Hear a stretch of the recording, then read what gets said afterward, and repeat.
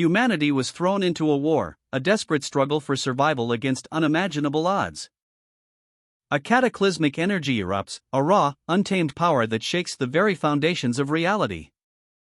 And from the heart of the chaos, a colossal war machine rises. Its presence alone commands awe and terror. Two titans clash. Their battle, a maelstrom of blue energy, threatens to consume everything. With the fate of humanity hanging precariously in the balance.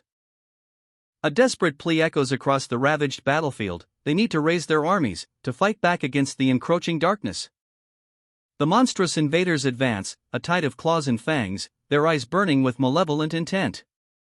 A terrifying legion of horrors, their roars shaking the very ground beneath their feet. But from the shadows, a figure emerges, a warrior clad in dark armor, eyes blazing with defiance. A surge of raw power, a blue inferno erupts, consuming the battlefield. A colossal dragon, ancient and powerful, descends from the heavens, its roar echoing across the land. The earth trembles as the dragon unleashes its fury, a devastating display of power. Meanwhile, amidst the chaos of war, a new threat emerges among humanity. The Psychers, meta-humans with unimaginable abilities, their arrival heralding a new era of conflict. The battlefield lies in ruins, a testament to the brutal war just fought, a war humanity somehow won. But even in victory, a shadow of doubt lingers, a chilling prophecy hangs heavy in the air. A monstrous silhouette emerges from the ethereal blue light, they will return. The words echo in the silence. Its eyes burn with malevolent power, a terrifying promise of future conflict, 15 years until the prophecy is fulfilled. In the aftermath, humanity established Ark, a training ground for Psychers, preparing for the inevitable. Children with psychic abilities are gathered, their potential both a blessing and a terrifying burden. Their training begins. A young Psycher's eyes glow with an unsettling intensity, the weight of the world rests on their shoulders. The clock ticks relentlessly, only 3 years remain until the prophecy's fulfillment. A young Psycher, his face etched with determination, stands on the precipice of a new beginning. The wind whips through his hair, carrying the scent of salt and distant storms. A fire burning in his eyes, mirroring the fiery glow of the Ark's entrance. He clenches his fists, ready to face whatever challenges lie ahead. The weight of his destiny rests heavily on his young shoulders. The air crackles with anticipation, a palpable tension hangs heavy in the silence. A chilling premonition of the storm to come. A metallic clang echoes through the darkness. The silhouette of a colossal war machine emerges from the shadows. Its weapon, a devastating cannon, is trained and ready. A silent promise of annihilation. Suddenly, a flash of light. A bolt of pure energy rips through the night and strikes with terrifying force. The impact sends a shockwave through the battlefield. A celestial being descends, a torrent of azure energy erupting around her. The raw power cleaves the earth, summoning forth a monstrous titan from the depths. A legion of grotesque horrors rises, their eyes burning with malevolent intent. But a figure emerges, clad in armored darkness, eyes blazing with defiance. The battle begins. Heavy weaponry unleashes a storm of fire. Each shot a thunderclap against the monstrous horde. The armored warrior presses the attack, a relentless assault. Explosions rock the battlefield as the Titan's reign of terror is challenged. A blinding flash engulfs the warrior. The armored warrior stands defiant, a lone bastion against the encroaching darkness. His visor reflects the fiery chaos of the battlefield. A monstrous Titan's eye, burning with malevolent power, fixes on him. The air crackles with anticipation. Then, a blinding flash. Energy surges, a wave of pure power erupting from the warrior's position. The armored warrior launches himself into the heart of the storm, a figure silhouetted against the incandescent blue. A colossal dragon, scales shimmering like 1,000 knives, descends from the heavens. Its roar shakes the very foundations of reality. Claws of pure energy slash through the air, a terrifying display of raw power. The dragon unleashes its fury, a torrent of blue energy that threatens to consume everything. The dragon's terrifying visage fills the frame, its eyes burning with an ancient, malevolent fire. The battle is far from over. The dragon's fiery breath washes over him, a searing inferno that threatens to consume the armored warrior. He staggers, the impact throwing him back, his armor groaning under the immense pressure. His weapon, a powerful energy cannon, lies broken on the ground, a testament to the dragon's might. The warrior's eyes blaze with defiance, a primal scream escaping his lips as he rises to meet his fate. A cataclysmic explosion erupts as the dragon unleashes another devastating attack, engulfing the warrior in a maelstrom of fire. The heat is unbearable, the warrior's very essence seems to be consumed by the flames. But from the heart of the inferno, a new power surges forth. His roar echoes across the battlefield, a defiant cry against the dragon's fury. A bystander watches in horror, his face etched with fear and disbelief. A sigh escapes his lips, heavy with weariness. Sigh. Damn it all. The weight of the past bears down on him, a sickening dream he can't shake. His hands clutch his head, the agony etched onto his face, a torment both physical and mental. A single drop of sweat traces a path down his temple. Is today the day? The question hangs in the air, unspoken but heavy with dread.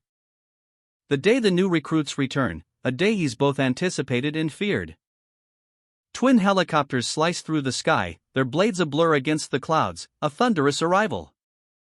They descend upon a sprawling island base, a fortress of steel and concrete. The recruits are home. Inside, a lone figure sits, two blades crossed in his lap, waiting. He sits patiently, his posture radiating quiet intensity, a predator poised to strike. A hooded figure, eyes blazing with intensity, waits in the shadows. The weight of expectation heavy on his young shoulders. Strapped into a transport chair, he's a picture of quiet determination. Lee Han, 10 years old? The words hang in the air, a stark contrast to the boy's hardened gaze.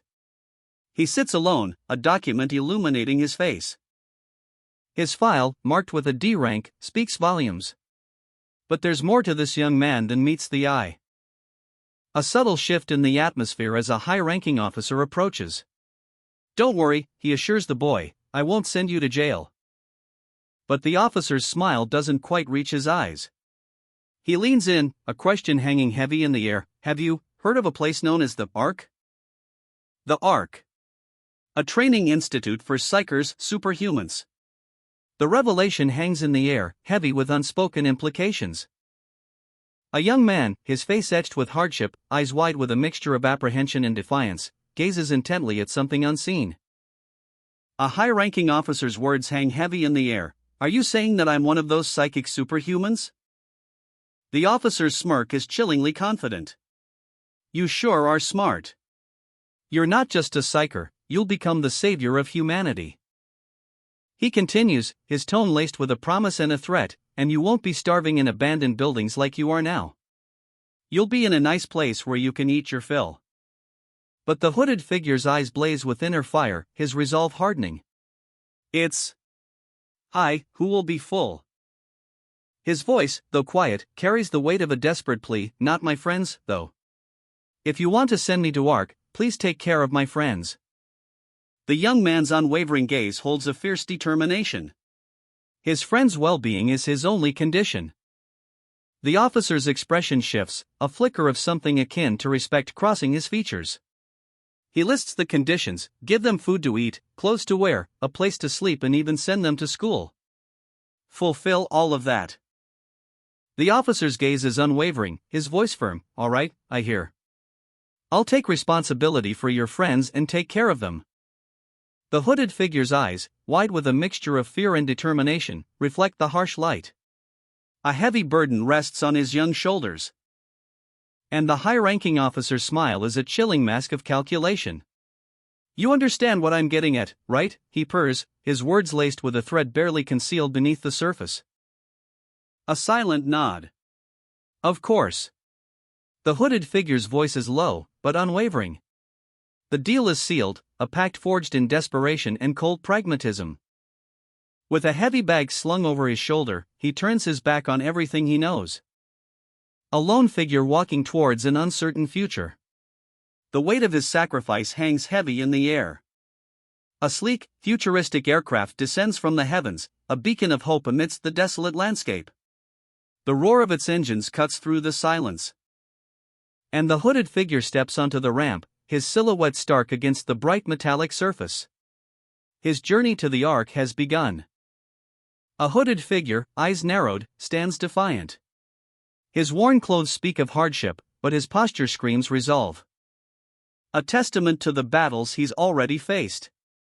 His ripped jeans and worn sneakers hint at a long journey. The high-ranking officer smirks, a cruel amusement in his eyes. There are ranks even for psychic abilities, he states, his voice dripping with condescension. He gestures dismissively towards the hooded figure.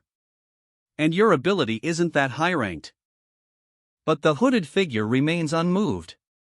A quiet determination burns within him. So, do everything you can to survive, the officer continues, a hint of something else in his tone, a grudging respect? A single, powerful word hangs in the air, for the sake of your friends. Ark. The imposing structure of the Ark looms large, a beacon of hope against the bleak sky. A symbol of survival, a last chance. The hooded figure, his back to us, begins his ascent. He walks towards a new beginning, a new hope. A lone figure, cloaked and shadowed, moves with purpose. The weight of the world seems to rest on their shoulders. A quiet defiance burning in their eyes. They clench their fists, a silent promise echoing in the air. A sudden burst of energy. The ground trembles beneath the force of their will. His eyes widen, a flicker of fear crossing his face. The weight of the situation crashes down on him. Go back to where you came from. The words hang heavy in the air, a challenge thrown down amidst the chaos. A crowd watches, their faces a mixture of fear and uncertainty. But one voice rises above the rest, defiant and sharp. A young woman stands tall, her spirit unbroken. Panic grips the onlookers as the situation escalates. A wave of fear washes over them. A desperate cry echoing the turmoil within. It's a world where the appearance of new fruits has shifted the balance of power, altering the very social fabric. The young woman stands defiant, a fist clenched, her eyes blazing with righteous fury. The onlookers shrink back, fear etched on their faces. Disgust. Pure, unadulterated disgust contorts her features as she witnesses the preferential treatment given to those with the new fruits. A boy cowers, tears streaming down his face, a stark image of the fear and inequality that permeates this society. And the young woman's defiance explodes. Do you think you're that great? Her eyes glow with an unearthly light, a power awakening within. The very air crackles with energy. With a defiant cry, she unleashes her power. The ground trembles beneath her feet as she declares, "My starting point is different from you guys." The raw energy erupts, shattering the ground and sending the onlookers scattering in terror. This is no ordinary power. A revelation that sends chills down their spines. I'm a psyker who's received training. A surge of blue energy coalesces in her hands, forming a crystalline shard, a testament to her newfound power. The crowd gasps. The Rock, one onlooker stammers, eyes wide with disbelief. Another shouts, "It's my first time seeing a psychic ability being used." A young boy, his face a mask of wonder and fear, watches as a blue energy crackles around a fragment of rock. A chilling voice cuts through the stunned silence. "I wonder if you will be sent home if you become useless after getting injured. This place isn't one where guys like you can survive." But then, a defiant smile. "You'll be thankful to me in the future." The young woman, eyes blazing with power, holds a glowing blue crystal. Her confidence is absolute. With a flick of her wrist, she unleashes a torrent of energy. "Get lost," she commands, the force of her words echoing in the sudden, explosive blast. The man is thrown back, a look of pure shock on his face as the raw power of her psyker abilities overwhelms him. The blue energy surges, leaving a trail of destruction in its wake. A large chunk of the building is sent flying, a testament to the raw power unleashed. The young woman stands triumphant. Her hand, still glowing faintly, is a symbol of her newly discovered, formidable power. The impact. A psychic blast rips through the air, leaving a trail of shimmering energy, sending the man sprawling.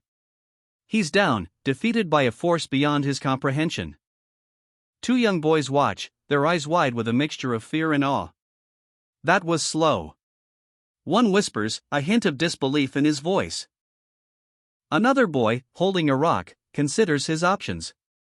Wouldn't it be better to just throw the rock directly, he muses, a practical approach to the situation. From above, a voice cuts through the stunned silence. Who the hell are you? The young woman, her eyes blazing with power, responds with chilling confidence, I'm the one who teaches manners. Her opponent, a young man with intense golden eyes, prepares for a counterattack. His hand reaches out, energy crackling around his fingertips. And he unleashes a powerful energy blast. The crowd roars with excitement. Whoa! Fight, fight! Teach him a lesson. A crimson tempest erupts. The air crackles with raw power, as unseen forces collide, leaving a trail of destruction in their wake. You idiotic bastards! The young woman's voice rings out, sharp and filled with fury.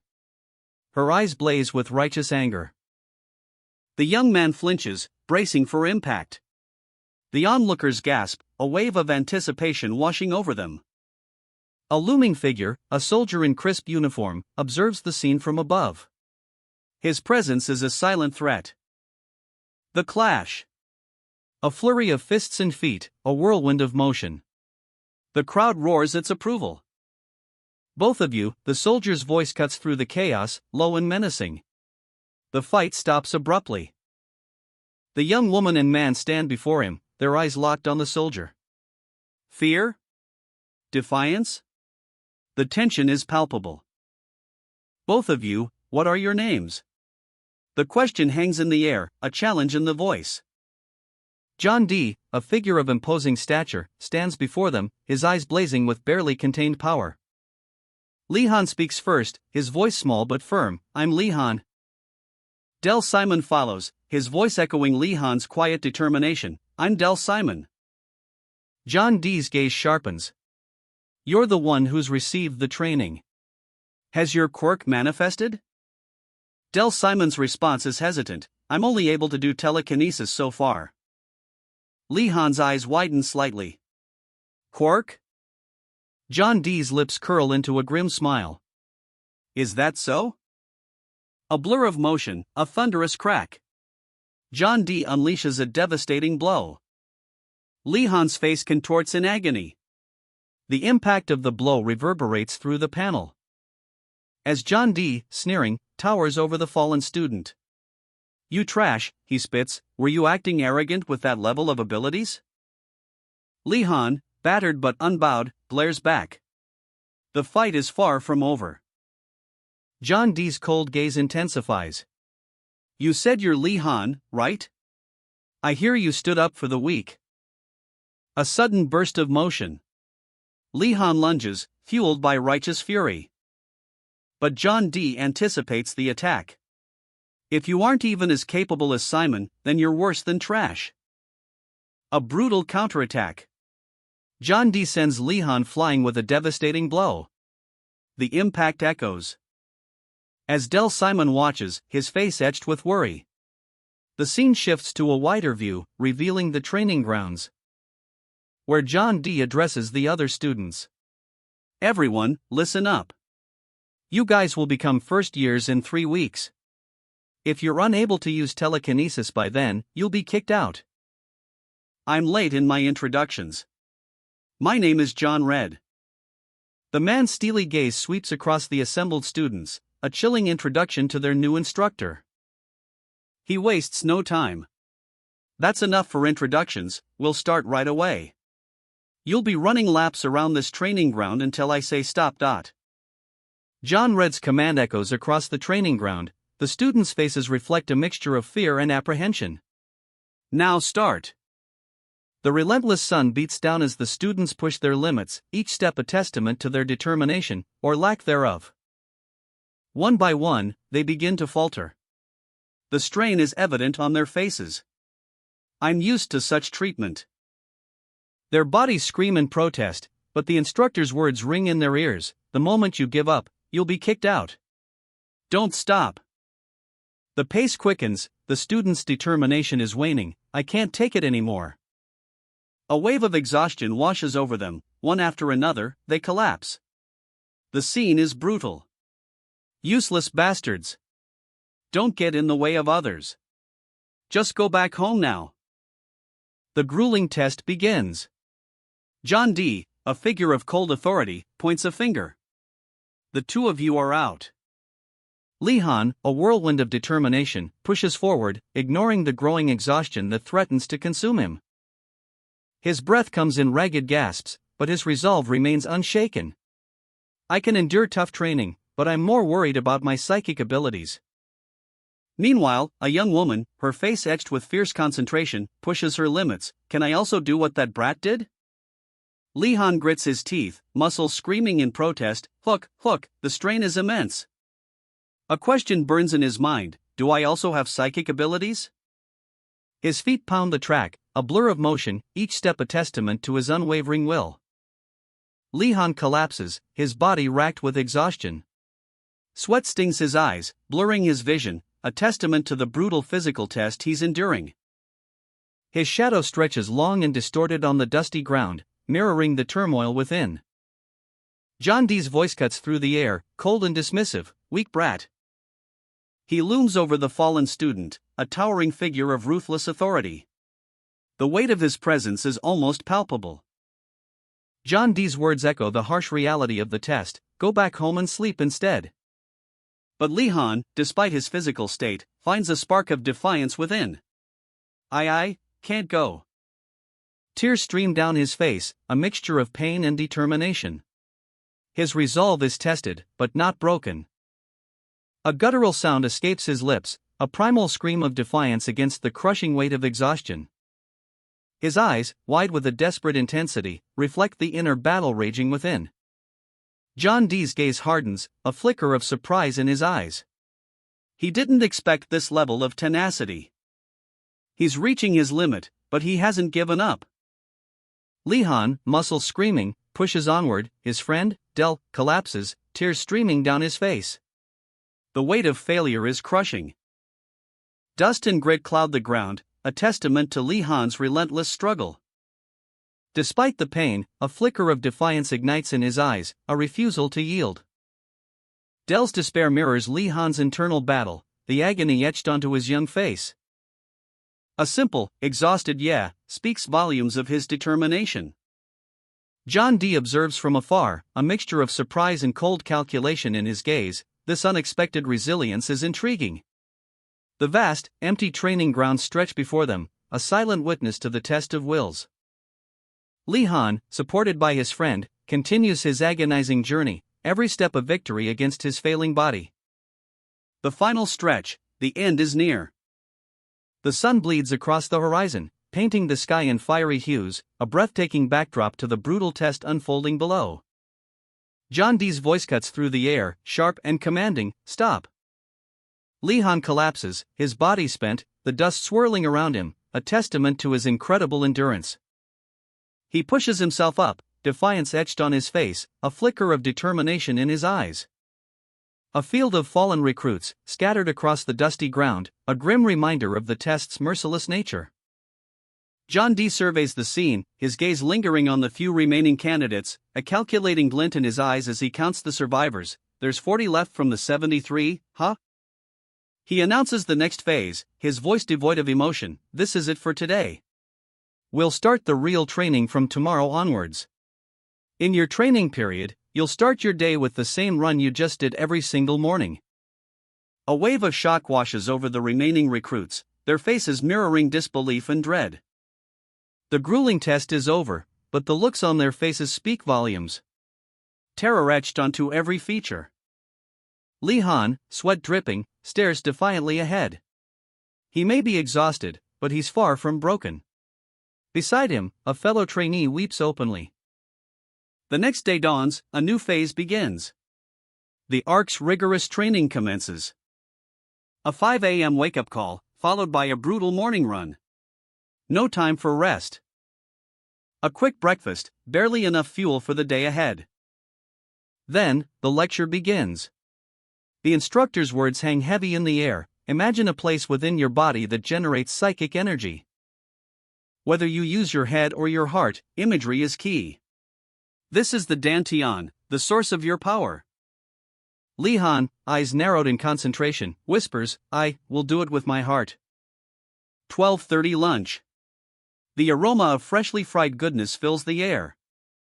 A crispy croquette, golden brown and perfect, waits to be devoured. The ARC training facility cafeteria buzzes with activity. Lee Han, his ARC uniform crisp, navigates the lunchtime crowd. A tray laden with food is secured in his hands as he makes his way to an empty table. He spots a familiar face. "Let's eat together." A simple invitation, yet it speaks volumes.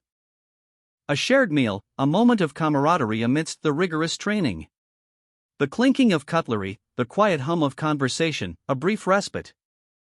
"This guy's name is Kuro." Lee Han introduces his new friend, a hint of pride in his voice. "He's the first friend both in my life and in Arkansas." A simple statement, yet it carries the weight of profound loneliness overcome. A genuine smile spreads across Lee Han's face. "Enjoy your lunch," he says, radiating warmth. Suddenly, a shadow falls over them. A girl with striking blonde hair and piercing green eyes approaches, her expression unreadable. A storm brewing behind those intense eyes. A steely gaze pierces the frame, eyes burning with intensity. Lee Han, a young man of quiet determination, is clearly focused on something. A revelation about a fellow trainee. Whispers spread among the other students, "The Del Simon kid, he's supposedly a kid that's received gifted education in the United Kingdom." The camera pans to a bustling cafeteria, a blur of motion as students move between tables. A blonde-haired boy walks purposefully through the scene. His frustration evident. "I'm frustrated, but that kid can do everything," he mutters, his words laced with resentment.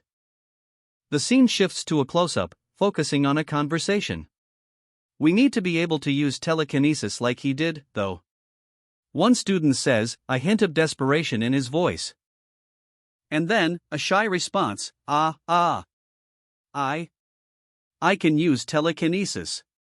A quiet confidence blooms in the face of the speaker. Lee Han's eyes widen in surprise. "Kuro, you're incredible," he exclaims, a genuine expression of awe on his face.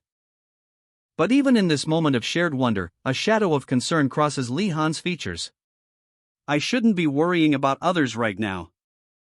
Lights out at the training facility.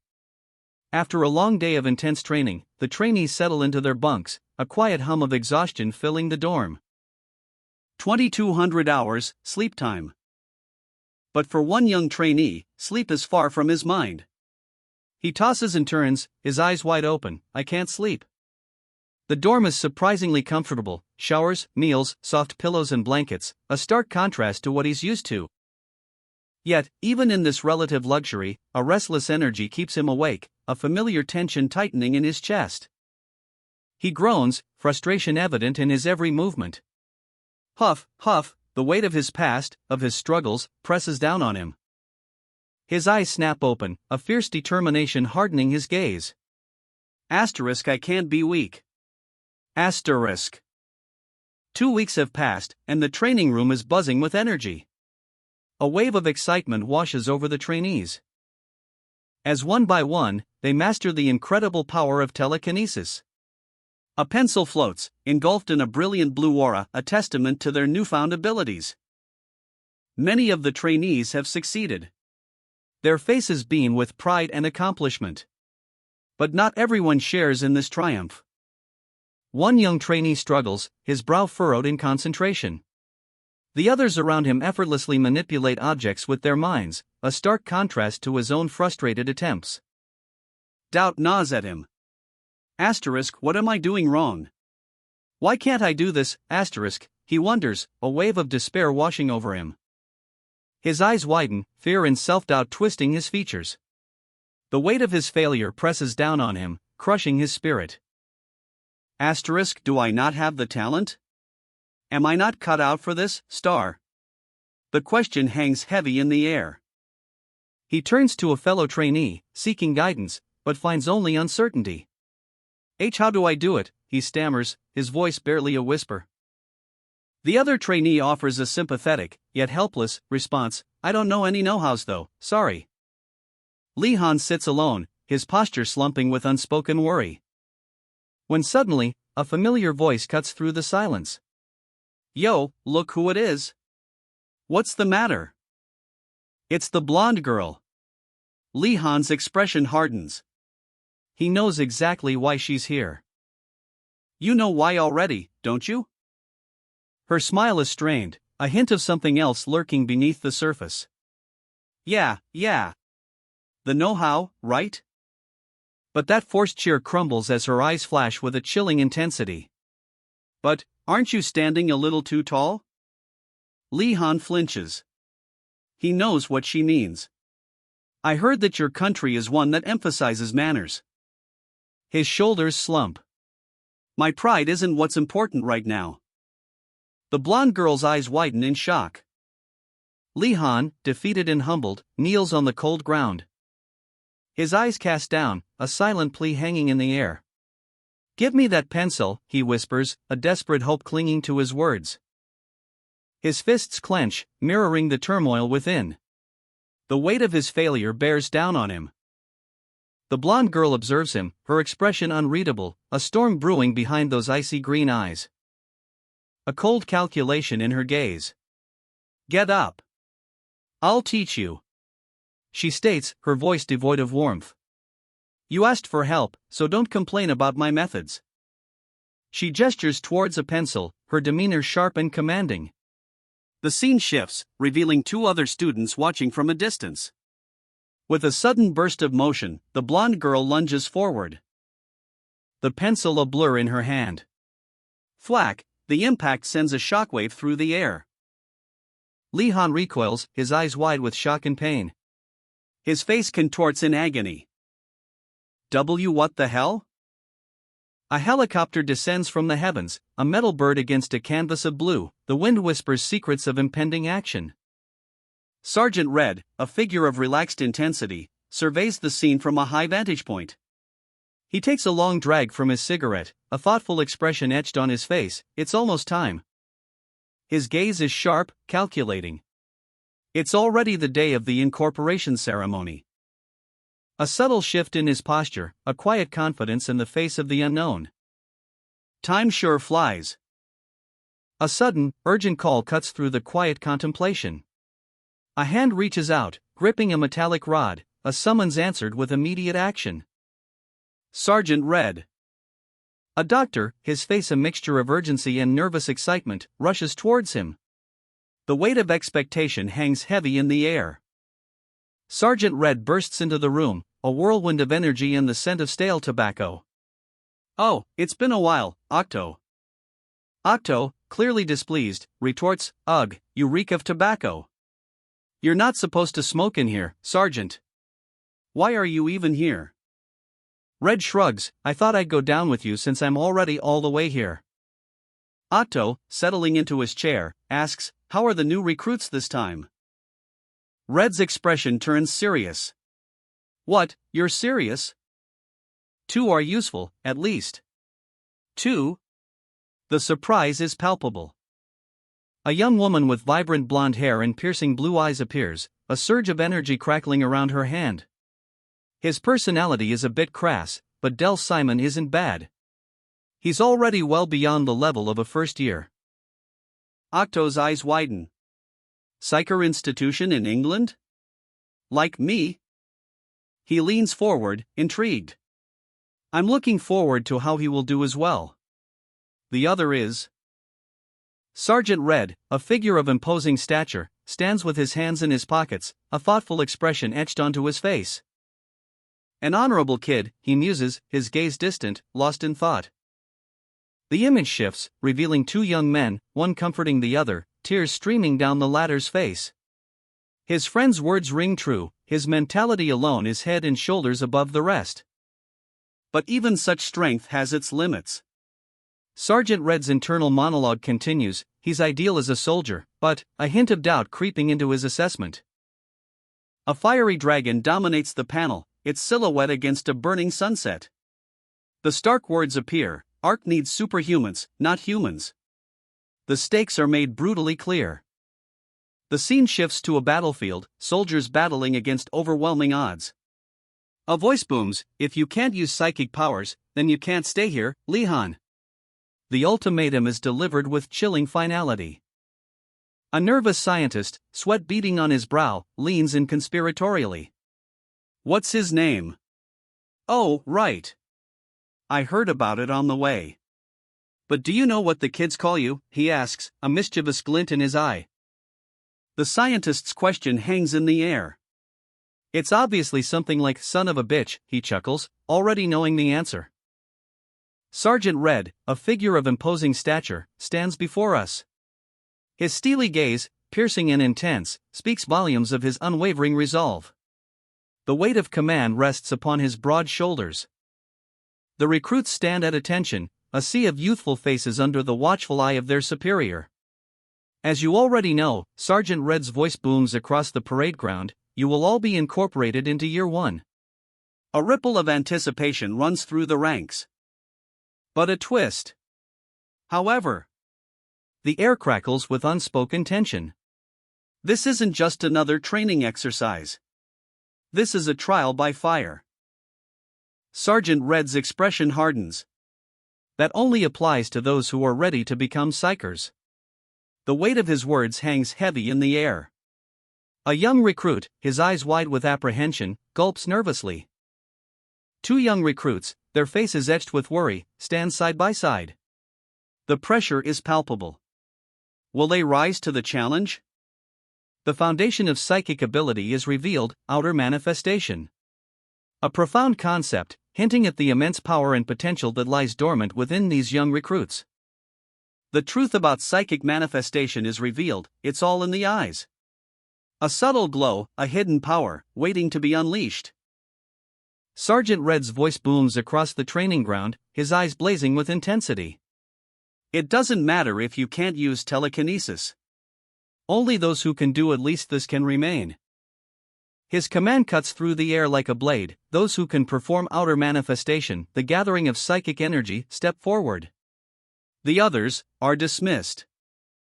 A technician stands ready, observing the recruits as Sergeant Red points, his silhouette sharp against the bright sky. The stakes are clear. For those who fail, a chilling farewell awaits. Personnel and a helicopter stand by to escort them home. The weight of the ultimatum hangs heavy. Lehan's face is etched with desperation. His eyes, wide with fear and determination, reflect the pressure mounting within him. He must succeed. Meanwhile, unseen, Major Kong observes the proceedings from a distance, his expression unreadable. Is he assessing the situation, or is there something more at play? A close-up on Major Kang's face. His eyes, though seemingly calm, betray a hint of concern. The fate of these recruits, it weighs heavily on him. Suddenly, a shout rings out: "Major Kong!" The children, faces etched with fear and exhaustion, shuffle forward, their eyes darting nervously. Lehan stands apart, fists clenched, a storm brewing within his young eyes. A palpable tension hangs in the air as Sergeant Red's ultimatum echoes in their minds. A bead of sweat trickles down Lehan's temple, the pressure is almost unbearable. He places a hand over his heart, a silent plea for strength. And then, a surge of energy. Octo's eyes widen, sensing the shift. Lehan lunges forward, a blinding flash of light erupting from his hand. "I can do this," he thinks. The impact reverberates, a shockwave of psychic energy. Krashhhh. A guttural cough rips through Lehan's throat, a sound of raw exertion and pain. As a wave of psychic energy explodes outward, leaving a visible trail in the air.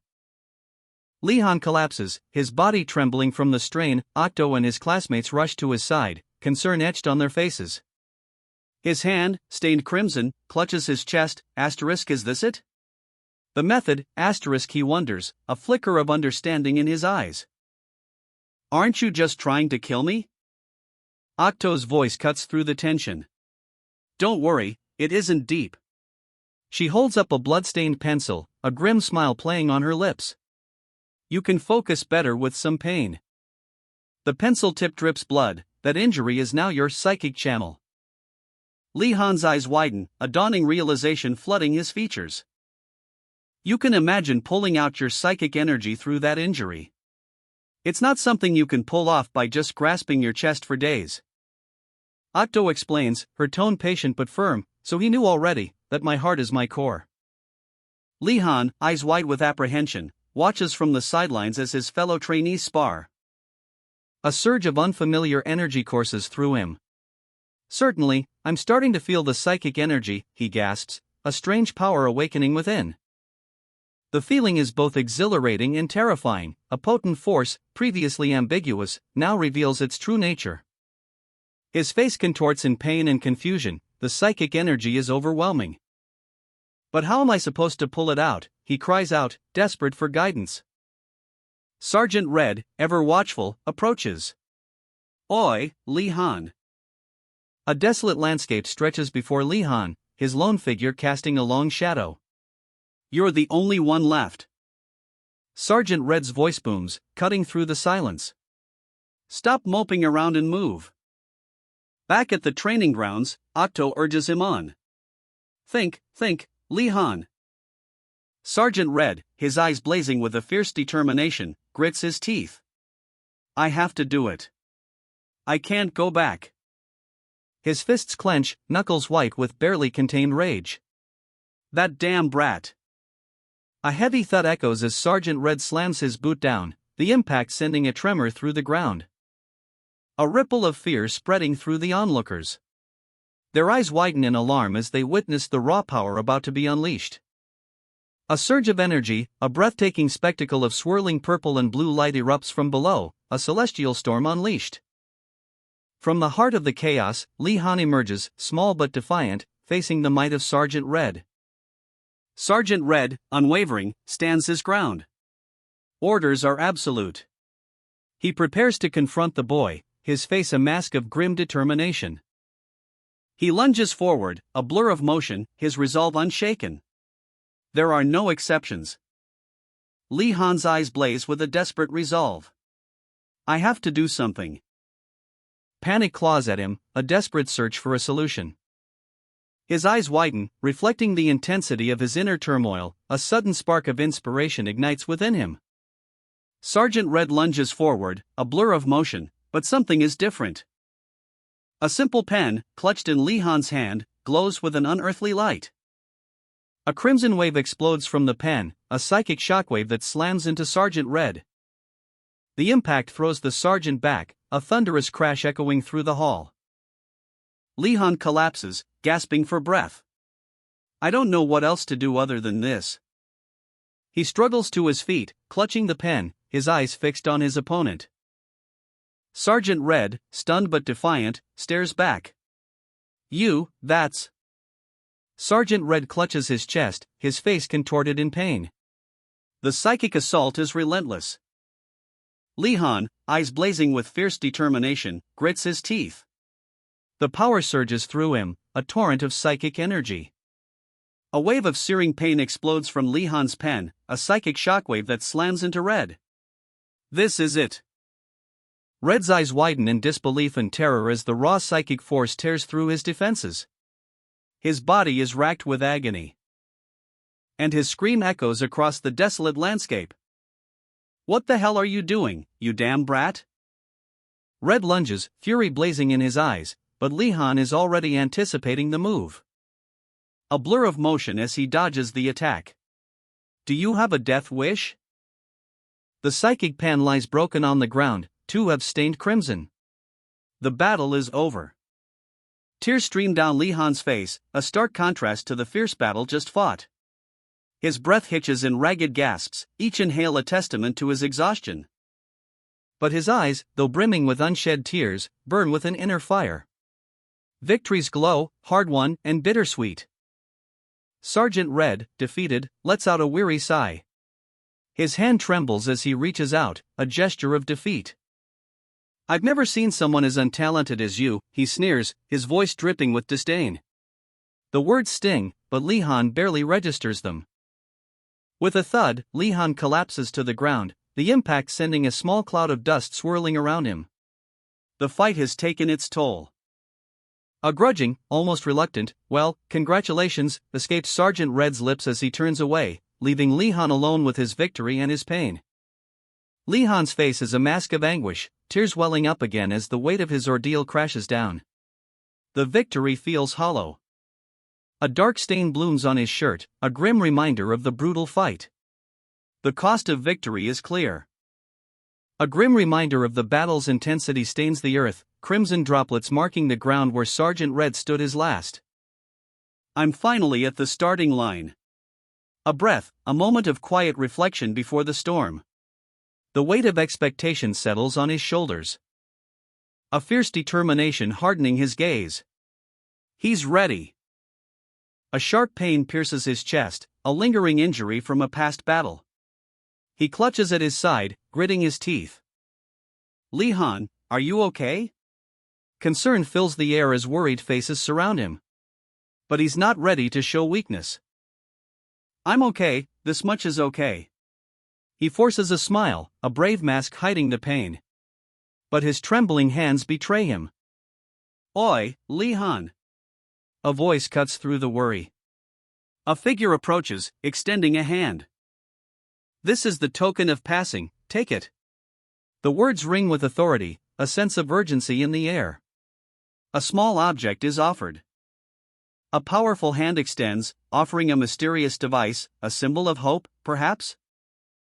He hesitates for a moment, fear and uncertainty warring in his eyes, then, with a surge of resolve, he accepts. A wrist mobile. The system scans Li Han, confirming his identity as a trainee.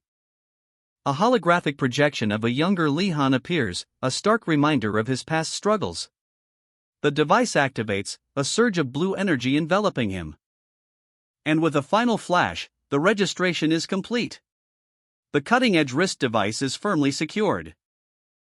Li Han stares at the device, a mixture of awe and determination in his eyes. Incredible," he exclaims, his voice barely a whisper. A commanding voice booms across the training grounds, "Attention! The class allocation will be completed soon. Gather in your classes after checking it."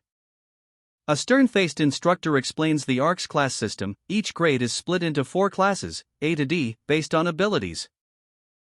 Li Han, along with his fellow trainees, stands before the instructor and a towering officer. The air crackles with anticipation. The allocation, they are told, depends on the results of the 3 weeks of training.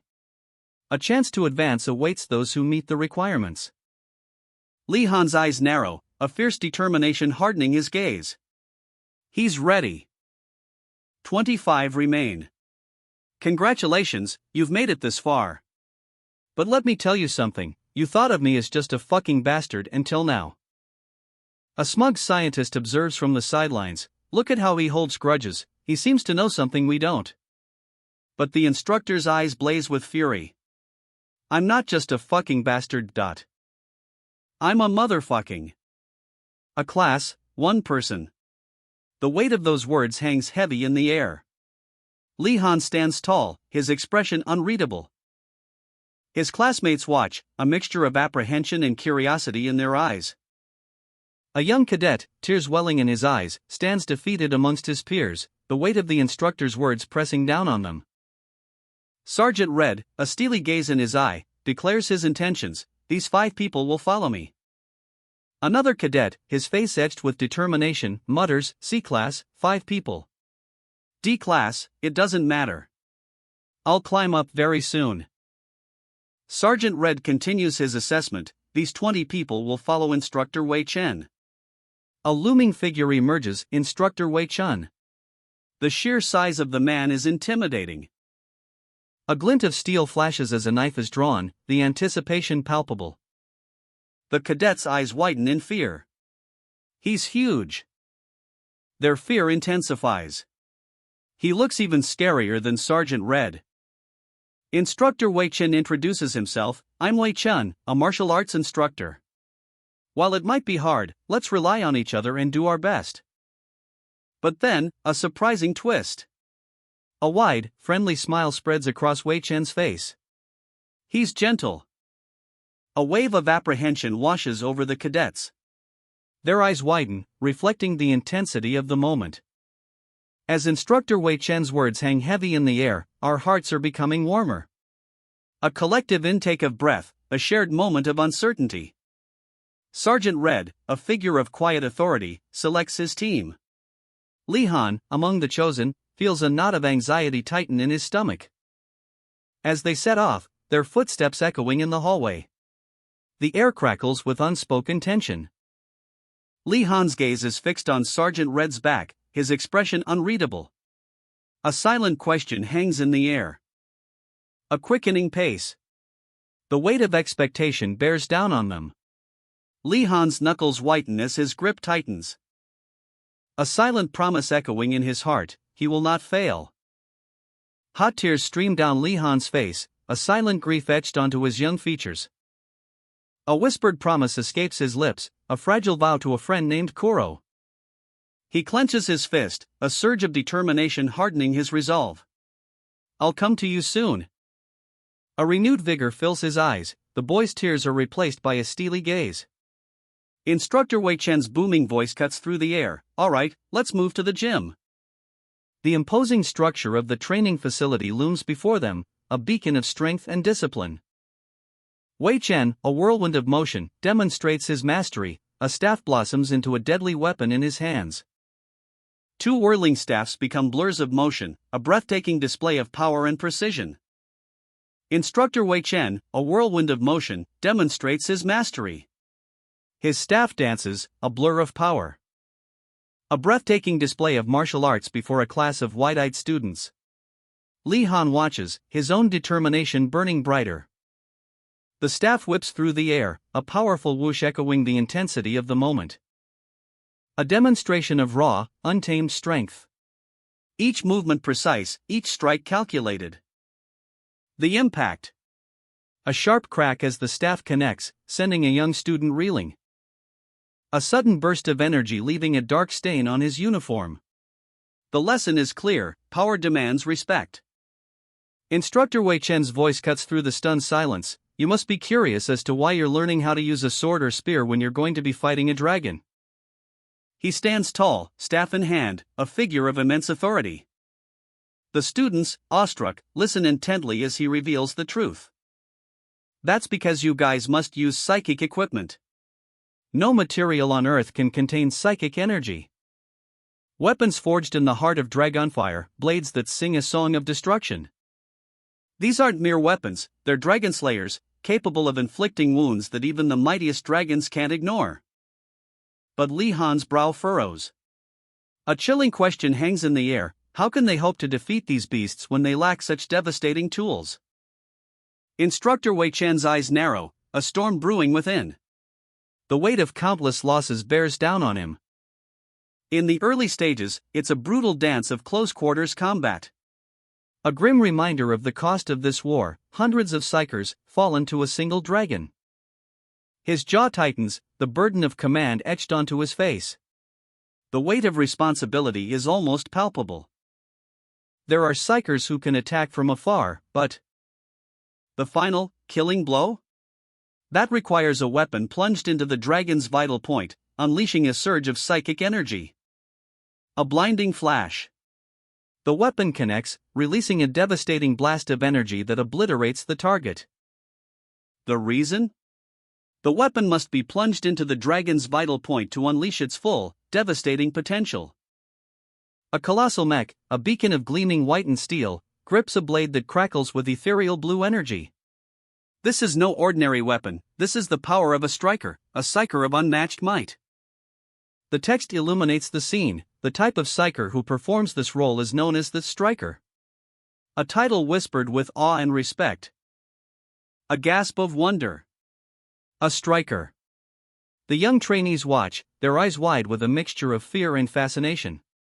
So cool. Instructor Wei Chen's voice booms across the training hall. All right then, each of you will look for the weapon that suits you today. The instructor observes, a smirk playing on his lips. Kids are kids, he thinks, amused by their wide-eyed reactions. Lee Han, eyes narrowed in concentration, selects a simple, sturdy staff. A weapon seemingly ordinary. But in his hands, it feels right. Yes. He confirms, his voice quiet but resolute. Lee Han explains his choice with quiet confidence. I like the wind that comes when I swing it, it's refreshing. I like the sound of it too. Instructor Wei Chen watches Lee Han, his expression unreadable. A silent assessment. And then, a single word hangs in the air, Lee Han. The ability to judge and adapt. His performance against Sergeant Red was nothing short of extraordinary.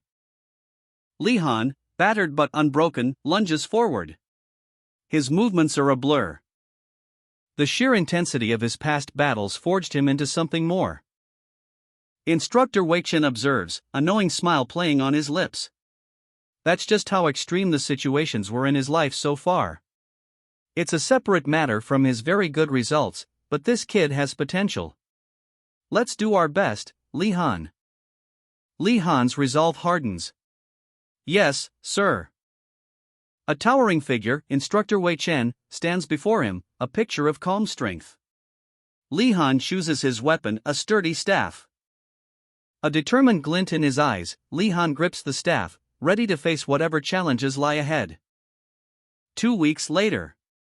The training grounds hum with energy. Two figures clash. Staffs clash. A whirlwind of motion. Lee Han grips his staff, eyes narrowed in fierce concentration. The weight of the wood feels natural in his hands. A familiar extension of his will. Across from him, Jose, his opponent, holds his own staff with a similar intensity. You look tired, Jose. It's all right to surrender now. The words hang in the air, a challenge masked as concern. Jose smirks. What did you say? I think you're the one who's trying to buy time and rest, he sneers, his eyes glinting with mischief. Aren't you? Lee Han explodes, his attack a blur of motion. A devastating blow. Staffs clash. The impact reverberates through the training hall. A whirlwind of wood and fury. The sound of splintering wood echoes, wham, as Lee Han's power overwhelms Jose. A perfectly timed counterattack sends Jose sprawling. The fight is far from over, but the tide has turned. With a final, powerful crack, Jose's staff shatters. He's sent flying backwards, crashing to the floor. The clash of wood. Staves collide in a flurry of motion, a whirlwind of skill and determination. In my first year, 2 weeks into the term, a final duel was set. Lee Han, facing the class president, Jose. The final blow lands. Jose's defense shatters. And Lee Han stands victorious. He's proven himself the strongest in his class, a testament to his unwavering dedication. Jose, defeated but respectful, acknowledges Lee Han's strength. I learned a lot from you, Lee Han. His words carry a hint of genuine admiration. With Jose moving up to the next class, a new class president is needed. The stage is set for a new chapter. Jose's suggestion hangs in the air, a subtle shift in power. Asterisk, could Lee Han be the next class president? The thought weighs on him, asterisk. Lee Han hesitates. It's not like I can become one just because I want to. His words reveal a quiet humility, a reluctance to embrace the spotlight. But Jose's final words echo with conviction, everyone will follow you. A prophecy, or a simple statement of fact? The air crackles with anticipation. Lee Han's victory is undeniable, his friends cheering him on. A wave of support washes over him. And a quiet gratitude fills his heart.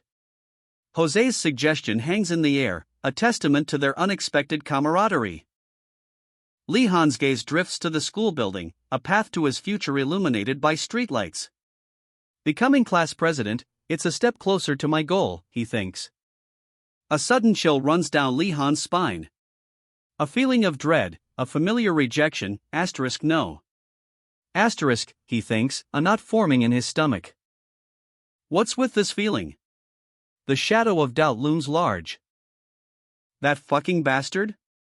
His temper is legendary. Countless times, I've felt the full force of his rage. He's fighting? Against who?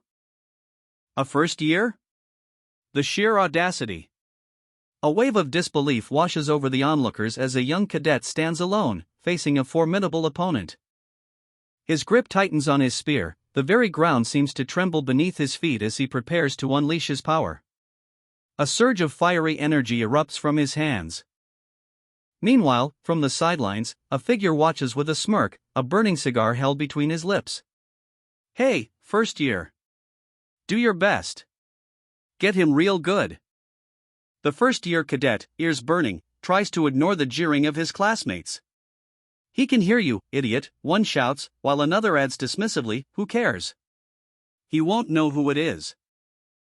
Damn brats. The first-year cadet clenches his jaw, his eyes blazing with barely contained fury. He grips his weapon, knuckles white. With a guttural roar, he unleashes a devastating blow. The sound of splintering wood echoes through the corridor. He's the only one who wants to be the class rep? The observing figure smirks, a cruel amusement twisting his lips. You're planning on letting this psychic retard, who can't even use telekinesis properly, lead everyone in Class D? Seriously?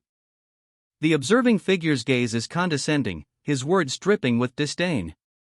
He towers over the cadet, a symbol of authority and power. Imbeciles. But I'm sure you have a reason why you've appointed him, right? The observing figure's voice is laced with barely concealed menace. Li Han. Doubt flickers in the first-year cadet's eyes, a question mark hangs in the air. Then, a blur of motion. A powerful strike explodes outwards. The impact echoes, a shockwave rips through the ground. The observing figure counters with brutal efficiency, a whirlwind of force meets force. The cadet, undeterred, raises his makeshift spear, defiance etched onto his face. I heard you're the best in armed combat in this class. Show me your skills by sparring with me. With this? The end is too sharp. The observing figure's smirk deepens. Asterisk, are you worried I'll get hurt by a novice's spearmanship? No asterisk. A powerful gust of wind sweeps the area clean. Will you fight me barehanded? Of course. How could I possibly take a spar with a child seriously? A smirk plays on the observing figure's lips. He's clearly underestimating the cadet. What are the conditions for me to lose? The cadet's eyes narrow, a glint of defiance in their gaze. You'll have to admit defeat. The cadet's hand grips a staff, his stance shifting into a fighting position. Then I guess I won't be losing. A confident grin spreads across the cadet's face. The staff whirls into a blur. A whirlwind of motion as the cadet attacks with surprising speed and skill. What the hell, they're seriously gonna fight? The observing figure's eyes widen in surprise as the cadet's unexpected attack lands. Whispers ripple through the crowd. That kid has good form, one cadet observes, but doubt lingers. But how could he possibly beat an instructor? The first-year cadet's eyes blaze with fierce determination. He's ready to move. His opponents watch, a mixture of apprehension and disbelief etched on their faces. Crazy bastard. The first-year cadet unleashes a ferocious swing. HAAP. His grip tightens on the bat, a blur of motion. The impact. A shockwave explodes outward, a whirlwind of blue energy. The instructor is sent flying. His body slams against the wall, the force of the blow echoing in the stunned silence. The instructor, a mountain of muscle, advances, a predatory grin splitting his face. But the cadet's eyes flash with a sudden, unexpected ferocity. A blur of motion, a perfectly timed strike. The observing figure's jaw drops. He can barely believe his eyes. A devastating blow lands, sending the instructor sprawling. The cadet seizes his advantage, a whirlwind of motion. A brutal takedown. The instructor is completely overwhelmed. Dust settles, revealing the cadet standing over his defeated opponent. A look of grim determination etched on his face. The first-year cadet lunges forward, a blur of motion. His makeshift weapon, a simple mop handle, becomes an extension of his body. The observing figure's eyes widen, reflecting the sheer speed and unexpected power of the attack. The cadet's voice rings out, raw with barely contained fury. "Tried to kill me?" The instructor, a mountain of muscle, scoffs. Dragons and minions slaughter anything, no matter their opponent. They don't go easy on you just because you're weak. Crash, the earth trembles as a monstrous creature bursts forth, a terrifying display of raw power. The instructor's words echo ominously. A brutal reminder of the dangers that lie ahead. The fear in the cadet's eyes is palpable. The instructor's voice cuts through the chaos. "The fear you feel right now is nothing compared to what you'll feel when you face them." The cadet stands firm, his grip tightening on the mop handle. He's facing a seemingly insurmountable challenge. But his resolve is unshaken. He will not yield. The instructor grins, a chilling confidence in his eyes. "Looks like you can keep going." The cadet, Lee-han, is grabbed by the instructor. His face contorts in a grimace of exertion. But with a burst of unexpected strength, he throws the instructor off balance. A whirlwind of motion. A blur of limbs and a staff whistling through the air. The cadet's counterattack is swift and brutal. The instructor is sent flying backwards, a perfectly executed maneuver. Crash! The instructor hits the ground hard. Dust explodes outwards, leaving the cadet panting, but victorious. He clutches his side, a cough escaping his lips.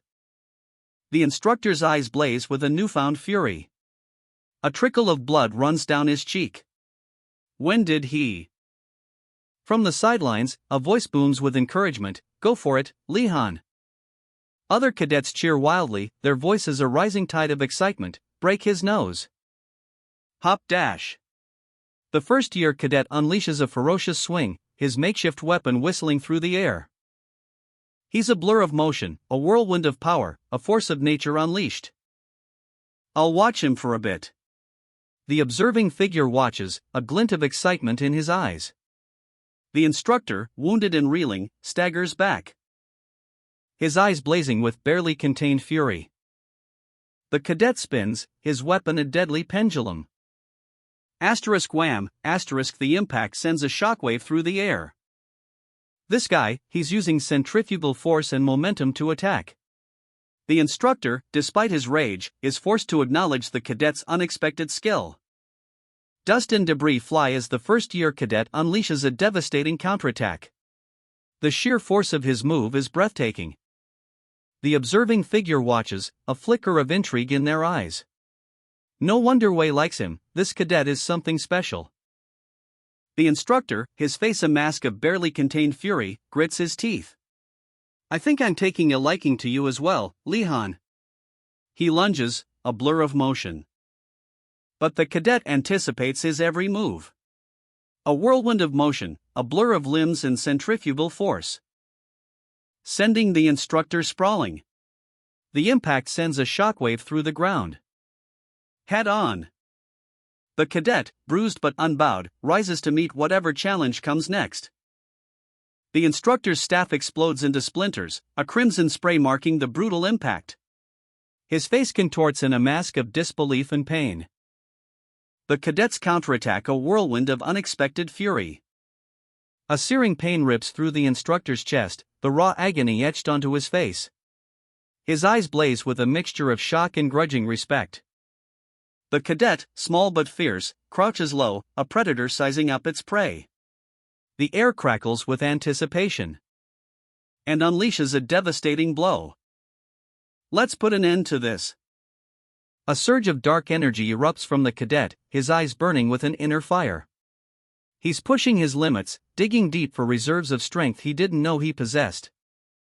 And with a final, earth-shattering roar, he throws the instructor aside. "Surrender, Lee-han." The instructor's voice booms, a challenge echoing across the training grounds.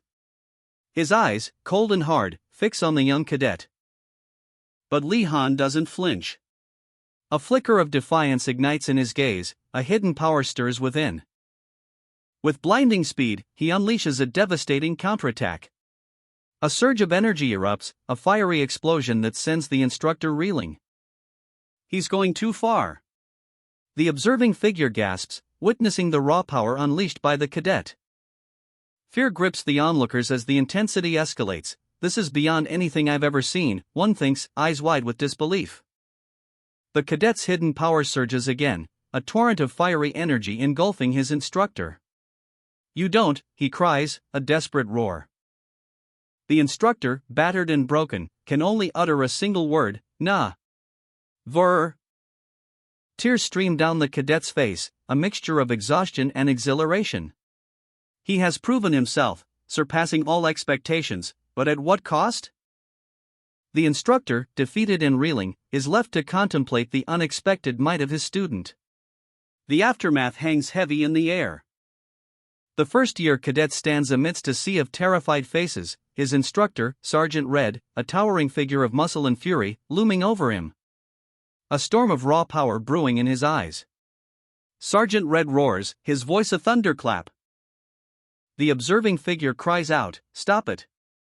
Are you seriously trying to kill him?" A blur of motion, a clash of wills, the cadet's hidden power surges, a devastating counterattack. Sergeant Red, defeated, lies bleeding. The cadet stands over him, breathing heavily, a mixture of triumph and turmoil in his eyes. Damn! He didn't surrender, and I didn't lose. The observing figure approaches cautiously, concern etched on his face. What should we do now? Sergeant Red, defeated but alive, cradles the cadet gently. A heavy silence hangs in the air. As the weight of his actions settles upon the cadet. "I'm sick and tired of your, no, ARC's way of education." The instructor's face is a mask of agony, his breath ragged. Sweat beads on his brow, reflecting the harsh overhead lights. The cadet stands, chest heaving, a crimson gash marring his torso. Rain lashes down, mirroring the storm within him. A roar erupts from the cadet, raw and untamed. "Shut up!" His eyes blaze with a furious energy, a terrifying intensity that chills the observer to the bone. The instructor, defeated, concedes. "I'll admit it. Since he didn't surrender, I'll consider it his victory." The cadet, back turned, walks away, leaving behind a stunned silence. His victory feels hollow. A voice cuts through the quiet. "You can't do shit by just protecting them." The observing figure watches, his expression unreadable. He sees more than just a fight, he sees a future. The first-year cadet stands amidst his awestruck peers, his face etched with a mixture of exhaustion and disbelief. He proved his skills, against all odds.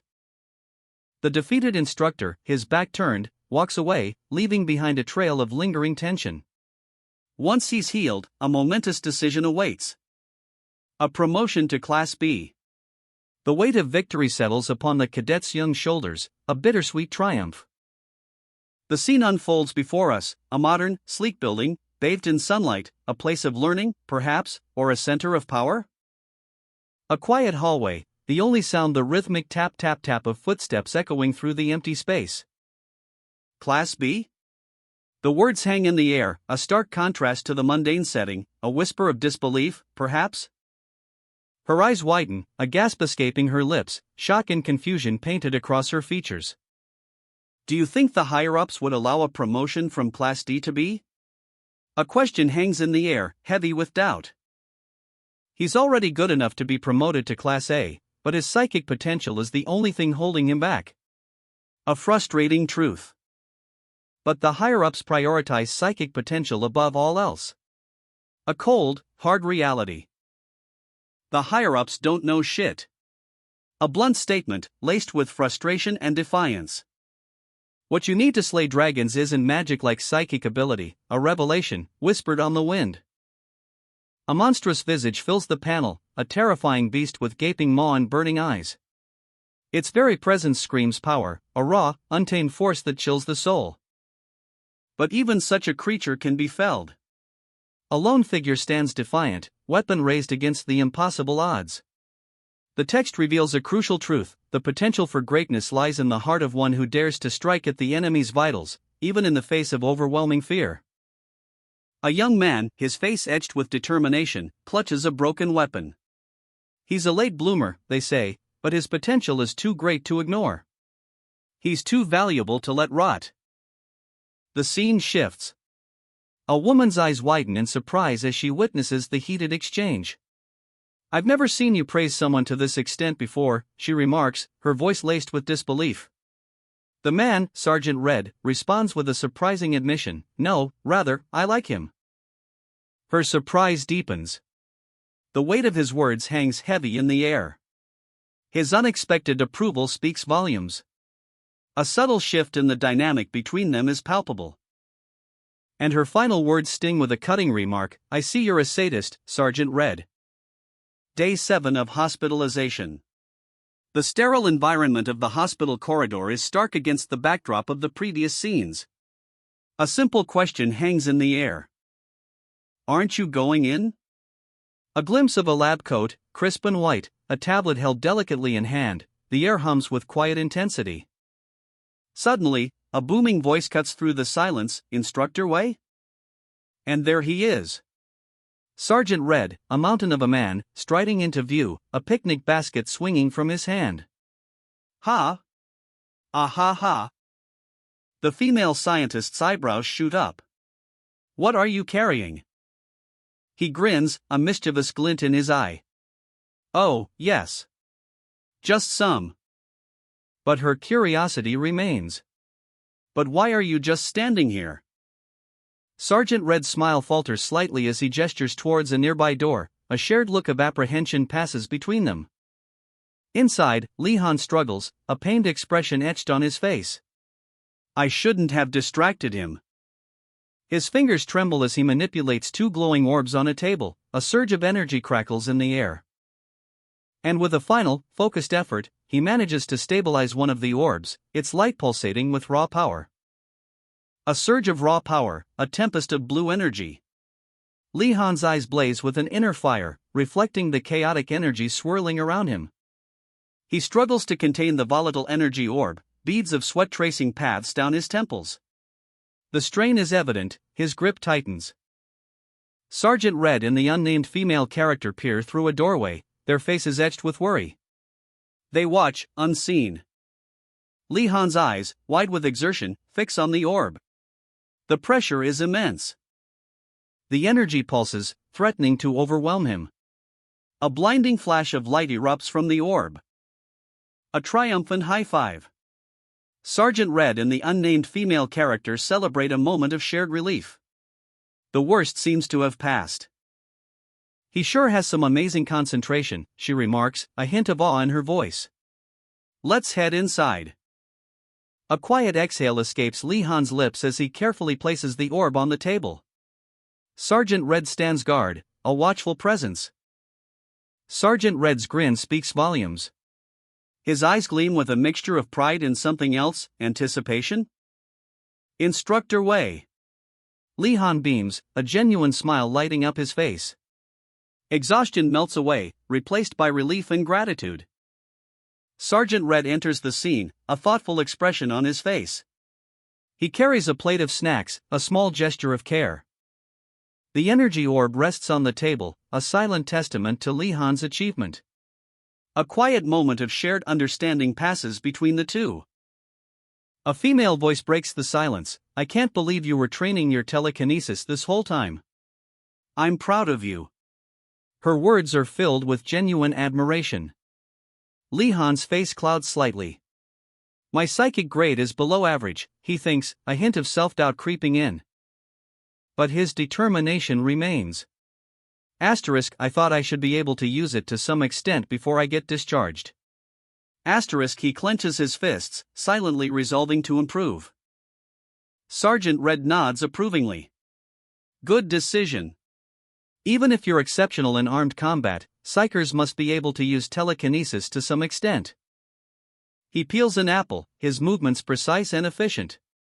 since psyker battles usually occur in the air. A sudden burst of energy. A powerful blast erupts, sending debris flying. The scene shifts to a dynamic aerial battle. The intensity is palpable. Lee Han's training is put to the ultimate test.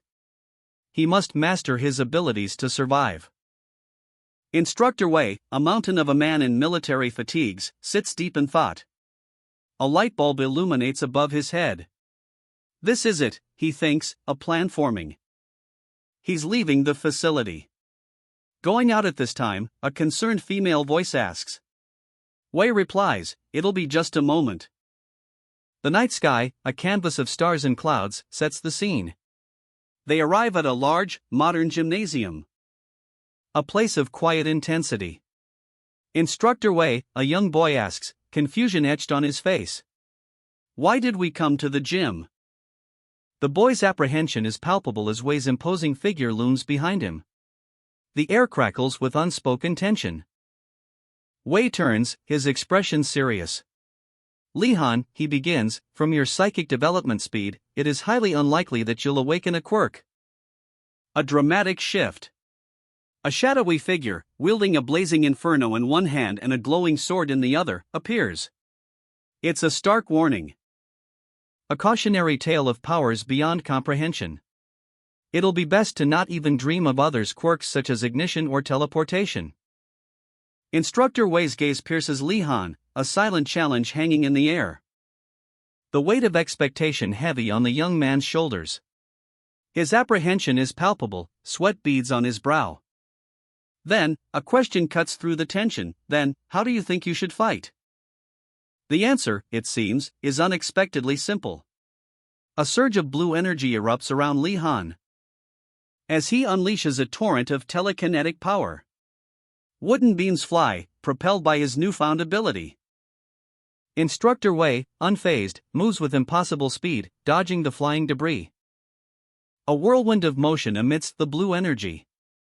Hone your telekinesis to the utmost limit, he commands. Lee Han's eyes widen, the challenge sinking in. Make telekinesis itself your quirk. Specializing in telekinesis, a path to mastery unfolds before him. Psychic abilities are like muscles, the more you train them, the stronger they become. But some scoff, calling them mere delusions, while others see the potential for greatness. Your generation has much greater possibilities than ours, Instructor Wei states, his gaze fixed on Lee Han. Do not give up and keep training, Lee Han. The instructor's words are a beacon of hope. A surge of determination floods Lee Han. His fists clench, a newfound resolve hardening his gaze. Yes, sir. With a determined stride, he heads towards his destiny. Class B awaits. Lee Han stands, a determined glint in his eyes, as a surge of energy visibly pushes against his chest. This power, it's growing. A sudden, powerful gust of wind erupts from his body. Whoosh! The force knocks another student, Dmitri, off balance. He staggers back, eyes wide with shock. What, who the hell? Lee Han, mortified, covers his mouth, his face burning with embarrassment. Dmitri, still reeling from the unexpected display, chuckles. Lee Han. You know me? Dmitri, the class rep, introduces himself with a confident grin. Anyway, nice to meet you. I'm the Class B rep, Dmitri Vladimirovich Petrov. Dmitri extends a hand, a friendly gesture. Lee Han hesitates, then mirrors the action. Do I have to call you that every time? A handshake seals their brief encounter. Lee Han's initial shock gives way to a newfound ease. You're just in time. We've been given free time for armed sparring. Follow me. Lee Han, still reeling from his accidental display of power, finds himself ushered into a large training hall. A vast space filled with the energy of anticipation. The air crackles with unspoken challenges. Dmitri, a smirk playing on his lips, gestures towards the sparring area. This is my favorite kind of training. Lee Han's eyes narrow. This is exactly what I need to control my powers, the pressure of Ark's suffocating curriculum, the anxiety of expulsion, all of it fuels his determination. He grips his wooden staff, the weight grounding him. A surge of power flows through him, but this time, it's different. He feels in control. The scene shifts to Dmitri, his eyes gleaming with anticipation. Let's see how you fare against others, Lihan. Lihan, a whirlwind of motion, his staff a blur as he executes a series of precise strikes. Dmitri watches, a flicker of surprise crossing his face. The boy's power is raw, untamed, yet undeniably potent. The staff whistles through the air, a blur of motion, a testament to Lihan's growing control. But, a sudden impact. The force of the blow sends one of the sparring partners sprawling. A flurry of blows. Lihan's movements are economical, precise, each strike finding its mark with brutal efficiency. Asterisk, this is different. I'm actually getting stronger, asterisk. Dust and grit fly as he continues his relentless assault, another opponent falls. The training room falls silent. Lihan stands amidst the fallen, his breathing ragged but his eyes burning with newfound confidence. Is bullying others that fun, he asks, his voice laced with a chilling intensity. One of the fallen bullies whimpers, his face contorted in pain and shame. Lihan's gaze is unwavering. The weight of his words hangs heavy in the air. Is it really that fun to harass others by pestering their weak points? Lihan grits his teeth, a fire burning in his eyes. Be thankful that we can't spar when training psychic abilities. The unspoken challenge hangs heavy in the air. The scene shifts to a gymnasium. Dmitri, observing from the stands, watches intently as Lihan prepares for a sparring match. Lihan faces a group of opponents, their sneers betraying their arrogance. The air crackles with anticipation. Dmitri's eyes widen slightly. He recognizes the intensity in Lihan's stance. This is different. A blur of motion. Lihan moves with impossible speed, his strikes precise and powerful. Crack, wham, the sounds of impact echo through the gym. His opponents fall, one by one, defeated. Lihan stands victorious, panting slightly but radiating confidence. Ha! Ha! The ragged breaths paint a picture of exertion, a desperate struggle for air. A worn wooden katana lies on the floor, its simple scabbard hinting at a history of battles fought and won, or lost. Fingers reach for the weapon, a silent promise of vengeance, or a desperate plea for survival. And the katana is grasped, the weight of its potential felt in the hand. What are you doing, Kuro? Come at me. The challenge rings out, defiant in the face of overwhelming odds. Kuro's grin widens, a chilling display of confidence as he brandishes his own weapon, a sturdy wooden staff. Hey, it's my turn now. He declares, his voice dripping with playful menace. A tense standoff. One boy, wounded but defiant, the other, a predator poised to strike. Help me, a desperate whisper cuts through the silence, a plea for aid against the looming threat. All right, then I'm third. The declaration cuts through the air, a confident boast before the storm. A desperate plea echoes, a hand grasping for something, anything. Help me. The boy's back is to us, a lone figure against the setting sun. His breath hitches, a ragged huff. As he struggles to his feet. Suddenly, a shout pierces the silence, Lihan. The name carries a weight of urgency, a desperate call for aid. Confusion etched on his face, Lihan stammers, what the hell? He whirls around, eyes widening as he takes in the scene, a katana, gleaming menacingly in the dim light. The clash of steel. A blur of motion as Kuro attacks with brutal efficiency. The air crackles with energy. The unidentified boy lies defeated, his body a canvas of shimmering blue energy, a testament to the raw power unleashed upon him. The aftermath of a brutal clash. A whirlwind of motion leaves only scattered traces of the battle's fury. Tears stream down his face, a silent scream of pain and defeat. His small frame trembles with the force of the blow he just endured. Lihan kneels beside him, his hands outstretched in a gesture of helpless concern, the weight of the situation pressing down on him. Lee Han, his eyes wide with disbelief and a dawning horror, stares at the boy, a question forming in his mind. His voice cracks with a mixture of fear and accusation. Lee, Dimitri. The question hangs heavy in the air, a challenge to the very nature of their sparring match. Is this how Class B carries out its spars? Han's eyes well with tears, his body trembling. The weight of what he's witnessed bears down on him. A chilling smirk spreads across Kuro's face. This is how ARC works, he states, his voice dripping with cold conviction. His words hang heavy in the air, a stark reminder of the brutal reality they face. Our enemies do not go easy on us just because we're weak, Kuro continues, his gaze hardening. Kuro addresses the other students, his tone sharp. You're the odd one here, blindly helping him.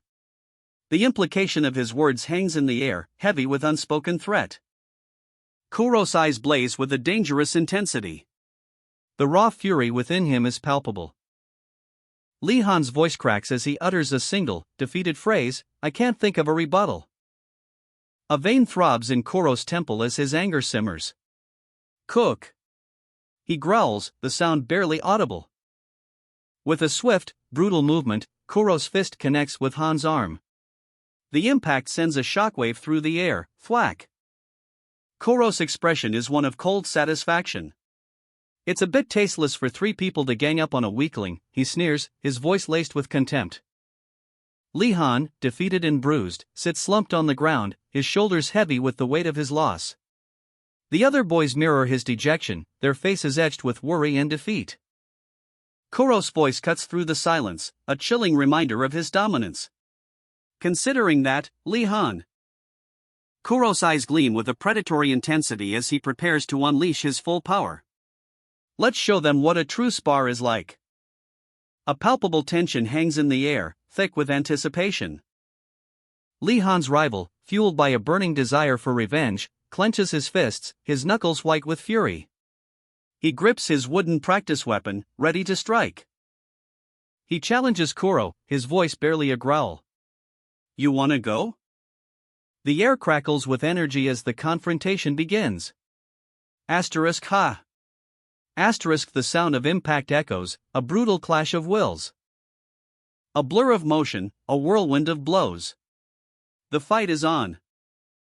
The air crackles with anticipation. Kuro's opponent lunges, spear aimed at Kuro's heart. But Kuro is faster.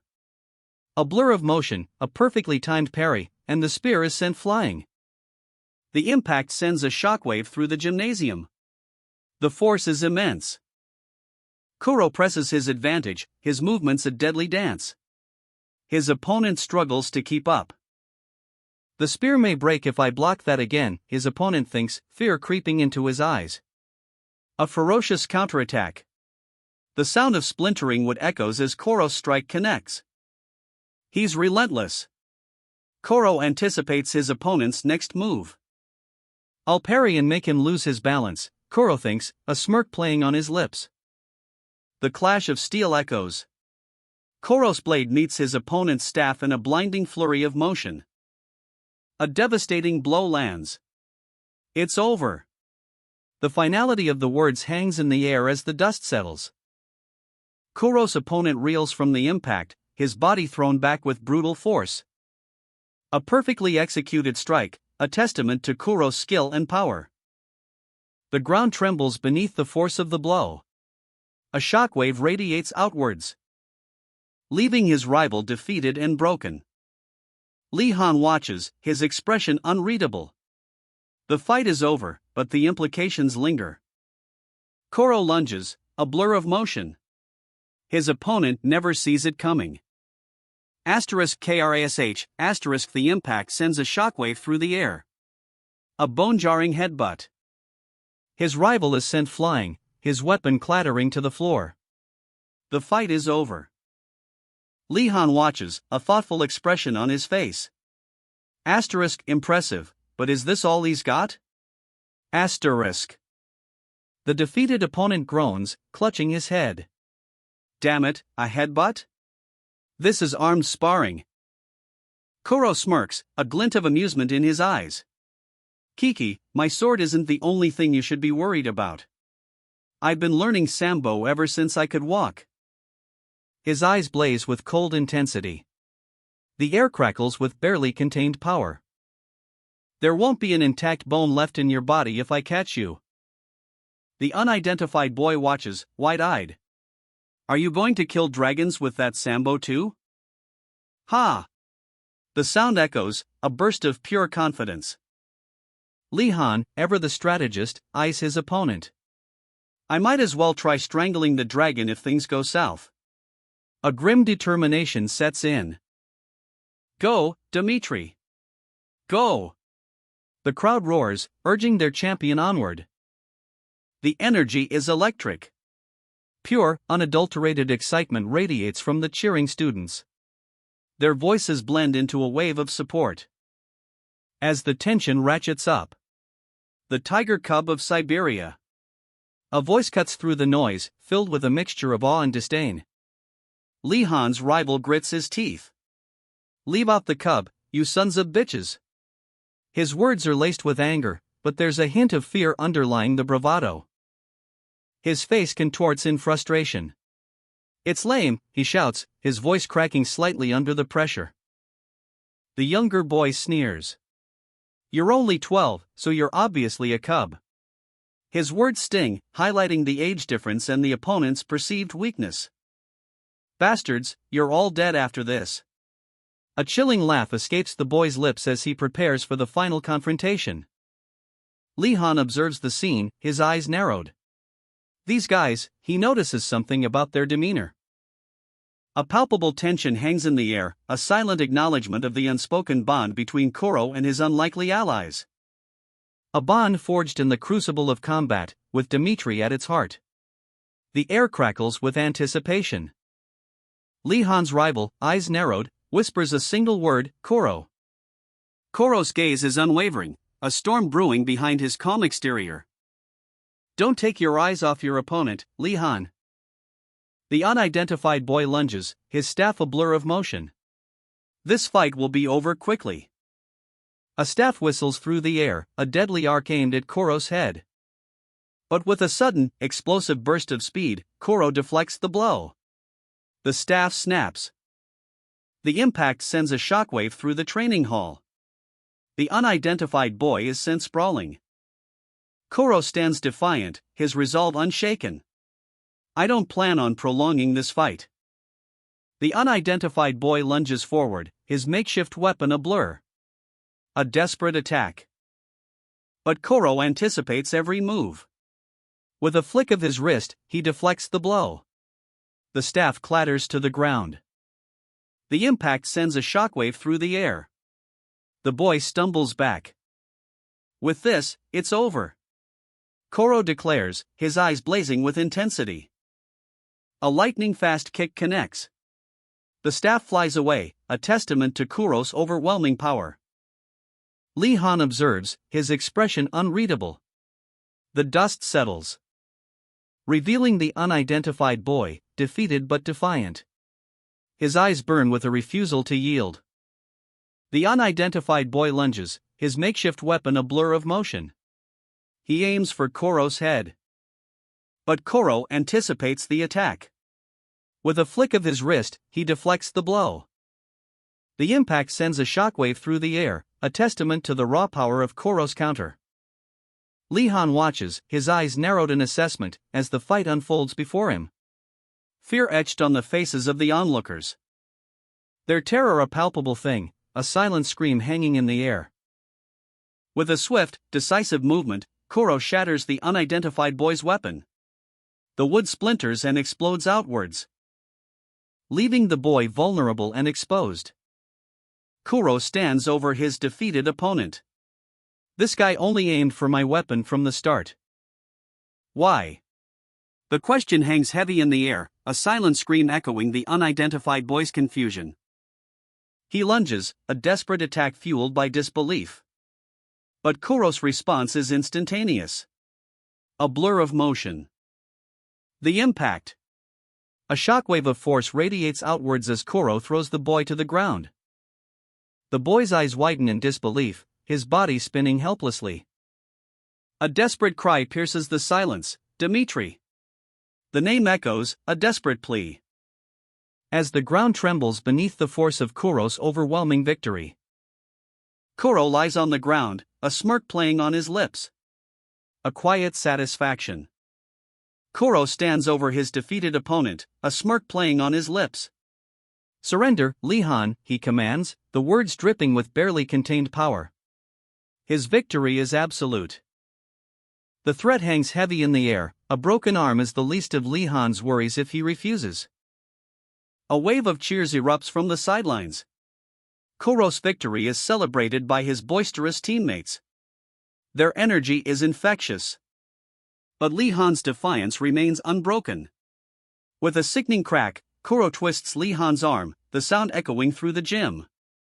Pain contorts Li-han's face. As he cries out for help, a desperate plea, Dmitri. The name echoes, a desperate hope. Dmitri. Dmitri. Li-han's eyes flash with a desperate gamble. Try it, he spits, defiance flickering in his gaze. Kuro pauses, a flicker of uncertainty crossing his face. Does he have the guts to finish this? The question hangs in the air. Then, a sudden surge of power. A blinding flash of energy explodes from Kuro, a raw display of overwhelming might. Terror grips Kuro's teammates as they witness the raw power unleashed. Their faces are etched with fear. Li-han collapses, defeated. Tears stream down his face, a stark contrast to his earlier defiance. His body trembles with the force of the blow. A soundless scream of agony echoing in the silence. His eyes, wide with disbelief and pain, reflect the harsh reality of his defeat. He gasps for air, his chest heaving. Surrendering to the crushing weight of his failure. I told you to surrender. Kuro's voice cuts through the air, cold and unwavering. Li-han lies prostrate, defeated. A broken stick lies near him, a testament to the brutal fight. I feel like shit now, he mutters, his voice barely a whisper. His despair is palpable, a heavy cloud hanging over him. His eyes well up again, reflecting the bitter taste of defeat. A weight of his failure pressing down on his soul. I'll acknowledge it, he says, a flicker of defiance still burning within. Kuro stands over him, his expression unreadable. Hey, someone take him to the infirmary, he orders, his voice devoid of emotion. A chilling declaration echoes across the arena, everyone you faced until now were mere children compared to me. Kuro's eyes blaze with barely contained fury, his grip tightening on his makeshift weapon. The broken bat is all that remains of his opponent's pathetic resistance. A sneer twists Kuro's lips as he spits out his contempt, must have been pussies who cried like little bitches over a single broken arm. Li-han's defeated form hits the ground with a thud, the finality of his defeat echoing in the silence. Get up! Let's continue the match. Kuro's voice rings out, a challenge laced with barely controlled rage. His face contorted in a mask of furious determination, sweat dripping from his brow, the intensity of his focus is palpable. The broken weapon clutched in his hand, a testament to his unwavering resolve. Li-han's legs twitch, a desperate attempt to rise, but the fight has been drained from him. DMI. Try. The words hang in the air, a whisper of defiance against the overwhelming tide of Kuro's victory. A wave of static crackles through the air, a chilling premonition of what's to come. The world blurs, a disorienting rush of sensations. Then, a gasp escapes his lips. His eyes snap open, wide with shock. This is? The question hangs heavy in the air, unspoken but palpable. Panic sets in. He's struggling, his heart pounding a frantic rhythm against his ribs, a desperate scramble for answers. A hand reaches out, a desperate grasp for something, anything, to break free from this nightmare. The video message cuts in, sharp and clear. A voice booms across the room, incredible. You're well beyond expectations, Li-han. A reassuring message appears on screen, a warm smile accompanying the words, thanks to you, your siblings are doing really well. The sender adds, I'll even send you a video clip next time. Li-han's face lights up, a mixture of relief and joy washes over him. A family photo, a smiling father in uniform, flanked by three healthy, happy children in front of a grand house. A picture of domestic bliss. The call ends. Goodbye then. The screen goes dark. They're doing well, even gaining weight. The simple words paint a vivid picture of their well-being. Back in the hospital room, a doctor greets him. "Ah, you're up, Dmitri." The focus shifts to Dmitri's smart watch. "Can you swipe this photo?" The doctor asks, pointing to the image on the watch. Dmitri's expression is one of confusion. "Okay." But his confusion turns to outrage. "That's not it. Why do I have to swipe the photo in your album? My head is cracked in the back, you bastard. Because you attacked me like a coward. It's your fault for letting your guard down. Don't you remember? The way of the ark that you talked about. I was angry that day. But I have no bad feelings toward you." "Same here. But let's see our fight until the end next time." I shouldn't have fought, but rather, extended my hand toward him. "I understand what you're feeling." A hospital room. The air is thick with unspoken tension. Dmitri sits beside a bed, his face etched with worry. Across from him, another figure lies still. "What?" The question hangs in the air, heavy with unspoken grief and confusion. Footsteps echo down a sterile corridor. A sense of urgency propels them forward. "Where are we going, all of a sudden?" Dmitri's voice is laced with apprehension. "It's better you see for yourself." The reply is clipped, leaving Dmitri's questions unanswered, but the destination is clear. Emergency Medical Center? The sign looms large, a stark contrast to the hushed urgency of the moment. This is no ordinary hospital. A chilling declaration echoes, "You will live as long as you're still breathing." Suddenly, a figure collapses. A gasp escapes his lips, his chest heaving violently. He's rushed away on a stretcher, the urgency palpable in the blur of motion. A young man watches, his eyes wide with shock, a silent scream frozen on his face. He sprints after the disappearing stretcher, a desperate chase against time. The young man's breath hitches. What was that? His own uniform bears the same logo as the fallen man, a chilling realization dawns. The emergency room doors burst open. A team of medics rushes in with the injured man, the scene is chaos. The young man's apprehension grows. But aren't the higher levels our age? The person who was taken away was. A tense silence hangs as he stares at a taller colleague, a question mark forming in his mind. He looked like an instructor, an adult. When you reach level 2, they start medicating you. A needle plunges into his neck, the fluid seeps into his veins. You will physically become an adult because of your growth spurt becoming abnormally fast. His eyes widen in shock. What is happening to me? Did you forget? We have to battle the dragons in 3 years. They won't wait for us to fully grow. What? The words hang in the air, a stark contrast to the horrified expression on Dmitri's face. He stares, speechless, at the unbelievable transformation unfolding before him. A young boy, eyes blazing with defiance, pulls his hood tight. He's seen things that would break a grown man. The harsh lines of his face tell a story of survival. His voice, though young, carries the weight of 1,000 battles. I had to do all sorts of things just to survive. Suddenly, a blur of motion. A man is sent flying backwards, a powerful kick sending him sprawling across the gritty ground. The impact echoes. And the boy, a whirlwind of focused fury, is already on the move, his next target in sight. Cornered, surrounded by hulking figures, he's outnumbered, outmatched, but not defeated. His eyes burn with a desperate resolve. He ducks, weaves, and fights with the ferocity of a cornered animal. A desperate struggle for survival. A brutal blow connects. The force sends him sprawling, a whirlwind of motion and impact. The young boy, a whirlwind of motion himself, dodges and weaves through the chaos of the fight. His movements are precise, economical, each strike a calculated blow. He's relentless, a small but ferocious storm against a larger foe. 1, 2, 3, each opponent falls before his fury. The impact of his strikes echoes through the ruined city. The battle ends. Dust settles on the broken bodies, a grim testament to the boy's brutal efficiency. He stands amidst the wreckage, his breath ragged but his eyes burning with cold determination. I don't need a happy childhood. What matters is survival. His words, sharp and cold as the winter wind, echo the harsh reality of his existence. In the sterile environment of the medical bay, the boy faces his examiner.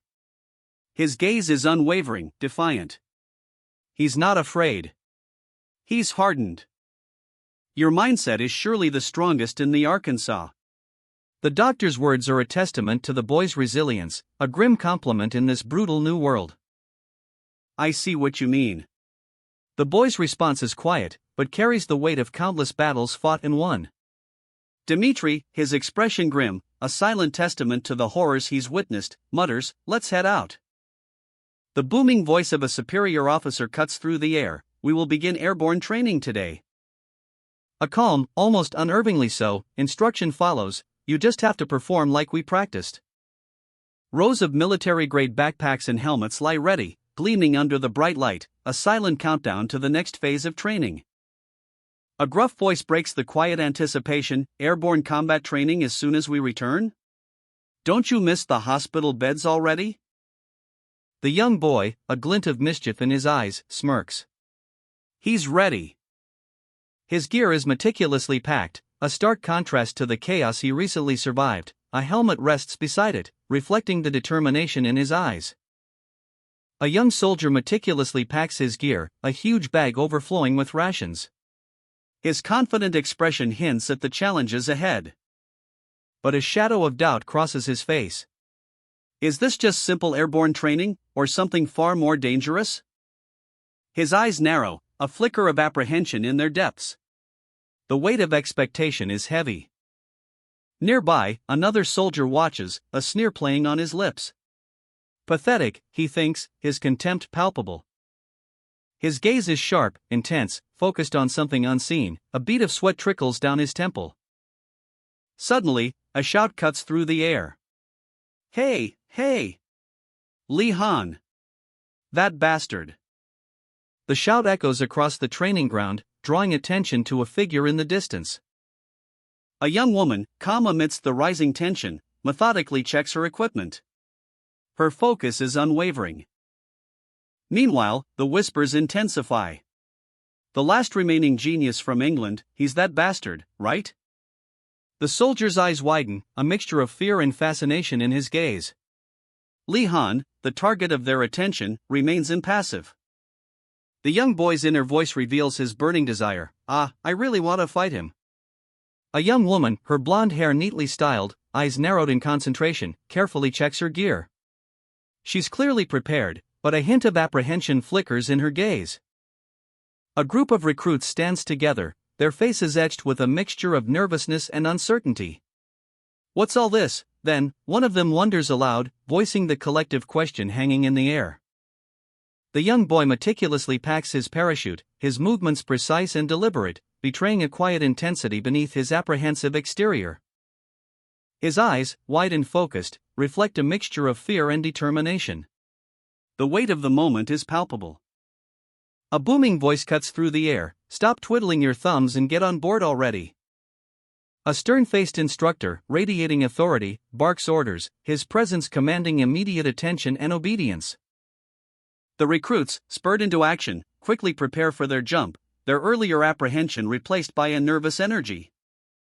The roar of the helicopter's engines fills the air, a behemoth of metal and power, its gaping maw open, ready to swallow the recruits whole.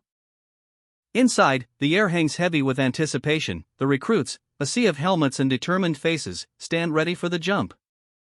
Li Han, a figure of calm authority, surveys his troops, his gaze sharp, missing nothing. The weight of command rests on his broad shoulders. Two choppers rise into the sky, twin behemoths against the azure canvas, carrying their precious cargo towards the unknown. We should get moving, too. The words hang in the air, a subtle shift in focus. As Dmitri watches, a keen observer, anticipating the next move. The young boy, eyes fixed on the distant horizon, mirrors that same anticipation, a quiet determination etched onto his youthful face. Li Han. The name echoes in the darkness, a chilling whisper. A spectral hand reaches out from the void, fingers outstretched as if beckoning. Blue flames dance and writhe, a terrifying vision seared into memory. This is what he saw. A surge of power. Emerald fire erupts, a young boy at its heart, a fierce grin splitting his face. The green flames intensify, a torrent of raw energy unleashed. He fights back. But even now, in this desperate struggle, a haunting question remains. But right now, I can't see you, no matter how long I've waited. Tears stream down his face, a heartbreaking display of longing and despair. I guess you're not coming this time. Li Han, dangling precariously from a tree branch, his face streaked with tears, the weight of despair is almost palpable. The roar of helicopter engines fills the air, a squadron of military choppers cuts through the sky, a powerful display of force. Just how far are we going? The question hangs heavy in the air, a soldier's apprehension clear on his face, his comrades share the same unspoken worry. The Ark? A distant speck in the vast ocean. Even from this height, the sheer scale of the operation is breathtaking. A sleek, futuristic device glows on a soldier's wrist, a countdown begins. Survival training is about to commence. Two choppers descend towards a lush, tropical island, the training grounds await. A sprawling, verdant island emerges from the cerulean sea, a jewel amidst the endless blue. And as a speedboat cuts through the waves, a soldier barks orders, "You will find 2 days' worth of rations in your bag." The boat pulls away, leaving behind a lone figure, his face etched with grim determination. Be careful from now on. The words hang heavy in the air. Survival training?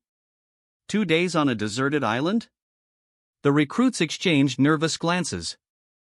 One soldier tries to put a brave face on it. Well, this should be fun. Like camping. But the tension is palpable. The instructors? Their departure leaves behind a chilling message, "Will return in a week." Panic erupts. A wave of fear washes over the recruits as the reality of their situation crashes down. We're alone. The final order echoes in their minds, survive until then. The sun blazes overhead, a stark contrast to the grim determination etched on Li Han's face. He scans the horizon, a lone figure against the vast blue expanse. A chilling reminder of his desperate struggle for survival. Pulled from the churning waters, he gasps for air, the taste of salt and fear clinging to his tongue. Is he the last? The question hangs heavy in the air, a silent accusation against the unforgiving sea. A hushed exchange between two figures. A quick glance at a wristwatch, a silent confirmation. Yes. It seems like there aren't any more who've dropped out. The finality of the statement settles like a shroud. A holographic projection flickers to life, a detailed map of the island. Red markers pinpoint the locations of the other recruits, or what's left of them. Did the drop-off points even out nicely? The question, laced with grim irony, hangs in the air. Initially, yes, but there are already kids who have grouped into sevens. A disturbing revelation. Just because they're kids, doesn't mean they are pure. They are just like adults. A chilling truth dawns on Li Han. A gruff voice cuts through the air, a chilling prophecy: as soon as they are out of your control, they value strength. The words hang heavy, foreshadowing the coming storm.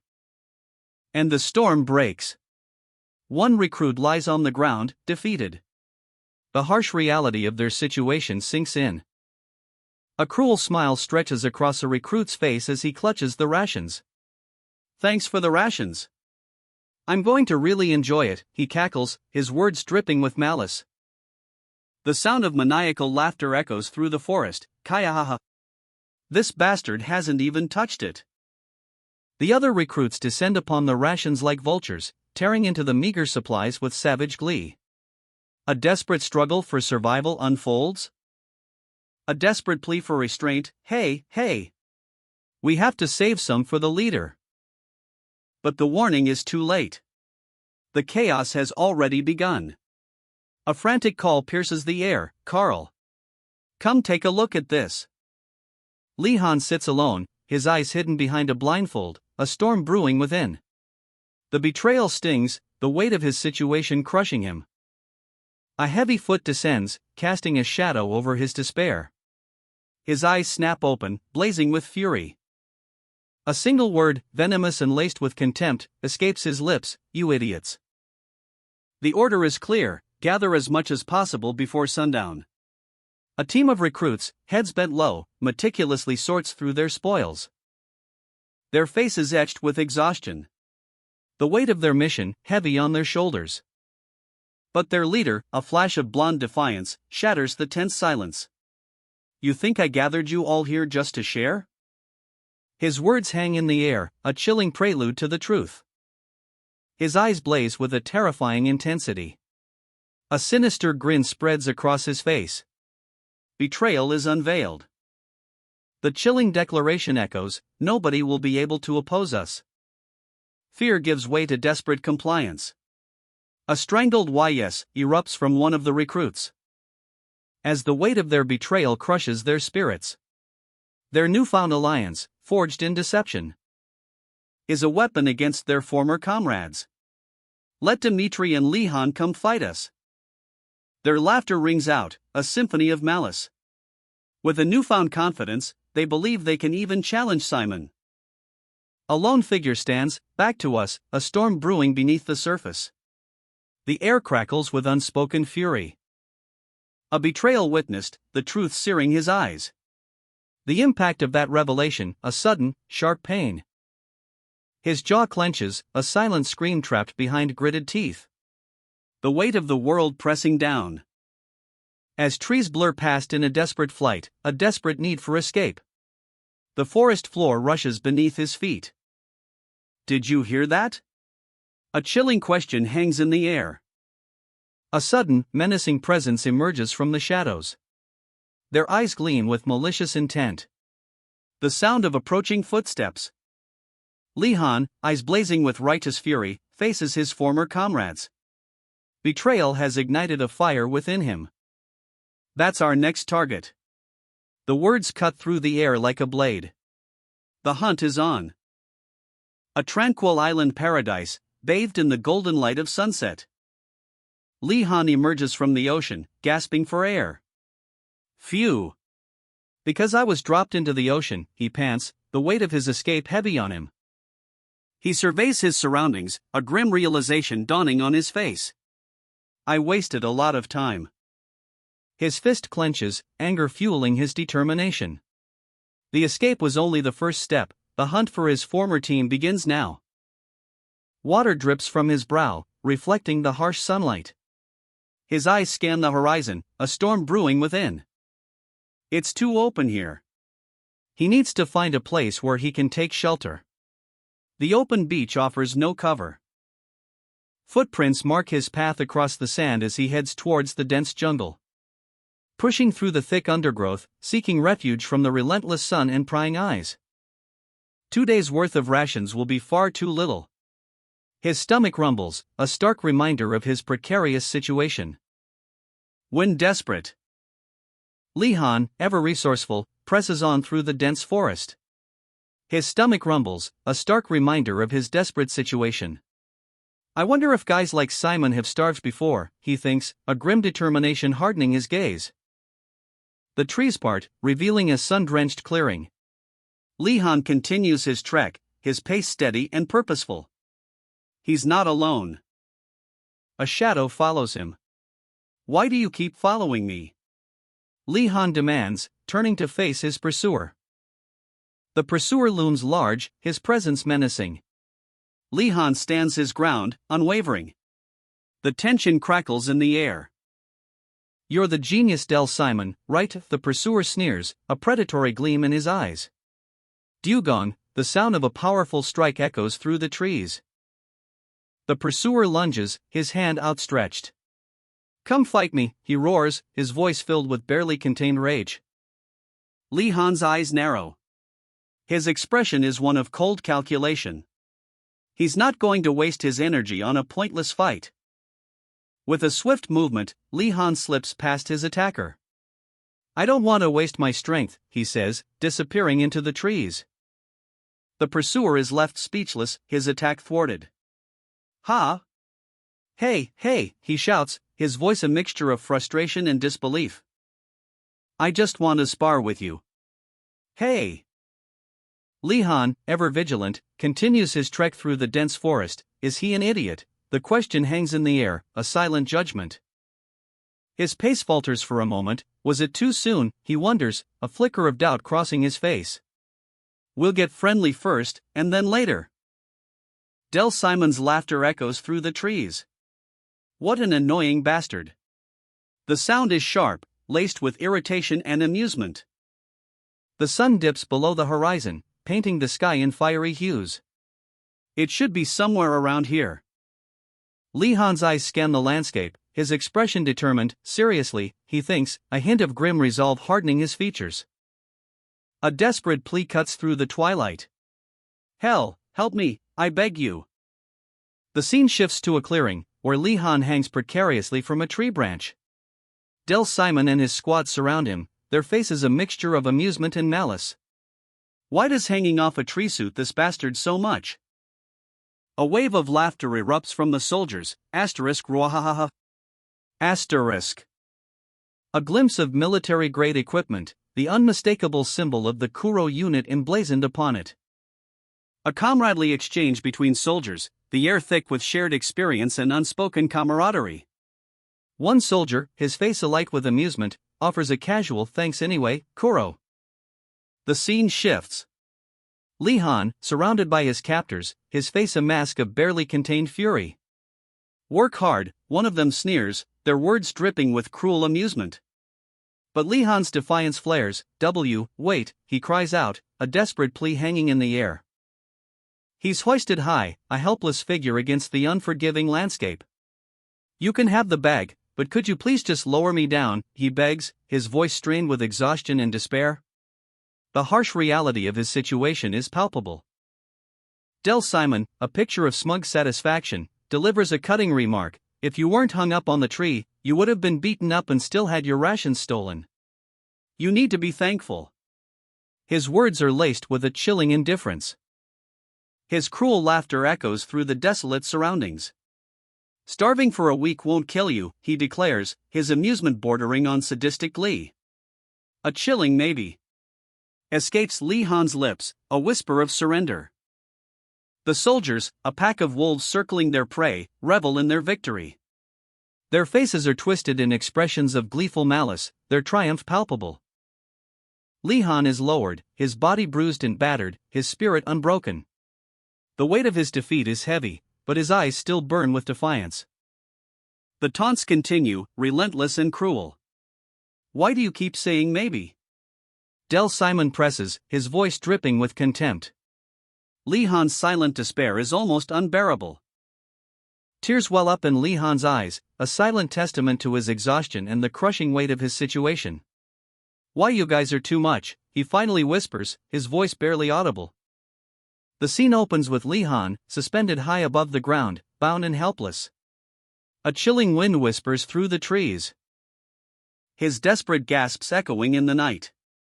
Tears stream down his face, a stark contrast to the dark, foreboding forest. His sobs are raw, visceral. As he struggles against his bonds, the sound of dripping water punctuates the silence. A rhythmic counterpoint to his mounting despair. The darkness seems to press in, amplifying his fear.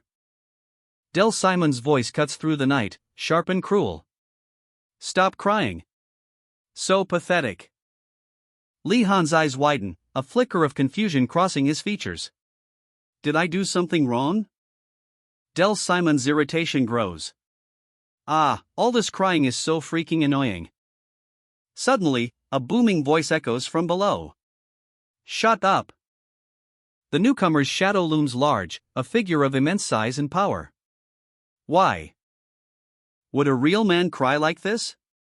A cruel smirk spreads across the newcomer's face, adding another layer of menace to the already terrifying scene.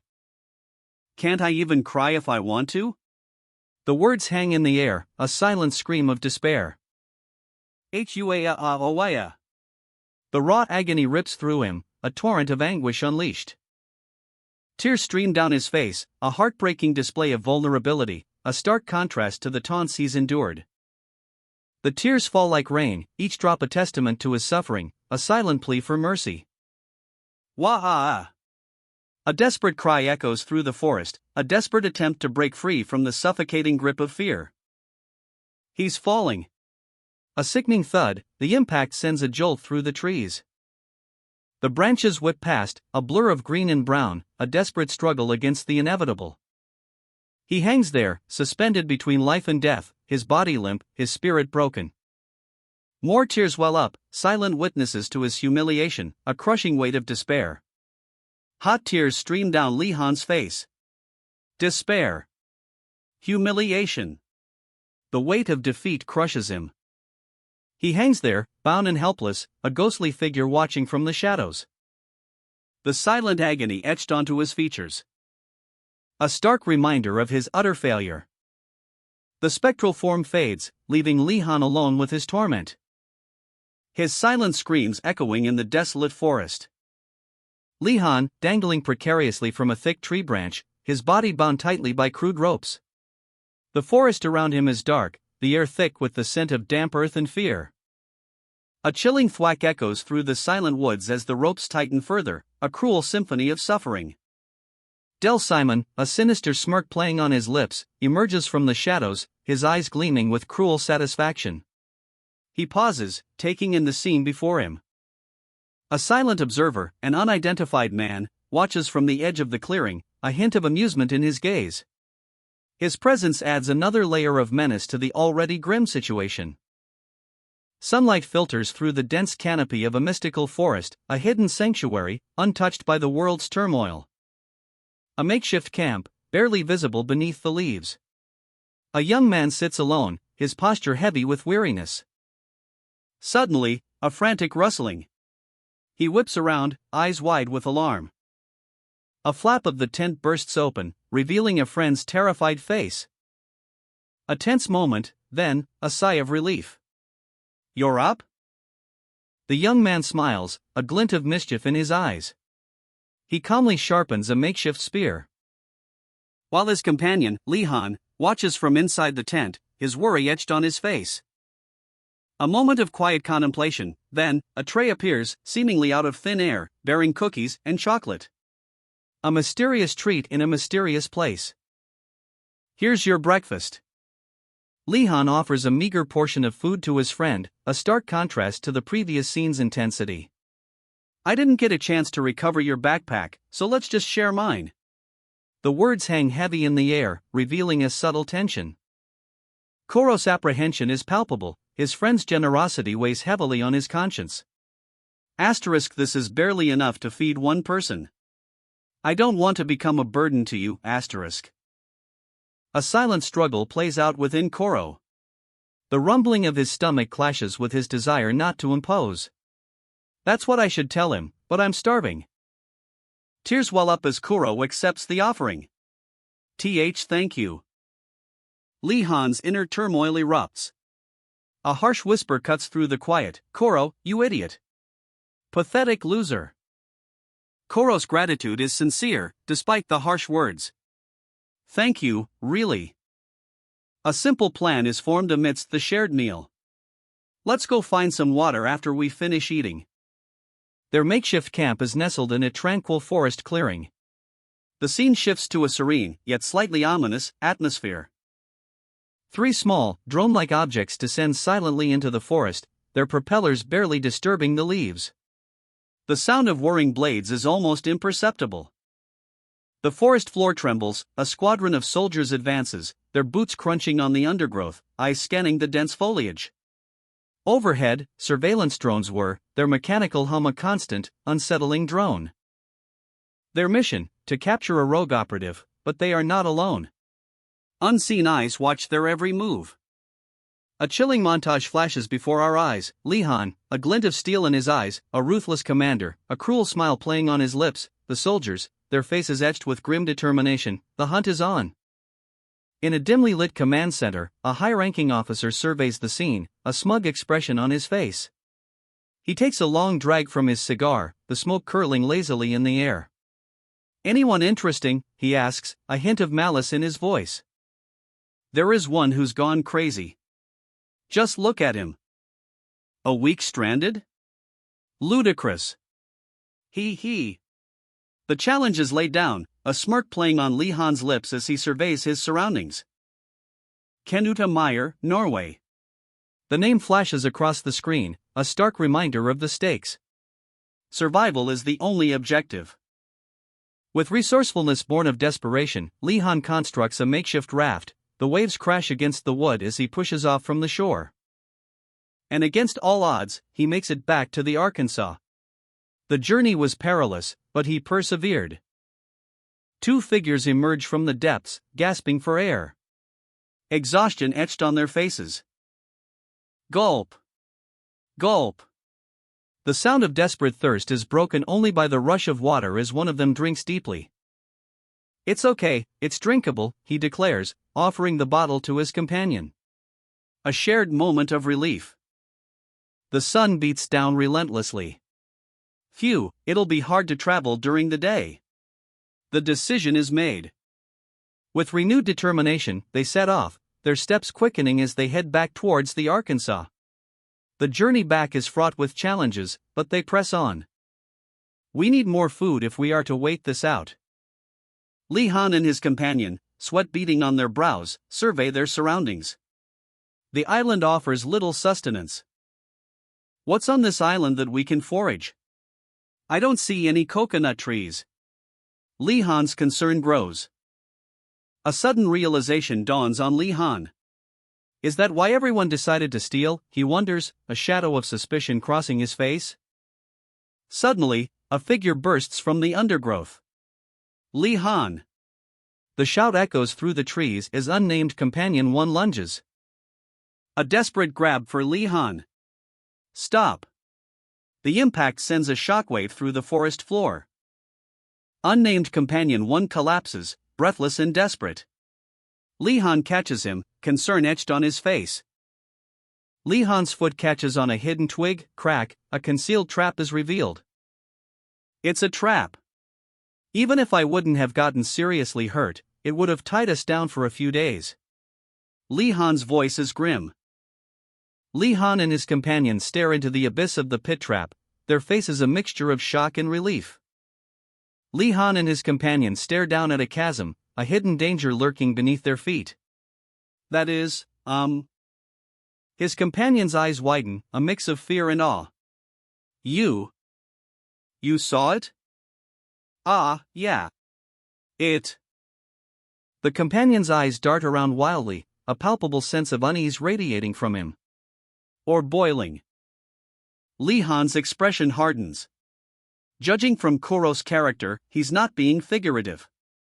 But had literally seen it. His quirk activated. That ability is probably short-term foresight. It's a superior and rare quirk. Did the extreme conditions on the deserted island act as a stimulant for Kuro? The survival training could be a fantastic opportunity for him to prove his abilities. A figure emerges from the shadows, their presence a sudden disruption of the quiet forest. Who is this? A surge of purple energy erupts, bathing the young man's face in an eerie glow. His eyes blaze with otherworldly power. A silent testament to the quirk's awakening. His companion, barely visible, utters a hushed question. "There's probably two of them?" The scene shifts to a dark, abandoned structure. A grim discovery, it seems they took it with them. A tense discussion unfolds. Should they destroy the place? The decision is swift, they haven't left. They'll be back. Probably went to get water or something. A plan forms, a glint of cunning in the young man's eyes. Let's come back later. Meanwhile, unseen, a figure watches from the shadows, a sinister smile playing on his lips. We'll ambush them while there. The companion, exhausted and drenched in sweat, stumbles through the forest. I want to lie down already. Ha! Ha! We're finally here. The weary traveler collapses. Koro strides confidently, his backpack slung over one shoulder, a determined glint in his eyes. Yeah, let's head in. But a sudden tension grips him, his eyes widen, a flicker of alarm crossing his face. A sharp intake of breath, a warning whispered urgently, Koro, wait. His companion's voice cuts through the air, a sudden realization dawning on them both. Ha! Someone was here. Koro kneels, his gaze fixed on something small and significant, a stone, carefully placed. The evidence is undeniable. The stone, a marker he'd left behind, is now disturbed, a subtle glow emanating from it, hinting at a recent presence. Lying on the ground, a silent testament to an unwelcome visitor. More than just a visitor, though. And there are footprints of two different people near the tent. A trail of disturbed earth, a clear indication of multiple individuals passing through. There are multiple footprints further out. The implications are clear, this wasn't a lone scout. The journey continues, boots crunching on the forest floor, a familiar rhythm broken only by the rustle of leaves. The sun dips below the horizon, painting the sky in fiery hues, a breathtaking vista, but time is running out. Li Han and his companions press onward, their shadows stretching long in the fading light. The air grows heavy with anticipation. We need to find a suitable place to settle down before it gets any darker. Li Han's voice cuts through the quiet, a note of urgency in his tone.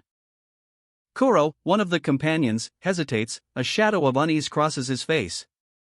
Something feels strange. I feel like my eyes are closing. Li Han's eyes narrow, concern etched onto his features. Koro! A sudden, violent eruption of energy. The ground trembles, a shockwave rips through the forest. Koro is thrown back, his body racked with pain, the source of the blast remains hidden in the shadows. Li Han's eyes widen, reflecting the crimson energy surge that engulfs his companions. A wave of searing heat washes over him. A terrifying roar echoes through the forest as a monstrous, fiery panther materializes from the blast. The air crackles with raw power. Li Han, adrenaline surging, grips his spear, ready to face the inferno. Leaping into action, he charges towards the beast. A desperate gamble against impossible odds. The panther lunges, claws extended, a terrifying maw filled with burning fury. But Li Han is faster, dodging the attack with a blur of motion. Boom! The impact throws unnamed companion 1 high into the air, unconscious. While unnamed companion 2 watches in horror, scrambling to their feet. And Li Han, fueled by a desperate need to protect his friends, prepares for another strike. A shadowy blur explodes across the clearing. Li Han's companion is sent flying by a ferocious blow from a fiery panther. Crashing to the ground, unconscious. The sheer force of the attack leaves Li Han reeling. As the monstrous panther stalks towards him, its eyes burning with infernal light. His other companion watches in terror from a distance. Li Han's eyes widen in desperation. Shit, my weapon. He's unarmed, and the beast is closing in. The panther unleashes a terrifying roar, a wave of heat washing over Li Han. Its jaws snapping shut with terrifying speed. This is it, the end is near. But Li Han's eyes blaze with defiance. Gritting his teeth, he prepares for a desperate counterattack. A surge of inner fire erupts, a fiery inferno consuming the darkness. With a furious roar, Li Han throws himself into the heart of the inferno, meeting the panther's attack head-on. The impact creates a blinding flash, sending the panther reeling back. Li Han, sweat beading on his brow, stares down the monstrous fiery panther. His breath hitches in his throat, the beast's power is overwhelming. But from his own hands, a surge of fiery energy erupts. He's unleashing his own inner inferno. A wave of searing heat engulfs the area as Li Han channels his power. Are you? His eyes blaze with determination as he focuses his power. Jose. A searing inferno erupts from a hand, a desperate plea echoing through the flames. Are you okay? The young man, Kuro, stands defiant, his fiery power a testament to his resilience, a storm of orange and red engulfing him. Meanwhile, a shadow of concern darkens another's face. His eyes, wide with worry, betray his apprehension. Kuro, gritting his teeth, pushes through the pain, his resolve hardening. He's not giving up. A sudden realization dawns on him amidst the chaos. Is that Kuro over there? His gaze falls upon a gruesome sight, a mangled leg, the result of a brutal ambush, the impact echoing in the silence.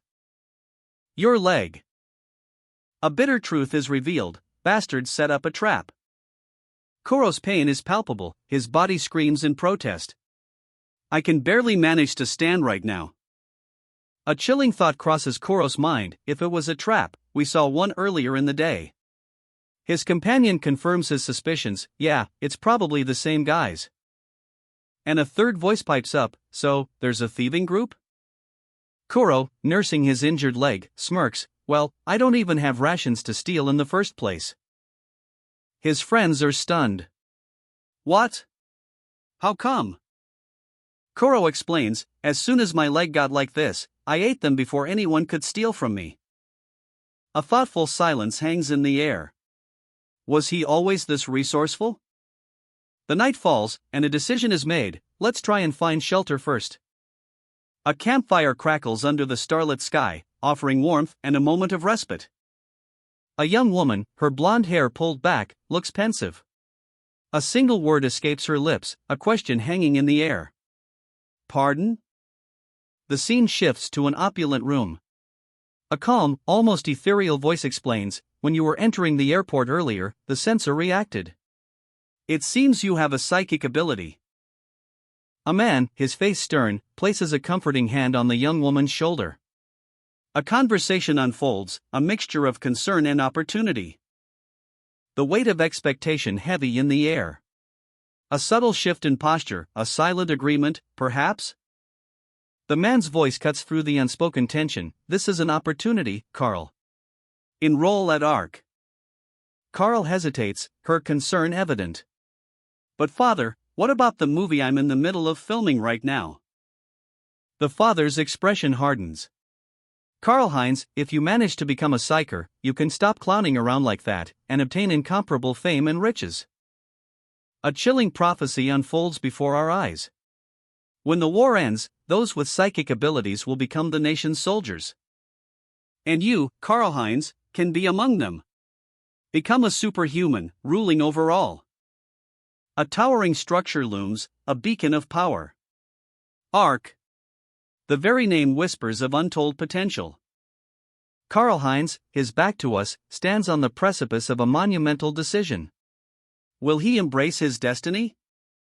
His footsteps echo in the silent hall, a heavy weight of expectation pressing down. He turns, his eyes blazing with a newfound resolve, the fire of ambition burning bright. A single word escapes his lips, a guttural expression of frustration. Verdammt. A single drop of sweat falls to the ground, the pressure is immense. Oof. Oof. Oof. The sounds of exertion echo through the forest as a young woman sits, catching her breath. She's clearly been pushing herself hard. Meanwhile, a man pushes himself to the limit, performing grueling push-ups. Sweat beads on his brow, a testament to his relentless effort. His muscles strain. You have that much energy to spare? The question hangs in the air, a challenge to his physical endurance. He's clearly exhausted, but his determination burns bright. The young woman takes a bite of a meager energy bar. A small comfort in a harsh environment. We don't even have much left to eat. Her voice is laced with concern. Survival is a constant struggle.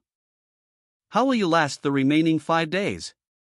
The question is pointed, highlighting the harsh reality of their situation. The weight of their predicament is palpable. The man stretches his aching muscles, a low groan escaping his lips. The physical toll is evident. Phew. I'm the physical type. he says, a hint of pride in his voice, despite the exhaustion. His dedication is unwavering. If I'm to become an elite striker, I need to train at least this much. His words reveal his ambition, his relentless pursuit of excellence. The young woman sighs, her frustration evident. You idiot, psychers need to fight with psychic power, she exclaims, exasperated by his stubborn reliance on physical strength. A mischievous glint in his eyes, Karl-Heinz unleashes a burst of psychic energy. This is going to be fun. Deep within a secluded forest, two figures stand amidst the trees. One, a weary soldier, sighs, "Ha! I miss you, Li Han." The other, a blonde woman in military fatigues, replies, "Is he the only one who can take me on in armed combat?" Karl-Heinz, still catching his breath, wipes sweat from his brow. His instructor watches, arms crossed, a mixture of concern and curiosity etched on his face. Suddenly, a surge of energy erupts. The name Li Han echoes through the air, a question mark hanging heavy with unspoken tension. The blonde woman's eyes blaze with power, her very being radiating an aura of intense focus. She's ready for anything. And with a pointed finger, she demands, You fought with Li Han before?" A triumphant grin spreads across Karl-Heinz's face. He took the bait. The blonde woman's expression shifts, a hint of gratitude in her eyes. "Thanks, Li Han. He might spar with me thanks to you." A new day dawns. Karl-Heinz, refreshed and ready, greets the morning with a cheerful, "Good morning, everyone." As the sun dips below the horizon, casting long shadows across the desolate landscape, three figures huddle around a crackling campfire. "Let's stay together for the remainder of our training period," one suggests, a hint of weariness in their voice. The warmth of the flames dances in their eyes. "Koro and I will go get some firewood and food." A simple plan, yet crucial for survival. One of the figures gestures, a confident smile playing on his lips. The others nod, understanding. "Jose, since you're injured, please guard our shelter." A clear division of labor, born from necessity and trust. He waves, a cheerful farewell, a testament to their camaraderie. As the two others venture out into the twilight. "Okay, sorry about that," one says, a hint of apology in his tone. "Not at all, thanks to your combustion ability." A grateful acknowledgement of a unique skill. They have an advantage in this survival training, the ability to create fire. A critical asset in this harsh environment. The scene shifts to a tranquil body of water, reflecting the soft glow of the setting sun. Fish swim lazily beneath the surface, a potential source of food. A dark shape moves beneath the surface of the water, a flash of scales, a ripple spreading across the glassy surface. To fish, one of the soldiers asks, doubt etched on his face. "We don't even have any equipment." The other soldier smiles, a glint of mischief in his eyes. "Thanks," he says simply. The first soldier's eyes widen in surprise. For what?" he stammers, clearly confused. "You saved me when I was in danger yesterday. And you found us a safe cave as well." He explains, "I thought helping you would be the best course of action." His expression shifts, a hint of worry now clouding his features. "But I found out it can't continue like that." The scene shifts, revealing a grim medical bay. A soldier lies injured, his body marked by strange, dark veins. The injured soldier's back is shown, the dark veins pulsing ominously. "So, I couldn't find a solution," he admits, his voice heavy with defeat. "But I'm seriously convinced since we landed here." A soldier's voice cuts through the air, a declaration that alters everything, "You are a genius psychic." The weight of those words hangs heavy, a profound revelation of the protagonist's latent power, a power that could mean the difference between life and death. "You have the strength to defend yourself, as well as save me." Hope flickers in the depths of despair, a shared gaze reflects a silent pact, a promise forged in the crucible of adversity.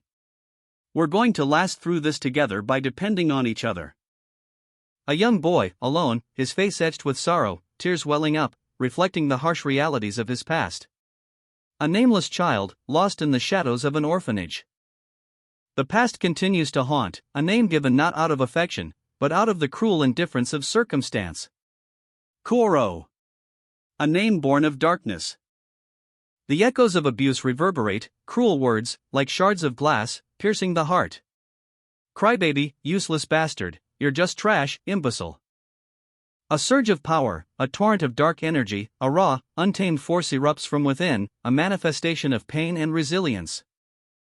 Tears stream down Koro's face, a stark contrast to the brilliant blue energy crackling around him. His eyes glow with an unearthly light. A testament to the raw power he's just unleashed. Now I have a friend who believes in me.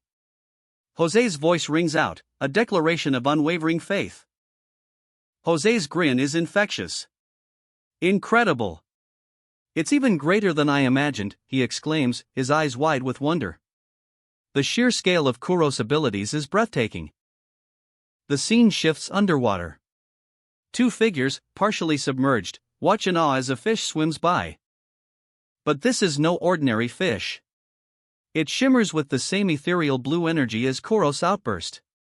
The water itself seems to vibrate with unseen power. I see it. Kuro cries out, his voice filled with a newfound clarity. He's seeing something extraordinary. His eyes are locked on the fish, his psychic senses piercing the water.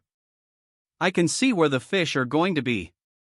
The revelation is both terrifying and exhilarating. Jose observes Kuro, a thoughtful expression on his face. Since Kuro is a genius who's been capable of telekinesis since the first day. A plan forms, a spark of brilliance in Jose's eyes. He points to Kuro, a grin spreading across his face. If we use his short-term foresight and telekinesis, we can easily catch the fish without any equipment. Kuro focuses, eyes blazing with newfound power. A surge of energy, a raw display of potential, now. With a flick of his wrist, a shimmering blue energy erupts.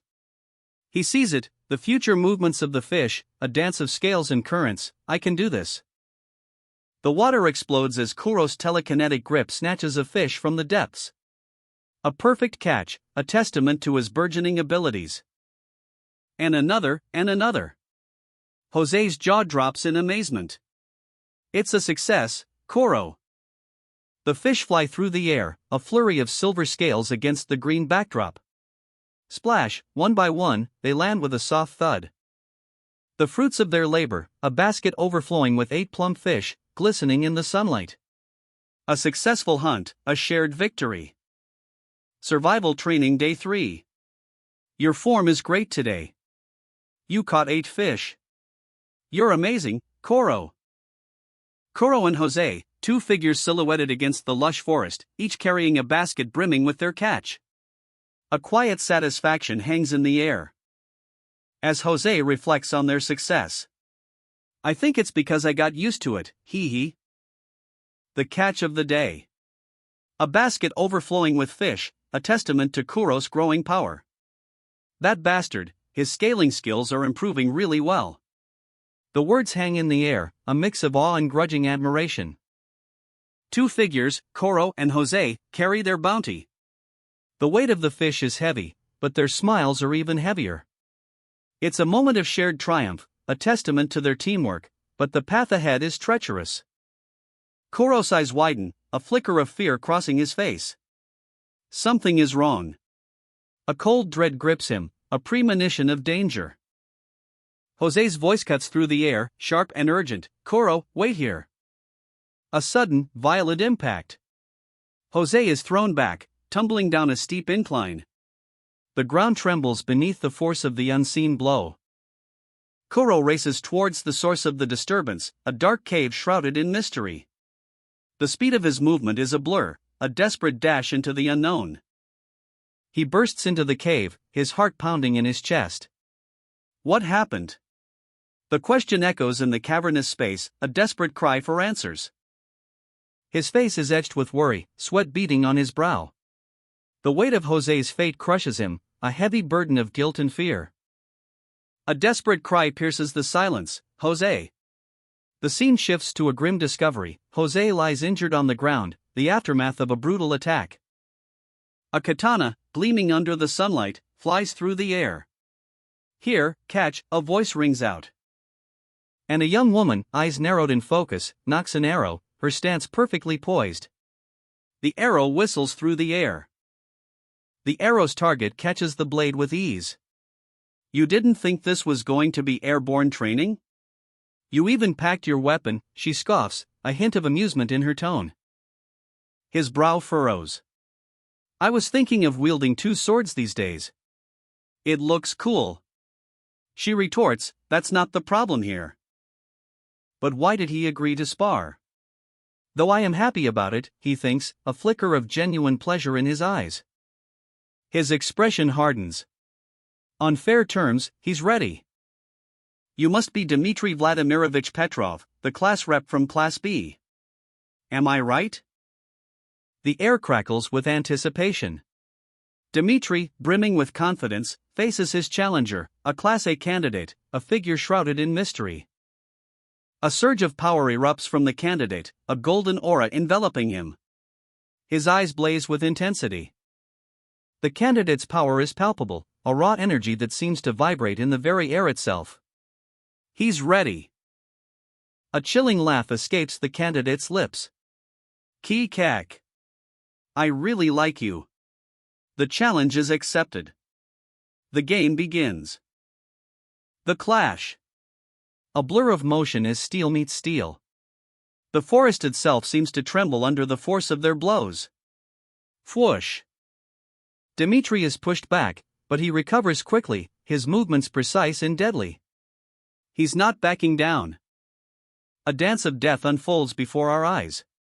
Each strike is met with a counter, a whirlwind of skill and power. Dmitry's eyes narrow, a flicker of concern crossing his face. The candidate's timing is impeccable, he's anticipating Dmitry's every move. The candidate's blade flashes, a sudden, unexpected attack. Clang, the impact echoes through the trees. The clash of steel echoes across the clearing. A whirlwind of motion, a blur of blades. As Dmitry and the Class A candidate trade blows with breathtaking speed. Sparks fly as their weapons collide. The candidate pauses, a flicker of surprise in her eyes. Is it over? Dmitry's eyes narrow, a cold glint reflecting the intensity of the battle. He's far from finished. That's not what you were thinking, was it? The dance of death continues. A flurry of strikes, a symphony of clashing steel. Dmitry presses his attack, relentless and unforgiving. If you back off, that's better for me. He lunges forward, his blade a silver streak across the green expanse. A desperate gamble, a final, ferocious assault. The candidate meets his attack head-on, a clash of wills as fierce as the clash of steel. The final blow is launched. A devastating impact erupts as Dmitry's attack slams into the ground, sending shockwaves through the very air. The Class A candidate reels back, a pained grimace twisting their features. This is it, KEUK. But the fight isn't over. With a roar, the candidate counters, their weapon a blur of motion. A desperate parry deflecting Dmitry's relentless assault. The clash of steel echoes through the forest. A whirlwind of strikes. The candidate's movements are a symphony of calculated precision, each blow aimed to exploit Dmitry's weaknesses. He's on the defensive now, forced to react rather than dictate the pace. Asterisk shit. I'd better watch my back. Asterisk. The candidate presses their advantage, their weapon a deadly extension of their will. A desperate struggle for survival unfolds. And Dmitry, cornered and wounded, unleashes one final, desperate attack. The Class A candidate lunges forward, a blur of motion. Dmitry's desperate attack is met with a counteroffensive. A perfectly timed parry sends Dmitry sprawling. The wooden staff spins through the air, a deadly projectile. The candidate's eyes narrow, a fierce determination etched on their face. No hesitation, no mercy. With a swift kick, the candidate follows up, sending Dmitry crashing to the ground. This is the end, the candidate thinks. Dmitry, wounded and desperate, scrambles to his feet, his eyes blazing with defiance. He's not giving up yet. It's over. Dmitri roars, launching a final, desperate attack. But the candidate is ready. The impact. A shockwave of force rips through the air as the candidate meets Dmitri's attack head-on. The ground trembles. And with a final, devastating blow, the fight is over. Dmitri collapses, defeated. The candidate stands victorious, their breath ragged but their eyes unwavering.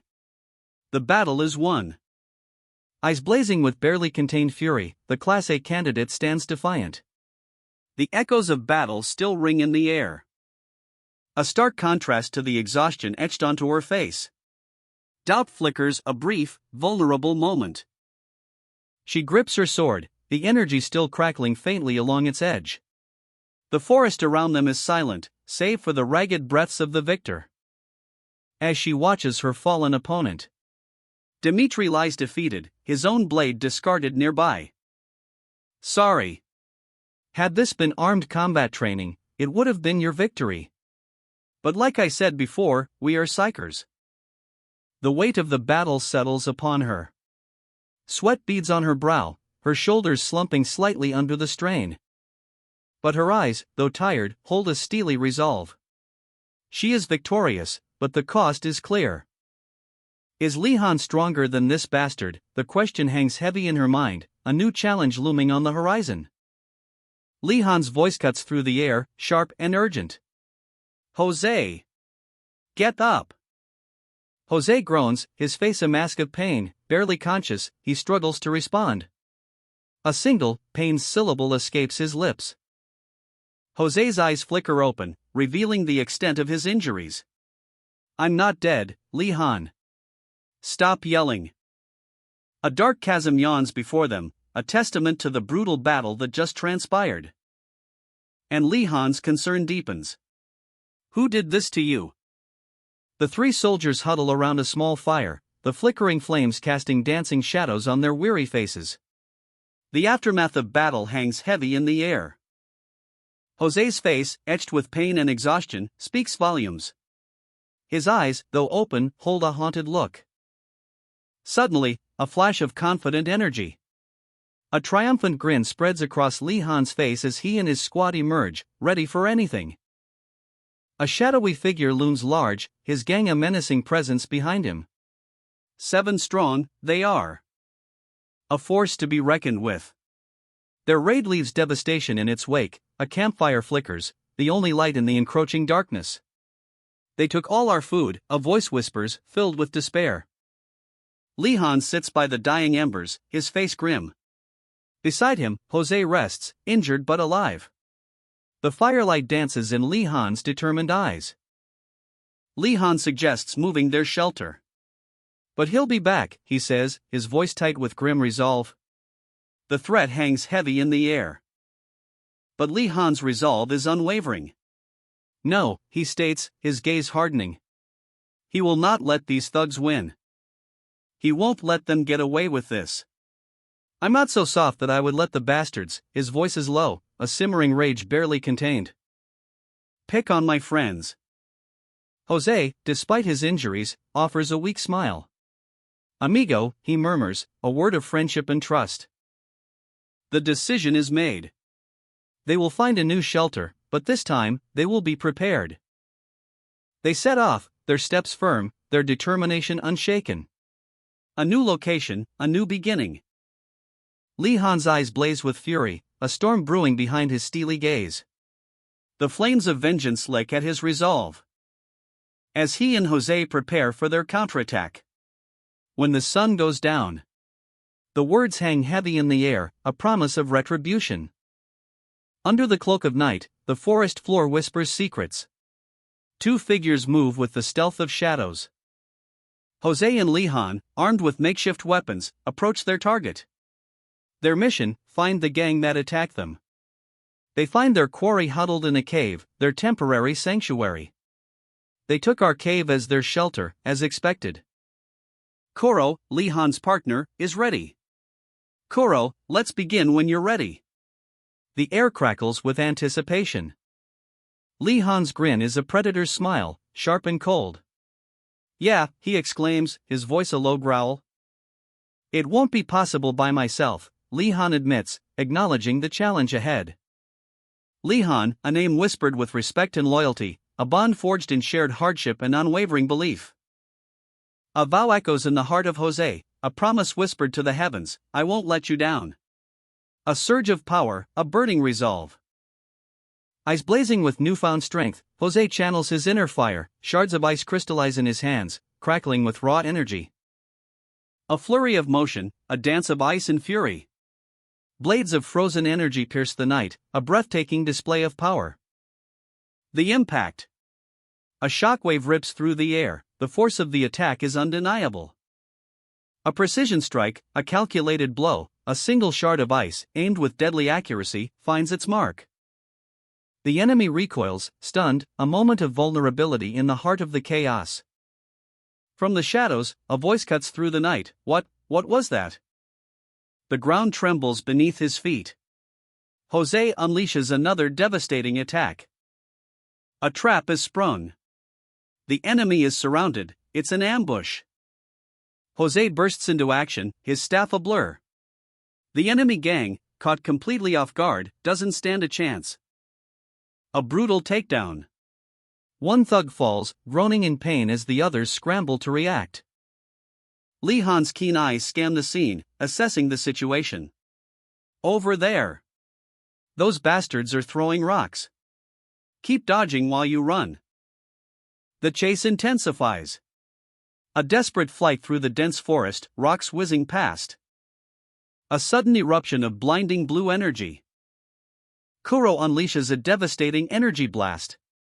The impact sends shockwaves through the forest, leaving the enemy gang reeling from the unexpected attack. One thug cries out, "Ugh! Shit, I can't see because it's too dark." The darkness is their undoing. Jose seizes the opportunity. A whirlwind of motion. His staff dances, a deadly ballet of precision and power.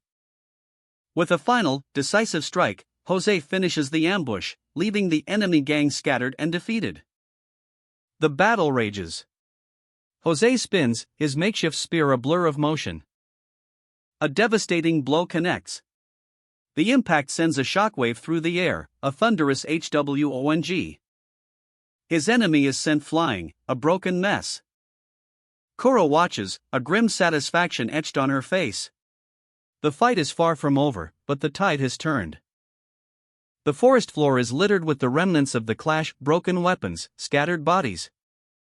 Jose stands victorious, but weary. The weight of the battle hangs heavy on him. He grips his spear, the wood still warm from the fight. His breath comes in ragged gasps.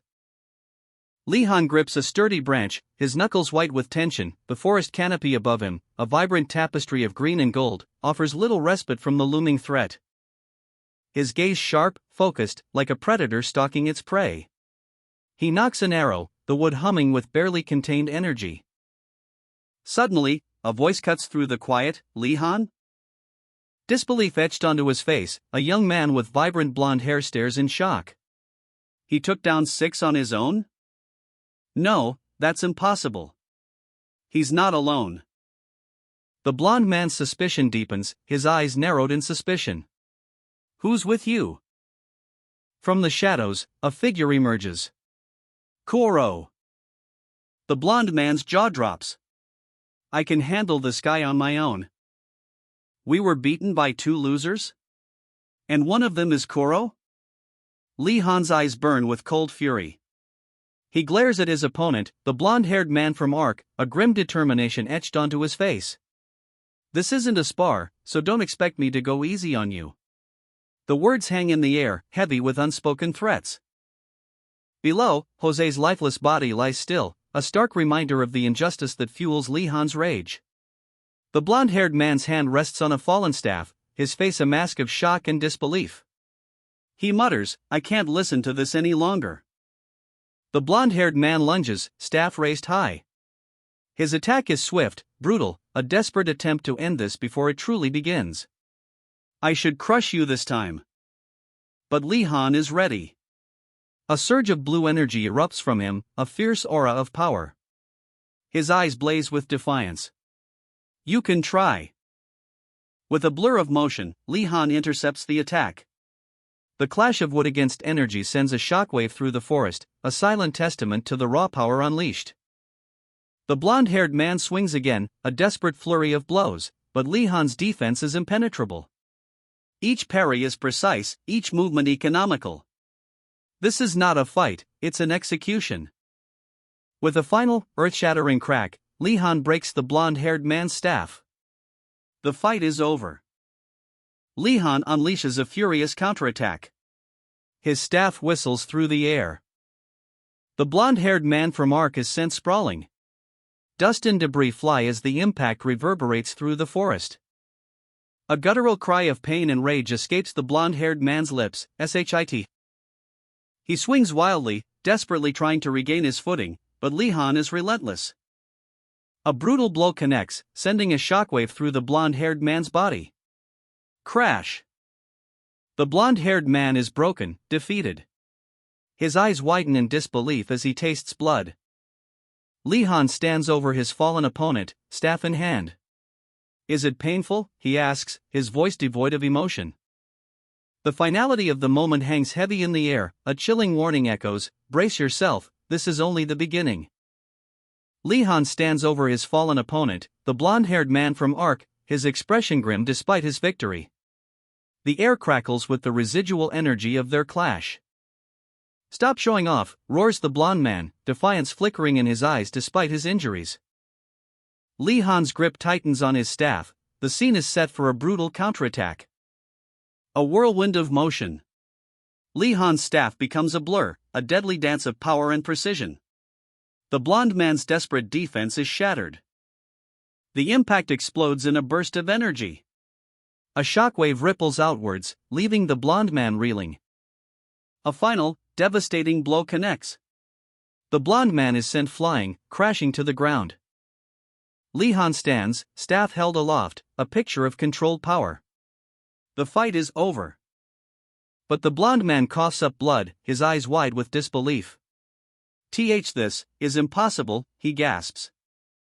Li Han's opponent, the blonde-haired man from Ark, lies defeated, a testament to Li Han's overwhelming power. Kuro observes, his expression unreadable. Was this victory truly necessary? The cost of such overwhelming force is always a question. The blonde-haired man, wounded and defeated, grits his teeth. He refuses to be underestimated. His defiance echoes in his words, "Don't look down on me." A desperate plea against the crushing weight of defeat. His face, a mask of fury and pain. The blonde-haired man's rage burns bright, even in defeat. With a final, desperate surge of strength, he slams his fist into the earth. The impact sends tremors through the ground. A flashback reveals the blonde-haired man's past, a story of a child prodigy, a genius actor in Germany. But his father exploited his fame for political gain, a greed that knew no bounds. The father's chilling laughter echoes, a testament to his ruthless ambition. His father's words ring out, a twisted prophecy: when you become a psyker, this country will be as good as ours. I didn't come all the way up here just to be stopped by some shit like you. The blonde-haired man lunges, a furious roar escaping his lips. His attack is a blur of motion. But Li Han meets his assault with a counterattack as swift and brutal as a viper's strike.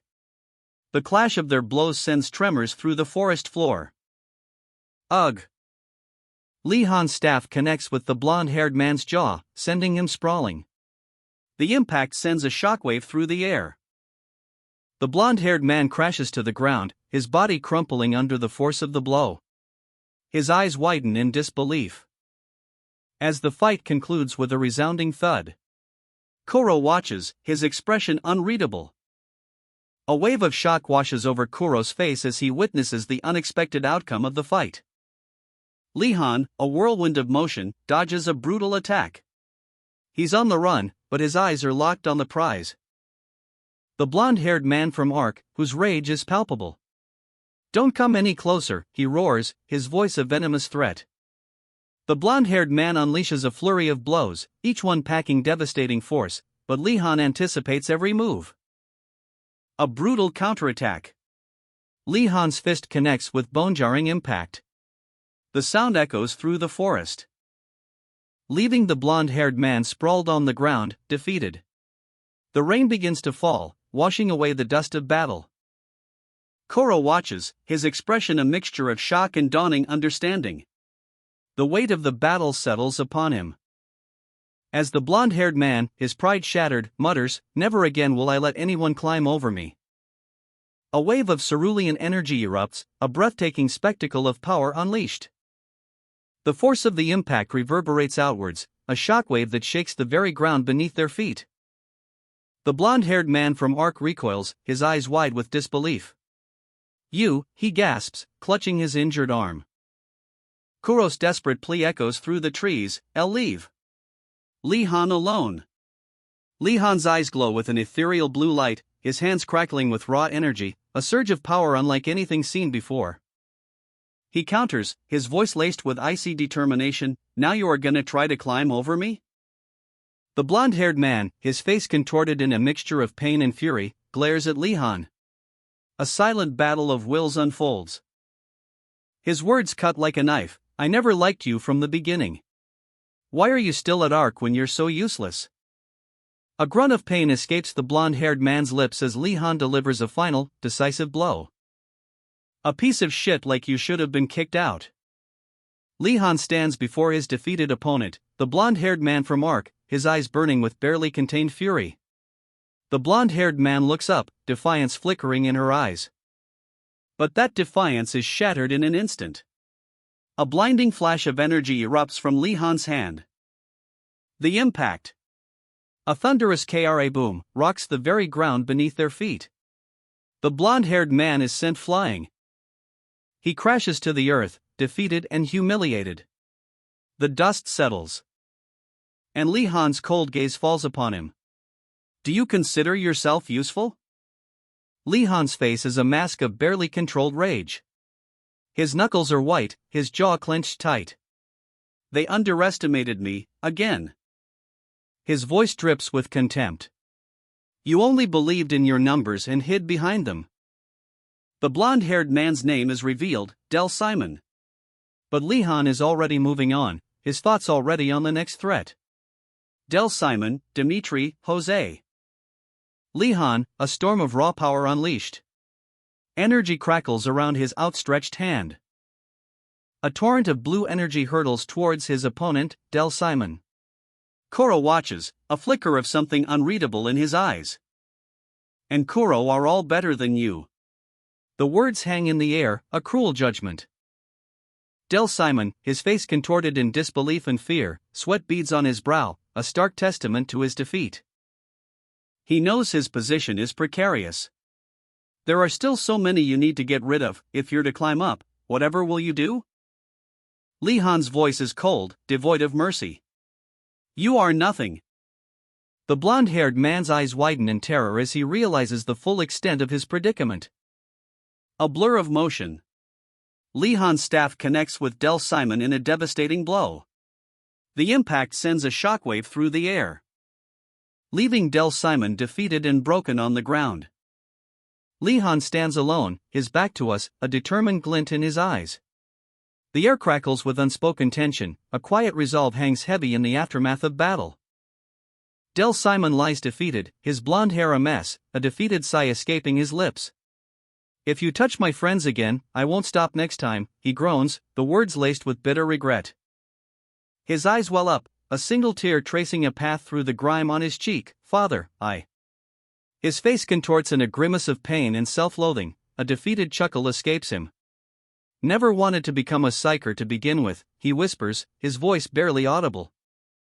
A bitter laugh echoes through the trees as Del Simon falls, his body tumbling down a ravine, a final, desperate act of defiance.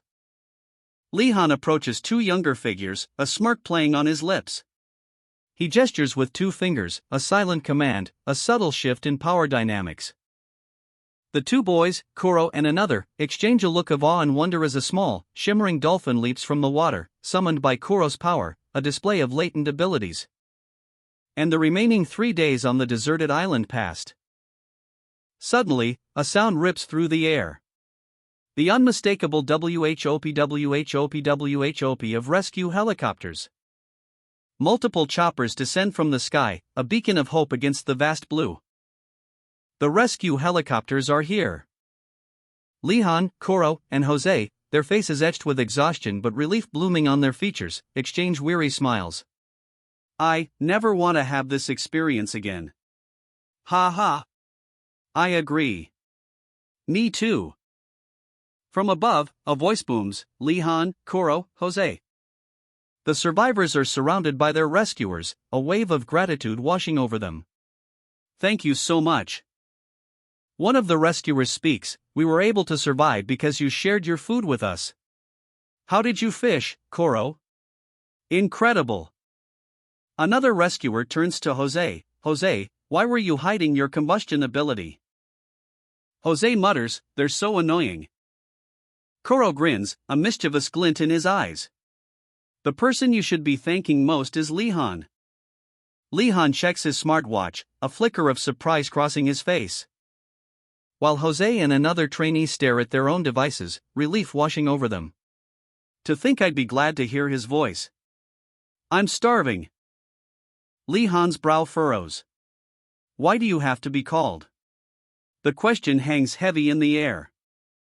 As the sound of approaching helicopters fills the sky. Asterisk thwack. Thwack. Thwack, asterisk the powerful rotors beat a rhythm of rescue.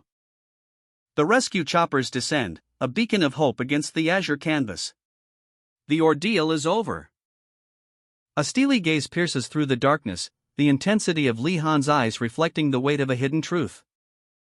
Your survival training was being monitored by the instructors. Every move, every decision, scrutinized.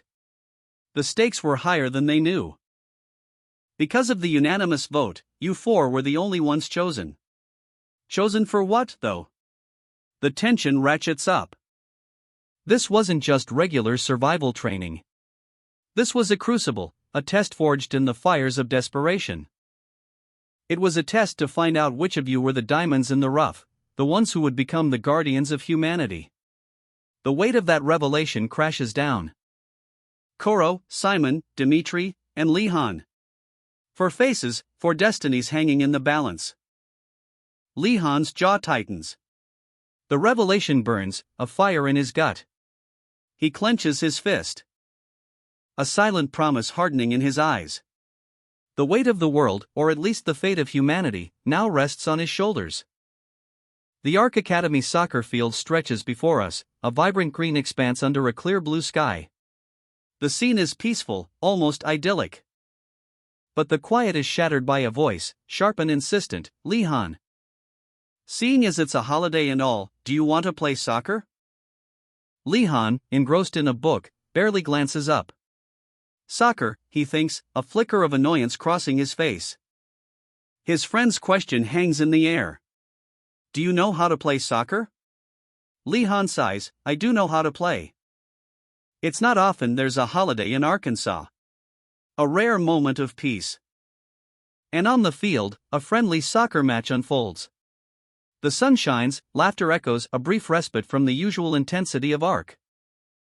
But even in this moment of calm, Leehan's mind is elsewhere. I want to rest, he thinks, a weariness settling over him. Leehan, a whirlwind of motion on the soccer field, dodges an opponent, a rare holiday at Arc, but the tension is palpable. Psychic abilities aren't allowed, his opponent warns, a smirk playing on his lips. Leehan's response is curt, I know. The reason for this unexpected break becomes clear. At Arc, holidays are only granted when matters of great importance demand it. A soccer game, a brief respite before the storm.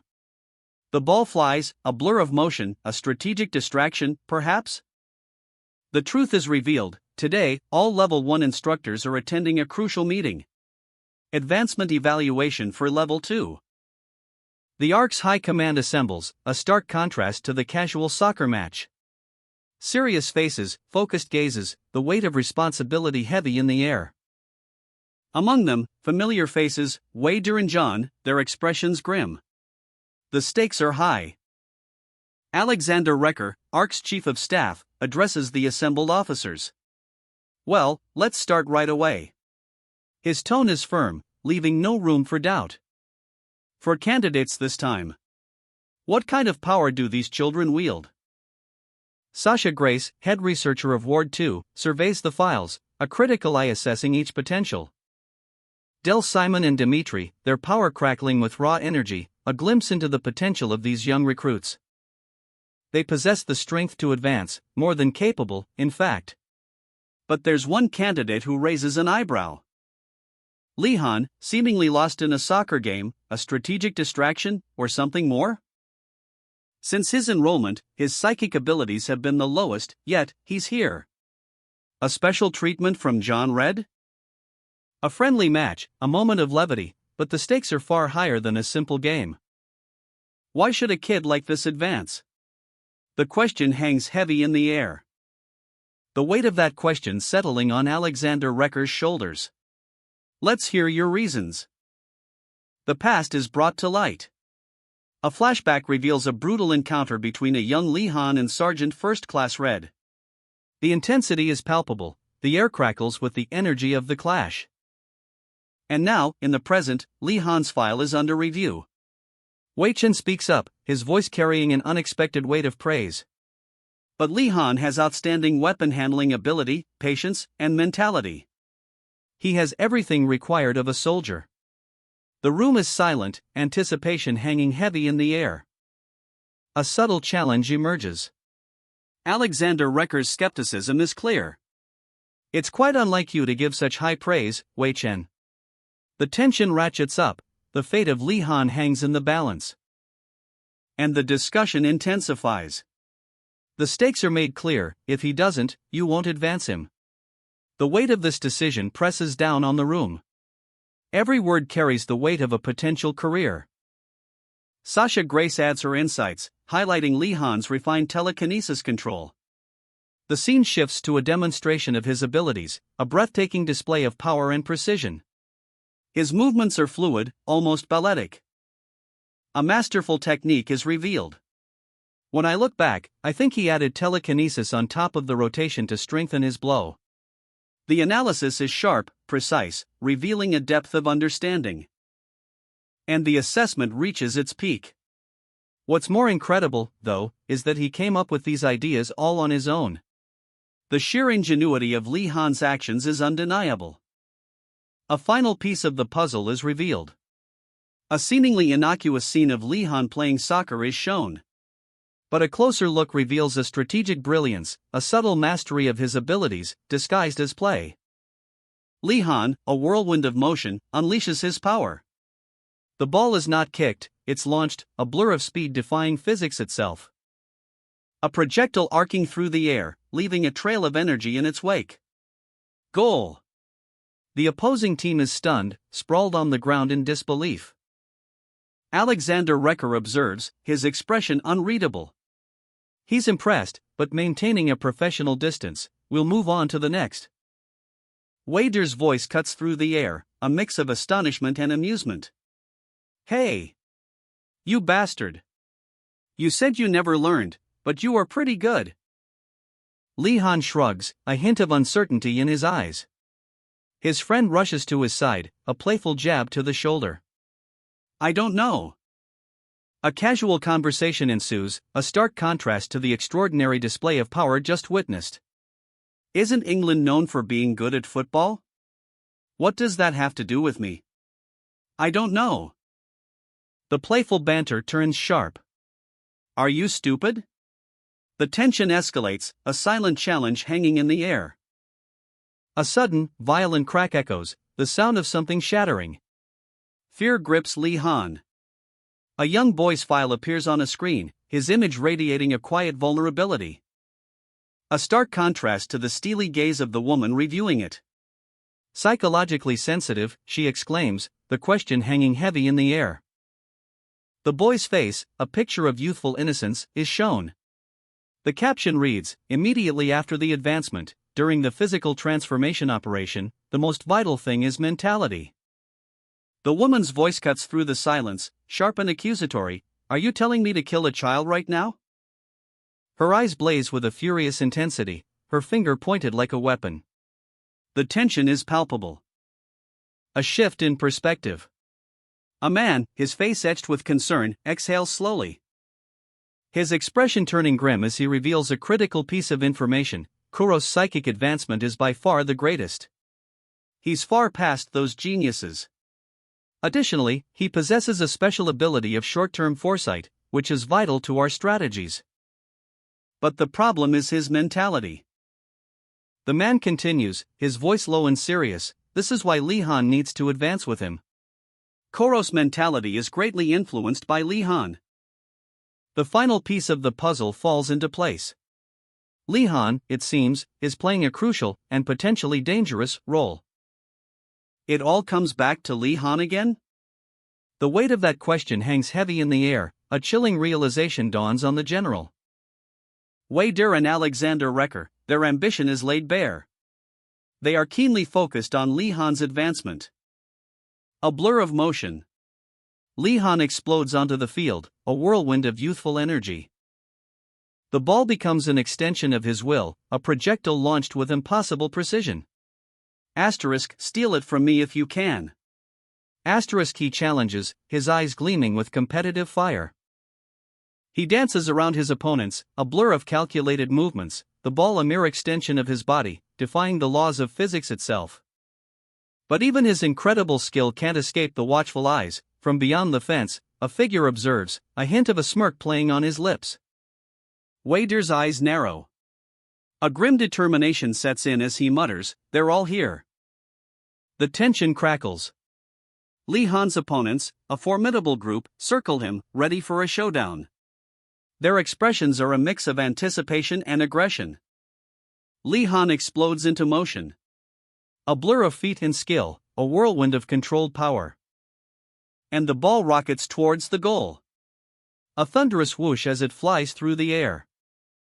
The goalkeeper lunges, but it's too late. The ball slams into the net with a resounding thwack. Goal! A spectacular display of skill leaves Li Han's rivals stunned. Their expressions shift from anger to disbelief as they watch the ball sail into the net. Woa! Guol! The roar of the crowd is deafening. Li Han's teammate rushes to celebrate, high-fiving him. Nicely done, Li Han. Don't we make a great team? The celebratory moment is short-lived. As a chilling voice cuts through the air, "You should stop playing." A looming shadow falls over two young men, their faces etched with nervous anticipation. The tension thick enough to cut with a knife. Li Han and Jose, their hands clasped, share a silent moment of shared anxiety before the results are announced. An authoritative voice cuts through the air, "But since all of you are here together, I will let you know the results now." The words hang in the air, heavy with expectation. All candidates are confirmed for advancement. Relief washes over the faces of the candidates, a wave of joyous relief sweeps through them. But Li Han, his expression remains unreadable. His fists clench, a silent storm brewing beneath the surface. A quiet intensity radiating from him as he stands, alone in his thoughts. Jose, sensing his friend's unease, gently places a hand on his shoulder. "What's with your expression, Li Han?" Li Han's friend offers congratulations, Jose. Congratulations on your advancement. A playful grin spreads across Jose's face. Make sure you save a good spot for me. Again, Jose. A triumphant grin spreads across his face, a testament to his hard-fought victory. You should all return to your dorms. The sergeant's voice cuts through the air, a crisp command that brings a hush over the field. Li Han and Jose, their hands clasped in a brief moment of camaraderie, stand before the sergeant. The dust of competition settles around them. Those of you advancing should pack up and stand by. The sky above them is a canvas of clear blue, a stark contrast to the intensity of the competition just concluded. A soccer ball soars through the air, a fleeting moment of carefree play amongst the competitors before the next stage begins. Li Han, his eyes narrowed in determination, strides forward. "Thank you, sir." His voice is quiet, but his gratitude is palpable. His shoulders relax slightly, the tension of the competition finally easing. I believe it's all thanks to you, Sergeant First Class. The sergeant's gaze is unwavering, a silent acknowledgement of his role in their success. The close-up on the sergeant's name tag, John. Red, adds a final touch of authority and mystery to the scene. I don't know if you should be thanking me. You won't be able to give up after this. The sergeant's words hang heavy in the air, a challenge issued, a promise made. His steely gaze, a cold fire burning behind those piercing eyes. A veteran warrior, assessing his young opponent. Lee Han stands tall, a salute sharp and precise. Survive, Lee Han. The order echoes in his mind. He's earned his place, the next stage awaits. The weight of expectation settles on his shoulders, a quiet determination hardening his gaze. The sun dips below the horizon, casting long shadows across the campus. The day is done, but the battle continues. All right, gentlemen. Let's go. Lee Han and his companions, clad in matching tracksuits, stride towards their destination. A sense of nervous anticipation hangs in the air. Medical Ward 2. The location of their upcoming procedure is confirmed. A wave of fear washes over one of the young recruits. His body trembles, I'm so scared. But Lee Han's reassuring words offer a lifeline, don't worry, we're going to be together. The young recruit's fear intensifies, a terrifying vision of transformation flashing before his eyes. We are about to witness the transformation into adulthood. A leap into the unknown. Lee Han, however, radiates confidence. What are you scared of? Let's go. The group charges forward, their determination palpable. We can become much stronger than we are now. Welcome, recruits. A sterile white laboratory hums with advanced technology, rows of sleek incubation pods stand ready. Dr. Sasha Grace, a woman of sharp intellect and steely gaze, addresses the assembled initiates. My name is Dr. Sasha Grace, she states, her voice echoing the clinical precision of her surroundings. Lee Han's eyes narrow. 5 weeks? That's a long time to be stuck in one of those things, asterisk. The doctor continues, explaining the process, 2 weeks of incubation, followed by 3 weeks of intense rehabilitation training. The sheer scale of the undertaking sinks in. Apprehension ripples through the group. 2 weeks in those pods? The thought alone is unsettling. For Jose, it's downright terrifying. The weight of the upcoming ordeal settles heavily on their shoulders. Each face reflects a unique blend of fear and determination. Lee Han's voice cuts through the silence. Guys, he says, his tone firm and reassuring. A quiet strength emanates from him, a beacon in the storm of uncertainty. He raises his hand, a gesture of quiet confidence. Hope flickers in the eyes of his team. The journey ahead is daunting, but they will face it together. Lee Han, a picture of confidence, flashes a reassuring smile. See you all in 2 weeks, he calls out, the words echoing the unspoken anticipation. The scene shifts to a high-tech facility, humming with the quiet efficiency of powerful machinery. Jose and Wader exchange nervous glances, the weight of the upcoming training program hangs heavy in the air. A palpable tension building as they stand amongst their peers, all clad in matching blue uniforms. The air crackles with a mixture of apprehension and determination. A powerful image of unity. 3 hands clasped together, a silent vow of camaraderie and mutual support. The bright, radiant light behind them symbolizes their shared hope and resolve. Dr. Sasha Grace, a picture of professional composure, observes them with a knowing smile. How fascinating, Sergeant Red, she remarks, her voice laced with intrigue, the one who so highly recommended them. 1 week ago, the chilling instruction echoes in the sterile silence, insert the culture fluid. 2 scientists, their faces etched with grim determination, oversee the procedure. As 2 young boys are submerged in a glowing green fluid. A bubbling, ominous sound fills the chamber. One of the boys coughs, sputtering, "Shit, this feels awful." Panic rises in his eyes. It is suffocating.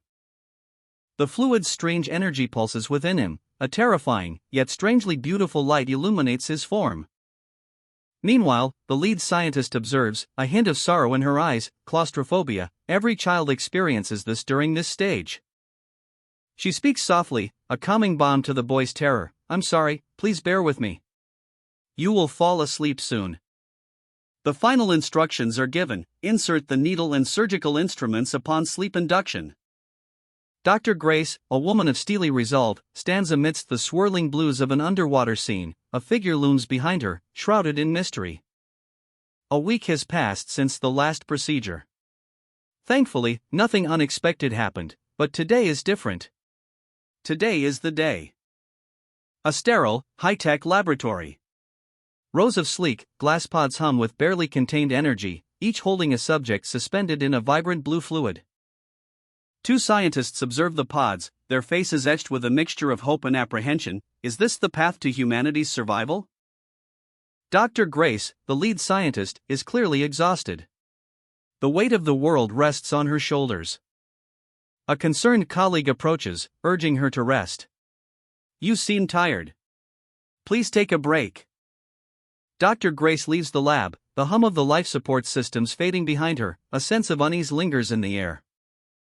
She enters a dimly lit waiting area, her expression unreadable. A man sits on a couch, observing her with intense interest. He speaks, his voice low and menacing. You say you have no interest in the children, yet you come to Ward 2 every time.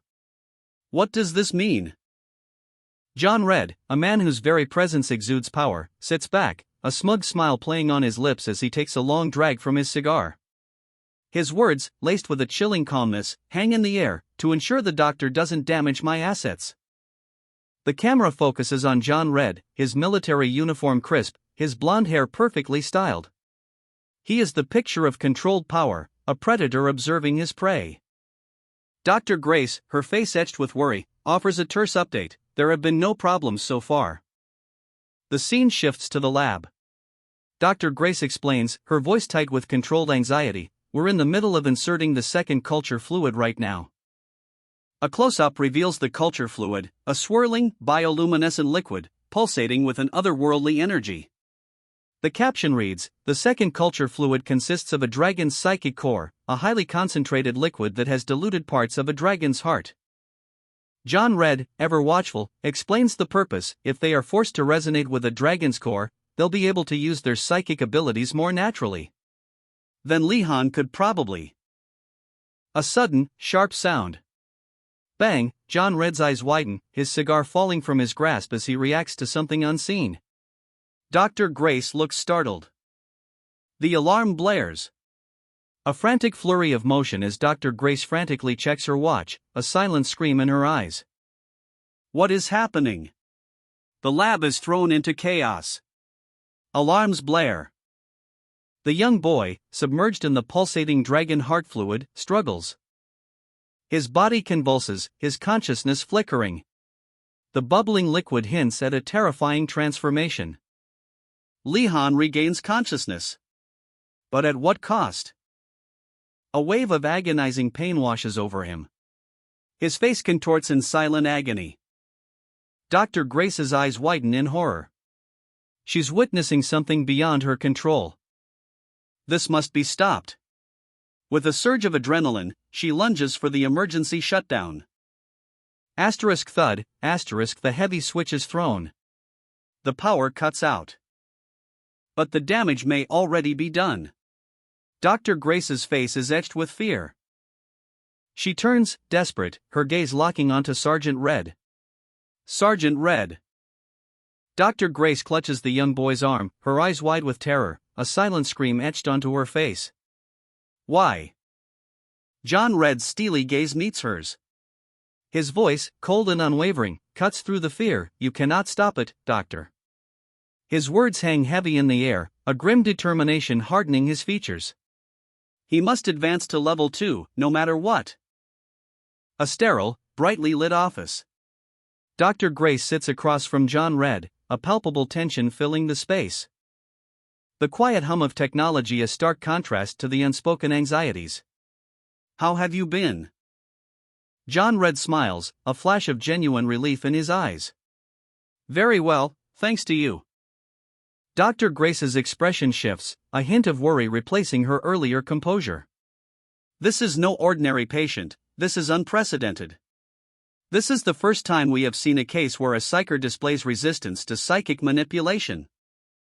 The air crackles with tension. Dr. Grace's concern is palpable, the boy's transformation is pushing his limits.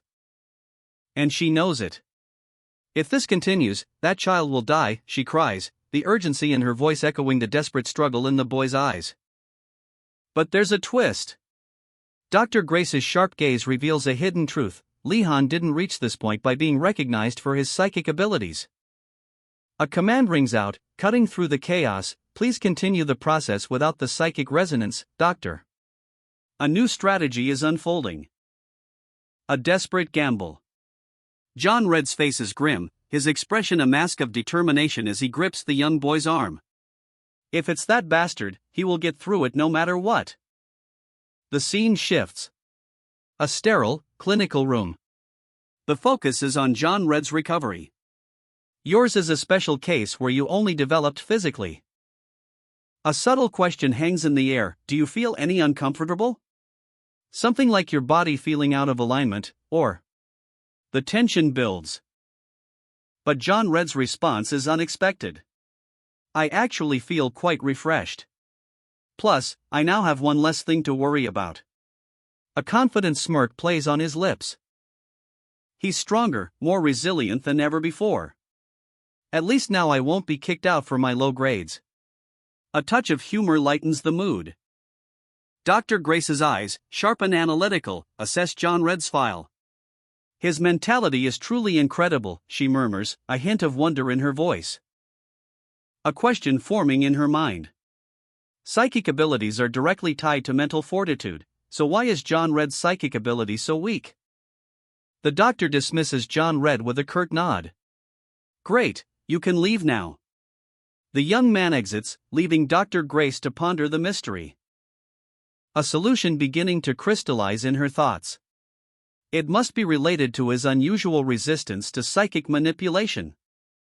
A week later, Lee-han stands in the hallway, a thoughtful expression on his face. He's changed. A friendly voice cuts through his contemplation. I came to greet you, Lee-han. His friend's words bring a smile to Lee-han's face. We are level 2 starting today. Another student, her eyes narrowed in determination, stands nearby, observing the scene. The transformation is complete. 5 weeks have passed in the blink of an eye. Lee-han grins, a sense of accomplishment radiating from him. He gestures towards his friends, his voice filled with pride. Everyone has changed so much, especially Koro. That name echoes with power, a force to be reckoned with. And relief washes over him. I'm so relieved everyone survived, he breathes, the weight of the recent ordeal still heavy on his shoulders. The tension shifts. A new chapter begins as the team assembles, a silent understanding passing between them. But the camaraderie is short-lived. Stop being arrogant and acting like you are the leader, Lee-han, snaps a teammate, the air crackling with unspoken rivalry. Even amidst the tension, a moment of levity. He's going through puberty, someone chuckles, breaking the ice with a shared understanding. The level 2 building stands before them, a symbol of new challenges and growth. From the outside, there's no difference from level 1. But starting from level 2, you start training in squads, a voice explains, the implications clear. Each squad, a microcosm of strength and strategy, with 4 to 10 members. The stakes are higher now. Koro and Lee-han, together at last, walk the halls of level 2, their journey far from over. 12 squads, 12 paths to power. The young boy, now in his own dorm room, reflects on his journey. To suddenly have your own dorm room. I just can't get used to it, he muses, a hint of wonder in his voice. Kato Suki, the leader of Squad 7, addresses Kuro and Lee-han directly.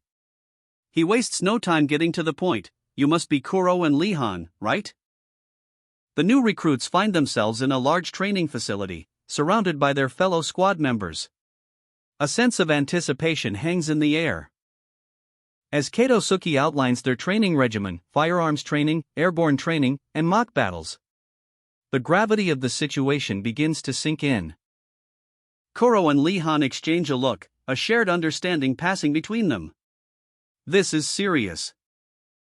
The briefing continues, revealing the nature of their enemies. The minions that we have knowledge of so far are low-intelligence beings like ogres, grunts, and werewolves. A chilling image flashes across the screen, monstrous creatures, there forms a terrifying blend of power and savagery. But that's not all. There are also the Elu, high-intelligence beings serving as mid-level commanders. Their psychic abilities add another layer of complexity to the threat. The implications are immediate and stark. If the Elu use psychic abilities, does not that mean physical weapons won't work against them? A dramatic scene unfolds, soldiers firing upon an Elu, their bullets seemingly deflected by an energy shield. The reality of the situation hits home. When the enemy runs out of energy, they're sitting ducks. That's the brutal truth Kato Suki lays down. And that's why firearms training and mock battles are equally crucial for Squad 7's survival. It's not just about shooting, it's about strategy. The training grounds? Artificial forests within Ark, specifically designed for small-scale battles. Think of it as a high-stakes training arena. The main event? Capture the flag. Steal the opponent's flag from their base. Sounds simple, right? But make no mistake. This isn't child's play. It demands elaborate strategies, focusing on each soldier's unique abilities, a dangerous dance of skill and risk. The danger? Even with blunted weapons, serious injuries are possible. A single misstep could mean a lifetime of pain. But the airborne training is a different beast entirely. Using air bits, they'll learn to maneuver with grace and precision. Watch as Squad 7 members glide and strike with breathtaking speed. A mesmerizing display of aerial combat. The objective is simple: bring your opponent down. But even this seemingly straightforward task requires teamwork. Because every strike needs a support system. The supporters manipulate the air bits, ensuring their teammates' success. A symphony of coordinated movement. A shadowy figure, engulfed in swirling blue energy, materializes before us. Strange, technological fragments float around it, hinting at a power beyond our comprehension. Until now, Squad 7 lacked the crucial support of psychers, individuals with the power to manipulate energy for strategic advantage. Their absence has been a significant weakness. But that changes with Kuro's arrival. Lee Han, his face etched with determination, points out this game-changing addition to the team. Kuro stands tall, a quiet intensity in his eyes. The weight of expectation settles upon his shoulders, a silent pressure. His teammates watch, a mix of hope and apprehension in their gazes. Will he live up to the expectations? Doubt flickers in Kuro's eyes. The pressure is immense, threatening to overwhelm him. A gruff voice cuts through the tension: "We're not asking for your opinion. If your squad needs you, you fulfill your role." One teammate speaks up, confident in Kuro's abilities: "If it's Kuro, he can do it." But another counters: "He doesn't perform well under pressure." The tension ratchets up. Kuro snaps, his frustration boiling over: "Shut the fuck up, newbie. What the hell do you know?" Lee Han makes a point, and the tension in the room shifts. But Kato Suki isn't having it. It's their first day, he reminds everyone, and they have much to learn. Even Lee Han, despite his rank, is far more experienced. Kuro stands tall, defiant, amidst his new team. The weight of expectation hangs heavy in the air. Kato Suki's words are sharp, cutting through the silence: "Make sure you are respectful." Kuro's eyes blaze with a fierce intensity. His frustration is palpable. Kato Suki reveals a shocking truth: Kuro is only here because he wanted him on the team. The young boy was a package deal, a bonus.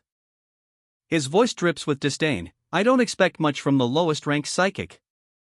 The team's laughter echoes, a chorus of derision. But Kuro's fists clench. "Just don't get in our way," Kato Suki sneers. The final panel shows Kuro's simmering rage, a storm brewing beneath a deceptively calm exterior. the challenge has been issued. Okay, I understand. Kuro's voice is flat, betraying none of the turmoil churning within. He clenches his jaw, a silent promise forming. I will do my best to not get in your way, squad leader Kato. The words are a tightrope walk between submission and defiance. A stark contrast, Kato Suki, radiating smug confidence, extends a hand. A gesture of false camaraderie, a wolf in sheep's clothing. Kuro's eyes narrow, but he takes the offered hand, a calculated risk, a silent battle of wills. The air crackles with unspoken tension. This isn't over, Kuro thinks, a fire igniting in his gaze. This is just the beginning. Shock. A firm handshake, a silent agreement forged in the crucible of resentment. The young boy watches, apprehensive. Kato Suki's smile is a mask, hiding a cruel amusement. Arrogant bastard, let's see how long you last. Kuro's response is immediate, defiant. I'll show you just how long I can last. The shower's warmth washes over him, a moment of quiet reflection before the storm. But even the soothing water can't fully cleanse the tension building within. A stark landscape of concrete and steel, the shooting range. The rhythmic bang bang bang of gunfire fills the air, a symphony of controlled chaos. Each shot a testament to precision, a dance of death played out with deadly grace. His eyes, narrowed in focus, betray nothing of the turmoil within. A sudden thud, a comrade falls. Adrenaline surges, the rhythm of gunfire intensifies. He moves like a phantom, a blur of motion. That's pretty good. The words ring out, a testament to skill honed on the range, but a shadow of doubt lingers. Will Kato see him as anything more than a nuisance? A quiet exchange between soldiers, the tension palpable. One soldier's concern is evident. Kuro! What are you doing? The shout cuts through the air, a sudden eruption of alarm. A moment of stunned silence follows, broken only by a gasp. The situation is far from under control. Damn it! I have no words for this guy. The frustration is thick, heavy in the air. A sharp crack echoes, followed by a pained cry. The weight of the situation crashes down. The shower's spray washes over him, but the turmoil within remains. A lingering question hangs heavy, is he truly not good enough to be acknowledged? Lee Han, you're on standby. In mock battle training, the squad with more members has to adjust their team members accordingly. We clearly have far more people on our squad, and too many close combat types like you. Everyone in level 2 is allowed to spectate mock battles in the training center, so don't be too sad, you'll be able to watch. A holographic image flickers to life, showcasing a smiling family portrait. A father in uniform stands proudly with his 3 young sons. Lee Han clutches the image, his expression a mixture of longing and quiet determination. It's okay, that's not a problem.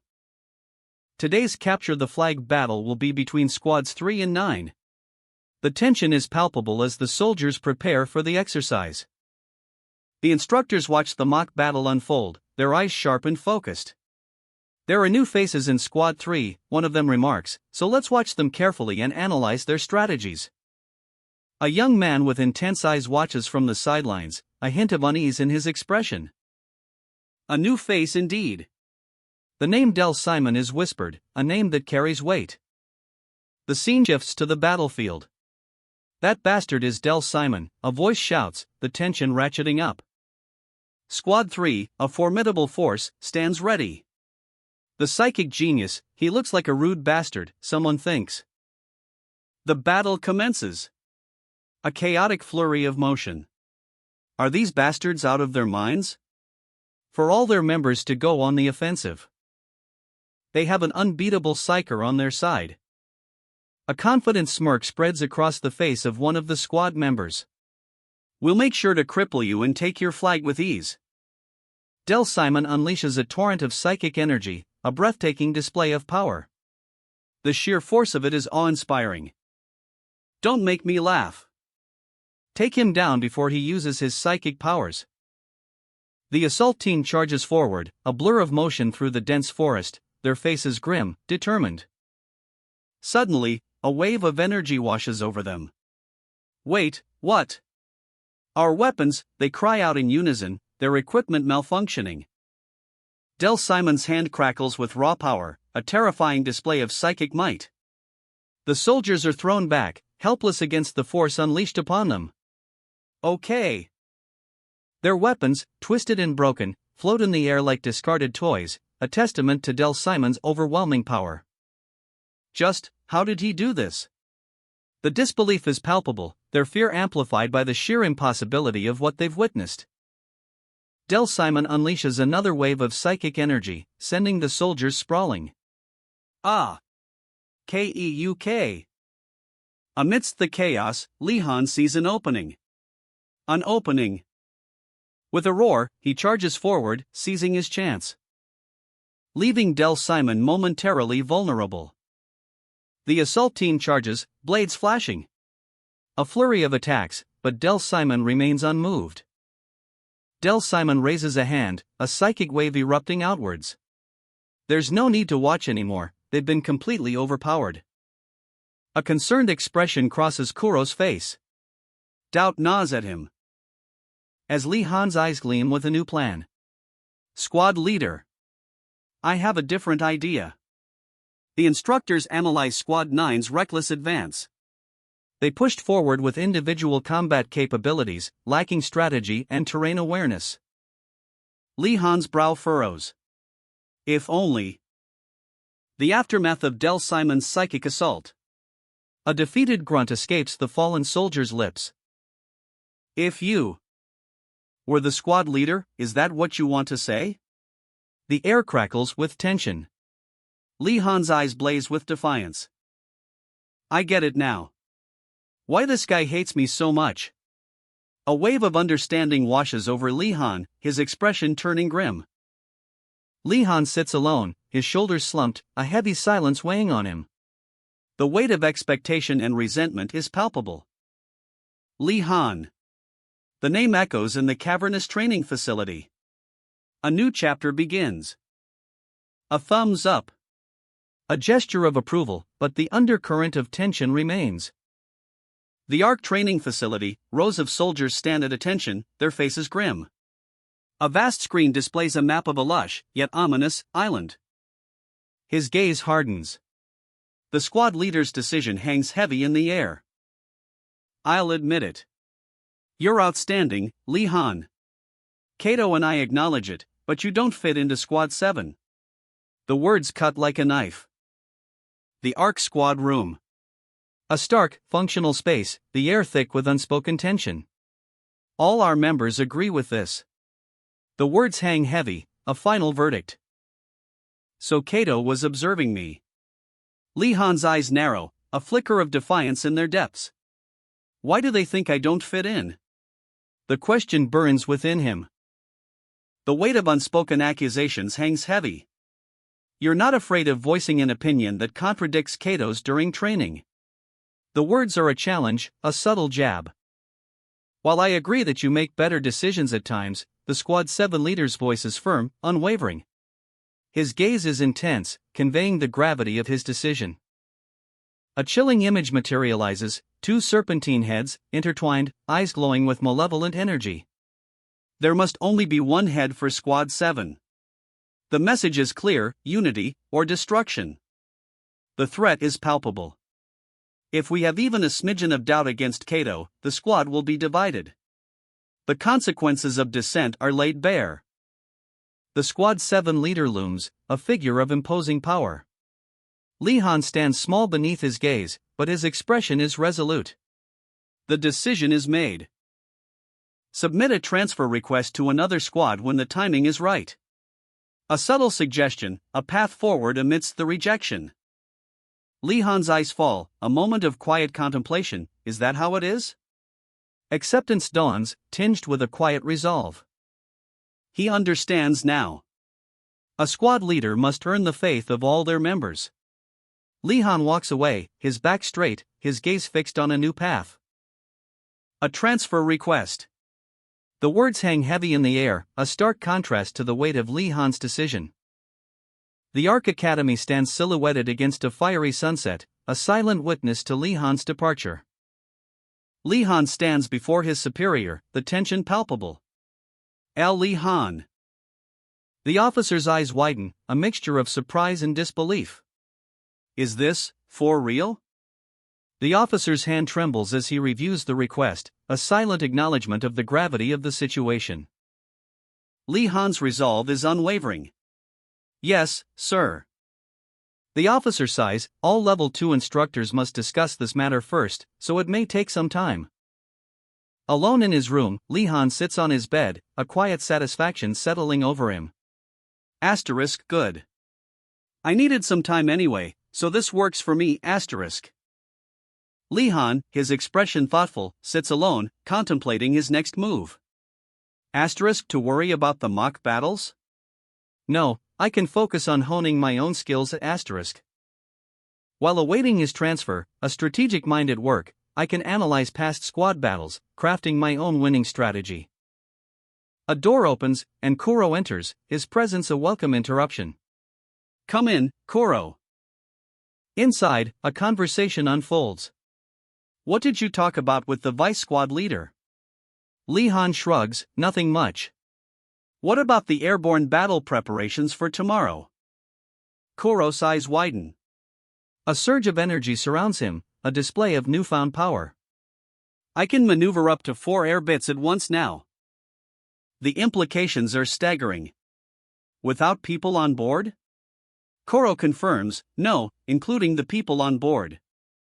A breathtaking display of skill. 4 air bits, each carrying a soldier, move with impossible precision and speed across the training grounds. Whoosh! Li Han's jaw drops.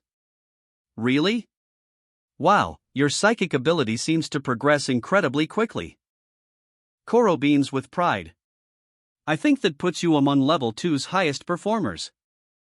Li Han smiles, a supportive friend. Don't worry, Kuro.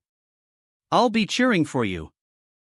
A subtle smile plays on Li Han's lips, a quiet confidence radiating from him. Yeah, he exclaims, his voice brimming with excitement. The scene shifts to a vast training hall. Squad 7 stands assembled, anticipation hanging heavy in the air. A murmur ripples through the ranks. Isn't there someone amazing on Squad 7, too? Their eyes turn towards Kuro, a young man with a determined glint in his eyes. Yeah, his name is Kuro or something? I wonder what ability he'll show us. The camera focuses on Kuro, a mixture of nervousness and anticipation etched on his face. Kuro. A wide shot reveals the control room, where Squad 7 watches Kuro on a large monitor, their expressions a blend of curiosity and expectation. The tension is palpable. Li Han's voice cuts through the silence. All right, let's go. Please take good care of us, Kuro. A surge of energy emanates from Kuro, a blue aura enveloping him. His eyes blaze with newfound power. The anticipation is palpable, a silent tension hangs heavy in the air as Squad 1 and Squad 7 face off. A sea of faces, a silent army awaiting the commencement of the airborne battle. The core of these airborne battles? Airbits, robotic drones, some modified to firearms. Most dragons can fly, so this is our battlefield. A single pilot usually controls 2 airbits, using them for both mobility and attack. But Kuro? He's different. He can handle 4 simultaneously. The strategic advantage is clear. His team watches, their expressions a mixture of awe and anticipation.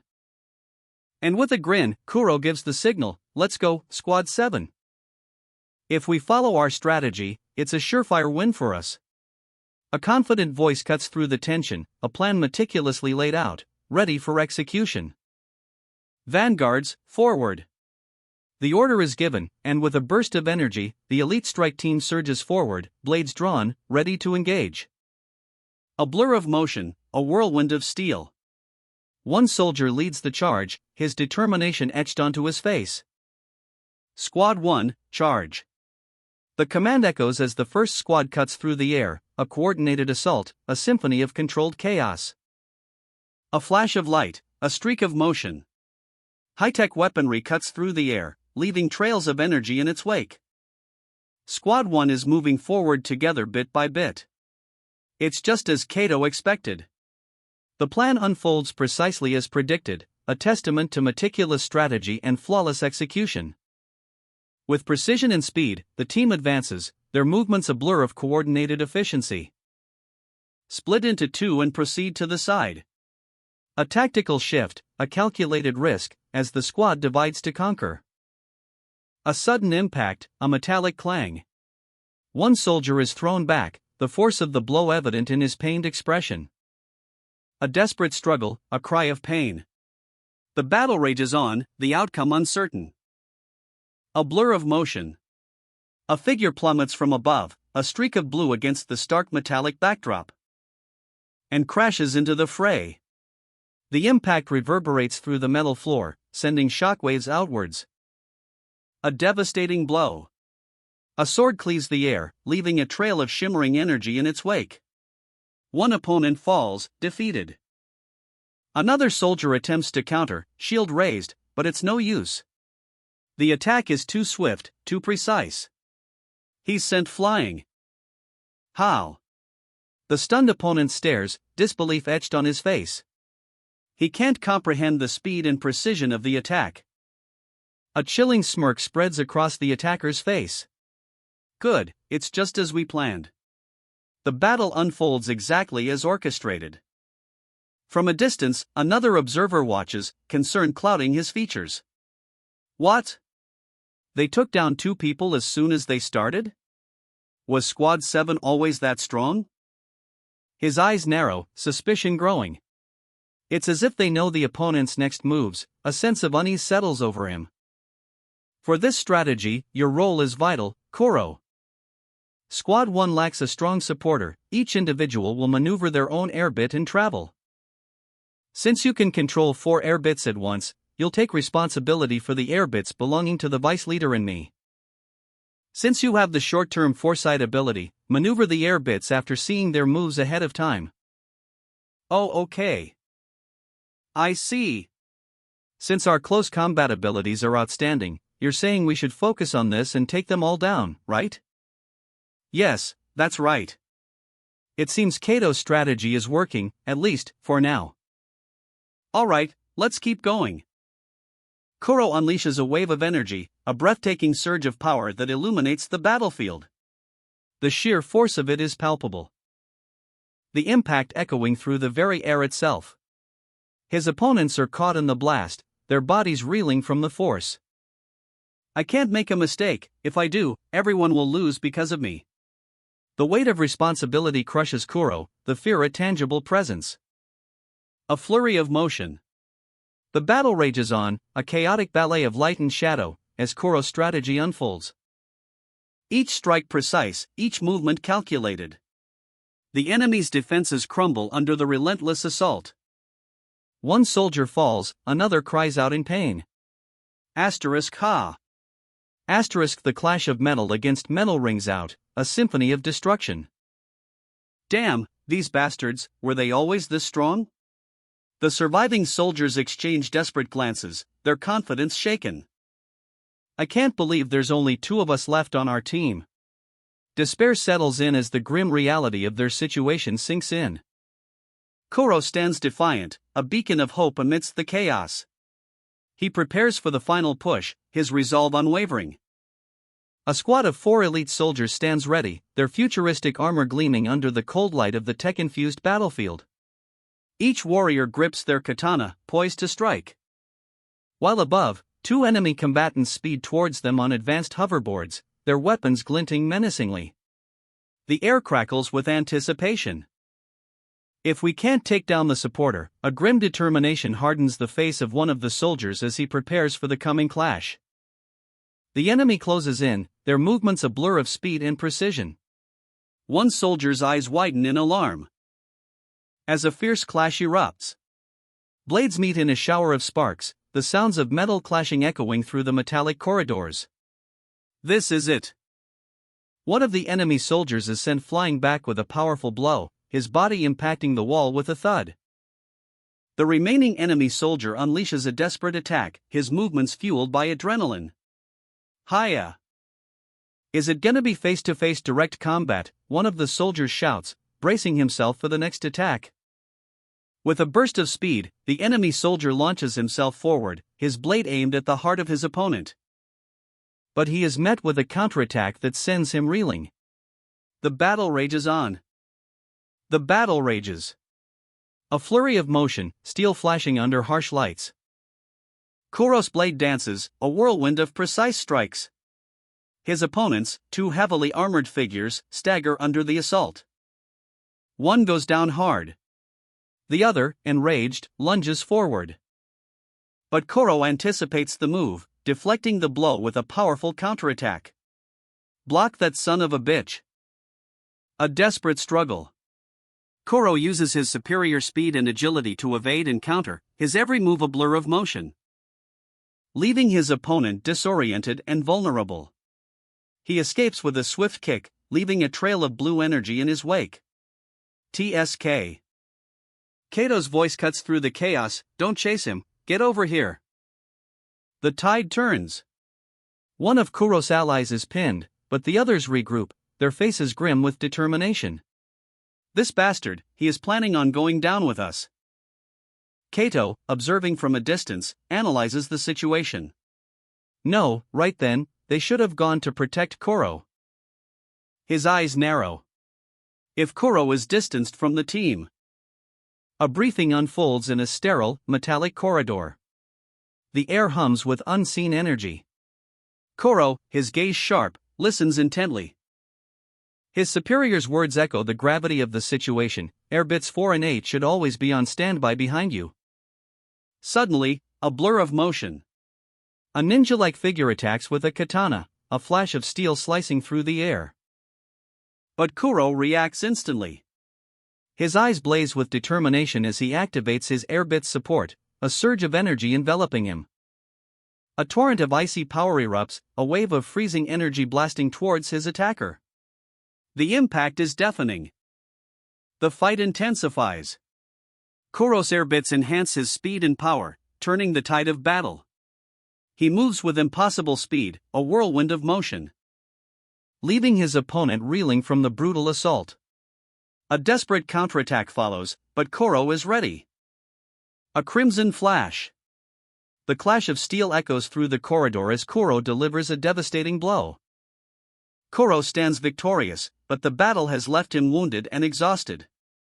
Sweat drips from his brow as he struggles to catch his breath. The aftermath is grim. His enemies lie defeated, but the cost of victory is clear. Three figures in sleek, dark blue combat armor stand poised, their swords glinting under the cool light of the futuristic arena. One lies defeated on the ground, a crimson stain blooming on his chest. But their victory is short-lived. A cry of alarm pierces the air. What about the rear? Sweat beads on the brow of one of the soldiers. Terror grips him as he realizes the danger. Suddenly, a new combatant bursts onto the scene. A figure clad in crimson and black, wielding a blade that crackles with blue energy. He stands over a fallen foe, a chilling smile playing on his lips. A sinister grin spreads across his face as he surveys the battlefield. The tide has turned. Another soldier is sent flying. The air crackles with energy as the battle rages on. A desperate situation unfolds. Shit, Kuro lost consciousness. The scene shifts to a monitoring room. Analysts watch in stunned silence as the battle unfolds on their screens. What? It became one-on-one all of a sudden. It seems Kuro was also controlling their air bits. As incredible as that is, their offensive abilities are too weak. And the mastermind behind it all finally reveals himself, surrounded by a legion of masked soldiers. So that's what's happening. Kuro unleashes a torrent of blue energy, his eyes blazing with psychic power. Air bits dance to his command. A wave of controlled chaos washes over his opponents. The crimson-clad swordsman moves with deadly precision. A blur of motion, a flash of steel. The impact is deafening. Kuro staggers, his control faltering, the swordsman presses his advantage. A final, devastating blow. Koro crumples to the ground, unconscious. His breath comes in ragged gasps. The fight is over. The swordsman sheathes his blade, a grim satisfaction on his face. Kato observes from afar, his expression unreadable. He knew this was a risk, but Kuro's power was their only hope. Kato stands amidst a sea of faces, his expression unreadable. A storm of emotions rages beneath the surface. A silent vow hardening in his eyes, I wouldn't have left Kuro by himself. His gaze sharpens, a grim determination etched onto his face. If I... 3 weeks. 3 weeks of relentless training, of pushing his limits beyond what he thought possible. Culminating in this moment. Li-Han stands before his superior, the tension palpable. Li-Han, we should discuss the documents you've submitted. The words hang in the air, heavy with unspoken implications. His request was approved. A surge of relief washes over him, quickly replaced by a steely resolve. The papers are handed over, a silent transaction in a dimly lit office, a test of popularity and charisma, they say. The conditions for establishing a new squad are laid out, a challenge whispered in the air. Li-Han reviews the document, his expression unreadable, the weight of the task settling upon his shoulders. The rules are clear: more than 4 members, 1 recruit from each existing squad, a recipe for conflict. A chilling image flashes before his eyes, the faces of squad leaders, their fury palpable, a storm brewing on the horizon.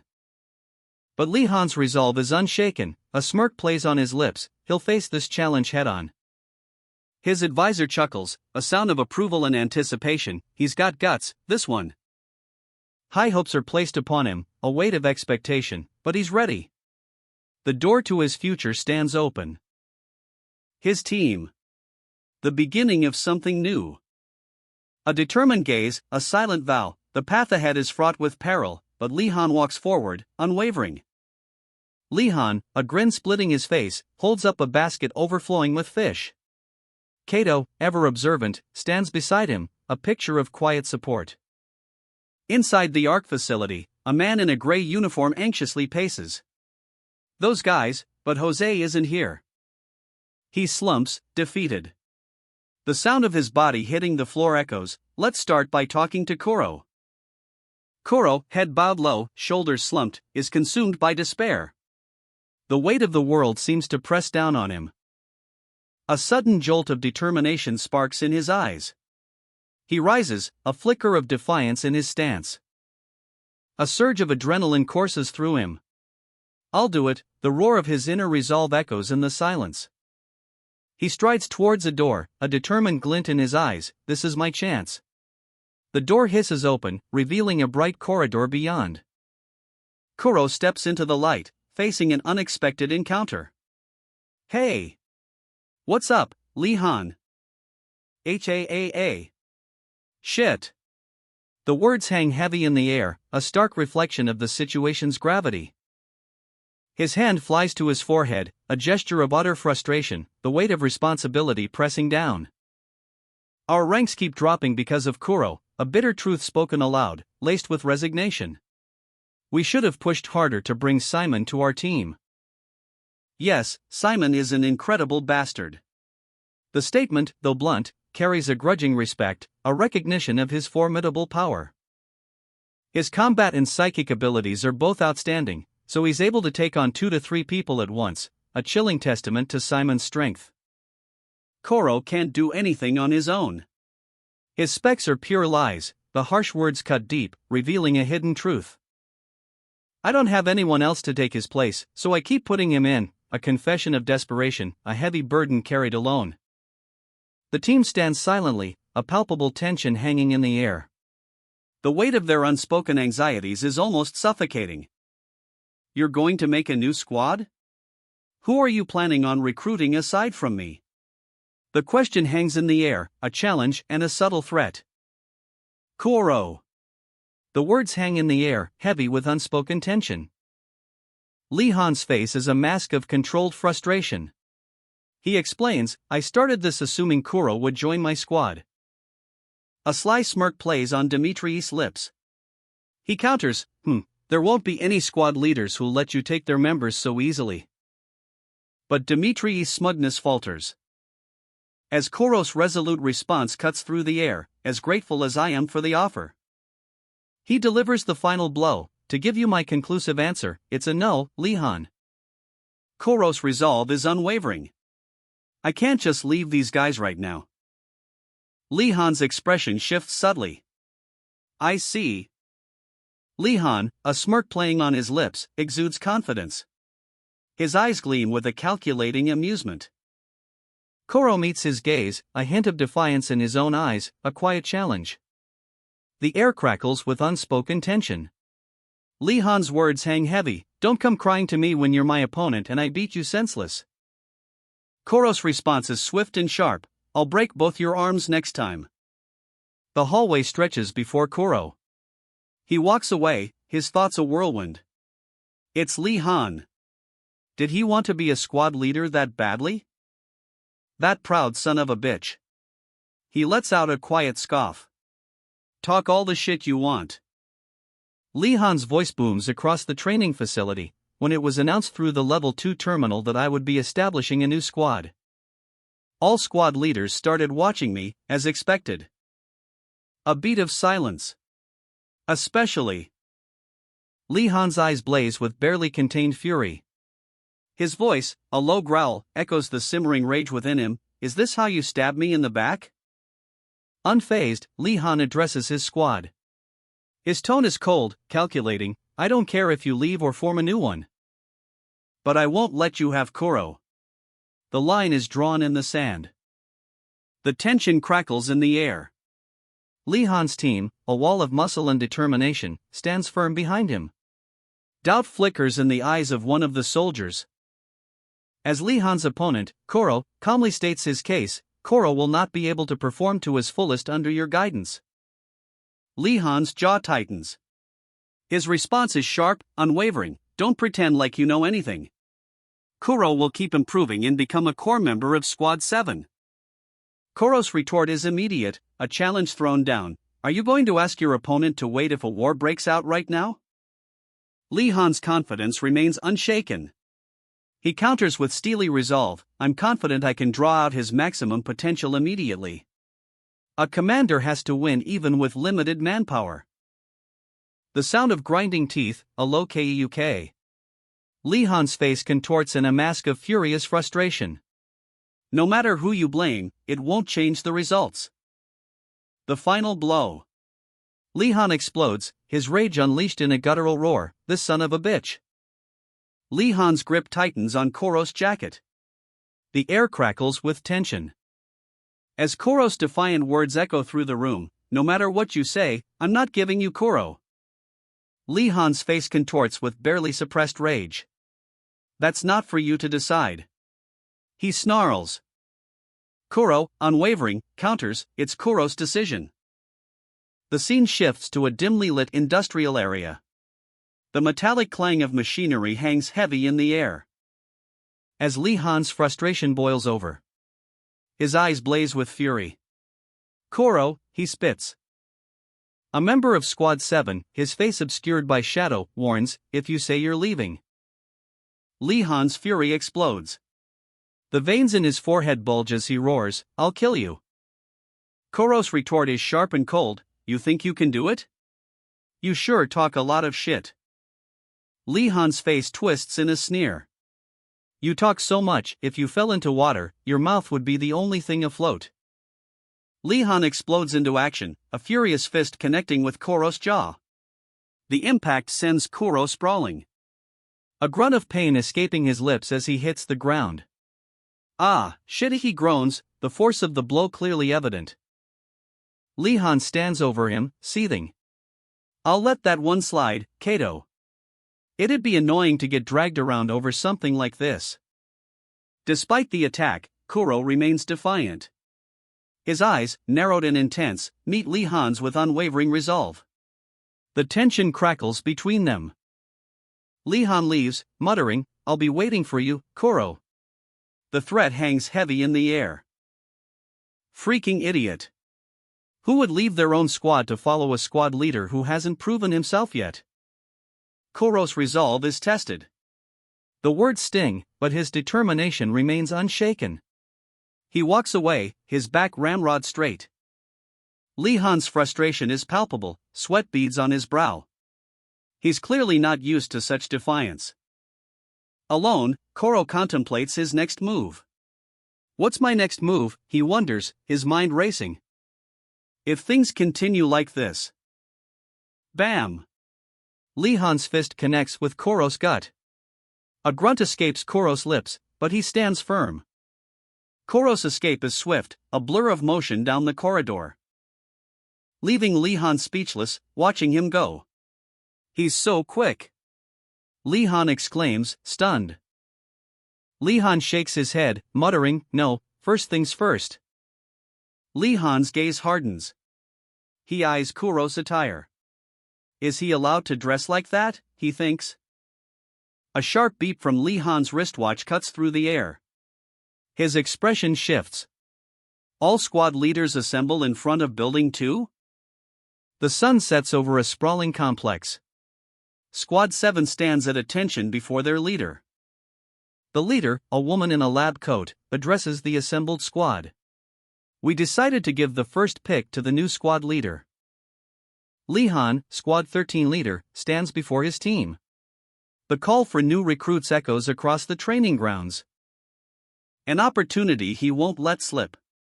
His gaze sweeps across the potential candidates, a glint of determination in his eyes. Lee Han introduces himself, his words carrying the weight of authority. His squad is understaffed, he explains, and he needs reinforcements. His open invitation hangs in the air, a challenge and a promise. Anyone is welcome to join. But the recruits' reaction is far from enthusiastic. Their smirks speak volumes, they don't believe in Lee Han's claims of a shortage. Suddenly, a voice cuts through the tension. I volunteer. A bold declaration, a challenge thrown down. A wide, confident grin spreads across Lee Han's face. He's found his man. Or so he thinks. But as Lee Han reaches out, a name is shouted from the background, Jose. Jose, the unexpected contender, stands tall, a subtle smirk playing on his lips. The game has just begun. Night falls over the city. A lone figure walks the quiet streets. Lee Han, his brow furrowed in thought, leans back, a sigh escaping his lips. Ah, that's unfortunate. It seems his recruitment drive hasn't gone as smoothly as planned. Jose, ever the pragmatist, speaks with quiet determination. I always wanted to be on the same team as you.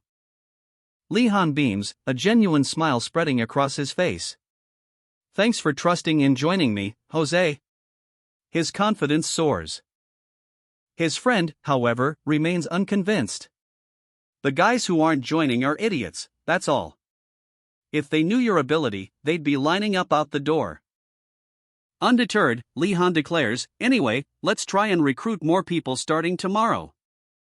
Jose, having made his decision, prepares to leave. I should get back to my room now. As Jose departs, a sense of anticipation hangs in the air. A sudden, sharp sound cuts through the quiet.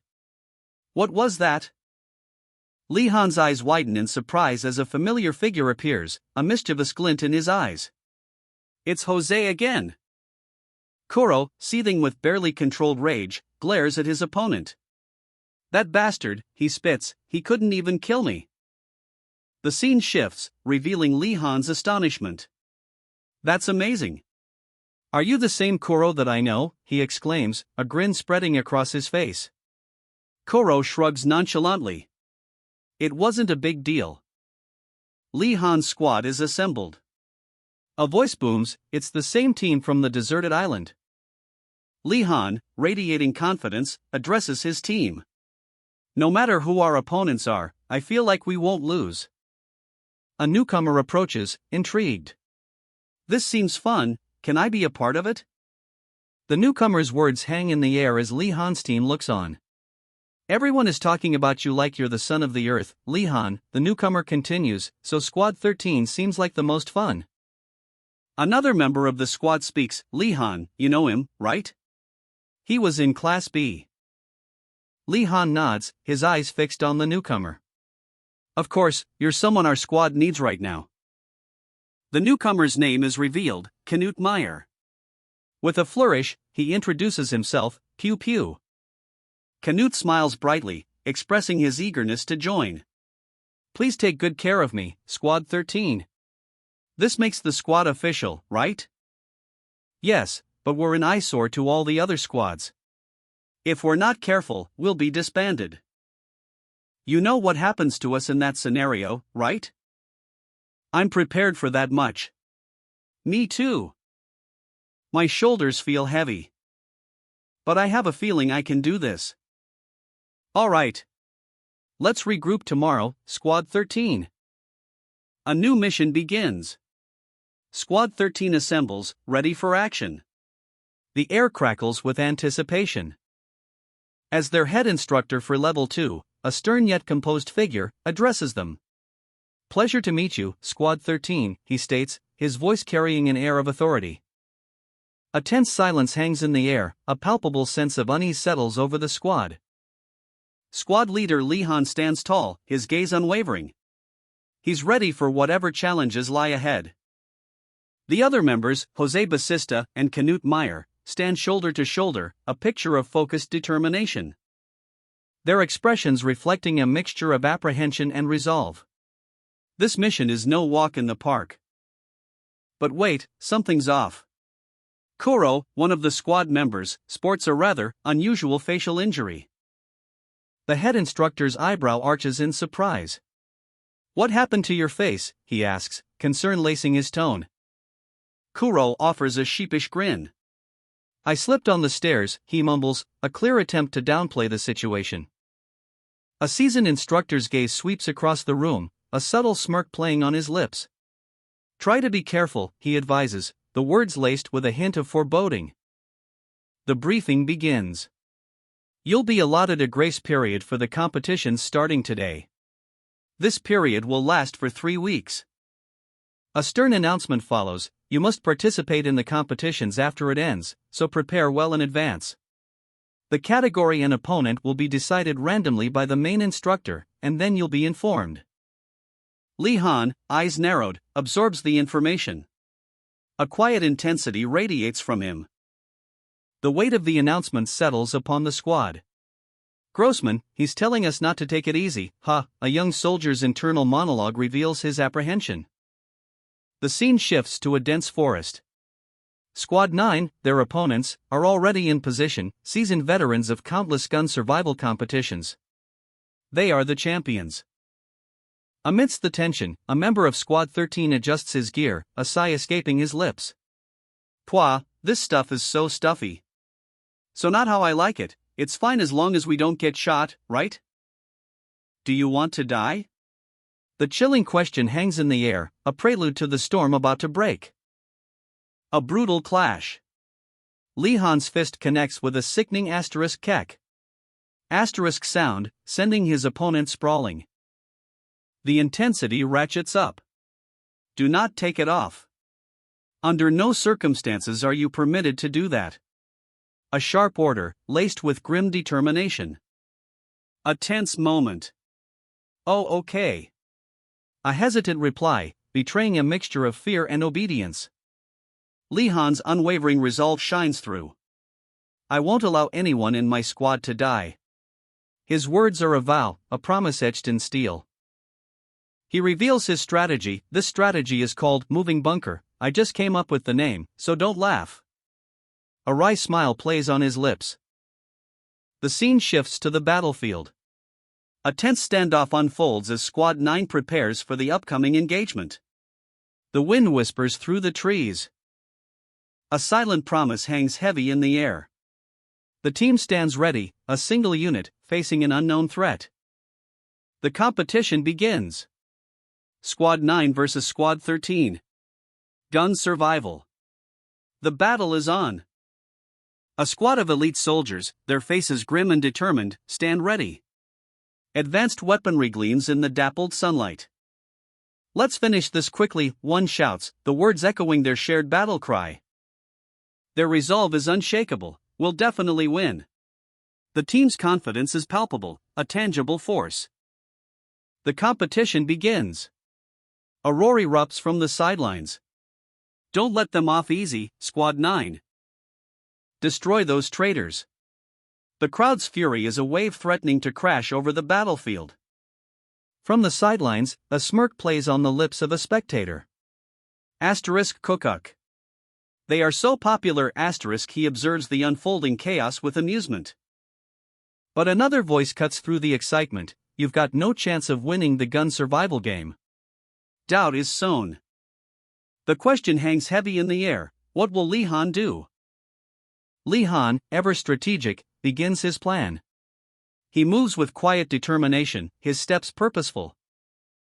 Li Han, a strategic mastermind, surveys his team. Let's head there now, he commands, his gaze sharp and determined.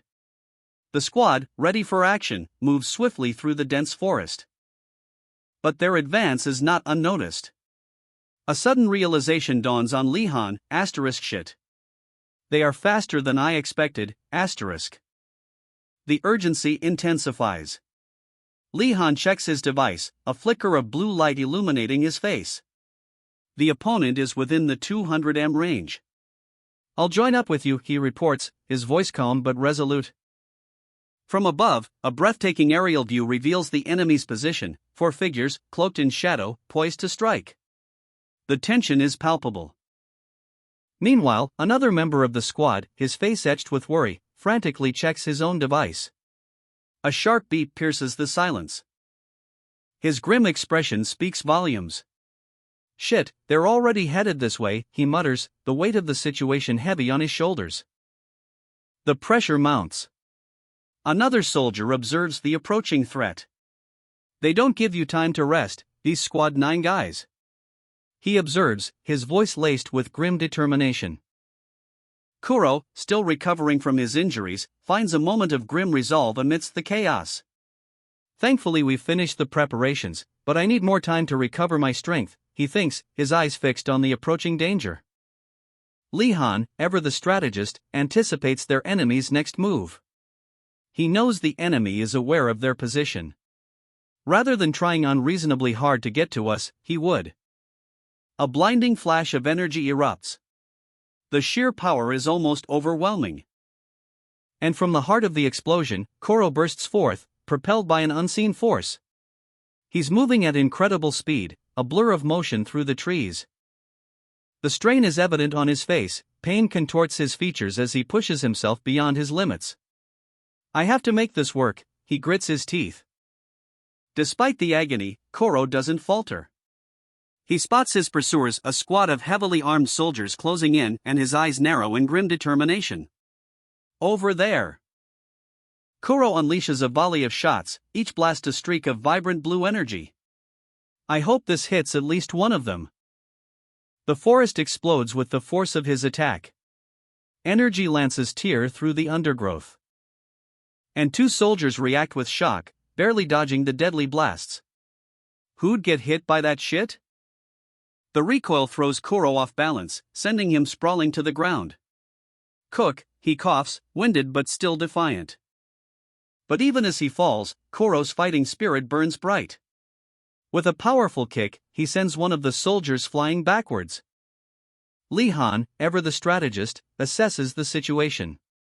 Following the plan means regrouping with the squad, but that would leave my injured leg as a liability. He makes a calculated decision. It's better to buy them some time. Observing the enemy, Li Han notices something peculiar. Only one soldier is acting as a lookout. Why? His keen eyes pick up on the subtle details. With only 4 of them, why would they need a lookout? It's a trap. The moment of action arrives. I'm going in. Cover me. The scene shifts to the unsuspecting enemy squad, completely unaware of the impending danger. As Jose and Canute prepare their counterattack.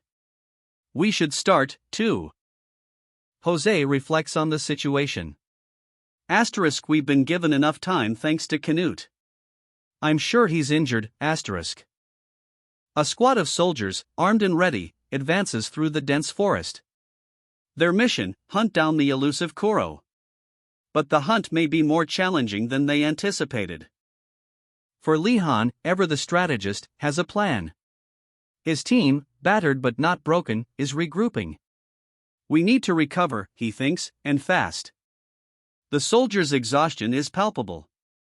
Their breaths come in ragged gasps. But even in their weakened state, they display remarkable teamwork. With a combined effort of telekinesis and fire, they fell a massive tree. A blinding flash of light erupts as Kuro unleashes a devastating energy blast. The impact shakes the very ground beneath their feet. The soldiers brace themselves, weapons raised, ready to face whatever comes next. Their determination burns bright, even in the face of overwhelming odds. Lee Han's plan is taking shape. A sudden tremor runs through the forest floor. What's happening, they wonder. The camera pans to reveal a massive log, moving with unnatural speed. It's a makeshift shield. The soldiers, using the fallen tree as cover, prepare for a counterattack. Their ingenious strategy, born from desperation and teamwork, is a testament to their resilience. Lee Han smiles, a glimmer of pride in his eyes. Kuro's sacrifice bought us time, he thinks. Now, it's our turn. The battle rages. Kuro unleashes a devastating energy blast, the raw power shaking the very ground. A blinding flash momentarily obscuring the enemy's advance. The impact echoes through the forest. Lee Han, eyes narrowed in focus, shouts, "Shit! Reload!" The enemy closes in, relentless. Amidst the chaos, a smug voice cuts through the air. "Wow, you are really by yourself?" Lee Han smirks. "I thought there might be a trap, but it was just a stupid strategy." A tactical assessment unfolds. One member from Squad 13 is left standing. They lasted long enough. But now, all that's left is that log shield. Can they really win with that thing? A concerned voice whispers, "That strategy has a weakness." I'm sure Lee Han is aware of it. The enemy advances, their weapons blazing. Shit! What is that thing? The sounds of gunfire fill the air. They keep getting closer, but we cannot block them. The situation is critical. None of us have psychic powers strong enough to simply blow that thing away. But that's okay, because we have other plans. A blinding flash of energy erupts from Lee Han's weapon. The blast sends shockwaves through the forest. Hide behind the trees. We need to buy time, their psyker will tire eventually. This is a test of endurance. Yes, I'm already well aware of that weakness. But this log shield is just a means to bring us close enough for Jose to unleash his true power. A wave of intense heat engulfs the battlefield. Jose's combustion ability ignites. A sudden fire? The smoke, the intense heat. Is that a combustion ability?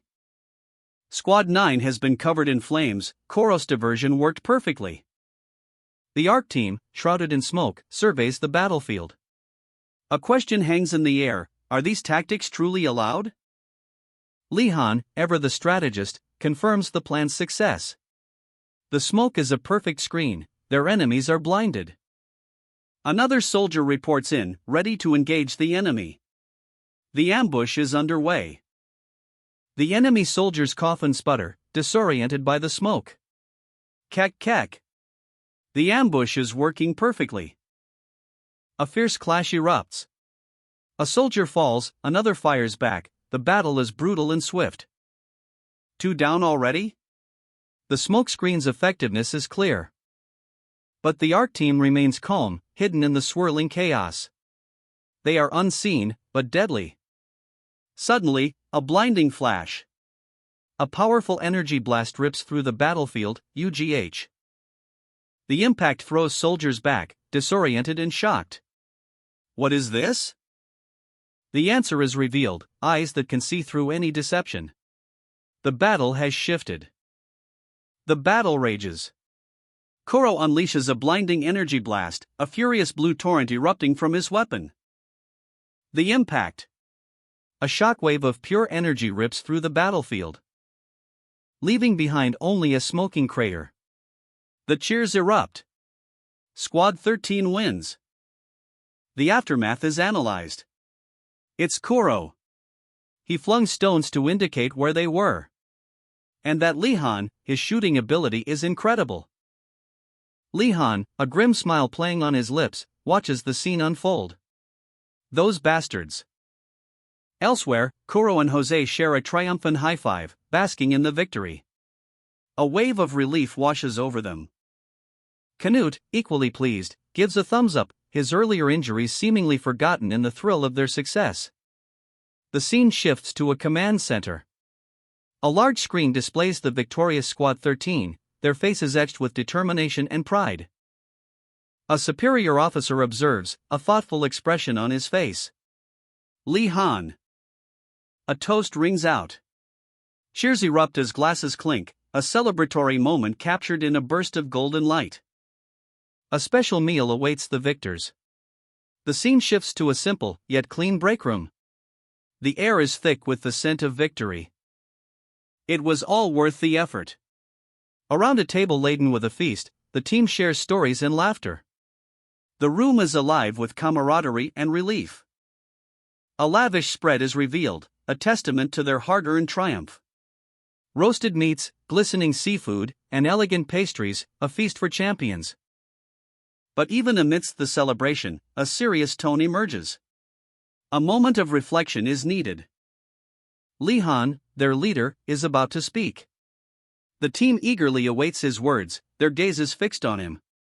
A hush falls over the room. He begins, his voice humble yet filled with gratitude. Thank you, everyone. I know it was a pushy strategy. A small, almost shy smile plays on his lips. His eyes sparkle with genuine appreciation. But his comrades quickly chime in, affirming their shared victory. We won because of everyone's cooperation. It wasn't pushy at all. It was an incredible plan. The words hang in the air, a testament to the audacious strategy just executed. A victorious team stands tall, weapons held high, their faces etched with the thrill of victory. Their triumph is a testament to their skill, their plan flawlessly executed. Incredible. Your ability to read your opponents, a voice booms, filled with genuine awe and admiration. A celebratory feast unfolds, laughter echoing through the room, a well-deserved reward for their hard-fought victory. But amidst the revelry, a concerned voice cuts through the joyous noise. Shouldn't you be resting, Canute? Canute, unfazed, grins, this is nothing, hee. I wouldn't miss a feast like this even if I were dying. A lone light shines from a window in the distance, a silent observer watches from afar. In a dimly lit office, a man sits hunched over a glowing screen, his face a mask of grim determination, the weight of defeat heavy on his shoulders. To think they'd win against Squad 9, who were supposed to be guaranteed winners, the words are laced with disbelief and a hint of simmering anger. A chilling declaration echoes in the command center, I must squash them before they make the mistake of thinking they're special. The screen displays data on Squad 7. A formidable opponent. A strategic mind weighs the odds. If it were Squad 7, they would try their hardest to trample Squad 13. But what if Squad 7 were to lose? The decision is swift, decisive. No, I'll just make it impossible for them to lose. Restless sleep, the weight of command heavy on his shoulders. He tosses and turns. A familiar anxiety grips him. I can't sleep. The memories of past fears surface. But a newfound confidence replaces the dread. But since I have the best squad members now, I shouldn't worry anymore. A surge of determination, a fiery resolve ignites within him. His eyes glow with unwavering conviction. The final vow, no matter who the opponent is, we will beat them. A sweeping vista of dense forest unfolds, two distinct clearings visible from above. Within each clearing, a small group of figures stands ready. Captain Lee-han addresses his team, a steely glint in his eye. Does everyone remember the strategy? The air crackles with anticipation, a fiery inferno bursts forth, revealing Jose and Kuro, the formidable opponents. Their psychic powers ignite, a breathtaking display of raw energy. Their psychic abilities alone are top tier in level 2, a voice warns. Li Han and another soldier exchange a look, a silent understanding passing between them. Li Han's plan is revealed. Even with their formidable psychic abilities, a well-timed disruption will throw them off balance. Okay, shouts a soldier, ready for action. Li Han smiles confidently. He knows his team's strength lies not just in individual power, but in their coordinated strategy. I don't know about the rest of the members' battle abilities, he admits, but they won't mean much, since we've got the strongest bastard in Ark as our captain. A final shot of a determined soldier, ready to face whatever comes next. The tension is palpable. Whispers of resentment and anticipation fill the air. How much hatred has brewed between these cadets and their instructors? A grim strategy is laid bare. Taking down the squad leader is the key to victory, but this particular leader is a monster. With that monstrous leader at the heart of their formation, Squad 1 will deflect long-range attacks and crush their enemies. The enemy advances. Squad 1, a wall of muscle and steel, charges forward. Their specialty? A devastating, unstoppable charge. The ground trembles under their assault, a force of nature unleashed. Li Han watches, a storm brewing in his eyes. Can't you shut up and just watch, he thinks, his frustration mounting. A chilling realization dawns. Is Koro the captain? Panic grips the squad. What should we do, they wonder, their faces etched with fear and uncertainty. Li Han is nowhere to be seen. Koro, his face etched with worry, hears the reassuring words, "Relax, Koro." But his anxiety remains, a silent plea for safety hangs in the air as his squad mates offer unwavering support. Don't worry. We will protect you no matter what. A fiery resolve ignites within one of them, a confident declaration, the two of us, that is. We proceed quickly as planned. The scene shifts to a grim-faced operative, eyes narrowed in focus, his plan unfolding. His words are a chilling promise, even if there's one member hiding out somewhere, they won't be able to find an opening among us. The command rings out, sharp and decisive, charge forward. A blur of motion, a whirlwind of steel. Squad 1 strikes with brutal efficiency.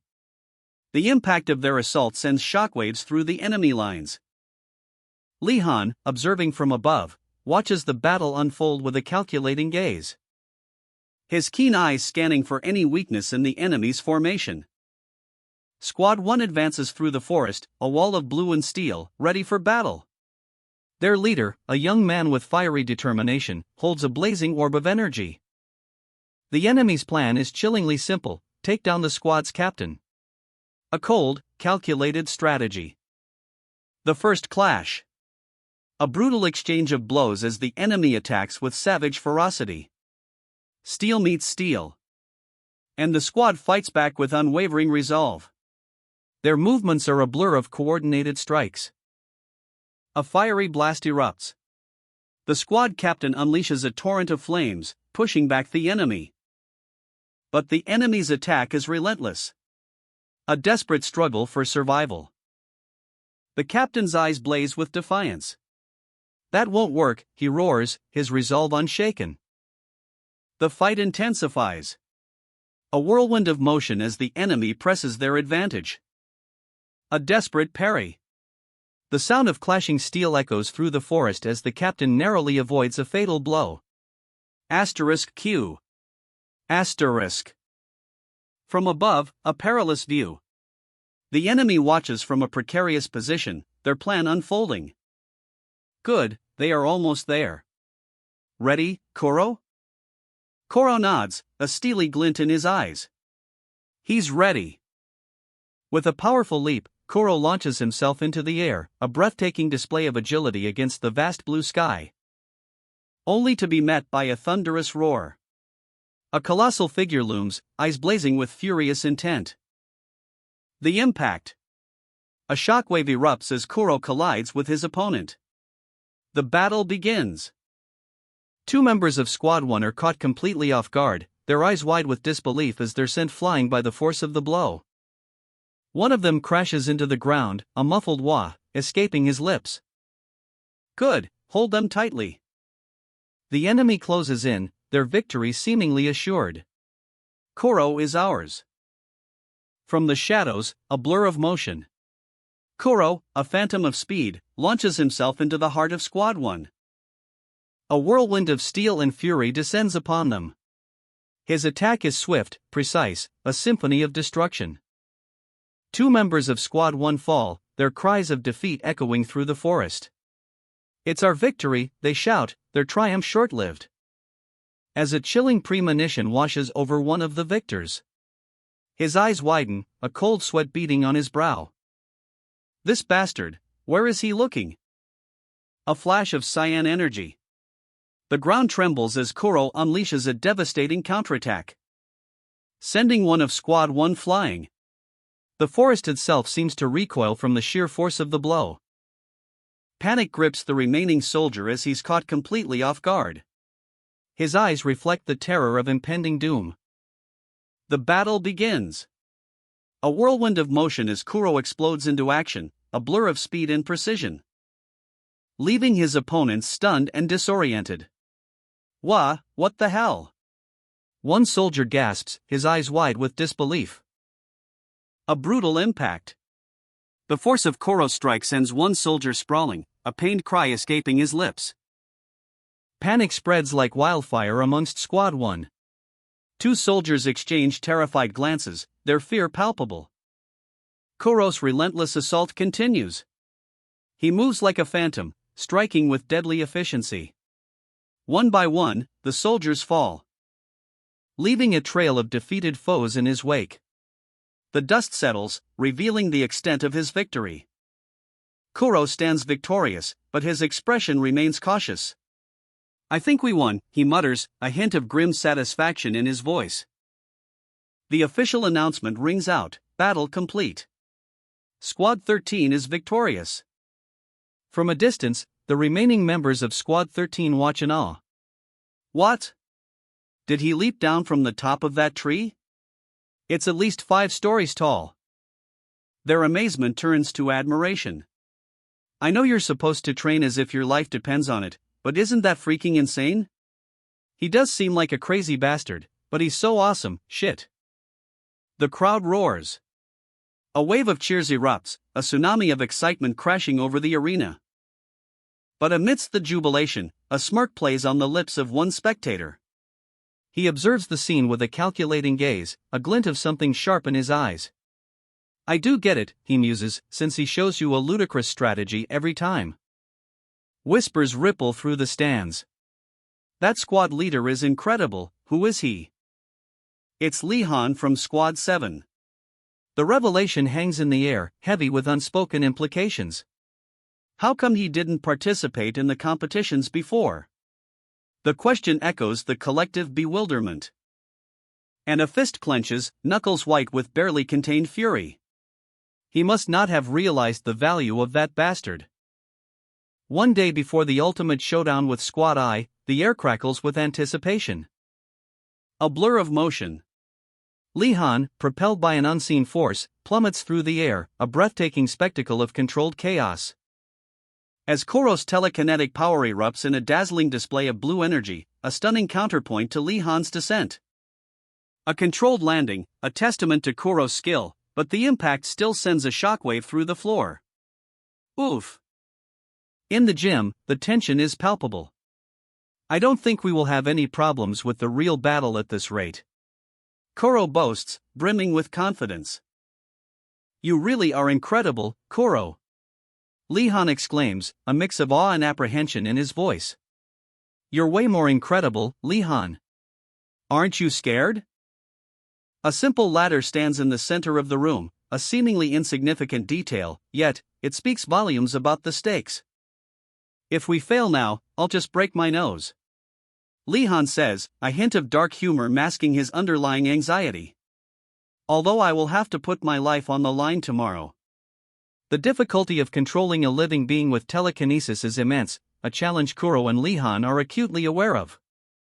If it were easy, I'm sure all psychers would have the ability to fly. A simple statement, yet it speaks volumes about the challenge ahead. Li Han, eyes narrowed in concentration, chooses his vantage point, high above, hidden from detection. A silent prayer escapes his lips: please make sure neither I nor the other party die by controlling the speed at which I fall. The weight of the mission rests heavily on his shoulders. Then, with a surge of power, the leap of faith. Whoosh! The strain is immense. Li Han's face contorts in agony, sweat beads forming on his brow. A broken arm, the price of his daring maneuver. I'm sorry. It's all my fault your arm is broken. But amidst the pain, a quiet understanding. It's okay, Kuro. Nobody died. It was a difficult request. You did well. The aftermath: Li Han, arm in a sling, sits calmly, a testament to his resilience. Kuro's voice, firm and reassuring: yes, don't blame yourself, Kuro. If it wasn't for you, would that beast have fallen? A looming figure appears, casting a shadow over the scene. The tension ratchets up. Anyway, until Li Han's arm is fully healed. Li Han, nursing his injuries, raises a glass. A wry smile plays on his lips as he asks his comrades, we won't have any more scheduled battles, right? Suddenly, his smartwatch blazes with an intense blue light. BZZZT. The team, gathered for a post-mission meal, is jolted by the unexpected alert. The air thickens with tension as they stare at Li Han's device. What is this? The question hangs heavy in the air as the screen displays a chilling announcement. Battle schedule: in 2 days' time, airborne battle, Squad 7 vs Squad 13. The words flash, a stark reminder that their respite is short-lived. A figure moves with terrifying speed, thump thump thump, the sound of heavy boots echoing through the halls. A fist, poised to strike, a shadow falls over the door. Li Han, a picture of controlled apprehension, sits with his hands clasped. His eyes, though calm, betray a storm of worry brewing beneath the surface. A subtle shift in his posture reveals the weight of the news he's just received. The tension is palpable, you can almost feel the pressure building. My. I didn't think you'd be the one to come, a voice whispers, laced with a chilling surprise. The unexpected visitor is revealed: Kato Suki. Kato Suki's face contorts in a grimace, a mixture of anger and disbelief etched onto his features. This is insane, he thinks, his mind racing. His eyes blaze with a furious intensity, reflecting the turmoil within. The unspoken question hangs heavy in the air: how could this happen? The sky brightens, a stark contrast to the grim news that follows. We've got an injury, and they want us to battle right away, a voice shouts, panic rising. The team reacts with a mixture of disbelief and outrage. This is pretty much telling us to lose, one member exclaims, his voice filled with despair. Another adds, and the opponents are Squad 7. I'm sure they will be overjoyed to trample us. The weight of their words is crushing. This is unfair. We should go complain. Frustration boils over into open rebellion. The team's anger is a palpable force. Obviously. This is to let your Squad 7 win the battle. A sneering face, eyes gleaming with cold calculation. Are you not confident enough to win, Suki? Kato Suki grits his teeth, anger simmering beneath his skin. Even if Squad 13 wasn't at a disadvantage, we'd win any time. So make sure you win, squad leader Kato Suki. Suki slams the door shut, his frustration palpable. Shit, he wasn't listening star. The weight of the impending battle settles heavily on his shoulders.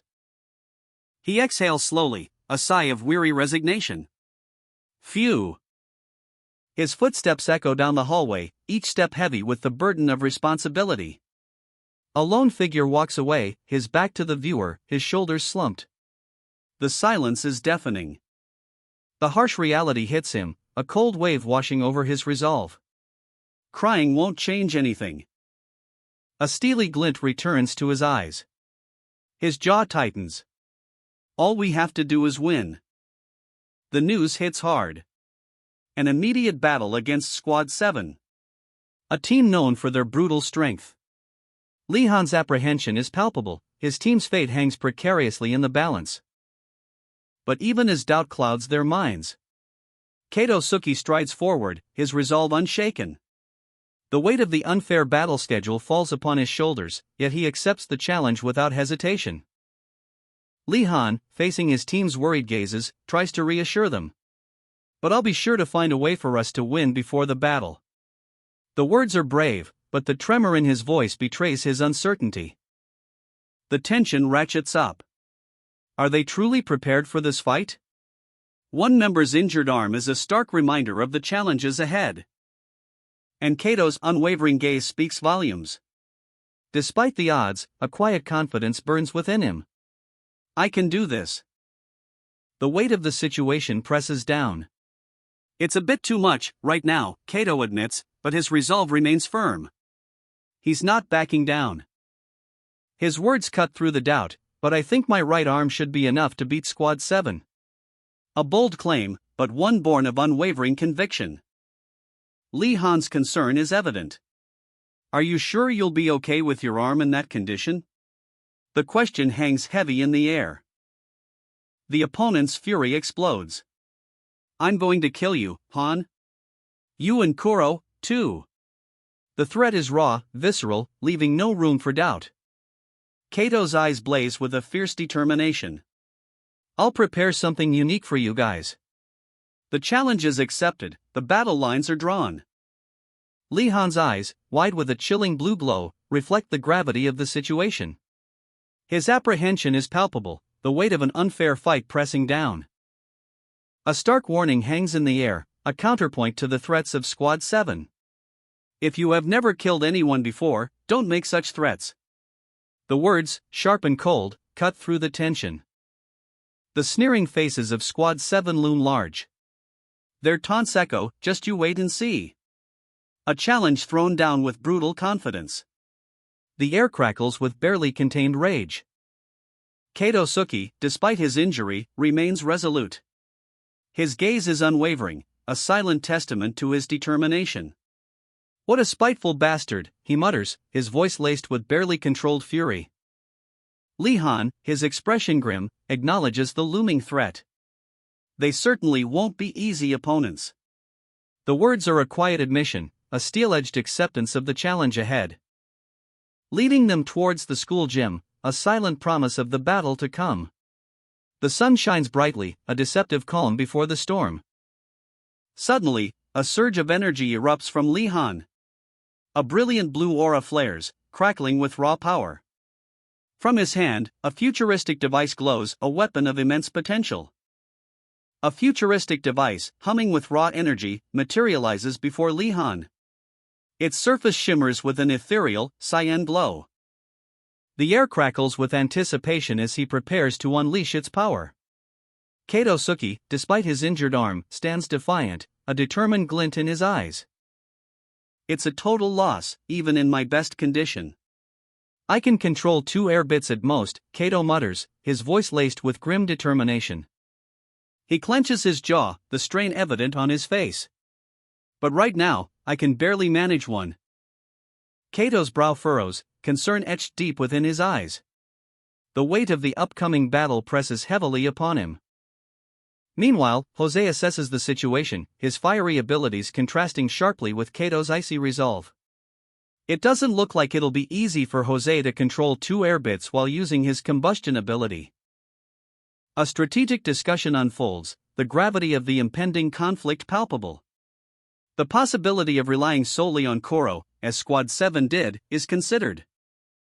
But the potential psychological burden on Kuro is deemed too great. The decision is made, they will face Squad 7 head-on. Even without a powerful supporter, Squad 7's well-balanced battle and psychic abilities pose a formidable threat. And there they are. Squad 7, a force of nature, stands before Kato and Lee Han, swords drawn, their eyes burning with fury. The clash is imminent. A colossal serpent, eyes burning like hellfire, dominates the panel. The text box reveals a chilling truth, with Kato leading, Squad 7's teamwork is a force to be reckoned with. Kato's face, etched with grim determination, speaks volumes. We can't beat them head-on, the weight of the coming battle crushes him. The scene shifts. A vast indoor arena, the air thick with anticipation. Lee Han and Kato, a stark contrast in demeanor, face a seemingly insurmountable challenge. A burst of incandescent energy. Lee Han unleashes a fiery torrent, a wave of pure power that threatens to consume everything in its path. The power of the device, it's incredible. The flames dance and writhe, a spectacle of raw energy. Lee Han's power is undeniable, a breathtaking display of might. Lee Han's words cut through the heat. Since there isn't anything combustible in the air, my combustion ability poses little threat. His confidence is unwavering. A blur of motion. Kato, despite his injury, expertly maneuvers his high-tech hoverboard, dodging the flames with impossible grace. It won't be easy to hit them. Kato's determined gaze, a silent vow to overcome the odds. His injured arm is a testament to his unwavering resolve. Lee Han leans against the railing, a smirk playing on his lips. He's overheard the chatter, and it's clear that Squad 7 is vastly underestimating their opponents. Kato Suki, ever the pragmatist, remains calm. I don't think we have to worry, Kato, he says, his voice betraying no hint of concern.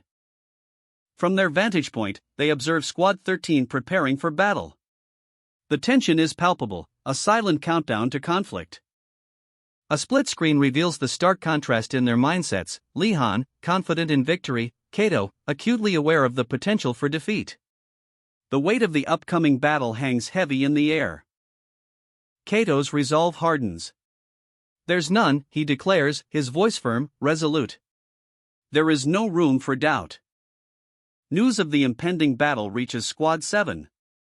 Whispers of concern ripple through their ranks, even with Lee Han injured. A grim assessment. They're basically set up to lose. The odds are stacked against them. The weight of Grossman's poor instruction hangs heavy on the team. A sense of foreboding settles over them.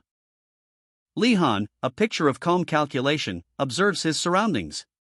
His gaze sharp, he assesses the situation with the precision of a seasoned strategist. Meanwhile, Kato Suki's worry is palpable. His words, sharp with concern, cut through the air. You told me not to stand beside you before, that feels disgusting, so just move beside me. The tension is thick enough to cut with a knife. The weight of the upcoming battle bears down on them. Grossman's strategy, a desperate gamble, is revealed, maintaining a 50% win probability for all squads. A cold sweat prickles Kato's skin. The odds are stacked against them. The pairings, decided by Grossman's ruthless data analysis, leave little room for error. Every match is a fight for survival. Lee Han's steely gaze reveals his resolve. The name, whispered on the wind, carries the weight of expectation, Lee Han. Squad 13, clad in crimson armor, stands ready. Their grim determination is a stark contrast to the apprehension of Squad 7. A silent promise hangs in the air. A clash of steel is imminent. The opposing forces are locked in a silent standoff, the tension palpable. The words, sharp and cold, echo in the sterile environment. Let's destroy them completely. The air crackles with malice. The chilling declaration hangs heavy in the air, a vow of merciless annihilation. Their faces, grim and resolute, speak volumes. Meanwhile, Squad 7, their faces etched with determination, brace themselves for the inevitable. How's your condition, Jose? Couldn't be better. A defiant grin. Lee Han, ever the strategist, offers a reassuring word to his squad. I'm going to burn everything up, so don't worry. Kato Suki, his face etched with worry, replies with a plea, yes, please take good care of us. His words highlight the weight of the mission, the pressure on Lee Han's shoulders, since you're the core of this strategy. The command rings out, both teams launch your airbits. A flurry of glowing blue platforms ascends. But as Squad 7 deploys their airbits, a gasp of disbelief escapes Kato Suki. What? The sheer number of Squad 13's airbits is overwhelming. They swarm the arena like a storm of steel. Kato's voice trembles. The number of airbits on Squad 13. Are they out of their minds? Lee Han's eyes widen, his jaw clenching as he takes in the unexpected scale of the enemy's deployment. A single, sharp intake of breath escapes him. The horrifying truth dawns on him. He counts them, his voice barely a whisper. 6. 16? A blur of motion. Squad 13 unleashes a devastating volley of air bits, a breathtaking display of coordinated power. The sheer number of air bits is staggering, each one a weapon of incredible destructive potential. And they're all under the control of Squad 13. Impossible. Kato Suki's voice rings out, a testament to the sheer disbelief washing over him. The numbers are far beyond what should be possible. The average person can only handle 2 air bits at level 2, 4 for dedicated supporters. Yet, Kuro's team has 16. Even if they could control 2 per person, there are still 10 left over. The sheer scale of this unexpected power is overwhelming. Lee Han's face is grim. There's no way Kuro can control 10, he thinks, his eyes darting between the enemy airbits and his own squad. The odds are stacked against them. Kato, please give us your orders. A confident smirk spreads across Lee Han's face. He's ready to face this challenge head-on. You certainly look perplexed, Kato. With a calm demeanor, Lee Han offers a reassuring word, allow me to clear your head in a moment. 16 targets? The sheer scale of the operation is enough to make even seasoned soldiers pause. A wave of disbelief washes over the team. Doubt gnaws at one soldier, a question hanging heavy in the air, is this even possible? But there's no time for hesitation. Blades flash, a whirlwind of steel, the assault begins. One soldier stands firm amidst the chaos, his resolve unshaken. There's no need to be swayed by all that. Let's just proceed according to plan. We'll calmly destroy them, one by one. His voice is cold, steely, a stark contrast to the frantic energy around him. Advanced weaponry activates, glowing with otherworldly energy. The team is ready to unleash its full might. A blur of motion, a ballet of destruction, each soldier a whirlwind of deadly precision. Eyes blazing with an unearthly light, a power awakens, a silent promise of retribution. The air crackles with energy. A surge of blue power erupts from the main character's hand. A testament to relentless training. Even with below-average telekinesis, he's mastered precision control. This isn't just about moving objects, this is about raw power unleashed. The potential is limitless. A weapon becomes an extension of his will, hurtling through the air with impossible speed. Faster. Much faster. The air itself seems to bend to his command. A blur of motion as he propels himself forward, a human rocket fueled by pure kinetic energy. Boom! The impact reverberates through the city. A shockwave of pure power radiates outwards. 16 targets, launched skyward like ragdolls. A breathtaking display of power. The unnamed soldier watches, stunned. Fucking insane. His jaw drops. Asterisk, this is how you use airbits. This is beyond anything I've ever seen, asterisk. The attack comes in a blur of motion. It's incredibly fast. But the main character reacts instantly. As long as it's not coming straight for me, I can always react. He deflects the blow with ease. With pinpoint accuracy, he uses his telekinesis to redirect the enemy's weapon. In the midst of battle, Jose reflects on his abilities. I don't think my combustion ability is all that useful since there aren't any combustible materials during the airborne battles. But then, a fiery surge erupts from his hand. A new technique is unleashed. Meanwhile, Jose and his comrade discuss their strategies. Jose, during the airborne battle, I thought of something that could be burnt up. The main character unleashes a devastating wave of telekinetic energy. A blinding flash engulfs the soldiers. The sheer force of the blast sending shockwaves through the very air itself. The impact is deafening. Gasps of disbelief erupt from the surviving soldiers. What just happened? The unnamed soldier and Jose stare, mouths agape, at the scene of destruction. The cost of this battle is staggering. It's probably more expensive than an instructor's salary for a month, one soldier exclaims, while another shouts, who cares? Explode them all. Meanwhile, Jose, ever the innovator, prepares for the next phase of the battle. He activates his device. A surge of energy flowing from his hand, a new weapon born from the chaos. He launches a concentrated blast of energy towards the remaining enemy, a fiery projectile cutting through the air. The air crackles with raw power. A blinding flash erupts. As a devastating wave of telekinetic energy obliterates everything in its path. The sheer force of the blast is breathtaking. Soldiers are thrown like rag dolls. The unnamed soldier watches in horrified fascination. As the shockwave threatens to consume them all. Shit, block it. They're going to explode all of our air bits. Another soldier shouts, "Cook, but if we get any closer, we might get caught up in the explosion." A desperate cry pierces the chaos, "Stop this right now." The main character's adversary unleashes a furious roar, "Lihan."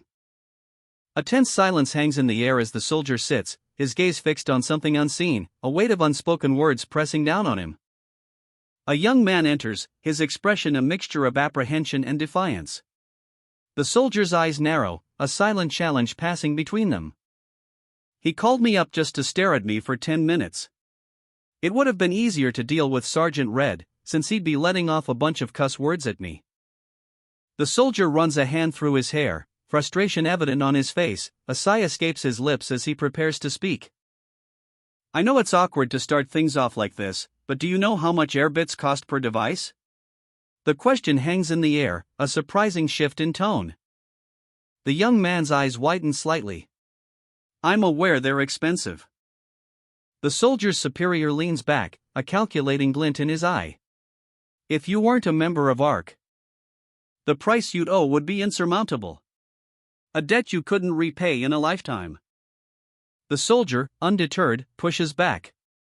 "Didn't you call me in because of my strategy?" A smirk plays on the superior's lips as he subtly dismisses the question with a flick of the wrist. Technically, it wasn't against the rules, but was it wise? Highly controversial, perhaps? The superior sighs, running a hand through his hair. "Some instructors might praise such ingenuity," he admits, "but he's against it. Next time, inform me beforehand." The soldier nods, a quiet understood escaping his lips. But then, a final question hangs in the air. "May I ask one more thing?" The superior, though clearly exasperated, grants permission. "You may speak." "If we were battling dragons, it wouldn't be considered controversial, nor would you ask me if I knew how much the air bits cost." The young soldier's question hangs in the air, a subtle challenge to his superior. His superior's face hardens.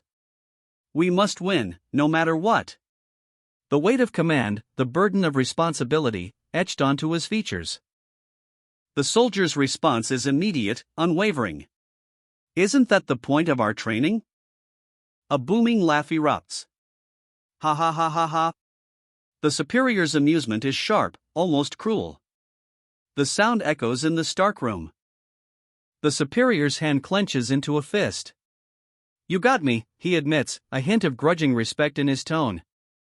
"You talk exactly like someone I know." The superior leans forward, a glint in his eye. "That's a good attitude to have, Lihan." Lihan stands tall, his resolve unshaken. "I look forward to your future competitions." A quiet confidence radiates from him. The superior nods, dismissing him with a curt gesture. "You may leave, squad leader Lihan." Lihan salutes sharply, his movements precise and efficient. A weight lifts from his shoulders. As he turns to leave, a determined glint in his eyes, the logo of his squad, ARC, is visible on his jacket. The tension hangs heavy in the air. Lihan, his face grim, stands before his superior officer. The weight of expectation presses down. Then, a sudden eruption of power. A blinding flash, a roar that shakes the very foundations. Lihan launches himself forward, a blur of motion, a blue energy crackling around him. He's unleashed. Lihan unleashes a furious assault. Ha ha ha ha waya. His battle cry echoes through the chamber as he attacks with blinding speed. His movements are a whirlwind of destruction. A flash of steel, a trail of blue energy, his blade sings a deadly song. The impact explodes in a blinding flash of light and searing heat. The force of the blow sends shockwaves rippling outwards. Amidst the chaos, a voice cuts through the roar. This bastard! The enemy is enraged, his fury palpable. Lee Han presses his advantage, a brutal counterattack. He slams his opponent to the ground with a thunderous wham. The fight continues, a desperate struggle for dominance. Lee Han's opponent, wounded but defiant, snarls, "He's thinking about falling off with me." Lee Han's opponent sneers, "Even if you won with such a cowardly strategy, nobody would think anything of you." Lee Han's response is curt, "That'd be decided at a later time." "Did you wait this whole time just to say that?" Lee Han's opponent sputters, "Cook. I just happened to pass by." His opponent continues, "Who would wait for a bastard like you? I'm going to trample you no matter what. Don't lose to anybody else until then." The scene shifts. Lee Han, arm in a cast, walks away. His superior officer observes from a distance. The sun sets over a modern building. A new location, the ARC headquarters. A celebratory feast. 3 figures, including Lee Han, enjoy a well-deserved meal. The air is thick with camaraderie and relief. Lee Han raises a hand in greeting, a small smile playing on his lips. One of his teammates remarks, "They decided it was our victory." The victory feast is in full swing, a celebratory atmosphere thick with the aroma of roasted meats and laughter, but Lee Han, despite the joyous chaos around him, seems preoccupied, a subtle frown etching itself onto his usually cheerful face. A teammate approaches, concern etched on their features. "What's the matter, Jose?" Lee Han glances at his smartwatch, a flicker of unease in his eyes. "No, doesn't it always happen during our feasts?" He gestures towards the device with a smirk, a hint of mischief in his eyes. "This thing." Suddenly, a surge of energy erupts from Lee Han's smartwatch. The celebratory mood shatters as a wave of shock ripples through the room. A look of pained surprise contorts his teammate's face as he recoils from the sudden energy blast. "What's happening?" The energy intensifies, crackling with raw power, as Lee Han's teammates react with alarm. A chaotic scene unfolds before our eyes. The smartwatch glows intensely, a countdown timer appearing on its face. 7 days until the next capture the flight competition between Squad 5 and Squad 13. Heavy weights, heavier breaths. Lee Han pushes his limits, muscles screaming in protest. The gym echoes with the grunts of exertion, a symphony of sweat and steel. He collapses, spent, but a strange energy crackles beneath his skin. After emphasizing a head-on battle, to fight someone who's the strongest in that format. It's just like Grossman to do that. It's one thing after another, the pressure mounts. Lee Han's frustration is palpable, he's clearly feeling the weight of expectation. Phew, that was a good workout. He wipes his brow, the setting sun casting long shadows as he leaves the gym. The heat hits him like a wall, but something else is happening. A sudden surge of power, a vibrant glow emanating from his smartwatch. It's intense. "I want to get back as soon as possible and shower." His words are cut short by a sudden, jarring alert. The smartwatch's display blazes with a countdown. A sharp intake of breath. Jose's eyes widen in alarm as he witnesses the energy surge from Lee Han's smartwatch. The suspense is killing him. The countdown continues, a wave of purple energy pulses from the device, radiating outward. Lee Han's teammates stare, mouths agape. The tension crackles. Lee Han's former teammate stares, a mixture of confusion and apprehension etched on his face. As the words "squad leader" ring out, followed by a hesitant, ex-squad leader. The former squad leader's face is a mask of nervous sweat. He's clearly uncomfortable with the shift in power. And Lee Han's smartwatch pulses with an ominous energy, a silent countdown to something big beginning. His former teammate boasts about Squad 5's success under his new leadership, oblivious to the storm brewing. But Li Han's expression darkens. Something is wrong, terribly wrong. A surge of purple energy erupts from Li Han's body. His eyes glow with an unearthly light, and a chilling command echoes, "Fuck OFF, before I kill you." The raw power is terrifying. His former teammate is speechless, frozen in fear. As the chilling threat hangs heavy in the air. What has happened to Li Han? His former teammate's fear gives way to morbid curiosity. He demands an explanation, a desperate need to understand the transformation before him. Li Han's eyes blaze with a terrifying golden light, his very being crackling with raw power. A monstrous grin stretches across his face, revealing a terrifying transformation.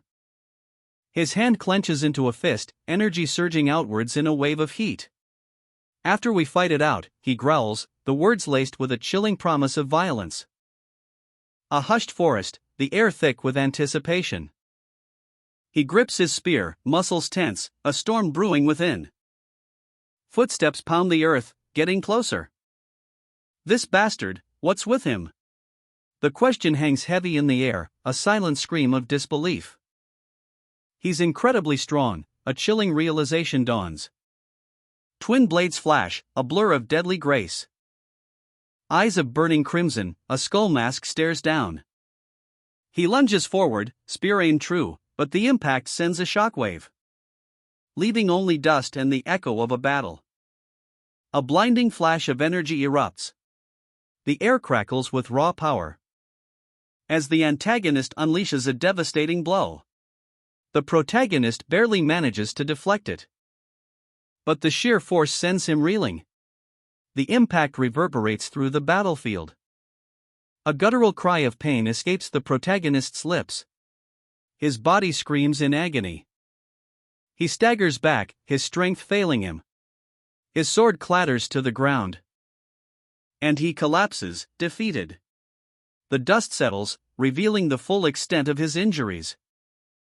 6 days earlier. A tense meeting unfolds. The air is thick with unspoken anxieties. A question hangs heavy in the air: is that true? It is. A weight settles on the shoulders of the man, his face etched with grim determination.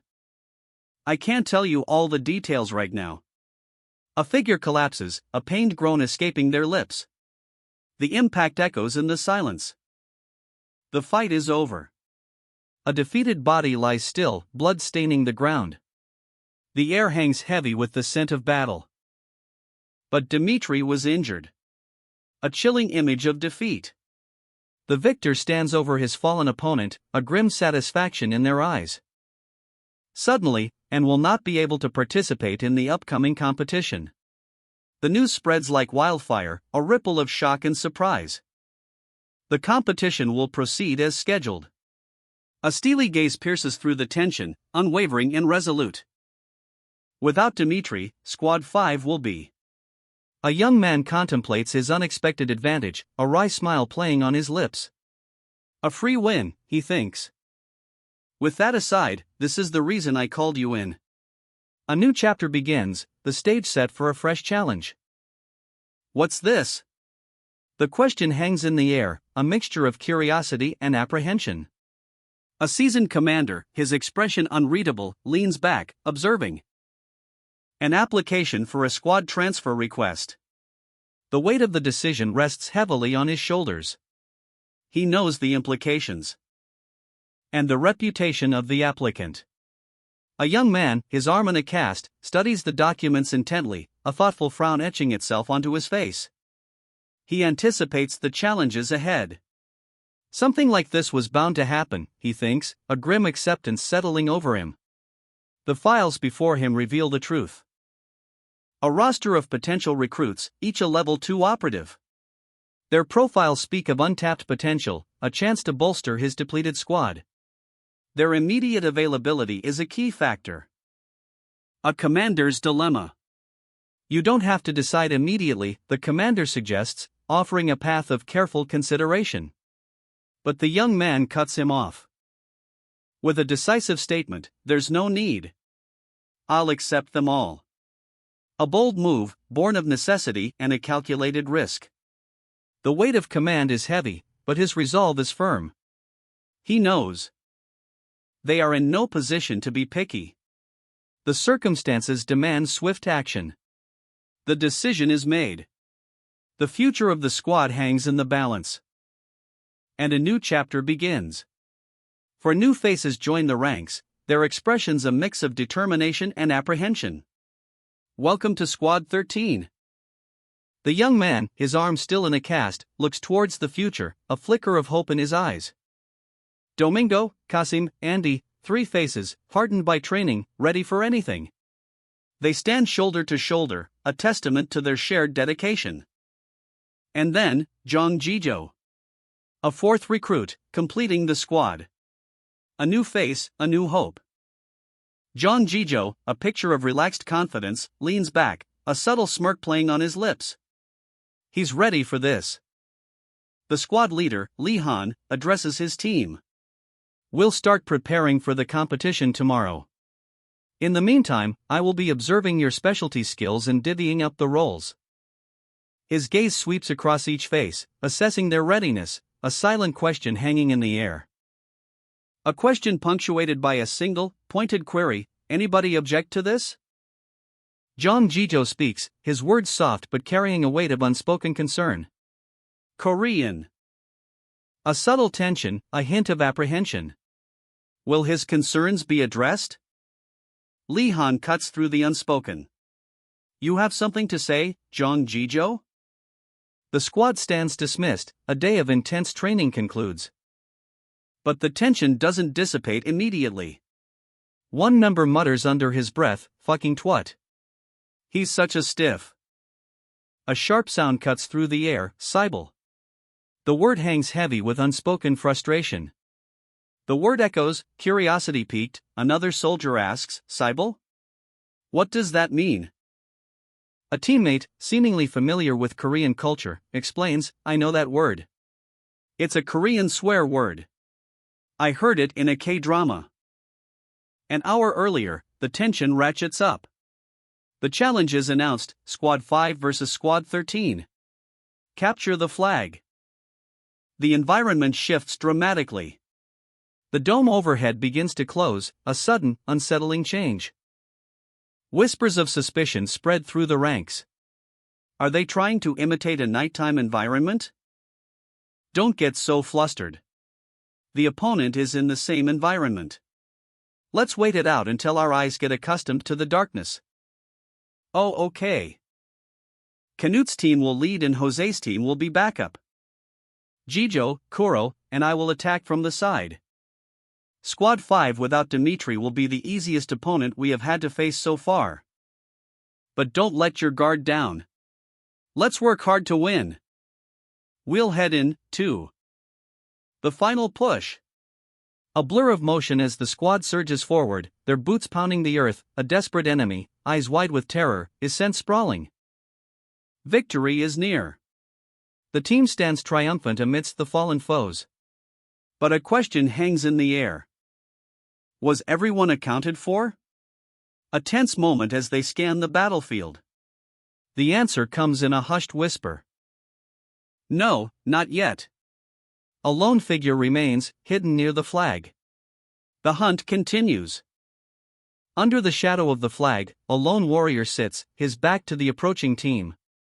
A palpable sense of dread hangs in the air. Is this the last one? The team's leader questions the lone survivor's cowardly behavior. Did he simply watch his comrades fall? The lone figure rises, shrouded in mystery, his back still turned. A silent, ominous presence. He turns, revealing a determined gaze. The ground trembles beneath his feet as he prepares to strike. A blinding flash of light. A devastating attack cuts through the air. Two members of the squad are sent flying by the sheer force of the blow. The battle is far from over. What? The ground trembles, a shockwave of pure power rips through the air. A blur of motion, too fast to track. Watch out. Domingo lunges forward, a desperate attempt to shield the protagonist, but it's too late. The impact. A thunderous BAMF echoes through the forest. Domingo is sent flying. He tumbles end of end, the wind knocked out of him, a terrifying display of power. The protagonist's eyes widen, fear giving way to raw determination. A teleportation ability, he realizes, the pieces clicking into place. A chilling figure emerges from the trees, a skeletal mask concealing his face. A katana gleams in his hand, a symbol of impending doom. Shit! I don't have time to be surprised. The protagonist's blade sings as he prepares for the inevitable clash. A whirlwind of steel. The clash of blades sends sparks flying, a desperate struggle for survival. The final battle rages. Blades clash, a whirlwind of steel and fury. But the enemy moves like a phantom, too fast to touch. Damn! Can we even get close enough to touch him? One soldier cries out, frustration etched on his face. The protagonist lunges, a blur of motion. This is it, he thinks, adrenaline surging. His blade sings, a deadly arc of steel, I won't fail. The impact sends a shockwave through the forest. The enemy is sent flying. But the victory is short-lived. A searing pain shoots through the protagonist's side, SSI. He's thrown back, the wind knocked out of him. A brutal counterattack leaves him reeling. The enemy stands over him, a terrifying silhouette against the darkening sky. The dust settles after the battle. Has Squad 13 been completely wiped out? But who is behind that skeletal mask? The whispers begin. That bastard. He doesn't seem like the silence from the rumors. The shockwaves of disbelief ripple through the squad. Silence? The name echoes, a thunderclap of revelation. If it's that silence. A chill runs down his spine. The weight of the truth settles in. During his training, his central nervous system was damaged, robbing him of his voice. But in the aftermath, his battle abilities exploded, making him a subject of intense experimentation. That guy from level 3? The revelation hits like a physical blow. Are level 3s really that strong? The question hangs heavy in the air. Isn't it against the rules to have a level 3 participate in a level 2 competition? The implications are staggering. The protagonist's hand grips the cold steel of his weapon, a surge of icy energy flowing through his veins. A chilling figure emerges from the shadows, his skull-like mask a symbol of impending doom. Red eyes glow with malevolent intent. Domingo lies defeated, the ground stained crimson. The protagonist stands ready, his resolve unwavering. I don't know who you are, he says, his voice tight with barely controlled fury, but I have no intention of losing. The masked figure's crimson eyes pierce through the protagonist, a silent challenge hanging heavy in the air. A blinding flash of blue energy erupts. The protagonist unleashes a devastating attack. His eyes blazing with newfound power, a fierce determination etched upon his face. The protagonist stands defiant, his power amplified, ready to face whatever comes next. A surge of energy, a blinding flash of blue, the protagonist's attack is unleashed. The final enemy, Domingo, stands revealed. A skeletal visage, eyes burning with malevolent red light. A chilling presence that sends shivers down the spine. He moves with unnatural speed. So that bastard is Silence. The weight of that name settles heavily on Lee Han's shoulders. He's on an entirely different level than the rest of level 2s. The sheer power radiating from Silence is palpable, a chilling realization dawns on Lee Han. There's no way to win as far as I can tell. So what will you do, Lee Han? The question hangs in the air, a challenge echoing in the desolate landscape. Silence unleashes a furious purple energy attack. The attack is a blur of motion, a terrifying display of power. Lee Han barely manages to brace himself against the onslaught. I can't block this next attack. But I won't lose so easily, though. Determination steals Lee Han's gaze, he's far from defeated. Let's analyze what just happened. Lee Han's mind races, desperately searching for a counter-strategy. His travel distance is roughly 15 meters at once. The sheer scale of Silence's movement is staggering. If I factor in the energy that's wasted in a big movement, he can probably move like that twice in succession. Li Han pieces together the puzzle, a glimmer of hope emerging. The victory condition is capturing the flag, not taking that bastard down. If I can interrupt him momentarily, I can win. A strategic shift in Li Han's thinking, a path to victory emerges from the chaos. Li Han's eyes gleam with determination. And I can interrupt him. His face, etched with grim resolve, shows the weight of his plan. The battle is far from over. He grips his weapon, a glint of steel reflecting his unwavering focus, a silent promise of action. Silence unleashes his power. A purple energy erupts from his feet when he uses his ability. The ground trembles as a shockwave radiates outward. Li Han's eyes widen in alarm. The flag, the objective, is caught in the blast. His surroundings are slightly blurred.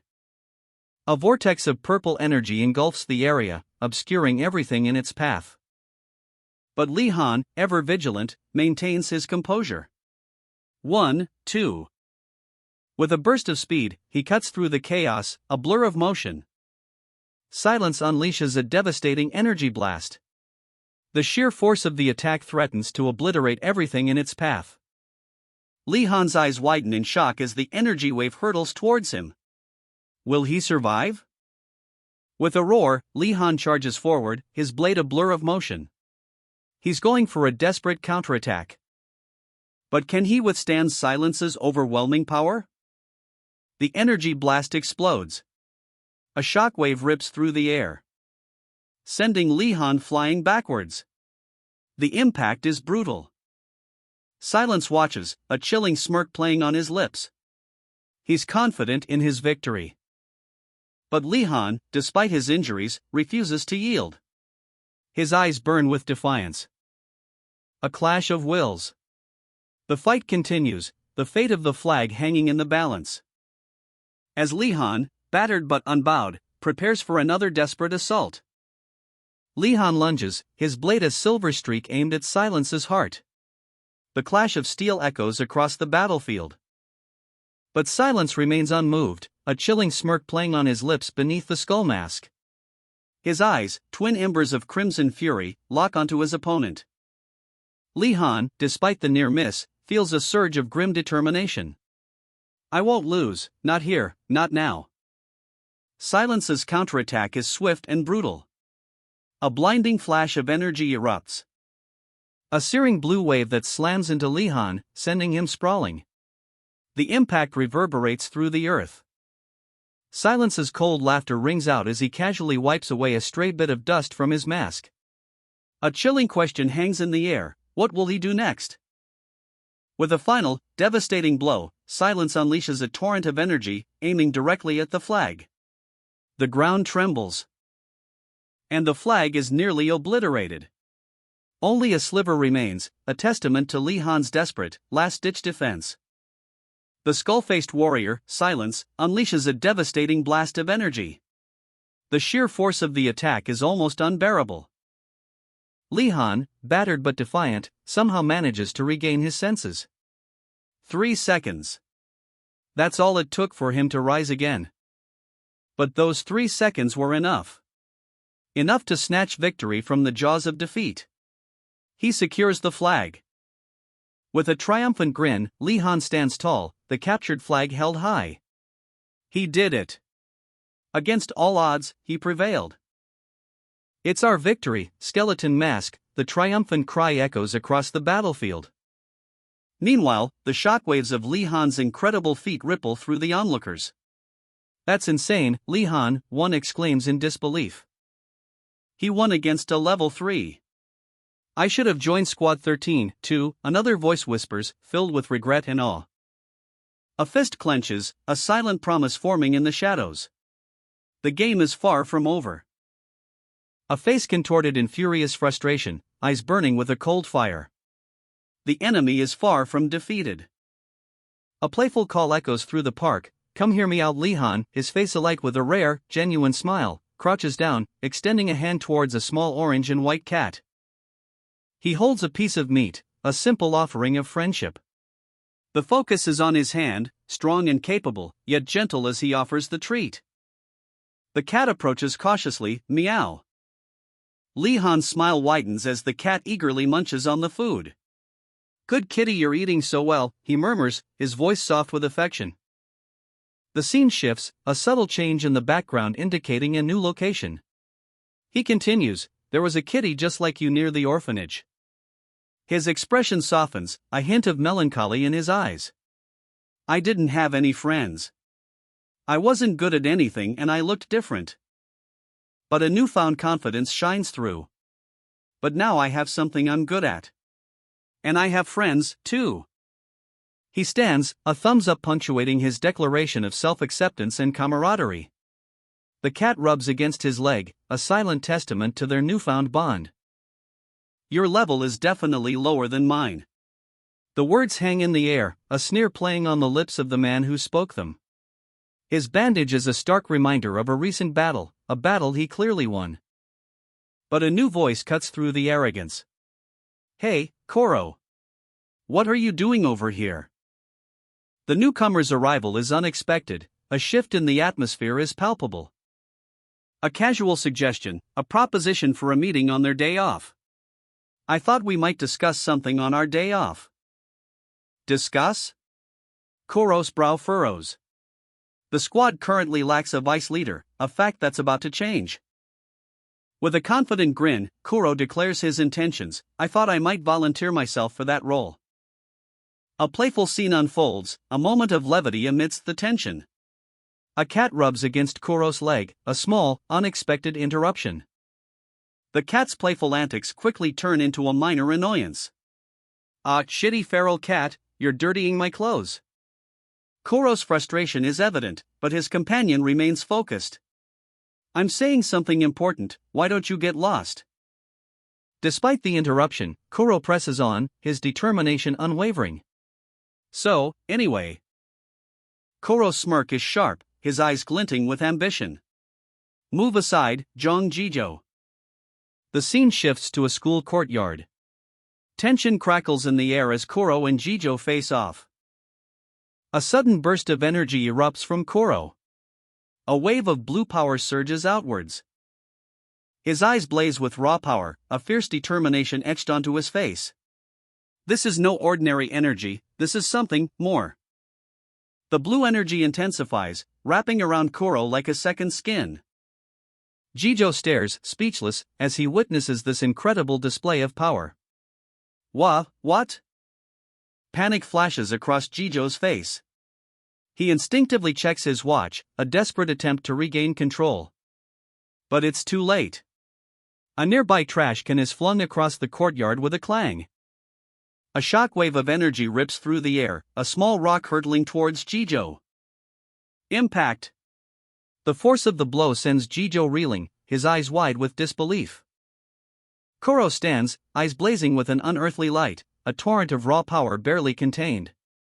"Don't do anything like that ever again." The words are a low growl, laced with barely suppressed fury.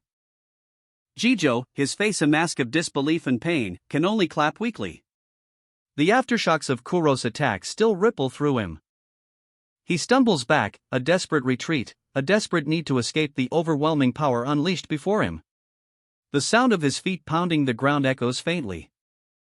And collapses, gasping for breath, the full weight of his injuries finally catching up. A hospital room, sterile and cold. Jijo lies in a bed, his expression grim. A sense of foreboding hangs heavy in the air. A visitor arrives, his words cutting through the silence. "I'm sure you're not here for fun." Jijo's hands clench, his gaze unwavering. The question hangs unspoken, but the tension is palpable. What brings this visitor here? Jijo, battered but alive, sits on the edge of his hospital bed. His gaze is distant, haunted by the recent battle. A chilling reminder of the overwhelming power he faced. The bandages on his head speak volumes. "I can only make assumptions," he thinks, his voice barely a whisper. The question hangs heavy in the air. It was a level 3 who did this to you, right? The implication is clear. this was no ordinary fight. He confirms it, a grim acceptance etched onto his face. Yeah, it was my previous squad leader. The weight of his words is palpable. A level 3. A terrifying force of nature. The sheer power is emphasized as Jijo's hand clenches, a silent scream of frustration and defeat.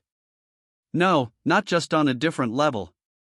I couldn't even make a move before I was defeated. The words are laced with disbelief. A friend enters, witnessing Jijo's despair for the first time. Ha, shit. This is the first time I've seen him so down. The scene shifts to a shared moment of shock and concern. But there's more to this than just a brutal defeat. Oh, right, and that bastard, he wasn't himself. It's like he went insane. A chilling thought dawns, if he wasn't originally like that, it might have something to do with the level 3 activities. The mystery deepens, leaving us with a sense of unease. Jijo, still recovering, sits in a sterile hospital room. His gaze is distant, a shadow of his usual fiery spirit. A doctor speaks, his words carrying the weight of grim reality. Level 3 facilities in ARC are extremely rare. And the implication hangs heavy in the air. Jijo's apprehension is palpable. There's more than enough training to reach level 2, the doctor continues, a hint of concern in his tone. Jijo's brow furrows. The doctor's words hit Jijo hard. This means, a fight before I even reach level 3? The question hangs unanswered, a chilling premonition settling over him. The scene shifts to a dark, imposing warehouse. A figure emerges, clad in sleek, black armor, its presence radiating power. The air crackles with anticipation. The camera focuses on the figure's back, the intricate details of the armor hinting at advanced technology. A sense of dread washes over the viewer. The figure turns, revealing a helmet with glowing blue accents. The sheer power emanating from this figure is undeniable. A heavy silence descends. A single, powerful foot falls to the ground, leaving a faint puff of smoke. The weight of this moment is almost unbearable.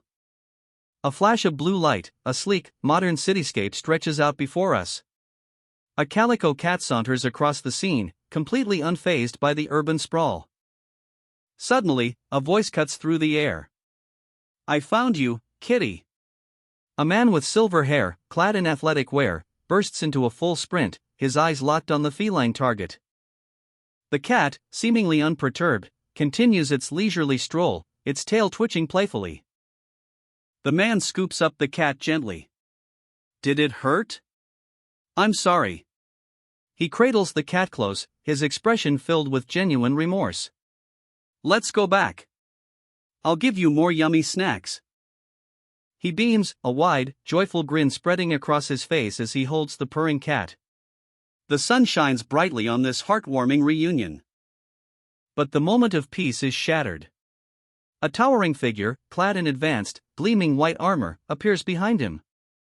The air crackles with tension. Who are you? Who are you? The question hangs in the air, a silent challenge. A young man clutches a cat, his eyes wide with alarm. Suddenly, a figure emerges from the shadows, a powerful presence that cuts through the tension. Thwack. Sergeant Red? A smirk plays on his lips as he recognizes an old friend. Oh, it's you, Kuro? You've changed so much I barely recognized you. The ARC Development Center. A place of advanced technology and hidden secrets. And a reunion that promises to unravel a web of intrigue. Did you get lost? You've come pretty far. 2 cans of soda explode from a vending machine. Bang, clang, the sound echoes through the quiet streets.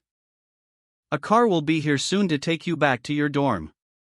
In the meantime, Sergeant Red offers Kuro a can of soda.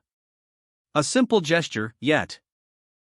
Kuro hesitates, a flicker of apprehension in his eyes. He takes a sip, a silent question hanging in the air. His gaze fixed on the sergeant, a silent question hanging in the air. The tension is palpable. Sergeant Red casually mentions the second-generation psycho frame Kuro saw earlier.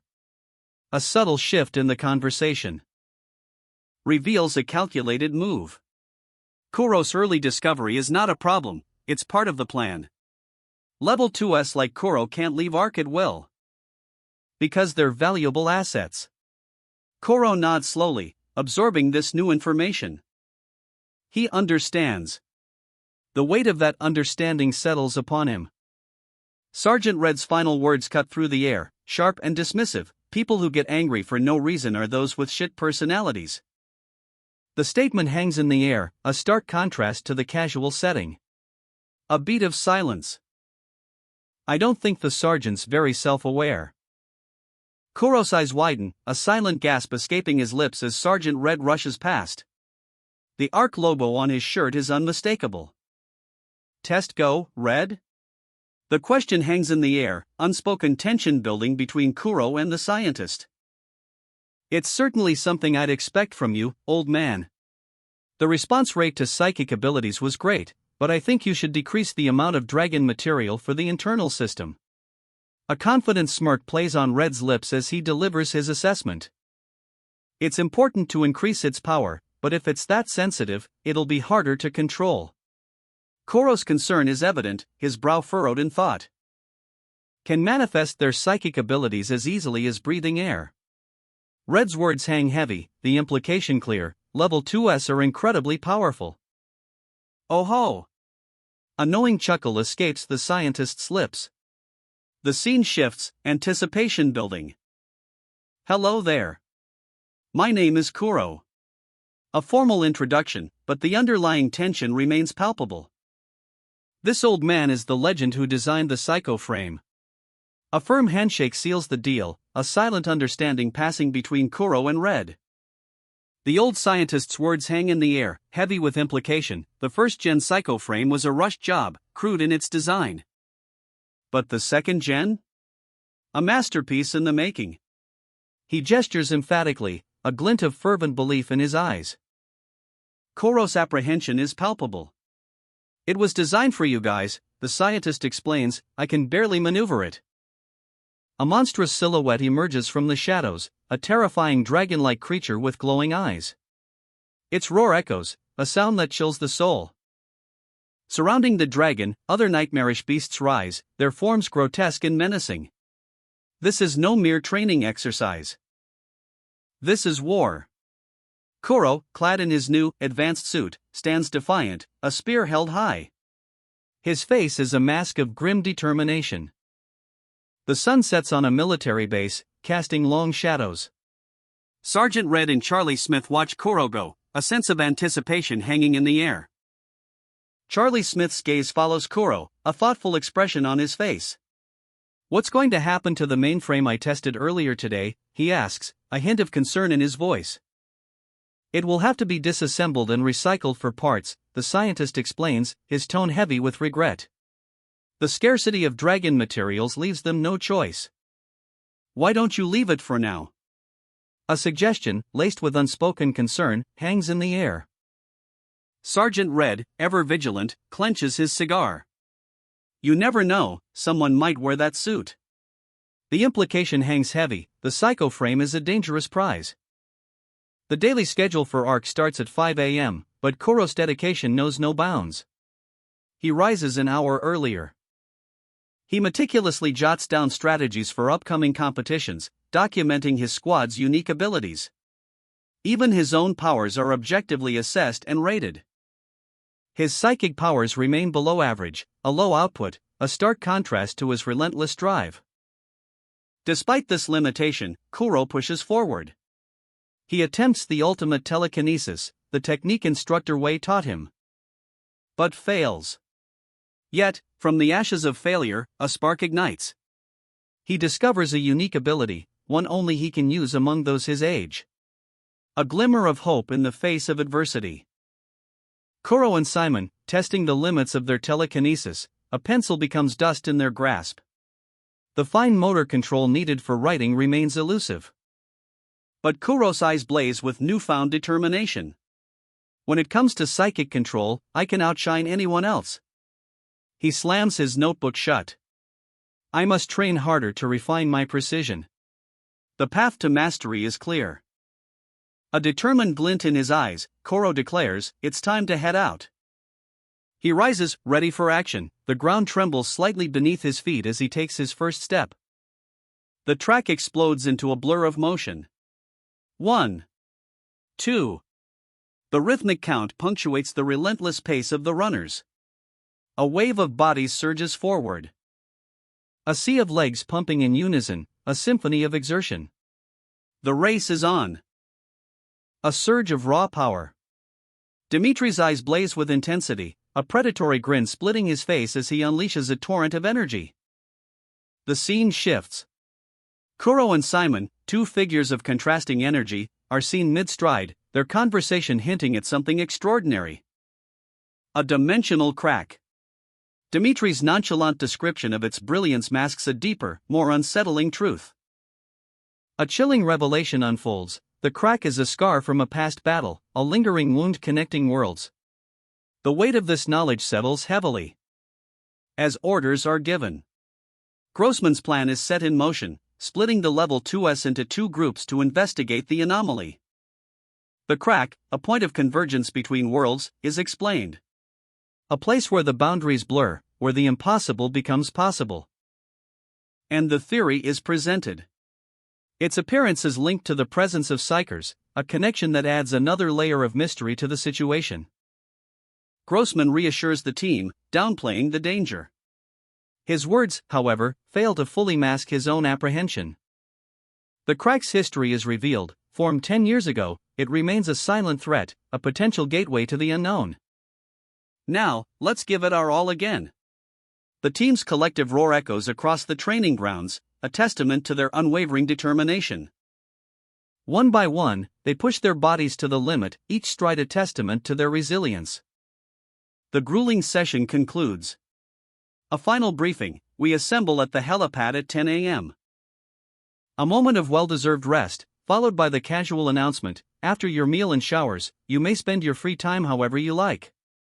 A ripple of excitement spreads through the group.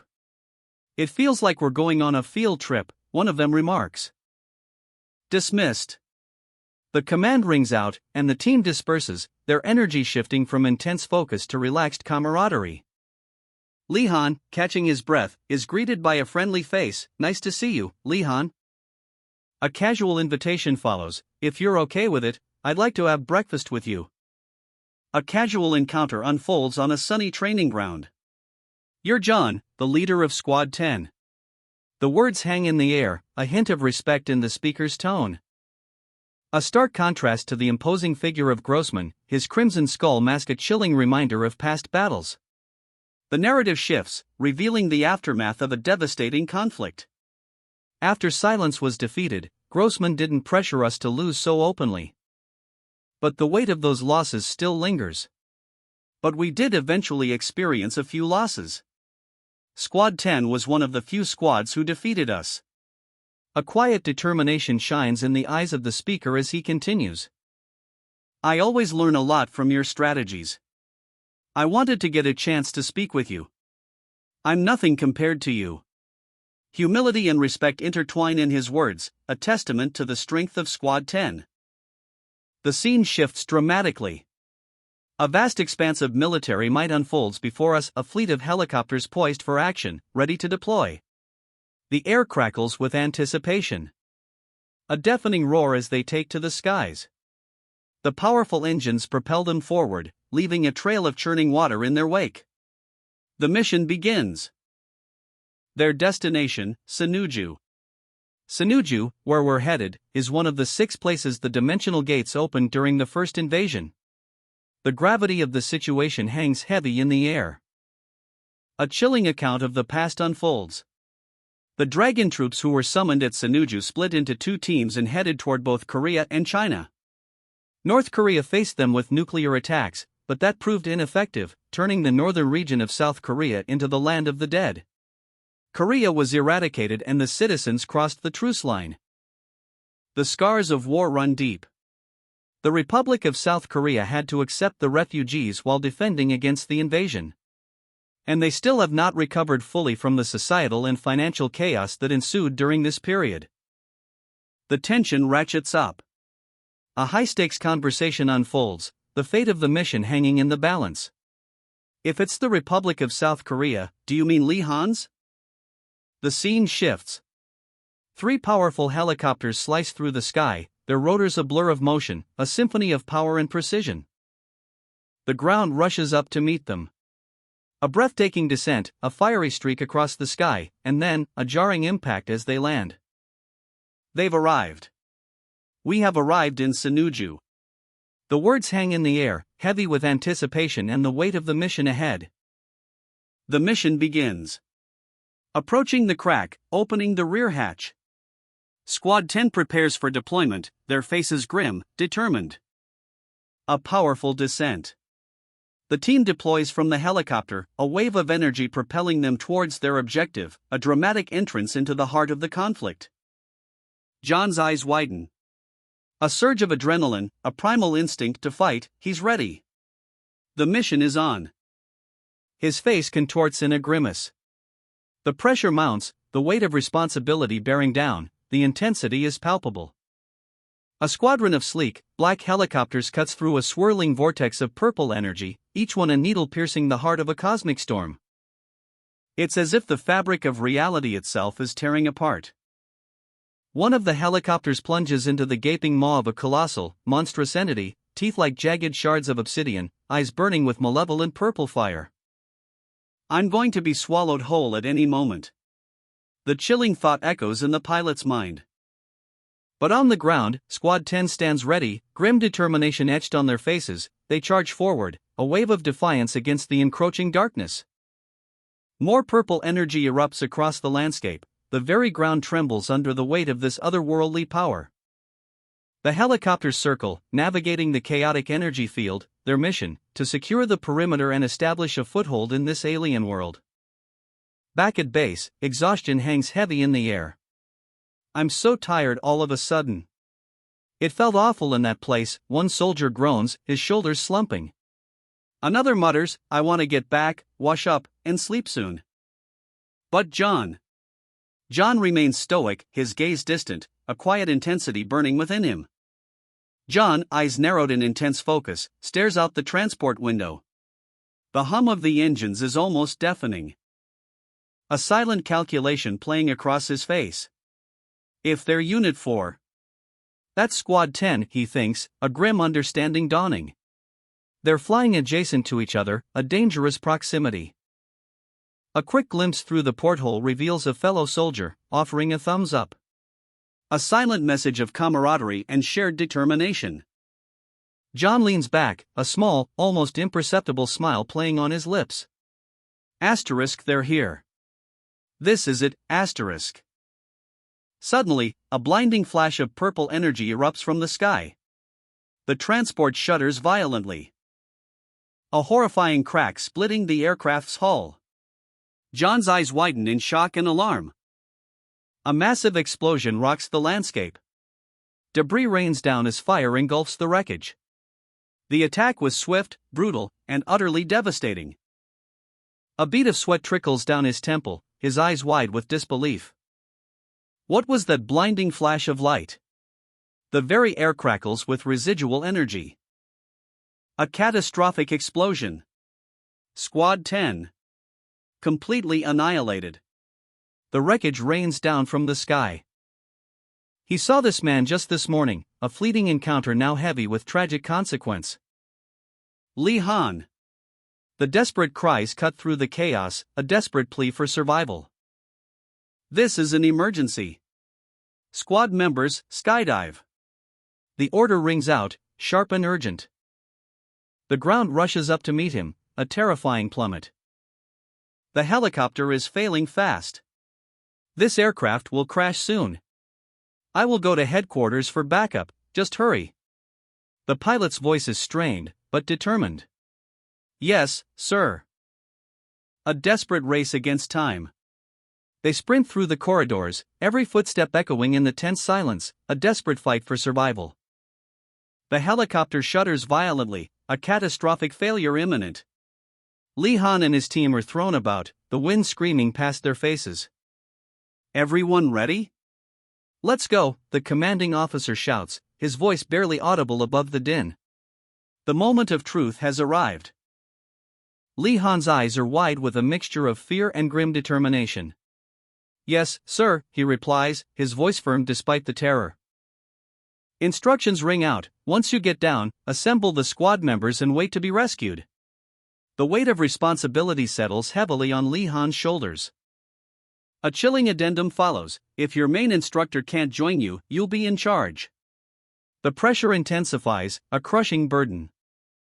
A surge of purple energy erupts from Lee Han, a desperate attempt to maintain control amidst the chaos. His eyes burn with an inner fire. The helicopter explodes in a fiery inferno.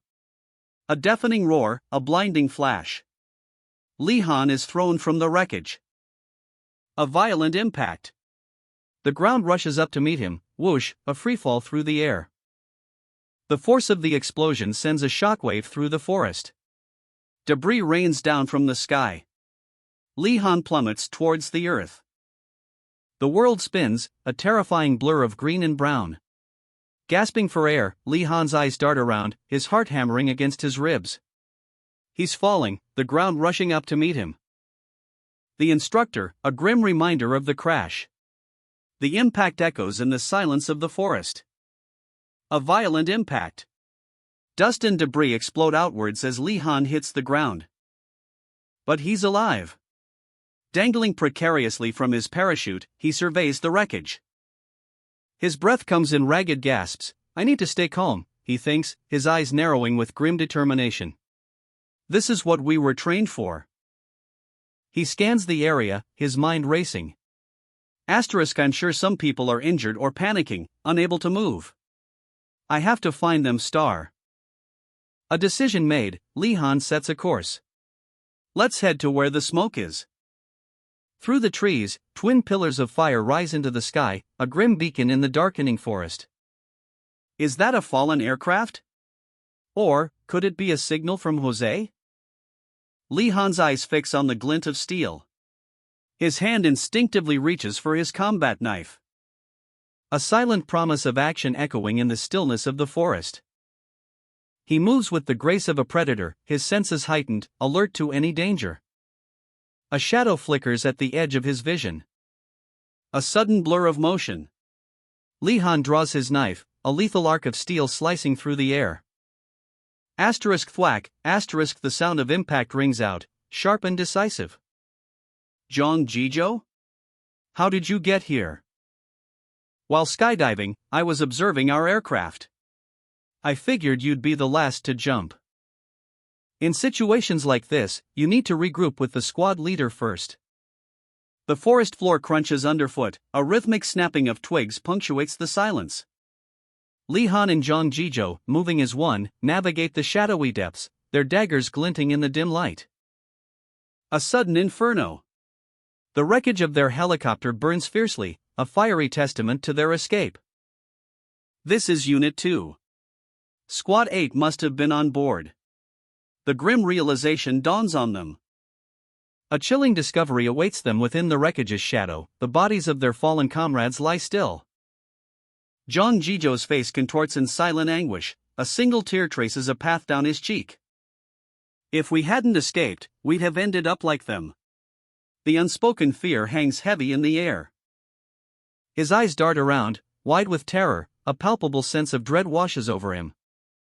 The forest whispers its secrets, a chilling reminder of their precarious situation. Lee Han stands firm, a silent guardian, his gaze unwavering, resolute. Is Lee Han truly emotionless? The question hangs heavy in the air as Zhang Jizhou stares, speechless, at his comrade's impassive face amidst the carnage. It's not the first time we've seen a corpse, Jizhou mutters, his voice barely a whisper, trying to rationalize the horror. But this is different. Jizhou's eyes widen, reflecting the sheer terror that grips him. The weight of loss threatens to crush him. A monstrous silhouette emerges from the wreckage, a creature of nightmare made real. Its eyes glow with malevolent energy. A werewolf. The fiery wreckage of the helicopter is all that remains of their escape. Lee Han stands amidst the flames, his back to the viewer, a grim determination etched on his face. The monstrous beast, a terrifying werewolf, rises before them, its primal fury palpable. A plan forms in Lee Han's mind. Jijo, find something useful in the aircraft, he instructs, his voice calm despite the chaos. I'll distract it. Jong Jijo's fear is evident. Can't we run away? He pleads, his voice laced with desperation. But Lee Han's resolve is unshakable. Lee Han's blade flashes, a desperate act of defiance against the overwhelming odds. He's bought them time, but at what cost? The werewolf lunges, a terrifying display of raw power. The battle for survival has begun. The fight is on. A shadowy vortex of energy erupts. The very air crackles with raw power. Lee Han, eyes blazing with determination, unleashes a devastating counterattack. His blade sings a deadly song as it slices through the air. Move, Gijo. The urgency in his voice is a desperate plea, a lifeline thrown into the chaos. Jong Jijo stumbles, fear etched onto his face, his body is battered, his movements clumsy. He scrambles, a desperate attempt to escape the clutches of death. Each strained muscle screams in protest. With a surge of adrenaline, he pushes forward, a desperate gamble for survival. Shit. The raw terror in his voice echoes the danger he faces. His heart pounds a frantic rhythm against his ribs. I want to keep going and run away. Lee Han, muscles straining, parries a vicious swipe from the werewolf. The air crackles with energy as his blade meets the beast's claws. A shower of sparks erupts. His eyes blaze with determination as he shouts, "Good, get inside." The werewolf lunges, a terrifying snarl splitting its face, revealing rows of razor-sharp teeth. But Lee Han is ready. He dodges, the beast's claws tearing through the air where he just was. A desperate struggle for survival. A blinding flash.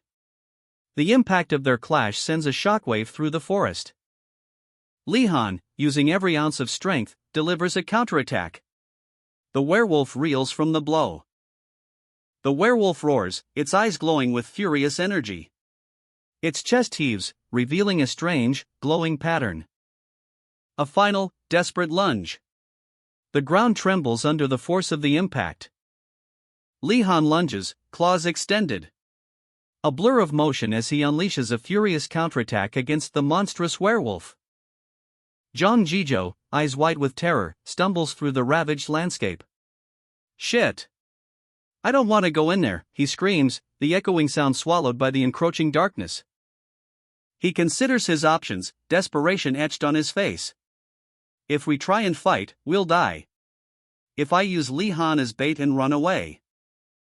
A guttural roar erupts from Jong Jijo. Fuck! Jong Gijo.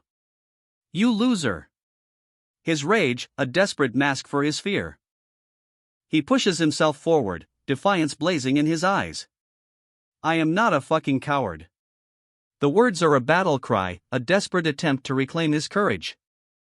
The werewolf's claws lash out, a brutal swipe aimed at Lee Han. Who'd betray his comrade? The unspoken accusation hangs heavy in the air. The beast lunges, jaws snapping shut inches from Lee Han's face. A terrifying clash of fangs and fury. Jong Jijo, his face contorted in anguish, mutters, "Shit, there aren't even any bullets for the R2." He's trapped, cornered, and running out of options. The weight of his decision crushes him. But a grim determination hardens his features. Let's just take this. If it's Lee Han. A desperate struggle. Lee Han, outnumbered and outmatched, fights with the ferocity of a cornered beast. His blade flashes, a desperate dance against impossible odds. But even his skill is no match for the creature's unnatural regeneration. The severed tentacle reforms, a chilling testament to the monster's resilience. The tentacle I cut off just regenerated. The beast lunges, its jaws snapping shut with terrifying speed. Lee Han barely evades the attack, the wind of its passage ruffling his hair. A blinding flash of blue energy erupts as Lee Han unleashes a desperate counterattack. The sheer force of the blow sends shockwaves through the air. The monstrous wolf-like creature stands revealed in all its terrifying glory. Its eyes glow with malevolent energy, a predator poised to strike. Lee Han, despite his fear, stands defiant.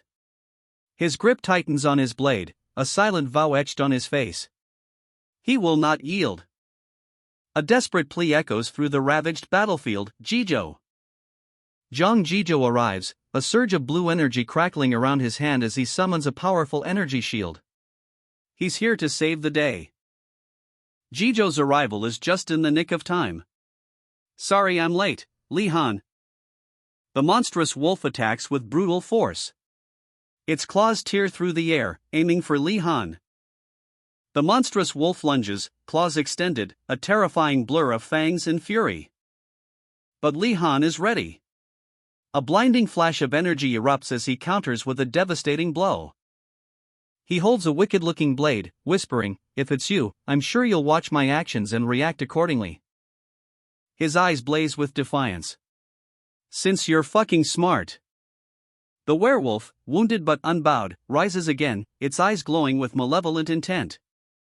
Jijo arrives, a silver streak slicing through the air. The fight continues.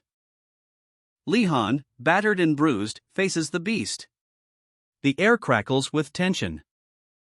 A desperate struggle for survival. The wolf's claws rake across his flesh, sending him sprawling. The monstrous jaws snap shut, inches from his face. Death hangs in the balance. Will Lee Han survive? The monstrous wolf, a creature of nightmare, lunges. Its jaws snap, teeth bared in a terrifying display of predatory intent. But Lee Han is ready. A flash of steel, a desperate parry, as his blade meets the beast's savage attack. Blood splatters. The impact sends a shockwave through the forest. Ha. Lee Han struggles to his feet, his body screaming in pain. He's wounded, badly wounded. But help is on the way. Zhang Jijo bursts through the trees, his eyes blazing with fury.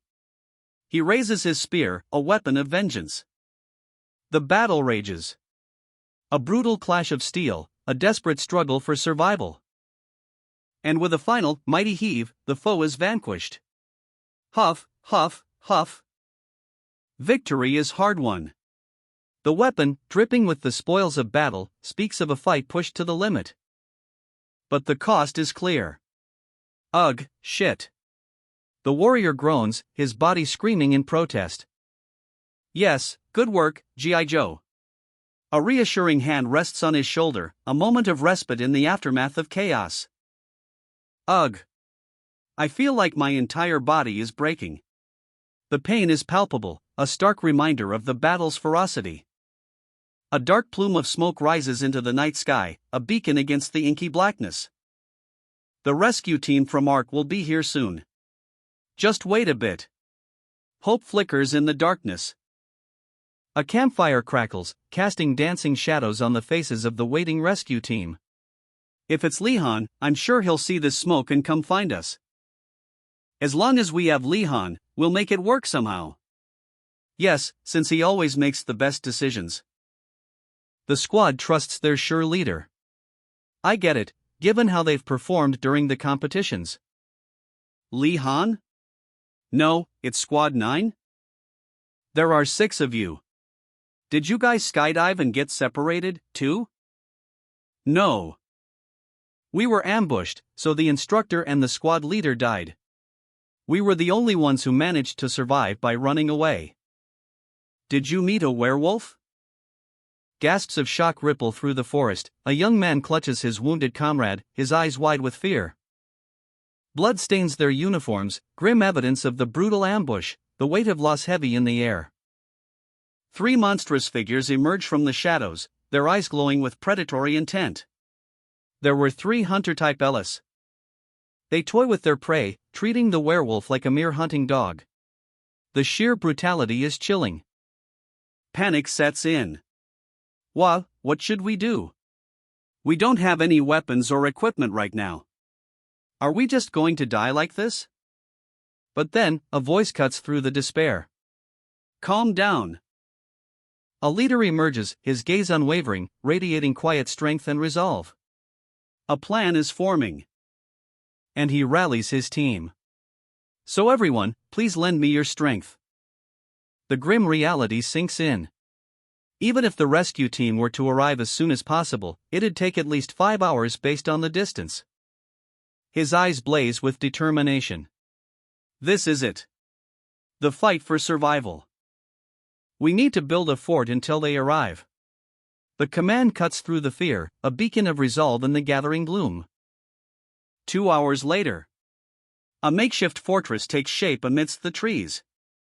Rough-hewn logs and boulders form a desperate, yet surprisingly effective, barrier. All preparations have been completed. The air crackles with unspoken tension, even the forest seems to hold its breath. Impossible without proper equipment for common folk, but for psychers, it's a testament to their raw power. The sheer force of will shaping the very landscape. A single torch flickers, casting long, dancing shadows. Is it okay for it to be this bright? The question hangs in the air, a whisper of doubt. Werewolves possess exceptional senses of sight and smell, a fact that weighs heavily on their minds as they reinforce their defenses. Li-Han, I'm only saying this since we're alone. But even if the rescue team arrives, what if that ray of light strikes them again? The image of the devastating attack flashes before their eyes, a chilling reminder of their vulnerability. A helicopter streaks across the stormy sky, a bolt of lightning striking nearby. The question hangs heavy in the air, do they know what's happening here? Amidst the chaos, 2 figures stand firm within a hastily constructed wooden barricade. We can worry about that once we survive, one says. For now, let's focus on carrying out the plan. He knows already. A chilling realization dawns on them. Doubt gnaws at one of the soldiers. Are real battles this bleak? All the competitions we've gone through so far feel like child's play. A monstrous roar shakes the very earth. The forest trembles as a wave of dark energy erupts from the trees. And a brutal assault begins. The soldiers clash with unseen foes, their staves meeting the darkness with desperate fury. Kuro! A desperate cry pierces the din of battle as a psyker unleashes a torrent of blue energy, a desperate gambit to turn the tide.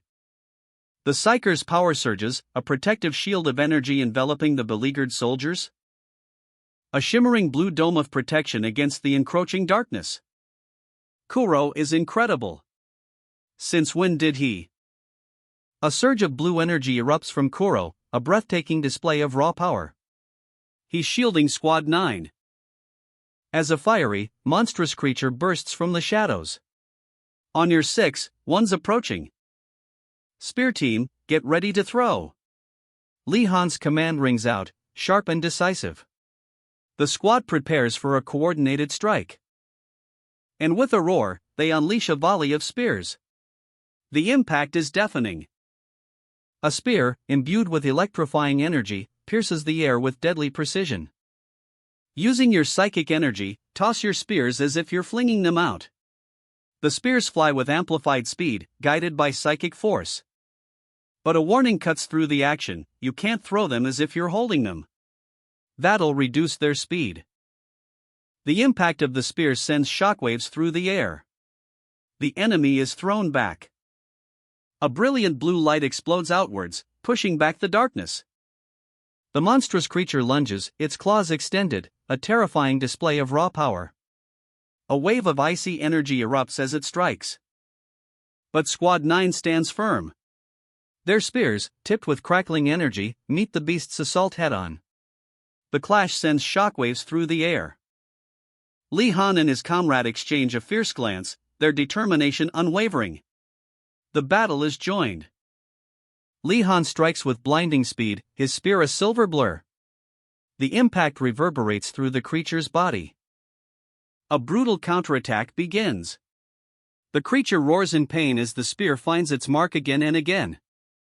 The creature reels from the relentless assault, its power visibly waning. A desperate lunge, a final, furious strike. The ground trembles as the creature crashes to the earth, defeated. Dust and debris fill the air. But the battle is far from over. A new threat emerges from the shadows, its tendrils reaching out. Canute!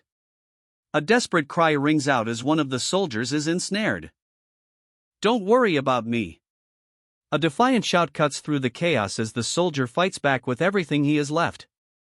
A colossal monstrosity emerges from the shadows, its form writhing with dark energy. Two soldiers of Squad 9 stand ready, bracing for impact. The beast lunges. Claws slash, the ground trembles. A desperate fight for survival begins.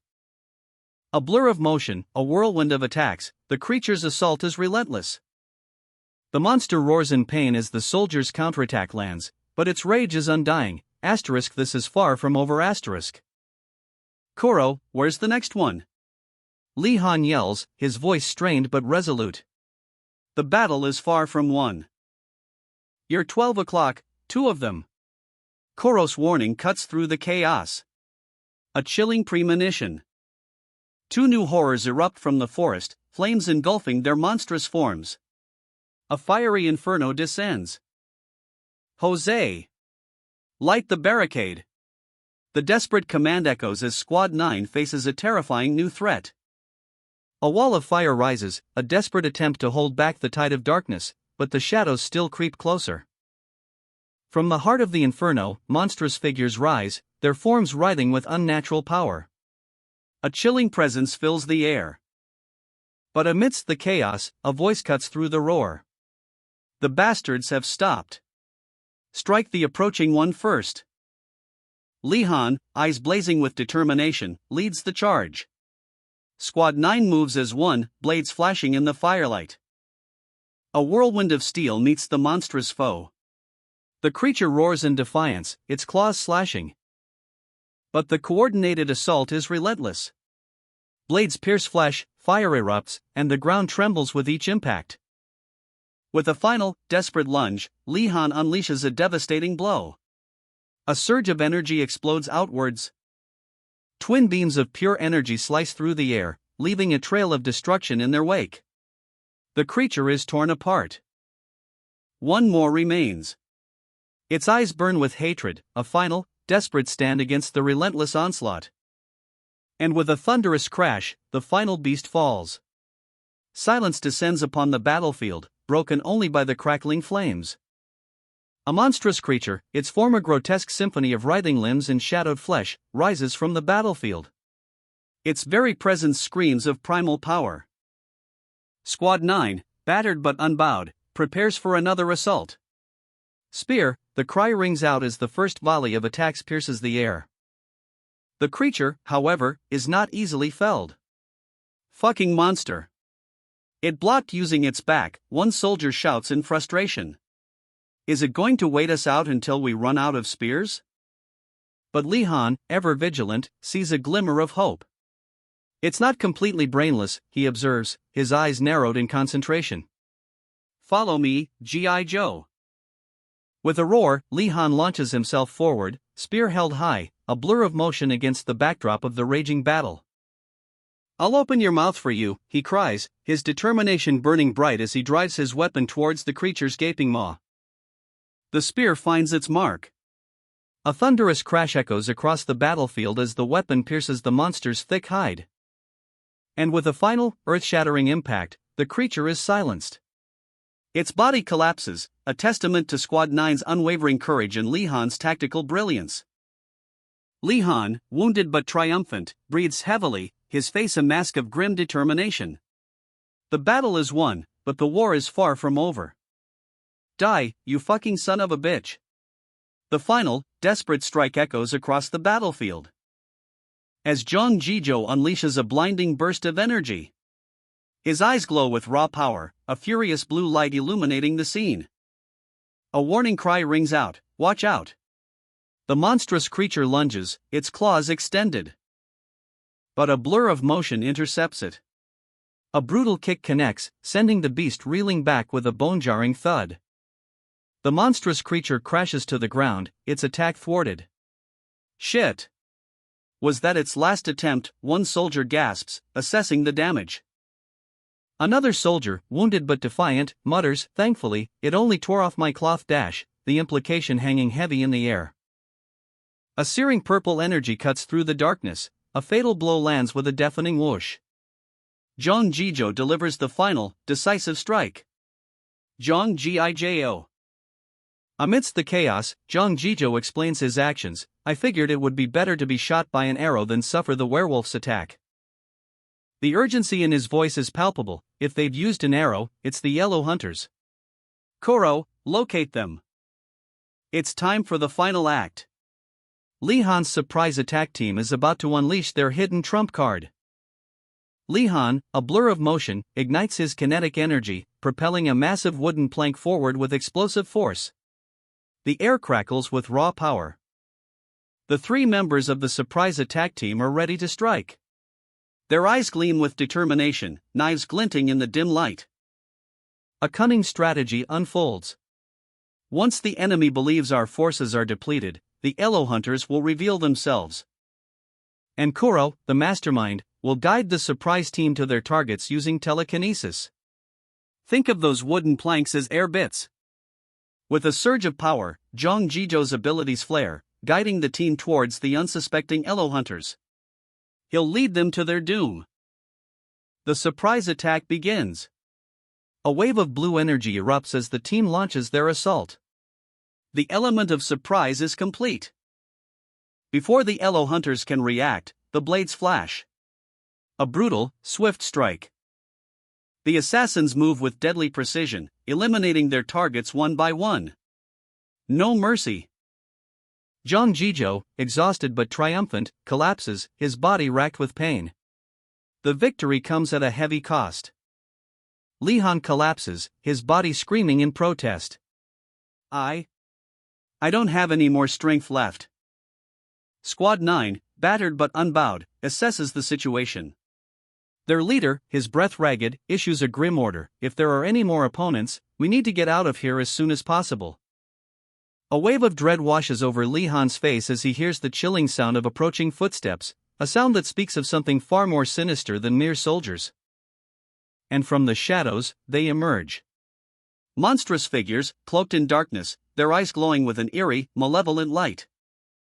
A monstrous roar echoes through the forest, the very trees tremble.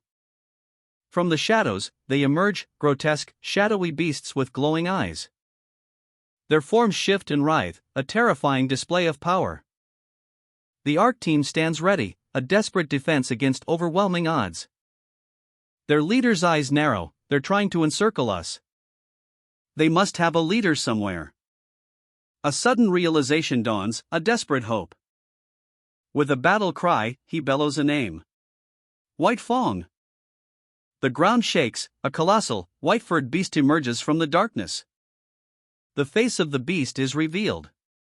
Its eyes glow with an unnatural light, a terrifying intelligence burning within, the most intellectual werewolf imaginable.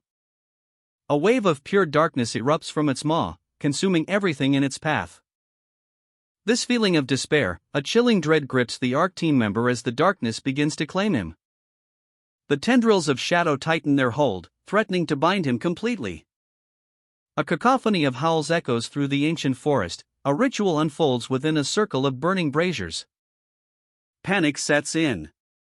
What should we do now? He cries out, the darkness threatening to overwhelm him. His eyes widen, a flicker of determination igniting within. A desperate struggle against the encroaching darkness. He looks to the heavens, a single point of light piercing the night sky, a beacon of hope. A defiant roar. We can survive. With renewed vigor, he bursts forth, shattering the bonds of despair, a surge of power coursing through his veins. Everyone, get your spears back. The urgent command cuts through the night, a desperate rally against the encroaching darkness. We just have to last a bit longer. The ARC team, battered but unbowed, digs in their heels. Their resolve, a flickering candle in the storm. Just a bit more. A grunt of exertion, a testament to their fading strength. The strain is visible on their faces, sweat beading on their brows. With a surge of adrenaline, a final push against the overwhelming odds. Every fiber of their being screams in protest, yet they stand defiant. A wave of energy erupts, a desperate counterattack against the monstrous shadows closing in. The fight for survival intensifies. His hand becomes a blur as he draws his blade, and in the next instant, he strikes. A brilliant flash of light, a desperate gamble against the darkness. A deafening roar, a terrifying presence closing in.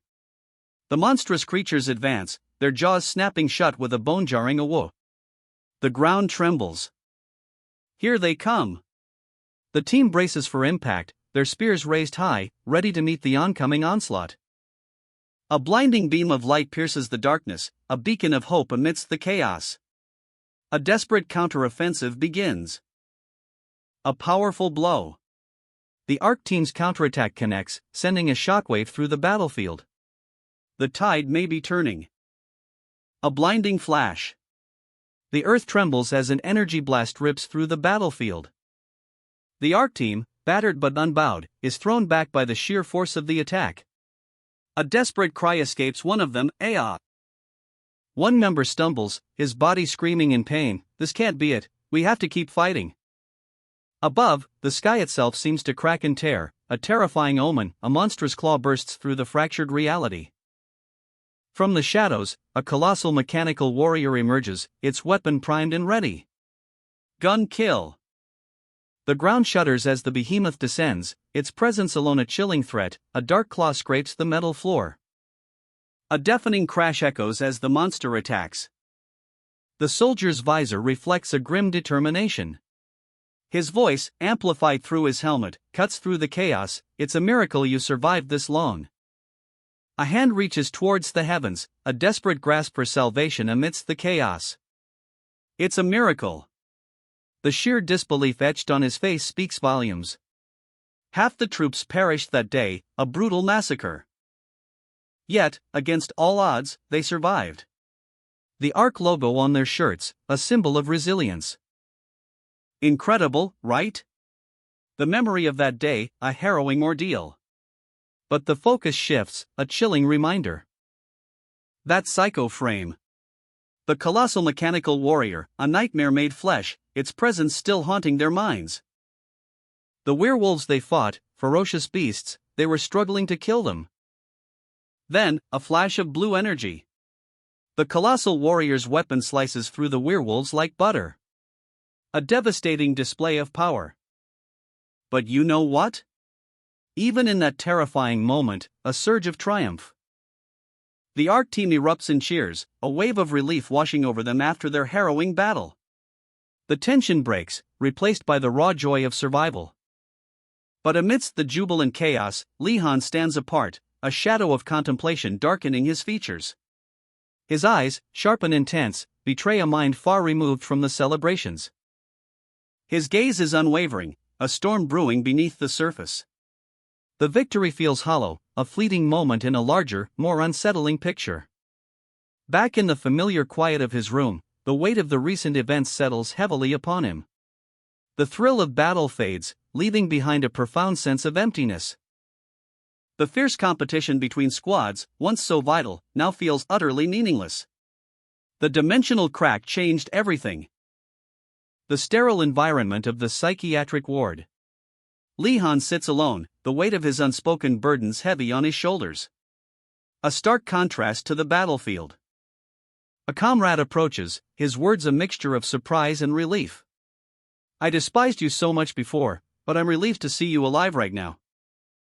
Li-Han's confession, raw and honest, "Like you said, I wasn't ready to kill anyone, or watch anyone be killed." A chilling revelation dawns. The monstrous figures loom, their grotesque forms a testament to the true horror that awaits. Their power, unlike anything the ARC team has faced before. The enemy's forces are unlike ours, a terrifying truth sinks in. Li-Han clenches his fists, his jaw tight. The weight of their near-death experience settles heavily upon him. A grim determination hardening his gaze. "We need to become much stronger. Much, much stronger." A sudden, violent burst of energy. A raw power explodes from Li-Han's fist, shattering the very wall around him. The sheer force of the impact leaves him breathless, his eyes wide with shock and awe. He stares at his hand, a newfound power coursing through his veins. The ARC logo on his shirt, a symbol of their shared struggle. A metallic clang echoes as a device bursts from the wall, its digital message stark and urgent. Li-han, you've been summoned. Come right away. With urgent steps, the team heads towards the emergency meeting. The air crackles with anticipation. The door splinters, a violent crack echoing through the hall. Li-han's eyes narrow, a flicker of concern crossing his face. He pushed himself too hard. He stands, panting slightly, in the doorway of the ARC team's emergency meeting room. A figure in a skull mask waits inside, radiating menace. Paso preguntar quem convocó a reunio? Li-han asks, his voice betraying a hint of apprehension. The masked figure taps a device, a low hum filling the air. A holographic projection flickers to life. A sharp command cuts through the tension, Sargento Red, pair to me in Commodore. The masked figure gives a rude gesture, then turns away. The projection fades. Li-han's gaze drifts to a ghostly image of a monstrous creature, its eyes burning with malevolent energy. He doesn't like this at all. The city sprawls before us, a concrete jungle under a bright sky. A sleek, modern building stands tall, its glass reflecting the sun's glare. Inside, the air hums with tension. Li-han and Sergeant Red enter a spacious lobby, the marble floor gleaming underfoot. A sense of unease hangs heavy in the air. Li-han's voice cuts through the silence, a question hanging in the air. You called for me, Sergeant Red? The meeting is underway. Sergeant Red, lounging on a plush sofa, exudes an air of casual defiance. His dismissive attitude is palpable. Li-han's apprehension grows as he takes in the scene, his eyes darting between the other figures present. A masked figure looms large, adding to the unsettling atmosphere. Sergeant Red's impatience boils over. His eyes narrow, a glint of anger in their depths. He barks a command, his tone brooking no argument. Del Simon's name is uttered, a name that carries weight. The tension ratchets up another notch. Sergeant Red's frustration is evident. Stop loitering like a dog who's had their bone taken away and sit down. This is going to take a while. A chilling statistic hangs in the air of the sterile briefing room. A quarter of Level 2's trainees perished, a casualty rate unseen even in actual warfare. Sergeant Red's face is a thundercloud of fury. His eyes, blazing with barely contained rage, fix on someone unseen. The weight of his unspoken accusations hangs heavy. The name Alexander Recker, ARC Chief of Staff, is revealed, a name that whispers of power and potential culpability in this unprecedented disaster. The Supreme Council's decision is delivered, cold and final. Head Instructor Grossman bears the full weight of responsibility. The tension in the room crackles. Head Instructor Grossman sits among his officers, his expression unreadable, but the weight of the world rests on his shoulders. The investigation begins. The dashcam footage is reviewed, each frame a potential clue in this unfolding mystery. A terrifying image flashes across the screen, an LMH, their eyes burning with malevolent power, their form radiating an aura of dark magic, the architects of this carnage. The scope of the attack is revealed. Low-ranking warriors and werewolves were easily dispatched, but this time, the LMHs have struck first, opening gates to unleash their full might. A murmur ripples through the room. The shocking revelation that LMHs possess the ability to open gates themselves adds a terrifying new dimension to the conflict. A chilling premonition hangs in the air. The war may arrive sooner than foretold. Should we awaken the Oracle? The question hangs heavy, a desperate gamble against the looming darkness. The only remaining letter for the team code is W. A single letter, holding the key to a desperate plan. Sergeant Red, his face a mask of grim determination, weighs the options. The pressure is immense, the fate of many rests on his shoulders.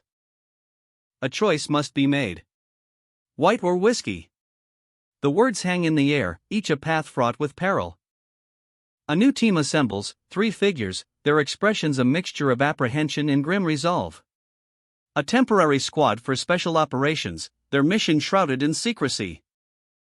A team forged in the crucible of impending war. Their faces reflect the weight of the task ahead. The question hangs in the air, heavy with unspoken anxieties. Are they truly ready for this?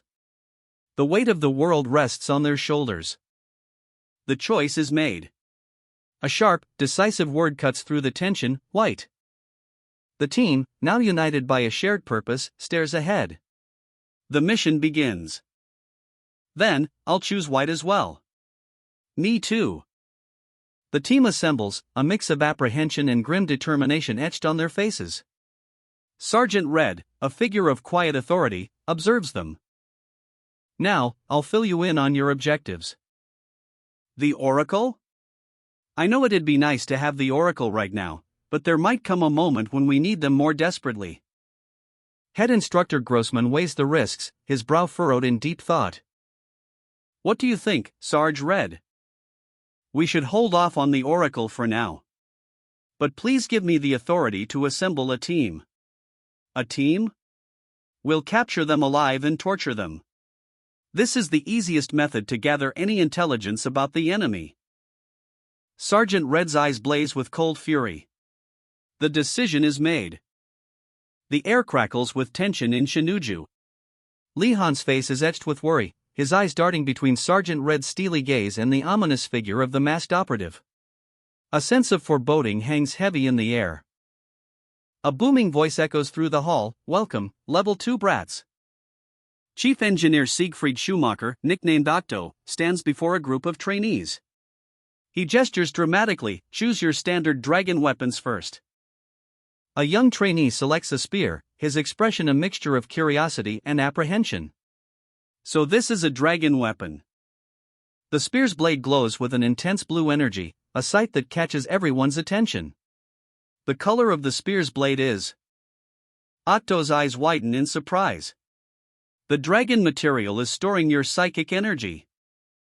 Another trainee, a blonde woman, tests her own weapon, a sword, her voice filled with wonder. Are there any other forms? The sword's form shifts, elongating and narrowing into a more slender blade. Like a narrower and longer blade. The blonde trainee's eyes gleam with excitement. You think I can just make one in a day? Octo sighs: "Fine, fine." A sleek, orb-like device hums with energy, its surface shimmering with an ethereal blue glow. A trainee holds it, his eyes wide with a mixture of awe and apprehension. An air bit, he murmurs, turning the device over in his hands. It's smaller and lighter than any air bit seen before. The possibilities are endless. A scientist, beaming with pride, explains, "I removed all functions except for personal maneuvering options for this model." A trainee straps on the new device, his eyes gleaming with anticipation. And with a burst of speed, he's gone. The new air bit is a game changer. Octo watches them go, a satisfied smile playing on his lips. Good luck, brats. The trainees, armed with their dragon weapons and new air bits, charge towards their mission, a blur of motion against the desolate landscape. The earth cracks open. A surge of violet energy erupts from the fissure, a terrifying spectacle of raw power unleashed. To avoid being caught in the blast radius, the team strategizes. Safety first. They move through a desolate urban landscape, the remnants of a city scarred by conflict. The air hangs heavy with the scent of decay and ozone. Their destination, the operational area. The mission is about to begin.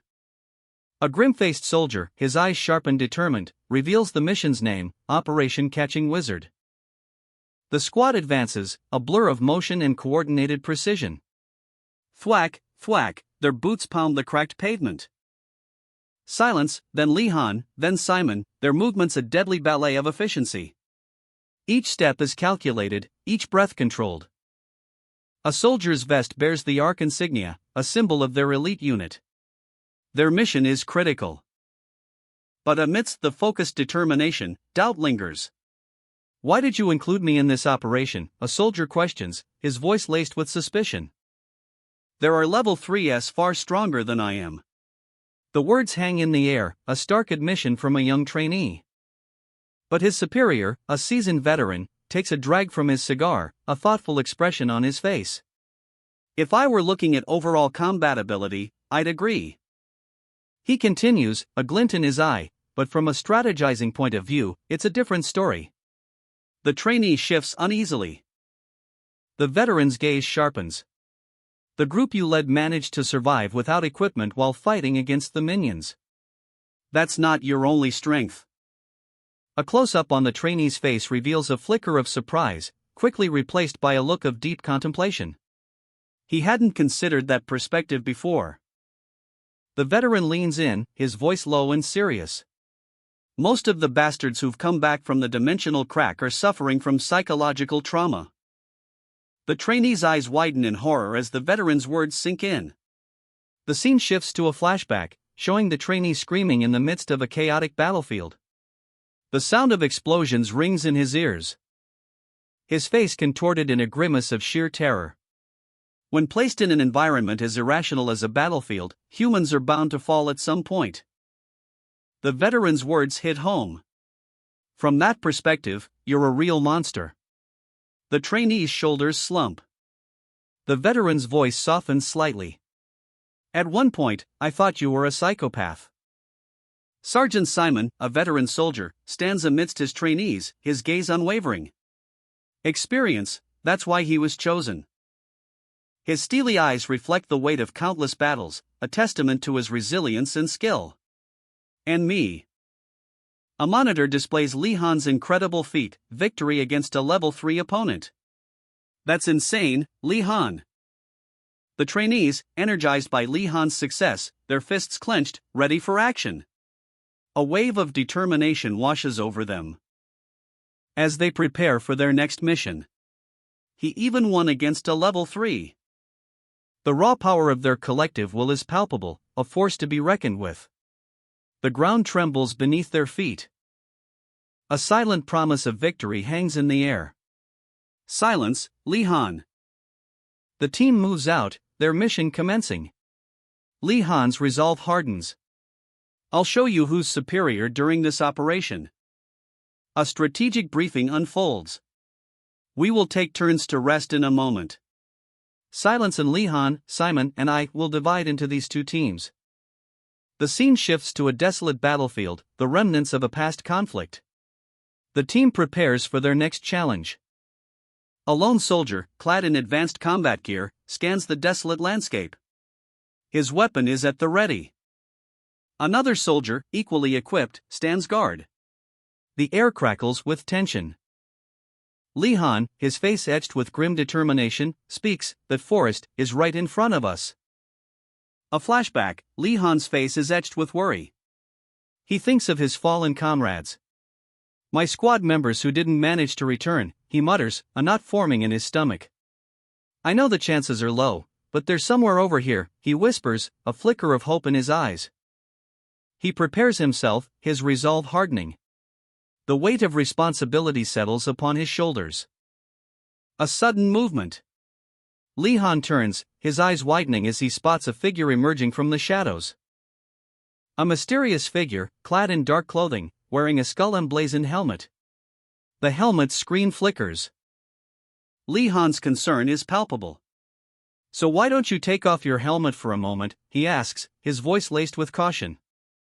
The figure hesitates, then slowly removes the helmet, revealing. Li Han stares, a mixture of apprehension and curiosity swirling within him, as the mysterious figure removes their helmet. A surge of purple energy erupts from the forest depths, a breathtaking spectacle that throws the squad into immediate alert. The air crackles with raw power. A quick tactical decision, they'll switch to a local network for communication. The forest itself seems to be jamming their signals. The squad advances, weapons raised, eyes scanning the dense undergrowth, every rustle of leaves, every snap of a twig, heightening the tension. And there, standing defiantly amidst the trees, is the mysterious figure, their presence both menacing and enigmatic. A closer look reveals a chilling detail, a small, unsettling eye charm hangs from the figure's neck. A symbol of something dark and ominous. As two figures emerge from the shadows, their movements swift and silent as wraiths. Forward. Hello, scouts. Two of them. The command echoes, sharp and cold. The skull-masked figure tenses, his hand instinctively reaching for his weapon. The hunt is on. Chunk underscore process underscore failure. Chunk underscore process underscore failure. Chunk underscore process underscore failure. Chunk underscore process underscore failure. Chunk underscore process underscore failure. Chunk underscore process underscore failure. Chunk underscore process underscore failure. Chunk underscore process underscore failure. Chunk underscore process underscore failure. Chunk underscore process underscore failure. Li-Han, crouched low, his senses on high alert, blades glinting in the dim light, a chilling presence looms in the shadows. Two Elo scouts emerge from the trees, their movements swift and silent as phantoms. Their blue blades hum with a menacing energy. Li-Han springs into action. Twin katanas flash, a blur of steel as he deflects their attack, the clash of metal echoes through the forest. His skull mask helmet tilts back, revealing a glimpse of his determined face, a fierce glint in his eyes. I think it might be better to follow these ones rather than kill them, Li-Han's partner suggests, his voice calm and collected. How come? His partner asks, clearly perplexed. Judging by the fact they're headed in the direction of the crack and they're letting their guard down, there's a good chance they're returning from a scouting mission. Logical. Excellent observation skills, Li-Han. His partner compliments him, a hint of a smile playing on his lips. Silence, follow them. We'll follow from a distance. The order is given, sharp and decisive.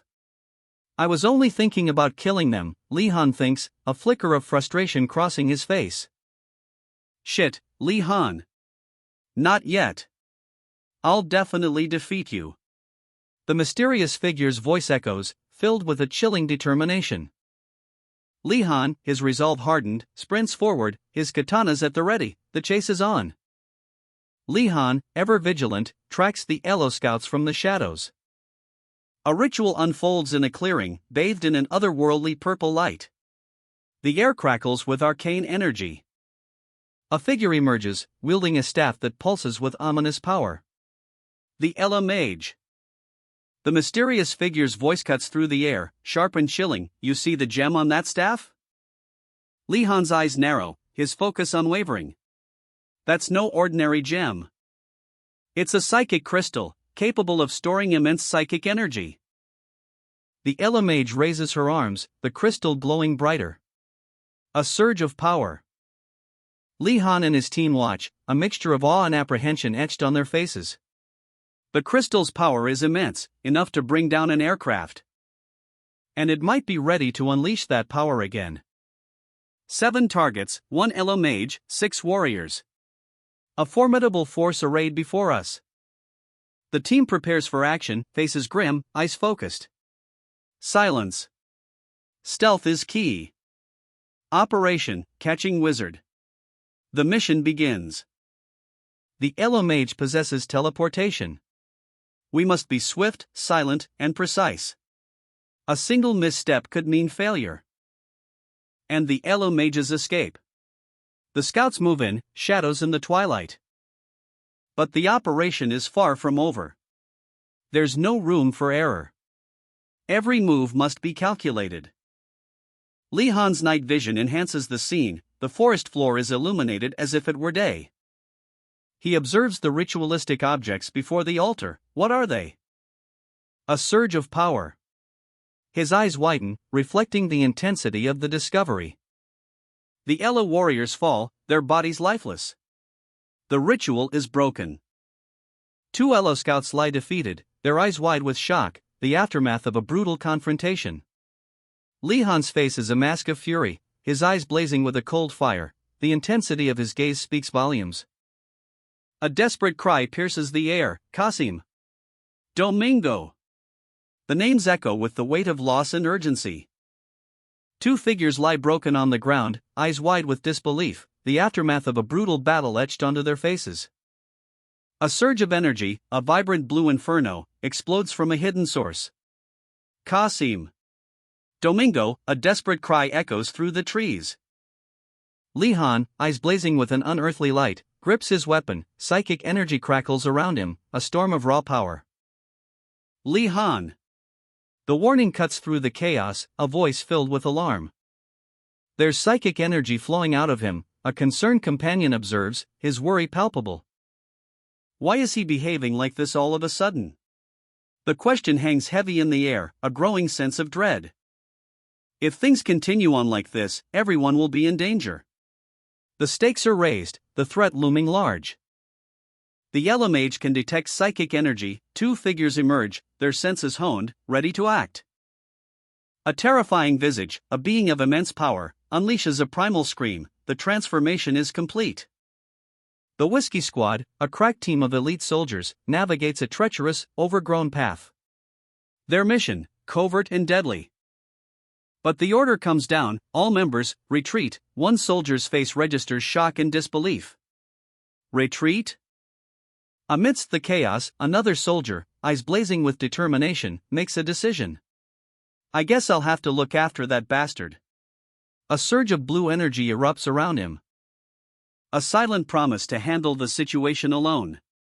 His companion, however, remains cautious.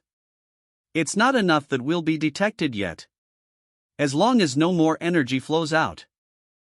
A close-up on the lone soldier's face, eyes glowing with an unearthly light. The power unleashed is immense. And the consequences are immediate.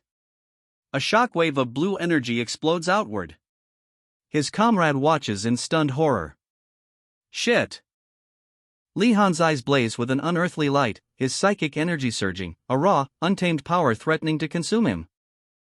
The shockwave from his unleashed power sends a soldier flying. The force is devastating.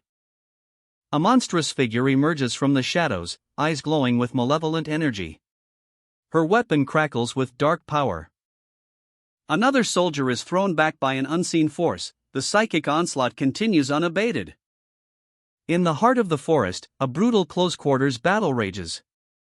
The soldiers are outmatched. Li Han's companion watches in horror as the soldiers are decimated, the raw power is terrifying. A soldier, eyes wide with fear, is engulfed in a violet explosion of psychic energy, the fight is far from over. A cataclysmic surge of violet energy erupts from Li Han, a raw, untamed power that tears through the very fabric of the landscape. His companion, eyes wide with terror, can only watch as the psychic maelstrom engulfs everything. The sheer force of the blast throwing him to the ground. Sergeant! Red, he cries out, his voice filled with a mix of fear and disbelief. Li Han's companion struggles to his feet, his face etched with pain and desperation. Have you come to your senses now? He asks, a desperate plea in his voice. Li Han's eyes, burning with an unnatural intensity, fix on his companion. The weight of his words hangs heavy in the air. When I'm no longer able to fight, you're second in command. Now move. His companion's face crumples, tears streaming down his cheeks as he realizes the gravity of the situation. The weight of command, thrust upon him in this moment of chaos, is almost unbearable. With a choked sob, he whispers, "We're retreating. Please cover me." The companion sprints for cover, the sounds of battle fading behind him, a desperate retreat amidst the chaos. The scene shifts to a soldier, his face obscured by a skull-like helmet, preparing for a final stand. Two soldiers, battered and bruised, struggle to their feet amidst a scene of carnage.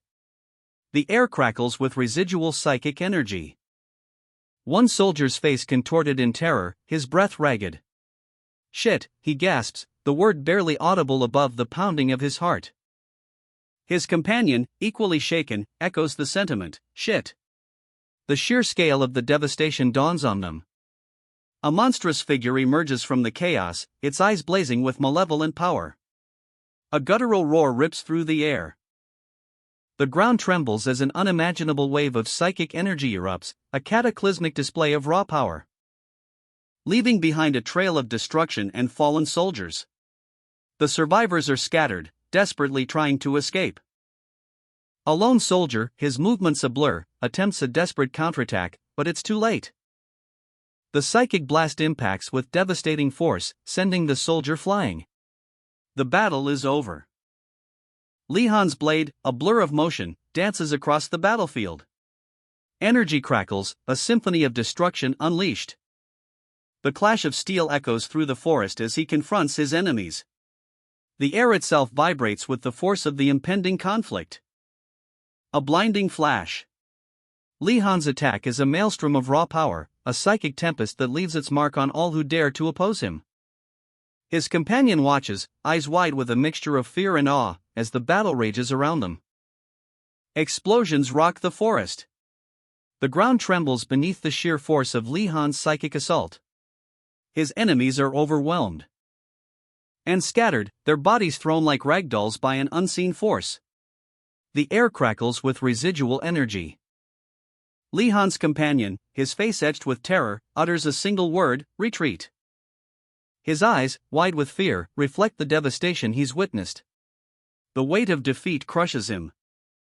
As he desperately tries to escape the aftermath of Li Han's overwhelming power, the forest floor is littered with the remnants of the battle.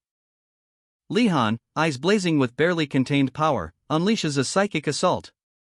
The raw energy crackles around him, a storm of blue fury. His attack takes shape, a torrent of blue energy hurtling towards his foe. A devastating blow that rips through the air, leaving a trail of destruction in its wake. The impact explodes in a blinding flash of light and sound. The force of the impact is immense, a shockwave tears across the battlefield. Li Han's companion, watching in horror, cries out, "Shit, I'm too late." He's thrown back by the sheer force of the psychic blast, his body slammed into the earth. Meanwhile, the battle rages on. Another foe falls before Li Han's might. His opponent's desperate counterattack is met with a brutal, swift riposte. The fight is a whirlwind of motion and power. Li Han stands triumphant, his power unleashed, a chilling aura radiating from him. A psychic shockwave explodes outwards. Li Han's power is unleashed, a maelstrom of energy that leaves its mark, leaving Li Han's companion reeling, eyes wide with terror. The attack was devastating. Blood stains the soldier's armor, a grim testament to the psychic onslaught. Just how the hell did Li Han win against this bastard? The soldier gasps, disbelief etched on their face. From the heart of the chaos, a terrifying shriek pierces the air. A figure of immense power rises, radiating dark energy. A wave of purple energy erupts, shaking the very ground beneath their feet. The enemy soldiers, battered and broken, retreat in disarray. Their fight is over.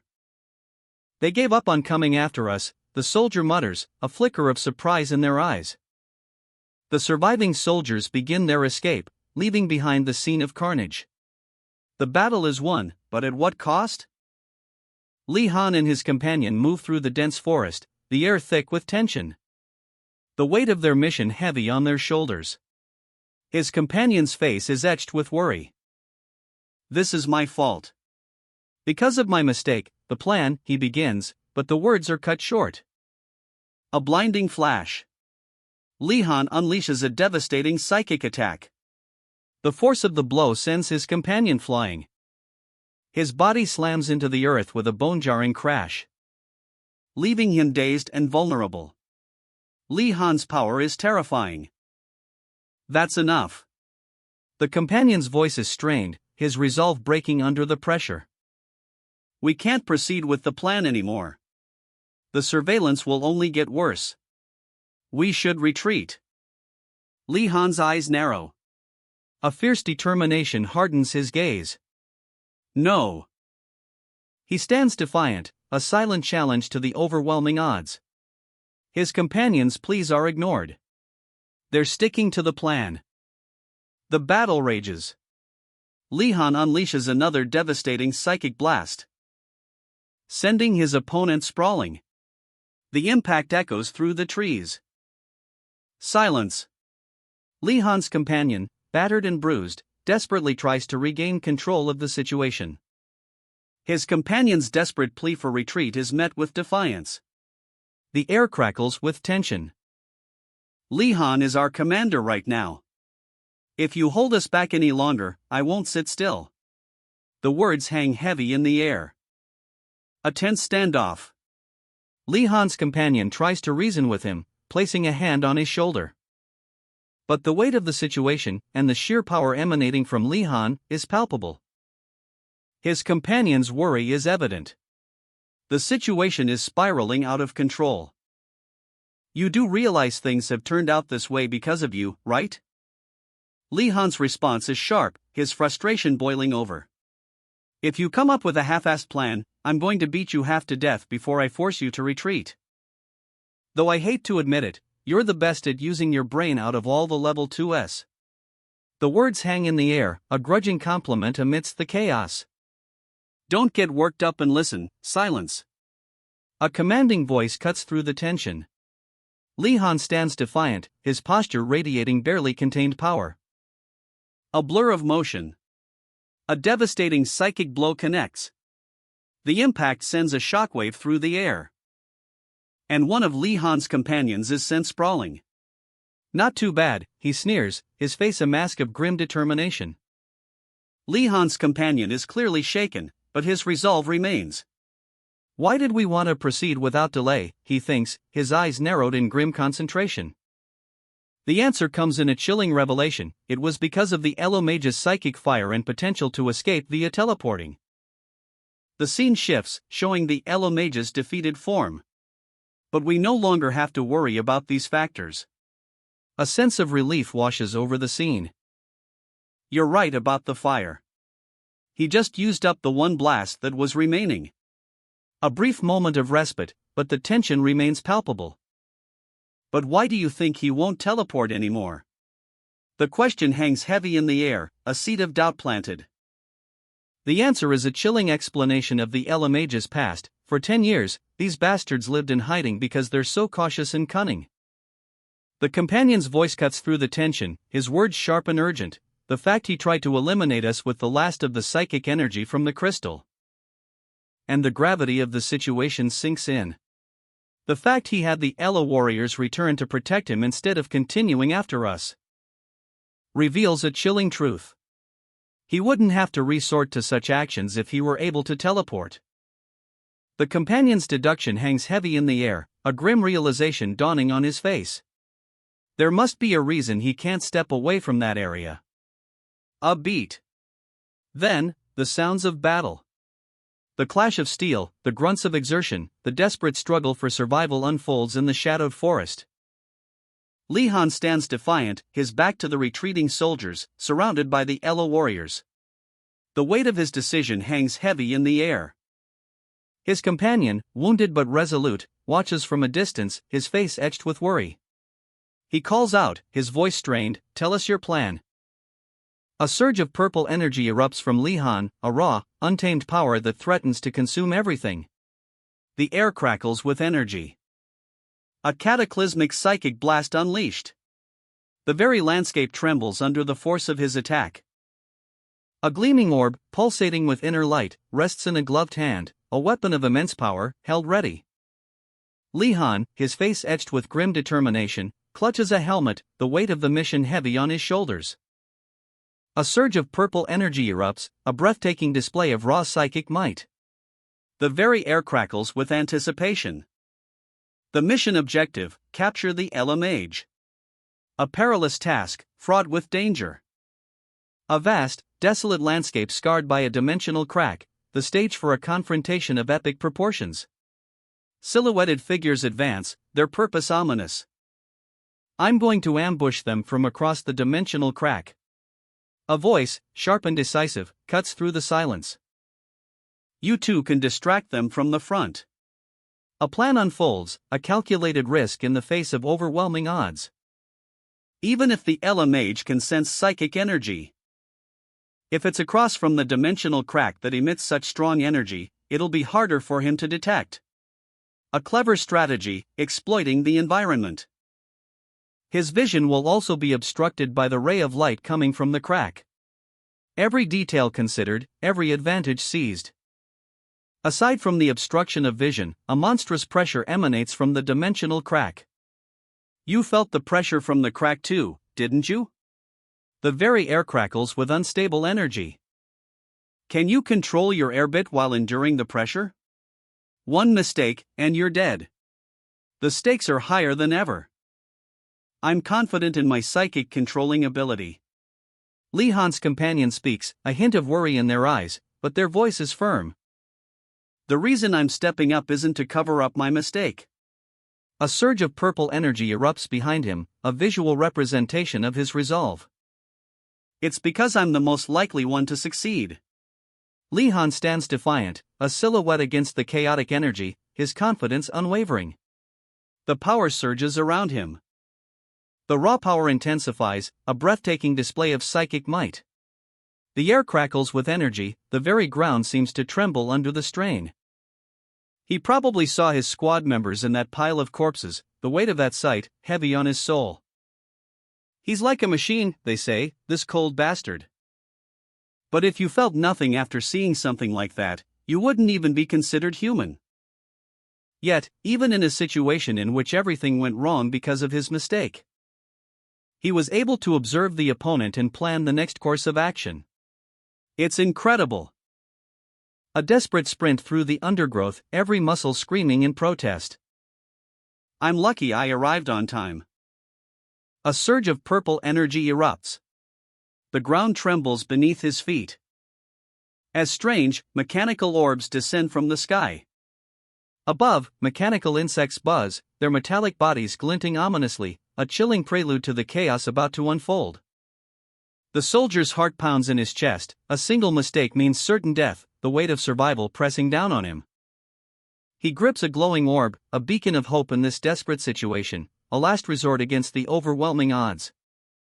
15 minutes, the clock ticks down, each second a nail-biting reminder of the impending doom, the soldier's face etched with grim determination. With a steely gaze, he makes his decision. Commence plan. A blur of motion, a whirlwind of energy, the soldier unleashes a devastating attack. Blazing energy erupts, pushing back the mechanical horde, a desperate, beautiful display of power. He's thrown back by the force of his own attack, but the insects are reeling.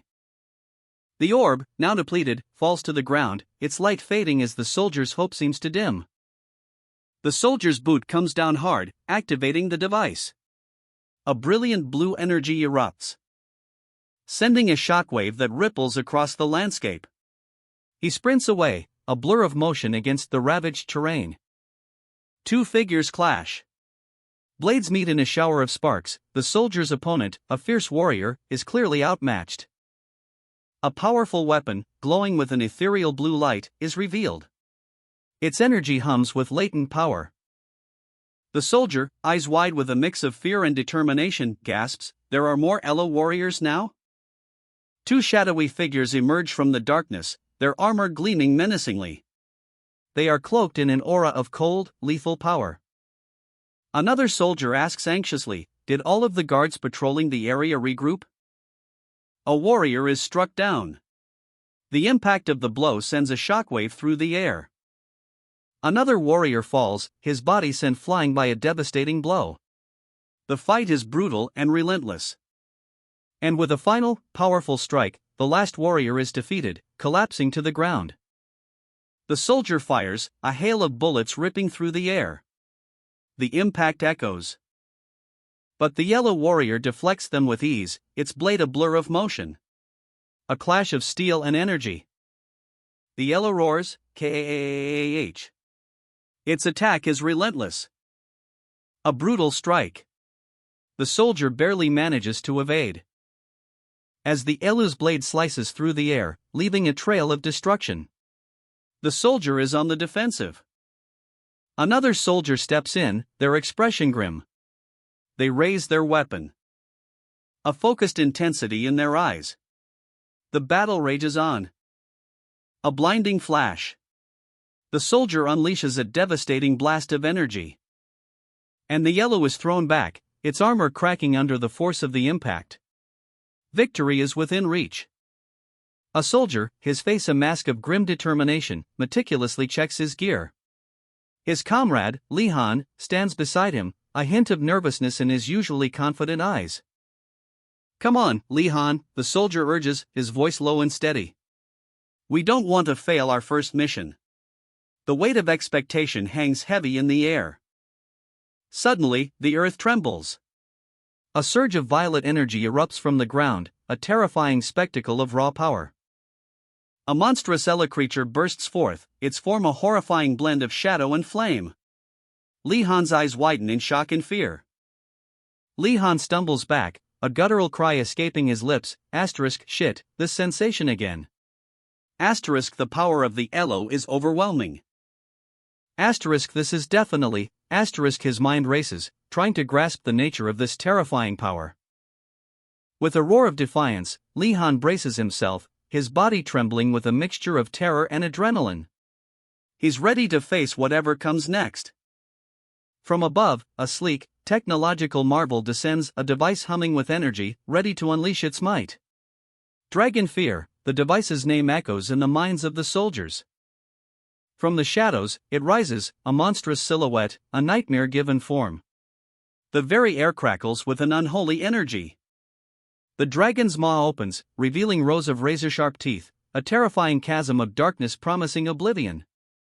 The soldier, thrown back by an unseen force, plummets towards the beast's gaping maw, a desperate struggle against the inevitable. It's just an illusion. He grits his teeth, refusing to succumb to fear. A flicker of defiance in his eyes. He strains against the illusion, muscles bulging with effort, his will a shield against the encroaching horror. I won't give in. Don't hesitate.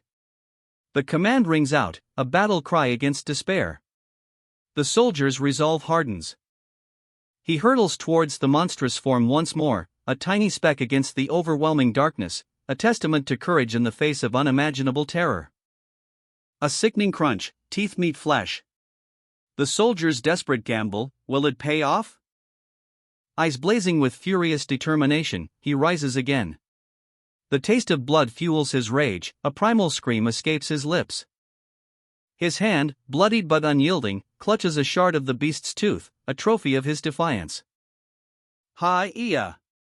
The monstrous maw of the yellow opens, a terrifying chasm of teeth and shadow. And the soldier plunges into the darkness, a tiny figure against the overwhelming horror. His resolve is a burning ember against the encroaching night. A blinding flash. Energy crackles, the illusion shattering like glass. The soldier fires, a precise shot that pierces the heart of the beast. The yellow recoils, its form flickering. Li Han watches, his breath catching in his throat. Fear warps his features, but determination hardens his gaze. Only 2 bastards left. His voice is grim, a low growl of defiance. From the shadows, a figure emerges, tall, imposing, wielding a wicked spear. The Ella Mage. The battle is far from over. The soldiers exchange a look, grim determination etched on their faces. They know what must be done. They must protect the Ella Mage. So I'm sure they won't step forward. A chilling declaration hangs in the air, the fallen Elo illusion a stark reminder of the power at play. But the soldier's unwavering gaze speaks volumes. A glint of steel, the weapon raised, ready for anything. The Ella Mage appears. A surge of purple energy crackles, a terrifying display of raw power.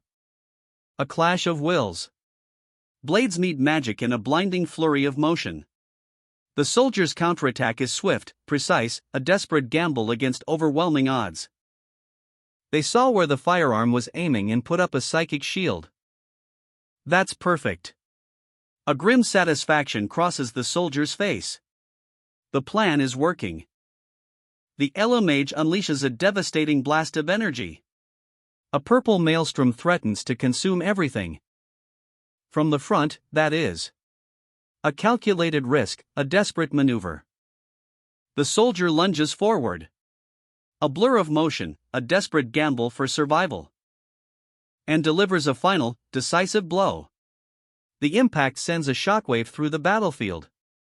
The soldier lunges, a blur of motion. His blade sings as it meets the Ella Mage's staff, a clash of steel and arcane energy that rocks the very ground beneath their feet. The mage staggers back, his eyes wide with disbelief. His magical defenses crumble before the soldier's relentless assault. With a roar, the soldier unleashes a devastating blow, a purple energy crackling around his blade. The force of the strike sends the Ella Mage flying. Blink, in the next instant, the soldier is upon him, a whirlwind of motion. The fight is over. The Elo mage crashes to the earth, defeated. Blood splatters across the barren landscape as the soldier stands victorious, but wounded. Li Han watches, his heart pounding in his chest. The adrenaline is still coursing through his veins. The soldier approaches the fallen mage, his movements cautious. He raises his syringe. And with a grim determination, administers a swift injection. "Come on, go in already," he urges, his voice strained. In the worst-case scenario, this bastard could teleport. A surge of purple energy erupts from the mage as the effects of the injection take hold. His eyes widen in terror. The Elo mage unleashes a devastating blast of energy. A purple torrent erupts, shaking the very ground beneath their feet. But the soldier is ready. With unwavering focus, they plunge the neutralizing injection into the mage's arm. The effect is immediate. The mage's power surges one last time, a desperate, agonizing scream tearing from their throat, new. Then, silence. A blinding flash of purple light consumes the mage, leaving only dust and the faint scent of ozone in its wake. Leaving only the aftermath of an epic battle. The air crackles with residual energy. Li Han stares, his breath catching in his throat.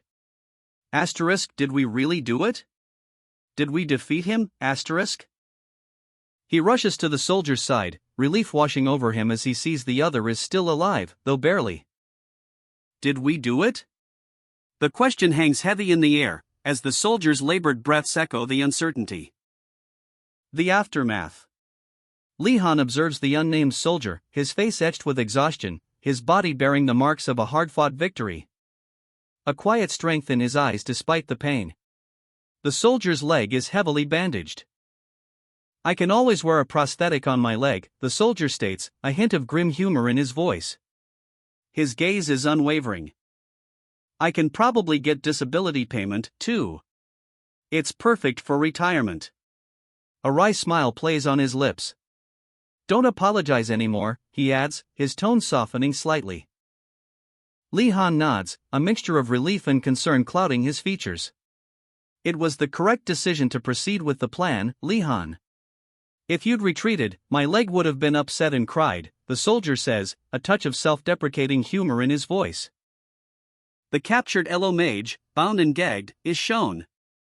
A question hangs in the air: can otherworldly beings be questioned as well? The answer arrives swiftly. There's a specialized telepathic person at Arkansas. He's the only one in the world. Back in the medical ward, the tension is palpable. Li Han watches, his expression unreadable, as the soldier lights a cigar. This is a medical ward. A sudden, chilling presence. A figure cloaked in shadow enters the room, their movements swift and silent. Revealing a skull-faced mask with glowing red eyes. The air crackles with menace. Silence, a figure cloaked in shadow, stands before a door. His skull mask is unnerving, yet, there's an invitation in his words: "We're done talking, silence. You can come in." The door creaks open, revealing Sergeant Red, his skull mask gleaming under the artificial light. He gestures with a strange device, a question hangs in the air: "Are you feeling all right?" Silence, his face partially obscured, leans against the doorframe. A wry smile plays on his lips as he casually remarks, "I was thinking about going on a diet." Li Han's eyes widen in disbelief. The scene shifts, highlighting his astonishment. He's laughing? Sergeant Red's laughter echoes, a chilling sound from behind the mask. A subtle shift in his expression hints at something more than mere amusement. And that subtle shift is mirrored in Li Han's worried expression. The tension between them is palpable. Li Han's thoughts are revealed. "I know I'm watching it, but it's hard to believe. To think one of the few people who can hold a conversation with silence is Sergeant Red." The scene shifts to an exterior shot. The sun sets, casting a warm glow on a modern building. A final order is given: "Get going now, old man and fake ninja." Silence, his back turned, responds with a hint of weariness: "I'm going to reminisce about my lost leg." And as they depart, a final image shows Li Han and Sergeant Red walking away, each lost in their own thoughts. And fall into deep thought. Lee Han and Sergeant Red, a chilling figure in a skull mask, stand face to face. The air crackles with unspoken tension. A moment of unexpected apology. "Sorry for hitting you. If I'd been in that situation, I'd have acted the same way." The words hang in the air, a stark contrast to the scene's intensity. Silence's response is humble, almost self-deprecating. "No, I deserved it. I put everyone in danger." But a glimmer of understanding dawns. "But you overcame it. I can see now why Sergeant Red has high expectations of you." They walk side by side, a silent agreement passing between them. Lee Han's observation: "I don't think Sergeant Red is able to tell what he likes and dislikes. Either way, he still bullies them." A wry smile plays on his lips. A signpost marks the way: second grade, third grade. "We're here. Goodbye, Silence." A parting gesture. Silence and Lee Han go their separate ways. Lee Han walks away, leaving Sergeant Red to his own devices. The setting sun casts long shadows. Lee Han's departure is marked by the quiet thud of his sneakers on the concrete. A final, unspoken farewell hangs in the air. A sudden, sharp twang pierces the silence. Lee Han's eyes widen, a flicker of surprise crossing his face. His expression shifts. A subtle, knowing smirk plays on his lips as he takes in the scene before him. A quiet confidence settles over his features. Sergeant Red, silhouetted against the fiery sunset, raises a hand in a gesture that's both cryptic and strangely reassuring, a silent acknowledgement of Lee Han's journey. A sleek, modern airport complex nestled amidst towering mountains, the air hums with anticipation. A private jet descends, its landing gear touching down on the pristine tarmac. A group of distinguished figures disembark. Each carries an air of authority, sharp suits, serious expressions.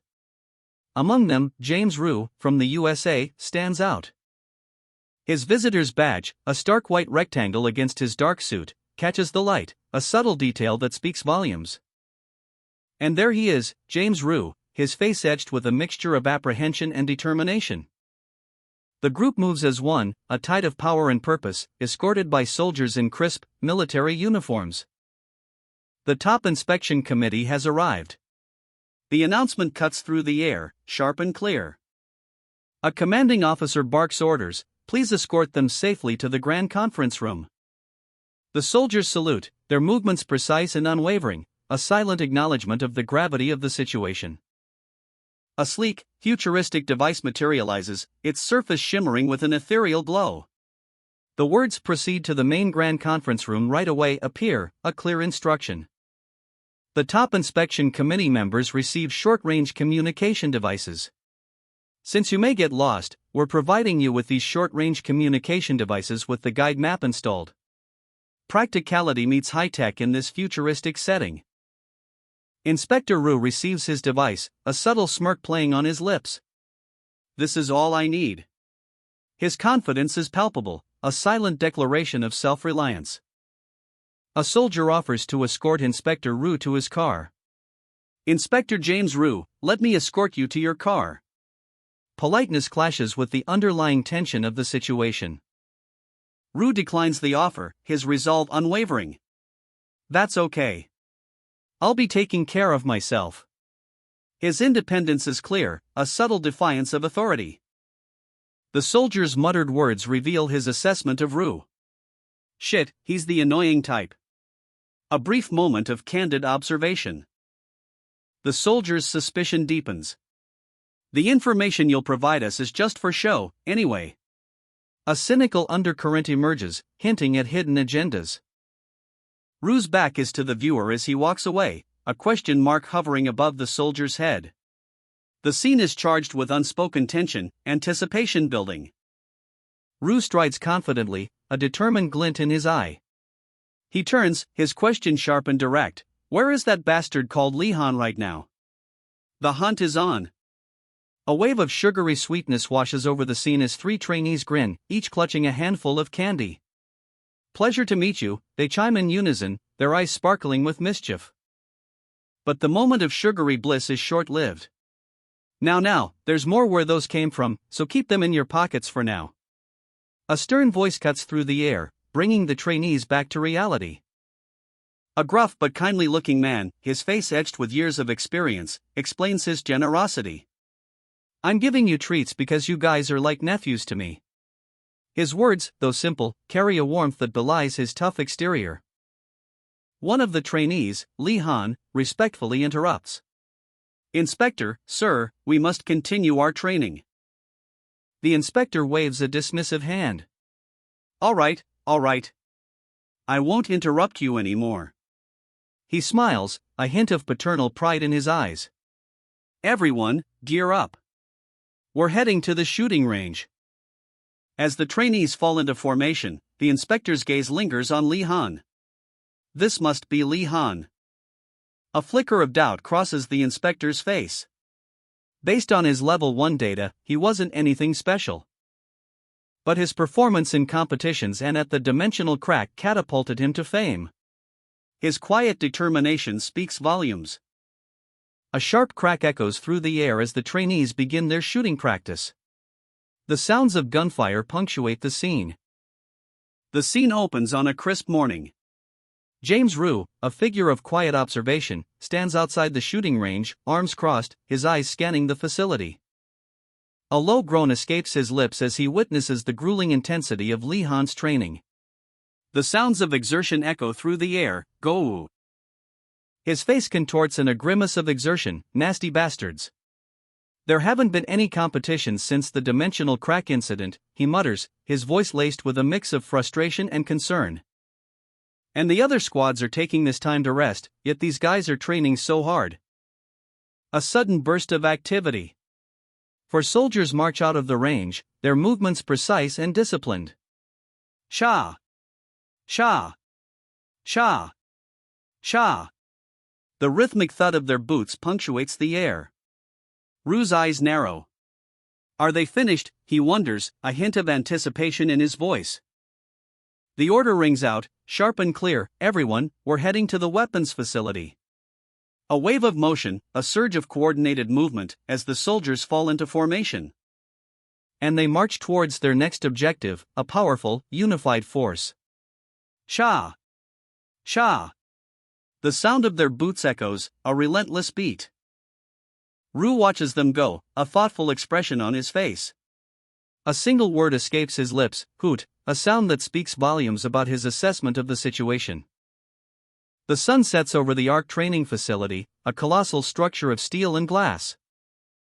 A lone figure, James Rue, watches from afar, his gaze fixed on the building. A sense of unease settles upon him. Inside, the air crackles with tension. Lee Han, his face grim, calls out to Kuro. Kuro! Lee Han's voice cuts through the silence. Today, you'll be training with me. Kuro's eyes widen in surprise, sheer terror etched across his features. The sparring match begins. Lee Han's movements are a blur, a whirlwind of controlled power. Kuro struggles to keep up, his every move met with Lee Han's superior skill. Get in form, Kuro. Kuro's confusion deepens. Why is Lee Han pushing him so hard? This isn't like their usual training, Lee Han's gaze is intense, his expression unreadable. He reveals a chilling truth, at the Dimensional Crack, I was taught something extremely important. A chilling truth hangs in the air, it's impossible to battle with just psychic abilities in real life. The image explodes with the raw power of a military helicopter, dwarfed by the imposing figure of a powerful, otherworldly being. Her very presence radiates an aura of immense power, a stark contrast to the limitations of psychic abilities alone. The scene shifts, focusing on Kuro, poised with his bow, facing a monstrous, shadowy beast. The tension is palpable, this is no mere training exercise. Lee Han's voice cuts through the silence, a stark reminder of the harsh realities of combat. Kuro must become all-around capable in battle. The weight of his words underscores the gravity of the situation. A flashback reveals a younger, more vulnerable Kuro, tears streaming down his face. The contrast with his current, hardened form is striking. His journey has been brutal, forging him into the warrior he is today. The training begins. Lee Han's voice booms, "I come, Koro." A blur of motion, a whirlwind of energy, the clash is imminent. A devastating blow. The impact sends a shockwave through the air, a testament to the raw power unleashed. Koro is caught completely off guard. The attack continues, relentless and brutal. Each strike is precise, each impact echoing the intensity of Lee Han's training. Lee Han's power is overwhelming, a furious storm of energy. His movements are a blur, each strike carrying the weight of his experience and determination. Koro's eyes blaze with defiance, his resolve unwavering. He absorbs the blows, his body screaming in protest, but his spirit remains unbroken. Koro's eyes blaze with exertion, his body screaming in protest. A crimson aura crackles around him. As Lee Han's relentless assault continues. Each blow is a hammer blow against Koro's defenses. With a roar, Koro unleashes a furious counterattack. His weapon, a blur of motion, explodes in a flurry of crimson energy. The impact reverberates through the training hall. The force of the blow sends shockwaves across the floor. Koro's body strains under the pressure. But he refuses to yield. His determination burns brighter than ever before. Gasping for air, Koro cries out, "It's so suffocating. I feel like I'm going to die." Lee Han's eyes narrow, his expression unreadable. He observes Koro's struggle. A flicker of something akin to respect in their depths. The training continues. Lee Han speaks, "Even if you have short-term foresight, you cannot win solely by defending yourself." The words hang in the air, a challenge echoing in the training hall. Lee Han and Koro, locked in an intense spar. Stakes are high, sweat flies as their spears clash. Koro, his breath ragged, pushes through the pain, his muscles screaming in protest. His face contorts in exertion, a grimace of pure, unadulterated effort. Then, a roar. A surge of adrenaline. Koro unleashes a desperate counterattack. The spear becomes a blur, a whirlwind of motion as he strikes with everything he has left. Lee Han watches, a glint of approval in his eyes. The training is paying off. The impact. A sharp crack echoes through the hall. Koro's attack is deflected. He stumbles, his body protesting, but his spirit remains unbroken. Lee Han's voice cuts through the air, "Attack with your eyes open, and hold your spear tighter." Koro, drenched in sweat, stammers an apology. His eyes fixed on Lee Han's unwavering gaze. The air crackles with unspoken tension. Lee Han's voice cuts through the silence, sharp and clear, "Koro, this time, try attacking me with everything you've got." Lee Han's expression hardens, a glint of anticipation in his eyes. The challenge is laid down. James Rue's jaw drops. What's going on here, he thinks, his eyes wide with surprise. The intensity escalates. Koro, spurred on by Lee Han's words, grips his staff. A clash of wills is imminent. From a wide shot, we see Koro facing Lee Han, other students watching from the sidelines. Lee Han's face is a mask of grim determination. The weight of expectation bears down on him. The final instruction rings out, "Starting now, I'm going to attack you with everything I have." Lee Han's eyes blaze with intensity, a blue aura crackling around him. "You should do the same," he commands, his voice echoing with the power of his conviction. Observers whisper amongst themselves, analyzing the match. If we judge them based on their weapon handling, it's Lee Han's victory, but with psychic abilities added, we don't know who's going to win. Koro hesitates, a flicker of worry crossing his face. Lee Han's question hangs in the air, "What's the matter, Koro? Are you worried I'm going to get hurt?" A beat of silence, then, Koro's quiet response, "Ugh." His uncertainty deepens. "I honestly don't know why you're being this way. I'm sorry." But a glimmer of resolve shines through his doubt. "But I'm sure there's a reason, I'm certain of it because it's you," he adds, a newfound determination hardening his features. The scene shifts to a rack of gleaming staffs, their polished surfaces reflecting the light. A silent promise hangs in the air. as Kuro's eyes blaze with newfound power, mirroring Lee Han's intensity. So I'll do as you've said. With a burst of blue energy, Kuro unleashes a flurry of attacks. Staffs fly through the air, a whirlwind of motion. Energy crackles, a blinding aura erupts from Kuro. His body, alight with power, is a testament to his newfound strength. The very air vibrates with the intensity of his awakened potential. A surge of blue energy, raw and untamed, surrounds him.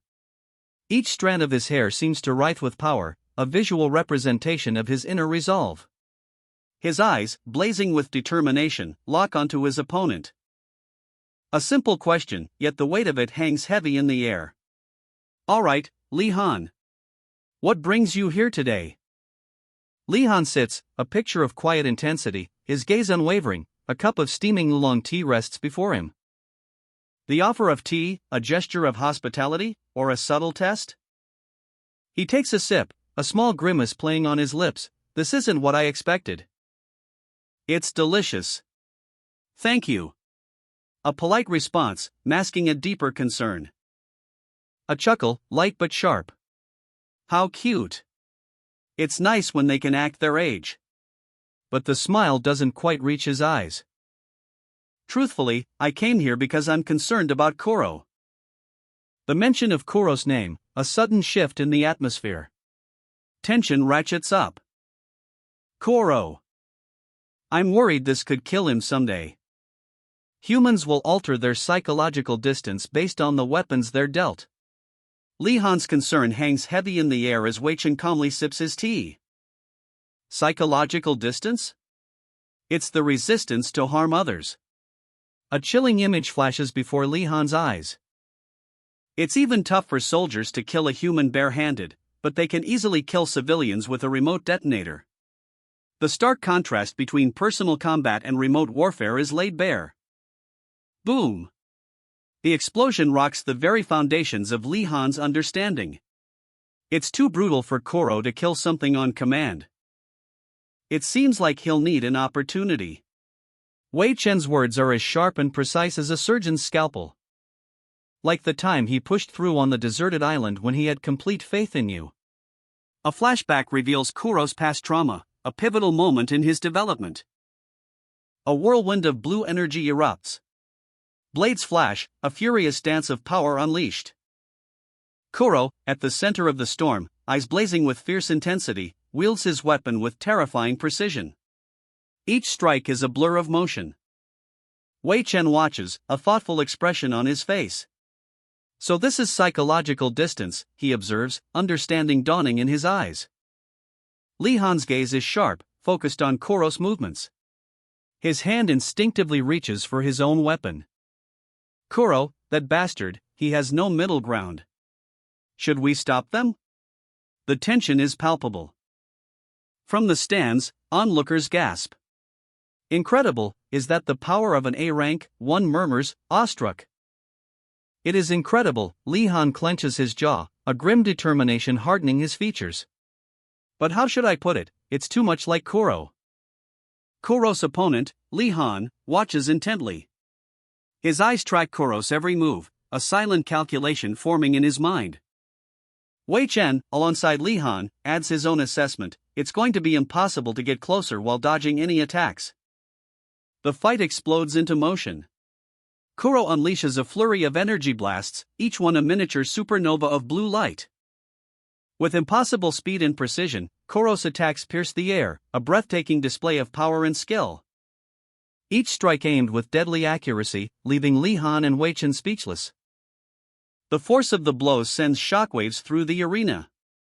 The sheer power is palpable. Kuro's attacks continue relentlessly, a relentless barrage of energy that leaves his opponent struggling to defend. Even though it's fired with telekinesis, the raw power is undeniable. It's the same level of force as if he'd thrown it with his own strength. A testament to Kuro's mastery over his abilities. Wei Chen's eyes widen in realization. So he just has to catch them instead of dodging them.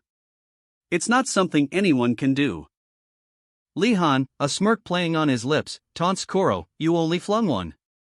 Are you trying to look down on me?" Kuro's eyes flash, a cold glint reflecting the power within him. He counters, "Will you be able to fling them all by the end of today?" Lee Han's confident facade falters for a split second, a flicker of doubt crosses his eyes as he realizes the sheer scale of Kuro's power. But he quickly recovers, his resolve hardening. "Kuro, you're eventually going to have to attack me with that spear in your hand." With a battle cry, "Here I come!" Lee Han explodes into motion, a blur of speed and precision.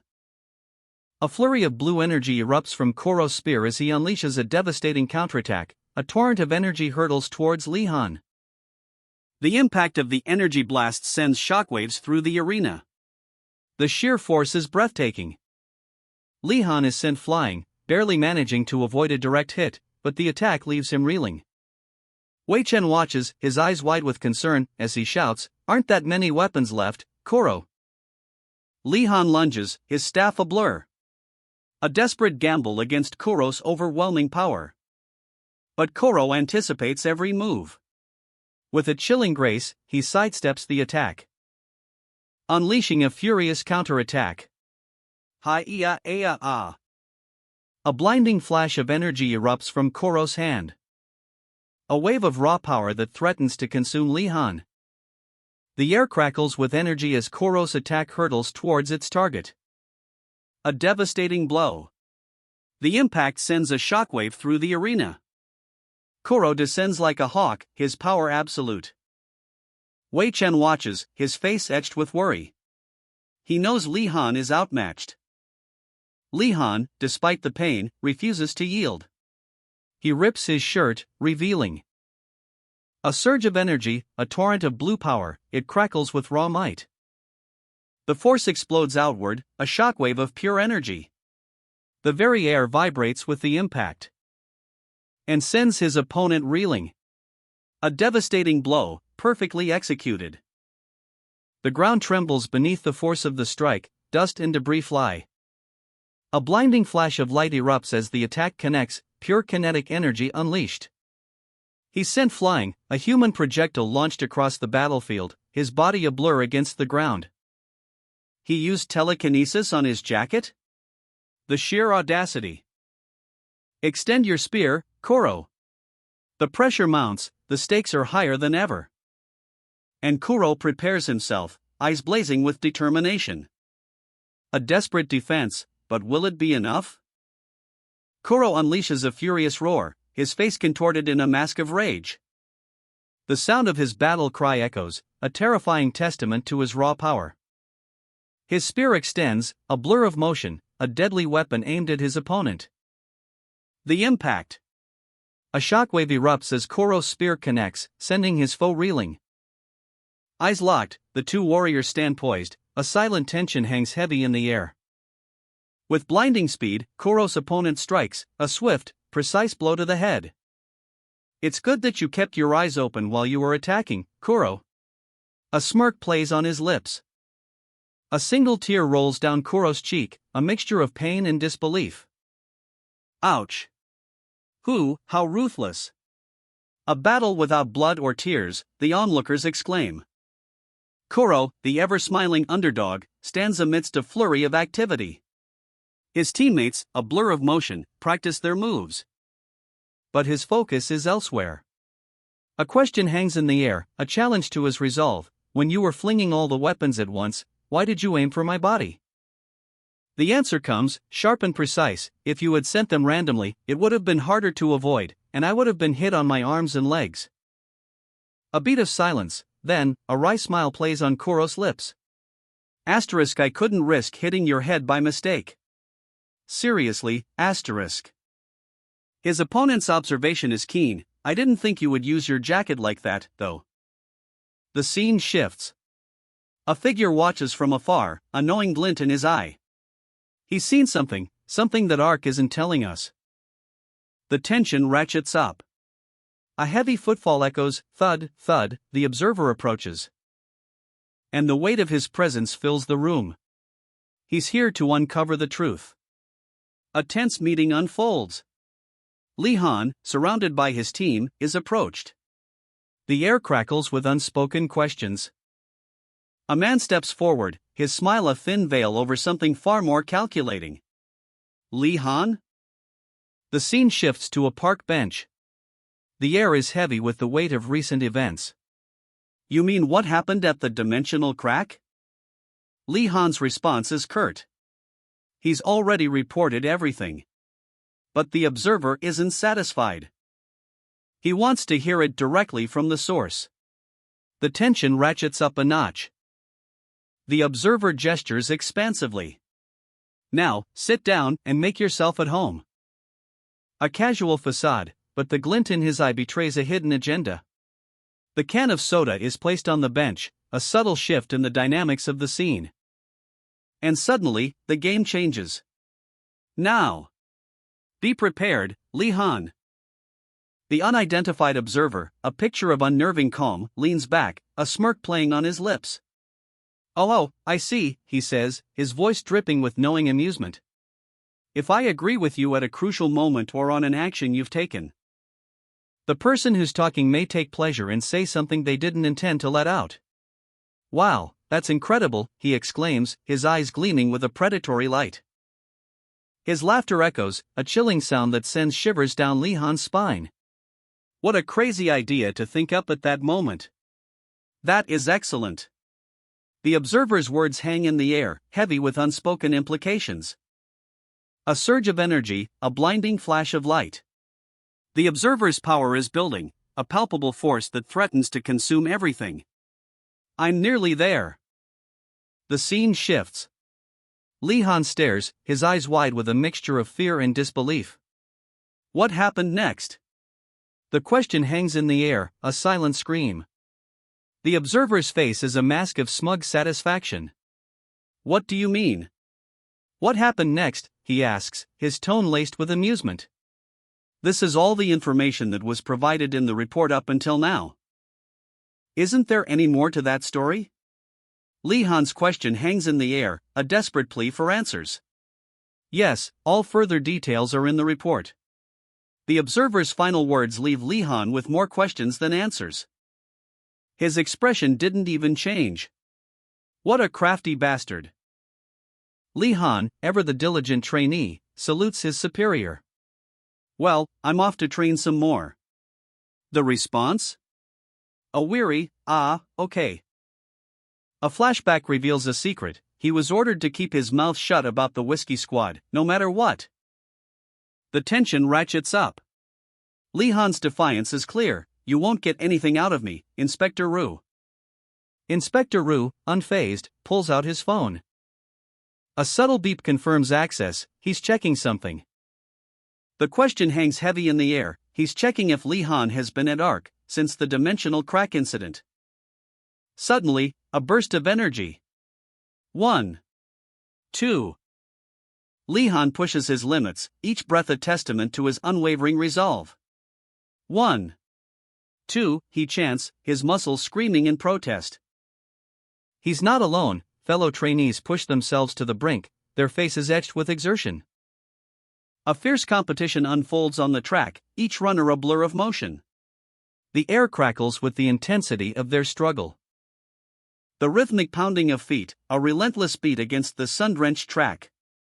1, 2. 1, 2, the mantra echoes, driving them forward. A raw power explodes from Lee Han's legs as he surges ahead, leaving his rivals in his dust. His determination is a force of nature, unstoppable. 1, 2. 1, 2. The rhythm intensifies, mirroring the growing intensity of his resolve. A final push. His muscles strain, his breath ragged, but he refuses to yield. A voice cuts through the air, "Hey Lee Han." It's Dimitri, his usual energetic self. Lee Han smiles, "You're energetic as usual, Dimitri." Dimitri's response is firm, "I have to stay busy no matter what." A shadowy figure looms large, a stern Russian inspector observing from afar. His presence a constant, unwanted shadow trailing our heroes for days. Soldiers stand ready, their weapons gleaming under the harsh sunlight. The inspector's message is clear: fight for your nation, no matter the cost. But the question hangs heavy in the air: what are we fighting for? After the dragons, what new threat emerges? The sun blazes overhead as Lee Han and Dmitri push their limits, running with unwavering determination. A blur of motion amidst a sea of competitors, each striving for victory. Dmitri's eyes narrow, a fierce intensity burning within. The weight of the inspector's words, the uncertainty of the future. A chilling revelation: the higher-ups plot a new war, a global conflict for world domination. A fiery inferno consumes the city, a brutal reminder of the battles to come, even after the dragons are defeated. Lee Han's breath hitches, sweat beading on his brow. The race has pushed him to his absolute limit. But his eyes burn with fierce determination. The ARC logo on his shirt, a symbol of his unwavering resolve, almost glows with inner light. The air crackles with anticipation. A guttural roar erupts. As a blur of motion cuts through the air. A devastating blow. The force of the impact sends shockwaves rippling outwards. And another strike follows, swift and precise. His eyes blaze with determination, a grim focus etched on his face.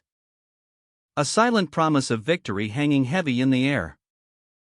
The scene shifts to a vast training hall. Dust motes dance in the sunbeams slicing through the high windows. Two figures stand poised, weapons at the ready. The tension is palpable. A clash of steel. Sparks fly as the battle begins. Even after defeating the worst enemy humankind has ever faced, a new threat emerges from the ashes of war. The city lies in ruins, a testament to the recent conflict. Fighters' jets scream overhead, their missiles tearing through the smoke-filled sky. Below, a tank explodes in a fiery inferno. There won't be peace. Not yet. A lone soldier, amidst the devastation, stands defiant. His weapon is raised, ready to face whatever comes next, the ground around him littered with the skeletal remains of his fallen foes. Lee Han, a figure shrouded in mystery, stands silhouetted against a bright doorway. He spreads his arms wide, a gesture of either surrender or triumph. Lee Han, a voice booms, shattering the silence. I finally found you. The period you were missing from ARC since the incident in Shinuju. The accusation hangs heavy in the air, as two figures from ARC confront Lee Han. Tension crackles between them, the weight of unspoken words and hidden agendas palpable. The tension crackles in the air. A training facility, stark and modern, is our stage. Four figures stand poised, weapons at the ready. A silent standoff, broken only by the subtle thwack of their weapons. A fifth figure, Lee Han, enters the scene, his presence a storm cloud on the horizon. Lee Han's gaze is unwavering, his resolve etched onto his face. I will turn this strong belief into clear evidence today. The weight of his words hangs heavy in the air. He stands tall, a picture of quiet intensity. The ARC logo on his jacket speaks volumes about his affiliation. Suddenly, the doors burst open.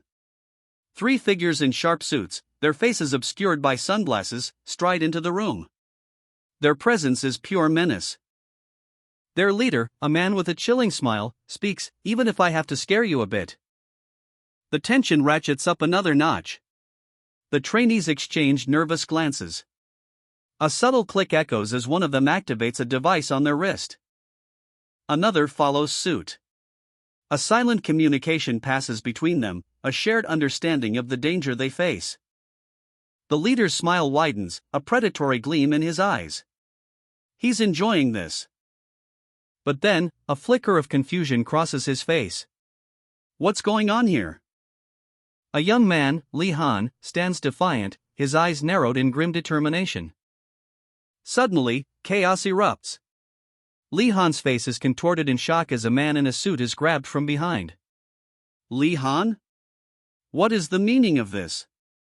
Two figures in sharp suits, their faces hidden behind sunglasses, draw their weapons, aiming at Lee Han. Bang! Bang! But before they can fire, a blinding flash of blue energy explodes from the shadows. A figure with striking white hair and piercing blue eyes unleashes a devastating power. The gunman's pistols are disintegrated before their very eyes. The blue energy tears apart the weapons, leaving only scattered fragments. The shockwave from the energy blast sends the gunman reeling. One clutches his hand in agony, the other falls to his knees. With a guttural roar, one of the agents collapses, overwhelmed by the sheer power. The scene shifts. Lee-han, clearly shaken, is told, "We will be placing you under our protection immediately." His captor, still visibly shaken, is brought closer. The tension is palpable. Why are you doing this without so much as an explanation? We have received orders. Please comply with us. The words hang heavy in the air, a chilling prelude to the chaos about to unfold. Lee-han's eyes, narrowed with suspicion, reflect the danger. A beat of silence, then, a sharp intake of breath. Why? The question echoes in Lee-han's mind, a silent scream against the encroaching threat. The attack begins. A brutal, swift strike. Lee-han barely has time to react as he's thrown against the wall. The impact reverberates through the room. A blur of motion, a whirlwind of fists and feet. The fight spills out into the corridor, a chaotic ballet of violence. An enemy attack. The realization dawns on Lee-han's face, etched with grim determination. He's not just facing thugs, this is a calculated assault. His hand flies to his wrist, a desperate search for answers, a silent plea for help. Why would they do that to the inspectors? Could it be? The question hangs in the air, heavy with suspicion and dread. A traitor amongst the inspectors? The shocking revelation hits Lee-han like a physical blow. Betrayal cuts deeper than any blade. Jose, I'll leave the inspector with you. Jijo and Canute, please bring our firearms. The calm command belies the urgency of the situation. Every second counts. The scene shifts. A young woman with striking white hair watches from a distance, her expression unreadable. Who are the enemies? The question hangs heavy in the air. Lee-han, the inspector under siege, stands beside a man identified as James, a visitor from the USA. The tension is palpable, you can practically feel the weight of the impending threat hanging in the air. A chilling assessment from a shadowy figure, they're probably humans. The implication is clear, this isn't just any ambush. The scene shifts. Three figures in sharp suits, sunglasses concealing their eyes, advance with a chilling purpose. The air crackles with anticipation. A cold command cuts through the silence, each of you gets 2 magazines. That's 60 shots total. The preparation for a deadly exchange is complete. The ambush begins. A hail of gunfire erupts, shattering the tense calm. Chaos reigns. Jijo and Canute, responding swiftly, are seen retrieving heavy weaponry. The sounds of gunfire and the metallic clang of weapons fill the air.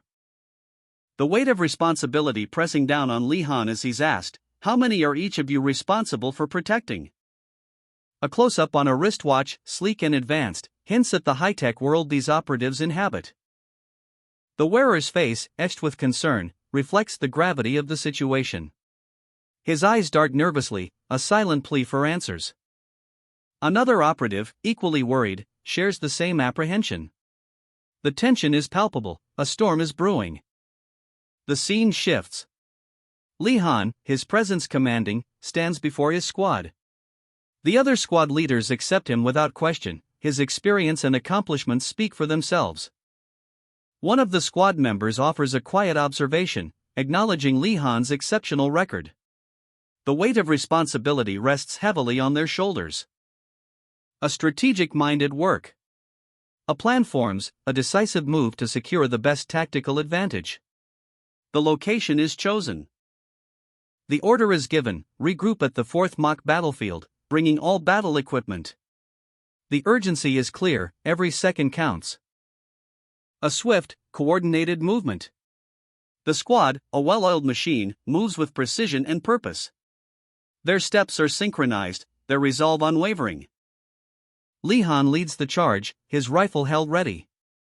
The weight of command is evident in his posture, but his eyes burn with determination. A critical question hangs in the air, a silent query that underscores the looming threat.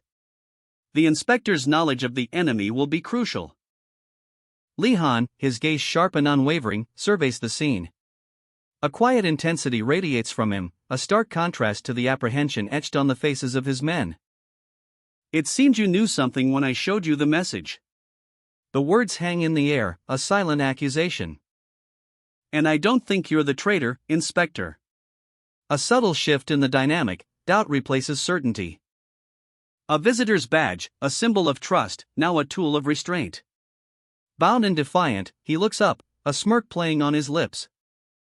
His hands clench, a silent promise of resistance. The tension ratchets up. Purists. The word hangs heavy, a chilling revelation. Jijo and Canute, weapons at the ready, exchange a grim look. Purists. The question echoes the growing unease. A dark, ominous background sets the stage for a grim explanation. They're a group of people who don't consider psychers humans, they want to kill all of them. A cold, brutal truth is laid bare. The image of a masked soldier, rifle in hand, reinforces the threat. They move based on their religious faith, as well as fear of the new humankind that possesses unknown powers. The threat is multifaceted, driven by both ideology and fear. Even though the dragons will invade us in 3 years, they still want to kill us? The question explodes, highlighting the absurdity and urgency of the situation. Their belief? That once the psychers are gone, the dragons won't appear.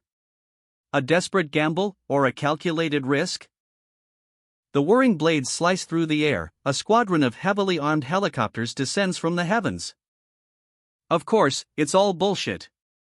Psychers only appeared once the gate was opened. A foolish notion.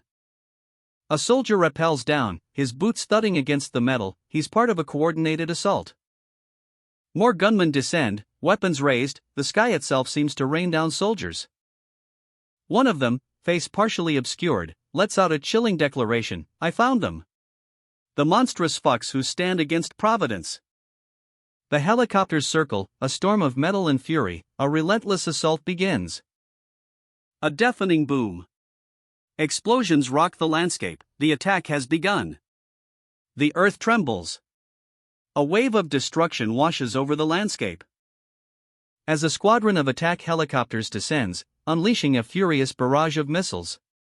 Explosions rock the city. Each strike a brutal testament to the purists' overwhelming firepower. The sky itself seems to burn. The ground erupts in a fiery maelstrom, a hail of bullets rips through the air.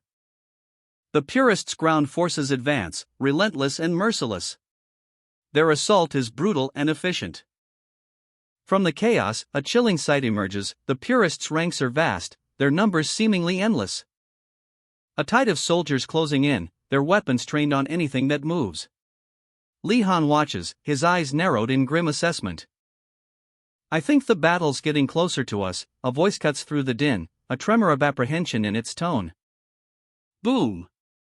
The earth trembles as a helicopter crashes in a fiery explosion, sending shockwaves through the mock battlefield, leaving behind a scene of utter devastation. Gunmen, survivors of the wreckage, emerge from the smoke, their eyes burning with ruthless determination. The ravaged landscape speaks of the brutal conflict, a testament to the ferocity of the purist assault. A grim reminder of the war's relentless advance. The enemy aircraft has crash-landed nearby. The chilling announcement cuts through the chaos. The threat is far from over. There's a high probability the enemy survived the crash. Did you happen to see how many were on board? A tense exchange unfolds, the gravity of the situation weighing heavily on their faces. Roughly 4. The reason I wanted to go across the mock battlefield with numerous shelters is because I wanted to avoid the battle as much as possible. A confession of fear, a desperate attempt to survive. Lee Han's eyes narrow, a storm brewing beneath his calm exterior.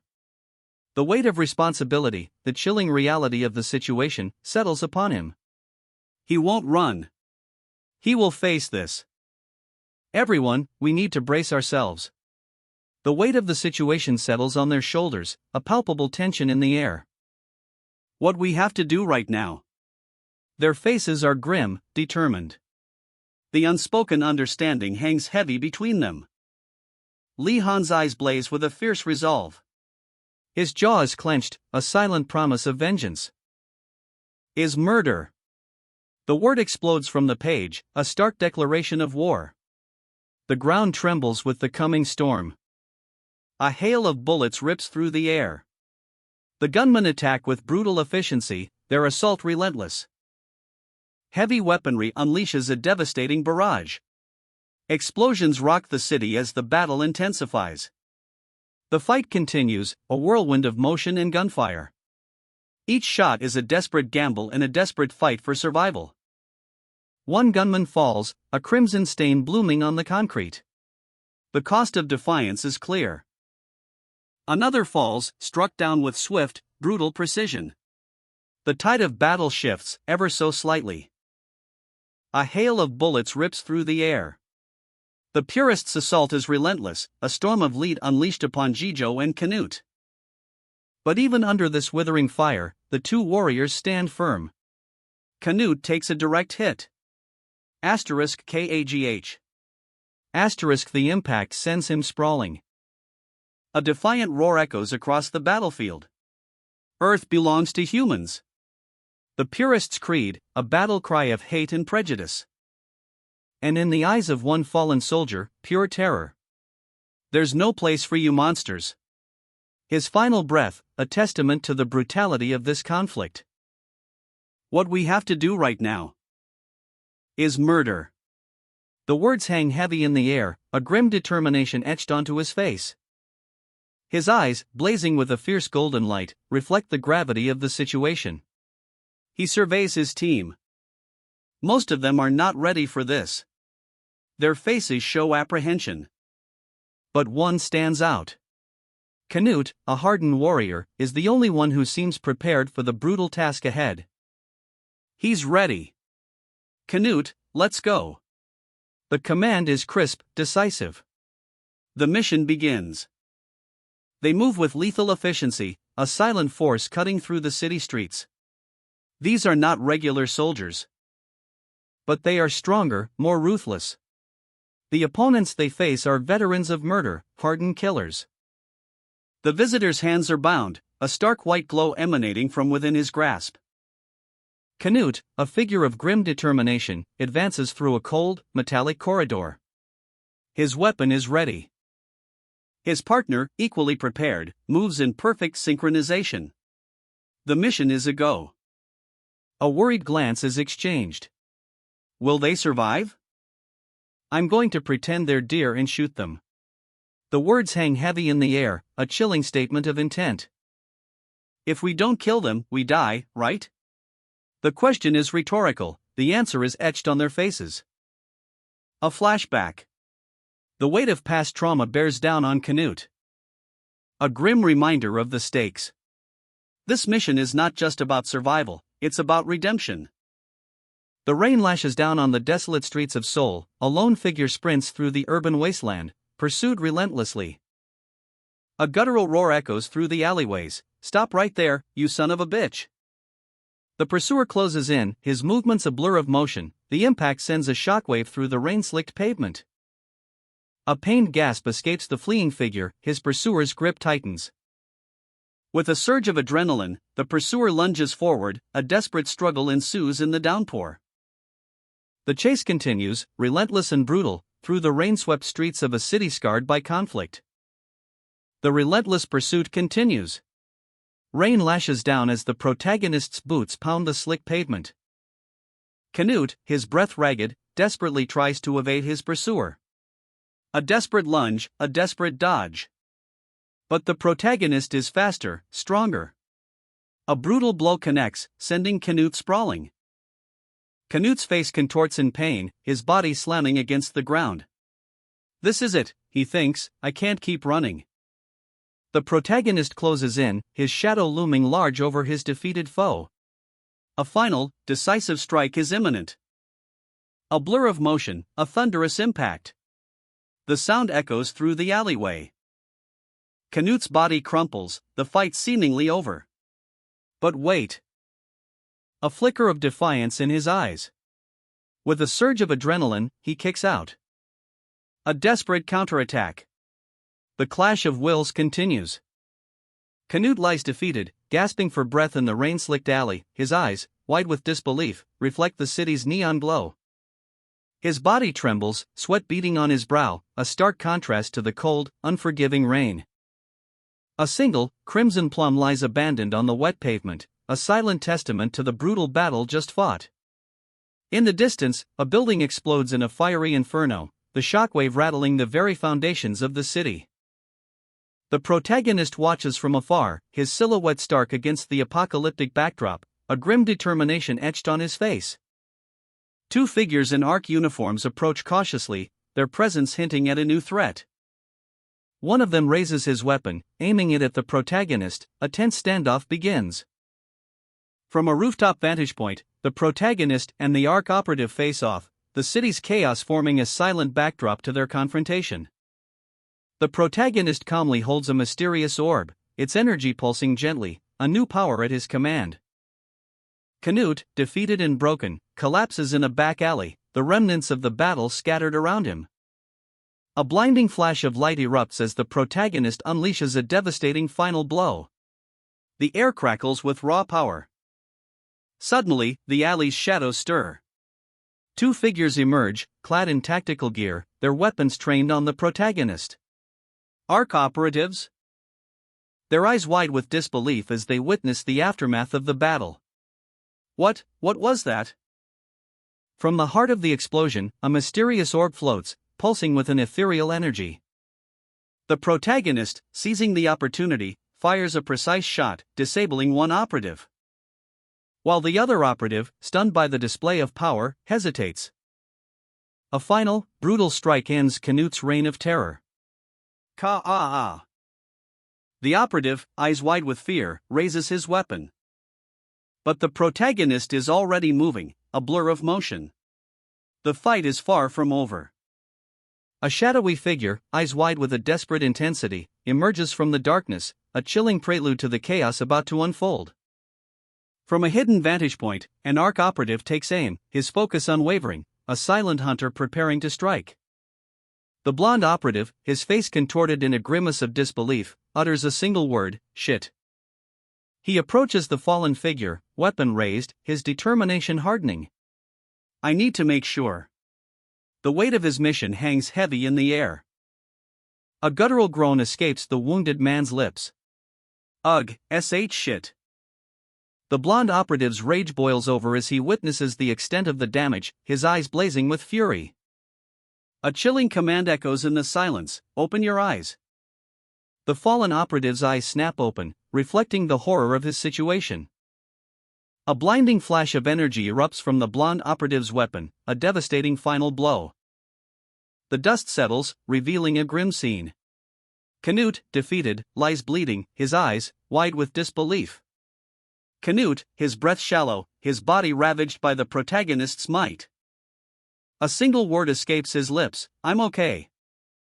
But the arrival of ARC operatives changes everything.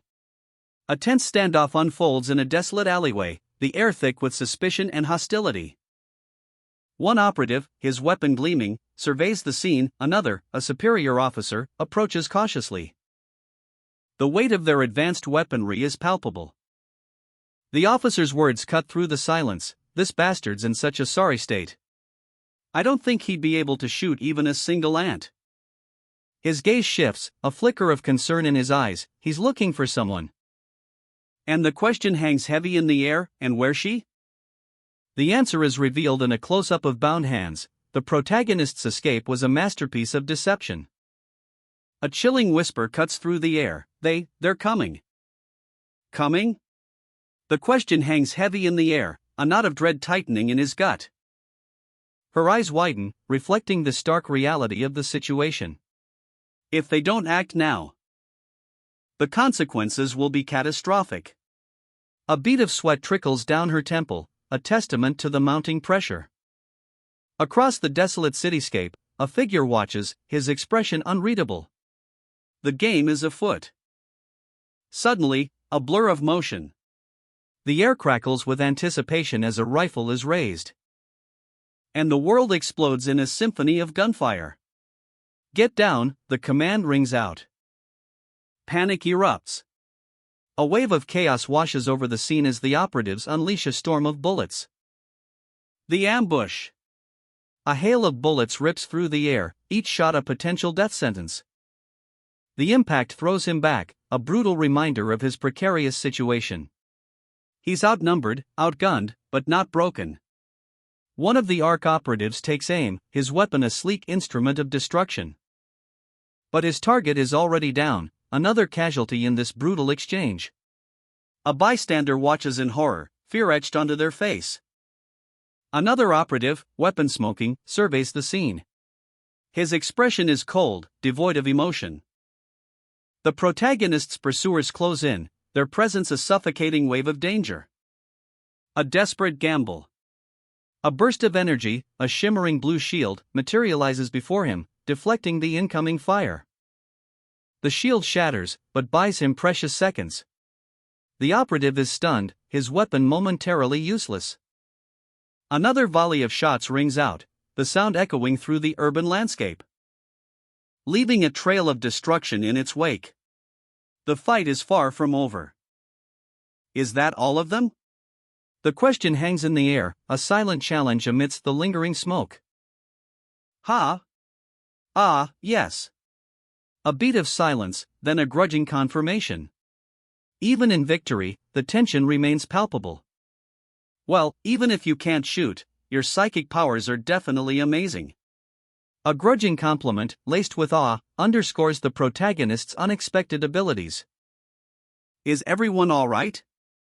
A cry of concern cuts through the aftermath, a stark contrast to the previous tense exchange. The ARC operatives regroup, their weapons still trained on the unseen threat. A tense standoff continues, the air thick with unspoken anxieties. You're pretty smart, so I'm sure you understand the current situation, right? A subtle threat veiled as a question, a reminder of the precarious balance of power. His eyes, narrowed in focus, speak volumes. A silent promise of retaliation hangs heavy in the air. From the shadows, a new threat emerges, three hulking figures materialize, their presence a chilling omen. A cataclysmic explosion. The very air crackles with raw power. The force of the blast throws debris in every direction. Wounded, but alive, the protagonist surveys the devastation. He coughs, a plume of smoke escaping his lips. His eyes, though bloodshot, burn with defiance. The ARC operatives regroup, their faces grim. From the wreckage, a new threat emerges. More soldiers, heavily armed, advance from the shadows. Their leader, a figure shrouded in darkness, raises his weapon. The mouseholes finally open, he declares. ARC is deceiving the entire world. A soldier's weapon is raised, a shot echoing across the desolate landscape. And with a defiant roar, he declares, dragons will not invade us again. A masked figure's eyes widen in disbelief. 10 years since the dragons vanished. But what is truly happening? A chilling revelation, what these bastards are planning after cultivating psychers is domination. A surge of dark energy erupts, a terrifying power unleashed. As psychers, a new species, prepare to enslave humanity. The scene shifts to a grim determination. A chilling declaration, let's start the purification. A squad of soldiers, faces grim, weapons raised, stand ready. Their battle cry echoes, for humankind. A wide shot reveals mock battlefield number 4, a desolate training ground, ringed by a weathered stone wall, surrounded by a dense forest. The air hangs heavy with anticipation. The soldiers of ARC stand ready, their expressions grim and determined. Each one is a weapon, honed to a deadly edge. The soldiers are deployed across the field, forming a tight perimeter. Tension crackles in the air. All Level 2s have gathered. The announcement cuts through the silence, a prelude to conflict. A furious roar erupts. You bastards! Who do you think we inspectors are? A visitor, bound and helpless, struggles against his restraints. His face is a mask of rage and disbelief. You think you'll be fine after treating us like this? When we get back. A brutal grab. A sickening crunch as a bone breaks. The visitor's face contorts in agony. You, old man. A cold, dismissive statement precedes another blow. The accusation hangs in the air, heavy with unspoken rage. One of you is the traitor who orchestrated this. His voice cracks, a raw scream of betrayal tearing through the silence. A fucking traitor. Because of that traitor, I had to kill someone. The weight of his confession settles like a shroud. His face contorts, a mask of disgust and revulsion. I've never felt so disgusted in my entire life. Eyes blazing with icy fury, the soldier's rage is palpable, a storm brewing within. The masked figure struggles, bound and helpless, the sound of strained muscles and desperate gasps echoing in the desolate landscape. The soldier's voice cuts through the tension. Quit it, Simon. A challenge, a command. It's one of our duties to guard the inspectors. The soldiers stand firm, unwavering in their duty. The inspectors, bound and helpless, are surrounded, a grim tableau of power and vulnerability. A tense standoff. The soldiers' resolve is tested, a silent battle of wills. The infamous Simon, backing down? Is Li Han's order that powerful? Krashhh. The sound of shattering glass echoes through the facility. Level 1 weapons training facility. Rain lashes against the windows of this imposing structure. A dark stain blooms on the polished floor. The scent of blood fills the air. The masked figure is slammed against the wall, a grunt of pain escapes his lips. Blood trickles down his chest, staining his white shirt. The fight is far from over. His eyes blaze with defiance, a silent scream of rage.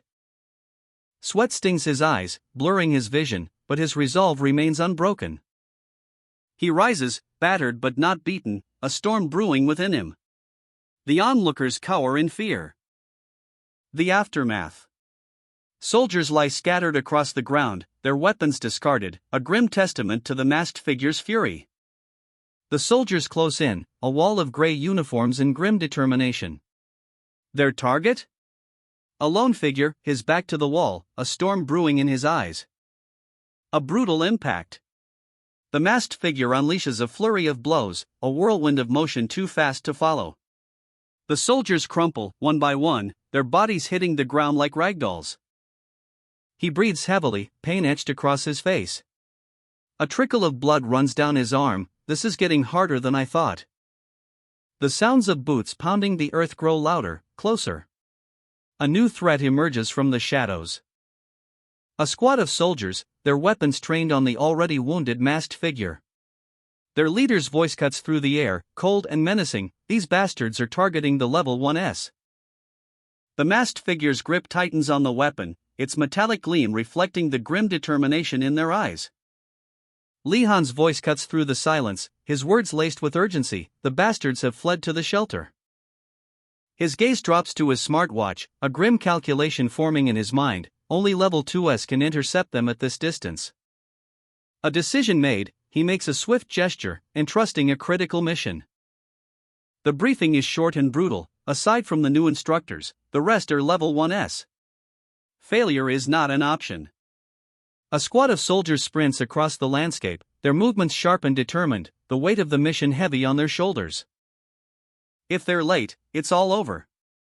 The stakes couldn't be higher. A brutal burst of gunfire. A soldier is thrown back, his body riddled with holes.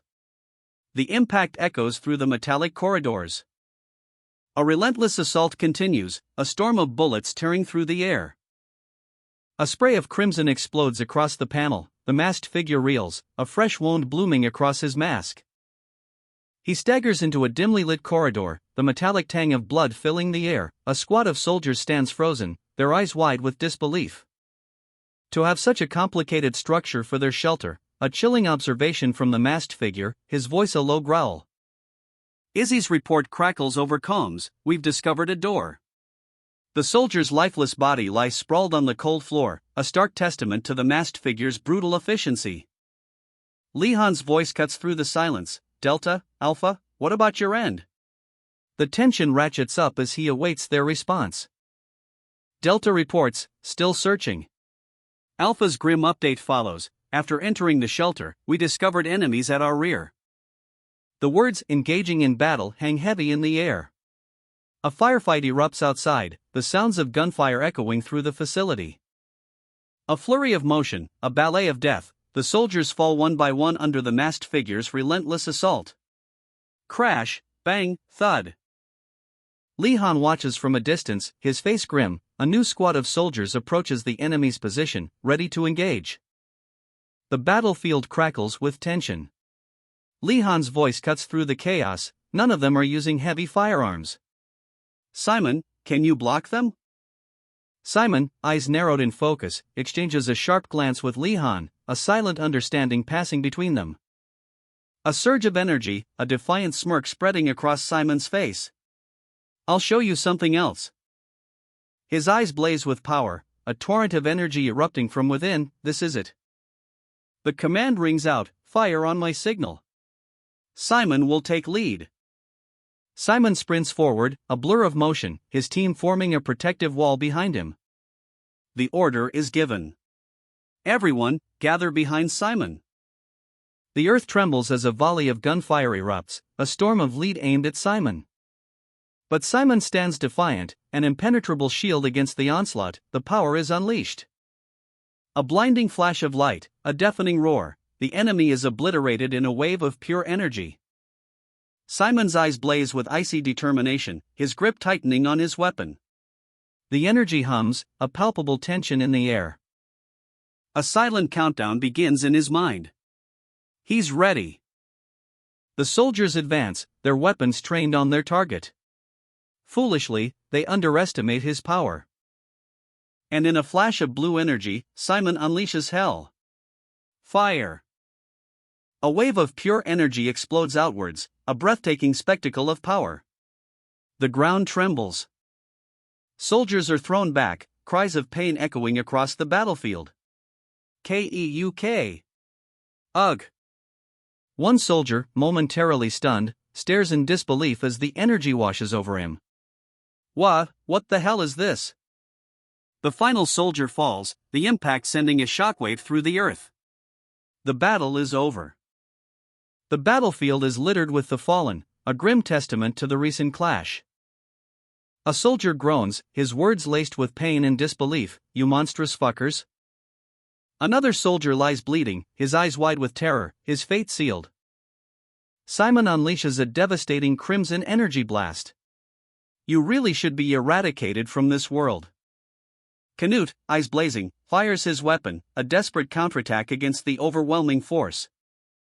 Simon's voice cuts through the chaos. Calm down, Canute. Despite the victory, a shadow of concern crosses Canute's face. We still have enemies inside. The tension ratchets up as Simon and Canute face a new threat, a hidden enemy within their ranks. Simon explains, his tone serious. I formed a temporary task force with these members because I thought we were similar. The faces of the new enemies are revealed, their expressions grim and determined. The conflict is far from over. A woman in an ARC uniform, her expression serious, addresses someone unseen. So please, just bear this one thing in mind. A close-up on a pair of intense, dark eyes, filled with a palpable sense of suppressed fury. The weight of past mistakes heavy upon them. The words echo, the penalty for being swayed by emotions has been deeply embedded within my bones. A figure, shrouded in shadow, speaks with grim determination. I will not repeat the same mistake. Starting now, you must suppress your emotions. A young man's face, etched with a fierce resolve, reflects the gravity of the situation. His eyes burn with a controlled intensity. A weathered map etched into the earth. Numbers mark potential ambush points, a testament to careful planning. We're familiar with the terrain here. The words hang in the air, a promise of calculated precision. So if we position ourselves like this, there shouldn't be any problems. A confident assertion, a battle plan taking shape under the open sky. The command rings out, sharp and clear. All squad leaders, take your squad members and move out. A wave of motion, soldiers mobilizing with practiced efficiency. A sea of soldiers, a coordinated advance, each unit a precise cog in a well-oiled machine. The ground trembles with the weight of their collective movement. Lee Han, a figure of quiet intensity, stands apart, his gaze distant and thoughtful. A heavy weapon rests on his back, a silent promise of power. He turns to his comrade, a question forming on his lips. Are you all right if I move on my own for a while? There's somewhere I need to check. A hint of urgency, a personal mission overriding the larger operation. His request met with a curt but respectful response, as you wish, Dmitri. The sign reads psychiatry. A stark, clinical building, a place of secrets and shadows. A scene of carnage unfolds. Bodies litter the floor, blood staining the pristine white tiles, a chilling testament to the brutal efficiency of the attack. Lee Han stands amidst the chaos, his face a mask of grim determination. The weight of the fallen soldiers bears down on him, but his gaze remains unwavering. He strides purposefully through the doorway, his boots echoing in the silent corridor, a lone figure against the backdrop of death. The horror of the scene is etched onto his face. His eyes, wide with shock and grief, reflect the devastation around him. Suddenly, a voice cuts through the silence. What are you doing here? Dmitri. The name hangs heavy in the air, a question mark in the grim tableau. Pull yourself together. The person you're holding is on our side. His eyes narrow, suspicion clouding his features. Our side? You think Ark is on our side? A chilling revelation. I don't know if you're aware, but starting from level 3, you engage in battles. Lee Han's scream echoes, a raw, guttural sound born of pure terror. A terrifying visage of a monstrous dragon looms behind him, its eyes burning with malevolent purple fire. Dimitri's chilling words cut through the air, a cold dagger to the heart. You can never win against that being. Coughing violently, a wounded soldier collapses, his body racked with pain. The name, whispered on the wind, sends a fresh wave of dread through Lee Han, dragon fear. The horrifying truth is revealed, a bitter pill to swallow. Ark is telling us to fight against such beings. Lee Han's face is etched with despair, his eyes reflecting the crushing weight of this revelation. For them, we're no more than tools, and I'm a damaged one. Dimitri's calm demeanor is a stark contrast to Lee Han's turmoil. He continues, his voice laced with a chilling pragmatism. Nonetheless, I'm too valuable to just toss away. What do you think happens in this scenario? A brutal scene unfolds. Lee Han is restrained, his face masked, his struggles futile against the superior force. The cold, metallic glint of a syringe reflects the harsh light.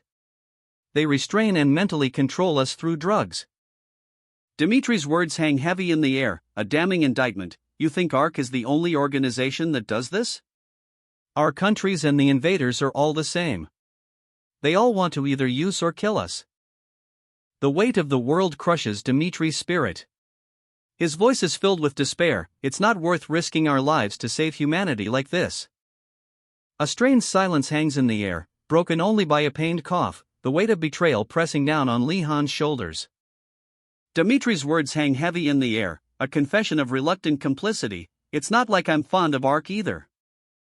But a flicker of resolve ignites in his eyes, a desperate need to protect those he holds dear. But I have a family I need to protect, back at home, you know? A surge of righteous fury courses through him. I'm going to kill the dragons first. And then unleash his wrath upon those who stand in his path. And then I'll crush those who get in my way. A digital map flickers to life, a stark reminder of the battle's urgency. It seems Alpha was defeated. Izzy's voice cuts through the tension, a grim warning. Delta, the enemy is headed your way. The enemy's advance is visualized as a pulse of crimson energy, closing in rapidly. Lee Han, eyes blazing with fury, grips his weapon. A heavy caliber rifle, gleaming menacingly under the dim light. He's ready. The time for vengeance has arrived. I'll massacre them all at once with this. His voice is a low growl, barely audible above the pounding of his heart. The sheer intensity of his focus is palpable. The hallway stretches before him, cold and sterile. 5 figures in dark uniforms advance, their footsteps echoing ominously. A chilling premonition washes over Li Han. Asterisk, how could they know? Asterisk, the question claws at his mind. This place was a secret, known only to a select few. Betrayal stings sharper than any blade. The realization hits him like a physical blow, a traitor among the inspectors. His jaw clenches, his eyes narrowing into slits of pure, cold fury. He crouches low, his senses on high alert. The air crackles with tension. 3 figures emerge from the shadows, weapons raised. It's a trap. It's a trap. The words hang heavy in the air, a grim confirmation of his worst fears. A bead of sweat trickles down his temple. A single, agonizing thought pierces through the adrenaline. Should I have brought Kuro along? Doubt, a rare visitor, gnaws at his resolve. A figure lurks in the shadows, eyes wide with a chilling intensity, the air crackles with unspoken tension. Suddenly, a squad of soldiers bursts into view. Finally, there you are. Their leader bellows, the words echoing with cold determination. The shadowed figure's eyes blaze, a flicker of defiance in the darkness. He raises his weapon, ready to strike. But then, a gasp escapes his lips. But they're children, and they aren't even armed. His superior's voice cuts through the hesitation. I'm aware, soldier. Desert your compassion. The scene shifts to a group of terrified children, cornered and vulnerable, their wide eyes reflecting the harsh reality of their situation. These monsters will try to dominate our descendants in the future. The soldier's voice trembles, a mixture of fear and resolve. This is ridiculous. This is just a slaughter. The soldier's anguished cry echoes the horror of the moment. His internal conflict explodes. You want me to murder children? The cold steel of the pistol barrels down, a chilling silence preceding the inevitable. A masked figure emerges from the shadows, their eyes burning with cold determination. The weight of their weapon feels heavy in their grip. We must complete our duty, the masked figure declares, their voice devoid of emotion. The cold command echoes in the air. Bang! The sound of gunfire shatters the tense silence. Li Han's eyes widen in horror as blood splatters across his vision. The world tilts, reality twisting into a nightmare. He scrambles back, adrenaline surging as he fumbles for his own weapon, a desperate attempt to fight back against the overwhelming tide of violence. Canute! A desperate cry pierces the chaos as a comrade falls, the impact echoing the brutal reality of the situation. Explosions rock the chamber. A hail of bullets rips through the air. Simon! A shout cuts through the deafening barrage, a desperate call for action amidst the carnage. Li Han and Simon, back to back, unleash a furious counterattack. The fight for survival has begun. Li Han and Simon, weapons drawn, sprint down a sterile, metallic corridor. The air crackles with tension. Suddenly, a hail of gunfire erupts from a side room. Li Han's eyes widen in horror as a masked figure aims a grenade launcher directly at him. This is it. Simon dives for cover, the impact of the blast sending a shockwave through the corridor. A grenade launcher. The sheer power of the weapon is terrifying. The blast tears through the metal, a searing white light illuminating the chaos. A blinding flash of energy streaks across the corridor. Simon's eyes are wide with fear. There's not enough time to put up a barrier. He's trapped. But Li Han, fueled by adrenaline, unleashes a burst of energy, a blue shield deflecting the deadly projectile. He grits his teeth. No, I can't block it off with a barrier. The sheer force of the blast is almost overwhelming. Li Han, eyes blazing with defiance, unleashes a torrent of energy.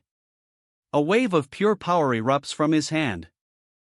A blinding blue force that crackles with raw potential. He's not just deflecting, he's controlling the very essence of the attack. His mind races, a desperate plan forming. Instead, he thinks, I'll imagine I'm grabbing the grenade with my hand. A surge of power, channeled with terrifying precision. Just like that, the grenade launcher is rendered useless. a shockwave of blue energy rips through the air, sending a ripple of fear through the enemy ranks. Li Han moves, a blur of motion. His next target already in his sights. The enemy soldiers react with terror. The explosion. A deafening roar as the redirected energy obliterates the enemy soldiers. Ka-af. The enemy closes in. 3 soldiers, weapons trained on Li Han, advance relentlessly. But Li Han's eyes blaze with defiance. A grenade launcher fires. This is it. The world explodes in a flash of fire and fury. A deafening boom rocks the very foundations, leaving only smoke and the chilling silence of annihilation. The threat is neutralized. Amidst the chaos, a fallen soldier's hand clutches a device, a glimpse of advanced technology. Close up on the device, a sleek, futuristic wristband. Its blue light pulses faintly. Li Han, his breath ragged, activates the wristband. A voice echoes in his mind, "Delta, this is Izzy." His eyes widen. The message continues, "Shelter A has been cleared." A wave of relief washes over him, but a shadow of concern remains. The battle may be won, but the war is far from over. The air crackles with energy. A figure, shrouded in shadow, stands amidst the wreckage. A wave of concussive force rips through the room. Glass shatters, the very walls tremble. A brutal clash. The impact echoes, sending shards of ice flying like deadly shrapnel. Blood spatters across the scene. A ferocious counterattack. The momentum shifts. A blur of motion, a whirlwind of power. He's sent flying. A sickening thud. The fight is far from over. But the tide has turned. Victory is within reach. With a final, earth-shattering blow. A final, desperate cough escapes character B's lips, blood blooming across his chest. The ground cracks beneath him, mirroring the shattering of his resolve. "You still don't get it, after everything I told you?" Character A's voice rings out, cold and unwavering. Character B sits defeated, his body a canvas of crimson against the gray rubble. A broken staff lies discarded nearby. Character A approaches, their hand closing around the broken staff. A faint purple glow emanates from the wood. "There are those you cannot win against, no matter how hard you try." The weight of those words hangs heavy in the air. With a surge of power, the staff crackles with violet energy, a terrifying aura envelopes Character A. Character B's body trembles, a single bead of sweat tracing a path down his temple. A blur of motion, a flash of purple light, and then, silence. The final blow lands with a sickening thwack, echoing the end of the battle. Character A stands over his fallen opponent, a grim satisfaction etched onto his face. While Character B, defeated and wounded, can only stare up in disbelief. A single tear rolls down his cheek. "I really don't get it." The power surges from the staff, a blinding golden light engulfing Character A. His rage boils over, "How'd I lose to a cowardly asshole like you?" Character B, defeated and bleeding, leans against a wall, his body racked with pain. The weight of his loss is crushing. A desperate figure, clinging to a makeshift raft, is tossed about by relentless waves. The ocean roars around him. 2 figures exchange a knowing glance. "Li Han, you know him, right? He was in Class B." And a chilling certainty settles in their eyes. "Of course. You're someone our squad needs right now." The fight is brutal. Character A unleashes a devastating blow, sending Character B sprawling. "You're not meeting any of them," he sneers, his eyes blazing with barely contained fury. Character B, wounded and defeated, can only offer a bitter sigh. "How disappointing," he mutters, his voice barely a whisper. His strength is fading fast. "Sorry, I can't spare anyone to carry you out right now." The cold reality of the situation sinks in. Character A's victory is complete, but there's no time for celebration. Leaving Character B behind, Character A strides away, his footsteps echoing in the sterile corridor. The silence is broken only by the distant sounds of approaching footsteps. A grim determination etched on his face. His gaze is sharp, his jaw clenched tight. The weight of his victory, and the battles yet to come, bears down on him. The scene shifts to mock battlefield number 4, a desolate training ground shrouded in mist. This is where the next phase of the conflict will unfold. The crack of gunfire shatters the eerie quiet. A fierce exchange of fire erupts between two groups of soldiers. The battle is joined. A blinding flash. The impact throws character B against a concrete wall, a devastating blow. Character A, relentless, presses the attack. He moves like a phantom, a blur of motion, and unleashes a volley of gunfire. The enemy soldiers are caught completely off guard. A grenade, up ahead. The warning rings out, sharp and clear. Panic grips the remaining soldiers. As a massive explosion rocks the battlefield. Debris flies everywhere. More gunfire erupts, a chaotic ballet of death. Character F fights with cold efficiency, picking off his opponents one by one. The forest floor is littered with the fallen. Shit, what about the air support? Still no word? We don't have much time left. A grim strategy takes shape. Bomb. If we can manage to bomb them, we can blow away all those monsters. Li Han's words echo, a cold truth. Li Han was right. There's no need to kill the enemy on this side. A soldier's back, the ARC logo stark against his uniform, a symbol of hope amidst the chaos. The hiss of pressurized gas, a searing blue light cuts through the metal. The bomb is armed. A frantic shout, it's an emergency. A desperate struggle, a soldier falls, the weight of battle evident in every line. The enemy closes in, a chilling warning, the enemy is approaching fast, using the shortest route possible. A grim assessment, I think Delta was defeated. A masked figure reflects, a chilling observation, though they may be young, their physical bodies differ from the average humans, but I still thought they had the mindsets of children. Were they not panic-stricken after seeing the shelter Delta cleared? A figure emerges from the shadows, eyes narrowed in grim determination. The sound of heavy footsteps echoes through the desolate corridor as a squad of soldiers advances, weapons raised. A device glows, a digital map unfolds, revealing the enemy's position. The hunt is on. He leaps into action, a desperate cry echoing in the claustrophobic space, stop. The aftermath of a fierce battle. Debris litters the floor, the enemy, Squad Izzy, scattered and broken. While Li Han's squad observes from a safe distance, their mission far from over. A briefing begins. I'll explain the strategy right now. A storm of fire erupts across the horizon, the very sky itself seems to writhe in pain. Missiles streak across the battlefield, each a harbinger of destruction. Boom, the ground trembles under the impact. Explosions bloom like grotesque flowers across the landscape, a fiery rain descends upon the war zone. The inferno rages, consuming everything in its path, a testament to the sheer destructive power unleashed. A crippled bomber, its wings ablaze, plummets towards the earth, a fiery meteor streaking across the sky. Another bomber, a ghost against the fiery backdrop, is swiftly approaching, its deadly payload ready to unleash. With a roar of engines, it dives towards the heart of the conflict, a harbinger of doom. Approaching mock battlefield number 4. The scene of a brutal conflict.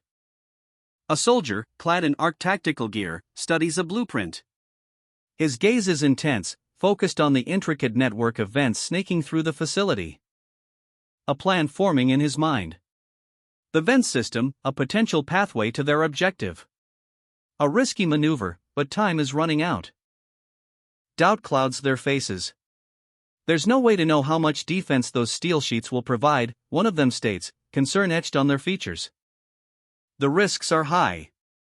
Even a surprise attack from behind could mean certain death. The weight of the decision hangs heavy in the air. But desperation fuels their resolve. But we're really running out of time. Suddenly, a voice cuts through the tension. I was listening from the side, but I think you could really use my help right now. A figure emerges from the shadows, a confident smirk playing on their lips. A burst of energy crackles around their hands. A new skill, tailored to their unique abilities. Healing factor characteristics? It's a skill specially suited for you. The offer is made, a calculated gamble in the face of imminent danger. A brief moment of contemplation, a weighing of the odds. The soldier's expression is one of cautious optimism. He accepts. Slipping into the vent, he disappears into the darkness. A steely gaze, narrowed eyes burning with intensity, the plan is set in motion. Simon and his team, weapons raised, poised for action. Simon and I will make our move first. The order is given, a silent promise of coordinated chaos. While their enemies are distracted, a chance for a swift, decisive strike, a coordinated assault is about to begin. A sudden burst of motion. The air crackles with energy as a powerful blow is unleashed, the impact reverberates through the building. The force of the attack sends debris flying, a chaotic ballet of destruction unfolds.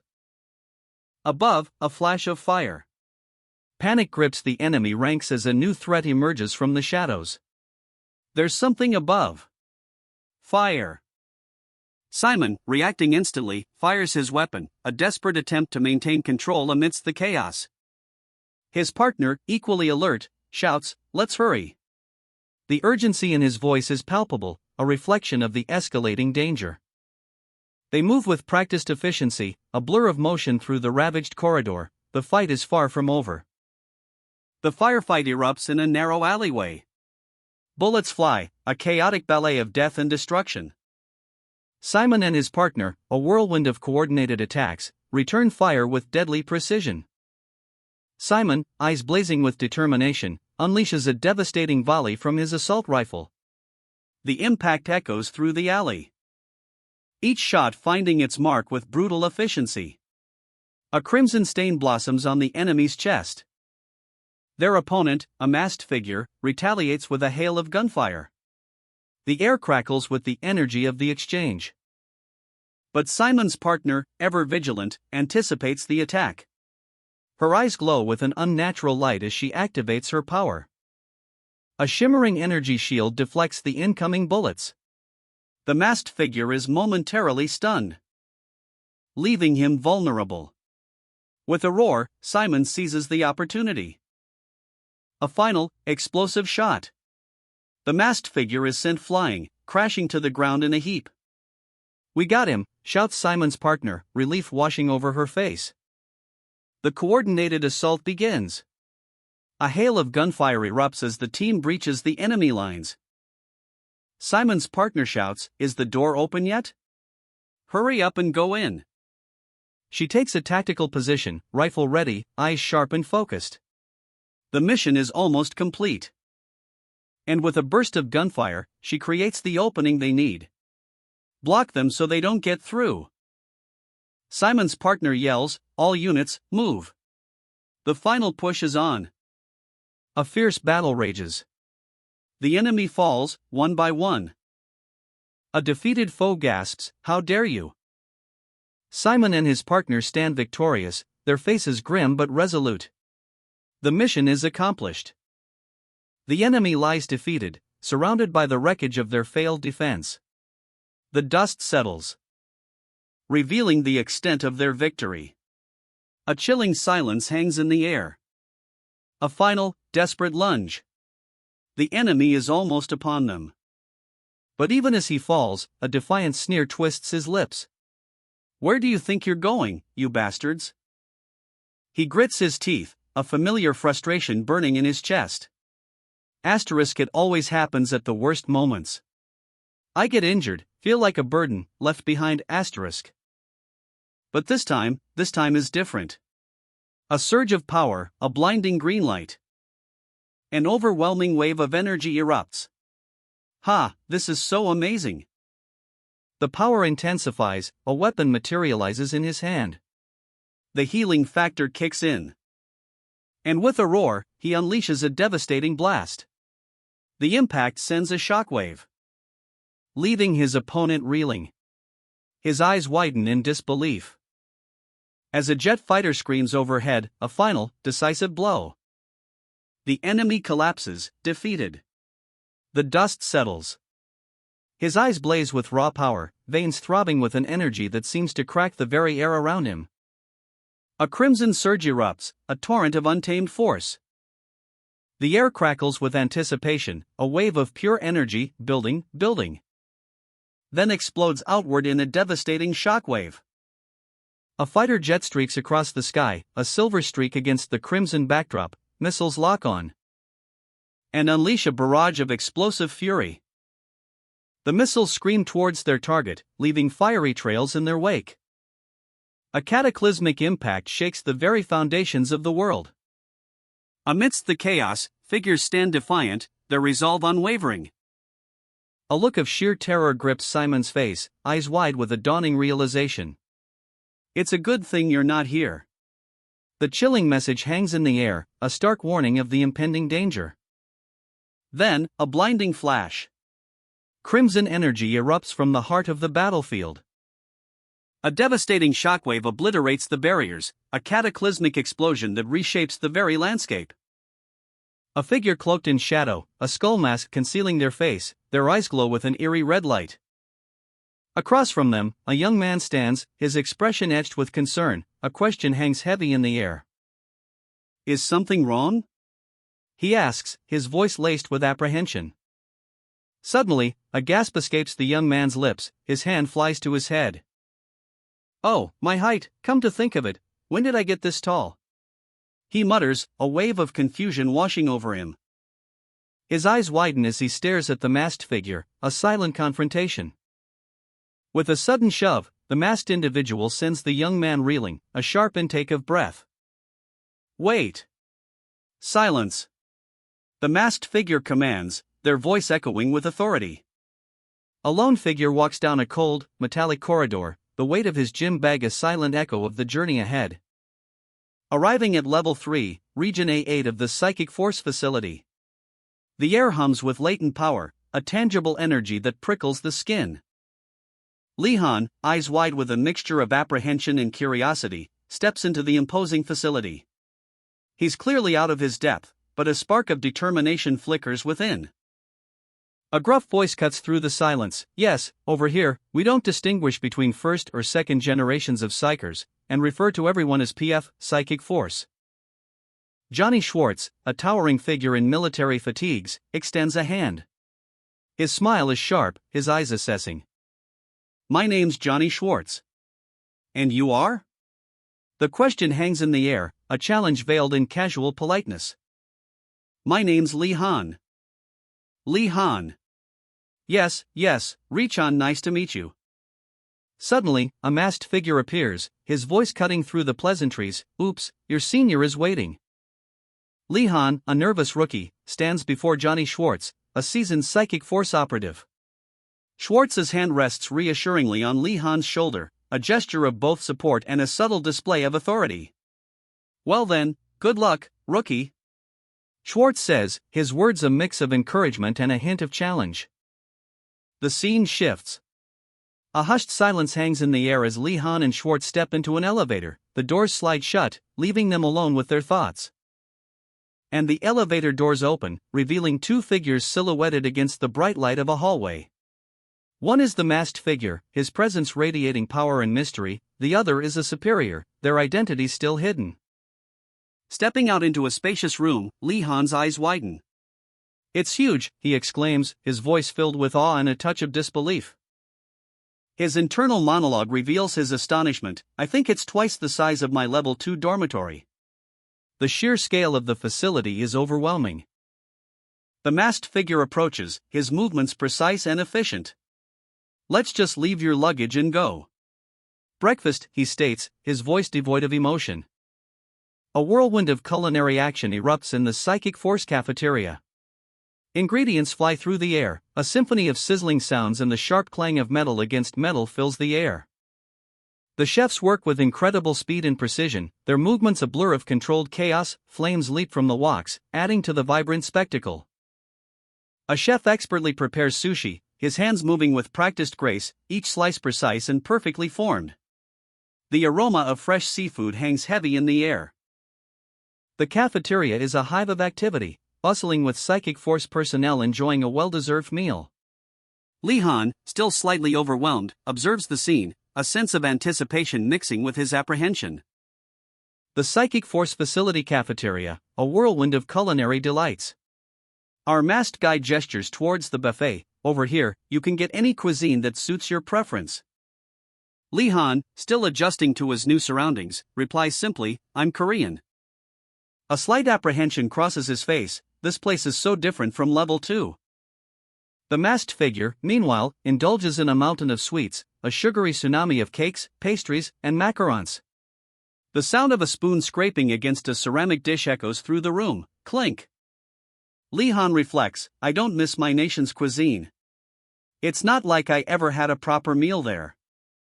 But his observation is interrupted. But aren't you eating too many sweets? The masked figure explains, psychers require a lot of sugar, since our abilities require brain power. You consume all of it by using your abilities. Lee Han nods slowly, right. He picks up his chopsticks, a simple bowl of rice and a side dish before him, a comforting familiarity in this strange new world. Asterisk a meal with rice. It reminds me of old times, asterisk. The cafeteria buzzes with lunchtime energy. Lee Han sits alone, picking at his meal, a thoughtful expression on his face. Across from him, the masked figure digs into a plate piled high with pastries and sweets. You know how to use chopsticks? The masked figure asks, a hint of amusement in their tone. Lee Han nods, a small smile playing on his lips. Ah, yeah, he replies. Chopsticks are the mystery of the Eastern world, the masked figure exclaims, their voice brimming with playful enthusiasm. They even catch flies with them. Lee Han chuckles, a genuine smile now spreading across his face. He's clearly amused by the masked figure's antics. The conversation shifts to a movie scene, a cyborg effortlessly catching a fly with chopsticks. I've watched that movie more than 10 times, the masked figure boasts. Lee Han's curiosity is piqued. Is that mask from a movie, too? He asks, his eyes narrowing slightly. Yes, this mask is the face of the cyborg named C3 from a movie called Terminal Chainsaw Killing Machine, but I had ARC put in a custom order for it to be produced. The masked figure reveals, a hint of pride in their voice. A flashback image shows the cyborg C3 in all its terrifying glory. Lee Han nods slowly, taking in the information. Ah, I see. Lee Han and the masked figure stride through the sterile hallway of a restaurant, the air thick with unspoken anticipation. Suddenly, a gruff voice cuts through the silence. Are you the super rookie who just leveled up? The masked figure remains silent, a smirk playing on their lips. But Lee Han steps forward, introducing himself with quiet confidence. My name's Lee Han. Corporal Lao Cha, a towering figure with piercing blue eyes, steps into view. Nice to meet you, kid. His tone is deceptively casual, but his eyes are sharp, assessing. Lao Cha's gaze lingers on the masked figure's skull mask. You have good eyes. I'm not PF, so I have a rank. A subtle shift in the atmosphere. The casual pleasantries are over. Lao Cha's question hangs heavy in the air. Are you the kid who blew up Red's leg? Lao Cha's eyes narrow, suspicion hardening his features. The tension is palpable. A young man's face, etched with a quiet intensity, fills the frame. His eyes, sharp and observant, hold a hint of something unresolved. If I'd blown it up myself, I'd have felt better. The words hang in the air, a bitter confession of regret. Corporal Lao Cha, his face contorted in a mixture of pain and disbelief, clutches his head. The masked figure watches, his expression unreadable. A burst of manic laughter echoes through the room. Ha ha ha ha ha. My. The sound is chilling, laced with a cruel amusement. Lee Han stands firm, his gaze unwavering. You're not a cute kitten, he states, his voice calm but laced with steel, but a tiger cub. Corporal Lao Cha's face is consumed by a fiery rage. Have anything scheduled for the remainder of the afternoon, right? The question hangs heavy, a challenge. His eyes blazing, Corporal Lao Cha rises, his anger a palpable force. "Let's go to the fitness center, kid." The words are a growl, a prelude to violence. Is he asking for a fight? The question hangs in the air, unspoken but heavy with anticipation. The tension ratchets up as Li Han faces off against two imposing figures. Their auras clash, a silent battle of wills. He's got a similar aura to those two. This man is strong. The masked figure's observation speaks volumes, hinting at a hidden power. The air crackles with tension. Li Han stands alone, a lone wolf amidst a pack of snarling wolves. Corporal Lao Cha and his goons encircle him, their eyes gleaming with malice. Lao Cha, muscles bulging, lets out a chilling challenge. "Let's see your level, kid." Li Han's eyes blaze with defiance.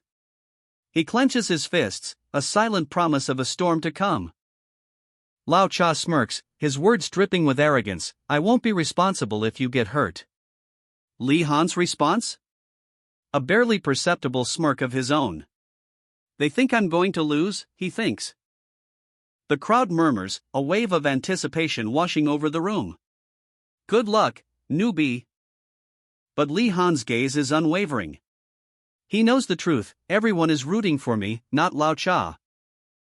The first blow lands. A blur of motion, a thunderous crack. Lao Cha's attack is ferocious, but Li Han's counter is even faster. Lao Cha staggers, his eyes widening in disbelief. "Stop spacing out, kid." Li Han unleashes a flurry of strikes, a whirlwind of fists and fury. The impact of each blow reverberates through the room, wham, bam, crash. Lao Cha's face contorts in pain and surprise. The fight is far from over, but the tide has turned. Li Han's muscles coil, a coiled spring ready to unleash its power. The air crackles with anticipation. And with a blur of motion, he counters Lao Cha's attack. A thunderous wham echoes through the air. The impact sends a shockwave, the force of the blow almost visible. Lao Cha staggers. It's a standard combination, simple but strong, Lao Cha thinks, gritting his teeth. He underestimated his opponent. But Li Han's eyes gleam with a cold determination. He sees a weakness. A devastating counterattack follows. Crash, the sound of bone meeting bone. Lao Cha's enhanced body, his supposed strength, it has a breaking point. His face contorts in pain. Your physically enhanced body has a weakness. Li Han declares, his voice ringing with triumph. Li Han anticipates Lao Cha's next move, his eyes narrowed in intense focus. A flurry of blows. Lao Cha's attack is met with a counteroffensive, a brutal exchange of power. Li Han grits his teeth, sweat stinging his eyes. This is it, I have to end this now. He uses Lao Cha's own momentum against him, a swift, calculated maneuver. That was good thinking. Lao Cha roars, but his voice is laced with disbelief. This is the end. With a final, earth-shattering crack, Li Han throws Lao Cha to the ground. The fight is over. The impact sends tremors through the room. Lao Cha lies defeated, his body still trembling from the force of the blow. Li Han breathes heavily, his body aching, but his eyes gleam with victory. He won. The impact. Lao Cha is sent flying across the gym, a whirlwind of shattered weights and pulverized equipment in his wake. The air crackles with the residual force of the blow. Li Han rises, muscles coiled, a predator assessing its fallen prey. Sweat glistens on his brow, a testament to the brutal exchange, but his eyes burn with the cold fire of victory. The impact. A thunderous quang echoes as the fighter crumples to the ground. He rises, gritting his teeth, a fierce determination burning in his eyes. Despite the blow, he's far from defeated. If he were an ordinary human, that would have been a serious injury, but...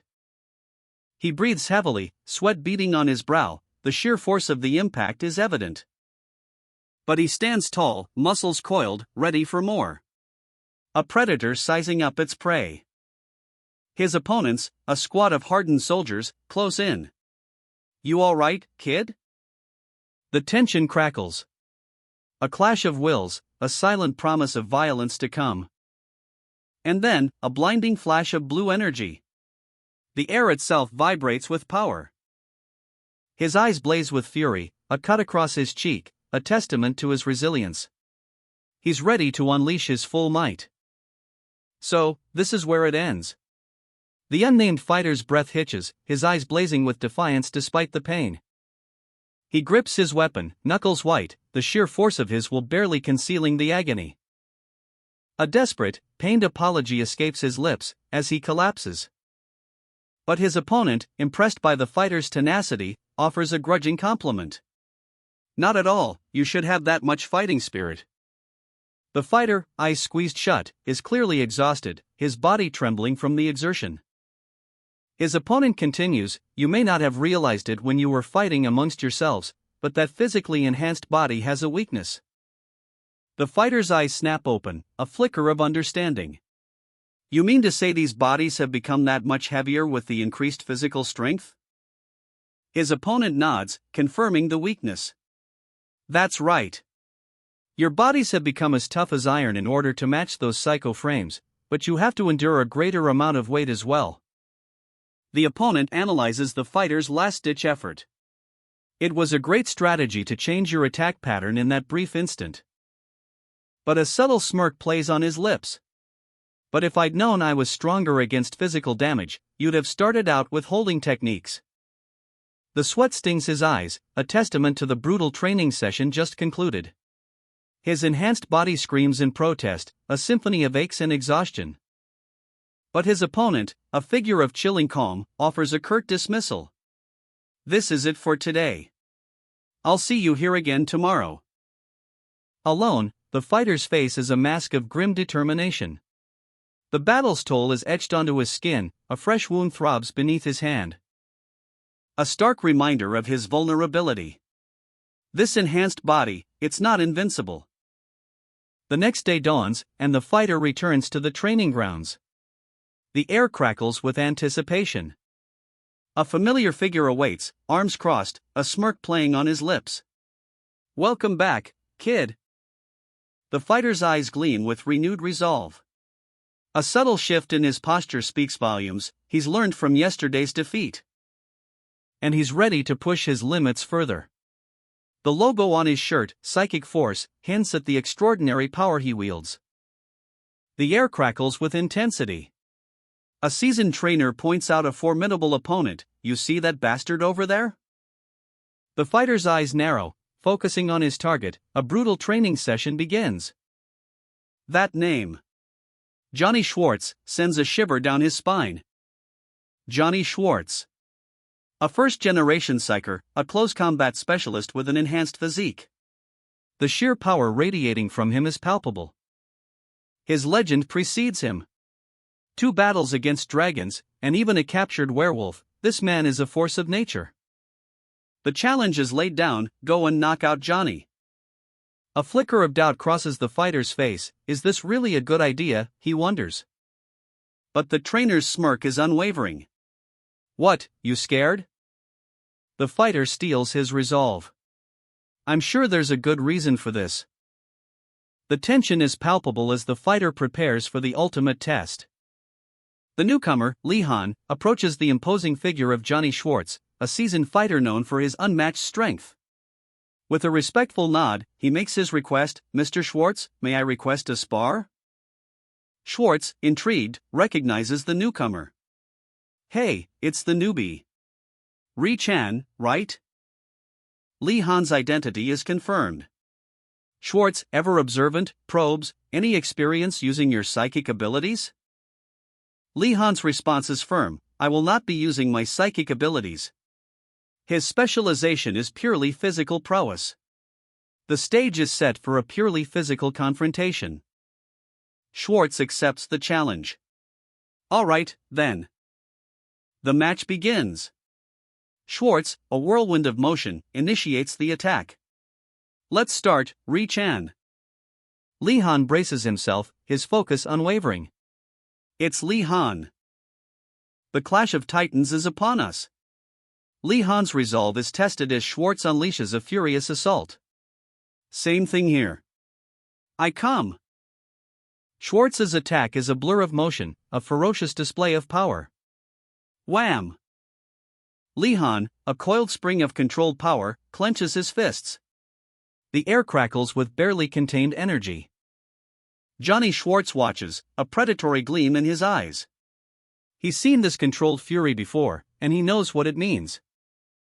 Lee-han, upside down after a brutal blow, his eyes widen in surprise. The physicality of this fight is a shock to his system. He can't handle me yet, Lao Cha, Schwartz boasts, his voice dripping with arrogant confidence. The fight is far from over. A sickening thud. Lee-han lies defeated on the gym floor, the impact echoing in the silence. But his eyes burn with defiance. He's not broken, he's merely learning. Once more, please, Schwartz's words are a cruel challenge, a demand for more punishment. Trample him completely, so he understands. The cold command reveals a ruthless intent. Schwartz's smirk is chilling. He savors the power dynamic, relishing Lee-han's struggle. The scene shifts to a sleek, modern gym, bathed in the cool blue light of twilight. Lee-han's face is a mask of grim determination. Sweat beads on his brow, a testament to the brutal sparring match he just endured. Are you that upset about losing, kid? Lee-han's jaw tightens. No, I would have lost even if I'd sparred with him a third time. Johnny Schwartz smirks, a cruel glint in his eyes. Of course. You have no experience fighting barehanded, and armed combat is your best ability. Fighting barehanded isn't even relevant. It's not like you're going to use the Boston Crab against a dragon. He casually crushes an empty can in his hand. The sound is sharp and decisive. Lee-han remains unfazed.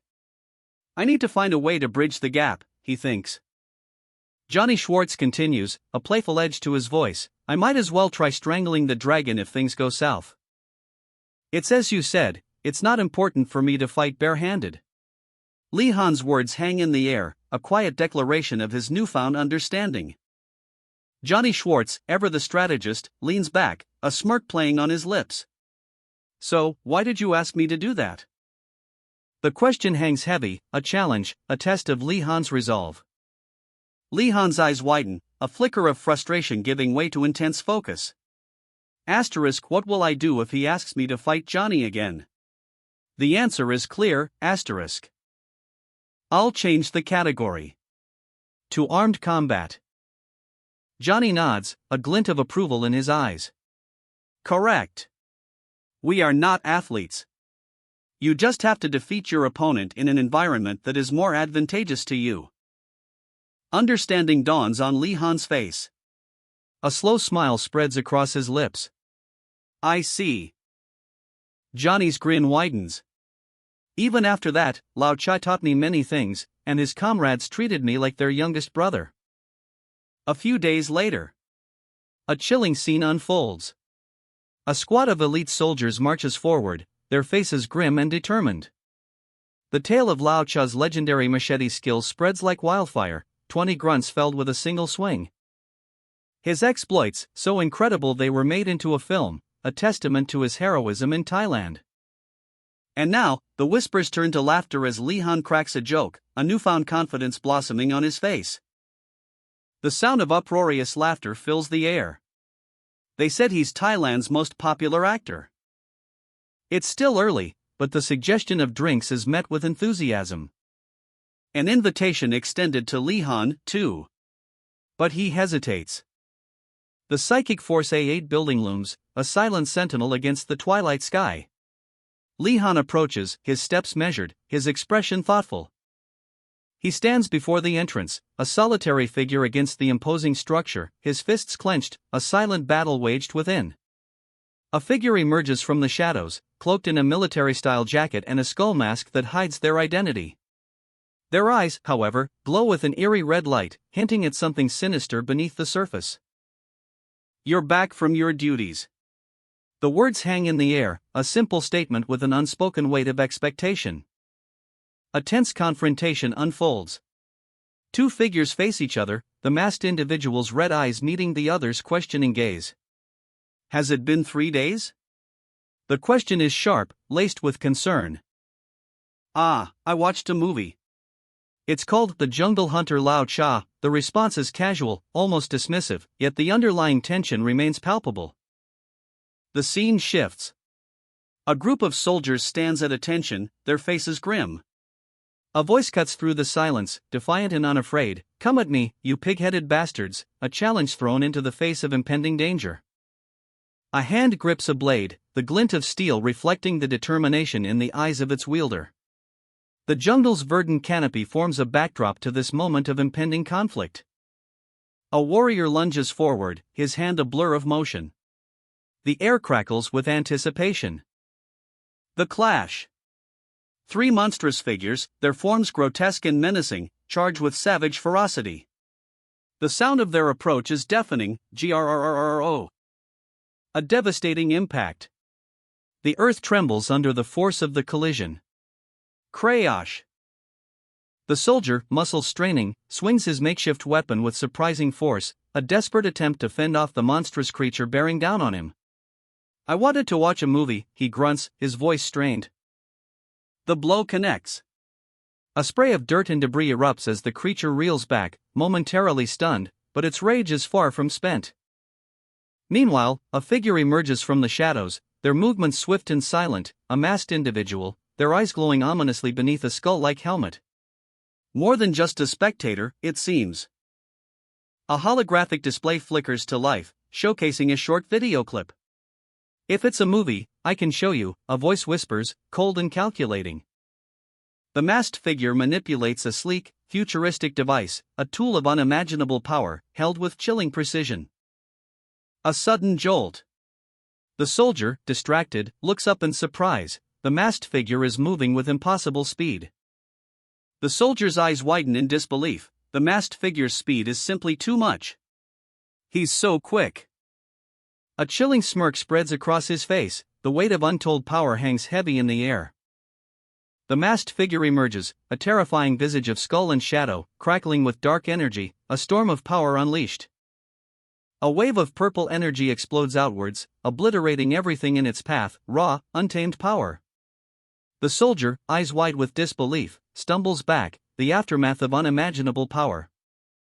He flees, the echoes of the masked figure's power ringing in his ears, a desperate escape. A young man stands in a dimly lit training facility, his expression unreadable. A quiet intensity emanates from him. As he grips a long staff, his knuckles white. A seasoned trainer watches from the background, arms crossed, a silent observer to the brewing storm. The trainer speaks, his voice a low rumble. "You want a rematch?" "Yes, in armed combat this time." The trainer scoffs. "It's been 3 days. You think you're ready to beat Johnny now, brat?" The young man's opponent, Johnny, a hulking figure, steps into view. He cracks his knuckles, a predatory grin spreading across his face. A palpable aura of power radiating from him. He looks like a giant grizzly bear, the young man thinks, a flicker of apprehension crossing his eyes. The air crackles with anticipation. The clash is imminent. The young man stands defiant, a wicked glint in his eyes. He grips his weapon, a baseball bat imbued with an unnatural purple energy, radiating menace. Johnny, the imposing figure of muscle and aggression, bursts into the scene, a roar echoing his arrival. "Hey! Here I come, reach on." It's Li-Han, the challenger, his face a mask of grim determination. For the past 3 days, Johnny has honed his skills, his movements a blur of deadly precision as he wields his katana. But Li-Han anticipates every move. A clash of steel. The air crackles with energy. Li-Han's strategy is clear, he's memorized Johnny's every attack pattern, every habit.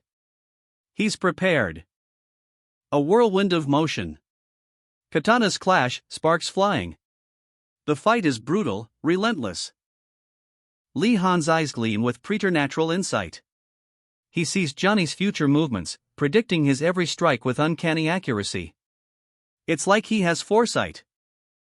With a final, decisive blow, the battle ends. The young man explodes into motion, a blur of speed and power. His fist is a projectile, aimed true, connecting with Johnny's jaw with bone-jarring impact. The force of the blow sends shockwaves through the air. Johnny staggers, his eyes wide with disbelief. This is someone who's just been promoted to level 3? The rematch continues in a flurry of sword strikes and powerful counters. The clash of steel echoes through the training facility. A blinding flash of blue energy erupts as the young man unleashes a devastating attack. The young man's attack lands true, sending Johnny reeling. The fight is far from over, but the tide has turned.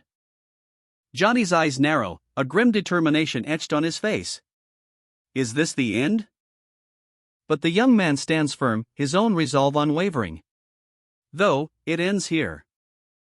With a final, earth-shattering blow, the young man delivers the knockout punch. The young man explodes into motion. A blur of speed, a whirlwind of power. Johnny watches, eyes wide with disbelief, as the attack lands with bone-jarring impact. A thunderous crack echoes through the room, the force of the blow is almost palpable. And Johnny is sent flying. He crashes to the ground, the air knocked from his lungs. Sweat beads on Johnny's brow. Defeat stings, bitter and undeniable. The young man's hand closes around Johnny's throat, his grip tightening. A grim smile playing on his lips. Victory is his. The final blow is delivered with brutal efficiency. The fight is over. Johnny's eyes flicker with a mixture of pain and regret. Did I make a mistake? If I hadn't hesitated. A smirk spreads across the victor's face, his eyes gleaming with a cold intensity. You're strong, pretty good, Ri-chan. The defeated opponent, Li-han, watches with a mixture of frustration and grudging respect. It's clear he's not ready to give up just yet. But his rival, brimming with confidence, already plans his next move. Who cares? Let's go eat. I'll introduce you to my friends. A hand rests on Li-han's shoulder, a gesture of camaraderie. The scene shifts to a gym, the air thick with the scent of sweat and exertion. And a seasoned mentor offers words of wisdom. Winning isn't the best solution. You understood what I meant, kid. The mentor continues, his voice calm but firm. You kept his honor and made an opportunity to become friends.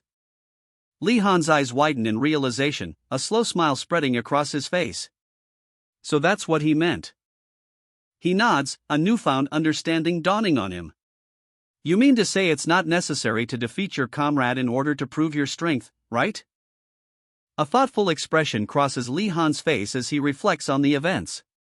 Because there's a lot I could learn from Johnny, too. Hurry up. The pressure is on, and the mission clock is ticking. Come on, Li-han. The weight of expectation bears down on him, a silent demand for speed. I will reintroduce myself since you are now in level 3. I am the chief engineer of Team 3, Siegfried Schumacher. A firm handshake seals the introduction. I'm Li-han. I guess Octo was a nickname. Yes, it's because I get the job done so fast, it's as if I have 8 arms, which is why they call me that. Right. A beat of silence hangs in the air, the weight of the revelation settling in. That's his own unique ability. A gasp escapes Li-han's lips as the truth dawns on him. Li-han, no special characteristics, psychic ability rank C+. B- at best. The assessment is blunt, the reality stark. You're the first boy to become a PF at such a rank. The statement hangs heavy with implication. Ha? Is that? A sudden realization dawns on Li-han's face, a mixture of surprise and dawning understanding. A shadowy figure, cloaked in military garb, stands guard. As a booming voice cuts through the air. Take a good look. This is the veteran warrior who participated in the last war. A towering mech, bathed in ethereal blue light, is revealed. Siegfried Schumacher, a name whispered with awe, beams with pride. Li-han, his back to us, stands before the psycho frame, the logo of the psychic force emblazoned on his jacket. A weight of expectation settles on his shoulders. His eyes widen, reflecting the sheer scale of the psychoframe. The psychoframe? A machine of immense power, a symbol of his unique destiny within the psychic force. The weight of history bears down on him. A close-up on a skeletal hand within the mech's grasp. It seems like there's only a skeleton remaining. It's the Old Man 3. I restructured the retired first generation for training purposes. The psychoframe, a marvel of technology, awaits activation. But there's a catch: rigorous daily training is required. Sparks fly. Li-Han is strapped into the advanced machinery, the process of integration beginning, a fusion of man and machine. His eyes widen, apprehension etched on his face. The sheer power of the psychoframe is almost overwhelming. A critical moment arrives. Li-Han realizes he can't don the psychoframe alone, the technology is too advanced. Suddenly, a warning. The technician shouts, "Stop moving. You're about to get a hole in your shoulder." The risk is palpable. The procedure continues, but a new worry surfaces. A simple question hangs in the air: but what if, you need to go to the bathroom? The technician's response is sharp, unwavering. You think that's an issue when you're risking your life? I cannot weigh such conveniences in mind enough to forge them. Li-Han's internal monologue reveals his frustration. I think it's ruining my fantasy somehow. The scene shifts back to the technicians, their expressions a mix of focus and concern as they continue the intricate process. The technician briefs Li-Han, once you're done being fitted in, we'll be opening the cylinder to get you in contact with the dragon material.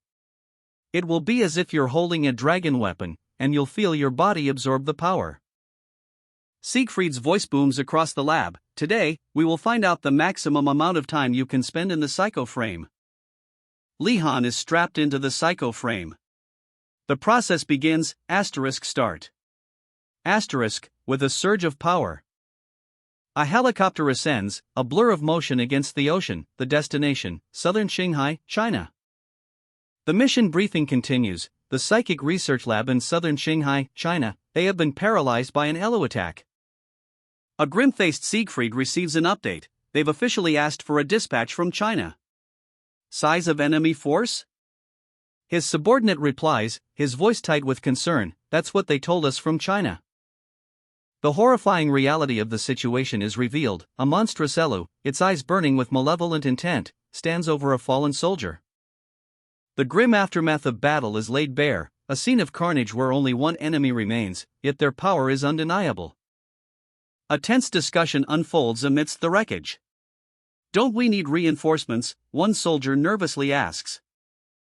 The situation is far more perilous than initially anticipated. The weight of the mission settles heavily on their shoulders.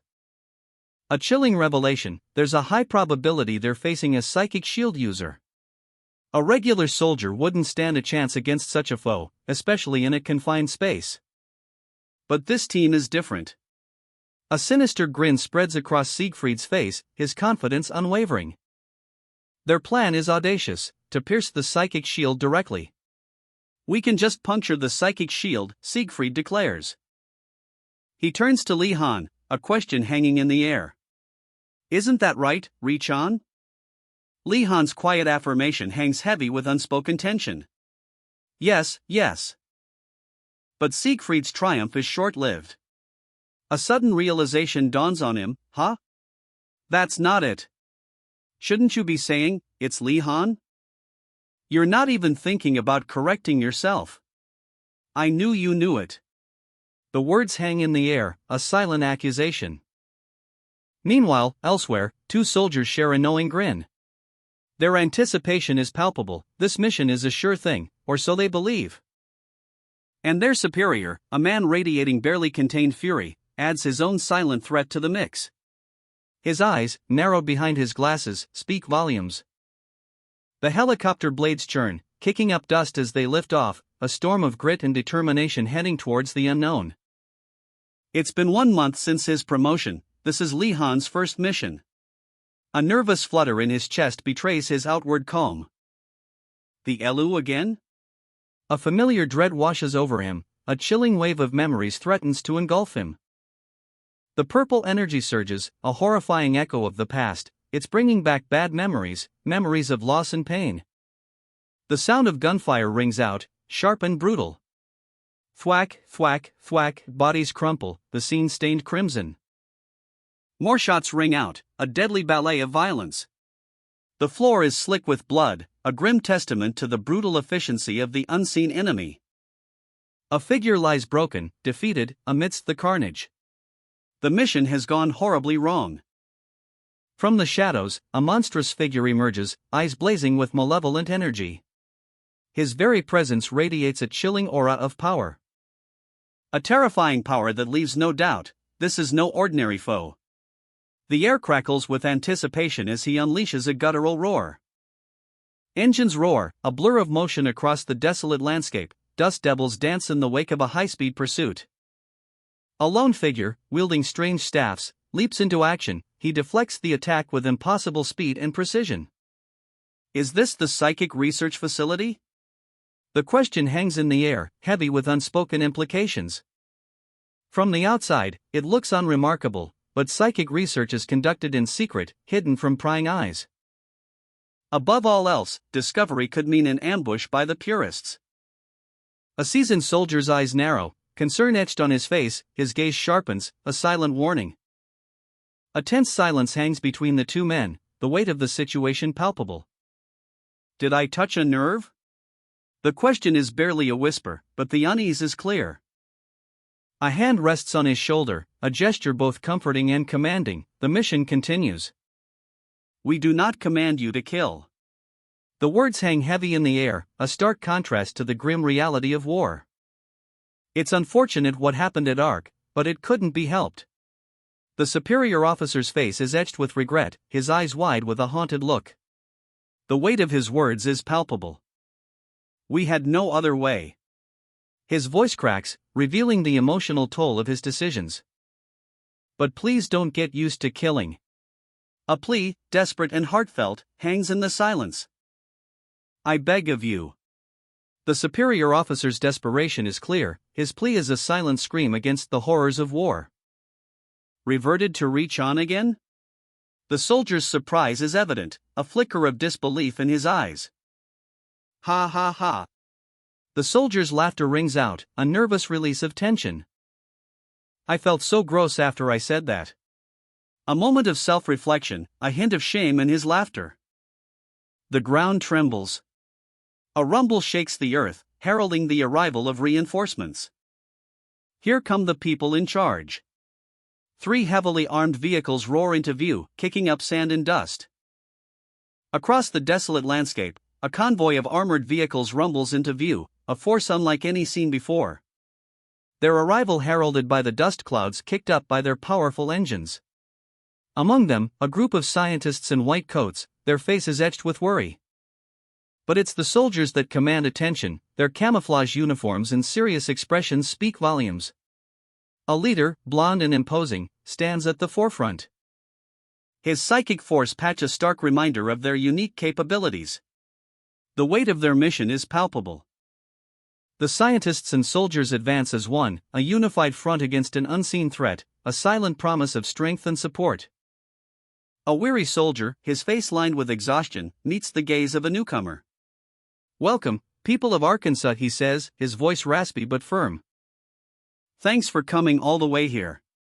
The gratitude in his words is almost overwhelming, a testament to the desperation of their situation. The soldier's eyes narrow, suspicion clouding his relief. The staff of the Chinese Psychic Research Facility, are the armed people behind them, private soldiers? A sharp salute rings out, breaking the tension. Salute to the heroes of China. A squad of soldiers in tactical gear stands at attention, their faces grim. The air crackles with unspoken tension. Their commander, a stern figure in sunglasses, gives orders. I will speak with Tsai. You can stand by over there. The scene shifts to a desolate desert landscape. A group of soldiers and scientists stand amidst military vehicles, the vast emptiness emphasizing their isolation. Tsai, a young soldier with intense eyes, stands apart, his expression unreadable. A palpable sense of unease hangs in the air. A scientist approaches Psy, his hand resting on the soldier's shoulder. A child soldier of Ark, huh? Psy's eyes flash. A sudden, violent surge of energy erupts from him. This is not right. Ag! The scientist recoils, his face contorted in pain. You should not touch us. Psy's power overwhelms the scientist. All right. The scientist stumbles back, clutching his side. Shit, that hurts. What a savage bastard. Psy's fellow soldiers exchange worried glances. What's with that guy? A squad of soldiers, their faces grim, approaches a heavily fortified building, the air crackles with anticipation. This is the elevator that will take you down to the first floor. It's the only way to get inside since all other entries have been blocked off. The soldiers receive their orders, their mission clear. Descending into the depths, the soldiers enter the elevator, their weapons at the ready. This place has 3 levels in total. The confined space amplifies the tension as they review the mission parameters. A blueprint flashes before their eyes, evacuation routes and objectives are highlighted. We have 2 objectives. The first is to secure the research data, and the second is to check for survivors. The leader's voice is firm, his gaze unwavering. Unless you encounter the enemy, we can ignore them. Upon completion, we will return to the ground level and detonate the explosives to destroy the research facility. The plan is laid out, precise and deadly. A blinding flash, a deafening roar. The building trembles as a powerful explosion rocks the facility. Briefing complete. The mission? Recover vital research data. But there's a catch. The researchers were tight-lipped, and the soldiers are furious. Their comrades died in vain trying to get the data. The weight of their loss settles heavily on the squad. A grim determination hardens their faces. The squad leader stresses the importance of the mission to reach Anne. This isn't just about revenge, it's about securing future opportunities. Even if they all die, they must retreat and think strategically. Psychers of the second generation are irreplaceable assets. The squad leader's words hang in the air, a stark contrast to Ri-chan's growing resolve. Ri-chan's eyes gleam with a newfound intensity. A cold, steely glint reflects his unwavering commitment. His resolve is unshakable. If he's going to die, it won't be on such an insignificant mission. He'll make sure of it. The squad leader's face hardens. He knows what Ri-chan means.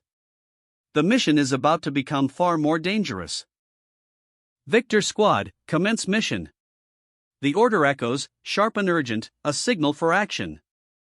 The elevator doors slide open, revealing the squad, 4 figures clad in tactical gear, weapons at the ready. Their faces are grim, determined. A palpable sense of tension hangs in the air. A silent promise of swift, decisive action. They move with practiced efficiency, a coordinated ballet of lethal grace. The corridor stretches before them, cold and metallic, a stark contrast to the heat of their mission. A door ahead hisses open, a silent invitation to danger.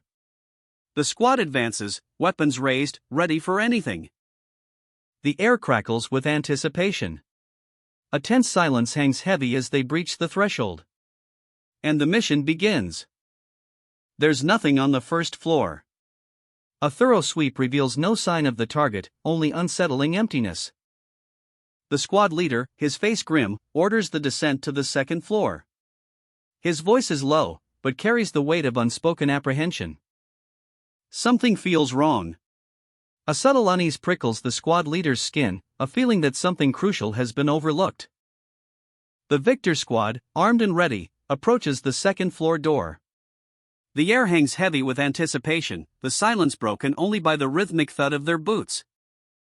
A tense moment. The squad leader's hand hovers over the door handle, his senses on high alert. A flashbang is deployed. Bang, the small room explodes in a blinding flash and deafening roar. The team bursts through, weapons raised. But the room is empty, save for a chilling crimson stain spreading across the floor. The stench of blood fills the air, thick and cloying. A wave of nausea washes over the squad. This is no ordinary crime scene. A guttural scream rips through the silence. The horror of the unseen is palpable. The missing piece of the puzzle. A strange sensation, a feeling of unease that Ri-chan can't shake. No signs of battle along the evacuation route on the first and second floors. The squad leader assesses the situation, his brow furrowed in thought. Ri-chan's eyes widen. There's a high probability that there was no intruder in this case. Now it all makes sense. A chilling realization dawns on the squad leader. His fingers trace the outline of his visor. Something was strange about this whole operation. Why doesn't the third floor have an elevator? The question hangs heavy in the air. Because there was something they had to completely seal off there. A hidden truth is revealed. We're retreating. There's no reason for us to complete the mission anymore. The order is given, a sense of defeat settling over the squad. The squad leader's shoulders slump, his fist clenching. Ri-chan watches, a mixture of relief and unease in her eyes. The researchers provided us with the wrong info. They should be held responsible for this. A simmering anger ignites within the squad leader. The squad stands frozen, eyes wide with disbelief. A sudden blackout plunges them into darkness. Such perfect timing to cut off the electricity. As if they were listening in on our conversation. A soldier's eyes narrow, suspicion etched onto his face. As if they. So you're a child soldier of ARC, huh? The weight of the accusation hangs heavy in the air. Were listening to us. The squad confronts a researcher, their expressions grim. The tension is palpable. What is it, Ri-chan? A hushed question cuts through the silence. A single pill, glowing ominously, is revealed. There was a bug. The words hang heavy in the air, a chilling revelation. Is that so? The squad leader's response is laced with barely controlled fury, suspicion etched onto his face. The psychic force squad mobilizes, weapons raised. Their movements are sharp, precise, a silent promise of swift action.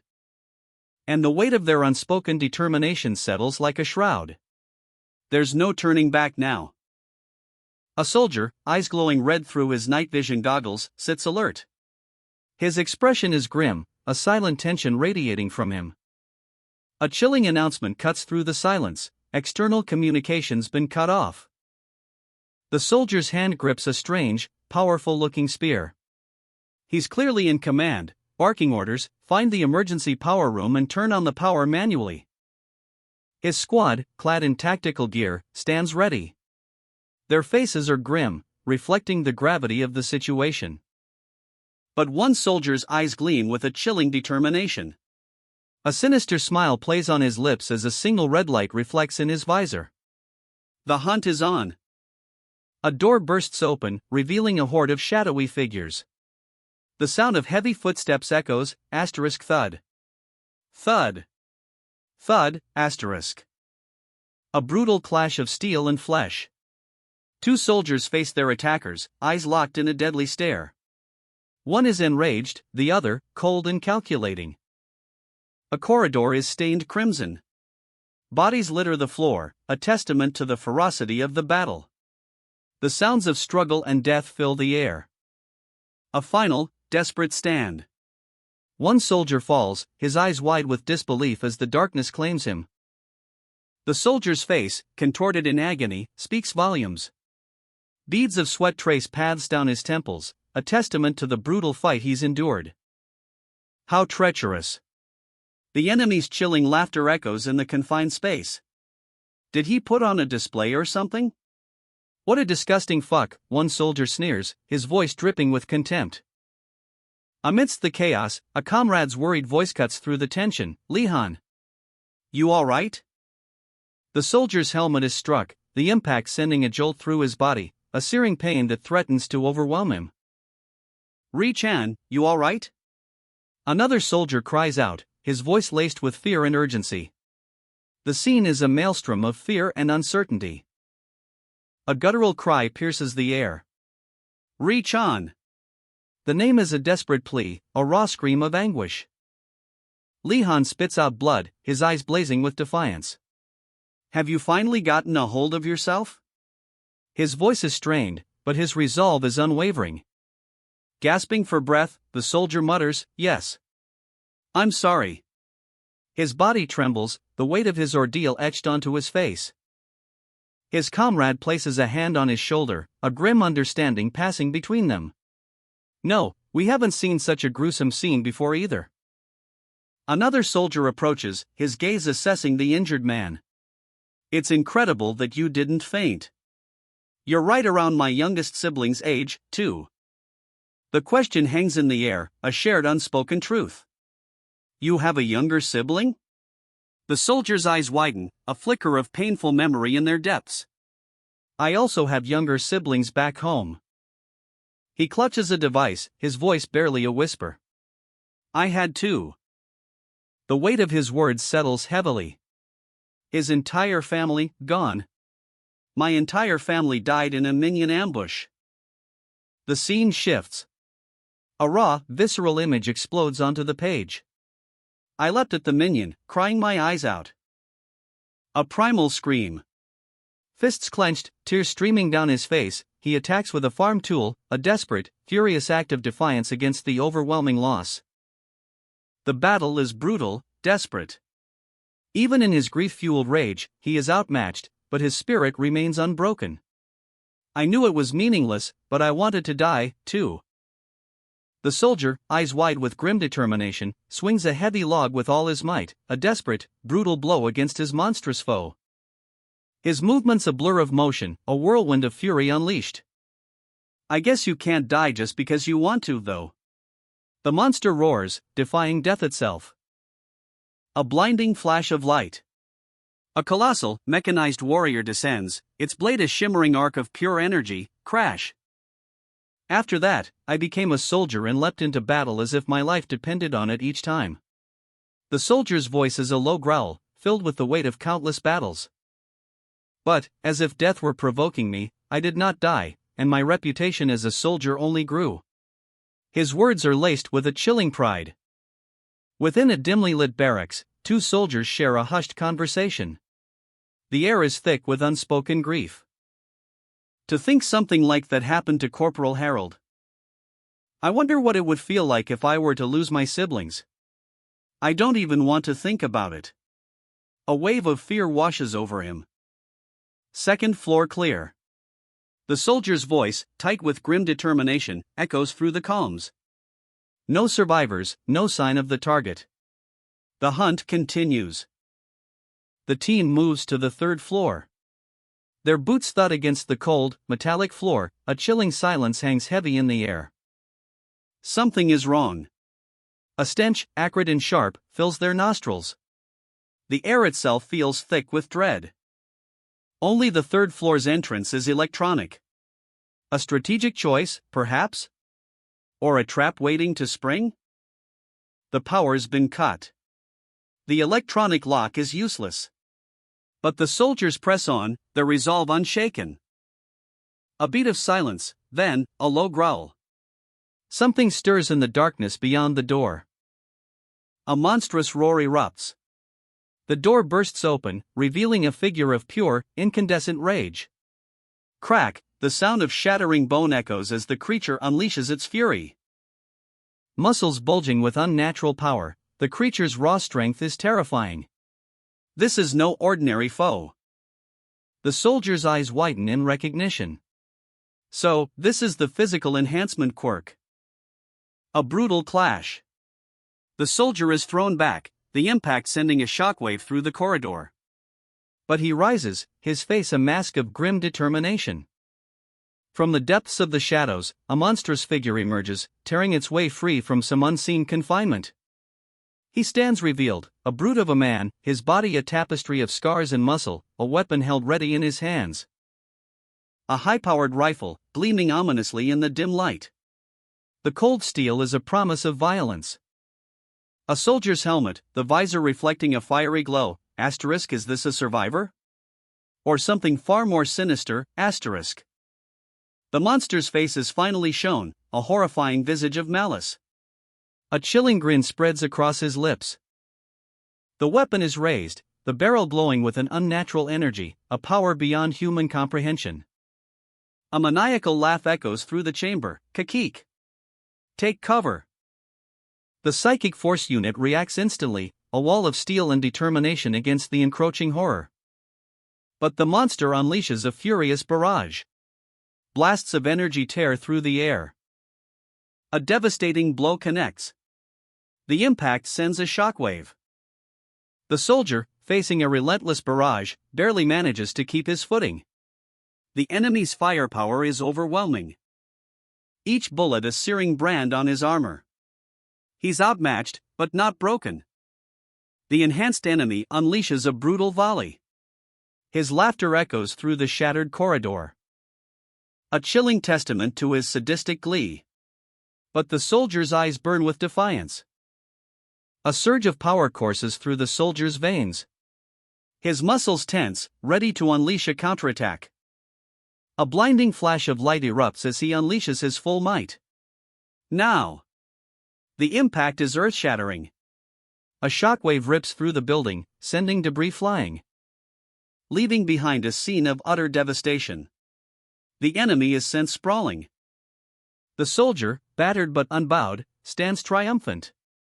His eyes, blazing with righteous fury, focus on his wounded foe. The fight, however, is far from over. The enhanced enemy lunges, a grenade clutched in his hand, a desperate gamble. The soldier's eyes widen, a flicker of surprise crossing his face. A grenade? The grenade explodes in a blinding flash. A deafening boom rocks the very foundations. But amidst the chaos, a figure emerges from the smoke, barely unscathed. The soldier's counterattack was swift and brutal. He's gone? The soldier stares in disbelief at the empty space where his enemy stood moments before. His ragged breathing is the only sound in the aftermath of the explosion. His uniform is torn, his body battered, but he stands victorious. Johnny! A desperate cry echoes through the ravaged battlefield. The soldier's comrades rush to his side, their faces etched with concern. Was that really an Elo? I can't believe an Elo would use human equipment. This has never happened before. A grim realization dawns on the soldiers' faces as they assess the situation. The villain's chilling strategy is revealed, not just to kill, but to isolate and eliminate a single target from a larger group. A soldier, his face grim, eyes focused through his night vision goggles, prepares for anything. He knows this enemy is unlike any he's faced before, it fights with terrifying human-like precision. The enhanced enemy, a monstrous figure crackling with raw power, is shown. Initially, his goal was simple: reach the power room. But the aftermath of the battle leaves a mark. The soldier's investigation begins. The scene is one of devastation, a testament to the brutal clash that just transpired. The soldier, assessing the situation, speaks, "Since it found an opponent who couldn't be attacked with firearms, I'm sure it won't attempt a rash attack again." But even in victory, uncertainty lingers. Asterisk, how did it disappear? Where did it go? Asterisk, the questions haunt him, a chilling reminder of the enemy's unpredictable nature. A chilling close-up on a monstrous foot, clawed and unnatural, hints at the enemy's presence lingering nearby. A hand, equally monstrous, reaches out from the shadows, a silent threat. The enemy is not gone, it's merely hidden, waiting. And a final, terrifying glimpse of a clawed hand and the number 2 scrawled on the floor, a cryptic message left behind. The soldier's breath hitches, his mind reeling from the impossible escape. Human weapons didn't work on him. His gaze falls upon the enemy, a monstrous figure, muscles rippling beneath his bandages. A primal rage ignites within him. A burning desire for vengeance taking hold. I must become much stronger than I am now. The enemy's voice, a guttural growl, echoes in the soldier's ears. I want to shred them. A terrifying scream rips through the air as the enhanced enemy unleashes a wave of raw power, into more pieces. The soldiers around him are consumed by a purple inferno, their bodies dissolving into nothingness. leaving only ashes and the lingering scent of ozone. The enhanced enemy's power is overwhelming. A blinding flash of purple energy erupts from the enemy's head, a surge of power unlike anything the soldier has ever witnessed. His muscles bulge, veins throbbing with an unnatural energy. The transformation is complete. A guttural scream rips through the silence, purple energy erupts from the enemy's eyes, his body contorting in a terrifying transformation. The air crackles with raw power as his form shifts, muscles bulging, claws extending. A maniacal laugh echoes as the transformation completes. The enemy stands, a grotesque parody of his former self, radiating menace. Emergency power surges. The air crackles with energy as a soldier peers through night vision goggles. The scene is tense, the air thick with anticipation. A member of the psychic force, his face grim, scans the surroundings. His comrade beside him, equally alert. Their mission, unknown, but the weight of it is palpable. "All right, shall we keep going?" a voice booms. A muscular figure, clad only in camouflage pants, adjusts his sunglasses with a smirk. One soldier whispers, he's wearing his sunglasses in the midst of this darkness, a hint of unease in his tone. The map was incomplete. A previously unknown location awaits. And there he stands, a figure of imposing strength, sword in hand, leading his squad into the unknown. The mission begins. Let's see what they're hiding. Data, survivors, it was all a bullshit mission. The muscular figure's rage is palpable, his words spitting venom. After we eliminated the Yelu, they were going to collect the real data. Probably. I'm sure they were trying to train it for military purposes. The soldiers, apprehensive, exchange uneasy glances. They were doing this behind Ark's back and without the high ranks knowing. The weight of this secret hangs heavy in the air. The squad moves down a dimly lit corridor, a sense of foreboding hangs heavy in the air. It's a crossroads. The path ahead is shrouded in darkness. Should we split up? One soldier voices his concern, his apprehension clear. No. The leader's voice is firm, resolute. He will not let fear dictate their actions. Signs. A squad of elite soldiers, led by a powerfully built figure, moves with purpose down a sterile corridor. Their boots echoing on the cold, metallic floor. Ahead, two figures lie sprawled, blood staining the pristine tiles. A grim discovery. Are they researchers who were running away and got killed? The question hangs heavy in the air, unspoken yet palpable. The scene shifts to a larger chamber, bodies litter the floor, a testament to a brutal struggle. The leader's face is grim, he knew this was coming. They captured the Elu alive and attempted some research, a voice narrates, revealing a dark secret. But the experiment went horribly wrong. The power they sought proved too much to control, the consequences are catastrophic. Every nation involved with ARC is required to report all psychic research to the high ranks. A rule, but is it truly followed? That condition's just a front, though. The leader types furiously on a computer, his thoughts grim. He suspects others are doing the same, secretly. They just haven't been discovered yet. The unspoken truth hangs heavy, the charade continues. A close-up on a soldier's face reveals his disgust. Asterisk humans fighting against each other again? It sickens me, asterisk. The air crackles with tension. The bastards at ground level probably don't have any intention of sending us back alive. A chilling assessment, delivered with grim certainty. Data streams flash across the screen, a chaotic jumble of Chinese characters. Shit, everything is in Chinese. Sai, please look over the data. The muscular figure's apprehension is palpable, his every muscle tense. Suddenly, a sharp cry rings out. On your 6. The warning is barely audible above the rising panic. The scene explodes into chaos. Enemy sighted. The shout echoes as soldiers scramble for cover. A firefight erupts, bullets flying. A soldier falls, a purple energy erupting from his body. The psychic force is overwhelming, a terrifying display of raw power. A sickening thwack as a shadowy hand crushes the life from another soldier. The scene is brutal, visceral. The soldiers return fire, a furious barrage of bullets. Fire! The command cuts through the chaos as the battle intensifies. Explosions rock the room as the psychic soldiers unleash a devastating counterattack. The impact sends shockwaves through the facility. A figure cloaked in shadow emerges from the chaos, its power immense. The battle reaches its terrifying climax. A blinding flash of light and energy. The battle ends in a cataclysmic explosion. Psychic energy surges. A soldier, eyes wide with determination, activates his psychic shield, a shimmering barrier materializing before him. His grip tightens on his spear, the weapon hums with barely contained power.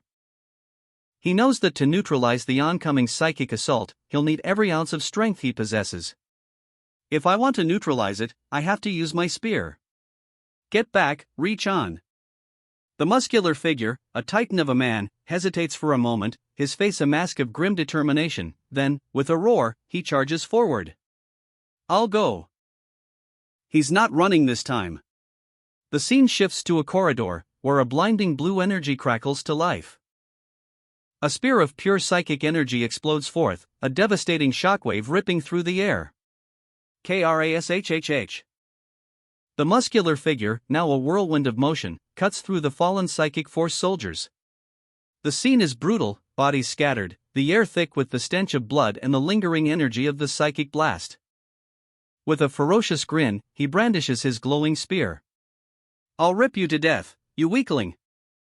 The spear, a weapon of pure energy, cleaves through his foe, leaving behind a trail of shimmering blue light. The weapon's power is undeniable, its destructive force leaving an unforgettable mark. The muscular figure unleashes a devastating blow. His fist connects with bone-jarring impact, sending a shockwave through the air. The psychic force soldier is vaporized in an instant.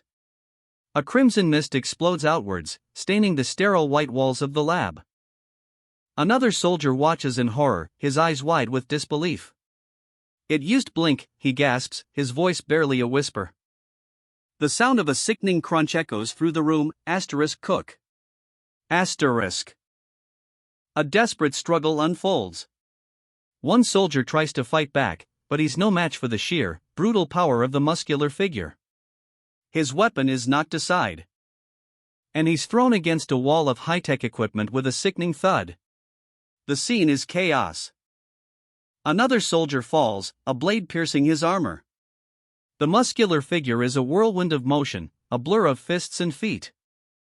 Each strike precise, each impact brutal. The screams of the dying are cut short. From the shadows, a voice hisses, "Hurry up and attack." Terror grips the last remaining soldier. His eyes dart around wildly, sweat beading on his brow. He's trapped, cornered, and utterly terrified. I know this is the right decision. The muscular figure moves with terrifying speed, a blur of motion. And with a sickening crunch, another psychic force soldier falls. But his eyes widen in horror. Betrayal. He's trapped. I can't attack. The final soldier makes his stand, unleashing a furious barrage of gunfire. Bang bang bang. The impact sends a shockwave. The final moments of a psychic force soldier. A scream of pure agony rips through the air. Blood splatters across the metallic surface of his armor, a gruesome testament to the brutal force unleashed upon him. Inside a high-tech laboratory, the muscular figure continues his relentless assault. The clash of steel against flesh echoes, a symphony of destruction. And with a swift, brutal movement, another soldier falls. The muscular figure is unstoppable. A desperate plea rings out. Get a hold of yourself, reach on. Ri-chan, eyes wide with terror, is caught in the crossfire. His fear is palpable, a chilling premonition of his own demise. But then, a shocking revelation. A psychic crystal? A figure bursts from the shadows, a trail of purple energy blazing in his wake. The escape begins. A desperate attempt to outrun the inevitable. The muscular figure's rage is a storm gathering on the horizon. The final confrontation. A psychic blast explodes, narrowly missing Ri-chan. The power is immense. Shit. Sigh, how's Harold? The question hangs heavy in the air, a silent scream of dread. The scene explodes into chaos. A muscular figure, a whirlwind of fury, cuts down psychic force soldiers with brutal efficiency. A desperate struggle for survival unfolds. As Ri-chan watches, his heart pounding in his chest, a silent prayer escaping his lips. The muscular figure stands amidst the carnage, a grim victor. His shadow looms large over a fallen soldier, a stark reminder of the brutal power unleashed. A close-up on a surviving soldier's chestplate, emblazoned with the word psychic force, a symbol of the fallen. Fear. Pure, unadulterated terror etched across the face of the lone survivor. His eyes, wide with panic, reflect the horror he's witnessed. His fear intensifies, a chilling determination hardening his gaze. He will not be next. We need to chase it and kill it immediately. The words are a vow, a desperate plea for vengeance. The survivor confronts the muscular figure, a stark contrast between fear and overwhelming power. The air crackles with unspoken tension. Are you saying we should avenge him, Ri-chan? The question hangs in the air, a challenge, a promise of retribution. Ri-chan, eyes narrowed, a grim determination etched on his face, speaks, right now is the perfect time. He continues, his voice low and dangerous, the bastard is injured, and its psychic abilities are probably at its limit. A voice, strong and confident, replies, I agree. The muscular figure, his eyes blazing with predatory intensity, declares, let's start the hunt. The muscular figure and Ri-chan move as one, a lethal duo ready to strike. The air crackles with anticipation. Their boots pound the cold, metallic floor, a relentless rhythm of impending doom. The hunt is on. Ri-chan, his expression thoughtful, asks, did you figure out anything about this situation? He explains, his voice strained, it's not able to consistently use blink, and it seems unable to use the psychic shield and blink at the same time. A battered soldier, his face etched with grim determination, stands beside a towering, bandaged figure. The air crackles with unspoken tension, a silent testament to the brutal battle just fought. Their risky gamble paid off, though not without cost. The enemy is injured, but the victory comes at a price. The scene shifts to a chaotic aftermath. A fallen soldier lies amidst a crimson pool, a stark reminder of the brutal efficiency of the hunt. This is their only chance. The muscular figure and Ri-chan, their faces grim, prepare for the final strike. They move with deadly precision, their footsteps echoing in the sterile corridor. The hunt is far from over. Their strategy is simple, split up and converge on the target. One of them will find the injured escapee. The muscular figure, muscles coiled tight, prepares for the confrontation. His eyes, narrowed in focus, betray nothing of his inner thoughts, but his resolve is absolute. A soldier's footfalls echo down the hallway, a silent predator stalking its prey. Ri-chan, eyes sharp and alert, moves with a deadly grace. He's a ghost in the shadows, anticipating his enemy's every move. The hallway opens into a wider space, revealing Ri-chan facing down two unsuspecting soldiers. The tension is palpable, a silent standoff before the storm. A blur of motion, a flash of steel, the fight begins. The sound of clashing metal and desperate cries fills the air. Terror grips the psychic force soldier. His eyes widen, reflecting the stark reality of his situation. A heavy weapon, his only defense, feels uselessly heavy in his trembling hands. He's trapped. His fear is palpable, a cold sweat slicks his skin, the end is near. The corridor is a gauntlet of death. Psychic force soldiers fall, one by one, to a silent, swift killer. A grim ballet of death unfolds in the shadows, each strike precise, each kill efficient. The floor slick with blood, a testament to the brutal efficiency of the unseen assassin. Another soldier falls, his body crumpling silently. The hunt continues. A lone figure emerges from the carnage, his silhouette stark against the blood-soaked floor. The muscular figure. His eyes burn with a cold fire, his body taut with lethal intent. The hunt is almost over. A crimson trail marks the path of destruction, leading to the injured target. Based on past encounters with dimensional rifts, a chilling premonition washes over him. He meticulously prepares his gear, a grim determination etched on his face, every detail checked, every system primed for action. This isn't for show, not to intimidate or provoke, it's for a far more critical purpose. A psychic crystal, crackling with raw power, it demands a sacrifice. The creature unleashes a terrifying roar, its form a grotesque blend of alien and monstrous. The ground trembles beneath its fury. To fuel the crystal, it draws upon its hatred for humanity, feeding its psychic energy with the memory of past atrocities. Claws dripping with the blood of countless victims, a chilling testament to its depravity. That monster, it's using the agony of its victims to amplify its power. A blade of vengeance flashes, the hero prepares to strike. The monstrous creature's power surges, a palpable wave of dark energy emanating from its very being. But the hero stands ready. His weapon, a futuristic rifle, hums with barely contained power. It's time. The first shot rings out. A searing bolt of energy rips through the air, connecting with the creature. The impact sends a shockwave through the corridor, dust and debris flying. The creature retaliates with a furious swipe of its clawed hand, a blur of motion that narrowly misses the hero. The hero rolls, dodging the attack, his boots skidding across the floor, leaving bloody trails. And fires again. Another energy blast impacts the creature, sending it reeling back. The battle rages on, a brutal dance of energy blasts and desperate dodges.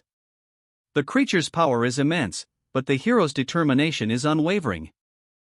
A desperate struggle for survival. The creature roars, its eyes burning with malevolent energy. I need to kill it. The monstrous creature lunges, claws extended, but the hero is ready. A bolt of pure energy crackles into existence, forming a spear of light in his hand. He thrusts, the spear of light piercing the creature's chest with a deafening crack.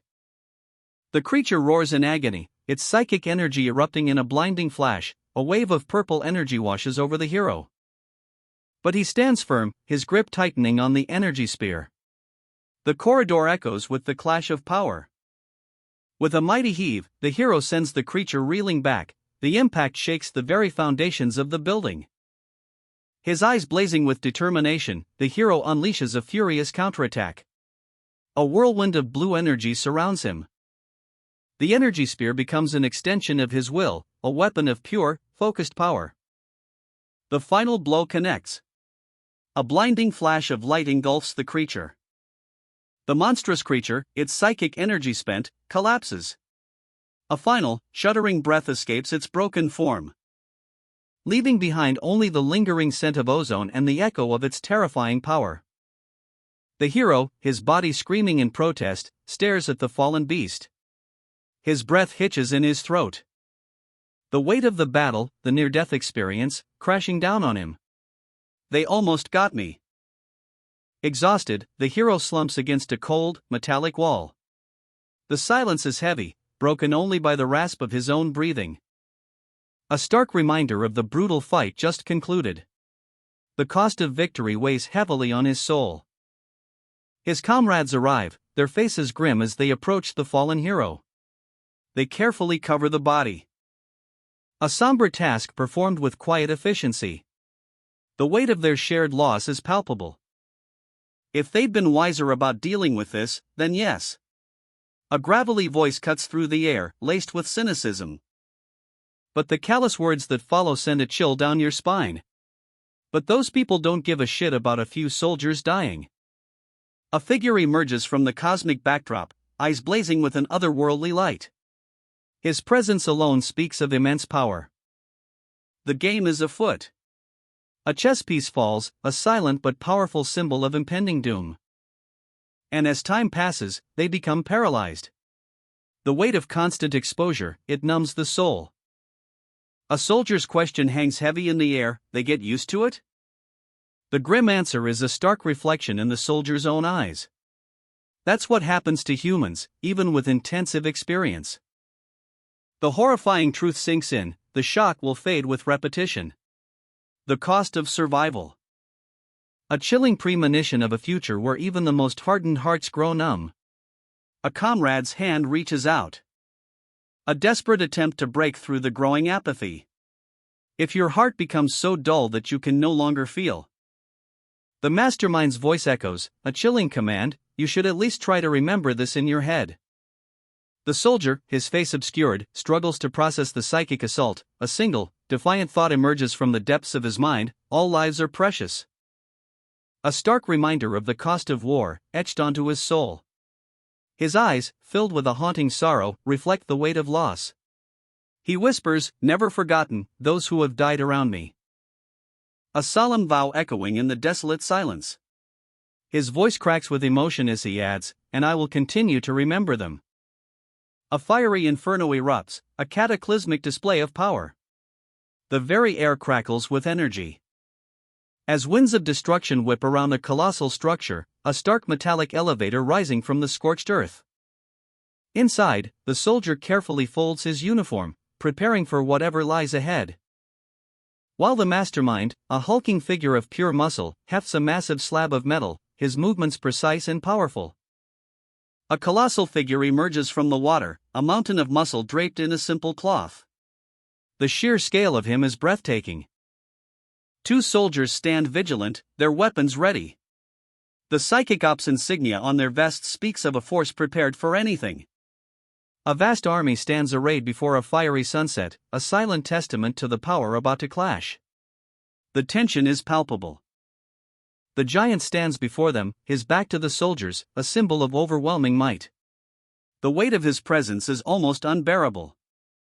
A soldier's doubt surfaces. Are we really going to have to fight our way out, he wonders, his voice barely a whisper. The giant's gaze is cold, unwavering. His companion, however, suggests a different approach: let's try to negotiate. Another soldier's concern: will you be all right? The soldier's response is a show of bravado: I'm sure they won't kill me in front of all these soldiers when I'm unarmed. The soldier steps forward, alone, into the heart of the enemy army. A silent challenge, a desperate gamble. The battlefield crackles with tension. A squad of soldiers, weapons raised, their faces grim. It's Sai-chan. A lone figure emerges, a commanding presence amidst the chaos. Gentlemen, he shouts, his voice echoing across the desolate landscape. Sai-chan's face contorts in a roar of fury, eyes blazing with righteous anger. His voice, raw with emotion, cuts through the air. The research facility was lying to the army. The weight of his words hangs heavy in the air, a crime against humanity. The soldiers stand in formation, a stark contrast to the fiery sunset behind them. Sai-chan faces them, his stance defiant, and unleashes a torrent of accusations. They asked for meaningless sacrifice from our soldiers while hiding these facts. The tension explodes. They're making up lies. Shoot them, one soldier screams, his finger tightening on the trigger. But another soldier intervenes, shouting, shut up. Sai-chan is speaking. The argument intensifies, a clash of loyalties and truths. But don't you see? Your targets are misplaced. The words hang in the air, a challenge echoing across the desolate landscape. The soldier's face crumples. Doubt, raw and agonizing, etched onto his features. It was an order that made no sense from the very beginning. Why would they shoot ARC soldiers who escaped the research facility? Sai-chan's voice roars, a furious eruption against the backdrop of a fiery sunset. The only force of our nation. His words ignite a fire in the hearts of the weary soldiers. That's why they must be wise enough to reject unreasonable orders. The unnamed soldier stares, conflicted, as a powerful figure looms behind him, the weight of his decision heavy on his shoulders. The soldier's hand tightens around his rifle, a silent promise to defy the madness. The mastermind watches, a cold glint in his eyes, as the soldiers begin to question their orders, a ripple of defiance spreading through their ranks. The air crackles with tension. A furious outburst erupts from the scientist, his face contorted in rage. The sound of shattering wood echoes as he slams his fist on the table. A general, his face grim, calmly responds, "I guess things have to turn out this way." A young man, his expression unreadable, mutters, "It's not." The scene shifts. A soldier, his face a mask of grim determination, stands defiant amidst a horde of monstrous creatures. The impact of his actions reverberates as another explosive confrontation unfolds. "Why are you just standing there?" the scientist screams, his voice raw with fury. The general, his eyes blazing, retorts, "Treason. Order them to fire immediately." The stakes are raised. A chilling warning hangs in the air: if you don't eliminate them right now. The scientist unleashes a terrifying threat: you and your family will. The earth trembles, a monstrous explosion rocks the desert landscape. The general and his elite psychic force soldiers watch in stunned silence. The sheer power of the blast is almost unimaginable. A grim determination hardens the general's face, he knows what must be done. His hand tightens around his pistol, the weight of command heavy in his heart. The scientist, his face contorted in rage, screams orders, his voice barely audible above the chaos. A hail of bullets rips through the air, the scientist falls, his lifeblood staining the sand. The soldiers salute their fallen commander, a somber respect in their eyes. "Will you really be all right?" The general and his elite psychic force soldiers stand firm, a silent defiance in their eyes.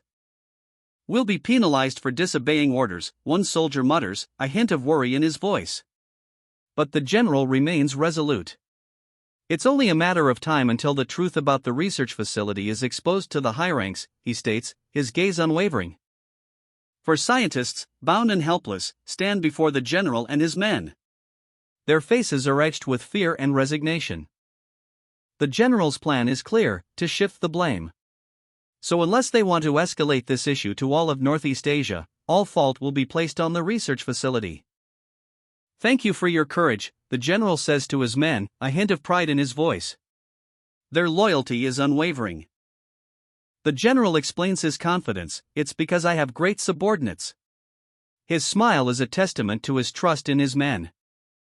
"And even if we are penalized, they'll just prohibit us from advancing in rank." His calm demeanor speaks volumes about his resolve.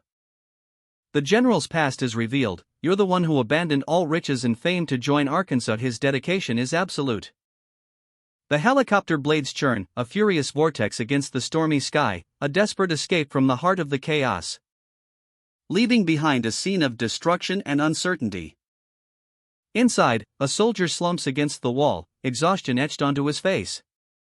The weight of the world rests heavily on his shoulders. The general observes, his expression unreadable behind his shades, a storm of emotions brewing beneath the surface. Another soldier, head bowed low, his body trembling slightly, the aftermath of a battle fought with courage and desperation. "This is the first time I've seen him sleep." The general's voice, low and gravelly, breaks the silence. "He went through so much." The unspoken words hang heavy in the air, a testament to the burdens carried by the weary soldiers. The general's gaze hardens, a steely resolve settling in his eyes, the calm before the storm. A young soldier rests, his breathing slow and even, a moment of fragile peace amidst the turmoil. A soldier's weary face, partially obscured by the shadows of his tactical gear. The emblem on his chest, a stylized crown above the word Sheik, hints at a powerful organization. The moon hangs heavy in the inky sky above a vast, dark body of water. A lone helicopter, damaged and listing, struggles to stay afloat. With a final, desperate sputter, the helicopter sinks beneath the waves. Thwump, silence. A deafening roar splits the sky, the earth trembles beneath the impact. Soldiers stand at attention, rifles raised in a solemn salute, a stark tribute against the backdrop of a towering monument. The echoes of the volley still ring in the air. A fallen comrade's helmet rests on a rifle, a poignant symbol of sacrifice. Heads bowed, the soldiers stand in silent grief, a palpable wave of sorrow washes over them. One soldier kneels, his face buried in his hands, the weight of loss is unbearable. The unit retreats, their movements heavy with grief, leaving behind the fallen hero's resting place. He stands tall, a silhouette against the vast sky, a salute rendered to the fallen. His eyes, though filled with sorrow, hold a steely resolve, a promise whispered to the heavens. When you stepped in to negotiate, the tension was palpable. Every eye on you, every breath held. I was actually really nervous. But you handled it like a seasoned pro. If you weren't special, Corporal, they would have shot you before you could even speak. That's how dangerous the situation was. All the ordinary soldiers in Ark, including Harold and Lao Cha, they're all heroes back in their homelands now. But I'm not all that special. My accomplishments were exaggerated to recruit more hopeful soldiers. So modest. But you're already a hero based on everything you've accomplished since joining Ark. Reach on, there's somewhere you need to go with me. Right now. You've been summoned. Follow me. The opulent waiting room. Crystal chandeliers cast a soft glow on polished marble floors. Two imposing figures in military uniform stand guard, their presence radiating authority. A plush, crimson sofa sits before a large flat-screen TV, the room exuding an air of quiet anticipation. They'll be arriving shortly, so wait here. The officer's words echo in the stillness, a subtle command. The unnamed soldier shifts uneasily, his eyes darting around the room. A nervous tremor runs through him as he waits. A sudden, sharp intake of breath. His gaze is fixed on something unseen, a flicker of fear crossing his features. His eyes widen, a silent scream trapped behind his lips. The weight of the secret he carries becomes almost unbearable. A flash of movement on the screen. Two figures, blurred and indistinct, engage in a fierce, silent battle. The soldier's eyes are glued to the display. The battlefield explodes into chaos. A desperate clash of steel, as two figures lock in a brutal duel. One warrior's blade, a blur of motion, a deadly dance of skill and precision. Meanwhile, far from the heat of battle, a soldier receives urgent news, Squad 13? The Level 2's competitions have started again. His eyes widen with apprehension, who are their opponents? Back on the battlefield, a fiery command cuts through the roar of combat, charge straight ahead, Canute. Canute, eyes blazing with determination, unleashes a torrent of fire, I'll keep him busy. A fiery whirlwind engulfs his foe, a spectacular display of power.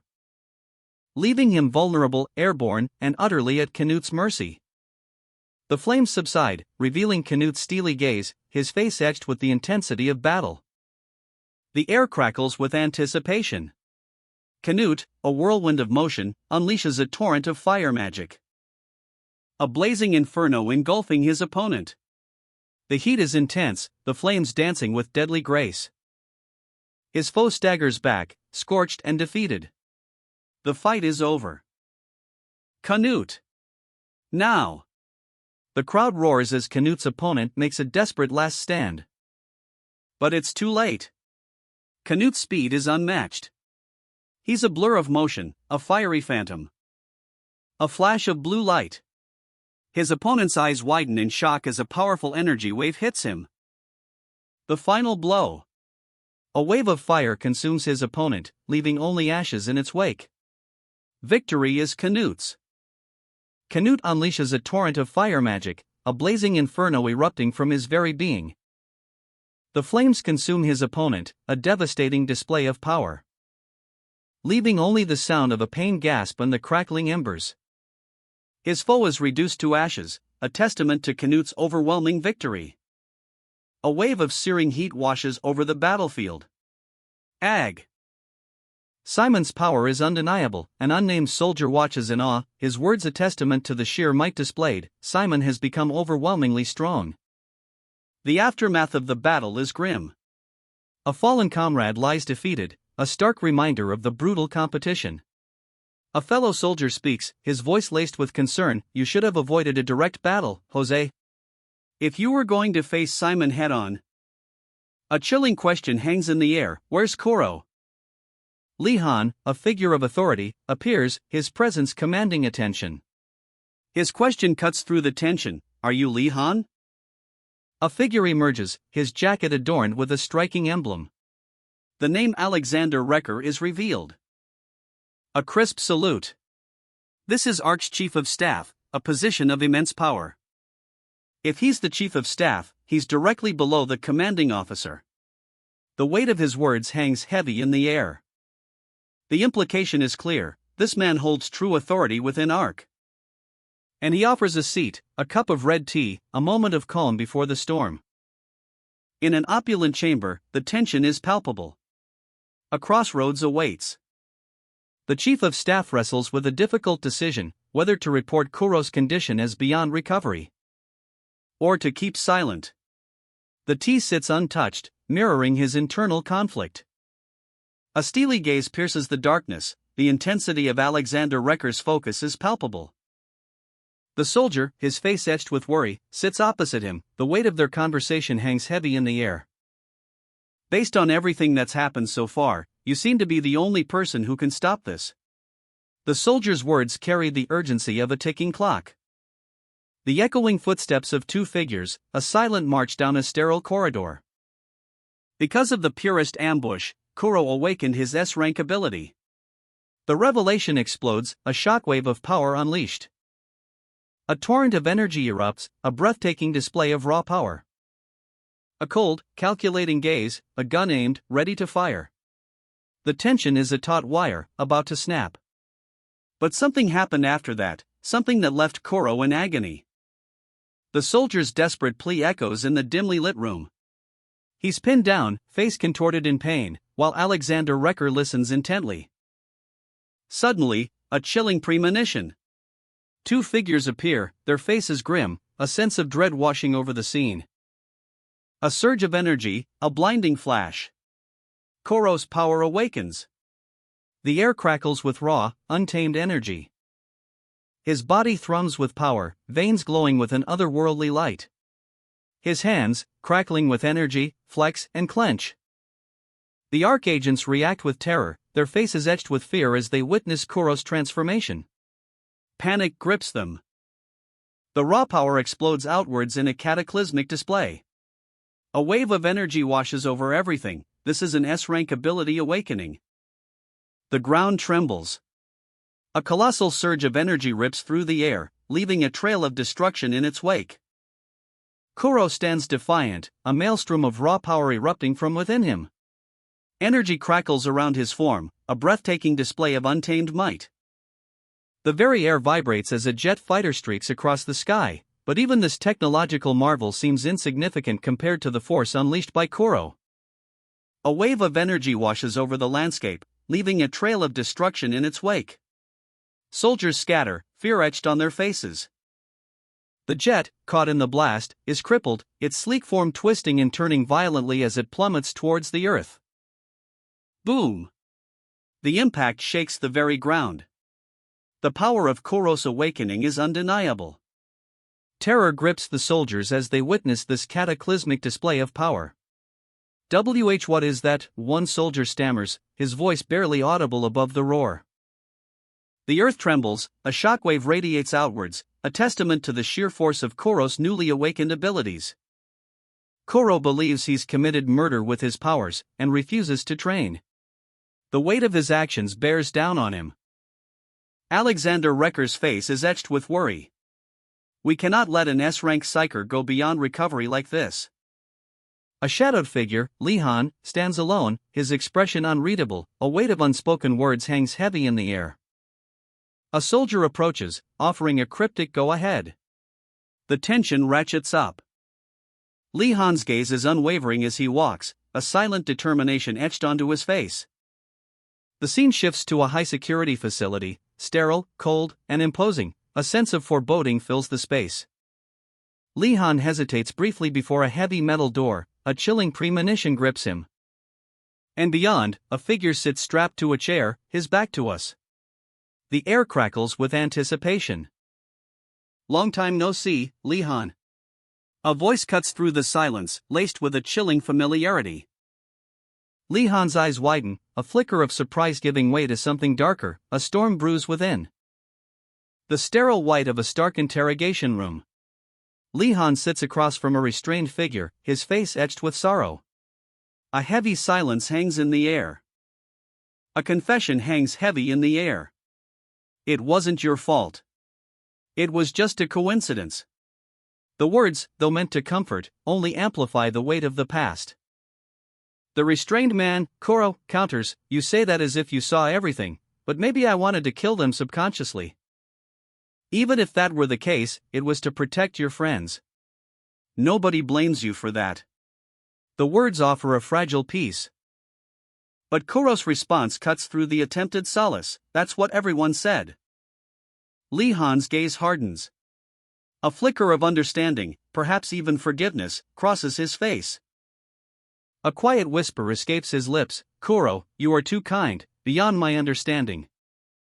Kuro's eyes gleam with a hint of bitterness. "It was a luxury to harbor feelings of sympathy toward the enemy in my life." Unlike the other children, Kuro and his comrade forged their own path, driven by unique motivations. A path paved with sacrifice and loss. The weight of his past actions bears down on Kuro, a chilling reminder of the price he's willing to pay. Lee-han, witnessing the raw despair etched onto Kuro's face, feels a surge of empathy.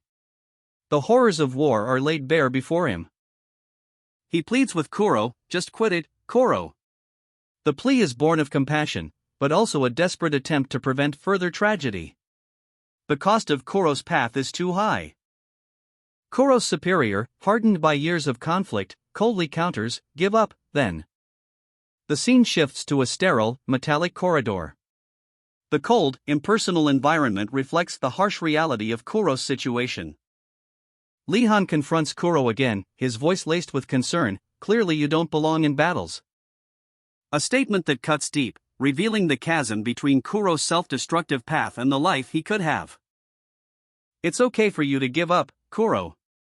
The words hang heavy in the air, a stark contrast to the defiant fire still burning in Kuro's eyes. A chilling image of resolve. Strapped to a chair, Kuro's gaze burns with defiance, a silent scream against the suggestion of surrender. The scene shifts. A hushed concern, "If you were in danger in a group of people." A fierce vow follows, "I'd kill all of those people to protect you." The intensity in his eyes is palpable, a love so fierce it borders on terrifying. But a shadow of doubt creeps in. "But you wouldn't be able to do the same." The weight of that statement crashes down. Tears well in Kuro's eyes, a silent acknowledgement of the painful truth. "Give up the battle. I'm sure you'll be able to do something in a different field." The suggestion stings, a cruel twist of the knife. A soldier's grim determination, telling him to give up? The cold resolve hardens into action. "I should drag him out." The door bursts open. Soldiers flood the room, their faces grim, weapons raised. But Kuro, defiant, pushes himself up, his eyes burning with resolve. A surge of energy. A blue glow emanates from his hand. A blinding flash as he unleashes a powerful energy blast.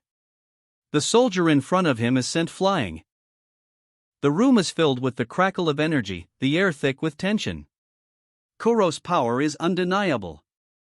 But the soldiers are relentless. "Shit! It's not opening," one shouts, frustration etched on his face. "Open this door immediately," another soldier barks, his voice laced with urgency. A desperate attempt. A soldier throws his weight against the door, but it holds firm. Kuro's eyes blaze with defiance. "Shut up! I'm talking," he roars, his voice echoing through the room. The soldiers are undeterred. "We're going to force it open. Bring the battering ram." Terror grips the soldiers. Kuro's raw power is on full display, the energy blast leaving them reeling. And Kuro, eyes narrowed, watches them with cold intensity. The weight of his defiance hangs heavy in the air. One soldier, driven by duty, attempts to force the door open, a desperate gamble against overwhelming odds. But even his resolve falters as the reality of Kuro's power sinks in. His words reveal a desperate attempt to reason with the seemingly unstoppable force before him. The soldier's plea is a stark contrast to Kuro's unwavering defiance. His grim determination is palpable. Lee Han, his face etched with worry, observes the tense standoff from the shadows. A silent observer to the brewing storm. His words carry the weight of impending consequences. The consequences of Kuro's actions are made brutally clear. Strapped to a chair, Lee Han is a prisoner of the system. His confinement is a chilling reminder of the price of rebellion. The scene is heavy with unspoken tension. Another soldier, a psychic, speaks with chilling indifference about the ease with which Kuro can be deployed to the front lines. A chilling smile spreads across the face of the mastermind. His eyes gleam with cold calculation. "You're smart," he purrs, "so you can calculate all of your actions." Suddenly, a violent energy erupts. The room shakes as Kuro unleashes a devastating blast. Lee Han watches in stunned silence, the impact throwing him against the wall. Kuro's eyes widen in surprise, a flicker of concern crossing his features. The soldiers, caught completely off guard, are sent flying by the sheer force of the blast. Kwang! A deafening roar as the energy wave tears through the room, leaving a trail of destruction in its wake. Kuro, still restrained, glares defiantly at the chaos he's wrought. Lee Han, bruised but alive, struggles to his feet. His eyes are filled with a mixture of fear and determination. The soldiers regroup, their faces grim. They advance cautiously, weapons raised, but fear is etched into their expressions. Kuro's eyes flash with defiance. His voice, though strained, rings with unwavering resolve, "Don't bully Lee Han." The raw power emanating from Kuro is terrifying, a blue tempest threatening to consume everything. The soldiers, their faces etched with fear, struggle to hold him. Their desperate attempts to restrain him are futile. A surge of energy, a blinding flash. Kuro unleashes his power, a raw display of might that leaves the soldiers reeling. The impact sends a shockwave through the room. Two soldiers are thrown back, incapacitated. The sheer force is breathtaking. Lee Han watches, his own hands clenched tight, knuckles white. The fear is palpable, his eyes reflect the chaos unfolding before him. He grits his teeth, a silent vow forming in his mind. "I won't let this happen again." A steely gaze pierces the darkness, the intensity of Kuro's focus is palpable. Down a sterile corridor, a high-ranking officer stands, his imposing figure a stark contrast to the shadows. And the tension crackles in the air as Kuro and the officer meet. The air itself seems to vibrate with unspoken threat. Was all of that intentional? The officer's words hang in the air, a mixture of disbelief and grudging respect. "I was almost fooled for a minute there," he admits. A smirk plays on the officer's lips, his amusement is chilling. Kuro remains impassive, his eyes unwavering. "You should have let me know ahead of time," he states, his voice laced with quiet menace. Suddenly, a blinding flash of energy erupts. A wave of power washes over the scene. And two soldiers are thrown back, their bodies convulsing as they struggle against an unseen force. My neck," one gasps. Terror grips them as they realize the true extent of Kuro's power. "No, this is fear," one soldier whispers, his voice filled with dread. Kuro stands amidst the chaos, a storm of energy crackling around him, a terrifying display of raw power. Is it a fear-based illusion? The question hangs heavy in the air, a chilling uncertainty. Even in his current state, the raw power emanating from Kuro is undeniable. A storm of energy crackles around him. He's more than capable of killing all the humans in this room. The statement is a stark, terrifying truth. The soldiers' faces are etched with pure, unadulterated terror. Sweat beads on their foreheads as they witness the raw power before them. Their eyes widen in disbelief. Kuro's eyes blaze with an otherworldly light, crackling with energy. A silent promise of destruction hangs in the air. "Han has successfully convinced me." The words echo in the tense silence, a turning point in the unfolding drama. "I will proceed with the control training, then, I will advance to level 3. Kuro's resolve hardens, his gaze unwavering. "So, please release Lee Han immediately." The command is sharp, decisive, leaving no room for argument. Lee Han, apprehensive but resolute, eyes narrowed, waits for his fate to be decided. The tension is palpable. His expression is a mixture of relief and lingering unease. The ordeal is far from over. Lee Han, a name whispered in the shadows of this cold, sterile cell.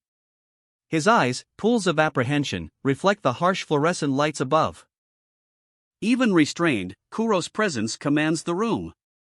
A towering figure, his power palpable even through the straitjacket. The weight of his gaze crushes Lee Han, a stark contrast to the soldier's earlier terror. But beneath the imposing exterior, a flicker of something else, a hint of understanding. He understands weakness, he has felt it himself. The cold steel of the cell bars reflects in Kuro's eyes as he surveys the scene. The soldier, still shaken, watches with wide eyes. Kuro's power is undeniable, the air itself crackles with it. Though you always protected me.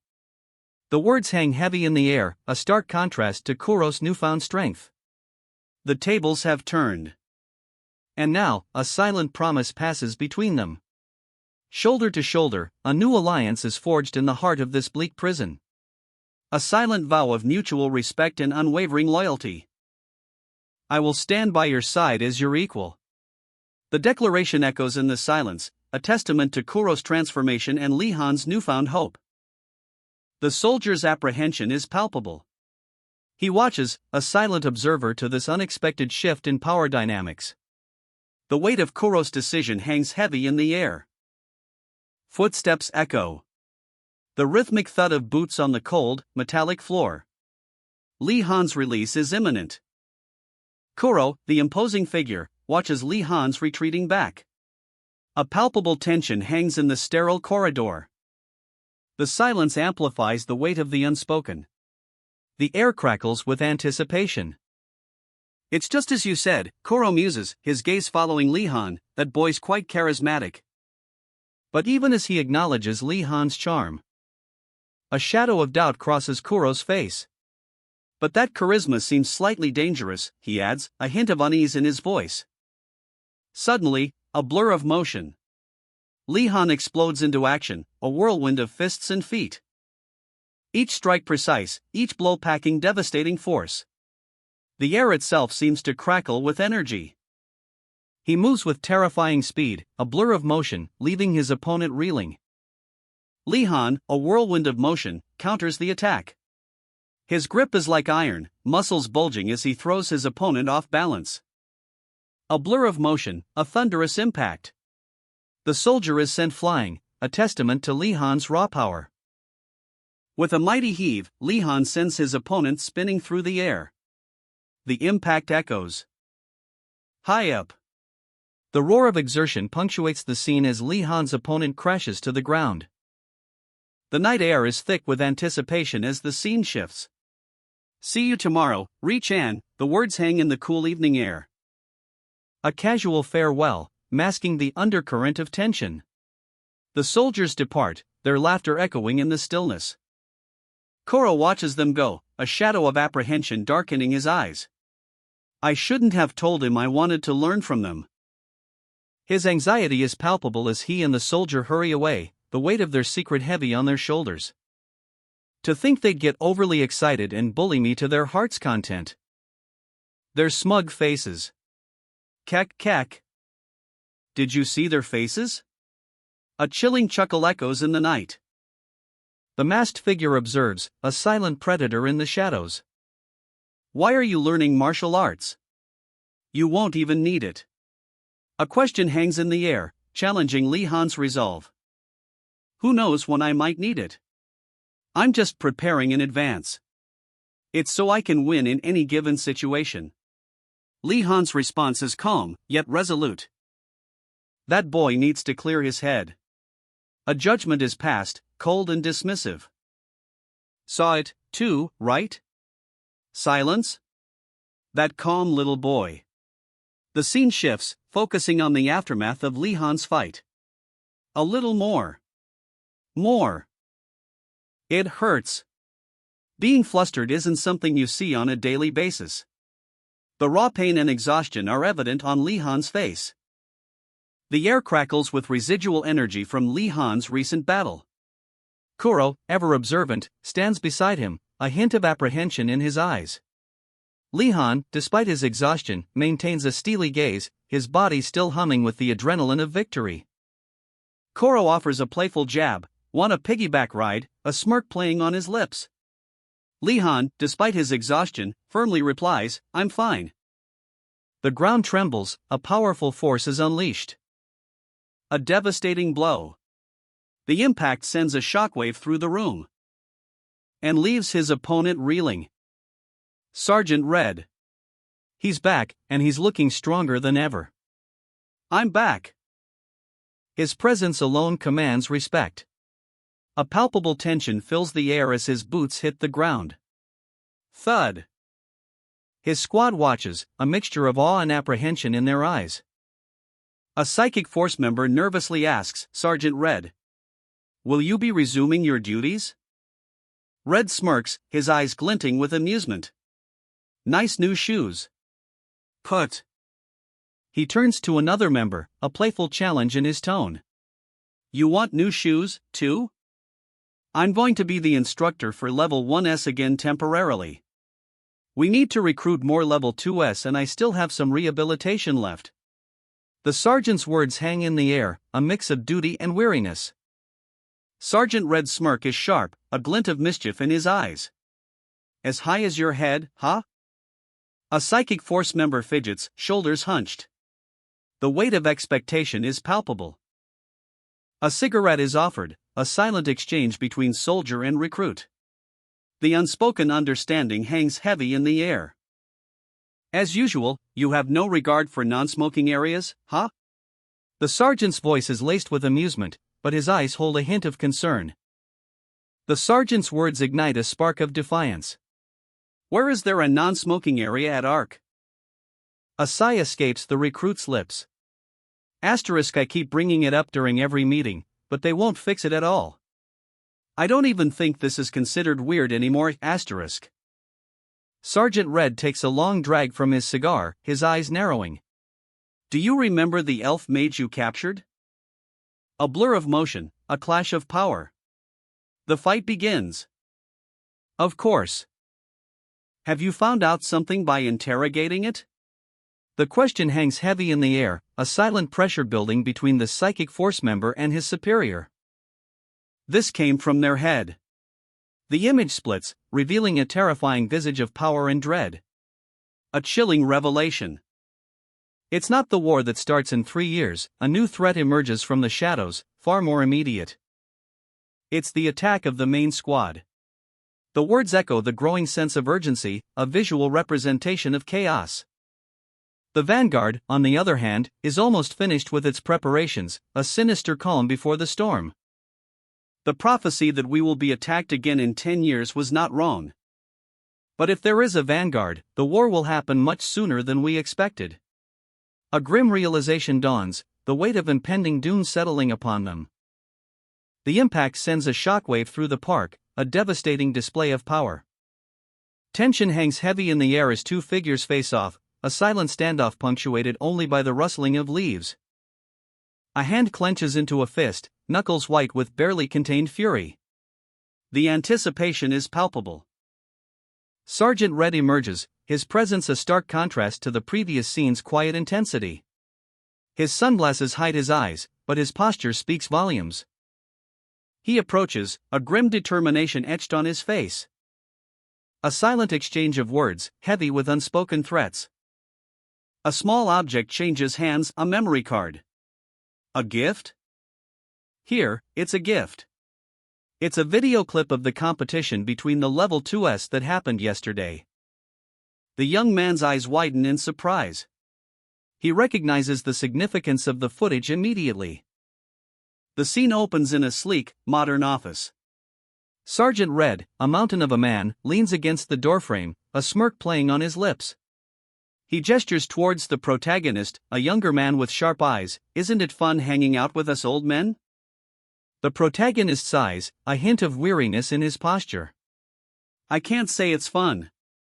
After all, it's mostly dirty talk. He looks uncomfortable, clearly not enjoying the conversation. Sergeant Red laughs, a booming sound that fills the room. Well, there are only men in this place. But the laughter dies in his throat as the protagonist adds, but now I feel embarrassed. He salutes and heads for the exit. I'm going to leave, so enjoy the video. Thank you. Sergeant Red watches him go, a thoughtful expression replacing his earlier amusement. Useless things, he mutters to himself, a hint of concern in his voice. Stop thinking about useless things in your room. Back in his room, the protagonist sits before a television, a determined glint in his eyes. He picks up the remote and switches it on. The screen glows, promising answers and a path forward. Their opponent is Squad 3. Again? It must be because they don't have as many level 2s anymore since the attack. Jijo, is the vice squad leader? Did Jose and Canute yield so easily? Well, Jijo's personality might not be that great. But he is pretty smart. Oh my god, what a mess. Squad 13 won thanks to Jijo. The tension explodes as the two rivals confront each other. A clash of wills, a storm of accusations. To think he would separate Simon and keep him occupied by himself until sundown. How typical of G.I. Joe. Simon lies alone in his room, the dim light casting long shadows. A sense of unease settling over him as he stares at the ceiling. He mutters to himself, I'm sure someone will advance soon enough. A hint of worry in his voice. His thoughts drift to the others, I wonder who'll be next. Simon? Dimitri? Canute? The uncertainty gnawing at him. His eyes, wide with a growing apprehension. The city sleeps under a watchful moon, but a question hangs heavy in the air, am I feeling lonely right now? A sudden order cuts through the night, handle Del Simon. A steely gaze pierces the forest gloom. Simon's apprehension is palpable, a silent scream trapped behind clenched teeth. Two figures stand before him, their faces etched with worry. The weight of their shared burden hangs heavy in the air. Didn't he say, one whispers, his voice barely audible above the rustling leaves. Fear, raw and undeniable, twists his features. The words hang in the air, if you're going to have me handle Simon, just kill me on the spot. Last time? The memory stings. A sudden outburst. Hey, you idiots, a voice booms, cutting through the tension. Relief washes over the worried faces. That's because Jose was planning a direct attack last time, the explanation rings out, sharp and clear. The gravity of the situation is undeniable. A grim determination hardens their expressions. If the three of us were to attack him directly, we would just become snacks to him, one states, his voice laced with grim resolve. I'm not planning on facing him head-on. A new voice cuts in, cool and calculating. A new player enters the scene. Simon is weak on teamwork, though it has gotten better. If you challenge him, his self-esteem won't let him back down. A strategic observation. Didn't you say you wouldn't face him head-on? One of the two asks, a hint of doubt in his tone. The plan unfolds. The plan is set, Squad 3 against Squad 13, a capture-the-flag showdown. One operative will take out Simon, leaving the rest to secure the flag. And the game begins. The forest floor becomes a battlefield, shadows and steel clashing under the canopy. John Jijo, brimming with confidence, taunts his opponent, all right. Fight me, Del Simon. He declares, I, the great Jong Jijo, will face you. The clash is imminent. But Jijo maintains a safe distance, observing his opponent from afar, a calculated strategy. A distance dictated by his standards of safety. The tension is palpable. Simon, caught off guard by Jijo's unexpected tactics, cries out in surprise, Aishish. Was I being too cautious? Jijo's cold expression reveals his true intentions, shit, I really didn't want to do this. But the mission demands it. He steels himself, but I guess I have to be the bad guy Jong Jijo again. With a final, defiant shout, "Hey, you fake genius," the battle truly begins. A lone figure stands, back to us, shoulders slumped, a palpable sense of apprehension hangs in the air. The voice cuts through the silence, sharp and accusatory, "How are you even considered as one?" The comparison stings. Lee Han, superior in every way, a stark reminder of his inadequacy. A taunting voice rings out, filled with mocking laughter, "I'm pretty sure Lee Han is taller than you, too. I heard he's over 180 centimeters tall now." The mockery intensifies, a cruel jab at his perceived shortcomings, "Even I'm taller than you." He turns, his face hidden, walking away into the forest, a retreat born of shame and self-doubt. The forest path stretches before him, a silent witness to his inner turmoil. But even as he flees, a chilling presence approaches from behind. A sudden burst of energy. Crystalline shards erupt as a figure hurtles towards him. Simon's eyes widen in terror as a brutal force slams into him from behind. The air crackles with energy. A shockwave of energy erupts, shattering the ground around him. Jong Jijo's attack is swift and merciless. 7 years ago, a dark shadow falls over the city. A lone figure stands amidst the urban decay, a silent sentinel against the encroaching gloom. A soldier, hardened by countless battles, his eyes reflecting the harsh realities of war. He walks through the desolate streets, a palpable tension hanging in the air. A sense of foreboding growing with each step. A shadowy figure emerges from the darkness, their presence a chilling whisper in the wind. Their intentions as unclear as the path ahead. "I thought I told you not to follow me. You know, it's my mission. But I don't care about your psyker training center." The shadowy figure's voice is cold, devoid of empathy. His face, a mask of grim determination, especially considering what they're teaching the children. The horrifying truth is revealed, is how to kill. A chilling confession. A flashback unfolds, showing a younger shadowy figure, his eyes wide with fear, being held captive. He was offered to the organization by his devoutly religious father. That place, known as the Peaceful Mission, was one of many cults founded during the war. And he was raised as an active member. The young man's training began with small animals, dogs, pigs, cows, monkeys, a brutal progression, culminating in the chilling reality, and eventually humans.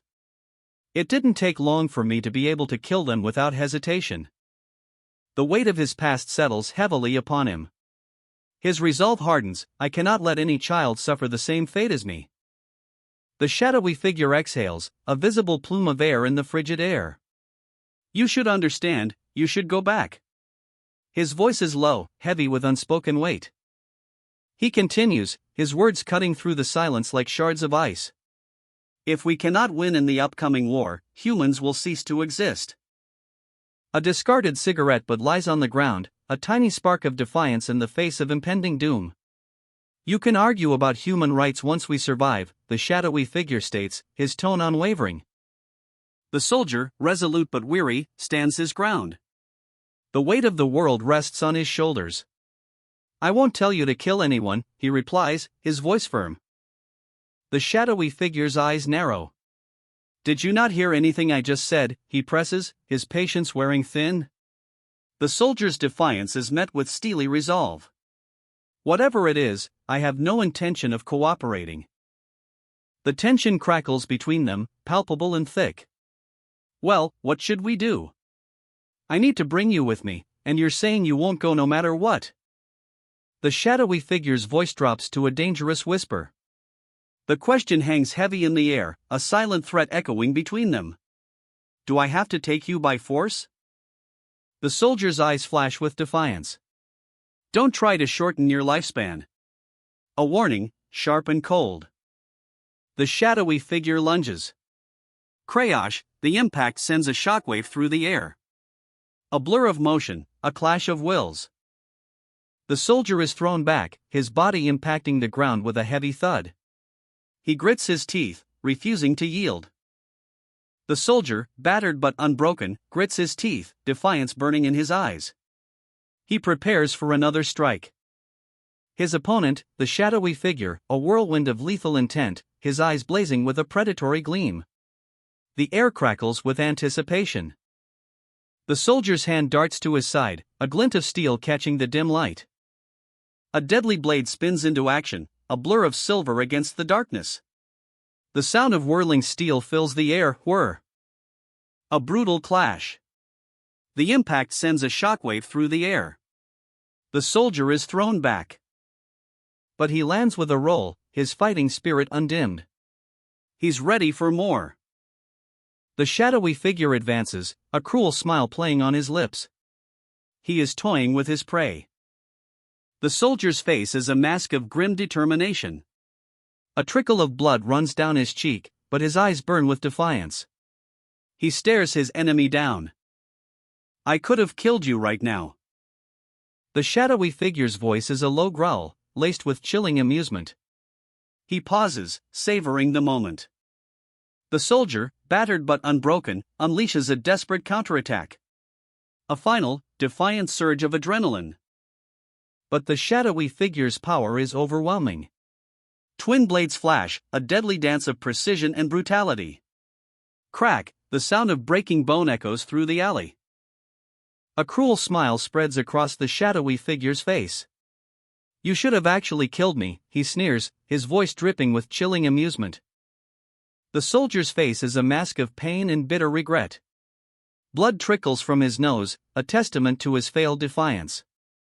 I should have finished him when I had the chance. High above the city, a colossal cargo plane cuts through the clouds, a silent predator circling its prey. Its shadow falls upon the alley below, where a desperate struggle continues. The air crackles with anticipation. The soldier, weakened but not broken, tries to rise, but the shadowy figure anticipates his move. A swift kick sends him sprawling. A brutal blow connects, sending the soldier flying. The impact sends a shockwave through the air, wham! The soldier, battered but unbowed, unleashes a final, desperate flurry of blows. His fists connect, but the impact barely phases his opponent. A chilling smirk plays on the shadowy figure's lips as he effortlessly deflects each attack. The clash of their wills is palpable, a silent war waged in the space between them. With a brutal twist, the shadowy figure counters, sending the soldier sprawling. The sound of cracking bone echoes in the alleyway. The fight is far from over, though. The soldier, fueled by adrenaline and sheer grit, rises to his feet, defying death itself. But the shadowy figure's power is overwhelming. He moves with unnatural speed, a blur of motion. And with a devastating blow, he sends the soldier crashing to the ground, leaving him critically injured and barely conscious. The shadowy figure stands over his fallen foe, his expression one of cold satisfaction. He is clearly enjoying this display of dominance. His leg muscles tense as he prepares for another strike. The alleyway is silent except for the soldier's ragged breaths.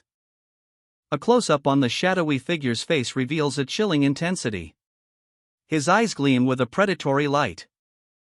You should stop. You can't win against me. The soldier collapses, his body a broken ruin, a testament to the brutal power unleashed upon him. His breath hitches, a ragged gasp escaping his lips, each inhale a monumental effort. The shadowy figure looms, his voice dripping with cruel amusement. If you want to end this, do it for good. With that thing over there on the ground. A wicked blade, gleaming with a sinister light, a tool of finality. The shadowy figure's eyes burn with cold calculation. I guess I hurt your feelings. He says, a hint of mockery in his tone. The soldier's face contorts in a grimace. Is it the pride of the martial artist or something? He thinks, defiance flickering in his eyes. He clenches his jaw, a silent vow forming. I will end you with this. His gaze locks onto his adversary. The shadowy figure's hand moves with terrifying speed. You won't die. A surge of energy crackles in his palm, a power that defies mortal limits. The soldier braces himself, a flicker of grim determination in his eyes. The final act is about to begin. Is it just me, or does his hand look more dangerous than the knife? The soldier, battered but unbowed, stands defiant, bracing himself for the inevitable. A blur of motion, a terrifying power unleashed. The soldier's eyes widen in disbelief as the full force of the attack hits him. A devastating blow. The soldier is sent flying, crashing against the unforgiving concrete. A shadowy hand, crackling with dark energy, forms a sphere of searing flames. The inferno explodes outwards in a blinding flash. The soldier is engulfed, screaming in agony as the raw power tears through him. The attack leaves a trail of destruction, a testament to its devastating force. Blood splatters across the ground as the soldier collapses. A figure watches from the shadows, a smirk playing on their lips. The city's grim alleyways offer perfect concealment. The soldier's comrade approaches, concern etched on his face. What happened here, he wonders, his voice barely a whisper. He kneels beside his fallen comrade, his eyes wide with shock. Did you kill him, did he kill you, or is it both? He fainted. The comrade helps the injured soldier to his feet, his face a mask of worry and determination. The shadowy figure watches from afar, their amusement growing. A wave of searing heat engulfs the soldier. I stopped his breathing with my flames and suffocated him. The soldier's comrade stares, aghast. The same flame you used to light your smokes? The shadowy figure smirks, a chilling amusement in his eyes. Yes, I'm so pathetic. It's all thanks to this. He reveals a glowing blue crystal.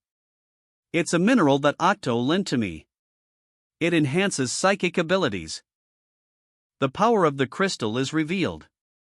That's why I was able to control my flames so precisely. It's not like I could burn his face to a crisp, right? The soldier's comrade rushes to his side, his face etched with worry. The shadowy figure watches, a hint of annoyance flickering across his features. Seriously, you fight so inconveniently. I should have discovered him first.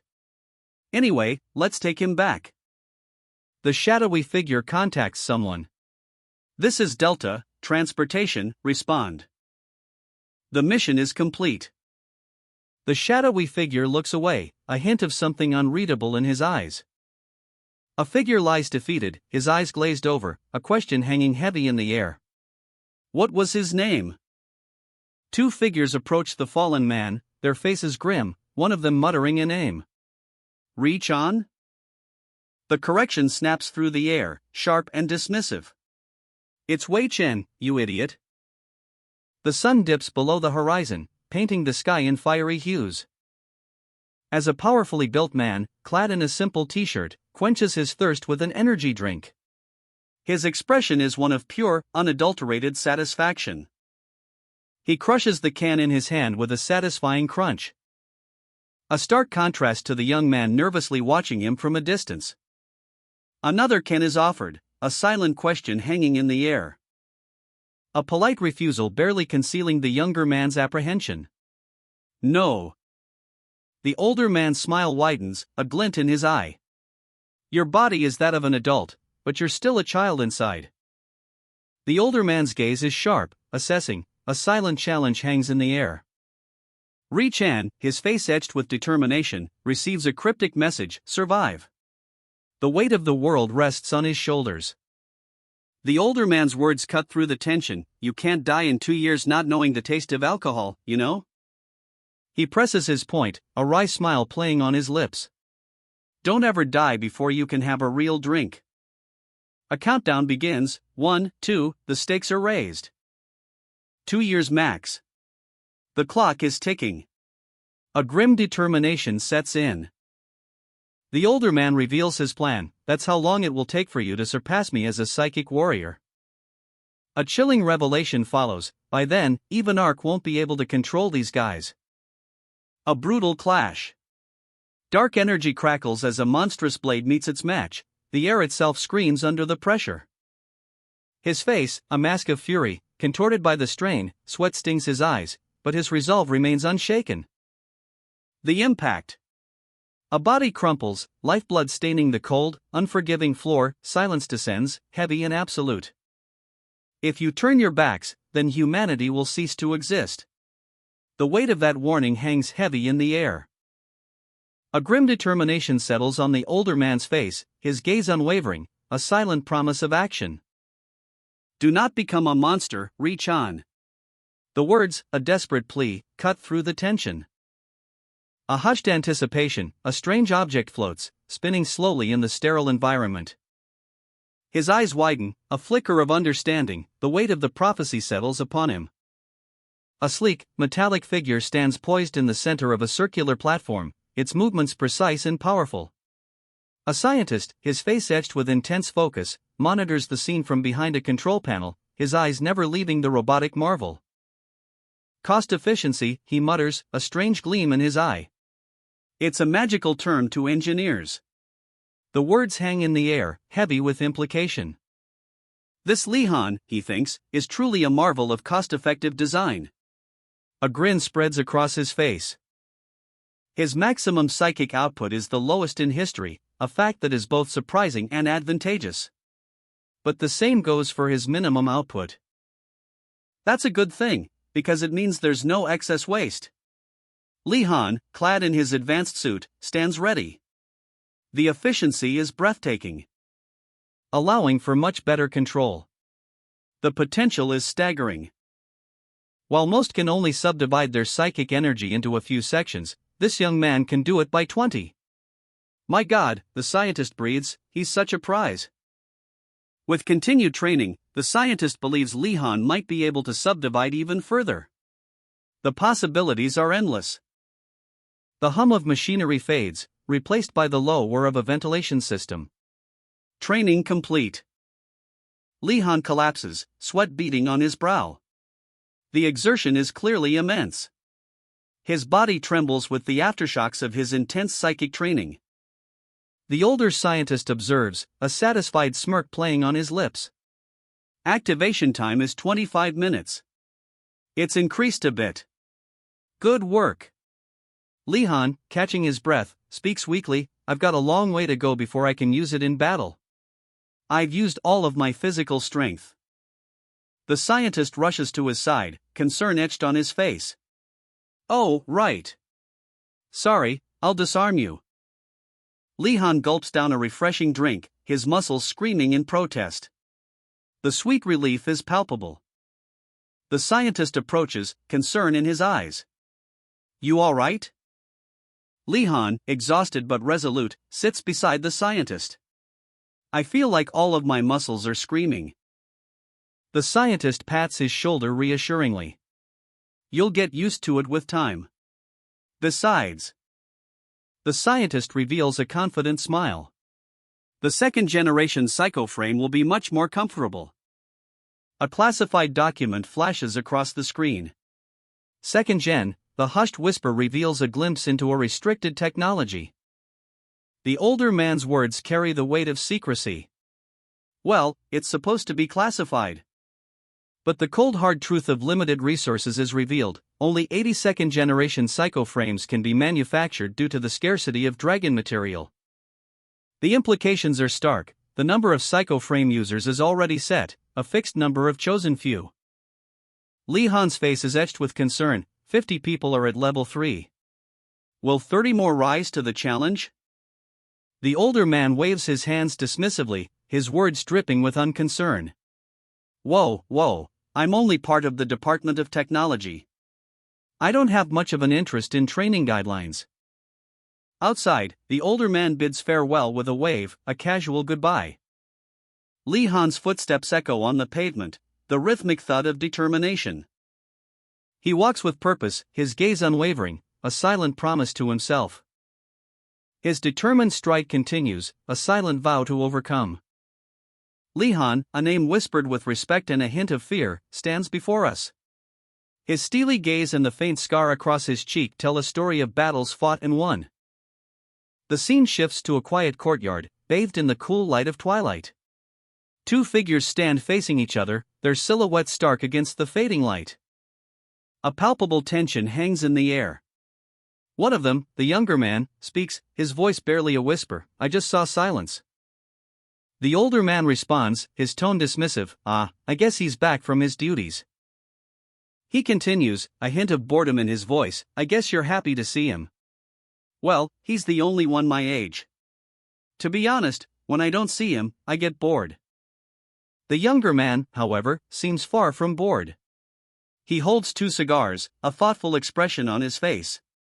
He talked about you, too. I guess you two have gotten close. A hooded figure appears, their face obscured by a skull-like mask. Their voice is cold, devoid of emotion. As long as I wait for him to type, it's not that bad. All the ARC soldiers are nice to Silence, too. The older man takes a puff of his cigar, his response curt and dismissive, nope. The younger man's face contorts in frustration and anger. This bastard has always been considerate, his silent rage speaks volumes.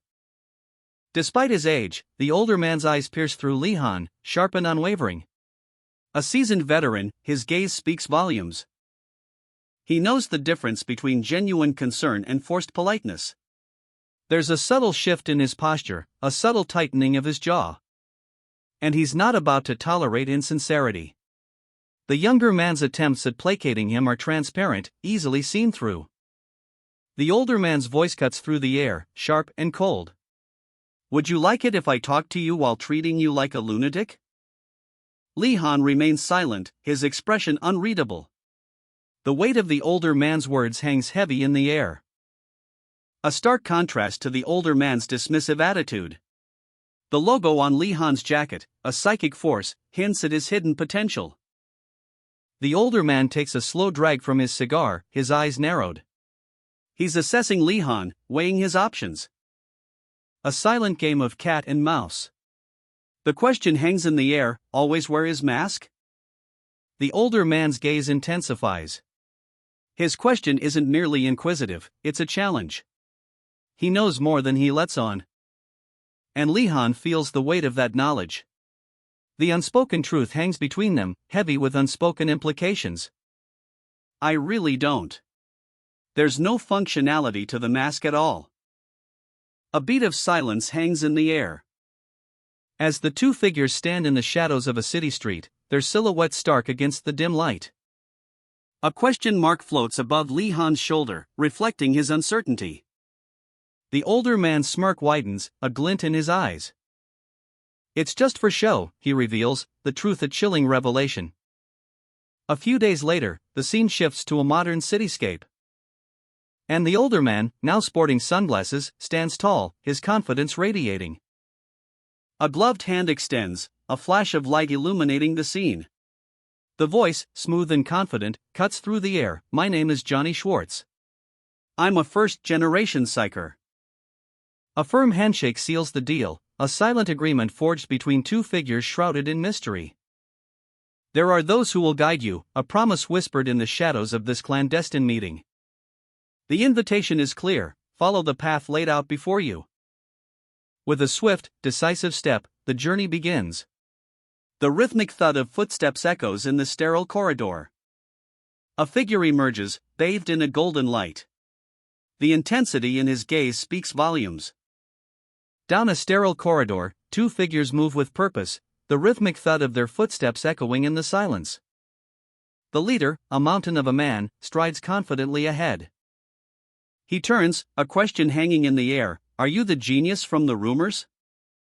His gaze pierces the younger man, searching for an answer, a silent challenge. And in those eyes, a storm brews. A hush falls as the truth is revealed, genius. The weight of expectation, immense and heavy, settles upon his shoulders. The whispers turn to gasps of awe. Incredible, Simon. A hush falls over the room as Simon's power surges, the air crackles with energy. And from his fingertips, rings of pure psychic energy spin and dance, a mesmerizing display of raw power. He stands, a figure bathed in ethereal light, the weight of his potential heavy in the air. You can already use telekinesis at this level, the impressed voice booms. A smile plays on the observer's lips, asterisk at this rate, he'll be the best, even when he gets to ARC. Asterisk. A wave of anticipation washes over the crowd, a sea of faces, all turn towards him. Simon stands tall, a new confidence radiating from him, his gaze unwavering. So this is ARC, huh? The ground trembles, helicopters descend from the sky, a sign of the approaching arc. A lone figure walks away, the weight of the world on his shoulders. Leaving behind a group of onlookers, their whispers filling the air. Fear and uncertainty etched on their faces. Their eyes widen, a collective gasp escaping their lips. There are so many of them, are these bastards all psychers? A smirk plays on the lips of a young man, his gaze sharp and calculating. In any case, I'll be the best even at this place. His eyes blaze with an inner fire, a surge of power coursing through his veins. A silent promise echoing in the depths of his soul. A young boy, overwhelmed, covers his face, his shoulders shaking. The weight of his secret, crushing him. That bastard didn't belong there at all. That made me angry. Tears streamed down his face, a silent torrent of anguish and frustration. The young man's eyes narrow, suspicion clouding his features. Is he a psycher like me? Don't make me laugh. That's unacceptable. The words hang in the air, sharp and cold, a testament to simmering rage.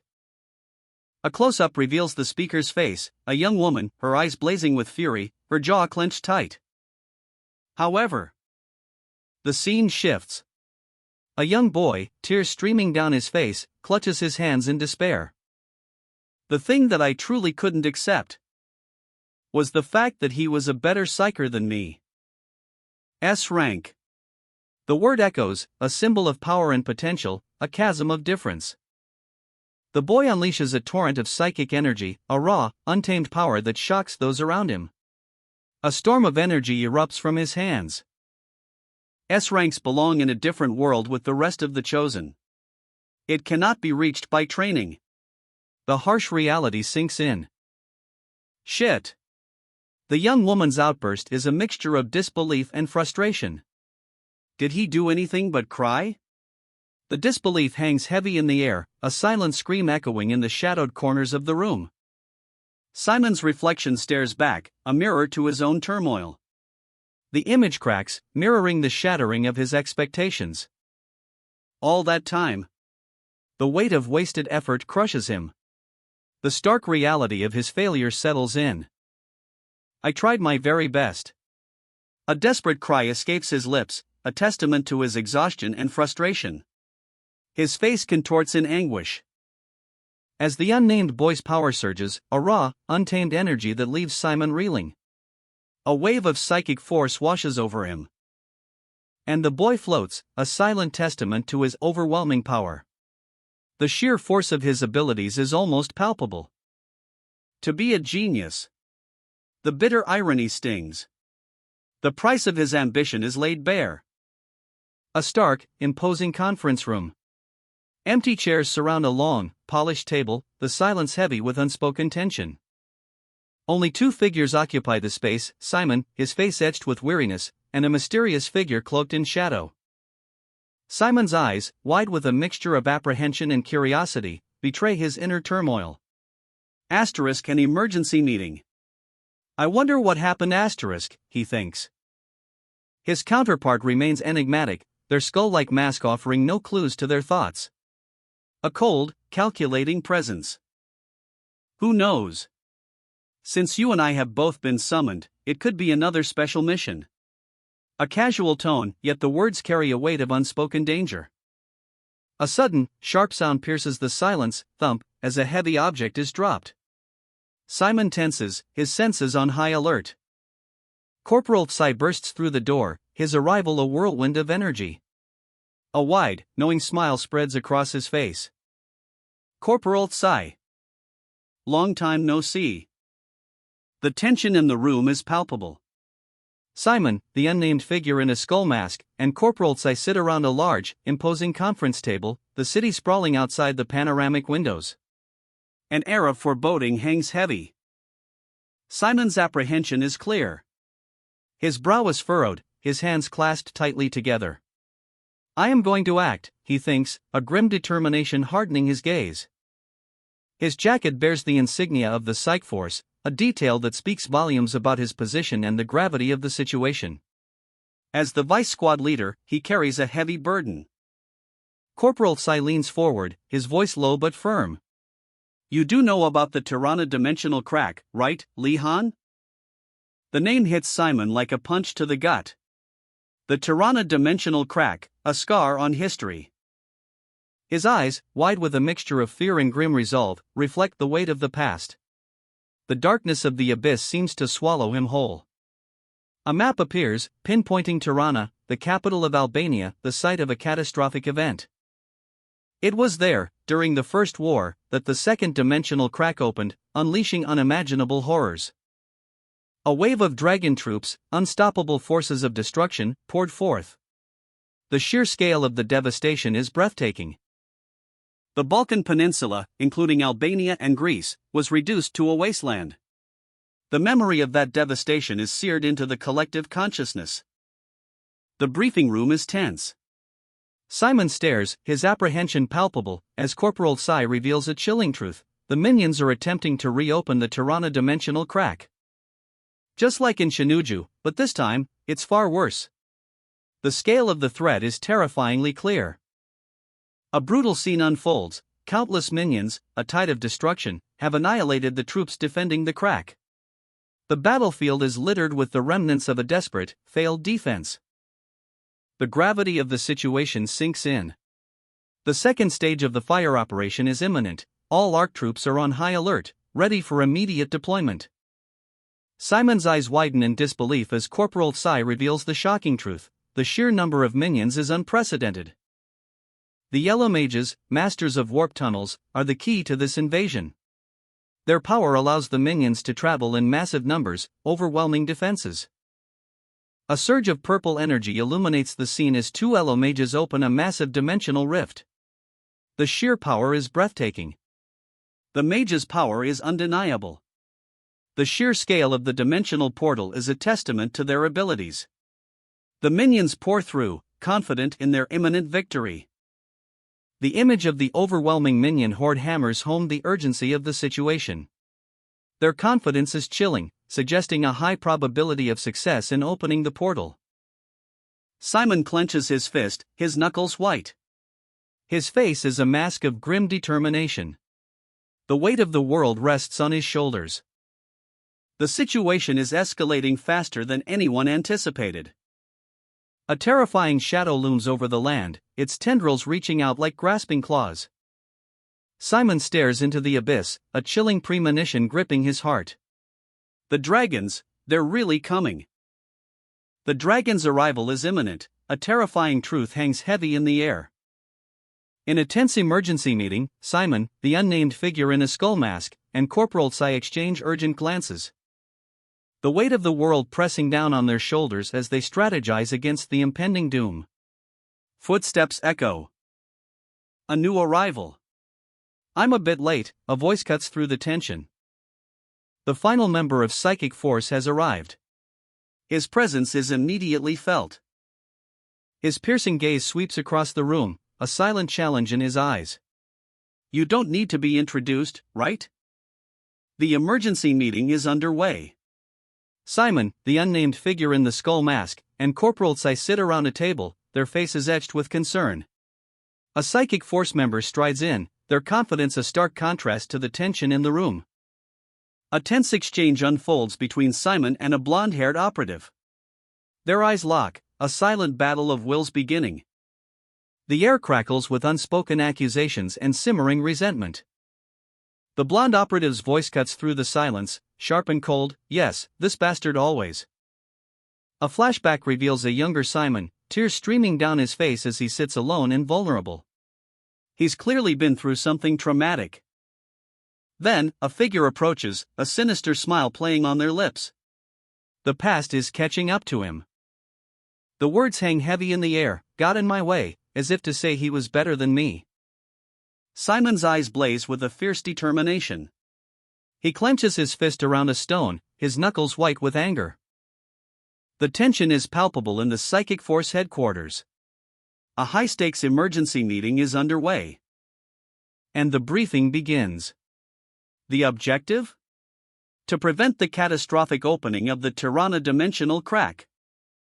A horrifying glimpse into the abyss, monstrous creatures, a nightmarish army poised to breach our world. The stakes couldn't be higher. 7 troops from the first generation, equipped with psycho frames, will provide crucial support. A powerful, mechanized force ready to meet the threat head-on. But resources are limited. Only 3 units of air support are available. A calculated risk, a desperate gamble against overwhelming odds. The grim reality sinks in, there's no room for error. Every decision carries the weight of potential annihilation. If the initial assault fails, and the dragons emerge, a brutal, close-quarters battle will be unavoidable. The psycho frames will be their last line of defense against unimaginable power. The weight of the world rests on their shoulders. A desperate fight for survival against a tide of unimaginable horror is about to begin. And the grim determination etched on their faces speaks volumes. They are ready. A fist clenches, knuckles white, radiating barely contained power. I'm prepared. This is what we were training for. The words ring with steely determination, a warrior's resolve echoing in the tense silence. Simon, eyes blazing with fierce intensity, stands ready. His posture screams defiance, a silent challenge to the looming threat. His gaze, sharp and unwavering, pierces through the tension, a predator focusing on its prey. Are we to depart? The question hangs in the air, a subtle shift in the atmosphere. Simon's expression hardens, his jaw tight. The weight of responsibility settles upon his shoulders. Across the table, a figure sits, observing. Corporal Tsai, his face etched with worry, awaits the command. The corporal's gaze is sharp, calculating. He adjusts his glasses, a subtle gesture betraying his inner turmoil. The Tirana outpost, a desolate military base, scarred by conflict, stands 20 kilometers from the epicenter of the cataclysm. A grim testament to the ongoing struggle against unimaginable forces. The air hangs heavy with the scent of destruction and anticipation. A satellite image reveals the horrifying truth, a massive crack, pulsating with otherworldly energy, tears through the city. This is the source of the chaos. A high-ranking officer stares, his face etched with grim determination, at the image of devastation. His gaze is fixed on the psychic shields protecting the summoning site. Quite a few psychic shields have been discovered in that area. The dragon's summoning ceremony is probably in progress within one of them. The crack intensifies, radiating an ominous purple glow, a terrifying display of raw power. But even with this knowledge, the military is stymied. However, we have no way of telling which shield is proceeding with the ceremony. Though it would be ideal for an airstrike to wipe them out. Such shields are impenetrable. Such shields wouldn't budge even if they were hit by a nuclear missile. Since the terrain is urban and grunts tend to burrow underground, we won't be able to resolve the issue with an airstrike. The officer's laughter echoes, a chilling sound in the face of impending doom. His despair is palpable. The high-ranking officer addresses his troops, his voice heavy with the weight of command and grim determination. I can tell you this from my experience. A look of grim resolve hardens on the faces of the psychic force operatives. The weight of the mission settles upon them. Another soldier, equally steely-eyed, stands beside him, a silent testament to their shared burden. And with a curt nod, the officer continues, let's proceed to the next point. The troops advance on a desolate landscape, their boots crunching on the rubble of a forgotten world. A grim military base looms in the distance. A silent testament to the war's brutal toll. The air crackles with anticipation. The commander, his face set in a mask of determination, declares, I'll conduct the operation briefing. 2 tanks, behemoths of steel and firepower, rumble into view, their presence a stark reminder of the overwhelming force arrayed against them. More armored vehicles follow close behind, a mechanized army ready to unleash its fury. A colossal statue of a warrior on horseback dominates the skyline, a silent sentinel overlooking a battlefield teeming with grotesque, monstrous creatures. Their snarling maws are open, weapons raised. A strategic map unfolds, a digital overlay on a city grid. 2 opposing forces are poised for conflict, the joint forces and the minion army. The lines of engagement are clear. A tactical briefing unfolds. The Psychic Force squads will locate and eliminate the Elomages, one by one. Precision strikes are the order of the day. High above, a squadron of Psycho Frames stands ready. 7 units are on standby, a powerful reserve force. The officer weighs his options, calling them in is a last resort. But the stakes are too high to hesitate. Sacrifices may be necessary, but the fight must go on. The enemy's goal is to deplete their resources and force the activation of the Psycho Frames. A young officer, grim-faced, steels himself. He understands the risks, the potential losses. But he will not yield. The battle is joined. Explosions rock the city. A fiery maelstrom engulfs the battlefield. The fight for survival has begun. The tank's main gun roars to life. A devastating barrage of fire erupts, tearing through the ranks of the enemy. Explosions bloom across the battlefield as the psychic operatives unleash a storm of energy blasts, each impact a miniature supernova against the charging horde. The grunts, relentless in their assault, absorb the punishment, their roars echoing amidst the chaos. Roar. Crack. Crack. Crack. The ground trembles under the sheer force of the conflict. A monstrous grunt, seemingly impervious to the onslaught, lets out a deafening roar. With our modern weapons, the grunts do not pose much of a threat. Their numbers are vast, but their individual strength is limited. But if there's anything to be scared of, it's their collective lunacy. They are driven by an almost suicidal frenzy. They only focus on the opponent in front of them and charge despite the damage to their own bodies. The sound they make by grinding their teeth only encourages such lunatic behavior. 30 to 40 of them, a relentless wave of flesh and fury. If it weren't for their insane reproductivity, they would have already been extinct on Earth. Their sheer numbers are a terrifying testament to their resilience. A massive explosion rocks the battlefield as the relentless assault continues. The earth shudders, and the air crackles with the energy of the conflict. A desolate urban landscape, scarred by war, the wind whispers through shattered buildings, carrying the scent of dust and destruction. A squad of Psychic Force operatives advances, their helmeted faces grim, each step echoes in the silence, a measured beat of impending conflict. One soldier, rifle at the ready, leads the charge, his eyes, though hidden, betray a steely determination. Enemy detected. The warning flashes across a soldier's visor, his expression hardens, anticipation etched onto his face. For grunts, the system confirms their presence a palpable threat. The clash. Psychic Force operatives meet the Elomages in a brutal engagement, blades clash against energy blasts, the air crackling with raw power. An explosion of light and force. The grunts are overwhelmed, their bodies thrown back by the sheer force of the psychic assault. The battle rages on, a whirlwind of motion and energy, the ground trembles under the weight of the conflict. Amidst the chaos, one operative stands defiant, his eyes burning with focus, his weapon smoking from the recent barrage. The ground trembles. A monstrous ogre, its maw agape, charges, a terrifying roar shaking the very air. A soldier, silhouetted against the beast's shadow, braces for impact. The ogre's attack is imminent.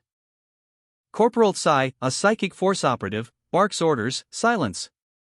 Please take care of the grunts. 3 grunts advance, their grotesque forms a chilling prelude to the chaos to come. But Simon and another Psychic Force operative stand ready, their resolve unwavering. Let's defeat the ogre. Simon shouts, his determination palpable. A fierce exchange begins. Simon's weapon is a blur. While his comrade, eyes narrowed in concentration, prepares for a psychic assault. The battle is joined. The ogre descends, a mountain of muscle and rage, its shadow engulfing everything, a terrifying presence that screams of imminent destruction. Meanwhile, a soldier sprints towards the fray, the sounds of battle echoing in his ears. He's a blur of motion, adrenaline pumping. A psychic operative unleashes a devastating blast. The energy crackles, pushing back against the monstrous assault, a desperate but effective defense. Another operative, Spear at the ready, maneuvers around the ogre's massive leg, seeking an opening, a calculated risk in the heart of the chaos. With a defiant yell, "Over here, monster," the operative draws the beast's attention, buying precious time for his comrades, a courageous act of sacrifice. The ogre's furious swipe connects. The ground trembles, a brutal display of raw power. The ogre roars, a terrifying sound that shakes the very ground beneath their feet. Its massive form, scarred and brutal, lunges forward. But the psychic force operatives are ready. A coordinated strike. Blades flash, energy blasts erupt, and the earth trembles with the force of the impact. "I'm going for the head. Simon, open up a path for me." Simon, unwavering, obeys. A powerful kick sends debris flying, creating an opening. And Li Han seizes the opportunity. His eyes blaze with determination as he channels his psychic power, a surge of blue energy crackling around his hand. With a mighty heave, Li Han unleashes a devastating psychic attack. Rocks explode outwards in a furious display of power. The ground cracks, the air vibrates, the ogre staggers, momentarily stunned by the sheer force of the assault. "Go, Li Han!" The ogre lunges, a terrifying behemoth of muscle and bone, its club whistling through the air. But Li Han, eyes blazing with psychic energy, stands ready. His expression is one of grim determination. Simon creates a diversion, a perfectly timed feint that draws the ogre's attention, giving Li Han the opening he needs. A psychic blast erupts, raw power unleashed. The impact. A shockwave rips through the air, the ground trembling beneath the force of the blow. Li Han's face is contorted in exertion, but his eyes burn with triumph. He has landed a devastating blow. The ogre staggers, momentarily stunned by the psychic assault. Its massive form reels, vulnerable for a moment. Another operative seizes the opportunity, their weapon a blur as they strike at the ogre's exposed flank, KRSH. The grunts, caught in the crossfire, are being systematically eliminated. The tide of battle is turning. The ogre lunges, its massive jaws snapping shut with a sickening crunch, barely missing its target. Li Han's comrade, Simon, expertly creates a gap in the ogre's defense, a calculated opening for a devastating counterattack. With a burst of speed, Li Han dashes forward, his hand outstretched, ready to unleash his psychic might. The ogre's monstrous maw is inches from Li Han's face, a terrifying moment of near death. But Li Han's resolve is unshaken, he channels his psychic energy, preparing for the ultimate strike. A surge of blinding blue energy erupts from Li Han's palm, a psychic blast of unimaginable power. The force of the attack sends Li Han flying, but the ogre is staggered, reeling from the psychic assault. A blinding flash of light engulfs the ogre, the raw power of Li Han's psychic attack unleashed. A surge of energy, raw and untamed, crackles in the air. The weapon hums, a symphony of impending destruction. Li Han, a psychic force operative, stands defiant, his visor reflecting the chaos of battle. The weight of the world rests on his shoulders. Across the ravaged battlefield, two figures emerge from the dust and smoke. Their mission: eliminate the threat. The air crackles with anticipation. A moment of recognition. My God, is that the same boy I used to know? Doubt clouds the operative's mind. He's seen Li Han in action before, but even then, his abilities were extraordinary. Now, witnessing his power firsthand, the operative is awestruck. Years of combat have hardened him, yet the battlefield remains a constant companion. But now, even though I've been on the battlefield for the majority of my life, the sheer power displayed before him leaves him breathless. The battle rages on. A soldier's silhouette, back to us, stands tall and resolute. The weight of his duty is palpable, a long weapon rests across his back, a symbol of the battles yet to come. I feel like I'm being led by a reliable superior, he thinks, a quiet confidence settling in his heart. A desolate cityscape, broken buildings clawing at a bruised sky, the remnants of a world shattered. A squad of soldiers, clad in dark armor, advances through the ruins, their boots echoing in the silence. Li Han, eyes narrowed in grim determination, clenches his fist, a silent promise of vengeance. The squad pushes deeper into the heart of the devastation. A brutal clash. Bodies fall, the ground stained crimson, a grim testament to the battle's ferocity. Lee Han's gloved hand touches the earth, his fingers sinking into something wet, a chilling discovery. Blood. Still fresh. It hasn't been long since they died. Lee Han, his face grim, stands amidst the carnage, the weight of loss heavy on his shoulders. Lee Han. A gruesome discovery. Lee Han kneels amidst the fallen, his gaze fixed on a single strand of hair. This is no ordinary hair, it's the unmistakable mark of a werewolf. His mind races, piecing together the horrifying truth. Werewolves, here, the chilling realization sends a shiver down his spine. A surge of adrenaline. Lee Han's eyes narrow, his senses heightened, they're here, and they're hunting, the sounds of battle echo in his ears. The air crackles with anticipation as he moves through the desolate alleyway, a chilling mist hangs heavy in the air, obscuring the path ahead. A grim determination hardens his features. His comrades' warning echoes in his mind, melee weapons, the hunt is on. Lee Han's grip tightens on the small, strange object in his hand. If there are werewolves, this might be our only chance. A chilling strategy is whispered amongst the squad. It will be more effective for us to behead them than shoot them down. The cold logic of survival. A whirlwind of steel. The alley erupts into a brutal melee. Blades clash, bodies fall, the fight for survival is fierce and unforgiving. Energy blasts rip through the air, leaving trails of incandescent light. A fierce battle is underway. The aftermath, a scene of utter devastation. Buildings lie in ruins, reduced to rubble and dust. A squad of soldiers advances cautiously through the debris-strewn streets, their weapons ready. They move with practiced efficiency, a coordinated unit ready for anything, or so it seems. One soldier, his face obscured by a helmet, prepares a grenade, a grim determination etched in his posture. The pin is pulled, a flash of light, and a deafening bang. The explosion sends a shockwave through the alleyway. Another soldier leaps into action, dodging debris. From the shadows, a monstrous figure emerges. Its form is vaguely lupin, eyes glowing with malevolent energy. A terrifying howl echoes through the ruined city. The creature lunges, claws extended, a soldier barely manages to deflect the attack. Lee Han, a blur of motion, launches himself across the decaying cityscape. His spear whistles through the air, a deadly projectile aimed at the heart of the monstrous werewolf. But the beast is too quick. It sidesteps the attack with unnatural agility, its claws extended, ready to strike. A metallic canister falls to the ground, forgotten in the heat of battle. The impact. A deafening crash as Lee Han collides with the ground. The force of the blow sends tremors through the alleyway. And he's down. For a heart-stopping moment, the werewolf stands triumphant, its shadow looming large over its fallen foe. The battle rages. A blur of motion, claws and steel clashing.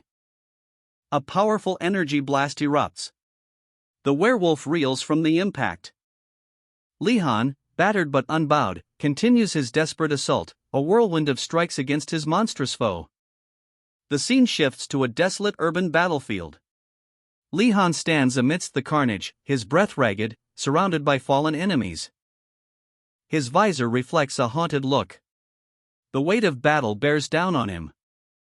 From a rooftop overlooking the chaos, a figure draws a bow, their eyes cold and calculating. A silent hunter, poised to strike.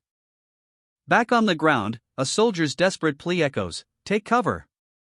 The hunter unleashes a volley of energy arrows, each shot precise and deadly. A breathtaking display of skill and power. A blinding flash of purple energy erupts. The air crackles with raw power. As a shockwave rips through the battlefield, leaving a trail of destruction in its wake. The force of the blast is immense. Bodies are thrown like ragdolls, the sheer power is almost incomprehensible. A wave of blue fire engulfs one of Lee Han's attackers, incinerating him instantly. The heat is palpable. Another soldier, eyes wide with terror, unleashes a desperate blast of energy, a last-ditch effort against the overwhelming force. Lee Han, battered but unbowed, surveys the scene. His enemies fall, one by one, the tide is turning. Two of his remaining opponents exchange a look of dawning horror, their confidence shattered. What? Our lives are more important, one of them shouts, his voice laced with fear. They hesitate. But another soldier, defiance burning in his eyes, counters, we need to take down that bastard. The battle is far from over. A soldier lunges forward, weapon raised, the final confrontation is upon us. It's a desperate gamble. Lee Han's comrade assesses the situation, his face etched with worry. The enemy is too far for a standard grenade. But there's no other choice. His words hang heavy in the air, a grim determination hardening his features. The enemy won't be able to dodge this. A blur of motion. Lee Han unleashes a torrent of energy, a blue wave of power erupting from his hand. The impact is devastating. Eyes blazing with righteous fury, Lee Han's face is a mask of pure concentration as he channels his power, a raw, untamed force, and unleashes a devastating energy blast. The sheer power of the attack rips through the air, leaving a trail of shimmering light in its wake. The energy blast hurtles towards its target, a projectile of pure energy, leaving a trail of destruction in its path. The impact is imminent. From the shadows, a figure watches, their movements fluid and deadly. The unknown archer observes the unfolding battle, ready to strike if needed. A grim expression on his face, the weight of the battle heavy on his shoulders. The strain of the fight is evident, but his resolve remains unshaken. A blinding flash. The energy blast connects, obliterating the enemy in a spectacular explosion of light and energy. The aftermath is a scene of devastation. Debris flies, and the air crackles with residual energy. Victory is his, but at what cost? The earth trembles. Lee Han unleashes a devastating psychic blast, a raw torrent of energy that obliterates his foes, leaving behind only scorched earth and the lingering scent of ozone. He stands, victorious but spent, his body screaming in protest. From the shadows, a figure observes. I don't know much about psychic abilities, but it seems he's done something incredible, the archer thinks, their eyes narrowed in assessment. Asterisk, it's a difficult technique, asterisk, another voice whispers, adding to the mystery. The archer nods slowly, understanding dawning in their eyes. The observer continues their assessment. It's equivalent to scoring a three-pointer from the center of the basketball court with your back turned. A vast army of shadowy figures marches relentlessly through the ruins, their numbers seemingly endless. The battle, it seems, is far from over. Another wave of psychic energy erupts. The ground buckles under the sheer force, sending tremors through the battlefield. As Lee Han's final assault decimates the remaining enemy forces, the air crackles with residual power. A wave of psychic energy explodes outwards. The very air crackles with raw power. A sphere of violet energy obliterates the enemy horde. Point 9, Psychic shield exposed. Elimination requested. The Izzy squad advances, boots pounding the ground, a relentless march towards the epicenter of the psychic storm. 1 kilometer to go. We will finish this within 5 minutes, the squad leader declares, his voice echoing with grim determination. Corporal Psy, eyes narrowed in focus, sprints forward, the weight of the mission heavy on his shoulders. It's almost there, he mutters, pushing himself harder, the finish line within reach. Psy's face, grim and determined, is partially obscured by his helmet's visor. A silent prayer for his squad's safety, a silent promise to complete the mission. Corporal Psy receives orders, please connect the tripwire and extend it to here. He kneels, his movements precise and efficient, preparing the trap. The fate of the mission hangs in the balance. The command rings out, use a few grenades as well, please. A preemptive strike, a calculated move to control the chaos about to erupt. Because as the briefing warned, minions will start swarming this area. Lee Han's face is grim, his jaw tight. The weight of responsibility bears down on him. Corporal Psy, ever vigilant, observes from a distance. His expression is one of quiet intensity, a storm brewing beneath a calm exterior. A seasoned soldier's assessment: he's becoming a soldier faster than anyone. But even the most hardened warriors can't help but be awestruck. The unknown archer, a figure shrouded in mystery, watches Lee Han from afar. His words, laced with a hint of disbelief: he's just a child who's barely 10 years old. The battlefield, a desolate urban landscape, ravaged by conflict. The setting sun casts long shadows, painting the scene in hues of orange and gray. The air crackles with anticipation. Then, the psychic blast. A wave of violet energy explodes outwards, a breathtaking display of power. The sound is deafening, a roar that shakes the very foundations of the ruined city. This is Lee Han's moment. The aftermath: silence. A heavy, echoing silence, broken only by the faint whisper of the wind. All members accept silence. A colossal psychic blast erupts from the heart of the battlefield. The very air crackles with energy as a wave of purple light engulfs the enemy horde, clearing the path to the psychic shield. From a rooftop vantage point, the Izzy squad watches, their mission now clear: secure the retreat route. The battle rages on. A shadowy figure, cloaked in darkness, clashes with a soldier. The air crackles with dark energy as the two combatants trade blows. Silence, the mysterious archer, prepares to strike. His arrow, tipped with an unnatural blow, is poised to pierce the psychic shield and eliminate the yellow mage. Corporal Psy, ever vigilant, gives a curt nod. Okay. The mission parameters are understood. The plan is in motion. A determined glint in his eye, Corporal Psy prepares for the next phase of the operation. He's ready to face whatever challenges lie ahead. Unleashing a surge of raw power. The very ground trembles beneath the force of his psychic abilities. A wave of purple energy washes over the battlefield, a testament to his unwavering resolve. The fate of the mission hangs in the balance. Static crackles on the old television screen, the flickering image barely visible in the dimly lit room. A young girl sits alone, her back to us, a palpable sense of loneliness hanging heavy in the air. A hand reaches out, selecting a VHS tape. The click of the player echoes in the silence. The girl's face is partially obscured, but a flicker of curiosity crosses her features, a hint of something more. Suddenly, a figure emerges from the shadows, a skull-like mask obscuring their face. "I am air," he declares, his voice echoing with an otherworldly resonance. With a swift, almost supernatural movement, he leaps across the rooftops. A katana flashes, a blur of steel under the pale moonlight. The air itself seems to vibrate with the force of his presence. The masked figure stands silhouetted against the moon, a chilling aura radiating from him. A voice booms across the battlefield, echoing with power: "I am air." Soldiers clash with monstrous creatures, a desperate struggle against overwhelming odds, but a figure emerges from the chaos, radiating an aura of immense power. Energy crackles, the air itself seems to vibrate with anticipation, a blinding flash of light erupts. A figure, cloaked in shadow, moves with impossible speed, two blades flash, leaving trails of light in their wake.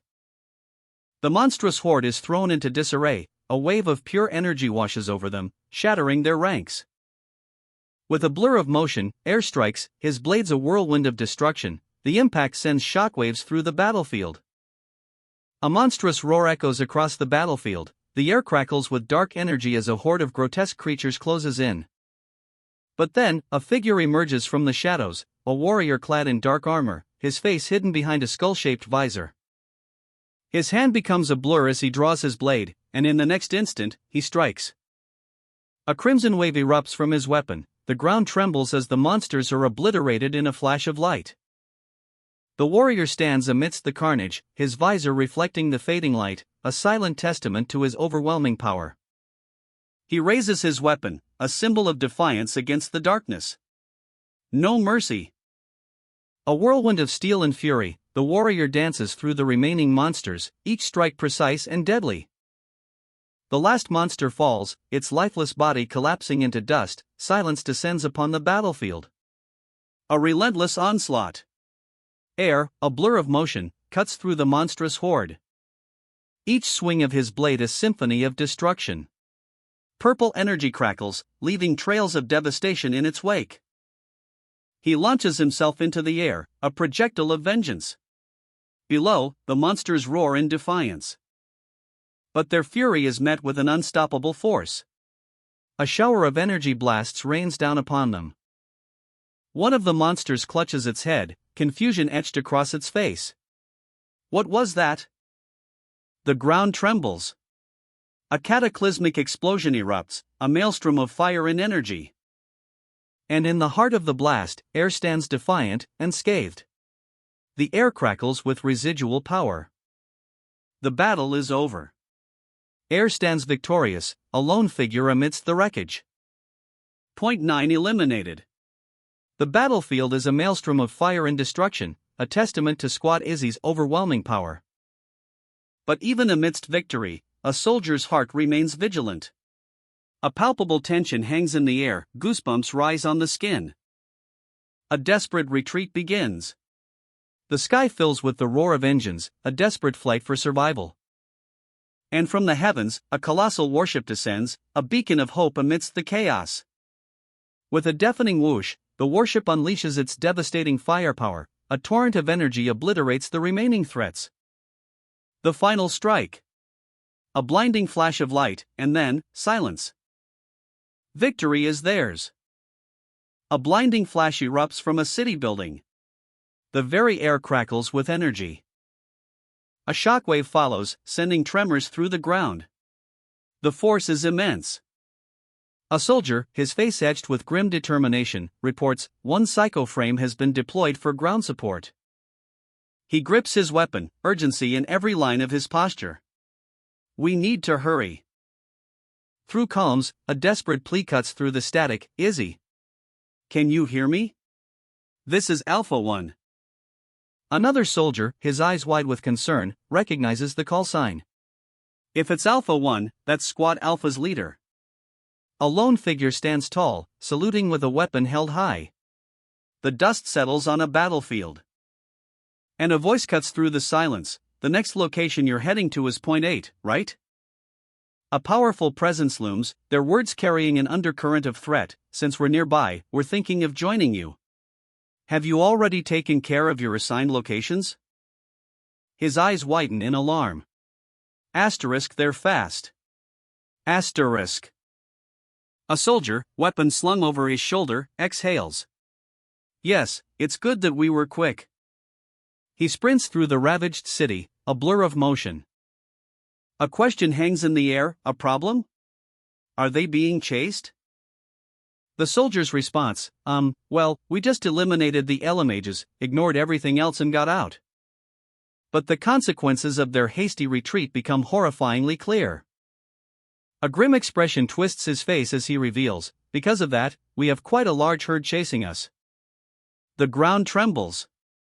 A monstrous horde of creatures erupts from the shadows, a terrifying wave of teeth and claws. Squad Izzy fights back, outnumbered but undeterred. So we're in a bit of a tough situation. Meet Derek, a soldier whose unique ability is to command electricity. His power crackles with potential. A raw energy that could turn the tide of this desperate battle. His eyes, though, reflect a grim determination. A strategic mind races, searching for an advantage. Where can he unleash his full power? A desperate retreat. The sounds of battle echo around them, heavy footsteps, the thud of boots on cracked pavement, the distant crackle of gunfire. And through the chaos, a lifeline. Alpha 1, the squad leader, makes contact. "Alpha 1, can you hear me?" His voice, strained but clear, cuts through the din. "You asked me to wait, but since you didn't say anything, I thought you deserted us."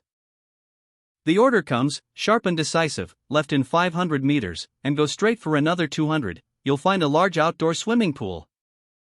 A glimmer of hope amidst the despair. Even in this ravaged city, a resource remains, a desperate hope reflected in his tear-filled eyes. "I'm sure there's at least some rainwater in it, even though the city is blacked out." A plan forms, born from necessity. Surrounded. Air stares down a legion of shadowy horrors, their gaping maws promising oblivion. The weight of their presence is crushing, a psychic scream echoes in the silence. But even in this desperate situation, a spark of defiance ignites within him. He's not going down without a fight. Derek, a newcomer with a shockingly calm demeanor, speaks. We will head over to that location and stand by. Izzy 1. The name hangs heavy in the air, a silent acknowledgement of the danger they face. A desperate retreat. The sound of heavy boots pounding the ground, a desperate scramble for survival. If we survive this and go back to Ark. A glimmer of hope amidst the chaos.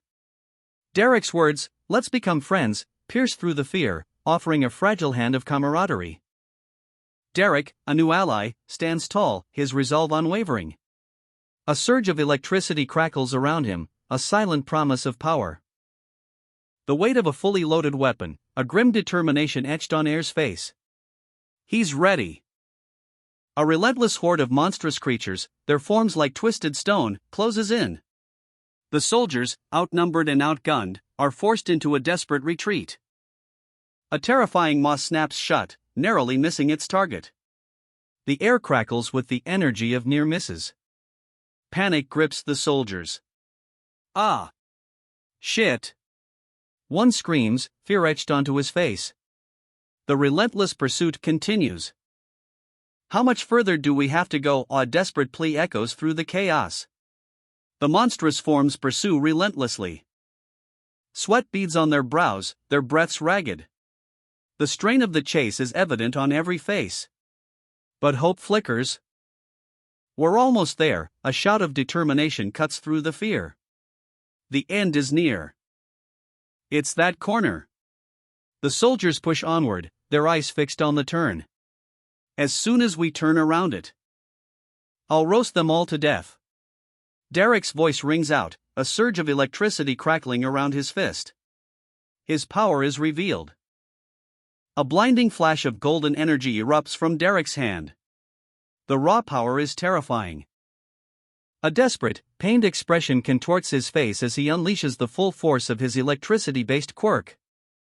It's empty. The chilling words echo in the desolate chamber. A shattered, dilapidated structure, a broken reservoir, devoid of its life-giving water. Four figures stand at the edge, their backs to us, silhouetted against the grim landscape. Because the floor and walls are broken, there's no water. The harsh reality sinks in. A collective gasp, a wave of despair washes over them. Their faces, etched with grim determination, reflect the weight of their failure. The mission, a failure. A heavy hand descends, a symbol of their crushing disappointment. His eyes, filled with a mixture of exhaustion and disbelief, speak volumes. The weight of the world on his shoulders, a silent scream trapped within. The metallic clang of weapons, a grim reminder of their fruitless efforts. Lee Han's eyes, wide with self-reproach, reflect the crushing weight of failure. It's all my fault. The confession hangs heavy in the air, a stark admission of his role in the unfolding disaster. I put everyone in danger. A comrade's voice cuts through the despair, a lifeline in the storm of self-blame. Calm down. It's all right. But Lee Han's guilt remains, a palpable thing. No one has died yet. His gaze drops, the weight of his actions pressing down. The fear is etched onto his face. A close-up reveals the intensity of his inner turmoil, the silent scream of a man grappling with his mistakes. The scene shifts, the tension ratcheting up, a sense of impending doom fills the air. A sudden, explosive burst of energy. The ground trembles, the city groans under an unseen pressure. A lone figure, cloaked in shadow, cuts a path through a rain-slicked alleyway. Twin blades hum, a deadly symphony echoing in the oppressive silence. Suddenly, the sounds of boots on concrete shatter the quiet.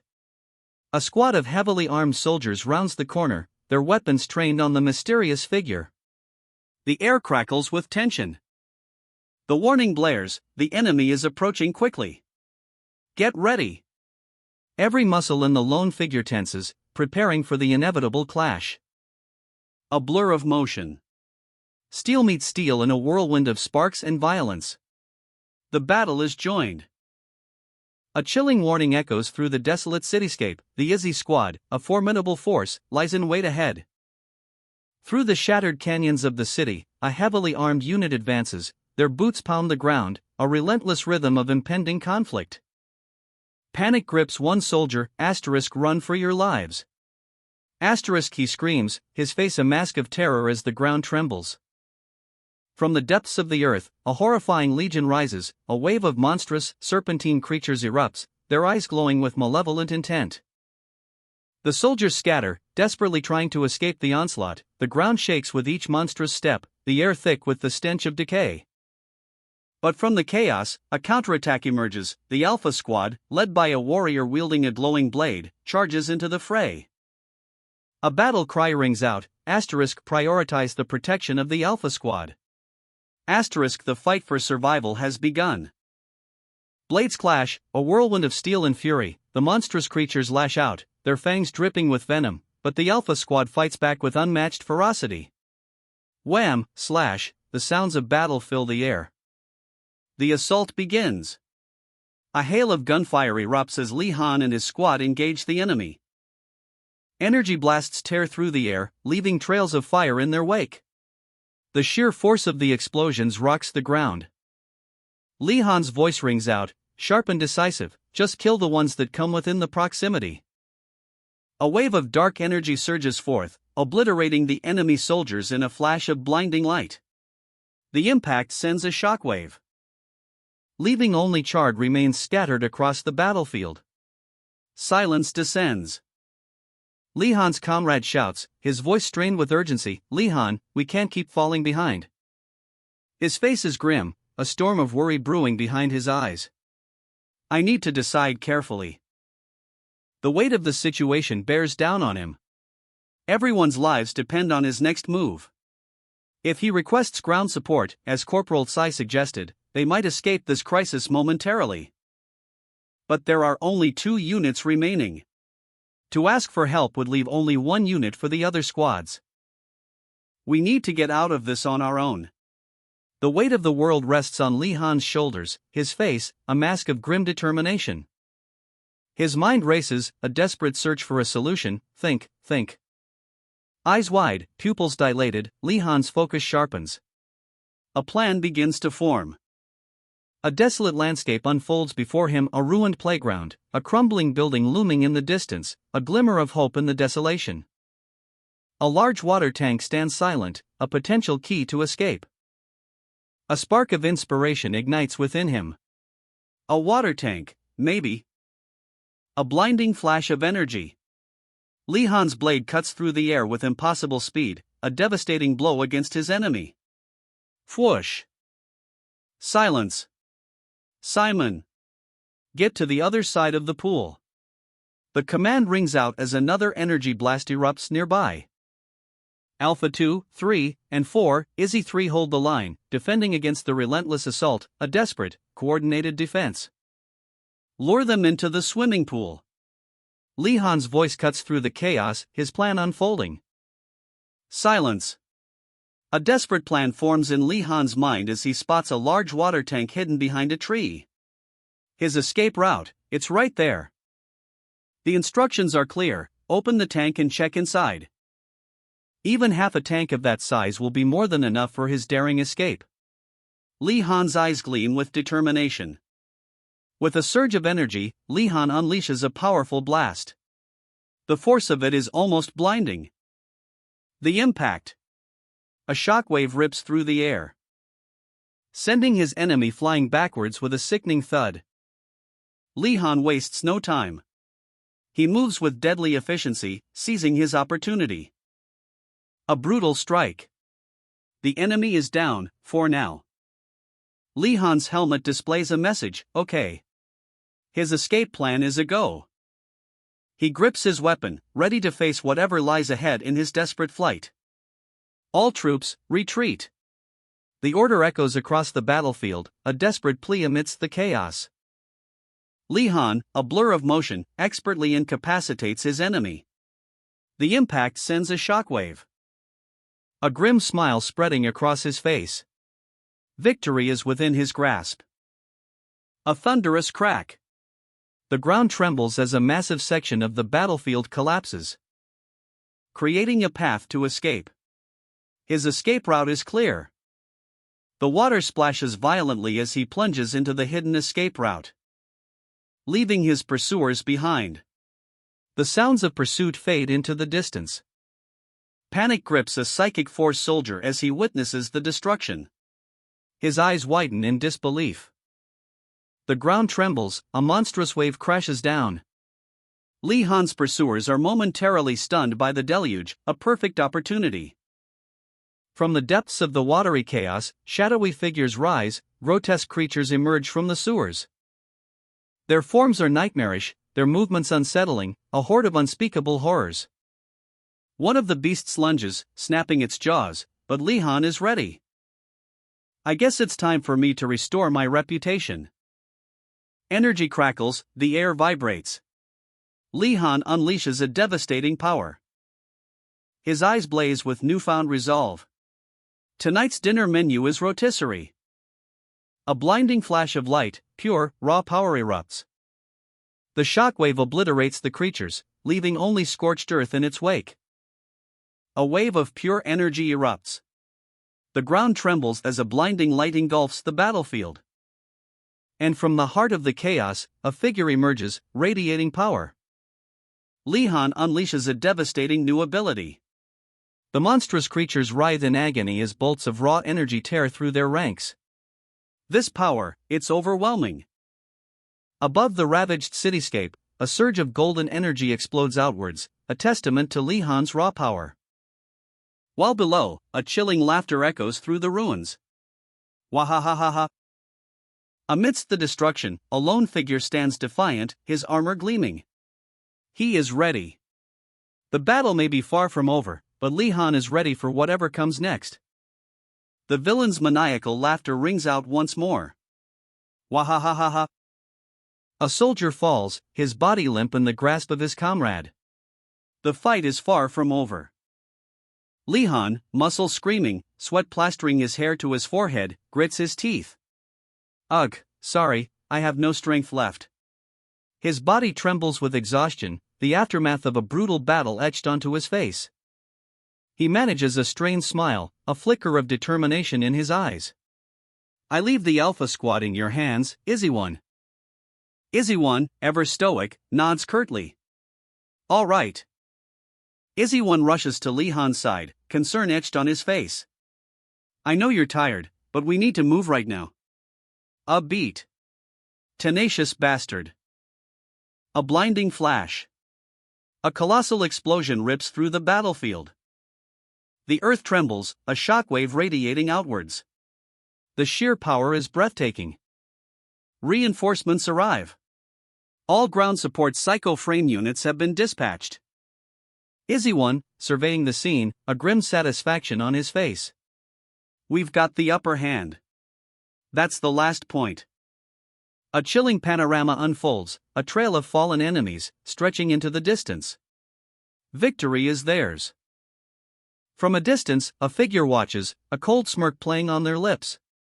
Have they defeated all of the minions already? A lone soldier, cloaked in shadow, surveys the battlefield. His visor reflects the dim light, his voice a low murmur, I thought there were tons of them. The ground trembles, a colossal, crystalline sphere rises from the earth, pulsating with otherworldly energy. A ferocious beast, horns scraping the sky, charges. But before it can reach its target, a hail of laser fire erupts. The battle rages. Blades clash against energy shields, explosions rock the desolate landscape.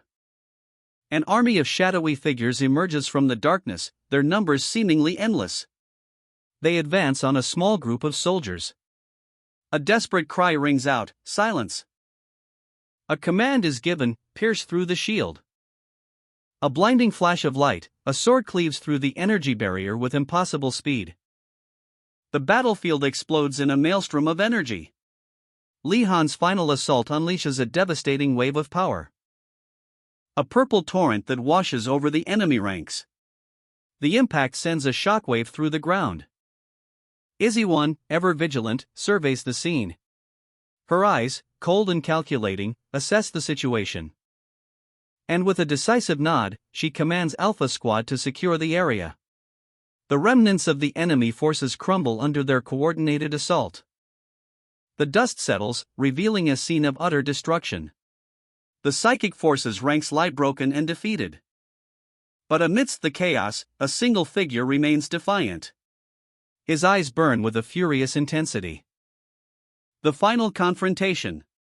Li-han, a whirlwind of motion, cuts through the enemy ranks, a storm of steel and fury unleashed upon the battlefield. The enemy soldiers, their faces etched with terror, fall before his unstoppable assault. A desperate cry rings out, "There's no time to hesitate. We need to kill the Elo mage immediately." Izzy-wan, ever vigilant, observes the chaos from a strategic distance, her gaze sharp, calculating. A weapon is raised, ready to strike. With a thunderous crash, a devastating energy blast erupts from the heart of the battle, the ground trembles, the air crackles with raw power. The blast obliterates the remaining enemy forces, leaving behind only a smoking crater and the echoing silence of victory. The aftermath, a desolate landscape, scarred by the battle's fury, yet, amidst the ruins, a sense of hard-won triumph prevails. With a thunderous quang, Li-han unleashes a devastating kick, sending a hulking enemy mech sprawling. The raw power of his psychic force crackling around him, a storm of violet energy. The battlefield trembles as a vortex of dark energy erupts, consuming the remaining enemy forces, a maelstrom of destruction. Li-han gasps, his face etched with exhaustion, but his eyes gleam with the fire of victory. "I did it," he thinks. From the heart of the chaos, a monstrous, shadowy figure emerges, its form shifting, crackling with dark energy. The battle may be won, but the war is far from over. What kind of monster is that? The very air crackles with an unnatural energy, a storm brewing on the horizon. A colossal shadow looms, a creature of nightmare-given form. Its very presence shakes the earth. Claws the size of mountains descend, each one a harbinger of destruction. The ground trembles under its weight. Our hero stands defiant, a lone figure against an impossible tide. His eyes, wide with a mixture of fear and grim determination. Though he can only see a single claw, the sheer scale of the beast is undeniable. Compared to the dragons we learned about at Ark, this one's at least twice as big. He braces himself, the ground erupting in a geyser of purple energy, this is it. No turning back, A deafening crack as his weapon connects with the monstrous claw. The impact sends shockwaves through the very fabric of reality. He's going to fall into the crack. The ground crumbles beneath him. A desperate lunge. He throws himself forward. Li-han. A figure emerges from the shadows. His comrades stand ready, grim-faced, weapons at the ready. The air crackles with tension. "Don't die." A hushed command cuts through the chaos. Li-han's eyes, wide with determination, meet the gaze of his comrade. He's not giving up. Courage isn't about not knowing fear. It's about overcoming it. A surge of adrenaline, a renewed resolve. I have no intention of dying. Li-han lunges forward, a blur of motion. He grabs his opponent and throws him with brutal force. The impact echoes through the desolate landscape. He sprints, a determined glint in his eyes, his comrades close behind. "I'll show it to you when we get back to Arkansas," he shouts above the wind. A monstrous chasm opens before them, a terrifying maw filled with shadows. But Li-han's resolve remains unshaken. He leaps, narrowly avoiding a fatal fall. A surge of purple energy erupts from the chasm's depths. The ground trembles as monstrous figures claw their way out of the darkness. The battle is far from over. The creatures rise, their forms grotesque and terrifying. A wave of fear washes over the soldiers. A monstrous silhouette looms, crackling with dark energy, the ground trembles beneath the weight of its power. Li-han, thrown from a deadly height, plummets towards the earth, a desperate struggle for survival. He slams into the ground, the impact sending a shockwave through his body, but he's not done yet. With gritted teeth, Li Han pushes himself up, his eyes burning with defiance. He will face this horror head-on. The monstrous creature unleashes a wave of raw power, a terrifying display of might. The very air crackles with energy. Li Han stands firm, a lone figure against an overwhelming force, his resolve unwavering. He draws his blade, the steel gleaming in the dim light, a silent promise of defiance. Fear contorts his face, but his eyes remain locked on the enemy, a desperate prayer for strength. The creature devours its own followers, a horrifying display of power, its hunger insatiable. A wave of destruction washes over the battlefield. The monstrous creature's power is absolute. The psychic assault hits hard. A wave of purple energy slams into the soldiers, throwing them back, leaving them dazed and vulnerable. Fear contorts their faces as the ground trembles. From the depths of the earth, a monstrous claw bursts forth. Something big is coming. The earth splits open, revealing a colossal, nightmarish beast. Its eyes glow with malevolent power. A titan of shadow and fury, its presence alone shaking the very foundations of reality. The soldiers are dwarfed by its sheer scale. A terrifying roar echoes across the battlefield. The beast unleashes a wave of dark energy. Li Han, battered but unbowed, stares up at the monstrous creature. His breath hitches. This is it.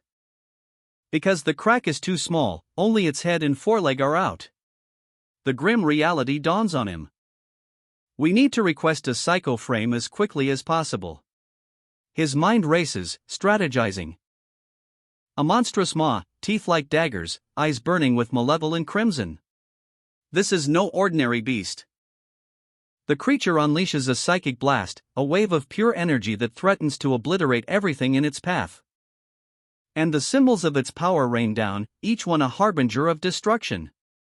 A legion of soldiers, caught in the psychic maelstrom, are helpless against the onslaught. Their screams are swallowed by the storm of power. Li Han, however, grits his teeth, his eyes burning with defiance. He will not yield. A psychic force slams into him, a brutal blow that sends him sprawling, but he endures. His comrades around him fall, their minds shattered by the psychic assault. The horror etched on their faces is a testament to the creature's power. But Li Han endures, his will unyielding. He rises, a flicker of resolve in his eyes. A soldier's grip loosens, his weapon clattering to the ground. His eyes roll back, his body convulsing. Another psychic strike, another victim. The creature's power is overwhelming. A colossal, monstrous head fills the panel, eyes burning with malevolent power. Its jagged teeth gleam under the pale moonlight, a terrifying predator poised to strike. The creature's gaze pierces the very soul, a chilling presence that chills the blood. A voice, cold as the grave, booms across the battlefield, so those disgusting pests are above. Li Han, eyes blazing with defiance, is the target of this psychic onslaught. The raw power of the attack slams into him, a psychic maelstrom tearing at his mind. He crumples to his knees, the psychic assault leaving him gasping for breath. This is unbearable. But even as he suffers, a grim determination hardens his gaze. I will finish the ones on the ground once the crack widens. The psychic force rips through the ranks of soldiers, bodies convulsing as their minds shatter. A wave of screams in agony fills the air. Another soldier, overwhelmed by the psychic attack, cries out in anguish, "Get out of my head!" The psychic assault continues, relentless and brutal. The scene is one of pure chaos and despair. First, I will get rid of those things. A monstrous, shadowy dragon head fills the panel, its eyes burning with malevolent red light. Its very presence radiates menace. The dragon unleashes a devastating psychic blast. Purple energy rips through space, targeting a cargo plane.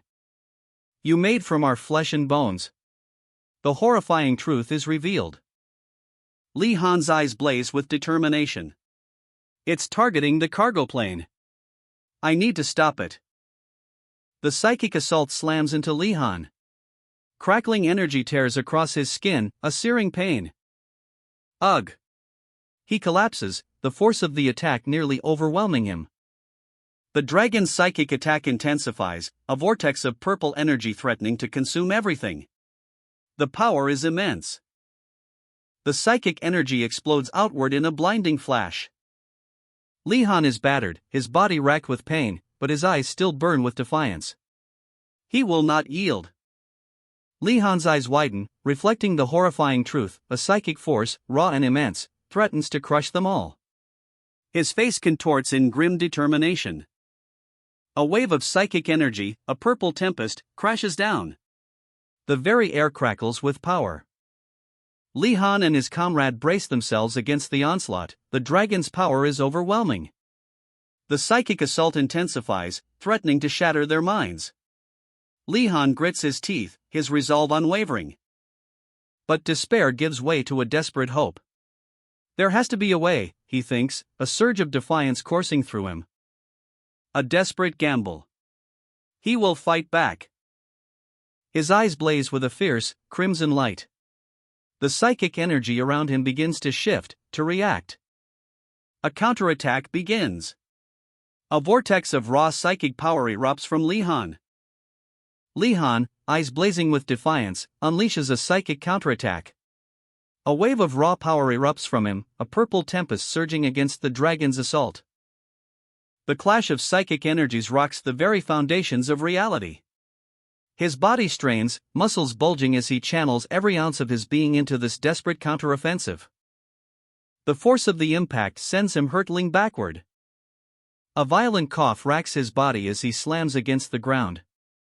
Pain lances through him, but his eyes remain locked on his opponent, burning with an unyielding resolve. A guttural scream escapes his lips, a primal roar of defiance against the overwhelming power arrayed against him. With a surge of adrenaline, Li Han pushes past the pain, his psychic power flaring anew. His eyes glow with an unearthly light. A crimson aura envelopes him, a tangible manifestation of his unwavering will.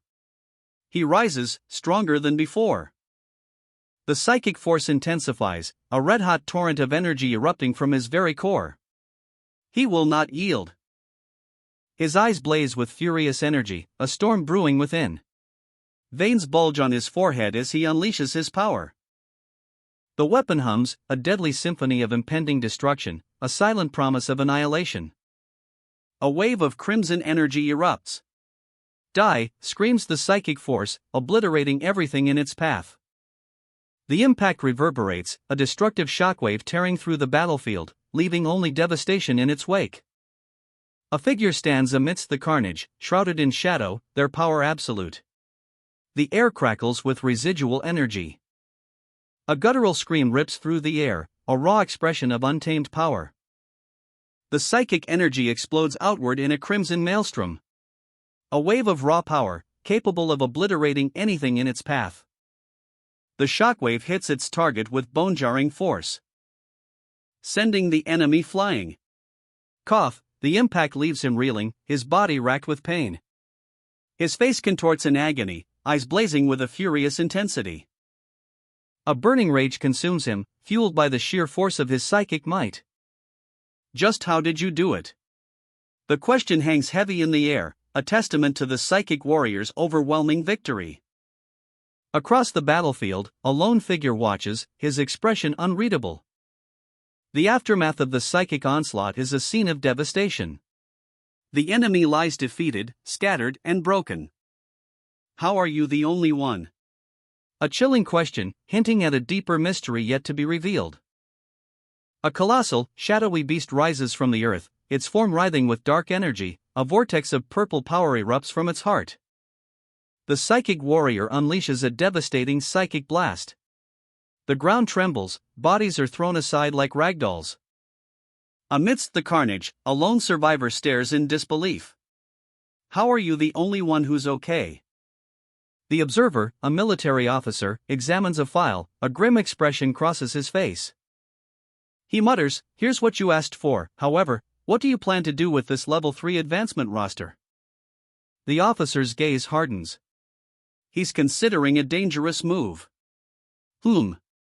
I'm going to deploy one of these guys into the Tirana mission, as one of Ri Chan's squad members. Ri Chan? Li Chan. That's the nickname I gave him. A wry smile plays on the lips of the observer, a glint in his eye as he reviews the file. Is that supposed to be funny? The observer's skepticism is palpable, his eyebrow arches in a clear sign of doubt. Reach on? Reach on. Reach on. The name echoes in the observer's mind, a repetitive mantra of contemplation. That's the same shit you pulled with Wei Chen. A sharp exclamation point punctuates the scene, underlining the observer's sudden realization. Have you not matured since then? The observer's frustration boils over, his words sharp and accusatory. What about the fact that you're still smoking in a non-smoking area? Hold on. Knut Meyer.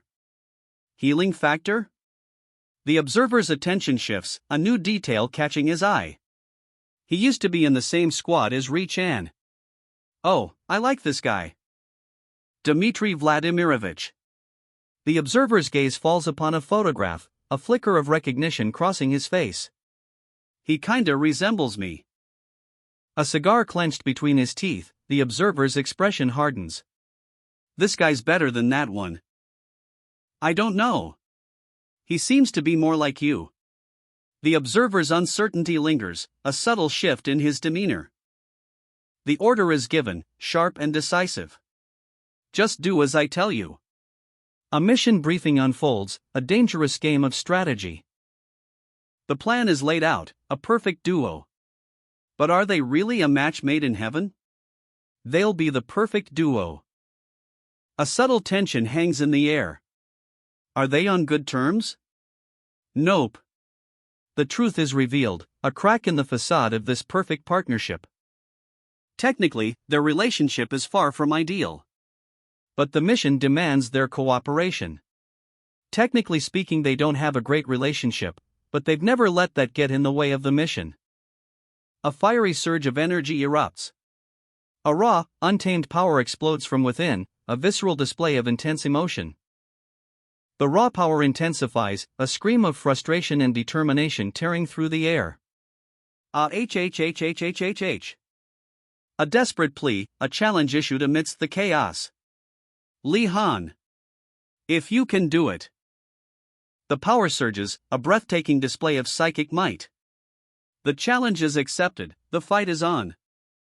A defiant declaration, echoing the resolve of a warrior. Then I can do it too. The air crackles with raw power.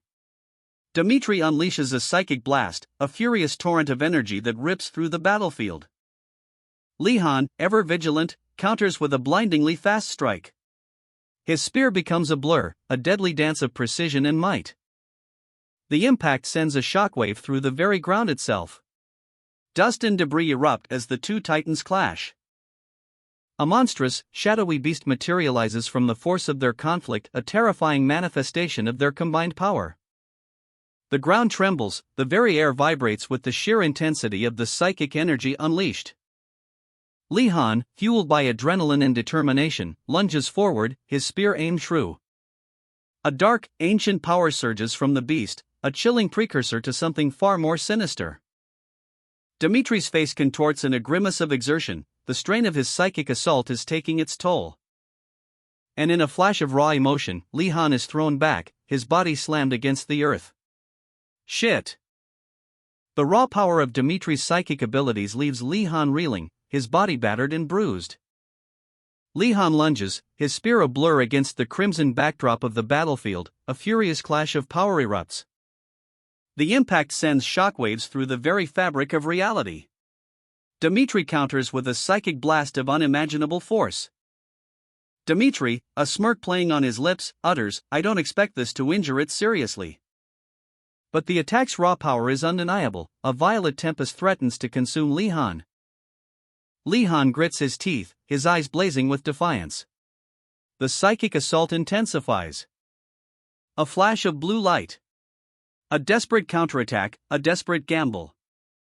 Li Han unleashes a torrent of energy, a desperate attempt to redirect the trajectory of Dmitry's psychic breath. The clash of wills is earth-shattering. A blinding explosion of energy rocks the very foundations of their reality. Li-han, battered but unbowed, stares into the heart of the storm, his resolve unwavering. A blinding column of energy erupts from the heavens, a celestial spear piercing the very fabric of reality.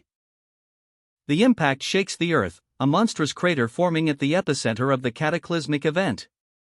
The air crackles with raw power. From the heart of the explosion, a shadowy behemoth rises, its form writhing with dark energy. Claws like obsidian blades extend from its monstrous form. Li-han, battered but unbowed, braces himself for another onslaught. The beast lunges, a blur of motion and malice. A psychic force of unimaginable power slams into him, sending him flying through the air. This is it, I can't hold on much longer. The city below is ravaged by the psychic storm, buildings crumbling under the sheer force of the attack. The ground trembles. A military gunship, caught in the crossfire, explodes in a fiery inferno. The sky rains debris. More bolts of energy strike down, each one a testament to Dimitri's terrifying power. Li-han, barely conscious, struggles to rise. A monstrous claw descends, aiming for the final blow. Will he survive? With a final surge of adrenaline, Li-han dodges the attack, but the cost is immense. Li-han collapses, a defeated groan escaping his lips. It was a futile attempt. The psychic assault leaving him broken.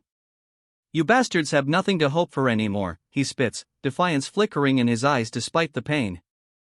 His body screams in protest. I don't feel my left arm and leg. The raw agony etched onto his face. Sweat beads on his brow, a testament to the brutal psychic onslaught. But even as he teeters on the brink of oblivion, Dimitri's eyes narrow. But for some reason, you still seem to think that you have some chance left. That stubborn glint in Li-han's eyes, it's infuriating. That look in your eyes is bothering me. A monstrous, shadowy dragon head materializes behind Dimitri, its eyes burning with malevolent energy. The air crackles with power. Dimitri unleashes another wave of psychic energy, a devastating blast that rips through the earth. The ground explodes outwards in a violent eruption. Li-han, battered but unbowed, takes another psychic maelstrom head-on. The raw power of Dmitri Vladimirovich's assault is almost unbearable. A wave of psychic energy washes over him, threatening to shatter his very being. His vision blurs. Li-han grits his teeth, his face contorted in pain. I have to hold on, he thinks, his resolve unwavering despite the agonizing psychic pressure. From the shadows, a monstrous entity emerges, a horrifying manifestation of Dimitri's psychic power. Its form is nightmarish, a grotesque fusion of bone and shadow. A colossal beast unleashes a devastating roar, whoosh. The ground trembles beneath its might. Li-han is thrown back, a tiny figure against this overwhelming force. The beast's gaze locks onto Li-han. Its eyes burn with malevolent energy. I'm sinking, the psychic assault intensifies, threatening to consume him entirely. With a thunderous crack, the beast's claw descends. The sheer force of the blow threatens to obliterate Li-han. A psychic maelstrom erupts. Li-han, already reeling from Dmitri Vladimirovich's brutal attack, feels a new wave of psychic energy crash over him. Why is the crack, he thinks, his mind struggling to comprehend the onslaught. His body, clad in psychic force gear, strains against the immense pressure. The psychic assault is closing in, threatening to shatter his very being, closing up. Lines of raw psychic energy, violet and magenta, tear through the air, a terrifying display of power unleashed. The sheer force of the attack is almost palpable. As a monstrous psychic entity, a horrifying visage of teeth and shadow, erupts from the very fabric of reality. Its presence alone is enough to induce terror. The creature's immense form looms over Li-han, a colossus of psychic energy, its power overwhelming. Another wave of psychic energy slams into Li-han, sending him sprawling to his knees. He's barely conscious, his body racked with pain. As Dmitri Vladimirovich watches, a chilling smile playing on his lips. You. The monstrous entity advances, its clawed hand descending like a guillotine. The air crackles with anticipation. As Dmitry Vladimirovich's voice echoes, cold and cruel, if I just managed to kill you.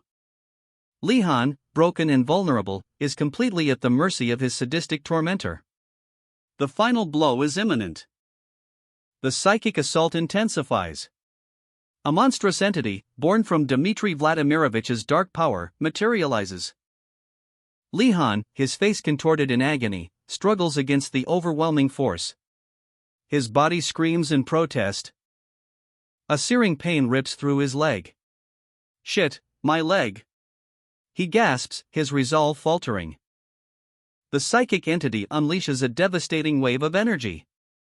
A crimson torrent explodes outwards. Li Han is thrown back, his body battered and broken. He's on his knees, utterly vulnerable. Dmitry Vladimirovich watches, a cruel smile playing on his lips. The final blow is imminent. A blinding flash. A catastrophic explosion rocks the very foundations of reality. Li Han is hurled through the air, a broken puppet tossed aside by an unseen hand. Li Han, eyes squeezed shut, his face contorted in agony, the raw psychic force slams into him, a wave of pure mental destruction. Dmitry Vladimirovich, a towering figure clad in advanced armor, his visor glowing ominously, he watches, a cold satisfaction in his gaze. A psycho frame? The very air crackles with anticipation as the colossal mech descends, a harbinger of doom. Li Han, broken and defeated, kneels before the monstrous machine, his body screams in silent protest. Did he descend by himself, without even an assault pod? The question hangs heavy in the air, a testament to Dmitry's terrifying power. A flicker of hope ignites in Li Han's eyes. Did I appear just in time, he thinks, a desperate prayer. I think I'm the only one who managed to survive up there. His voice is a strained whisper, a testament to his ordeal. Dmitry, his presence a chilling storm, looms over Li Han, the hunter and the hunted, locked in a silent confrontation. His eyes widen in horror. Why your legs? The aftermath of a brutal psychic assault. Li Han, battered and broken, lies amidst the wreckage of a battlefield. His eyes, wide with terror, reflect the horrifying power he just faced, a psychic maelstrom that nearly shattered his soul. From the shadows, a monstrous figure emerges. Dmitry Vladimirovich, his psycho frame a terrifying spectacle of power and malice. A devastating psychic blow sends Li Han crashing to the ground. The impact reverberates through the desolate landscape. The psycho frame descends, its power overwhelming. Li Han is at its mercy, his fate hanging precariously in the balance. A blur of motion, a storm of psychic energy, the psycho frame unleashes its full might. The attack culminates in a blinding flash of purple energy. A wave of destruction washes over the battlefield. Li Han, broken and bleeding, cries out in agony, his body ravaged by the psychic onslaught. A wave of psychic energy explodes outwards, a maelstrom of violet fury unleashed upon the city. Li Han, caught in the epicenter, is thrown back, his body a ragdoll in the face of this overwhelming power, his armor cracks under the strain, the very ground beneath him trembling. He crashes to the earth, the impact sending tremors through his body. Pain racks his form, a searing agony that threatens to consume him. His face contorted in silent screams, Li Han is left broken, defeated. The psychic assault has left him critically injured, his spirit crushed. A massive crater marks the spot where the battle raged, a testament to the raw power unleashed. The city skyline looms in the distance, a silent witness to the destruction. The name echoes, a chilling whisper in the silent chamber. Bahamut. The codename of the eighth dragon, a beast of immense power unleashed during the Tirana mission. Its image fills the screen, a terrifying spectacle of scales and teeth, a nightmare made real. You sure gave it a grand name, Grace, a gruff voice cuts through the stunned silence. The weight of the situation settles heavily on the assembled officers. That bastard is unlike any other dragon that appeared in the past. It's significantly bigger and stronger. The gravity of the situation is palpable. Fear mixes with grim determination in the room. Destruction of the 4 units of psycho frames is a huge loss for us. The words hang in the air, heavy with the cost of failure. A sea of faces, masked and grim, reflects the gravity of the situation, the weight of responsibility pressing down on every soul. Even if we were to get a budgeting advance, it would be difficult to fully arm ourselves in a short amount of time. The stark reality of their predicament sinks in. But there is a glimmer of hope. The good news is that due to the appearance of the dragon, a military officer, his face grim, holds a remote, a silent command poised in his hand. The weight of the world pressing down on his shoulders as he surveys the room. The gravity of the situation is palpable. A tense silence hangs in the air, broken only by the subtle sounds of hushed whispers. The officer's gaze is fixed, his mind racing. His eyes, sharp and intense, reflect the burden of responsibility he carries. The fate of nations hangs in the balance. Suddenly, a sharp intake of breath. "Wait, stop the screen for a moment," he commands, his voice cutting through the tension. With a swift movement, he adjusts a control, freezing the image on the screen. The room holds its breath. A monstrous visage fills the screen, Bahamut, the dragon, its eyes burning with an infernal light. A terrifying display of raw power, a stark reminder of the immense threat looming over them.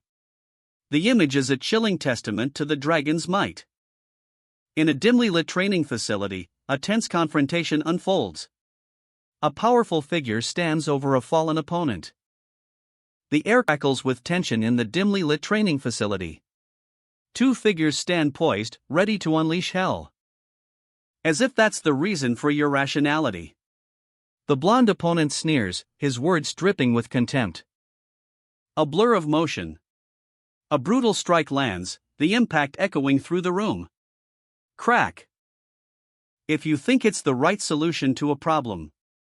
The dark-haired fighter grits his teeth, his eyes burning with defiance. "I'm sure you will take it without a second thought." The blonde's voice is cold, devoid of emotion. A whirlwind of fists and fury. The dark-haired fighter unleashes a relentless assault, sending his opponent hurtling against the wall with bone-jarring force. The heavy thud of metal echoes as weights crash to the floor, a testament to the ferocity of the clash. "Don't die." A desperate plea, barely a whisper, cuts through the chaos. He hangs upside down, his breath ragged, his will to survive burning bright. Survive no matter what. Upside down, disoriented, the world spins. It's a brutal aftermath. The taste of defeat lingers. But even in defeat, a chilling smile emerges. Li Han's opponent, a figure of imposing strength, surveys the scene with cold satisfaction. Li Han, defeated but not broken, lies on the floor. The weight of the battle is evident. His adversary's face, partially obscured by shadow, is a mask of ruthless calculation. The victor's gaze is unwavering. A hospital room. Li Han, pale and bandaged, lies in a hospital bed. John Red, his concerned expression etched in worry, stands beside him. John Red's voice cuts through the quiet. "Are you awake?" Li Han stirs, his eyes fluttering open. A slow, painful awakening. "How long have I been asleep?" John Red's reply is blunt. "You've slept for 2 whole days." A flicker of recognition crosses Li Han's face. "Mr. Schwartz." "Yes, he disappeared with that bastard." He was reported as missing instead of deceased. The implications hang heavy in the air. A grim determination etched onto John Red's face. The weight of responsibility bears down on him. Li Han's hand clenches, a silent scream of pain and frustration. A slow, agonizing return to consciousness. The aftermath of battle leaves its mark. John Red's gaze hardens. "Do you think this is a daycare or something?" He stands before his troops, a silent command radiating from his posture. A tension so thick you could cut it with a knife. Li Han's unexpected awakening throws a wrench into their plans. John Red speaks, his voice low and measured. "Li Han just woke up. I think he needs a moment to gather his thoughts." In the sterile, cold light of the hospital room, Li Han sits alone, his eyes distant, lost in the echoes of the brutal fight. A close-up on Li Han's face, his expression unreadable, a mask of shadows and barely perceptible movement. His hand, a clenched fist, slowly uncurls, revealing the subtle tremor of awakening. The fight for life continues, even in the quiet moments. His eyes snap open, a fierce intensity burning within, a stark contrast to his pale skin. He's back. John Red receives a report. Many countries have had no minion activity detected. Majority of them seem to have died during the Tirana battle. A sigh of relief escapes him. That's a relief. At least we'll be able to breathe easy for a while. But his moment of peace is short-lived. Another report arrives, interrupting his thoughts. Wait. There's something I would like you to look over. John Red's face hardens. His calm demeanor shatters as he confronts a new, unexpected challenge. A hushed conference room, tension hangs heavy in the air as a name is uttered. Octo? A bold proposal is made, the second-generation prototypes, currently under Team 1's supervision, should be reassigned to Team 3. The speaker's face is a mask of furious determination. What the hell are you talking about? The retort explodes, raw and immediate. A clash of wills is imminent. The prototype, it's revealed, is capable of immediate activation. A dangerous game begins. What nonsense are you spouting? The objection rings out. Even Red, a powerful psychic, struggled to control it. The dragon matter ratio is too high. Accusations fly. It's not about logic, it's about raw desire. Just say you want it. The argument escalates. One team's ambition clashes with another's caution. The stakes are higher than ever. A figure emerges from the shadows, a powerful presence. He has a solution, a dangerous one. There's someone perfect for the prototype. The tension reaches its peak. A decision hangs in the balance. Submit your proposal, Octo. The pressure is mounting. A single thought echoes in his mind: I'm going insane if I stay here any longer. 3 days later. A figure emerges from the shadows, his arm in a sling. The rhythmic thud of his footsteps echoes down the sterile corridor. His face grim, eyes narrowed in determination. He moves with a purpose, a silent predator stalking its prey. Awaiting him is Li Han, his expression unreadable. The air crackles with unspoken tension. Shoulder to shoulder, they stand, a silent pact forged in the crucible of shared experience. A weight of unspoken words hanging heavy between them. The past, a ghost that lingers. Then, a voice cuts through the silence. For your cooperation during the last mission. A steely gaze pierces through the shadows, a silent promise of reckoning.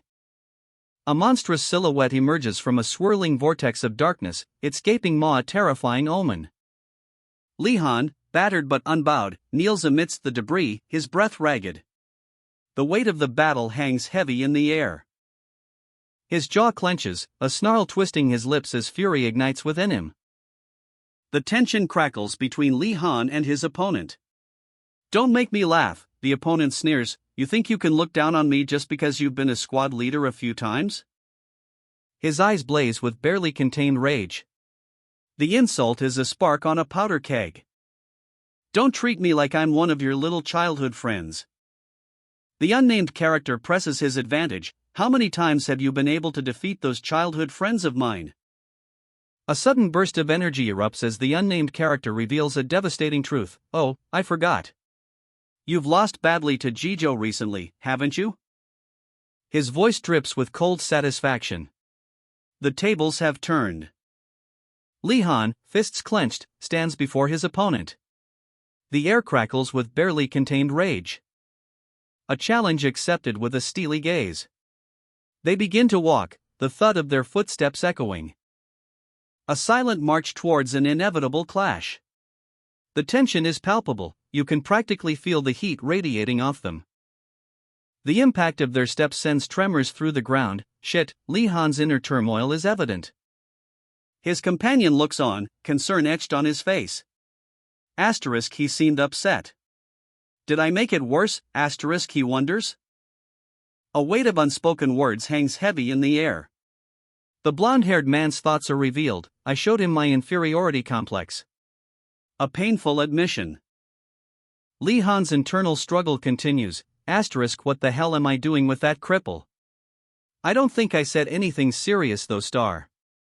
The conflict rages within. But resolve hardens his features. In any case. I won't be made a fool by that bastard star. The fire of defiance reignites. His eyes burn with a cold fury. The final panel shows Lee Han's steely determination. The challenge has been issued, and the battle is about to begin. A tense shadow falls over Lee Han as he spots two figures in the distance. He recognizes them instantly. The air crackles with anticipation as Lee Han and Simon face off. A silent challenge hangs between them. Simon, grinning, delivers the news, "Long time no see. Haven't you heard? Canute and I have advanced to level 3. Lee Han's eyes narrow, a storm brewing within. The revelation hits him like a punch. Simon's smug expression falters slightly as he notices Lee Han's reaction. The tension thickens.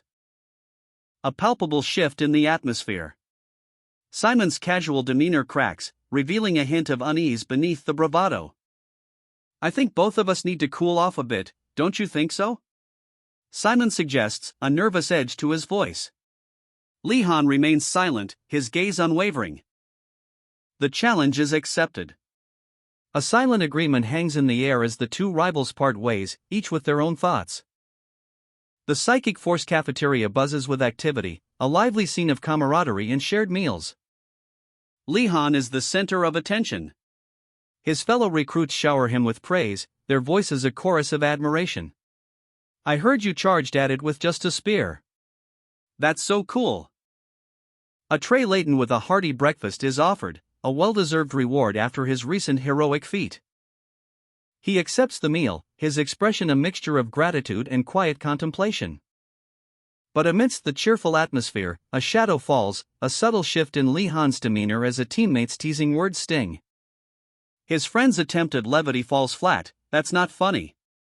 The weight of his recent trauma is palpable. The memory of that harrowing incident, a stark reminder of the horrors he faced. But then, a glimmer of hope. A promise made amidst the chaos. Lee Han's eyes widen as a friend's words pierce through the gloom. Lee Han, surely you remember, your promise to become friends if we survive, right? A surge of electricity crackles around him, a raw, untamed power erupts from within. A confident grin spreads across Lee Han's face, eyes gleaming with an inner fire. Psychic energy crackles around him, a visible aura of power. You already know my name? That's insane. The words hang in the air, a mixture of disbelief and challenge. But the other man only smiles, a knowing glint in his eyes. Pleased to meet you, Lee Han. A stark, utilitarian cafeteria. Rows of tables fill the room, occupied by uniformed soldiers, quietly eating their meals. The atmosphere is tense, heavy with unspoken expectations. Lee Han sits among them, his expression unreadable, a silent observer amidst the bustling scene. His gaze is sharp, scanning the room. A subtle shift in the air. Someone is watching him. The other man from before, a smirk playing on his lips, observes Lee Han from across the room. Oh, he's at it again. A figure walks into the cafeteria, his attire hinting at a rebellious streak. A graphic tee with a skull and flames catches the eye. The tension ratchets up. As silence. It's been 5 days, a hushed whisper cuts through the quiet hum of the room.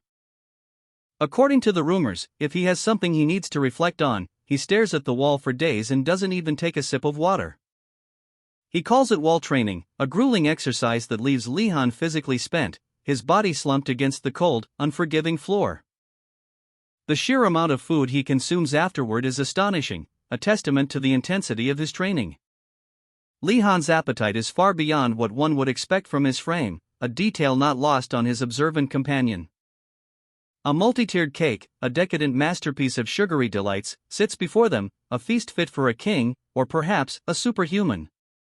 Suddenly, a blur of motion. The cake is sent flying, a chaotic explosion of cream, fruit, and shattered pastry. Lee Han's expression shifts, a subtle change, a flicker of something hidden beneath his stoic exterior. His mask is off, revealing a face that speaks volumes of hidden emotions and untold stories. The unidentified man's gaze sharpens, a question hangs in the air, unspoken but heavy with meaning. The lower jaw of his mask moves, a mechanical marvel, a testament to the advanced technology at play. Why did you do the wall training? The question cuts through the air, a challenge, a demand for explanation.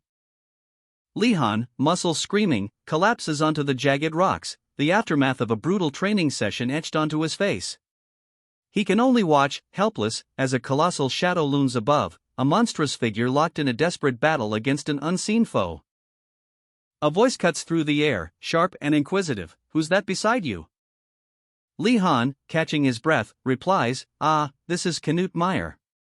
You've come across him before. Knut Meyer, a whirlwind of blonde hair and a dazzling smile, waves cheerfully. Pleased to meet you, though I'm not sure if you remember me. Lee Han, his expression unreadable, simply states, I'll try and remember you from now on. Knut's smile falters, his eyes, wide and alert, betray a sudden shift in his demeanor. A subtle change, almost imperceptible, yet heavy with unspoken tension. His gaze sharpens, a flicker of suspicion crossing his features. The unidentified man, observing from a distance, murmurs, huh. A decadent spread sits on a table, bathed in shadow. Cakes and pastries, a feast for the eyes. But the focus shifts to a hand, reaching for a single, unassuming pastry. A bite is taken, a subtle crunch. Lee Han's eyes widen, sweat beading on his brow. The taste, it's unlike anything he's ever experienced. Impossible. A muffled sound escapes his lips, ha? The scene changes to a stark, modern gym. Men and women train, their movements precise and powerful. But Lee Han's face is contorted in a grimace of exertion. His muscles strain, his breath ragged. This is impossible. The sound of strained muscles fills the air, huff. Huff. He collapses, defeated. A single word escapes his lips, a whisper of disbelief, impossible. Lee Han grips the weight machine, his knuckles white with strain. Is this really happening? Am I into guys? No. To escape this unsettling feeling, he pushes himself harder. Much harder. He needs to know for sure. He must check for himself. A surge of energy explodes from within. I'm Knut Meyer, who grew up watching the North Sea in Norway. Fear is replaced by defiant resolve. Instead of fearing the unknown, I will disclose it myself. This is his moment. His chance. But there's a problem, that mechanical mask would make this impossible. With that mechanical mask, I won't be able to attempt this at all. A whistle blows, a silent signal. The unidentified man stretches, observing Lee Han. If that's actually the case, I'll just apologize. With a burst of speed, Lee Han kicks the skull mask away. The unidentified man watches, his expression unreadable. The fight explodes into motion. A flurry of blows, a whirlwind of limbs. Lee Han's opponent is relentless. A powerful kick connects, sending Lee Han sprawling across the floor, but he's not done yet. He crashes hard, the impact echoing through the gym. The fight is far from over. The masked man watches, a smirk playing on his lips. Never let your guard down, no matter where you are. This is the way of the Nin soldier. Lee Han, bruised but defiant, sits up, a question burning in his eyes. What the hell is a Nin soldier? From the shadows, a voice cuts through the silence. You'd better stop now. He rises to face his unseen adversary. The tension is palpable. Lee Han, his face etched with determination, replies, unlike you, I cannot stop until my curiosity has been settled. His friend, clearly concerned, approaches. Knut!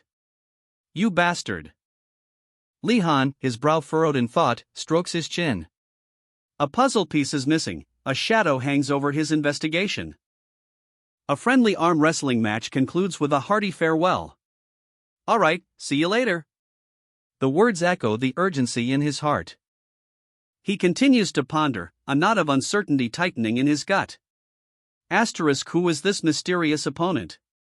What is their connection to the Nin soldier? Asterisk.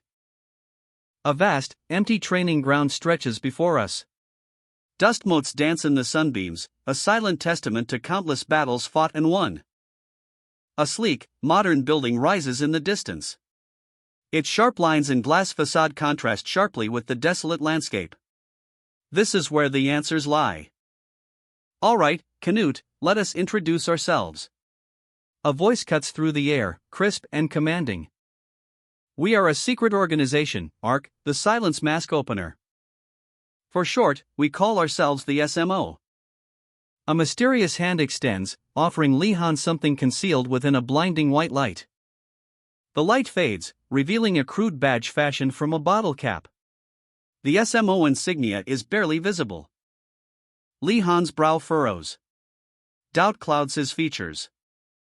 You seem disappointed, a voice observes, cutting through Li Han's contemplation. Couldn't you have done better? This just looks like a piece of junk, Li Han scoffs, his disdain evident. The unidentified man smiles, a glint in his eye. Like a piece of junk, huh? That's exactly what we were going for. It's one of the reasons we were able to maintain our secret identity, he explains, the weight of his words hanging heavy in the air. It's impossible to chase after silence by yourself, but if you join us, we'll have the power of 4, the unidentified man states, revealing 3 more figures standing behind him. Li Han's gaze shifts to his back, revealing the word psychic force emblazoned across his shirt. He asks, what's the minimum number of people ARC requires to proceed with a mission? Li Han, a young man with fiery orange hair, clenches his fists. His expression is one of intense focus, a storm brewing beneath his determined gaze. That's right. We become truly strong when there are 4 of us. The unidentified man's voice booms, echoing with confidence. His words are a battle cry, a promise of power. The unidentified man hands Li Han a badge. This is it, Li Han thinks, my chance to join the SMO. The weight of the badge feels heavy with expectation and opportunity. Doubt flickers in Li Han's eyes. The enormity of the decision weighs heavily on him. Will he accept this challenge? Alright, what's the plan? Li Han asks, his voice betraying a hint of apprehension, yet also a spark of resolve. A sly smile plays on the unidentified man's lips. The plan is set in motion. A rooftop overlooking the city. 3 figures stand silhouetted against the skyline, their presence ominous. Minutes tick by, each one heavy with anticipation. Drill ground number 7. 2 figures stand, backs to the viewer, preparing for a training exercise. The air crackles with unspoken tension. After that, they won't be able to blink, a skull-masked figure speaks, his voice laced with chilling amusement. The plan is almost complete. The masked figure prepares to strike. A swift, decisive ambush is about to unfold. The final piece of the puzzle is in place. Isn't that cowardly? The accusation hangs heavy in the air, a challenge thrown down between rivals. You really don't know anything about silence, do you? The retort is sharp, a cold dismissal of Li Han's concerns. A swift, precise movement, a blur of motion as the unidentified man demonstrates his power. After watching that, you'll think differently. The dust settles, revealing the impact of the demonstration. Alright, silence. Let's begin. The command is given, the operation commences. A chilling amulet, a symbol of power and authority, rests in his hand. The targets are set across the expansive training ground, a silent challenge awaits. The scene unfolds in a vast, empty plaza, the air thick with anticipation. Targets stand scattered across the barren landscape. A sudden surge of purple energy erupts. From a device, a raw power explodes outwards. The energy whips and cracks, a violent storm unleashed in a controlled burst. A figure, shrouded in purple light, hurtles across the plaza with impossible speed. The ground trembles as he lands, a shockwave rippling outwards. The unidentified man's power is breathtaking. Just a bit further. He launches himself into the air, a silhouette against the city skyline. The operation is far from over. The unidentified man stands poised, high above the city, a storm brewing within him. He gathers his power, a breathtaking display of kinetic energy. Even when I blink, I don't lose my acceleration. The unidentified man's voice cuts through the air, a declaration of his terrifying speed. He falls, a purple streak against the blue sky, a meteor of raw power. So, all of the kinetic energy will be released when I fall down. The ground below braces for impact. The impact. A blinding flash of light erupts from the schoolyard, a shockwave rips through the air. Kaboom! The force of the blast sends debris flying, a crater marks the spot where the unidentified man landed. Dust settles, revealing the unidentified man, seemingly unharmed, a smirk playing on his lips. See? As long as they can blink, you won't be able to catch them. Lee Han watches, his eyes wide with disbelief. That bastard is much scarier than I thought. He's probably going to do 2 more sets like that. Lee Han's eyes narrow, assessing the situation. Let's go down and get ready. Finally. Lee Han and Canute, their fists clenched, a shared determination etched on their faces. We will solve Ark's biggest mystery today. With a determined stride, Lee Han heads towards the mystery. A stack of books, a symbol of research and preparation, sits in Lee Han's arms. He carries the weight of knowledge. Canute and Lee Han, their hands clasped, a silent pact of teamwork and trust. The weight of the mystery rests on their shoulders. The unidentified man walks away, leaving behind an unsettling silence. A stark white room, the silence is heavy, almost suffocating. 2 figures stand guard, their expressions grim, a palpable tension hangs in the air. Suddenly, movement. 3 shadowy figures dart across the street, their mission, infiltration. One of them, a skull-masked menace, leads the charge, his presence alone speaks of danger. Down a long corridor they move, swift and silent, their target is close. The chase intensifies. A blur of motion as they race towards their objective, the sound of hurried footsteps echoes. A young man, his face etched with worry, a strange symbol glows on his forehead. Are too weak. The words echo, a chilling declaration of dominance. Several figures lie defeated on the floor, their bodies radiating a faint, ethereal glow, a testament to the overwhelming power they faced. One of them, a young man with vibrant blonde hair, grits his teeth. Asterisk, this is not good. Not good at all, asterisk, he struggles to rise, his body screaming in protest. His frustration boils over. Ugh. This won't do. The raw emotion in his voice is palpable. A desperate solution forms in his mind. We need brains, he needs a strategist, someone to turn the tide. His eyes narrow, a plan beginning to take shape. Someone who'll oversee the strategy and control US. A sudden, sharp sound cuts through the silence. Thump, a fist slams against a wall, the impact echoing in the tense atmosphere. The camera focuses on a pair of eyes, wide with concern, peering from behind a shadowed corner. Canute, Derek. A stark, white room. 3 figures sit before a superior, their posture rigid with unspoken tension. A heavy tome lies open on a desk nearby, its pages filled with cryptic symbols, hinting at secrets yet to be revealed. I don't want to do anything that he won't like, one of them declares, his voice laced with a chilling obedience. His companion, however, shows a flicker of defiance. Aren't you curious, too? About the face behind the mask, he challenges, his gaze sharp and intense. The leader hesitates, a muscle twitching in his jaw. Doubt clouds his usually stoic features. A single word escapes his lips, no. His subordinate sighs, running a hand through his hair in frustration. I thought he hesitated for a moment. Then, a sudden shift. Well, all right, he concedes, a reluctant acceptance coloring his tone. A memory surfaces, a jolt of recognition in his eyes. Oh! I suddenly recalled something from the old times, he whispers, a haunted look settling on his face. I mean, the circumstances under which I joined the 13th Squad, the weight of the past heavy on his words. Even without me, you would have found a way, wouldn't you? The sheer determination in his eyes speaks volumes. A testament to his unwavering resolve. I'll be going now. Take care.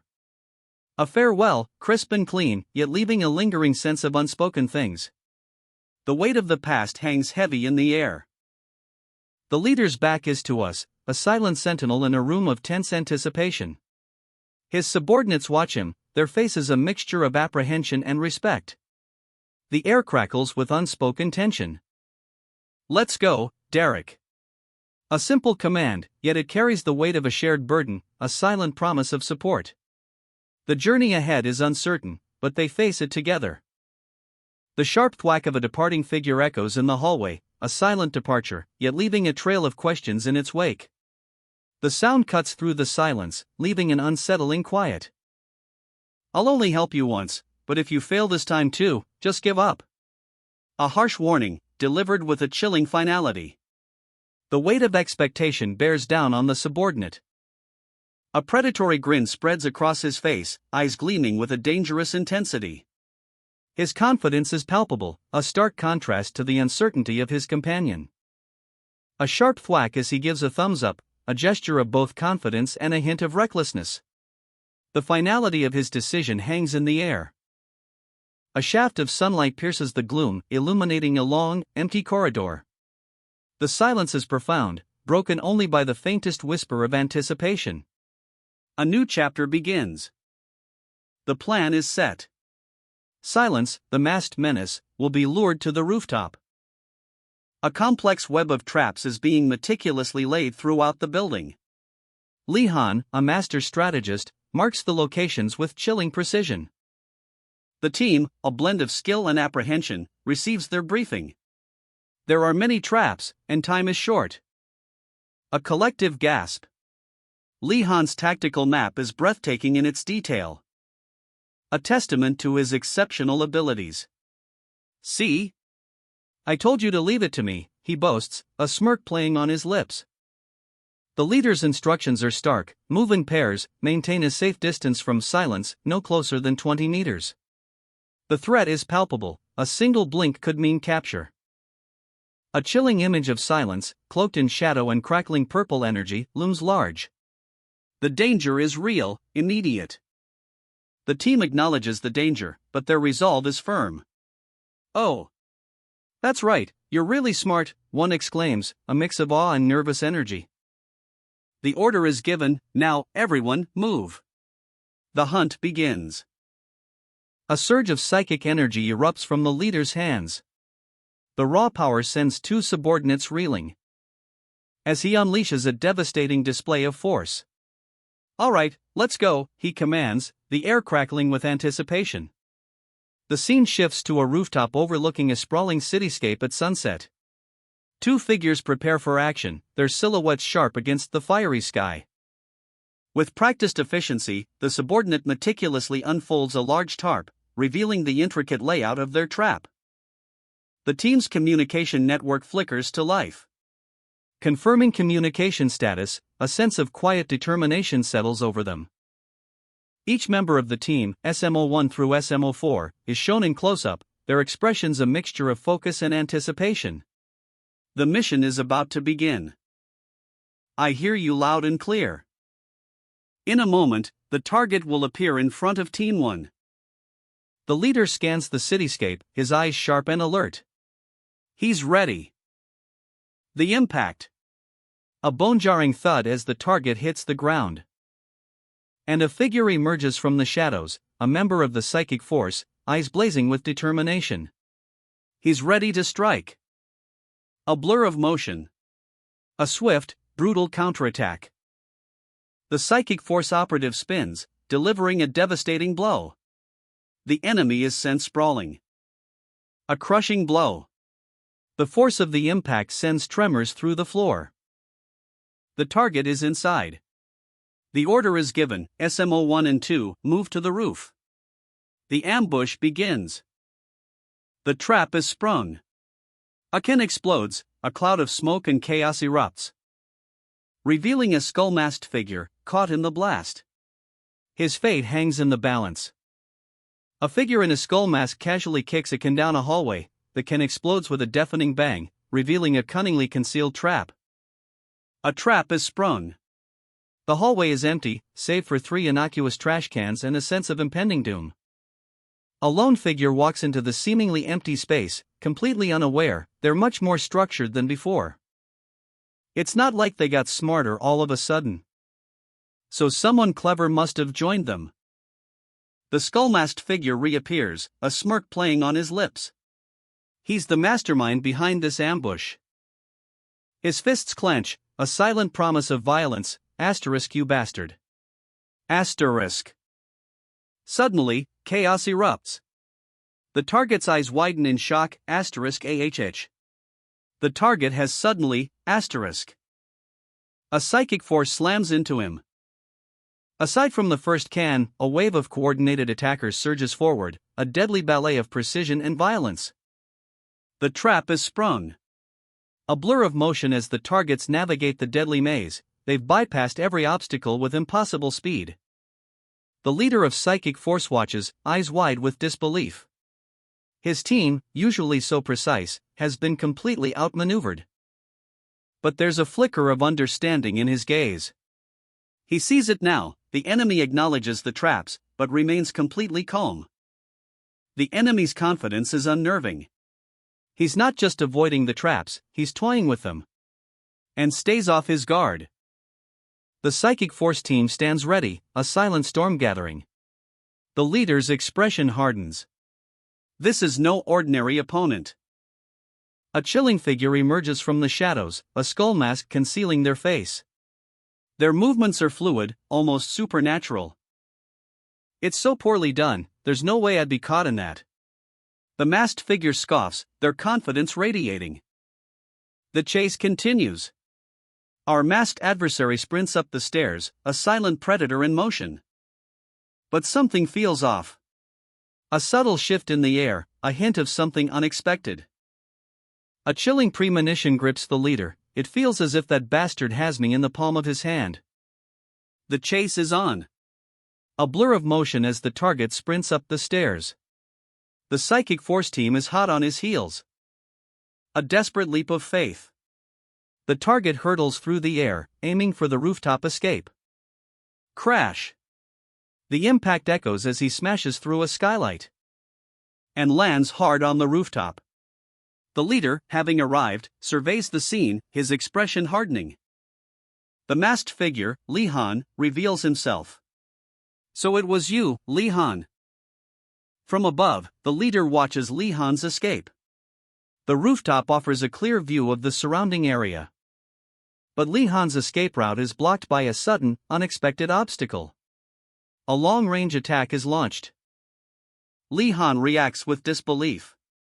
How absurd. A moment of self-reflection. Am I a freaking wild beast? The pursuit begins. 2 figures, relentless in their chase, close in on Li Han. But Li Han is a blur of motion, a whirlwind of speed as he sprints for his life. He surveys the path ahead, calculating his escape. I'll simply leap over the first trap, he thinks, a grim determination etched on his face. With a powerful bound, he clears the obstacle. And then, another leap. And when I jump over the second one, I'll just blink past Li Han. His pursuer's thoughts echo in his mind. But the trap is sprung. A sudden, deadly ambush. Li Han is caught in a web of razor-sharp wires, a desperate struggle ensuing. But I didn't touch anything, he exclaims, his voice filled with disbelief and a growing sense of dread. His pursuer's voice cuts through the air. I can manually trigger the second trap. The game is far from over. Li Han's eyes widen in realization. There's no choice but to blink. A purple energy crackles, the air thick with anticipation. Lee Han, trapped. A bucket is swiftly placed over his head. The leader's trap springs shut. Now, Smo. Everyone, attack. The order is given, and the pursuit intensifies. A blur of motion, a muffled cry. Lee Han's counterattack begins. Lee Han's eyes narrow, a grim determination etched on his face. He activates his psychic force. Movements that can only be seen in films, the leader's voice is laced with disbelief. I never thought they were possible in real life, but I guess silence is an exception. Lee Han's inner monologue reveals his mastery. A whirlwind of motion. Lee Han unleashes a devastating display of skill, sending his pursuers sprawling. Such unbelievable physical skills. The leader watches in stunned silence. The attack begins. A flurry of fists and feet, a brutal ballet of violence. A sickening *AGH. Asterisk echoes as one of the attackers crumples to the ground. Lee Han, eyes narrowed, calmly assesses the situation. He snatches a discarded helmet. And with a swift move, he uses it as a shield against the next blow. The sound of metal on metal rings out. You're the worst. The words hang in the air, heavy with unspoken fury. Lee Han stands amidst the fallen foes, his psychic force radiating an aura of quiet power. The leader watches, stunned. Lee Han's breath hitches. I really pissed him off, he thinks, a grim realization dawning. The leader's subordinate, his face contorted in frustration, speaks, if you had the time to put the bucket on their head, couldn't you have pulled off their mask? The leader's voice cuts through the night, sharp and demanding. We said we would all attack together, so why did you stay still? Because I'm not a member of SMO. The air crackles with unspoken tension as Lee Han's calm response hangs heavy in the silence. A hushed hallway, the only sound, a faint knock-knock. A hand reaches for the keypad, a nervous energy palpable in the air. He stands before the door, a figure shrouded in shadow, his posture speaks volumes of his inner turmoil. His jaw tightens, a silent battle raging within, I need to do this. He came to apologize. The words hang heavy in the air, a stark contrast to the steely resolve in his eyes. A flicker of fear, a silent scream trapped behind tightly pressed lips.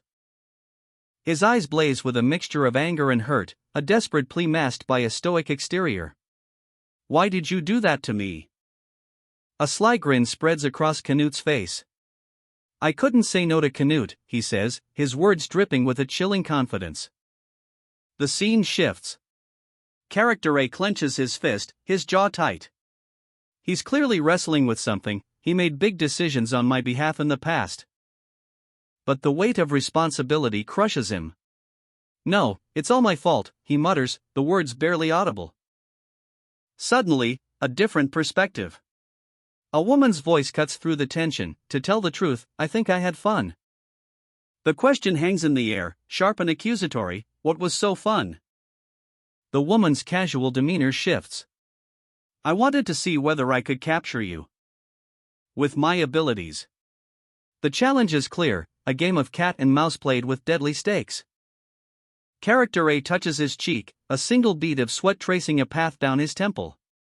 Doubt clouds his eyes. And a chilling realization dawns. And I was a bit curious about your face under the mask, too. The woman's hand hovers over the intercom, her dark nails glinting in the dim light. The image on the screen shows Character A, a smirk playing on his lips. A sly smile plays on her lips, a subtle hint of triumph in her eyes. Character A, his face etched with worry, is caught in the harsh glare of a single light source, the weight of the situation pressing down on him. His eyes, wide with apprehension, dart around the room, searching for an escape, a solution, anything to break free from this suffocating tension. Canute, the mastermind behind this trap, approaches with a chilling calm, his movements precise, deliberate, a predator toying with its prey. Click, the device on his wrist glows ominously. So it finished charging. The sudden surge of power sends a jolt through Character A palpable shockwave of energy radiating from Canute's device. Don't ever do that again. Despite the near-death experience, Canute's demeanor remains unchanged, almost amused. Ah, alright. I'm sure he's got his reasons. Character A, his heart still pounding, makes a silent vow, I have no intention to unmask him when he hates it so much. He'll play alone, for now. He steals his resolve. I'll be sure to tell Canute to back off. Should I make him come by and apologize? Canute's response is unexpected, a surprising twist. It's alright. I wanted an apology from you.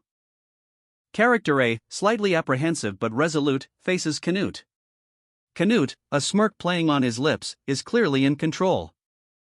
The air crackles with tension, a sudden, sharp movement. Canute's hand shoots out, a blur of motion. And Character A is incapacitated. His eyes widen in surprise. A fleet of helicopters descends upon a vast, imposing military base. Troops disembark, ready for action. The soldiers advance, their movements precise and unwavering.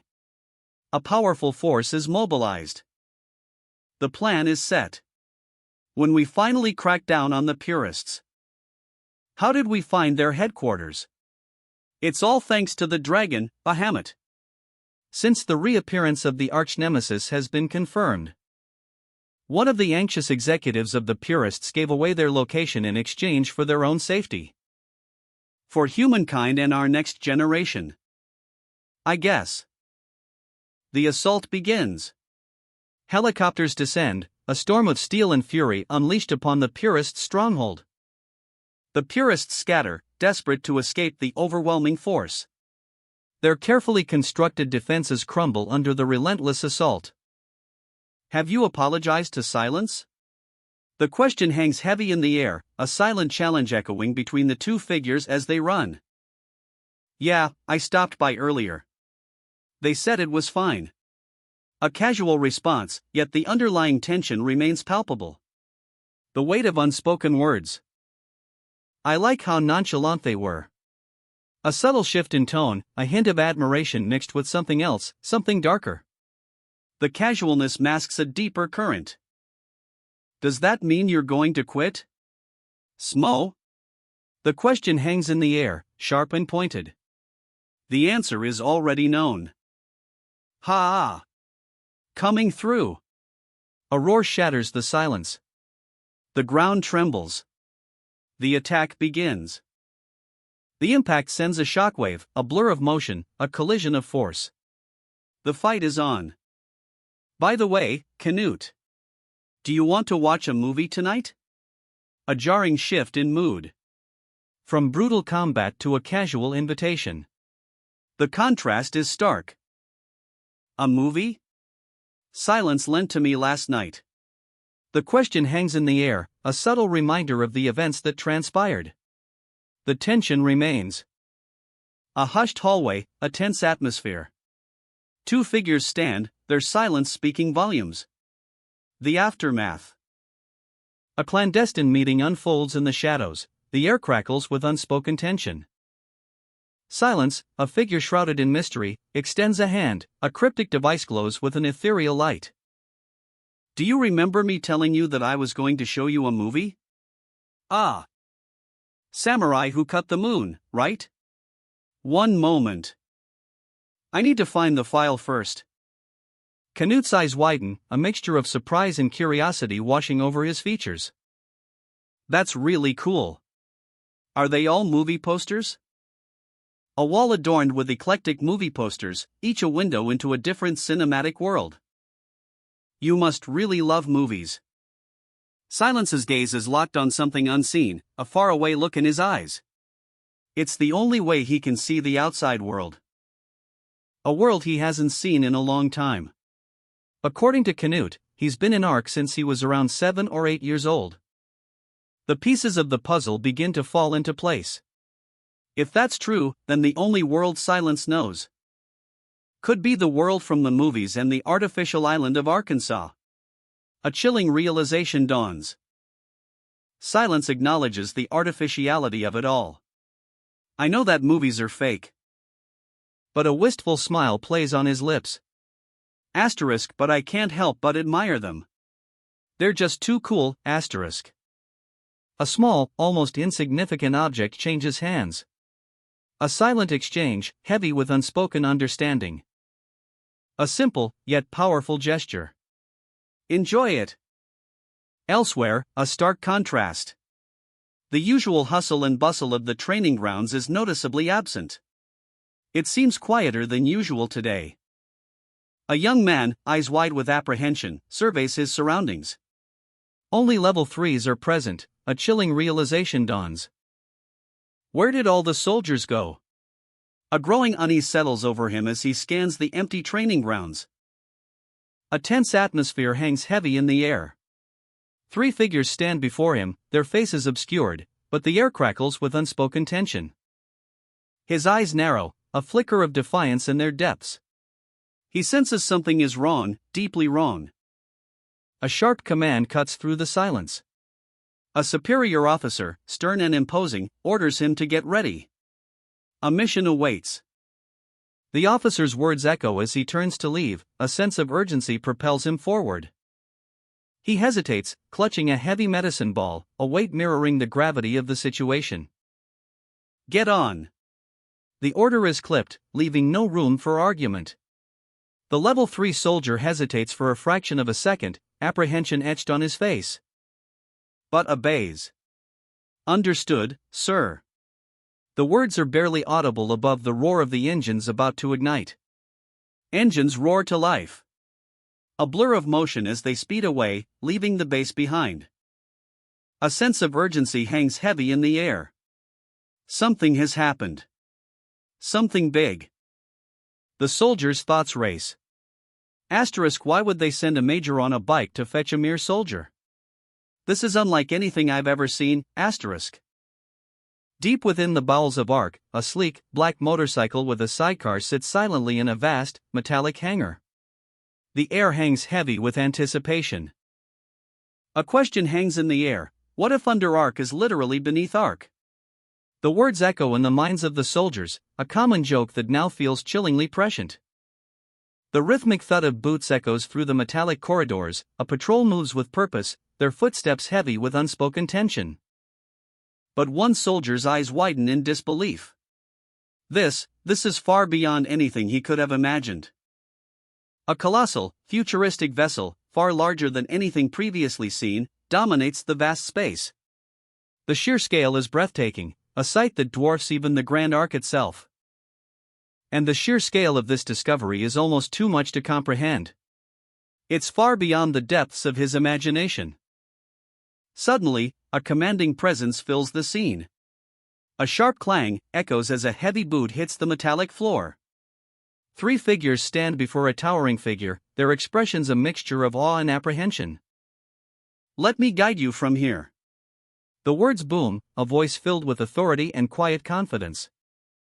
One soldier, his face etched with worry, whispers, "Chief of Staff, sir."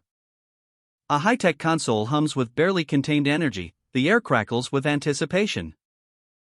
A hand reaches out, fingers dancing across the surface, activating a complex sequence.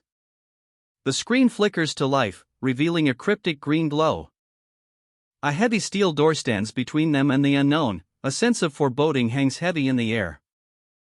2 figures approach, their footsteps echoing in the sterile corridor. Their boots strike the metallic floor with a rhythmic thud, thud, thud. The tension is palpable. The soldier hesitates, a flicker of apprehension crossing his face. So, what is the matter? I believe I am not allowed access to this area. Time is running out. The weight of the world rests on his shoulders. And he's led down a long, imposing corridor. The air crackles with anticipation. Every step echoes in the sterile silence. The imposing doors loom before them, a testament to the power within. "We're here, Li-Han," his escort states, his voice low and steady. A sense of foreboding hangs heavy in the air. The person they are about to meet is someone who commands respect, even from a distance. The chief of staff's eyes narrow, a flicker of apprehension crossing Li-Han's face. The tension is palpable. The name echoes in the silence: Jürgen Teller. a name whispered in hushed tones, a legend in the making. The grand hall awaits. An air of power and mystery hangs in the air. A place where destinies are decided. And then, a single word cuts through the silence: welcome. The imposing figure of Jürgen Teller sits behind a large mahogany desk, his piercing gaze fixed on Li Han. A palpable tension hangs in the air as the chief of staff and a soldier stand guard. Are you Li Han? The question cuts through the silence, sharp and demanding. Teller's face, etched with age and power, fills the panel. His eyes, though seemingly calm, hold a depth of untold experience and hidden power. A close-up on Teller's hands, revealing the subtle tremor of age, yet the strength that remains. Come closer, he commands, his voice a low rumble. Li Han, apprehensive but resolute, approaches. His eyes dart around the room, taking in the opulent surroundings and the imposing presence of Teller. The 4-line in his arm is a stark reminder of his recent ordeal. There's no need to be nervous. Teller's words are meant to reassure, but his gaze remains intense, unwavering. As Li Han extends his hand to shake Teller's, the chief of staff watches with keen interest. The soldier remains vigilant, his hand resting near his weapon. Their hands meet, a strange energy crackles between them, a web of crimson light pulsates, enveloping Li Han. A wave of disorientation washes over Li Han. His eyes widen in shock and confusion. What is this? The crimson energy intensifies, pulling Li Han into its depths. The scene ends with Li Han's face contorted in a mixture of fear and wonder. A surge of energy, a kaleidoscope of light. Li Han's body is enveloped in a blinding glow. Jürgen Teller's voice booms, "This is the place within you, and that's your true self."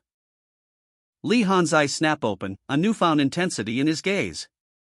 Jürgen Teller observes, "You've calmed down quickly." Truly, it's just as I've heard. Though you may be young in age, you really are incredible. A compliment, yet laced with an undercurrent of something else. Jürgen Teller leans closer, his voice dropping to a near whisper, "Has your environment molded you that way?" His eyes gleam with an unsettling light. The question hangs heavy in the air. Would you let me take a look inside? A hand reaches out, a looming shadow over Li Han's face. Li Han's eyes widen, a mixture of fear and fascination. The touch is imminent. A surge of energy, raw and untamed, erupts from Li Han. Crimson tendrils of power crackle and writhe. Arcs of energy lash out, forming a cage of pure power around him as Jürgen Teller watches, a glint of curiosity in his eyes. The energy transfer intensifies. Li Han's body strains under the pressure, a pained grimace twisting his features. The chief of staff observes the spectacle, his expression unreadable. Li Han, his face contorted in agony, struggles against the overwhelming force. But Jürgen Teller remains calm, his gaze unwavering as the energy flows. The room is charged with anticipation. Li Han gasps, his eyes wide with a mixture of fear and bewilderment. What is happening to me, he thinks, his mind reeling. The chief of staff's voice cuts through the charged silence. What have you done? The chief of staff confronts Jürgen Teller, his anger barely contained. How dare you, he roars. Jürgen Teller responds calmly, "It's all right, chief." Jürgen Teller explains, that's an expected reaction from him. He's sensitive and has thick walls around his mind. Li Han, still reeling from the experience, stands defiantly before Jürgen Teller, his fists clenched. Even the most powerful telepaths are baffled, the secrets within Li Han remain locked away. The chief of staff's gaze hardens as he confronts Jürgen Teller and the soldier. The weight of the situation bears down on them. Jürgen Teller calmly explains the situation, his words precise and measured. The soldier's concern is palpable. Jürgen Teller's eyes, sharp and intense, pierce through the tension. His expression is one of grim determination. The chief of staff's suspicion intensifies as he observes Jürgen Teller. The weight of his words hangs heavy in the air. Li Han, his back turned, stands silently. A sense of foreboding hangs in the air. And then, a blinding flash of light. The second-generation psychoframe is activated. Li Han's eyes widen in shock and disbelief as the power surges through him. The transformation is complete. Exhaustion washes over Jürgen Teller, the energy transfer takes its toll. His body trembles slightly. The chief of staff, his anger barely contained, orders Jürgen Teller to leave. The tension remains palpable. A hushed concern hangs in the air. Does Commander Jürgen have psychological issues? The question hangs, heavy with unspoken implications. Jürgen's response is curt, a sharp edge to his voice, "That's none of your business." The chief of staff's order follows, firm and silencing, "You will not disclose anything you've seen today." A soldier's quiet observation, "Of course. I just wanted to confirm it. That's all." A close-up on Jürgen's wrists reveals the brutal truth, deep, angry scars from restraints. The details are chilling. On top of that, doors to his room lock from the outside. An old man's grim assessment, it seems the time frame when Commander can maintain his sanity is quite limited. The explanation for the restraints is revealed, a chilling truth, so that is why his wrists are usually cuffed and. The chief of staff's sharp interruption cuts through the air, "Stop. Don't mention any more." The chief of staff's fury is a tangible thing, a storm brewing in his eyes as he glares at the young soldier. His voice is a thunderclap, silencing the room. "Do you want to brag about how smart you are?" The chief of staff's face contorts in a grimace of barely controlled rage, the pressure is almost visible. A sterile, high-tech medical bay. Monitors beep rhythmically, a stark contrast to the gravity of the situation. The commander's time is running out. In a dimly lit room, the commander sits bound, surrounded by shadowy figures. Even in captivity, his power is palpable. He analyzes documents, plotting Ark's next move. The chief of staff's voice cuts through the silence, heavy with unspoken implications. "He spent his precious time on you today." The chief of staff's finger jabs towards the soldier, his eyes burning with intensity. "Do you know what that means?" The weight of the words hangs heavy in the air, the soldier's fate is sealed. The second-generation psychoframe allows a soldier to fight dragons on equal footing. But there's a chilling twist, a stark revelation. Reinforced soldiers are just as much of a threat to humankind as dragons. The soldier's eyes widen, reflecting the horrifying truth dawning on him. A fist clenches, knuckles white. The weight of the world rests on these calloused fingers. And in the depths of those eyes, a chilling truth is reflected. Jürgen Teller's gaze burns with an unsettling intensity. "Whether I was someone who would harm humans or not." The chief of staff sighs, a weary weight in his voice. "Anyways, just know that it was an extremely difficult decision." Eyes blazing, a storm gathers within. The soldier's fury is palpable. To leave everything in the hands of a child. The chief of staff's words hang heavy in the air. His gaze falls upon the young soldier, a mixture of regret and grim determination etched on his face. Who just turned 10 years old. His back is turned, but the chief of staff's frustration is evident. "You're rubbing salt into my wound." Even the chief of staff, hardened by years of conflict, cannot escape the truth. A monstrous visage erupts, crackling with dark energy. A horrifying reminder of the terrible cost of war. That we are leaving humanity's future in the hands of children, as cruel and embarrassing as it may be. But perhaps we were looking for a child like you this whole time. A superhuman we could rely on without any guilt, despite the burden we would place on them. The weight of the world rests on his shoulders. A young man, eyes sharp, stands resolute. His uniform speaks volumes, 3 stars gleam on his shoulder, a symbol of authority and power.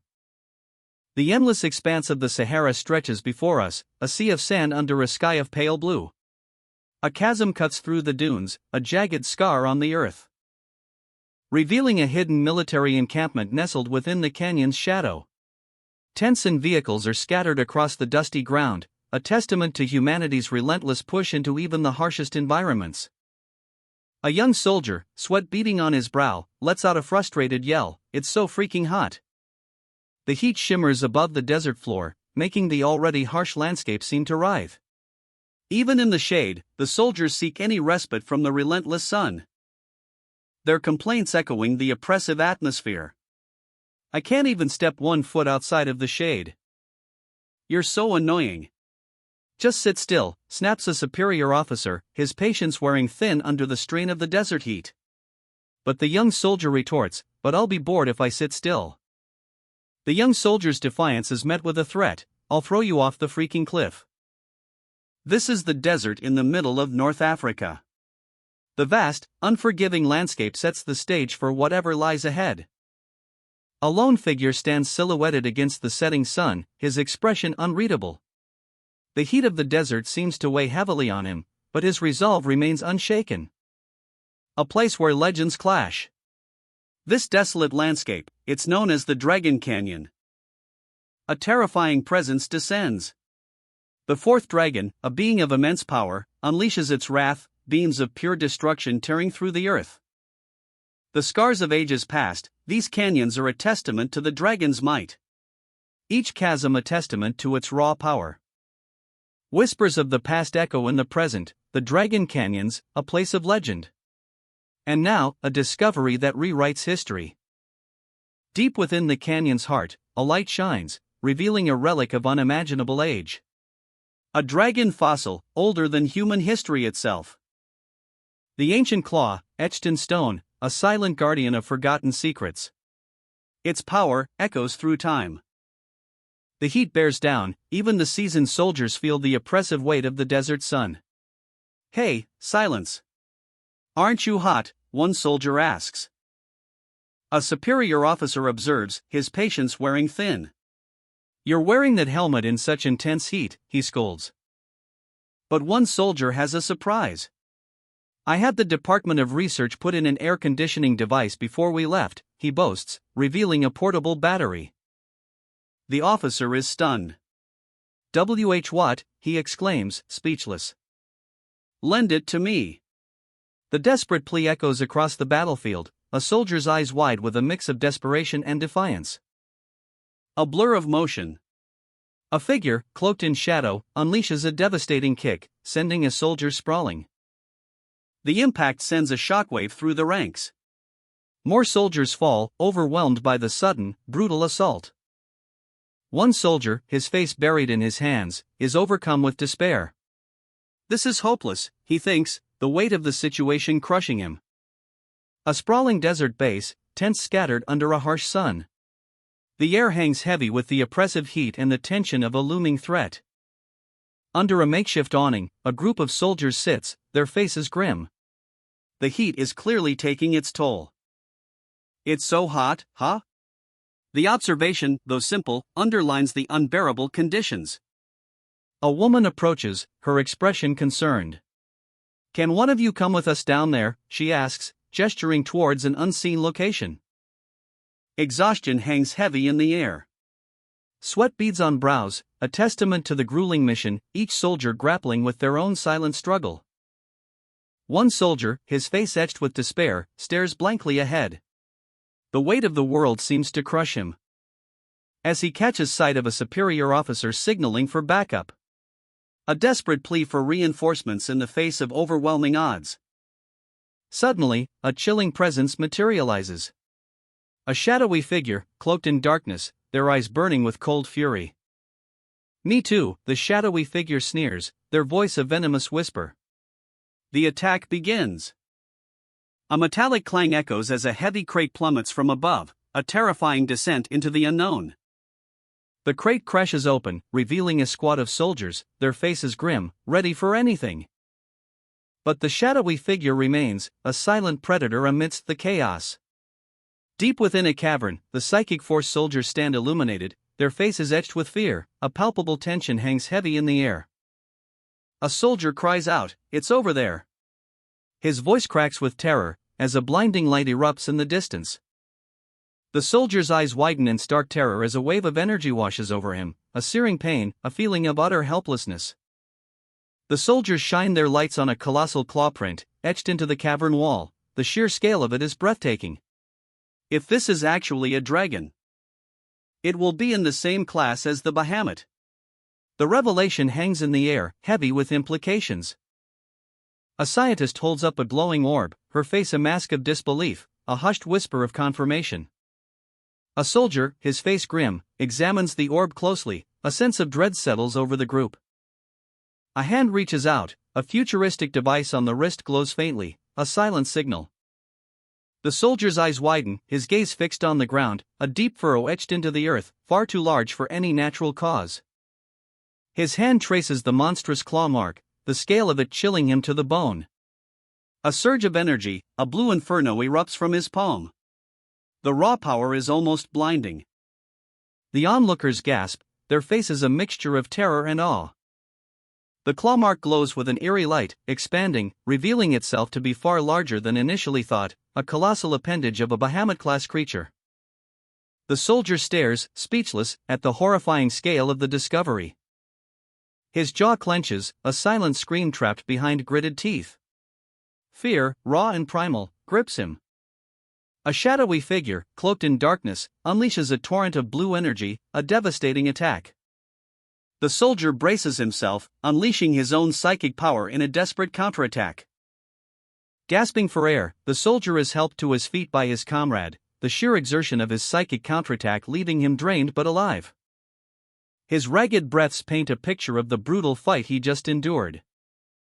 The superior officer's jaw drops, his eyes wide with disbelief as he takes in the scene. Incredible!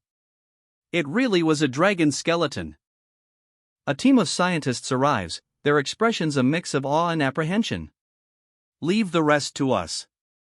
Good work. The soldiers are carefully lifted away, a heavy metal grate creaking open above them. The weight of their discovery settling upon them as they ascend. The soldier's eyes widen, his face etched with dawning horror. Impossible, if that's a dragon fossil. A terrifying thought takes root in his mind. Had already existed, before humanity? A gloved hand reaches into the earth, disturbing the ancient dust, a faint glow emanates from below. A guttural roar erupts from the depths. The ground trembles violently. The soldier's eyes widen in disbelief, his jaw dropping as he witnesses the unearthly spectacle. While his superior officer and fellow scientists react with a mixture of fear and fascination. The air crackles with tension. What's going on? The scientist's voice is filled with a rising panic. Terror grips one of the scientists as a monstrous, pulsating growth erupts from his arm, a horrifying transformation begins. The creature writhes and expands, its grotesque form taking shape with sickening speed. Someone, please take this thing off of me. His desperate plea hangs in the air, a testament to his utter helplessness. The parasitic growth continues its relentless advance, its tendrils spreading like a malevolent vine. It's getting bigger. His scream is cut short by the overwhelming horror of his situation. Do something. The desperate plea echoes as the creature lunges. A hail of bullets rips through the air. The creature barely flinches. Its monstrous form absorbing the impact. More shots ring out, but it's no use. Too late. It's already swallowed him whole. The horrifying truth dawns. A desperate order cuts through the chaos. Everyone, get on the elevator immediately. Panic grips the soldiers as they scramble for safety. Shit. That's a death worm. The creature's true nature is revealed, its horrifying form striking fear into their hearts. Death worm. The name hangs heavy in the air. A chilling realization washes over him. According to what I learned at ARC, it'll soon become a pupa in order to transform. The soldier's knowledge offers a sliver of hope. But time is running out. We need to get back up right now. A frantic plea cuts through the chaos. Izzy squad, can you hear me? The soldier's grip tightens on his wristwatch communicator, his face etched with terror. As a booming voice bellows from above, everyone, arm yourselves and get ready for battle. The elevator car descends, carrying a squad of soldiers into the heart of the unknown. A grotesque, pulsating mass of flesh and teeth erupts from the darkness. The deathworm's multiple eyes gleam with predatory hunger. A sickening thud echoes through the chamber. The soldier's eyes widen in horror. His breath hitches in his throat as the horrifying truth dawns on him: our opponent is a single deathworm. He frantically activates a device on his wrist, a desperate attempt to counter the threat. A surge of green energy erupts as the deathworm begins its terrifying transformation. That's about to transform into the second form. The creature's form shifts, growing larger, more menacing. Keek! The earth trembles, a monstrous screech tears through the air. A horrifying creature bursts forth, its form a grotesque parody of nature itself. That was fast, it's already hatched. His eyes widen in disbelief. The creature's shadow falls upon the facility, a chilling omen of the chaos to come. The ground shakes violently, a terrifying power is unleashed. Ah! It's coming this way! Panic erupts as the monstrous form draws closer. Its gaping maw, a terrifying abyss of teeth and shadows, promises destruction. Ah! Save me! The screams of terror echo through the facility as monstrous claws tear through the defenses, leaving a trail of carnage in their wake. From the depths of the elevator shaft, it emerges, a monstrous, insectoid horror, its chitinous limbs scraping against the metal walls. Screams erupt as the creature bursts forth. Panic grips the soldiers. A wave of terror washing over them as its grotesque form is revealed. The unnamed protagonist watches, his eyes wide with disbelief. Claws slash, bodies are thrown aside like ragdolls. The monster's attack is swift and brutal. Another sickening crack as the creature's power is unleashed, a horrifying display of strength. Amidst the chaos, a voice cuts through the screams. Calm down. Please. The elevator plummets, the ground rushing up to meet them. Eyes narrowed, the protagonist's resolve hardens. Everyone, listen up. A grim assessment: we must determine the bastard's movements and behead it as soon as possible, and we must avoid losses at all costs.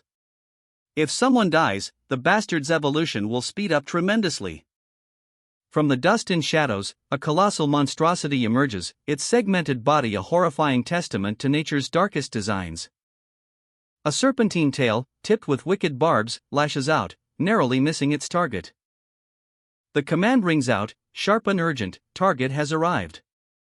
Everyone, move. A crack team of soldiers sprints across the desolate landscape, weapons raised, their determined faces grim. One soldier yells, "Over here, you monster," as the beast descends upon them. A hail of bullets rips through the air, a furious barrage against the monstrous threat. But the creature remains unfazed, its hide impervious to the assault. A soldier mutters, "Tisk, I guess firearms don't work." The blond soldier, a whirlwind of motion, charges into the fray. His eyes, narrowed with fierce determination, scan the battlefield. A thunderous impact erupts as he unleashes a devastating blow. The very air crackles with energy. He connects, sending a shockwave through the enemy ranks. But the enemy retaliates. "Shit, that hurts," he cries out, a searing pain lancing through his arm. A monstrous claw tears into his flesh, green energy sparking from the wound. "Dmitri, get the tail," he shouts, his voice strained but resolute. Dmitri bursts into action, a golden aura surrounding him as he charges forward, a blinding flash of light. The impact is earth-shattering. A deafening roar echoes across the battlefield. The force of the blow sends tremors through the ground. The unnamed protagonist unleashes a devastating blow. A shockwave of raw power erupts. The monstrous creature reels from the impact, its massive body momentarily stunned. The ground trembles under its weight. Dmitri, seizing the opportunity, charges forward. A green aura crackles around him as he launches his attack. His movements a blur of speed and precision. The psychic soldier's eyes blaze with determination. Meanwhile, another member of the psychic force prepares for action. A grim set to his jaw, he grips his weapon tightly. A high-tech projectile whizzes through the air, aimed with deadly accuracy. The target, the creature's vulnerable underbelly. Dmitri's attack connects. He slams his weapon into the creature's flank with earth-shattering force. A roar of pain echoes across the battlefield as the creature writhes in agony. His strike is a desperate gamble, but it might just work. With a final, furious surge of power, Dmitri delivers the finishing blow. The creature's body convulses violently. And then, with a deafening crack, it collapses. Victory is theirs. The monstrous creature, a grotesque fusion of chitin and shadow, lashes out in a desperate flurry of attacks. Its many limbs flail, each strike capable of shattering bone. But the unnamed protagonist, despite his injuries, stands defiant. He expertly dodges the creature's attacks, his spear a blur of motion as he seeks an opening. Li-Han, paralyzed by the creature's earlier assault, watches in horrified fascination as the battle rages on. Li-Han, the bastard has been paralyzed, shouts a comrade, his voice filled with a mixture of fear and grim determination. The protagonist lunges, his spear aimed for the creature's heart, but the beast's thick hide deflects the blow. A searing pain shoots through his hand as his spear is caught in the creature's claws. Blood blossoms across the sand. Silence. I'll leave the rest to you, he commands, his voice strained but resolute. Dmitri, ever reliable, nods grimly, his eyes burning with a cold fire. He prepares for his final assault. A burst of purple energy erupts from Dmitri's hand as he unleashes a devastating psychic attack. The creature roars in agony as the energy tears through its defenses. The creature's final moments are a spectacle of destruction. Its body convulses, its limbs flailing wildly as it is torn apart from the inside out. A final, earth-shattering explosion rocks the desert, leaving behind only dust and the lingering scent of ozone. Victory is theirs, hard-won and brutal. The monstrous centipede rides, its chitinous plates gleaming under the harsh desert sun. A desperate battle rages. Our protagonist, wounded but defiant, leaps into the fray, a blur of motion. A furious clash of steel against chitin. The ground trembles with each impact. A wave of purple energy erupts as Dmitri unleashes a devastating attack. He activates Blink, the falling speed bonus amplifying his power. A crimson flash cuts through the air. The centipede's tail is severed. The creature's movements falter, its reign of terror is over.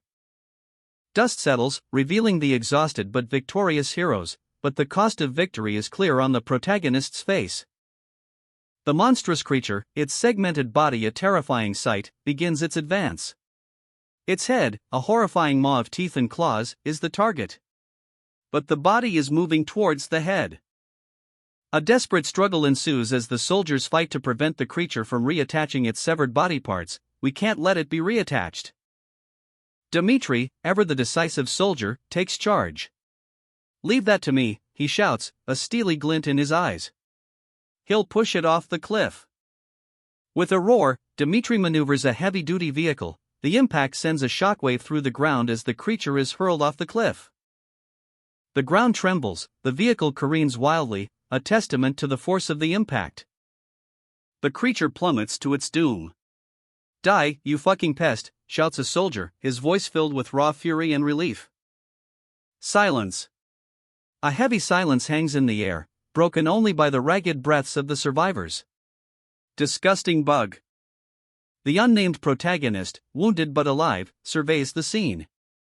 Li-Han lies paralyzed nearby, a stark reminder of the battle's brutality. Don't approach it.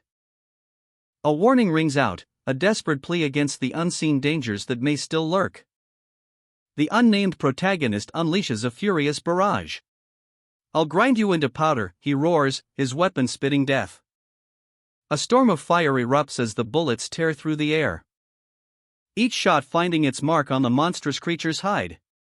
The impact of the assault is deafening. Dmitri, eyes wide with grim determination, prepares for his next move. And with a mighty heave, he plunges his spear into the creature's vulnerable underbelly. The beast shrieks in agony. Li-Han, paralyzed with fear, can only watch as the battle rages around him. Asterisk, these stupid amateurs. Asterisk, he spits, his voice laced with venom. His frustration boils over as he witnesses the creature's demise. Asterisk, they should have just stayed put instead of interfering. Asterisk. A final, explosive burst of energy. The creature's body explodes in a shower of gore and ichor. The unnamed protagonist, wounded but alive, stares at the aftermath. Wings, it has reached its third form, he gasps, his voice strained. The psychic force is mobilized. Simon, a soldier etched with determination, receives orders: silence. Prepare for aerial combat. The monstrous creature descends, a terrifying shadow against the sky. Twin blasts of energy erupt as the soldiers unleash their fury. A devastating blow. The creature reels from the impact. The battle rages across the desolate landscape. Explosions rock the ground as the soldiers fight back against impossible odds. A desperate struggle for survival. A brutal counterattack. The creature's wing is torn apart in a flash of light and fury. Dmitri seizes the opportunity, his attack a blur of motion, the final blow. The soldiers stare in disbelief, their faces a mixture of exhaustion and triumph, but the danger isn't over yet. The creature, wounded but not defeated, attempts a desperate escape. It's escaping. The desperate cry rings out, a stark reminder of the looming threat. The stakes are higher than ever. Failure means more casualties. The fight is far from over. Simon, the aerial ace, is locked and loaded, his weapon gleaming under the harsh desert sun. He's ready for anything. And with a burst of energy, he launches himself into the air. A blue aura surrounds him as he takes flight. Meanwhile, on the ground, the battle rages on. The unnamed protagonist, wounded but unbowed, swings his weapon with ferocious determination. A desperate strike aimed at the heart of the monstrous creature. His eyes burn with a fierce resolve. The creature roars in pain as the attack connects, a thunderous sound that shakes the very earth. Its massive form recoils from the blow. But it's not over yet. The creature, wounded but still powerful, lashes out with its tail, a deadly weapon of immense force. With a mighty roar, the protagonist unleashes a final, devastating blow. The impact sends a shockwave through the air.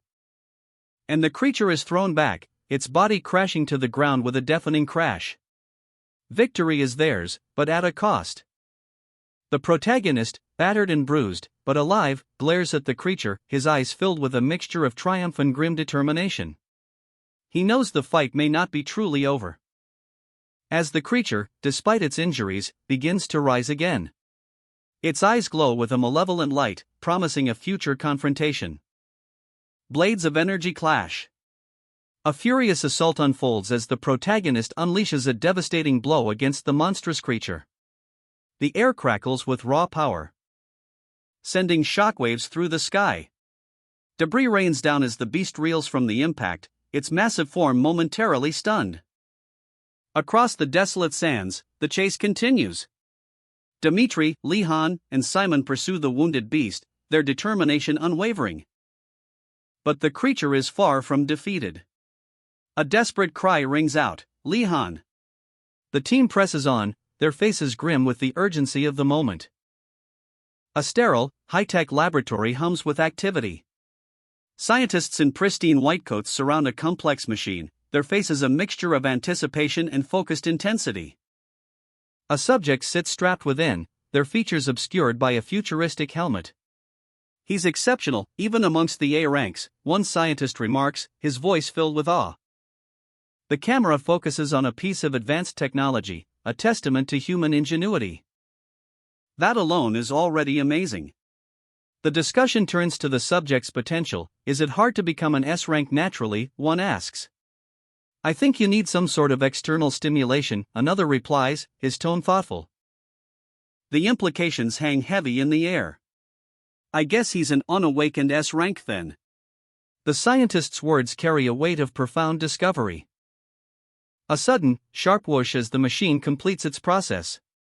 Test completed. The digital readout blares. The tension breaks.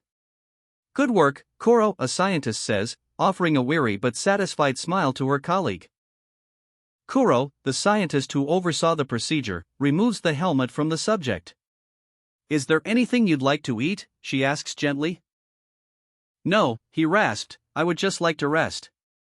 A weariness hangs heavy in the air, a stark contrast to the high-tech medical base surrounding him.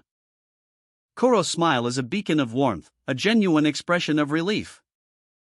Then, a gentle suggestion, let's return to your dorm. His eyes, though, tell a different story. A storm brews beneath the surface. A chilling thought crosses his mind, her kindness is fake. His suspicion hardens into a cold certainty, her attitude will change as soon as I become useless. The weight of his vulnerability settles upon him. Down a sterile corridor, a stark announcement, the test schedule is nearly over. A quiet promise, barely audible, you'll advance to level 3 soon. Level 3. The words hang in the air, heavy with unspoken implications. His gaze sharpens. A vow, born of defiance and a newfound resolve, I'm going to protect you now. Since I have the power to do so. A monstrous winged creature plummets from the sky, a trail of noxious green slime marking its descent. Li Han, surrounded by soldiers, braces for impact. The ground trembles. With a blur of motion, he swings his weapon, a mighty staff, with earth-shattering force. The staff connects with the beast, a sickening crunch echoing across the battlefield. Green ichor explodes as the creature is sent flying, its wings broken. The impact of the blow creates a shockwave that rips through the earth itself. The creature crashes to the ground, defeated. Dust and debris settle, leaving behind only a crater and the lingering stench of decay. Gasping for air, Li Han clutches his side, the remnants of a brutal battle clinging to his clothes. His eyes fixated on a glowing orb in his trembling hand. A surge of energy pulses within it. An airbit? The very technology that could turn the tide of this war. Suddenly, figures emerge from the swirling sand, reinforcements arrive. Li Han. He collapses, relief washing over him as he whispers, Simon saved me. Are you all right? I'm fine. The soldiers rush to his aid, concern etched on their faces. The monstrous remains of the winged beast lie scattered across the battlefield, a testament to Li Han's incredible strength. A grateful Li Han offers a simple, heartfelt, thanks, Simon. But Simon's gaze is far from grateful. Goddamn local soldiers, he mutters, a simmering resentment building within him. Li Han, battered but alive, stumbles across the desolate beach. His breath hitches in ragged gasps, a silent testament to the brutal fight he just survived. In the distance, the soldiers stand, their faces etched with a mixture of concern and suspicion. Simon, his features sharp with anger, watches Li Han struggle. A question hangs heavy in the air, asterisk, is this always how he is? Always so furious, asterisk. The tension between Simon and Li Han crackles. Simon's frustration is palpable, Li Han's exhaustion is evident in the way he clutches his side, a silent plea for help. A stark, modern cityscape looms. The camera pans to a presentation, revealing a report on Kronos, a dragon whose fossil has recently been unearthed. The implications are vast. A discovery that dates back to the Cretaceous period. The implications are staggering, sparking intense speculation about the origins of dragons. But the focus shifts. A commanding voice cuts through the scientific discourse, enough about the origin of dragons. What matters is that we can now produce more dragon weapons. The speaker's words hang in the air, heavy with unspoken consequences. The implications of this new technology are far-reaching, and the potential for misuse is terrifyingly clear. A high-ranking officer, his face etched with grim determination, announces their plan, we're planning on awakening her. His eyes blaze with a fierce intensity as he delivers the news. But a soldier lies on the floor, his face pale with worry. The weight of the situation is palpable. A hushed question hangs in the air, is that the commander's order? The officer's voice cracks with barely contained fury, isn't it too early? His outburst ignites a firestorm. Hey, Red! Calm down, shouts one soldier, but the officer's rage is uncontainable. What kind of insolent, shut up! The officer is tackled by his fellow soldiers. A desperate struggle ensues. As the gravity of their actions, and the lack of a cure, sinks in. We still don't have a cure. Panic erupts. Shit, calm him down, a soldier yells, as the scene descends into chaos. John Red, his face a mask of barely contained fury, grits his teeth. The weight of his unspoken rage is palpable. A storm brewing behind his eyes. Everyone, hold him down, the desperate shouts echo in the chamber. But the subject's power explodes. A wave of raw energy erupts from him, throwing back his captors. Get lost, all of you. The air crackles with heat as fiery tendrils lash out, scorching the soldiers. Ah! Heek! Their screams are cut short by the inferno. John Red, his face contorted in a grimace of exertion, struggles against the subject's overwhelming power, a clash of wills, a battle of titans. The raw, untamed fury of the subject is unleashed. A red-hot maelstrom of energy engulfs them both. With a mighty heave, John Red throws the subject to the ground, the impact echoing through the chamber. A brutal, desperate act of control. Gasping for breath, John Red stares down at the subject, his voice strained. Get a hold of yourself, John Red. The subject, eyes blazing, fights against the restraints. Are your feelings more important than the cause? The weight of the situation crashes down on John Red. Bahamut and Kronos, everything we've faced was unpredictable. John Red, his face a roadmap of recent battles, eyes squeezed shut, the weight of his actions pressing down. A single trickle of blood tracing a path down his jaw. The aftermath of a brutal struggle. He stands before his superiors, the words "I'll cool off" in solitary confinement hanging heavy in the air, a stark contrast to the grim determination etched on his face. His superior's response, "There's no need. It's not like I don't understand how you feel." A moment of unexpected understanding.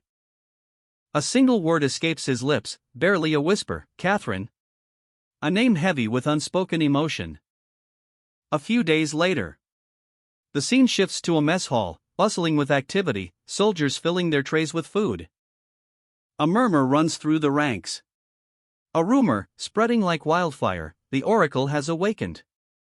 The soldiers whisper amongst themselves, their faces a mixture of awe and apprehension. Is this the person who can foresee the future? The confirmation hangs in the air, heavy with implication. Yeah, I heard they awoke pretty recently. Silence. Have you seen them? A skull-masked figure sits amidst a mountain of pastries, a fork poised midair, a glint of mischief in their eyes. You bastard, how can you eat all of those things? A voice, laced with disbelief and a touch of nausea, cuts through the sugary sweetness. A figure emerges from the shadows, a blur of motion. It's the oracle. The soldiers' gasps echo through the room, a mixture of awe and apprehension. What are you looking at? The sudden outburst cuts through the stunned silence. A wave of tension washes over the room. Have you never seen a human before? The oracle's voice is sharp, a hint of annoyance coloring her tone. That must be the oracle. I can't believe she's a girl. The soldiers' reactions range from shock to disbelief. Well, most of the psychers from our generation are male. A nervous stammer betrays the soldier's surprise. A skull-masked figure, casually enjoying pastries, their red eyes gleaming ominously. Those same eyes, a chilling crimson, focus intently. The masked figure stands beside a soldier, their presence radiating an unsettling aura. The soldier, visibly shaken, stares wide-eyed. A group of hardened soldiers exchange worried glances. She looks so young, yet she's from the first generation? Lehan's thoughts echo, the first generation is seen by Lehan. She seems to be 20 at most. How old was she during the war? A close-up on the skull mask, those burning red eyes, a silent threat. Then, a shift. A young woman with striking blue hair, calmly smoking a cigarette, her expression unreadable. I don't like that lady. She stands amidst a group of tense soldiers, her gaze sharp and unwavering. The air crackles with anticipation. A soldier approaches her, but she remains unmoved. The tension is palpable. A soldier's face, etched with suspicion, fills the panel. "What do you think you're doing here?" he demands, his voice tight with barely controlled anger. The blue-haired woman, a cigarette dangling from her lips, exhales a plume of smoke. "Ugh," she mutters, her eyes narrowed in annoyance. She snaps back, defiance blazing in her eyes. "I received my permission to be outside, so why do you care?" Her words dripping with sarcasm, she adds, "It's probably just a permit for a casual stroll, you idiot." The soldier lunges, enraged. "You must have a death wish." A blinding flash of golden energy erupts from the woman's hand, a sphere of raw power. The soldier, momentarily stunned, snarls, "Shut up and follow me, you dumb bitch." He grabs her, but she struggles. "Kya! Let go of me, who do you think you are?" She screams, "Ahhhhhh. Ah!" HOI, as she's dragged away. High Command observes, faces etched with grim determination. The weight of the situation bears down on them, the recent events have sent shockwaves through their ranks. Elsewhere, hushed whispers fill the air. Two soldiers discuss the blue-haired woman's brutal actions, their unease palpable. The mystery deepens. A soldier questions the woman's motives, wondering why Sergeant Red has taken such a strong interest in her. But a shocking revelation is about to shatter their assumptions. Sergeant Red's true nature is about to be unveiled. The rhythmic thud of boots echoes through the metallic corridor, a steady beat, relentless in its pace. A soldier, his face etched with worry, scans the empty space. Where did she go now? He turns, his eyes darting around. A figure is hidden in the shadows, observing him from behind a pillar. Her gaze is sharp, unwavering, a silent sentinel in the heart of the base. Alarms blare. A frantic voice crackles over the intercom, chaos descends. The command echoes through the sterile training chamber. "Are you ready, Li-Han?" Li-Han's silhouette is stark against the blinding light, a hint of apprehension in his rigid posture. His gloved hand closes around the hilt of a futuristic weapon, its surface humming with barely contained energy. He stands, bathed in ethereal light, a warrior poised for battle. The weight of expectation is palpable. The weapon rests at his side, a sleek, powerful extension of his will. A silent promise of the power he's about to unleash. A surge of energy courses through his veins. His eyes widen, reflecting the vibrant blue glow. The power I'm about to possess, The energy explodes outward, a breathtaking display of raw power. The very air crackles with anticipation. The second-gen psycho frame, a power beyond comprehension. How dare they try to contain her? The fury boils within, a caged beast straining against its bonds. And with a defiant stomp, she breaks free. Every step echoes with uncontainable power. Down a long, metallic corridor she walks, her back to us, a silhouette of simmering rage. The rhythmic thump-thump of her footsteps a relentless drumbeat of defiance. Gasping for air, muscles screaming in protest. Li-Han collapses, his training complete. The sheer exertion leaves him spent, but a new strength pulses beneath his skin. A triumphant cackle echoes through the room. The scientist's glee is palpable, his whole body shakes with laughter. He descends the steps, a smug grin plastered across his face. "I knew I picked the right guy," he declares, his confidence unwavering. The upcoming test, he assures Li-Han, will be a breeze. Li-Han, exhausted but resolute, wipes sweat from his brow. The weight of his training session is evident. A team of scientists, their faces grim, strategize in hushed tones, preparing for whatever comes next. His breath ragged, Li-Han struggles to catch his breath, the exertion taking its toll. A pointed question hangs in the air. "You're pretty close to Sergeant Red, right?" The scientist's gaze sharpens, his jovial demeanor replaced by a calculating intensity. "John Red," he asks, the name heavy with unspoken implications. Li-Han's eyes widen, a sudden tension gripping him. The scientist's next words send a chill down his spine. "Do you happen to know anything about the Oracle?" The scientist's expression shifts, a hint of worry clouding his features. I heard she has awakened recently, he whispers, his voice laced with unease. A cryogenic chamber, shimmering with an ethereal blue light.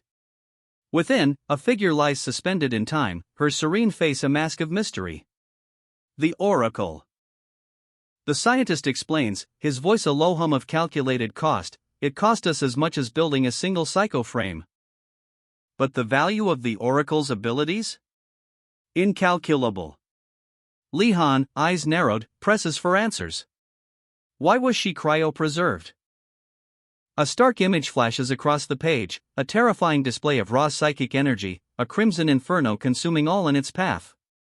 The cost of unchecked power. A grim reminder of those who awaken too soon. Their bodies, turned to stone, paid the ultimate price. The scientist continues, his voice heavy with the weight of unspoken tragedy. The Oracle is in a precarious state, she could die at any moment. Lee Han's curiosity is piqued. Interesting, Octo. Suddenly, a figure emerges from the shadows, the Oracle herself.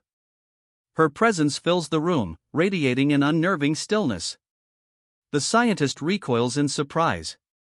Asterisk the Oracle? What is she doing here?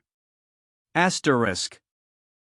The Oracle's gaze is unwavering as she approaches the scientist, her voice calm yet commanding. I wanted to ask you for a favor. Lee Han's eyes widen. A favor? What could she possibly want? Please give me a game console. I'm dying of boredom. The Oracle's demand hangs in the air, a handheld device materializing in her mind's eye. The scientist's apprehension is palpable, his brow furrows as he considers the absurdity of her request. Where would such a thing even be found within Ark? And why would he, of all people, be tasked with this? The Oracle's impatience boils over. You're the tech expert. If you don't have one, then make it. A sharp retort. The scientist sputters, what kind of nonsense is that? The Oracle's icy glare intensifies, her frustration evident. Lee Han observes the unfolding scene, his expression unreadable. A storm of conflicting emotions rages within him. The Oracle's grip tightens on the scientist's shirt. Lee Han steps forward, a silent observer amidst the escalating tension. Her gaze unwavering, her frustration giving way to a chilling determination. Lee Han's eyes widen slightly as he processes a startling revelation. You're from the second generation, right? Are you really in your early teens with such a body? His gaze lingers on her physique, a mixture of surprise and disbelief coloring his features. Oh my, take a look at these hard muscles. They're way too developed. How is that even fair? The Oracle's expression softens slightly. There's a shift in the atmosphere, the tension eases, replaced by a quiet anticipation. There's something I'd like to talk about. The Oracle leans in, a playful glint in her eyes. Do you want to go somewhere quiet? Lee Han, caught off guard, is quickly ushered away by a burly figure. Go, Lee Han.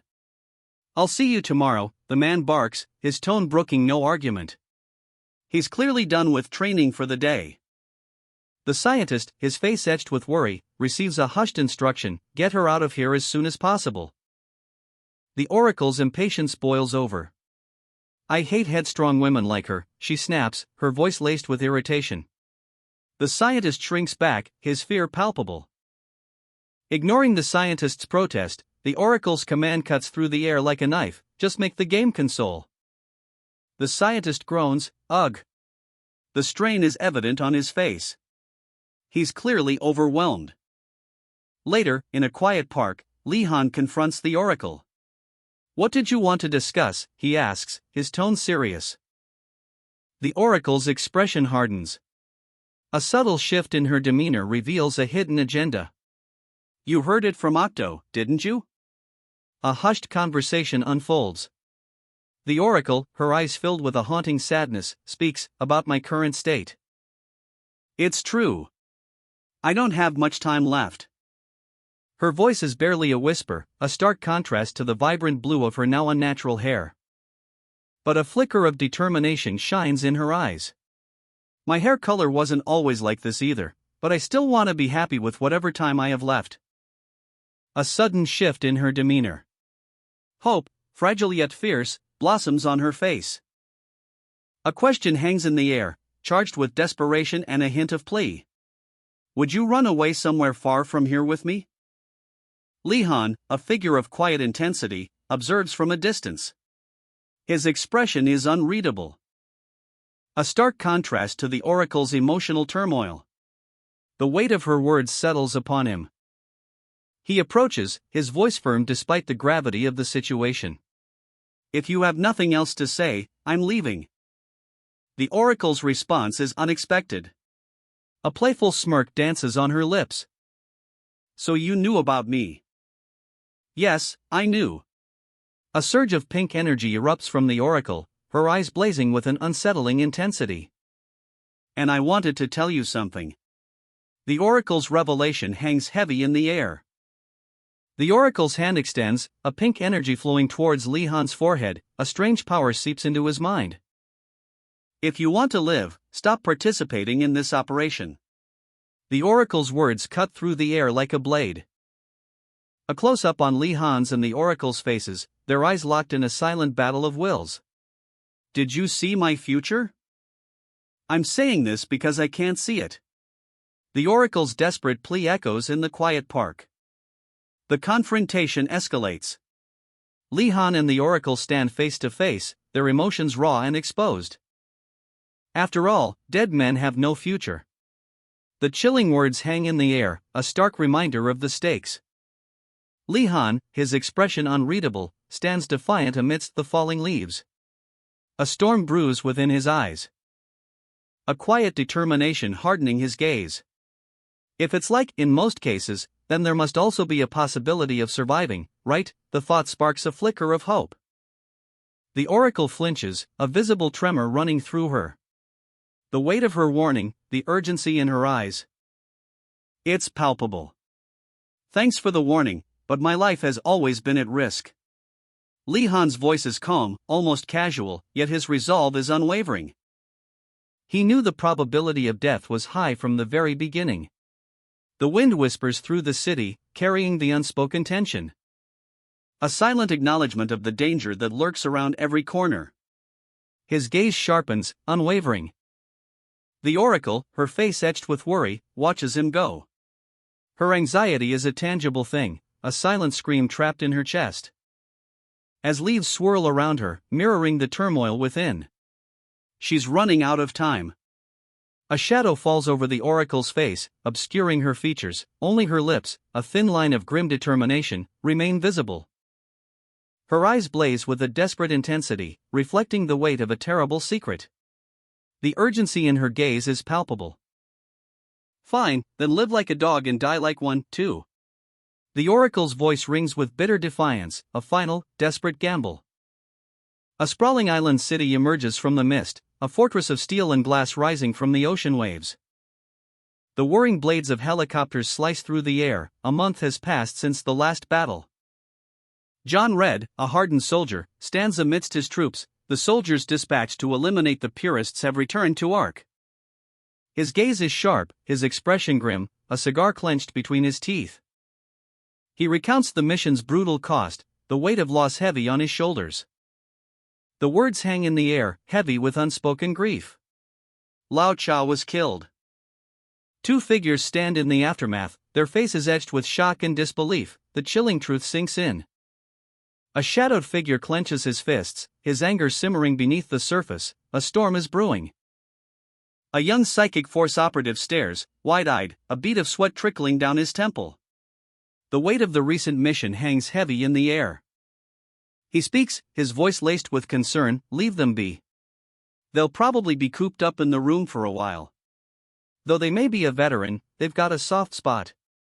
His gaze drifts upwards, towards the sky, a silent contemplation of the events that unfolded. John Red, a seasoned veteran, stands firm, a stoic figure amidst the turmoil. A cigar rests between his lips, a symbol of his hardened resolve. The young operative's voice cracks, barely a whisper. I can't believe it. His eyes well up, reflecting the profound grief and disbelief that consumes him. It feels as if he's still alive somewhere. John Red observes him, his expression unreadable. He asks, "Do you think this is a normal reaction?" The young operative's response is quiet, almost a confession, "I think. I feel much less sorrow than I used to." John Red takes a long drag from his cigar, his eyes narrowed in thought. The smoke curls around his face, obscuring his emotions. A ghostly image of a fallen comrade appears, his face etched with pain. John Red's voice is low, almost a murmur. "Who? You certainly aren't the most ordinary." John Red grips his staff, knuckles white, a storm brewing in his eyes. The raw agony of loss twisting his features into a mask of barely contained fury. "But if you were," a voice echoes, "you wouldn't have survived." A cryptic message, delivered like a cold slap to the face. Perhaps survival wasn't about luck, but about an unyielding spirit, a refusal to be broken. But rather because you've never stopped being you. The unnamed psychic force member stands, his gaze unwavering. "Let's go. The important test's waiting." A brisk walk, two figures against a backdrop of a clear sky. The weight of unspoken grief hangs heavy between them. A chilling warning cuts through the silence. If your heart becomes so dull that you lose your emotions, John Red's resolve hardens. You should at least try to remember this. A cold, metallic chamber. Lee Han stands alone, facing a daunting array of psychic force operatives. A voice booms across the room, "Lee Han, I hope you're feeling good today." The weight of expectation hangs heavy in the air. He grips his weapon, a nervous energy barely contained. "Just do as we did during the training and keep calm, okay? Don't be nervous. Take it slowly." But his inner voice betrays him, "I'm not nervous." A flicker of defiance. His impatience is palpable. "If anything, it's your impatience that makes me uneasy," the pressure mounts. A hushed whisper from the observing scientists, "That old man Smith is watching. I don't want to be humiliated." John Red and another figure watch from the shadows. It's not an item anyone can handle. He's bound to fail. A cruel judgment. That attention-seeking brat. You better not expect that prototype to become yours. The tension ratchets up. Lee Han stands, a figure of controlled power, the prototype weapon humming with energy in his grip. Its cyan glow illuminates his determined face, a stark contrast to the shadows lurking in the corners of the testing facility. "Trust me, I can do it," he mutters, a quiet affirmation against the rising tide of apprehension. The weight of expectation bears down on him, but his resolve remains unshaken. His eyes, blazing with a fierce blue light, reflect the intensity of the moment. "I need to do well," he thinks, the pressure palpable in the air. The test begins. A simple obstacle course unfolds before him. The test itself is fairly simple, a voice booms, walking, running, jumping. With a burst of speed, Lee Han launches into motion. His movements are a blur of controlled power, each step, each leap, a testament to his skill. But even these seemingly simple actions strain him to his limits. The weapon's power is immense, demanding absolute precision and control. Sweat beads on his brow, his breath ragged. The strain is visible, the effort immense. This isn't easy, he thinks, pushing himself beyond his perceived limits. The observers watch, their faces a mixture of awe and concern. "That's incredible," one of them gasps, witnessing the raw power Lee Han wields. A hush falls over the observation deck as the scientists watch, their faces a mixture of anticipation and apprehension. The air crackles with unspoken tension. The lead scientist's eyes, however, betray a deep-seated doubt. His gaze is intense, almost haunted. But Lee Han remains calm. "It's going well. This is the last stage," he reports, his voice steady despite the immense pressure. He grips his weapon, a futuristic energy cannon, his focus unwavering. "As long as I can hit the target." With a clack, the weapon locks onto its target. The energy builds, a palpable hum filling the room. Then, a blinding flash. A wave of searing energy erupts from the cannon. The impact is devastating. A shockwave rips through the testing chamber, shaking the very foundations, leaving behind a trail of fiery destruction. The test is a success. But the relief is short-lived. A look of pure terror crosses Lee Han's face as he witnesses the weapon's true power. What the hell? The cannon? A colossal explosion rocks the facility. Debris rains down from the ceiling, a catastrophic chain reaction unfolds before our eyes. Amidst the chaos, a voice cuts through the roar, Lee Han. Are you all right?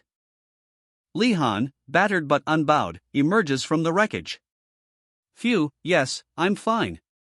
The suit absorbed all the shock. But a shadow crosses his face. But this was never part of the plan. Shit, that wasn't me. His eyes narrow, suspicion hardening his gaze. It's probably that goddamn geezer Smith. And there he is. Smith, a maniacal grin splitting his face, cackles, "Can you destroy it?" Lee Han prepares for another onslaught. A blinding flash erupts as he unleashes a devastating counterattack. His weapon, a sleek, dark blade, slices through the air, a precise, deadly strike. The impact. A shockwave rips through the air, sending another tremor through the facility. Fiery rings expand outwards in a breathtaking display of power. Lee Han, momentarily stunned, braces himself against the force. The battle is far from over. Lee Han deflects the attack with a burst of energy. The sheer force of the collision sends shockwaves through the facility. Multiple armored figures advance, their weapons blazing with fiery energy. A coordinated assault, precise and deadly. But Lee Han anticipates their movements, his eyes sharp and focused. He moves with impossible speed. A blinding flash of blue energy erupts as he counters, shattering the enemy's attack. The impact reverberates through the facility. With a powerful leap, he defies gravity, soaring through the air. What an incredible jump, someone shouts in awe as Lee Han reaches the ceiling, his movements blurring into a streak of motion. He grips his weapon, a surge of power coursing through him. That's the cannon's blind spot, someone observes as Lee Han expertly maneuvers to exploit the facility's weakness. With a final, devastating blow, Lee Han unleashes a torrent of energy. The resulting explosion rocks the facility to its core. The chain reaction Smith triggered is about to reach its catastrophic climax. The ground trembles. Lee Han counters Smith's attack with a force that shatters the very earth, unleashing a chain reaction of devastating energy. The air crackles with raw power. The shockwave expands outwards, a cataclysmic eruption of blue energy. Panic grips the onlookers. Fear etched on every face as the facility teeters on the brink of collapse. A cacophony of terrified shouts fills the air as the ground continues to shake violently. He. Amidst the chaos, a voice rings out, echoing with manic glee, "Ah! You're the best. The best." Lee Han, exhausted but resolute, plants his staff, bracing himself against the relentless assault of energy. The ground cracks further beneath his feet, the sheer force threatening to overwhelm him. "Amazing job, Lee Han. Ah. His body screams in protest, sweat beads on his brow. "I'm at my limit." From a distance, a reassuring voice cuts through the pandemonium, Yes. I'll come over right away." Ah. The city sprawls beneath a twilight sky, a monolithic building dominates the skyline, its windows glowing with an eerie light.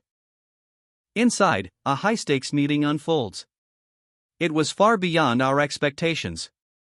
"Good work, Octo," a voice booms across the table. The tension is palpable. A curt response follows, "I'll review the additional budget request." The air crackles with unspoken power. Suddenly, chaos erupts. Fireball. Dragon punch. The sounds of a fierce video game battle fill the room, but something's not right. A triumphant shout rings out, "The prototype is mine now." The game is over, but the real battle has just begun.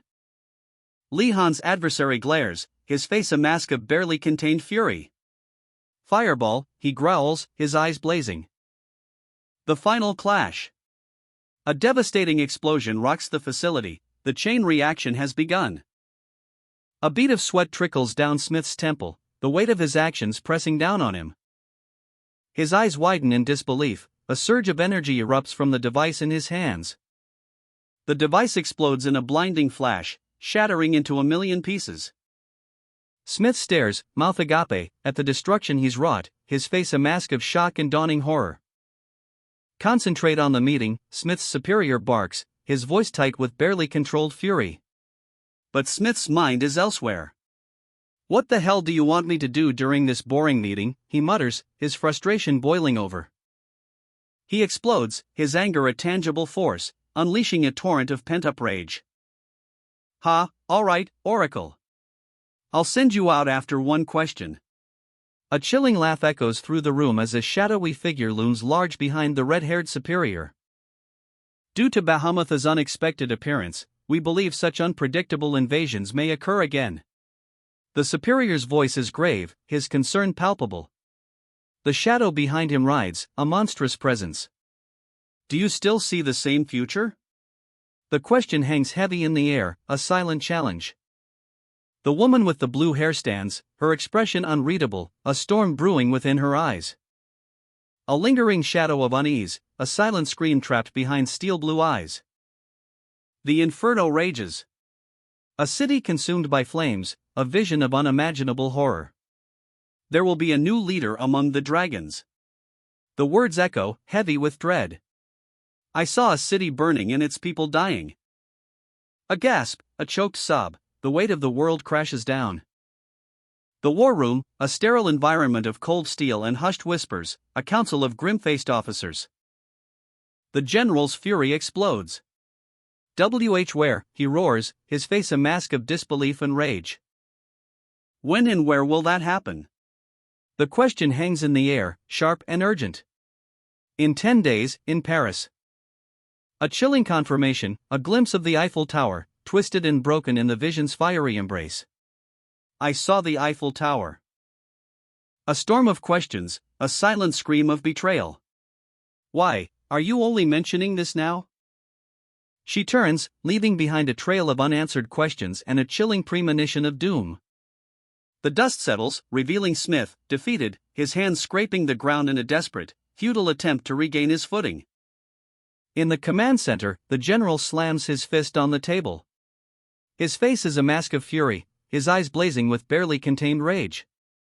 The weight of impending doom hangs heavy in the air. We have to make a move. Now! The general's voice, sharp and urgent, cuts through the tense silence. The fate of the world hangs in the balance. Arg! Let go of me! The scream echoes, a desperate plea against unseen force. A desperate struggle, a silent battle of wills played out in the cold, metallic corridors of a clandestine facility. The air crackles with tension. That hurts. His face contorts in a grimace of exertion, the strain visible in every muscle. A sudden burst of energy, a desperate attempt to break free. A brutal impact. A sickening thud reverberates through the cold metal. He stands, a silhouette of fury against the dim light, his jaw clenched tight. The woman lies broken on the floor. Her eyes blaze with defiance, a flicker of anger in the face of defeat. She will not be broken. A face contorted by rage, eyes blazing like hellfire, the blond man's fury is palpable. His voice, a raw snarl, cuts through the air. What the fuck is your problem? The woman with blue hair, defiant, meets his gaze. Why didn't you say anything before, she challenges. Her voice is a weapon, sharp and unwavering. Don't you already know the answer to that? A defiant declaration, because I don't care about the rest of the world. The blond man's anger simmers, his words dripping with contempt. Stop acting like a child, Catherine. You're not the only one sacrificing yourself here. He presses his advantage, a chilling question hanging in the air. Do you know how old the second-generation kids are? His hand descends, a shadow falling over her, the power dynamic shifts. At most, they're 12 or 13. The weight of that revelation crashes down. A glimpse into the brutal reality of their world. The blue-haired woman's voice rings out, sharp and defiant, and they're even risking their lives. The blonde man's response is a cold, brutal dismissal. So what? He overpowers her, his grip like a vice. The woman's defiance doesn't falter, even as she's subdued. A chilling smile plays on her lips as she whispers, "What a nice way to put it. That sure warms my heart." A fiery explosion erupts behind her, mirroring the turmoil within. Her anguished cry echoes, "What the hell do I have to sacrifice myself for? I won't even be able to live to see the next invasion." Tears stream down her face, a torrent of despair and rage. The weight of her sacrifice crushes her. A glimmer of hope flickers in her eyes, a desperate wish for a future she may never see. At least the rest of them have hope for the future. Hope that they will live in a peaceful world. But that hope is overshadowed by her own bleak reality. The blonde man stands over her, a monument to the cold indifference of fate. Where they have defeated dragons. Her voice cracks, raw with pain and disillusionment. Why should I care about my ability to see the future? When all she sees is an endless cycle of violence and despair? The final, heart-wrenching cry escapes her lips, "When I have no fucking future anywhere?" The blonde man's eyes, cold and unwavering, bore into the soul. A scar, a testament to past battles, bisects his brow. His gaze intensifies, a storm brewing behind those icy blue depths. Tears stream down the woman's face, a silent testament to her despair. "Are a good person," she whispers, the words choked with grief. Her voice cracks, a raw cry escaping her lips, "What a joke." She collapses, her shoulders shaking with sobs. The blonde man remains impassive, a statue of cold indifference. A furious outburst. "You fucking imbecile," she screams, her voice raw with pain and betrayal. Above the city of lights, a whirlwind of military helicopters descends. The Parisian skyline, usually bustling with life, is eerily empty. Below, a squad of soldiers marches through the deserted streets. Their boots echo in the unnatural silence. Seeing such an unscathed city is so refreshing yet strange, one soldier observes. The city's emptiness is unsettling. A palpable tension hangs in the air. The blonde soldier continues, "Now that all people have evacuated, it seems like a ghost city." His comrade adds, "I guess this place will be in ruins in about 7 days, huh?" A dark-haired soldier speaks, his voice low and serious. "According to the oracle's premonition, a dimensional gate and a dragon will appear in Paris in 7 days. The soldiers advance, their movements precise and efficient.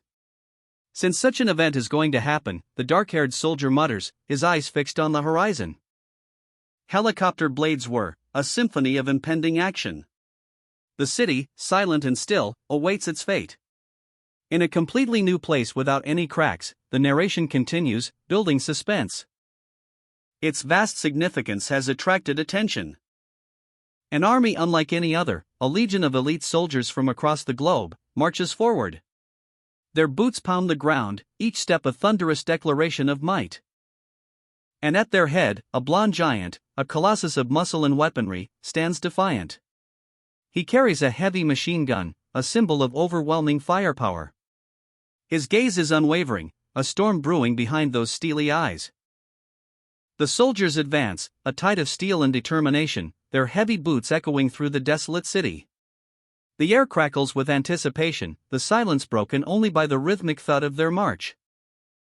The blonde man's eyes scan the surroundings, his expression a mixture of alertness and apprehension. He senses something is amiss, a subtle discord in the otherwise silent city. A question hangs in the air, unspoken but heavy with meaning. "Are you the psychers from Ark?" The dark-haired soldier steps forward, his face grim. "Could you please get out of the way, little friends?" A sinister laugh echoes. "The road is pretty wide, so why don't you step aside? Aren't you guys magicians? Why don't you fly over our heads?"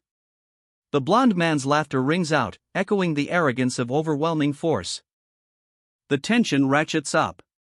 A showdown is imminent. The dark-haired soldier's hand rests on his weapon, his eyes narrowed in anticipation.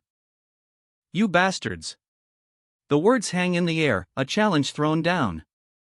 The blond man's smirk is a clear sign of his confidence. A U.S. flag, emblazoned on a military vehicle, is partially visible, a stark reminder of the opposing force's origin. The American Grand Minion Elite Squad, or as they're known on the streets, the Hellboys. Their leader's laughter echoes with menace. The dark-haired soldier stands before them, a mountain of muscle and weaponry. The sheer size of the Hellboys is intimidating. He's heard of them. The name alone speaks volumes. Their youth is striking. "These guys are around our age," the soldier thinks, a flicker of surprise in his eyes. But their lack of psychic abilities is deceptive. A monstrous figure emerges, a testament to advanced physical augmentation. The enhanced soldiers are revealed, their power is not in the mind, but in the body. A heavy machine gun is leveled. Their size dwarfs even Dmitri. The blond man's amusement grows. Without their psychic abilities, the dark-haired soldier realizes they would have been crushed. The blond man's laughter rings out, echoing the grim reality. The blond man's laughter echoes, a booming sound that cuts through the tension. His eyes gleam with amusement as he points towards the approaching soldiers, a clear taunt in his stance. Meanwhile, the dark-haired soldier's expression is one of grim calculation. He observes the Hellboy's confident demeanor, a flicker of apprehension in his eyes as he assesses the situation. The blond man's words are dismissive, laced with arrogance. "What a funny joke," he scoffs, his tone dripping with sarcasm. His smirk widens, a cruel amusement twisting his lips. "Bye, you scrawny nerds," he shouts, the words a final, contemptuous farewell. The blond man and his team turn to leave, their movements swift and confident. The dark-haired soldier watches them go, his jaw clenched tight. A casual farewell, "Hey, I'll see you later," hangs in the air, a chilling promise of future conflict. The blond man's confidence is unshaken. The dark-haired soldier's face is a mask of barely controlled fury. His fists clench, the strain visible in his rigid posture. The Hellboys march away, their backs to the camera, leaving the dark-haired soldier and his team behind. The scene shifts to a wide shot, showing the Hellboys' departure from a distance. Two helicopters rise into the sky, their rotors a blur of motion. The sound of their powerful engines fills the air, a final, resounding punctuation mark to the scene. A fleet of black helicopters descends upon a grand, imposing building. The air crackles with anticipation. As two soldiers of the psychic force enter a lavish suite. "Wow!" One of them breathes, awestruck by the sheer luxury. The blond soldier's eyes widen, taking in the opulent surroundings. He's never seen anything like it. With a delighted yelp, the blond soldier throws himself onto one of the beds. The impact sends a small shockwave through the room. "Hey, Lee Han. This bed is insanely soft," he exclaims, his voice full of childlike wonder. Lee Han, the dark-haired soldier, echoes his sentiment. He's never felt anything so soft before. Lee Han runs a hand across the luxurious bedding. "Is it silk?" he wonders, a hint of awe in his eyes. The blond soldier, meanwhile, has discovered the minibar. "Ah ha ha! Take a look at this," he shouts, his eyes gleaming with excitement. Rows upon rows of delicious-looking drinks fill the refrigerator. A feast for the eyes. He gestures towards the fridge, offering Lee Han a drink. "Do you want something, Lee Han?" Melt in your mouth deliciousness." The blond man savors a gourmet cookie, his eyes widening with pure bliss. Meanwhile, the dark-haired soldier watches, a hint of amusement playing on his lips. "What does it say on this thing?" "I don't know any French," he remarks, a slight smirk on his face. The blond man, energized by the cookie's sugary goodness, springs into action. "Here I go," he exclaims, a mischievous glint in his eyes. A sudden movement. The soldier's eyes follow the blond man's dash. "Where are you going?" "He's on a mission. I'm going to steal this thing from the rest of the rooms. I bet all the other soldiers don't even eat this stuff." The soldier's expression hardens. A warning hangs heavy in the air. Don't venture around. He explains, his voice low and serious. Aside from ARC soldiers, there are many other troops here. The blond man, undeterred, smirks. Heh, you're not the squad leader in this mission, so I won't listen to you. The soldier sighs, his face a mask of exasperation. How typical of Canute, so typical. A hand flies to his brow, fingers digging into his scalp, the weight of the world pressing down. He stands, a figure of quiet intensity, before a holographic projection of Paris, the city shimmering with an ethereal glow. The logo on his jacket reads Psychic Force. His thoughts, a silent strategy unfolding. Let's try to memorize the locations of major buildings within the vicinity while I have some time. A determined glint in his eye, he speaks, his voice firm. If we're not prepared, we won't win. His companion, a grizzled veteran, offers a counterpoint. It's not that every single thing we prepared will be used in battle. But the veteran's words shift, a glimmer of wisdom in his eyes. But if the time when you need them comes, these preparations can bring you victory. The weight of responsibility settles upon him, a silent vow forming in his mind. I won't forget it. A sharp intake of breath, a surge of determination floods his senses. His eyes blaze with renewed focus, the city's holographic image fades, replaced by a steely resolve. A shadowy figure, her teal hair a stark contrast against the dim light, cautiously pushes open a door. Her eyes, sharp and alert, scan the surroundings. A young man, his back to us, stands with an air of quiet intensity. The words Psychic Force are emblazoned across his jacket. He turns, his gaze meeting hers across the room, a silent acknowledgement passes between them. A figure cloaked in shadow, a skull mask concealing their face, lets out a chilling chuckle. The air crackles with an unsettling energy. Just let me stay like this for a minute, the masked figure whispers, their voice barely audible above the heavy silence. A sudden surge of power. The masked figure recoils, eyes wide with alarm. What the hell is going on? A young woman, her face pale and streaked with sweat, gasps for air. Her body trembles with exhaustion. That woman. The masked figure's voice is laced with a chilling recognition. A young man with dark hair rushes to her side, his expression grim with concern. He gently supports her, his touch radiating a sense of calm amidst the chaos. With a sudden, swift movement, the masked figure vanishes, leaving only a lingering sense of unease. The masked figure bursts through the doors, a blur of motion. The sound of his footsteps echoes through the empty hallway. His escape a desperate dash down a long, sterile corridor. The silence amplifies the urgency of his flight. A young man's voice cuts through the air, sharp with worry. What the hell is she doing to Li-Han? From the heavens, a figure emerges, a cruel smile twisting his lips.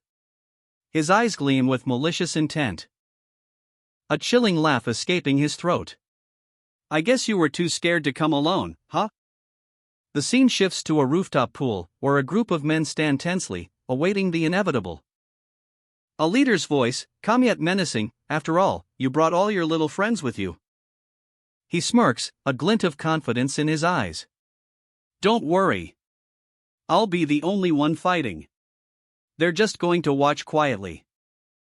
His gaze hardens, a threat hanging heavy in the air. Unless you run away with your tail between your legs, of course.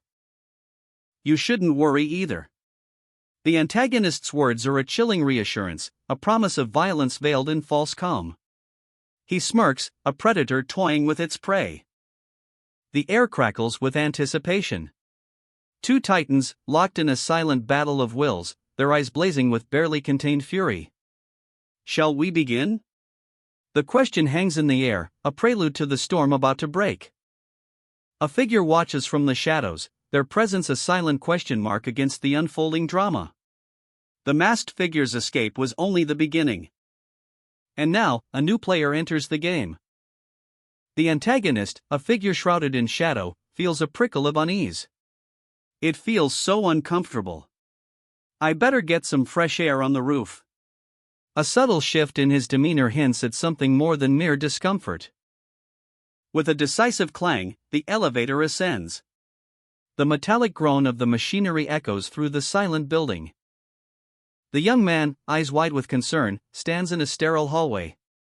He's clutching several files, his attention clearly elsewhere. Silence hangs heavy in the air. Where are they going, he wonders, a knot of anxiety tightening in his stomach. Suddenly, a powerful asterisk HAAAH. Asterisk erupts from the rooftop. The sound carries a raw intensity, a promise of violence. The antagonist explodes into action, a blur of motion. His fist, a coiled viper, snaps forward with terrifying speed. A devastating blow connects. The impact sends a shockwave through the air, wham! And the antagonist crumples to the ground, his body momentarily still. Whoop! The sound of his body hitting the ground echoes the finality of the blow. The masked figure watches from the shadows, a chilling smirk playing on his lips. His eyes gleam with cold satisfaction as he witnesses the brutal end. The antagonist, his face contorted in a grimace, mutters, "Shit, this bastard's body makes no sense." A flurry of blows. The antagonist unleashes a brutal combo, each strike a testament to his raw power. But none of them seem to connect. His attacks are met with an unnatural resilience. "None of my hits are getting through," he growls in frustration. A counterattack. With surprising speed, the antagonist is met with a devastating blow that sends him reeling. He's sent flying backwards, the impact echoing through the air. He tries to regain his footing, but the damage is done. His body is battered, his movements sluggish. Another blow lands, a brutal uppercut that sends the antagonist crashing to the ground. The impact is deafening. A final, crushing blow. The antagonist is defeated, his body broken and bleeding. The victor stands over his fallen foe, his face grim, his breathing ragged. The fight is over. If hitting doesn't work, then it's time for something different. Joint lock. The sound of bone cracking echoes as the antagonist's arm is twisted into an unnatural position. A scream of pain rips through the air as the antagonist is sent sprawling. Ugh! His face contorted in agony, the antagonist's eyes widen in disbelief as his opponent unleashes a brutal counterattack. "If you don't want your arm to be broken, you better give up." The antagonist's eyes widen in terror as he stares at his broken arm, his body trembling in pain. A final, agonizing blow sends him crashing to the ground. Aha! The impact sends a shockwave through the ground, his body is flung through the air, landing hard amongst his stunned allies.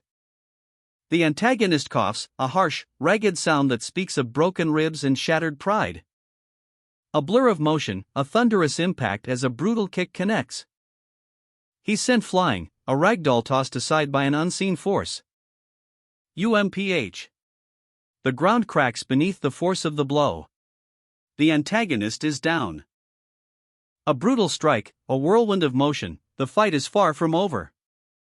Dust and debris fly as the masked figure observes from the sidelines, a silent predator watching his prey fall.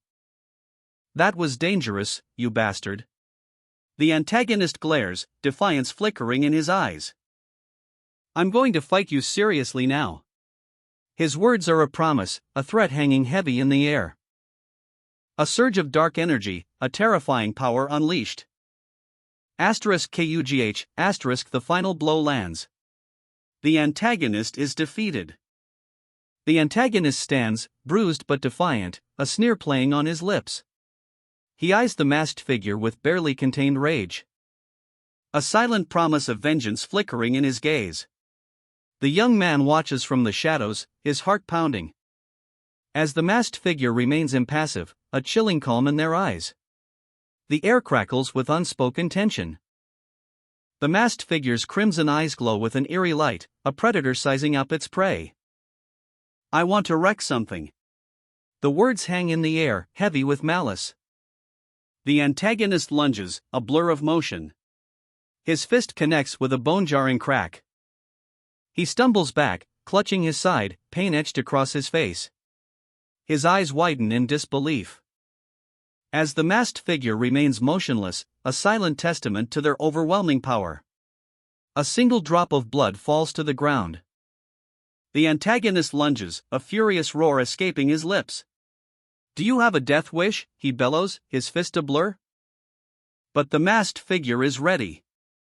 With terrifying speed, he counters, his skeletal mask a chilling visage of impending doom. A hand, swift as lightning, a motion too fast to follow, connects with the antagonist's gut. The impact sends a shockwave through the air. The antagonist is sent flying, crashing into the ground with a bone-jarring thud. His face contorts in agony, a scream ripped from his throat as the masked figure's power overwhelms him.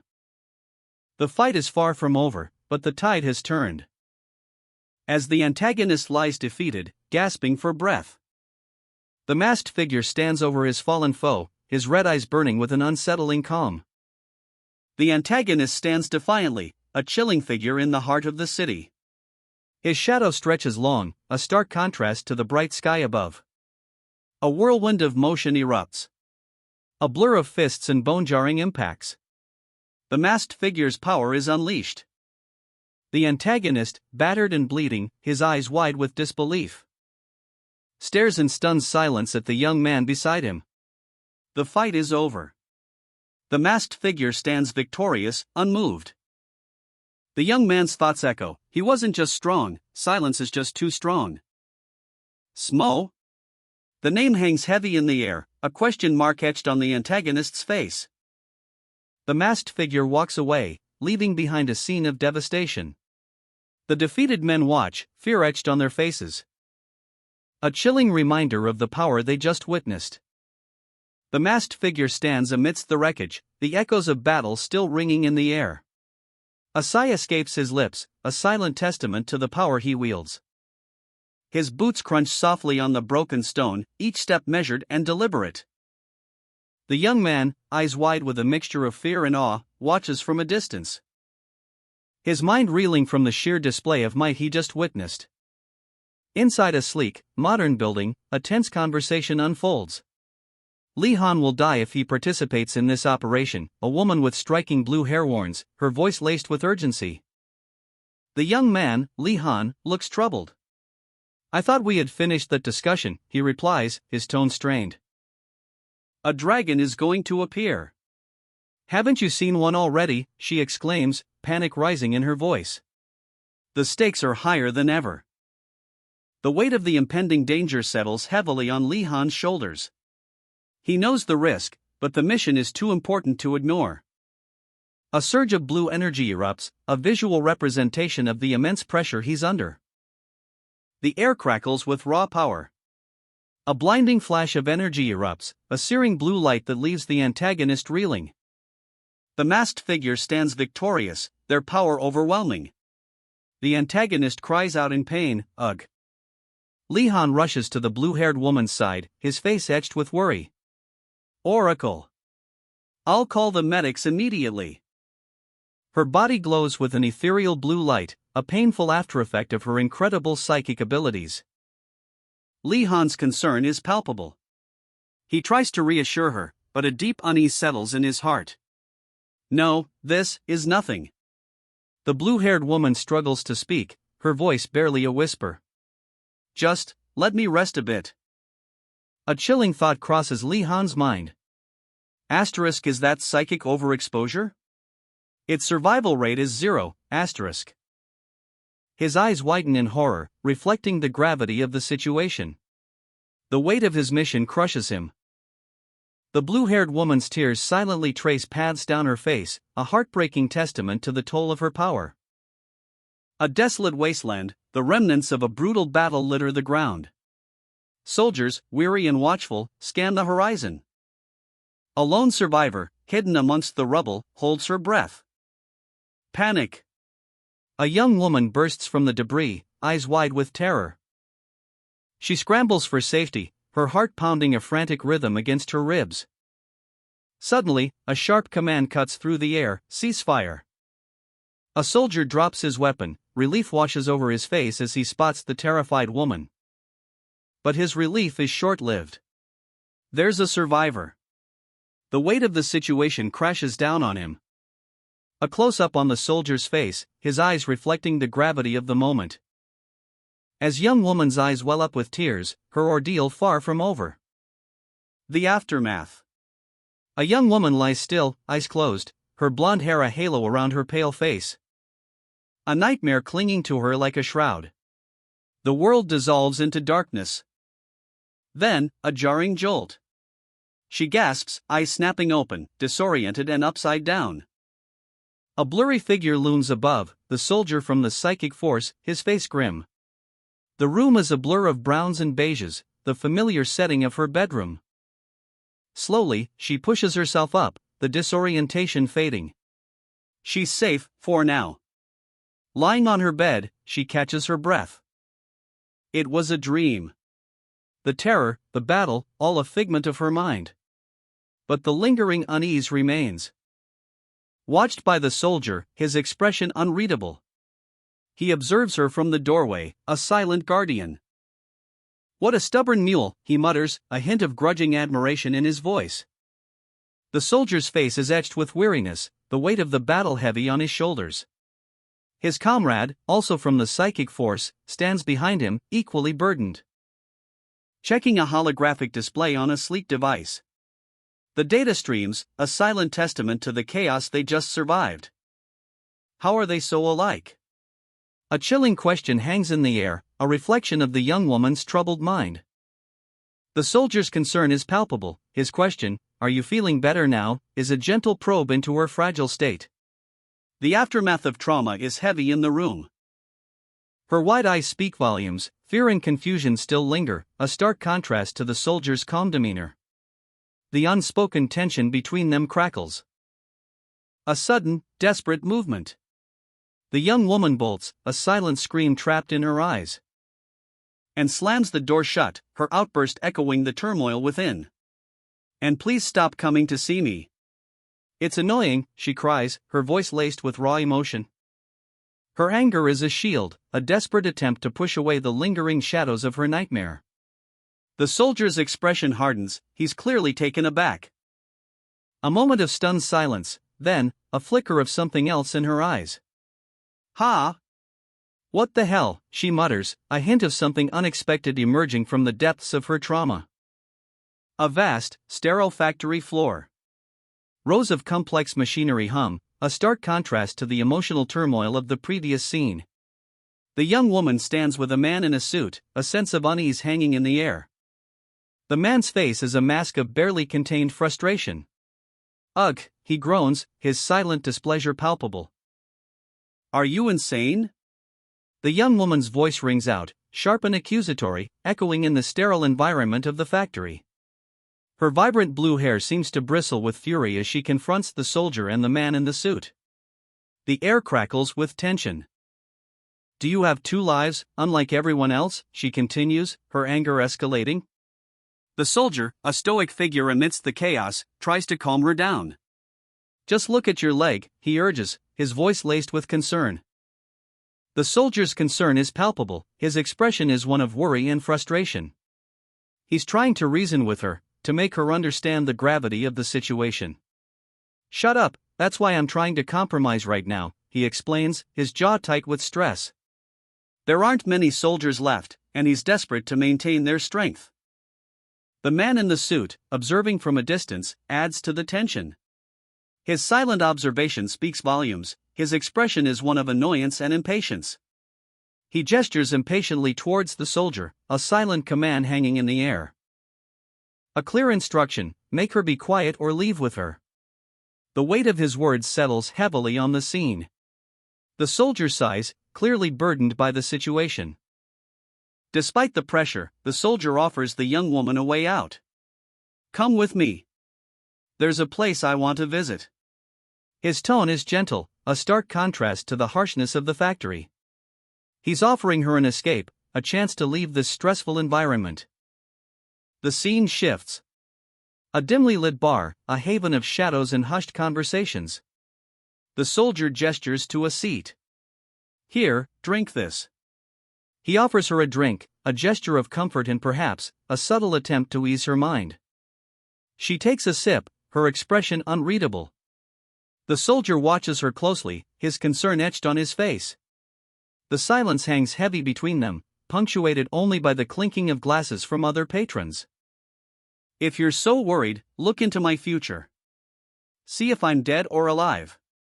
Her words hang in the air, a challenge, a test of faith, and a hint of something far more profound. The young woman sits at a bar, nursing an orange juice, her expression guarded.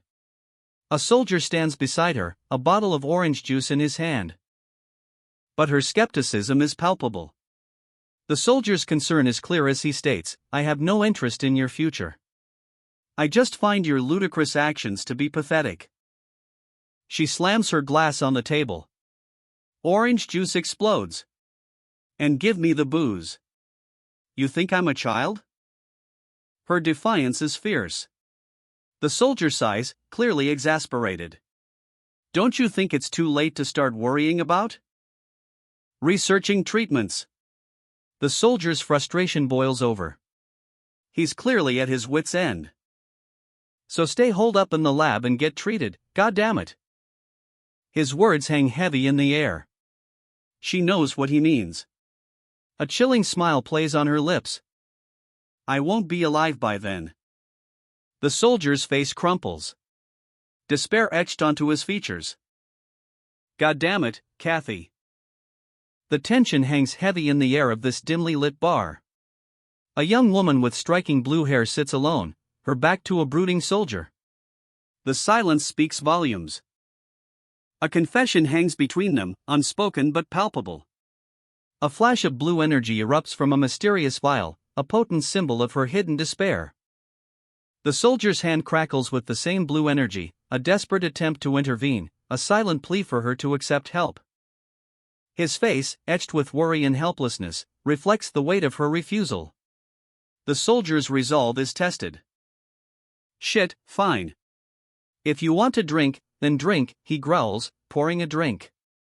Defiance masks his despair. "You should drink too," she replies, a chilling calmness in her voice. The game of wills continues. A soldier's weary acceptance. He nods, defeated but not broken.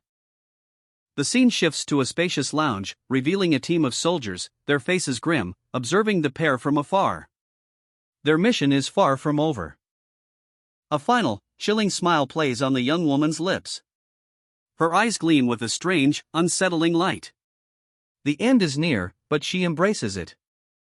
A hand reaches out, trembling slightly, a desperate grasp for something, anything, to ease the pain. The soldier gulps down the contents of a small container. The harsh liquid burns, a temporary fire against the icy grip of despair. Her fingers twitch, a fleeting moment of defiance before resignation sets in, a final, silent farewell to hope. He watches her, his own pain mirrored in her eyes, a shared burden of sorrow in this desolate place. His gaze lingers, a silent question hanging in the air, "What now?" "You look more handsome with shaggy hair." A sudden jolt, a sharp intake of breath, the weight of despair threatens to crush her. She recoils, a shudder running through her body, the echoes of trauma still linger. The room is opulent, a stark contrast to the turmoil in her mind. This is Red's room, a space of luxury and secrets. Suddenly, a wave of terror washes over her. The room spins, multiple images flashing before her eyes, trapped. Her eyes snap open, wide with fear. A chilling realization dawns, she's alone. A quiet observation, he must have slept elsewhere, a subtle shift in her demeanor. A lingering thought, forever the perfect gentleman, a bittersweet memory. Through the scope, a desperate figure appears in a shattered building. A young woman, clinging to life. The crosshairs tighten. A moment of decision, bang, the shot echoes. A command rings out, cutting through the chaos, "Cease fire."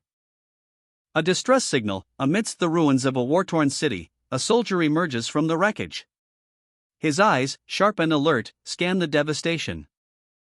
But there's something unexpected, a lone figure, a young woman, clings precariously to a shattered window high above. The soldier's brow furrows, confusion etched onto his face.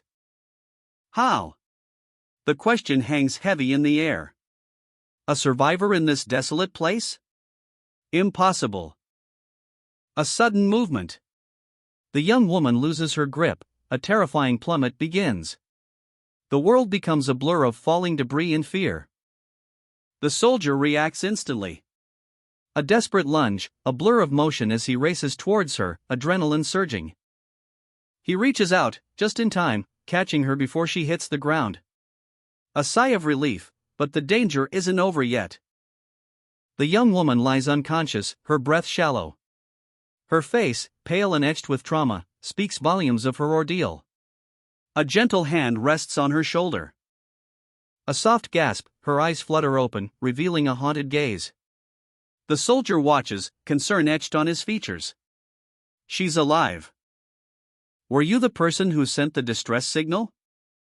What were you thinking when you jumped out of the window? A chilling smile spreads across her face. I saw it. I saw you catching me safely. A woman with striking blue hair stands before a mirror, a towel draped around her neck. She looks pensive, lost in thought. A sudden noise startles her. Her eyes widen, a flicker of alarm crossing her features. And she cautiously approaches a closed door, peering through the crack. She hesitates, then opens the door to reveal a pantry, filled with neatly organized shelves. A thought bubble appears above her head. It's not like he's a goddamn woodpecker. The comparison is unexpected. The scene shifts to a woodpecker perched on a tree, its beak striking wood. The woman's expression is one of contemplation. They do resemble each other, in a strange way. A luxurious humidor sits open on a table, revealing a collection of fine cigars. She takes one, the rich brown of the tobacco contrasting against her pale skin. She lights it and takes a slow, deliberate puff. From her penthouse balcony, she gazes out at the sprawling cityscape below, a thoughtful expression on her face. The city lights twinkle like distant stars. A faint sound, a whisper in the night. The woman with blue hair, a cigar clenched between her teeth, surveys the cityscape from her balcony. A thoughtful expression clouds her features, a storm brews within. You look more handsome with shaggy hair. A smirk plays on her lips, a hint of mischief in her eyes. She stretches, a burst of energy, a playful dance against the backdrop of the city lights. A sudden frown, a flicker of annoyance. She searches, a missing lighter. There, on the floor, lies the culprit, a discarded cigar. With a sigh, she retrieves it, a small frustration giving way to a renewed sense of calm. A piercing gaze, a single, intense violet eye, a storm brewing beneath a calm surface. The door creaks open, revealing a figure cloaked in shadow. Sergeant Red, his skull masks a chilling presence. Your silence, he growls, his voice a low rumble. That's Sergeant Red's room. The weight of that statement hangs heavy in the air. A beat. A flicker of surprise crosses her face. Huh? Oh, well. Fingers fly across a sleek control panel, the hum of technology, a silent symphony of power. The word explodes from the panel, pervert. Her eyes widen, shock rippling through her expression. A tense moment. Hey, I think there's some sort of misunderstanding. He's gone. A blur of motion down the hallway, leaving her alone with the lingering question. I don't know why. A lingering unease hangs in the air. The woman with blue hair, her brow furrowed in thought, whispers to herself, but he really seems to dislike me. A sterile, metallic gleam dominates the scene. A scientist, his face a picture of manic glee, gestures towards a towering figure in advanced armor. Let me tell you about the new additions. With a flourish, the scientist reveals a new recruit. First of all, this. The newcomer, his expression a mixture of curiosity and apprehension, stands before the scientist. A silent question hangs in the air. And then, the bombshell. Don't you know about Spider-Man? He shoots webs when he does this, like PSA shish.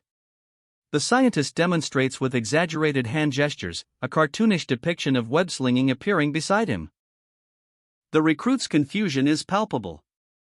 I have no idea what you're on about. The scientist, unfazed, continues his explanation. Anyway, on your left arm, you'll find equipment that will serve as a good replacement for a hook. A close-up on the recruit's arm reveals a sleek, technological device. It's attached, but detachable. It's detachable, so if you don't need it, just take it off. The new recruit, Lee-han, stands poised in his cutting-edge combat suit. A sleek, powerful design, it's clearly state-of-the-art. But the scientist's warning hangs heavy in the air, but you better be careful not to get hit on your back. If it explodes, it's going to hurt quite a bit. The gravity of the situation sinks in. This isn't a drill. The words hurt and die become chillingly synonymous. And the weight of expectation settles on Lee-han's shoulders. His fellow recruits share his apprehension. The potential for catastrophic failure is palpable. The scientist, a nervous energy radiating from him, explains, "Lee-han, I'm sure you already know, but you'll be on standby." A terrifying visage bursts onto the screen, a colossal dragon, its scales shimmering with malevolent energy. The prophecy is about to be fulfilled. For first-generation psycho-frames will face the beast. The scientist's voice is strained. It will be the most ideal scenario if they manage to kill the dragon. The scientist stares at a device, a grim determination etched on his face. 10 years of peace, complacency, this is it. The final stand. A panoramic view of Paris flashes on a screen. The city, a symbol of peace and prosperity, is now under an imminent threat.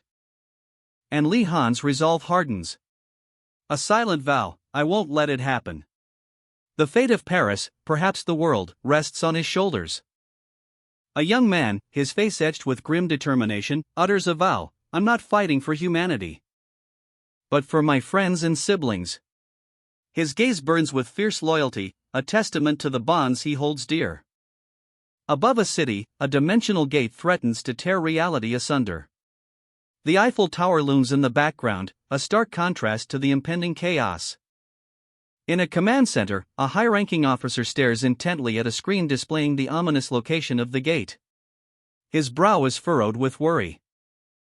His thoughts echo his fears. If it's anything like the previous dimensional gates, the ground will split open, and the minions will crawl out. The weight of responsibility bears down on him. A strategic map highlights the predicted location of the dimensional gate, the epicenter of the impending invasion. All squads have been deployed to their designated positions, ready to confront the imminent threat. Above Paris, a tempest of psychic energy gathers, a maelstrom of violet and crimson lightning crackling against the iconic Eiffel Tower. Below, a phalanx of soldiers stands ready, their faces grim, reflecting the ominous storm above. The air crackles with anticipation. Closer inspection reveals the tension etched on their faces, fear and determination war within their eyes. One soldier, his face contorted in a grimace, whispers, I feel awful and nauseous. The scientist's voice booms across the calms, all psychic energy is concentrating in one area. Specifically, above the predicted location. The moment of truth is here. The scientist's voice, tight with urgency, cuts through the combs, all parties, prepare for battle. The psychic storm intensifies, a terrifying spectacle of raw power unleashed above the city. The ground trembles. The battlefield is set. Rows of armored vehicles stand ready, a silent testament to the impending conflict. Heavy artillery poised on the ramparts, their barrels aimed at an unseen enemy. A young recruit, eyes wide with a mixture of fear and determination, grips his weapon. The weight of the mission settles heavily on his shoulders. Something's weird, he thinks. The air hangs heavy with an unnatural stillness. Why isn't anything happening? A seasoned soldier scoffs, is it stuck in traffic? Look up. The recruit's cry cuts through the tense silence. And a terrifying sight fills the sky. A colossal, blinding energy surge erupts above them. The shockwave crashes down, the earth trembles. Panic erupts. The scientist's face contorts in horror. In the sky? His voice cracks with disbelief, in the sky? The new recruit's eyes widen, his voice a strained whisper, above. A purple tempest erupts from the sky. Jagged bolts of energy tear through the air, revealing a horrifying swarm of monstrous creatures, their forms writhing with dark energy. Their roars echo through the city. The aerial assault begins. The ground trembles under the weight of the invasion. As the monstrous horde descends, claws and teeth bared, ready to tear apart everything in their path. The city of Paris is under siege. The Eiffel Tower stands silhouetted against the purple storm. As the monstrous creatures rain down destruction, the ground shakes with each impact. A desperate defense begins. Soldiers charge into the fray, weapons blazing. The new recruit's eyes widen, his breath catching in his throat as he witnesses the horrifying aerial assault unfolding above. What in God's name is happening here, he thinks, fear gripping him. Panic erupts. A wave of explosions rocks the ground, the soldiers scatter, desperate to find cover as the sky rains down destruction. What the hell is going on? One soldier screams, his voice barely audible above the chaos. From the heavens above, a terrifying vortex descends upon Paris. A swirling maelstrom of darkness, crackling with ominous energy. The ground trembles as a monstrous roar echoes through the city. Soldiers, hardened by countless battles, brace themselves, their faces etched with a mixture of fear and grim determination. Ugh, what the hell are they trying to do? Panic grips the ranks as the horrifying truth dawns upon them. A wave of destruction washes over them, a brutal onslaught that leaves chaos in its wake. What the F*** is going on right now? The soldiers are caught completely off guard, their training and experience proving useless against this unimaginable horror. Meanwhile, in a high-tech command center, the news is received with stunned silence. The gate appeared in the sky. A chilling revelation, a harbinger of unimaginable events to come. A young officer stares, dumbfounded. They had prepared for this, spent months fortifying defenses, and now? The news arrives, survivors of the fall, confirmed. A surge of energy, a pillar of dark power erupts from the city below. Soldiers, their backs to the viewer, a grim scene unfolds. The dead, they're acting as shields against the onslaught. From the chaos, monstrous figures emerge. Grotesque, nightmarish creatures claw their way into the world. A horrifying roar echoes as a massive beast rises, its eyes burning with malevolent fire. The ground trembles beneath its weight. The command rings out, commence operation. A barrage of energy blasts tears through the night, a desperate counterattack begins. Explosions rock the city as the counteroffensive intensifies. A maelstrom of fire and destruction. Blazing beams of light cut through the darkness, a desperate attempt to push back the tide of monsters, but the enemy is relentless. The soldier grins, a manic glint in his eye. This seems like a game, he shouts, unleashing a furious barrage of gunfire. His laughter echoes as he effortlessly mows down the monstrous creatures, an easy target, it seems.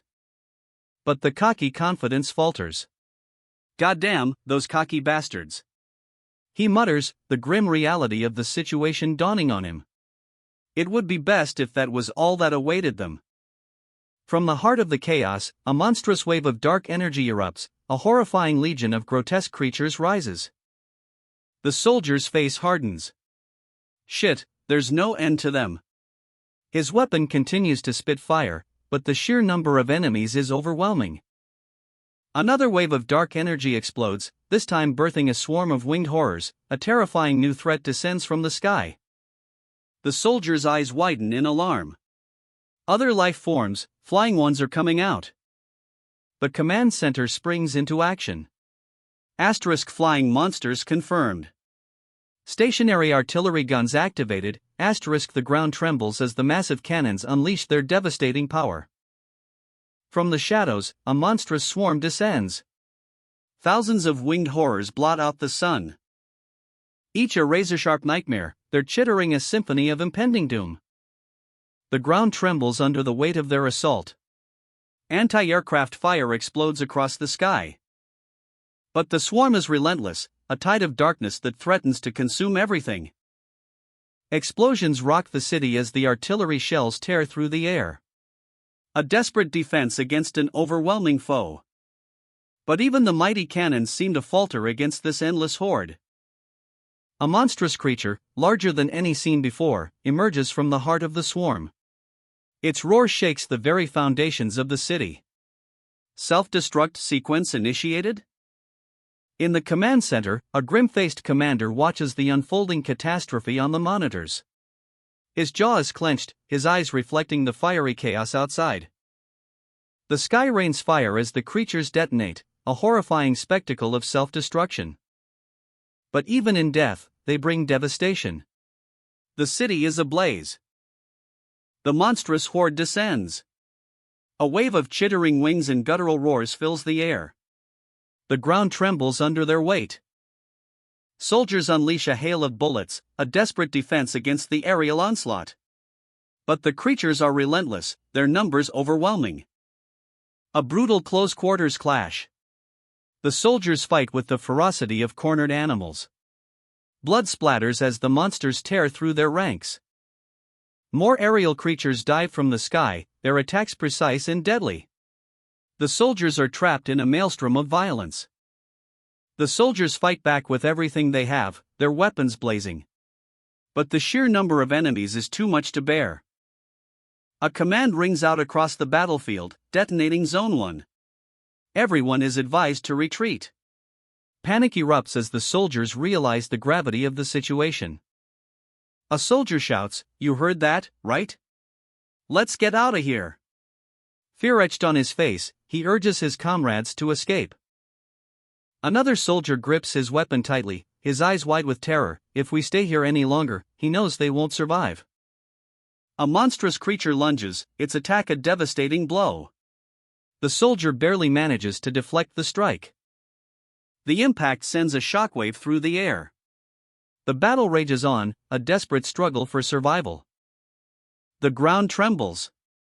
A monstrous horde, a tide of darkness, crashes against the desperate defense line. A cataclysmic explosion rips through the battlefield.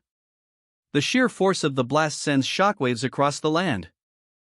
A lone figure, cloaked in shadow and wielding a weapon of immense power, cuts a swathe through the enemy ranks.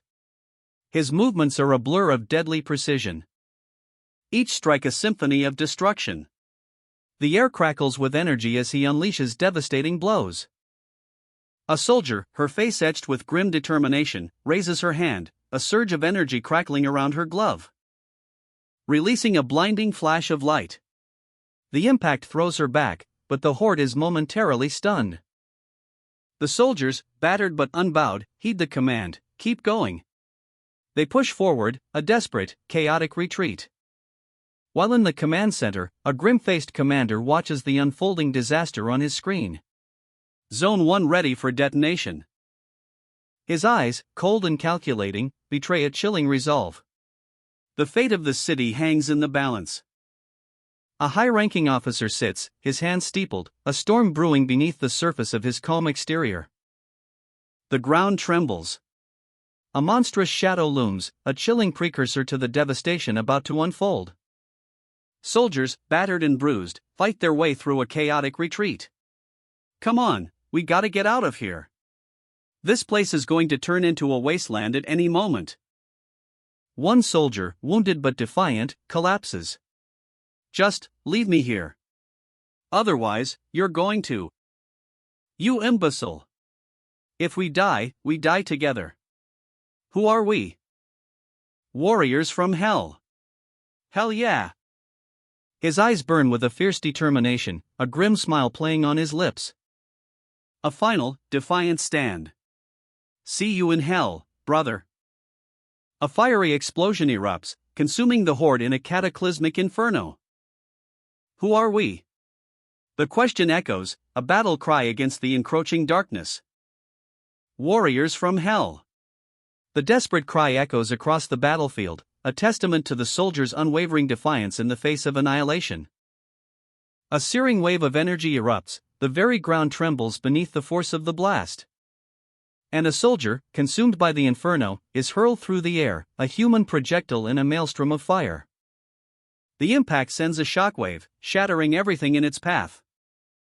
A guttural cough rips through the air, a sound of agony and defeat. Their screams of defiance turn to pained gasps, as the overwhelming power of the blast crushes their last vestiges of hope. Amidst the chaos, two figures stand firm, their resolve unshaken, even as death itself closes in. From the heart of the inferno, a monstrous figure rises, muscles bulging with raw power, eyes burning with furious intent. Don't you think your catchphrase is a bit childish? Blood stains their uniforms, faces etched with terror, the soldiers stare into the abyss, death's cold breath on their necks. Above the carnage, a figure emerges, a chilling smile playing on his lips. Though your loyalty is commendable.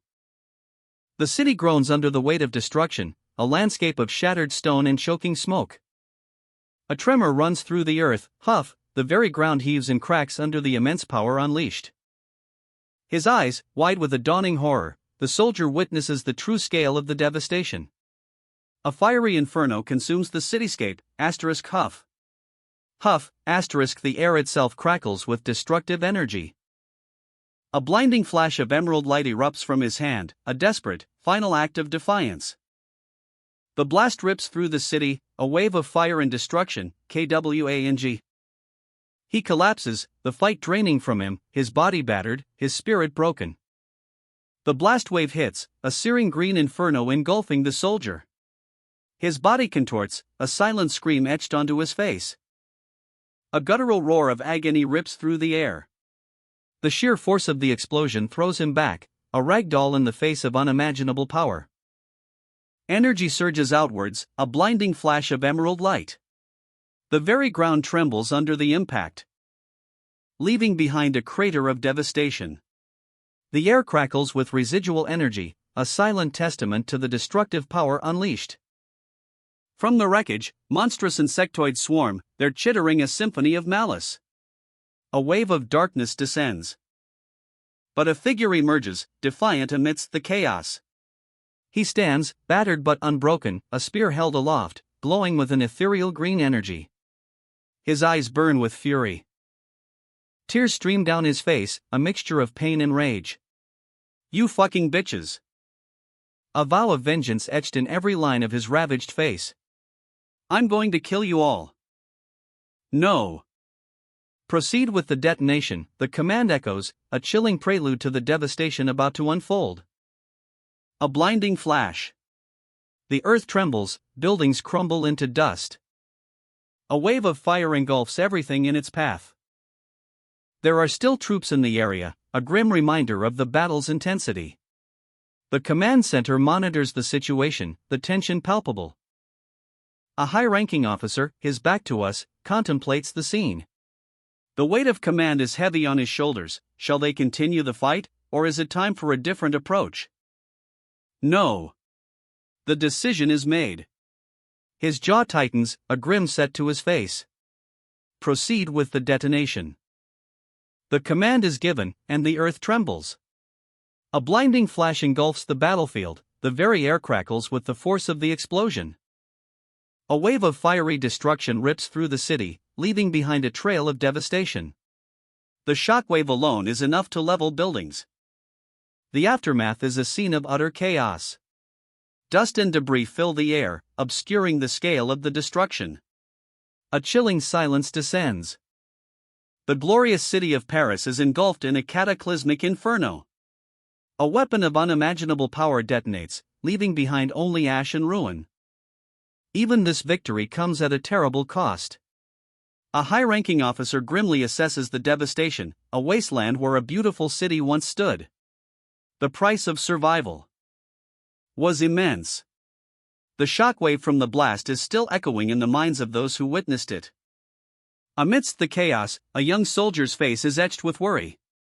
I wonder if everyone evacuated. The officer reports, majority of the minions have been taken care of. There aren't any more of them appearing from the gate either. His orders are swift and brutal: take care of the remaining minions with the troops that have retreated, and prepare the first-gen psycho-frames. A surge of dark energy pulses, a harbinger of something terrifying. The officer, eyes narrowed, senses the approaching threat. After all, I can see this psychic force with my bare eyes. The psychic energy explodes outwards in a terrifying display of power. The ground trembles. As psycho-frames, powerful weapons of war, are deployed to meet the oncoming threat. The battlefield is a desolate wasteland, dust and debris swirling in the aftermath of a brutal attack. Two lone figures stand amidst the chaos, their armor battered but their resolve unbroken. A Psycho Frame pilot's voice cuts through the silence, his words sharp and urgent. "Can everyone hear me?" From the heart of the devastation, a monstrous power stirs, a dark energy coalesces into a terrifying form. The Psycho Frame pilot's voice booms across the battlefield, "We will finish this battle." The monstrous entity rises, its wings blotting out the sky, a terrifying dragon of shadow and fury. The high-ranking officer's command echoes, "Blue Squad, commence the operation." A Psycho Frame engages the monstrous entity. Blades clash, energy surges, the sheer power of the attack rocks the very ground. The dragon roars, a devastating blow impacting the mech, but the pilot holds firm. Another Psycho Frame joins the fray, its weapons blazing.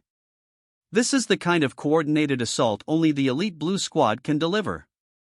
"We've seen this in the first Dragon War," one pilot observes, a grim determination etched on his face. "I think this one's actually smaller than the old ones." A moment of cautious optimism, quickly replaced by a warning, "Though it may not be Bahamut, be careful."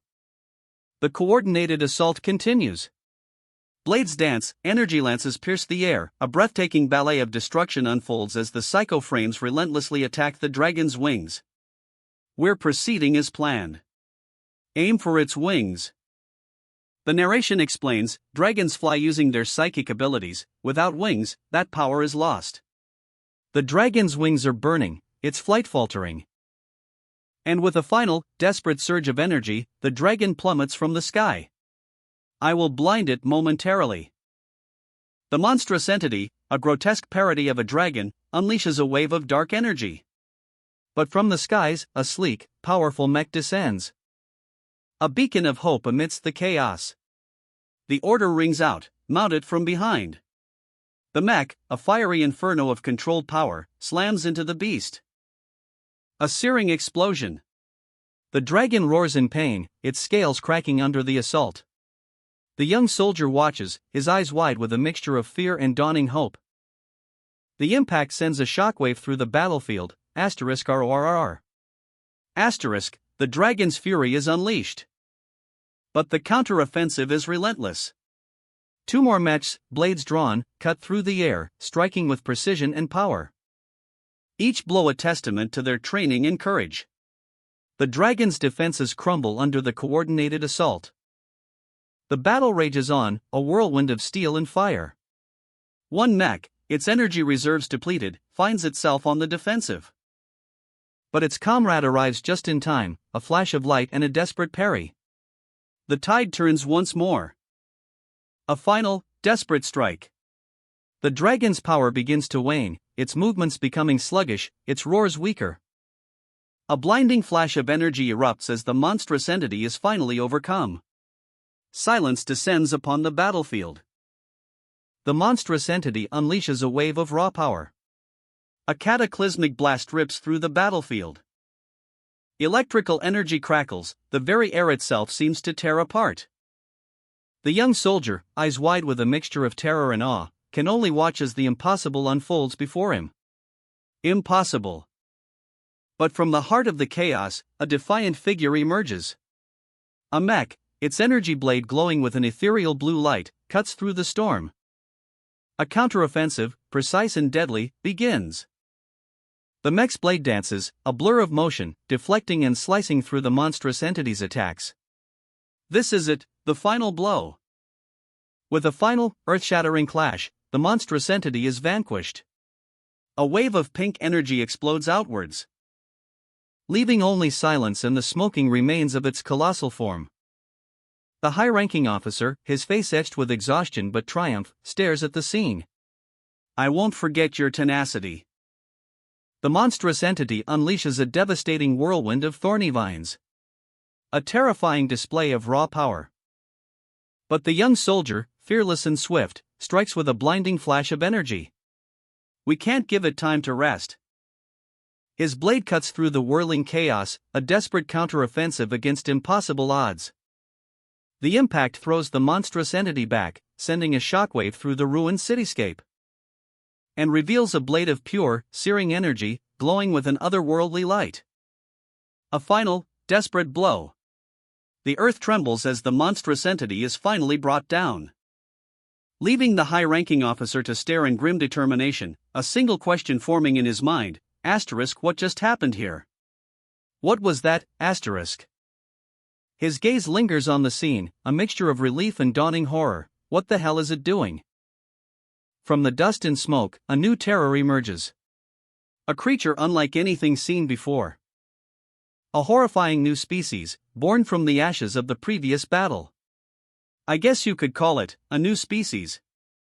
Our old methods won't work on that bastard. But it's not like we're going to suffer willingly.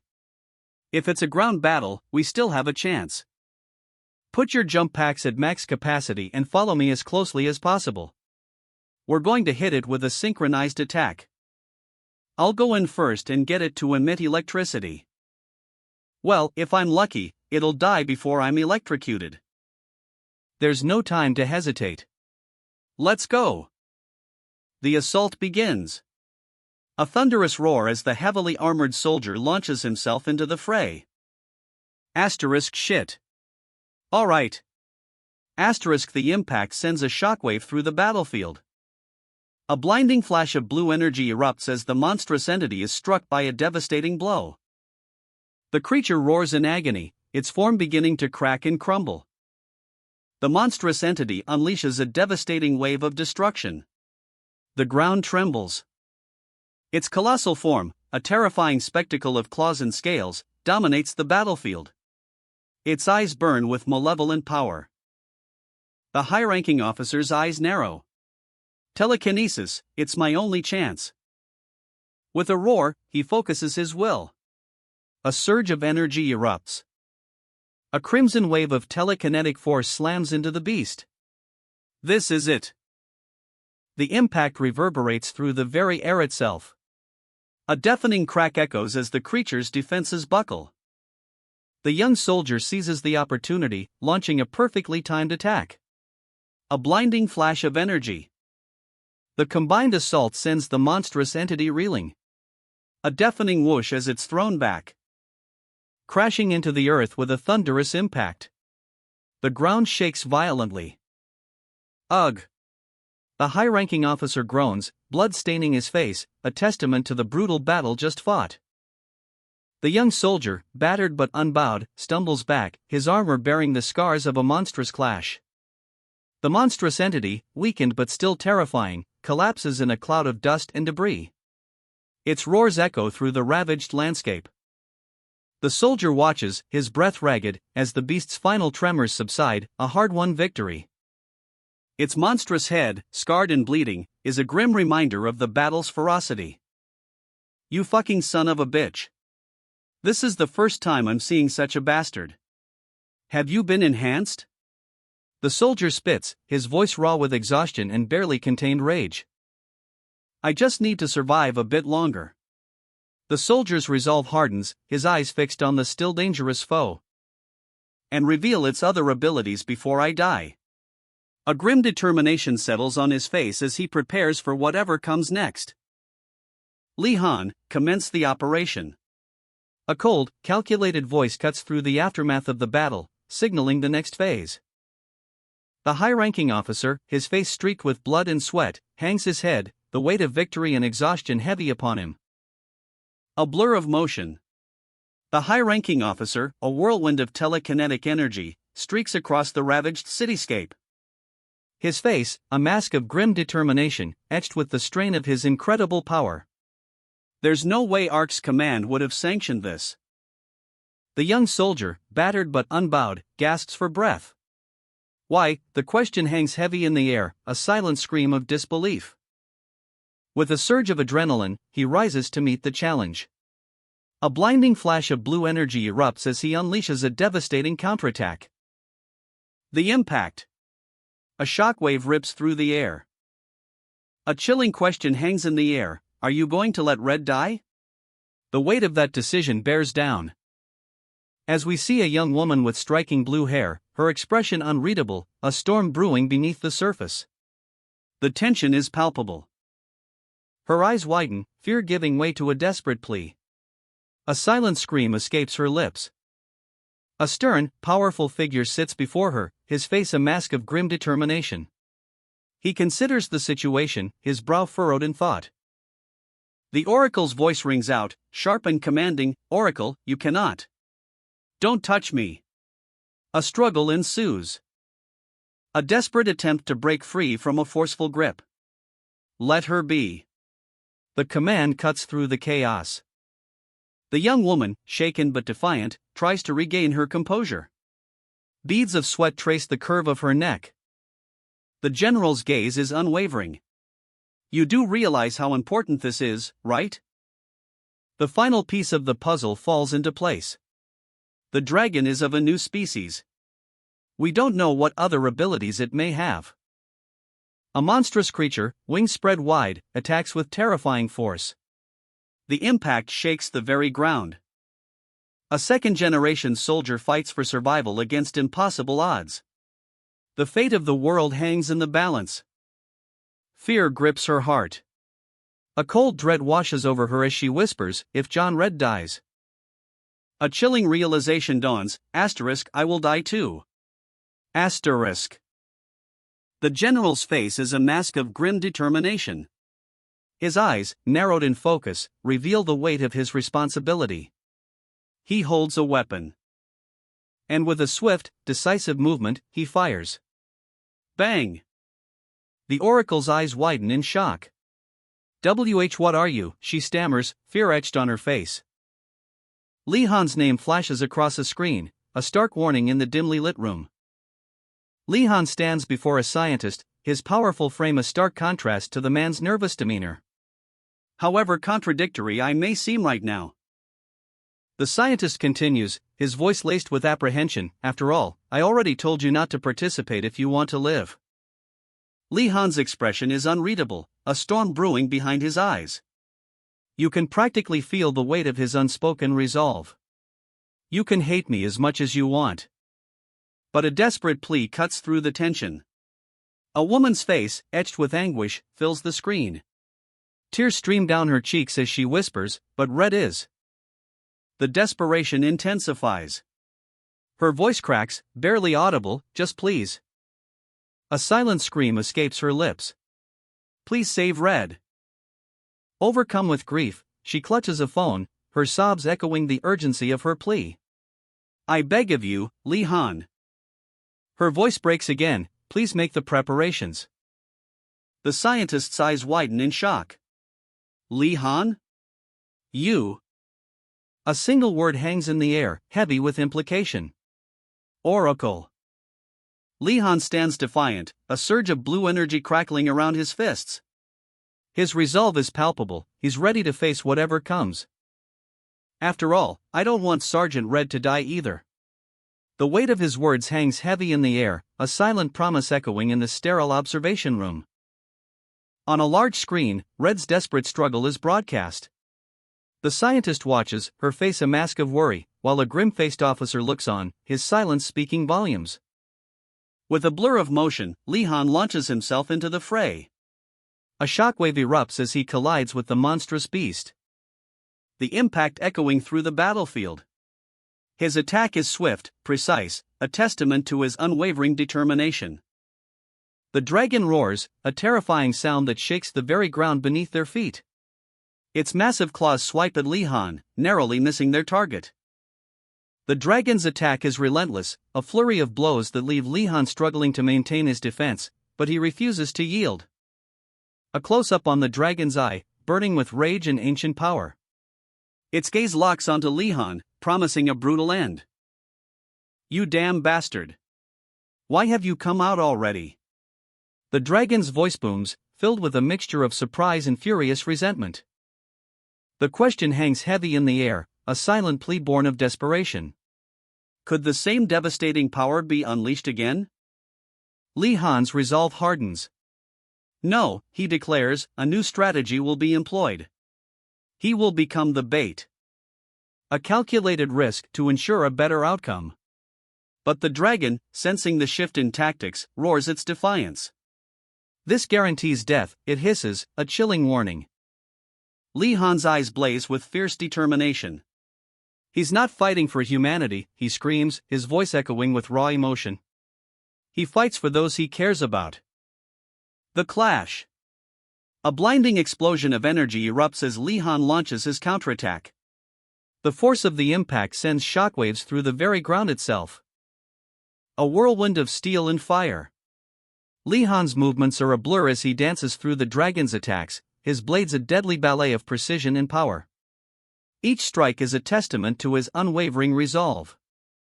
The dragon, enraged and wounded, unleashes a final, desperate roar. Its power is immense, a terrifying spectacle of raw, untamed might. But Li Han stands defiant. The ground trembles.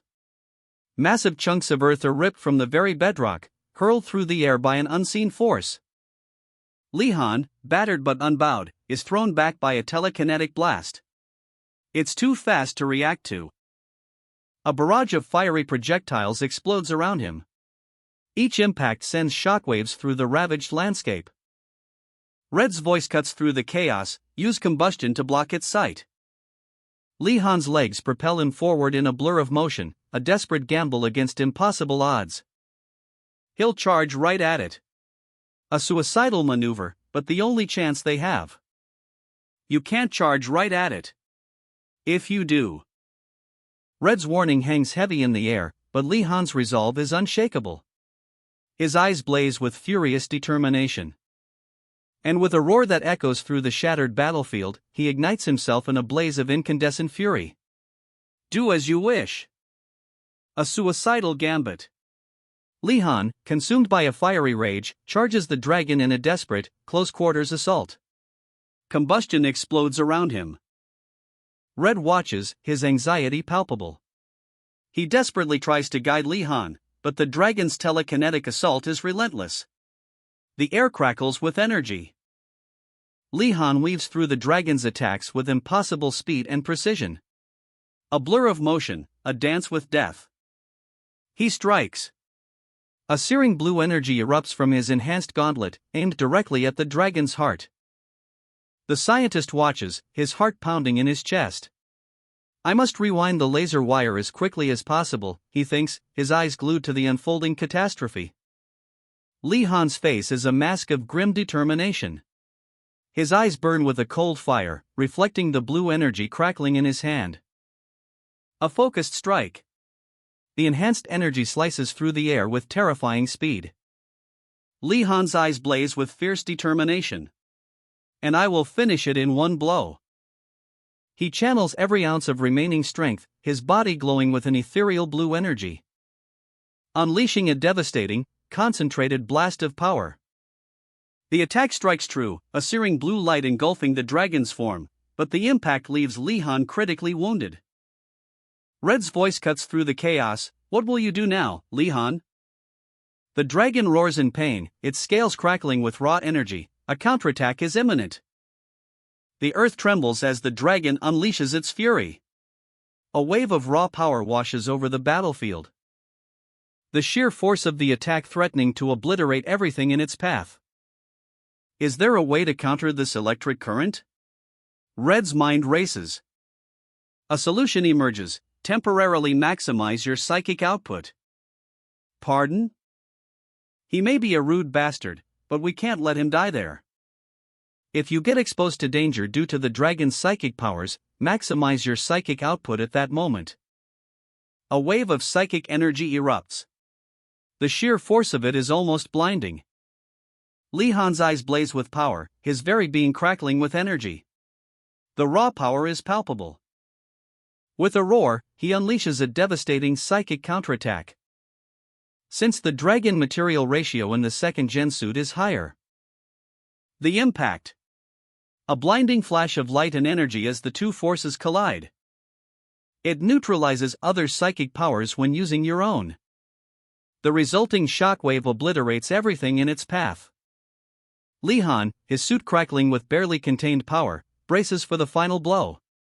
The air itself vibrates with the psychic energy he's about to unleash. A desperate gamble, fueled by adrenaline and the weight of the world on his shoulders. His face, a mask of grim determination. Dragon's telekinetic assault, a monstrous wave of dark energy, crashes down. The ground trembles. But Li-Han meets the force head-on. The clash of wills is a maelstrom of raw power, a psychic hurricane tearing the very fabric of reality. Gasping for breath, Li-Han staggers back, the effort clearly taking its toll.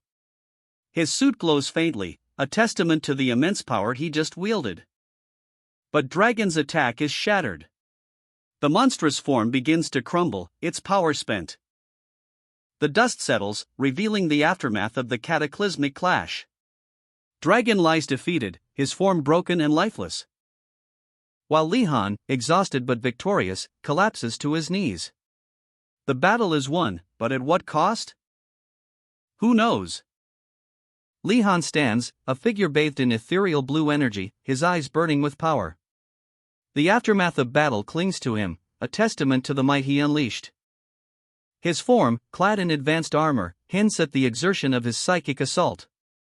Every line etched on his face speaks of the immense strain. The ground cracks, a chasm opening where Dragon once stood. A silent testament to the devastating power of Li-Han's counterattack. The very air vibrates with residual energy. A colossal surge of energy erupts. The very air crackles with power. And from its heart, a figure emerges, shrouded in an aura of overwhelming might. Below, a young man watches, his eyes wide with a mixture of fear and awe. The sheer scale of the power before him is almost unbearable. A wave of dread washes over him, chilling him to the bone. His knuckles whiten as he clenches his fists. Determination hardens his gaze. He will not yield. He stands before a tranquil pool, nestled deep within a primeval forest. The air hangs heavy with the scent of damp earth and unseen mysteries. His eyes widen, reflecting the ethereal glow emanating from the depths. A power beyond comprehension stirs within the water. A ripple disturbs the surface, hinting at the colossal might hidden beneath. Small, reptilian creatures scurry past his feet, their movements frantic, a symphony of Koro. Koro! Echoing through the undergrowth, a tremor shakes the ground. He presses onward, his steps cautious, the forest floor alive with unseen energy. A dragonfly whirs past, its iridescent wings a flash of vibrant blue. The trees part, revealing a breathtaking vista. Ancient stone structures rise from the earth, bathed in a golden light. A colossal, imposing tower dominates the landscape. His eyes dart to the sky, a sense of awe and trepidation washing over him. What is this place? What power lies hidden here? A view from another angle, the scale of the ancient ruins is even more impressive. A sense of unease settles in his heart. A chilling whisper cuts through the air. A dragon? From atop a crumbling spire, a magnificent creature emerges, scales like polished silver, eyes burning with an ancient power. A colossal dragon stirs from its slumber. A shadow falls across the land, a colossal presence eclipses the sun.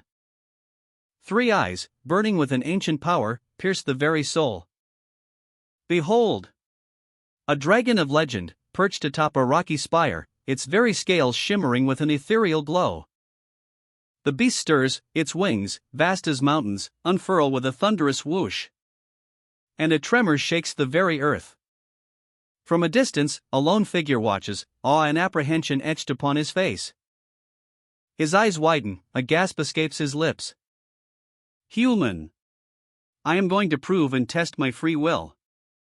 Crash!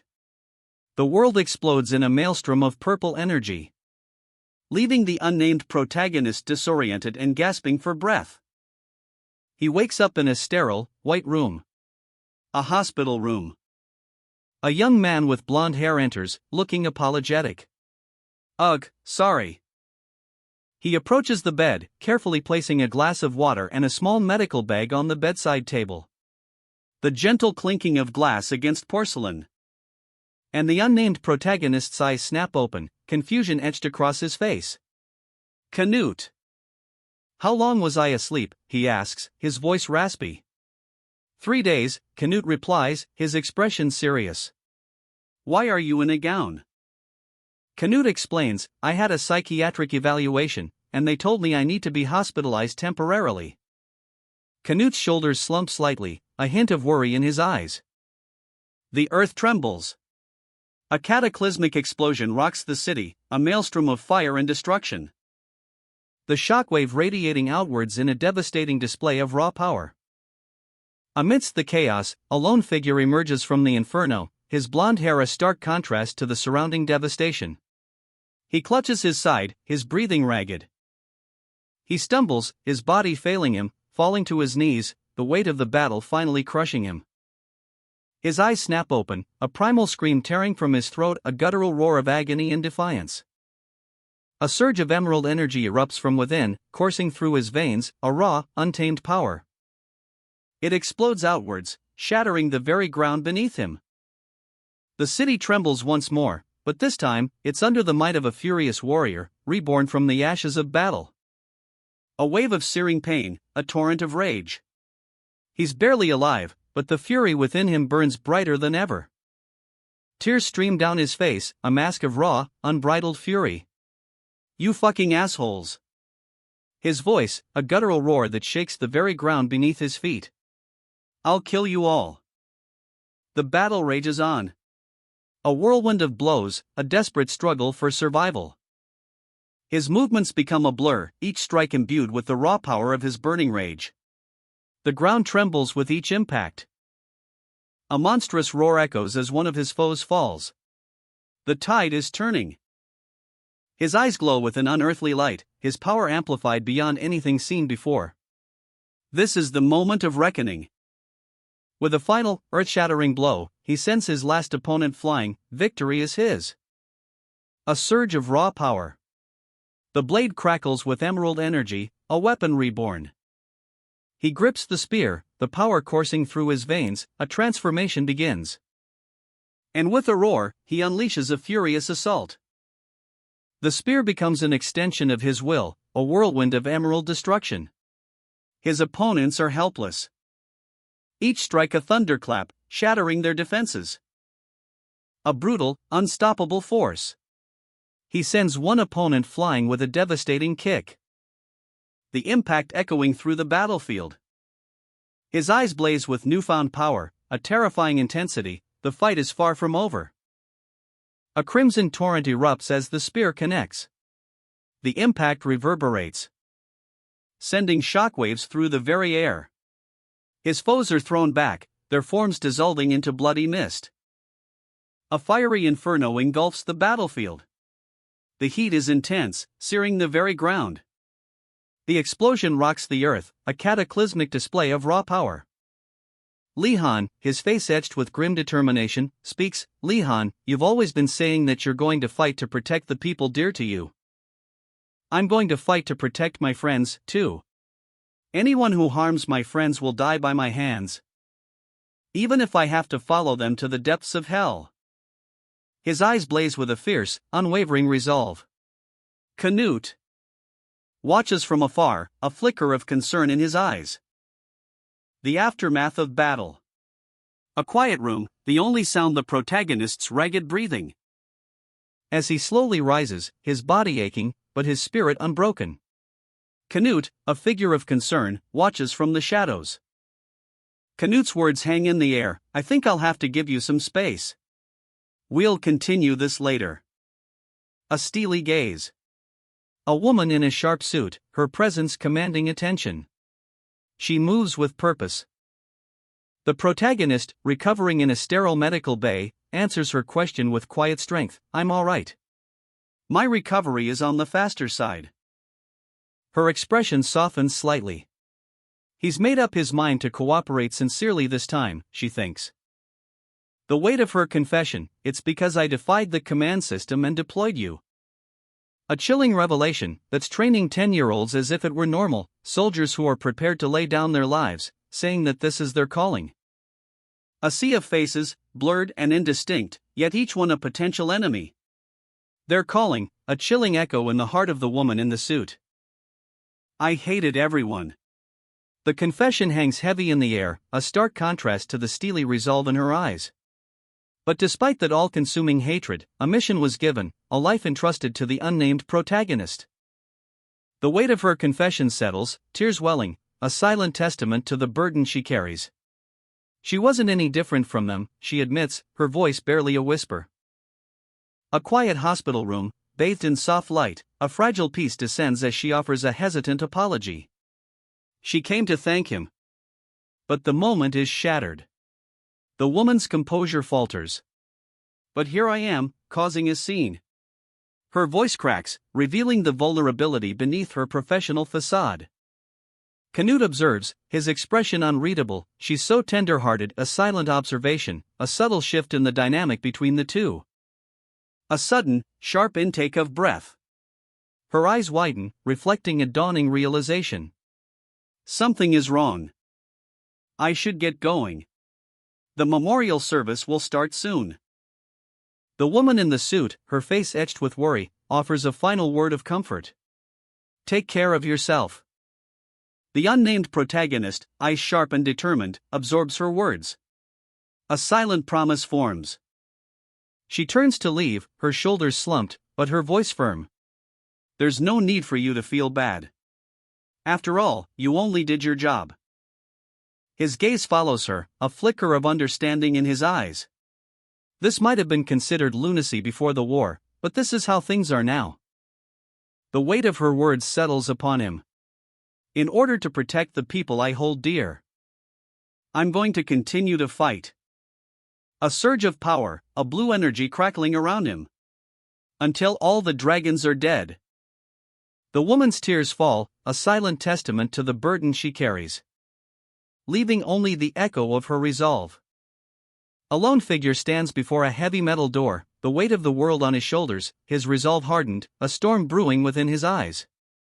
The sterile environment of the hospital wing amplifies the silence, each tick of the clock echoing in the oppressive quiet. A sterile, white expanse stretches before us, the air hangs heavy with the scent of antiseptic and unspoken tension. Two figures stand facing each other, their postures rigid, the silence between them thick with unspoken questions. Simon, his brow furrowed, demands answers. Where are Li-Han and Canute? His counterpart, a blond man radiating barely contained fury, spits out the truth. They've both been hospitalized. Do you think I'd be here otherwise? Use your brain. Simon's eyes widen in alarm. What? Are they okay? The blond man's impatience boils over. A sharp eek punctuates his dismissive reply. Who cares? If you want to find out, go see them. He turns his back, adding with cold finality, try to keep up. If you fall behind, I'm just going to leave you. A heavy sigh escapes Simon's lips as he mutters, I guess Simon still doesn't like me. With a resigned nod, he agrees, alright. That dumb face of his still pisses me off, the blond man snarls, his voice dripping with contempt.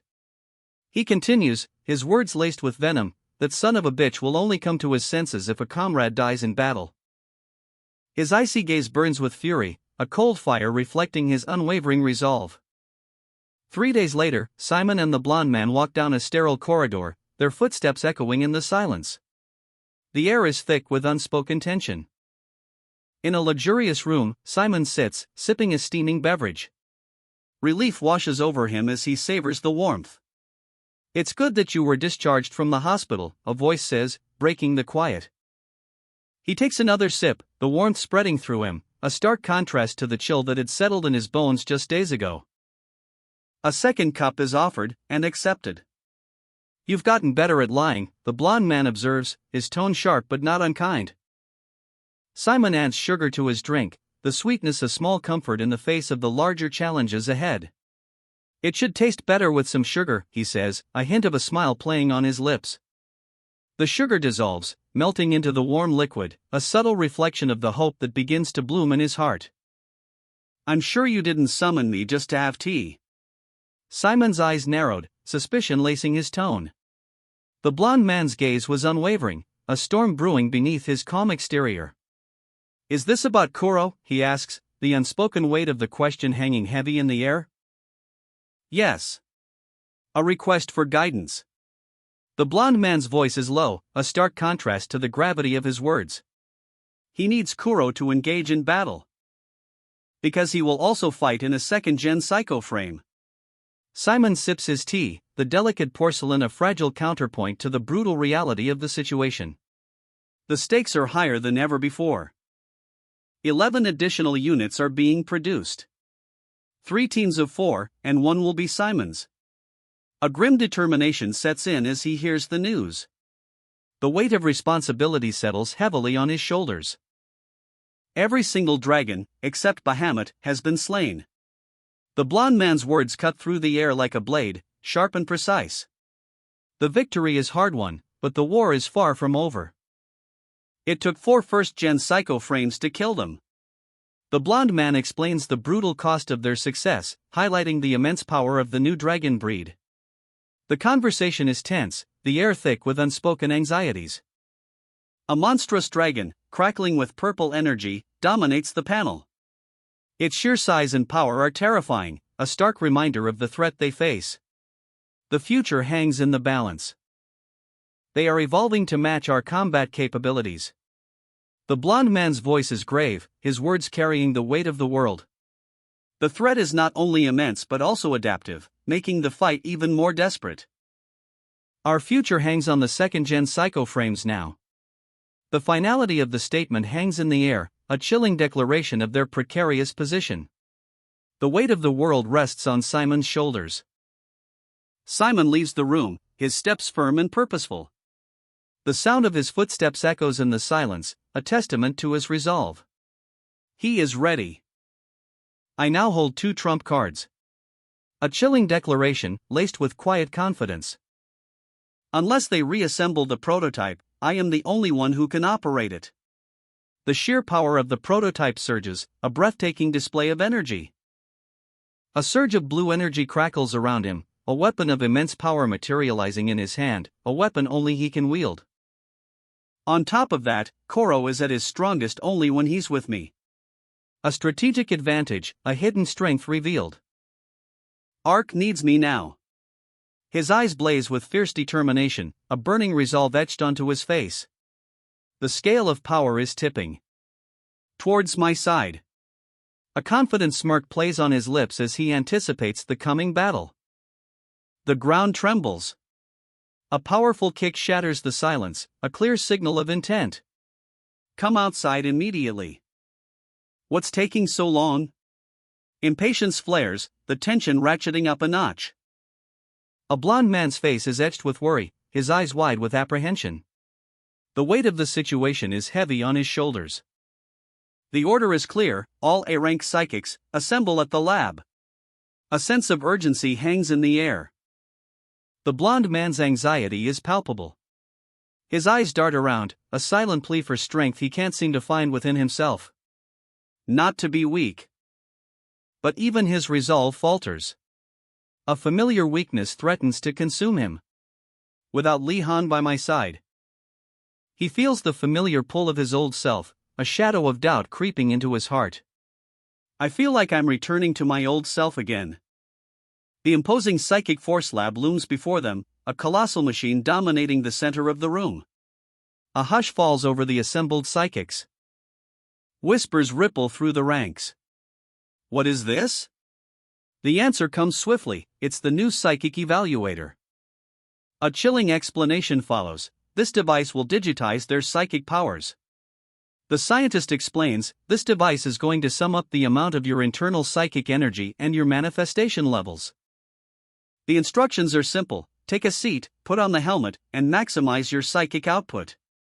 The tension is a palpable force. The machine hums, a silent countdown to the unknown. Then, a sudden burst of light. Evaluation complete. The psychic force evaluation begins. A sleek, futuristic machine hums, ready to unlock the mysteries of the blond man's psychic potential. 8,000 pp, the number glows, a testament to the power waiting to be unleashed. The blond man, his expression a mask of apprehension, sits before the machine. His eyes, though, betray a flicker of nervous anticipation. A moment of quiet before the storm. A hushed whisper, barely audible, escapes his lips, huh? Oh, okay. He prepares himself, carefully adjusting the headset, the anticipation is palpable, a silent tension hanging heavy in the air. The evaluation begins. A surge of energy crackles through the room, the machine whirring to life, a symphony of technology and potential. Whispers ripple through the observing scientists, I wonder what number he'll get. The genius of England. The tension ratchets up a notch, the observers lean forward, their eyes glued to the monitors, as the blonde man's psychic power begins to manifest itself. A sudden surge of energy. A wave of blue light erupts from the machine. Who knows what incredible power lies dormant within? The blonde man's face contorts in exertion, a visible strain as he struggles to contain the overwhelming power surging through him. This is more than I expected. A surge of raw power, a tempest of blue energy, it crackles and writhes, a terrifying display of untamed psychic might. The blonde man's eyes blaze with an unearthly light, his face contorted in a mask of exertion and barely contained power. The psychic energy intensifies. A raw, untamed force erupts from within, a visceral explosion of psychic energy. Evaluation complete. The screen blazes with numbers, 10,000 pages. An impossible score. That's insane, one voice cries out. Isn't that the highest record so far? No one has had over 9,000. The blonde man, overwhelmed but triumphant, removes the psychic evaluation helmet. His team erupts in cheers, awestruck by the sheer magnitude of his power. His gaze sharpens, locking onto someone across the room, a silent challenge, a palpable tension in the air. Hey, you get the evaluation too. The other man, calm and collected, replies, I'm fine. I already did the evaluation before I advanced. The blonde man's eyes narrow, suspicion clouding his triumph. The blonde man, eyes narrowed, demands, what's the number? A female scientist, her expression a mixture of apprehension and curiosity, asks, Kuro's psychic power level. What was it? A beat of silence hangs in the air before she offers a hesitant, well. The number is revealed, 12,000 pages. A shockwave of energy radiates from the scientist as she announces the result. The blonde man's eyes widen. And this, she explains, is just his average output. The blonde man's face is a mask of barely controlled fury. His gaze locks onto the scientist, suspicion hardening his features. The scientist looks on, clearly uncomfortable. A simmering rage boils beneath his surface. It's really not fair, he mutters, a low growl rumbling in his chest as he surveys the team of scientists and security personnel. The tension is palpable. A hushed discussion unfolds within the sterile confines of a psychic force lab, the air crackles with unspoken accusations. He wouldn't have backed away until he found out. Simon, the blonde man, stands alone, a single bead of sweat tracing a path down his temple, the weight of suspicion pressing down on him. Simon. The name hangs heavy in the silence, a question mark in the air. A helicopter blades whir, a blur against the fiery sunset, a new mission is about to begin. Inside a dimly lit room, a soldier explains, it digitizes your ability. It's like a video game. A new device, capable of recording and potentially manipulating psychic powers. Though untested, its purpose is clear. ARC wouldn't produce such a device without a reason. A grim determination sets in. They're going to use it in battles somehow. The mission briefing begins. So, squad leader, what's our mission this time? A purple orb glows ominously in the squad leader's hand, the mission's true nature remains shrouded in mystery. Simon stares, a chill crawling down his spine. The skull-like visor of the psychic power digitizing device reflects the harsh light, a symbol of the unsettling technology he's just learned about. Meanwhile, the blonde man's eyes burn with steely determination. His gaze is fixed, unwavering, as he absorbs the gravity of his new mission. The weight of the world rests on his shoulders. A helicopter roars overhead, a blur against the fiery sunset. I'll start the briefing now. The words hang in the air, sharp and urgent, a prelude to the action to come. Hey, you big loser over there. The voice echoes, sharp and challenging, cutting through the silence. A figure stands, back to us, katana gleaming in the dim light of a training facility, the air crackles with anticipation. His opponent, a young woman, steps forward, her eyes blazing with defiance. Let's fight. I'm going to beat you to a pulp. A swift movement, a blur of motion, the katana is drawn. A chilling smile spreads across the young man's face, his eyes glowing with a dangerous light. "What's the reason for this fight?" she asks, her voice laced with suspicion. "I don't like you since you and I have a similar name." A simple, almost absurd reason, yet, the tension remains. She sheathes her blade, a sigh escaping her lips. "That's all." He nods slowly. "All right, I suppose that's enough of a reason. Here we go, round 1. The young woman unleashes a powerful attack. A blinding flash of light erupts from her fingertips. The young man barely registers the attack, his eyes wide with surprise. Asterisk, what was that? Was that one of the memories I lost from my injury? Asterisk? He's clearly disoriented, but his determination remains unshaken. The scene shifts to Ustu, a small commune nestled in the Pyrenees Mountains. Flames lick at the ancient stone buildings, painting the night sky with an ominous glow. The air crackles with the energy of chaos.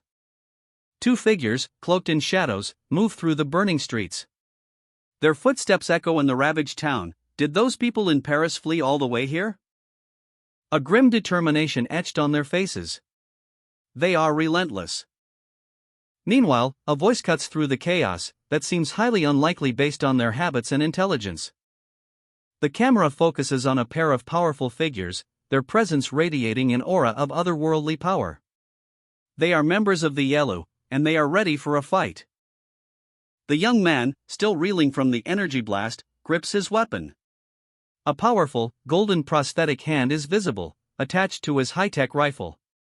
"Let's search this village some more," he mutters, determination etched on his face. A gruesome discovery. A corpse lies slumped against a wall, its body ravaged. "Judging by the climate and the state of the corpse, it's only been around 2 days," observes the young man, his gaze grim. The young man and his squad cautiously advance through the village, their weapons at the ready. Tension hangs heavy in the air, a palpable sense of unease settles upon them. A chilling question hangs in the air. There are no other corpses though, is everyone else alive somewhere? The young man's voice is laced with a growing sense of dread. Suddenly, a warning. There's someone approaching from the front. The young man's eyes narrow, his senses sharpening. A figure emerges from the shadows. And the psychic force unit springs into action. Weapons raised, they prepare for a confrontation. The air crackles with anticipation, a clash is imminent. The village is ablaze. A fiery inferno consumes buildings, casting long, dancing shadows. The scene is chaotic, filled with the sounds of battle, a desperate struggle for survival. A lone figure, back turned, pushes a cart laden with bodies through the carnage. The weight of the tragedy is almost unbearable, the scene is heartbreaking. The young man and his comrade confront the approaching soldiers. "Please state your identity." The demand is sharp, leaving no room for ambiguity. A lone figure, a farmer by the looks of him, struggles to move a heavy cart, the weight of his burden is almost palpable. His weathered face, etched with worry, is partially obscured by his hat, but his eyes speak volumes. "You guys are soldiers from Ark, right?" He continues, his voice strained, "As you can tell, I'm a farmer from this village." The soldier's gaze sharpens, focusing on a detail the farmer may have overlooked, that diving helmet tattoo on his arm. "That skeleton with a diving helmet on your arm. It's a common tattoo amongst Marines." The soldier's response is swift and efficient. "If you do not state it yourself, there are other ways of finding out." With a flick of his wrist, a high-tech device activates. The Ark database is about to be queried. This is going to be interesting. The farmer, Jacques, lets out a hearty laugh. "Jacques. Call me Jacques." The soldier remains unmoved, his expression hardening. "What's your full name?" The farmer's identity is revealed. It's Jacques de Gaulle. The name, spelled out slowly, letter by agonizing letter, hangs heavy in the air. Soldiers close in, their weapons trained on the man who was once a member of the elite PF Ark unit. 6 years ago, he retired. But some secrets never truly fade. Jacques stands defiant, a spark of rebellion in his eyes. Yes, I managed to run into you after all these years in hiding. He challenges them, his voice laced with defiance. The soldiers explain the harsh reality of being a psyker, constant surveillance, even in retirement. There's no escape from the system's watchful gaze. A fear that their psychic abilities might be used for nefarious purposes. The city trembles as Jacques unleashes his power, sending a truck flying with a burst of blue energy. The confrontation escalates. The air crackles with tension as Jacques and the soldiers clash. Will he escape? Can he outrun the system's reach? Jacques, wounded but resolute, makes a desperate plea. Will you help me? He can't bury every fallen comrade, but he seeks a measure of dignity for them, a final act of respect. A city ablaze. Flames lick at the night sky, painting the clouds with fiery hues. The air crackles with the energy of devastation. Silhouetted against the inferno, four soldiers stand in grim contemplation. The scale of the destruction is overwhelming. One soldier, weathered and grizzled, speaks, his voice heavy with unspoken weariness. I ended up liking this place. I wanted to spend the remainder of my life here.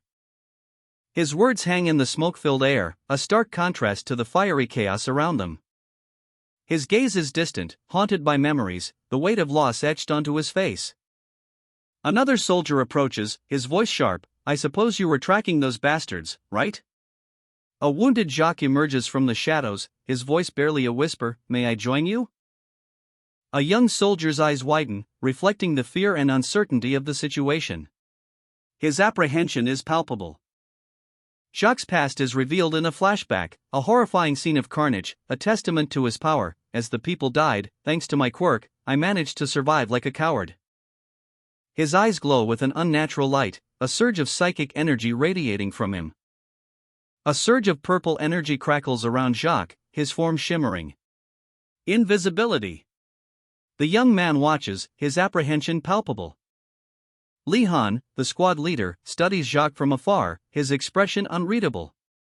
Though he doesn't know Jacques' combat capabilities, he recognizes the strategic value of Jacques' power. His psychic abilities will be invaluable in surveying the area. A tense exchange. Very well, Jacques de Gaulle. My name is Li Han.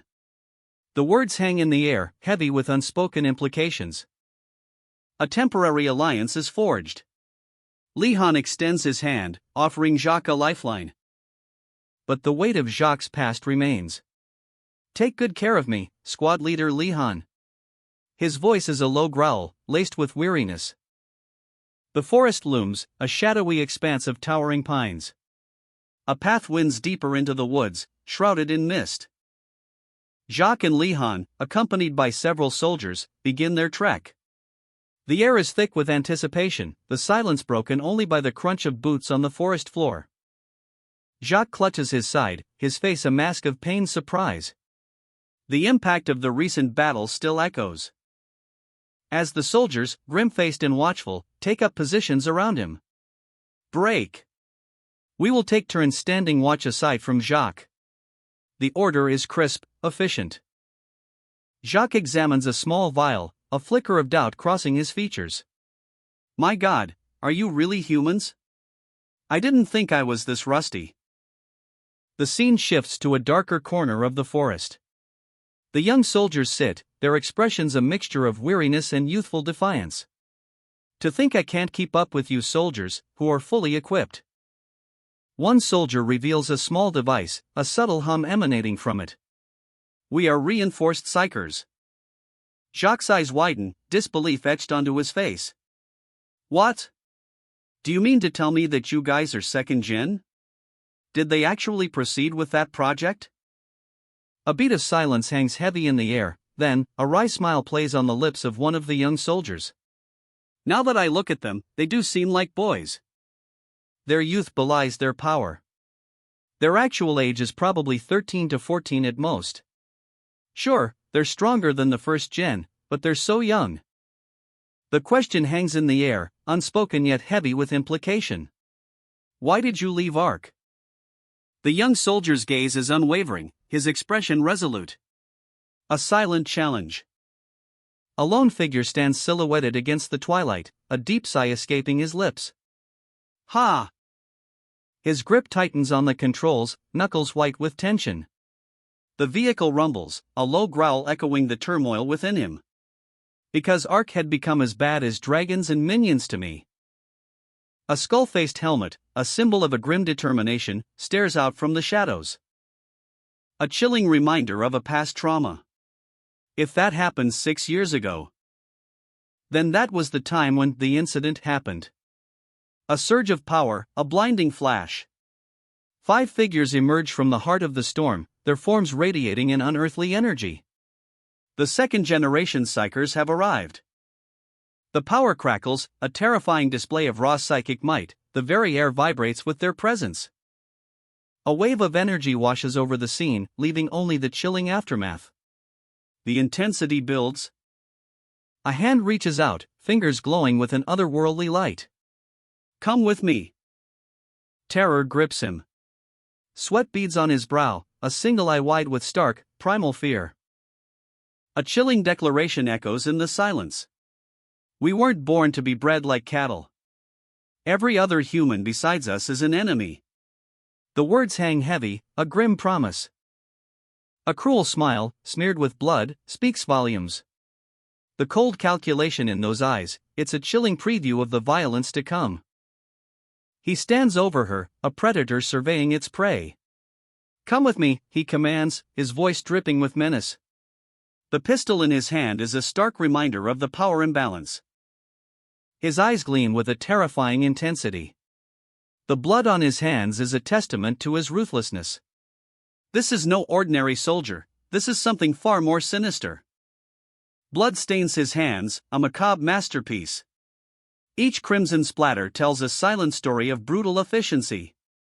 The weight of his actions hangs heavy in the air. A sleek figure glides through a sterile corridor, the click of heels echoing in the silence. Another woman, her vibrant blue hair a stark contrast to the gray surroundings, follows close behind. The corridor opens into a larger chamber, revealing a tense standoff. A hardened soldier, John Red, stands firm, his prosthetic leg a silent testament to past battles. His gaze locked on the blue-haired woman, a palpable tension hanging in the air. They stand before a heavy door, the weight of secrets held within. What are you doing? John Red demands, his voice a low growl. The blue-haired woman's response is sharp, open it. The door swings open with a clang, revealing a dimly lit archive room, the air thick with the scent of aged paper and forgotten history. I'm sure the majority of the records have been digitized by now, she says, her voice betraying a hint of unease. Don't take me for a fool. The blue-haired woman's voice is sharp, a steel blade against John Red's simmering suspicion. Records from 6 of the 10 years she slept, partially expunged. A chilling revelation, a mystery waiting to be unearthed. The darkness of the forest, a palpable sense of unease hangs heavy in the air. She's determined to uncover the truth, no matter the cost. John Red's gaze is unwavering. The fact that you don't like Ark anymore, is it because they recruit children like us? His suspicion deepens, a knot of worry tightening in his gut. He senses a hidden truth, a dangerous game unfolding. A warning, etched in his expression, it would be in your best interest not to trust Ark too much. The weight of his words hangs in the air, a grim reminder of the dangers lurking beneath the surface. They have already done. Izzy too. The name echoes, a chilling confirmation of a hidden threat. A discovery in the shadows, one grunt, severely injured, unable to move. A monstrous figure emerges from the shadows, its guttural growl echoing through the night. Its armor is scarred, its eyes burning with malevolent red light. I believe it has fallen behind from its group, a voice observes, the words cutting through the creature's menacing presence. The command rings out, let's go. A squad of soldiers, clad in tactical gear, moves with swift precision into the darkness. One soldier stumbles, his hand instinctively reaching for his head. The weight of the mission, the danger lurking unseen, is almost palpable. He looks up, his face etched with concern. Still. A tense moment hangs in the air as the soldier's gaze meets another figure, shrouded in darkness. the weight of the situation pressing down on him. His shoulders slump, a silent sigh escaping his lips. A whispered word, Koro. The soldier's eyes widen, a desperate plea forming on his lips. Can you take care of it? The response is immediate, brutal. A flash of motion, the sharp crack of gunfire, and the creature's reign of terror is over. Put it out of its misery. Deep in the forest, two soldiers stand guard. One, Koro, is young, his face etched with a mixture of apprehension and determination. His superior officer explains the mission's true purpose. Oh, right. This operation was to get Koro involved in a real battle. He needs to get used to killing minions. Koro breathes heavily, the weight of the order settling upon him. The pressure is immense. His eyes widen in fear, reflecting the grim reality of his situation. A monstrous face looms, its eyes burning with malevolent intent. A chilling growl echoes through the trees. Koro raises his weapon, his finger tightening on the trigger. The beast lunges.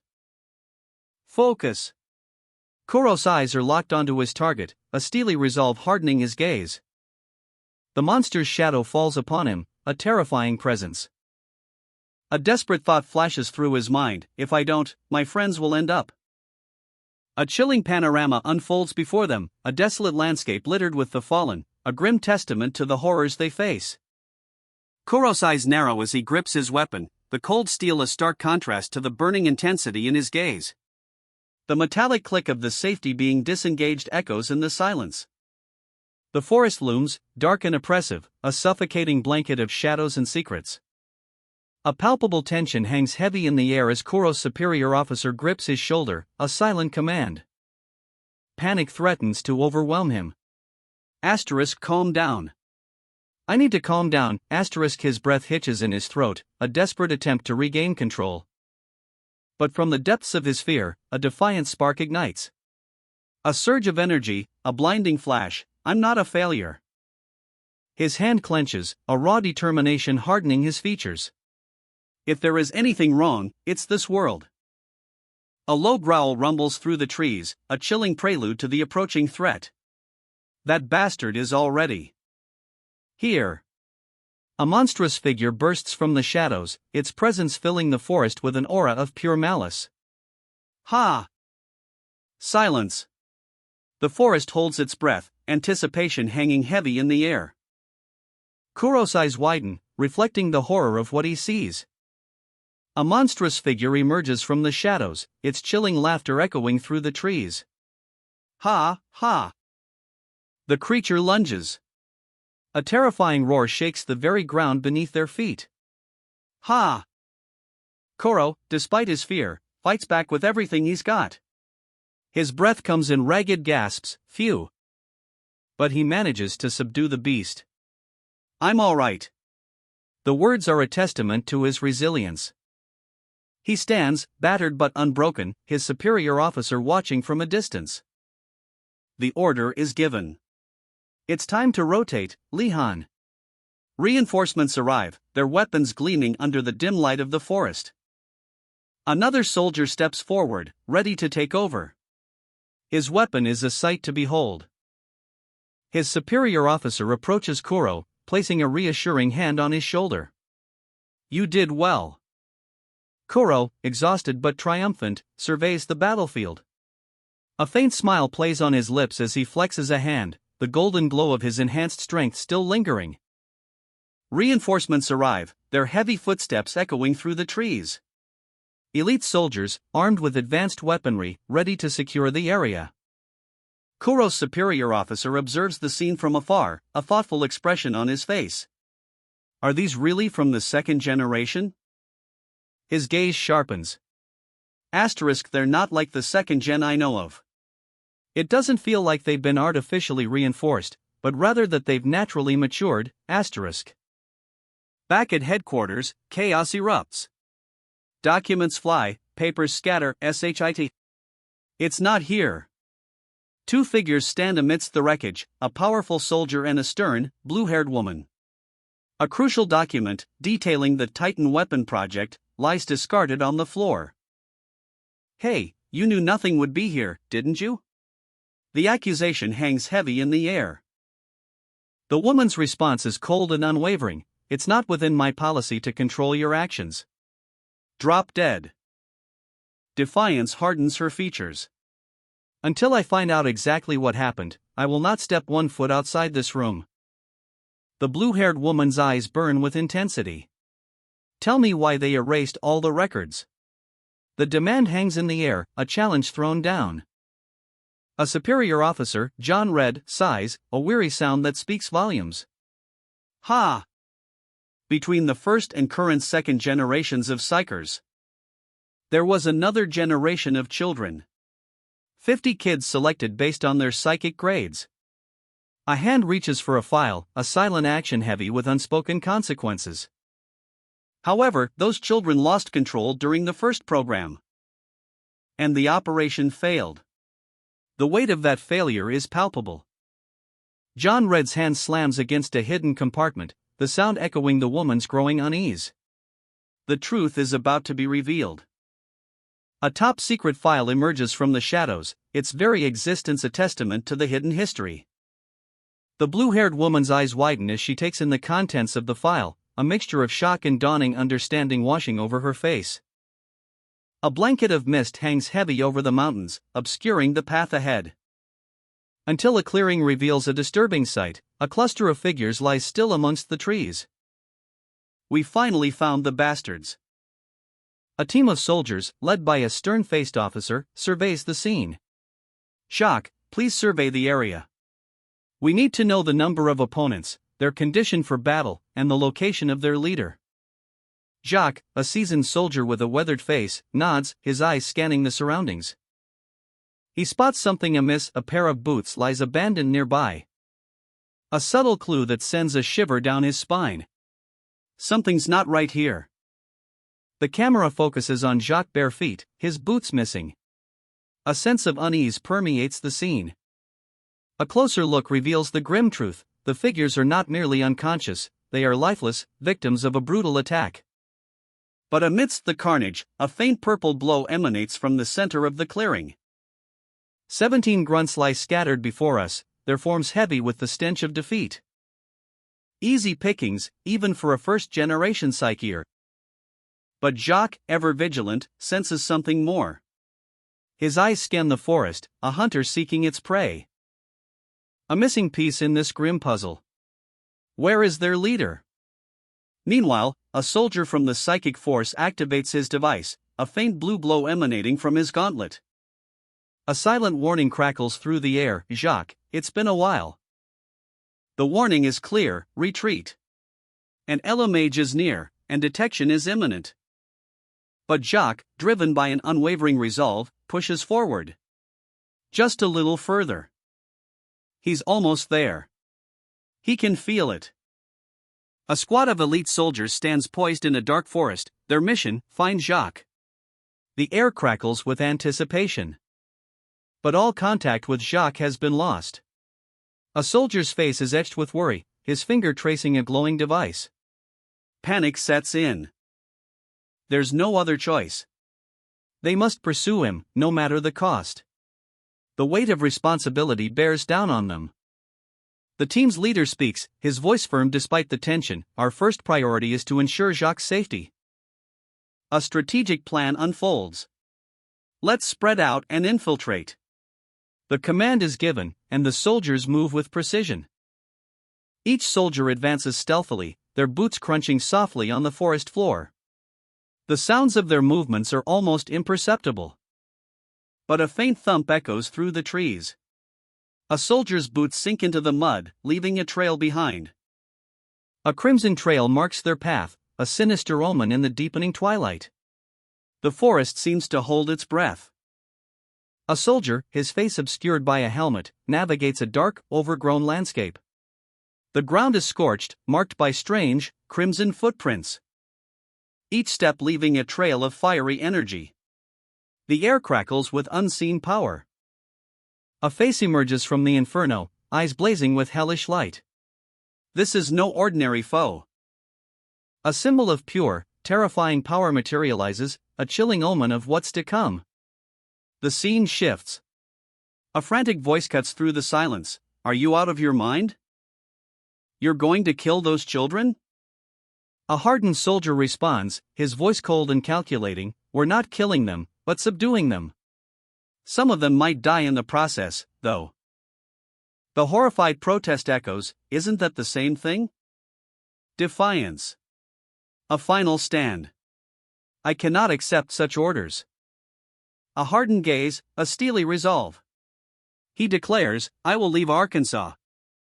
His words hang heavy in the air, a moral line drawn in the sand. I won't dirty my hands with the children's blood.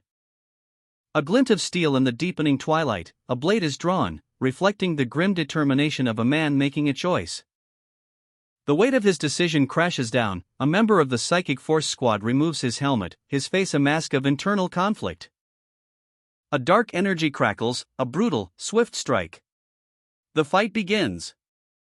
A sickening thwack, blood sprays as a soldier falls, victim to a devastating blow. The impact echoes through the forest, another soldier is thrown back, the fight intensifying. A desperate struggle in the shadows, one soldier falls, pierced by a spear, his lifeblood staining the forest floor. The scene shifts, revealing the fallen soldier's weapon. A discarded rifle lies near the fallen soldier. His face contorted in rage, a primal scream rips through the night as he unleashes his fury. A lone figure stands amidst the chilling mist of a dark forest, the silence broken only by the grim reality before him, a fallen comrade, lifeless, a testament to the brutal battle that has just transpired. A surge of purple energy. A warrior, cloaked in shadow, unleashes a devastating attack. A blinding flash of light as their blade cuts through the air, leaving a trail of destruction in its wake. The ground trembles with the force of the impact, bodies strewn across the battlefield, a grim harvest of war. A desperate plea echoes through the chaos, let's head in, Kuro. Please cover me with your telekinesis. Roger. The response is swift, a spear hurtling through the air, a shield against the storm. A surge of determination. I have to do well, the warrior's resolve hardens, a blue aura enveloping his fist. Eyes blazing with fierce protectiveness, a vow is made, I'm going to protect Lihan. A surge of raw power. The Psychic Force Squad members' eyes blaze with an unearthly light, veins of energy pulsing across their face. A blinding flash of blue energy erupts, a wave of pure psychic force. The squad stands defiant, their leader wielding a massive energy spear, facing down a horde of grotesque, hulking creatures. The air crackles with anticipation. A battle of wills, a clash of titans.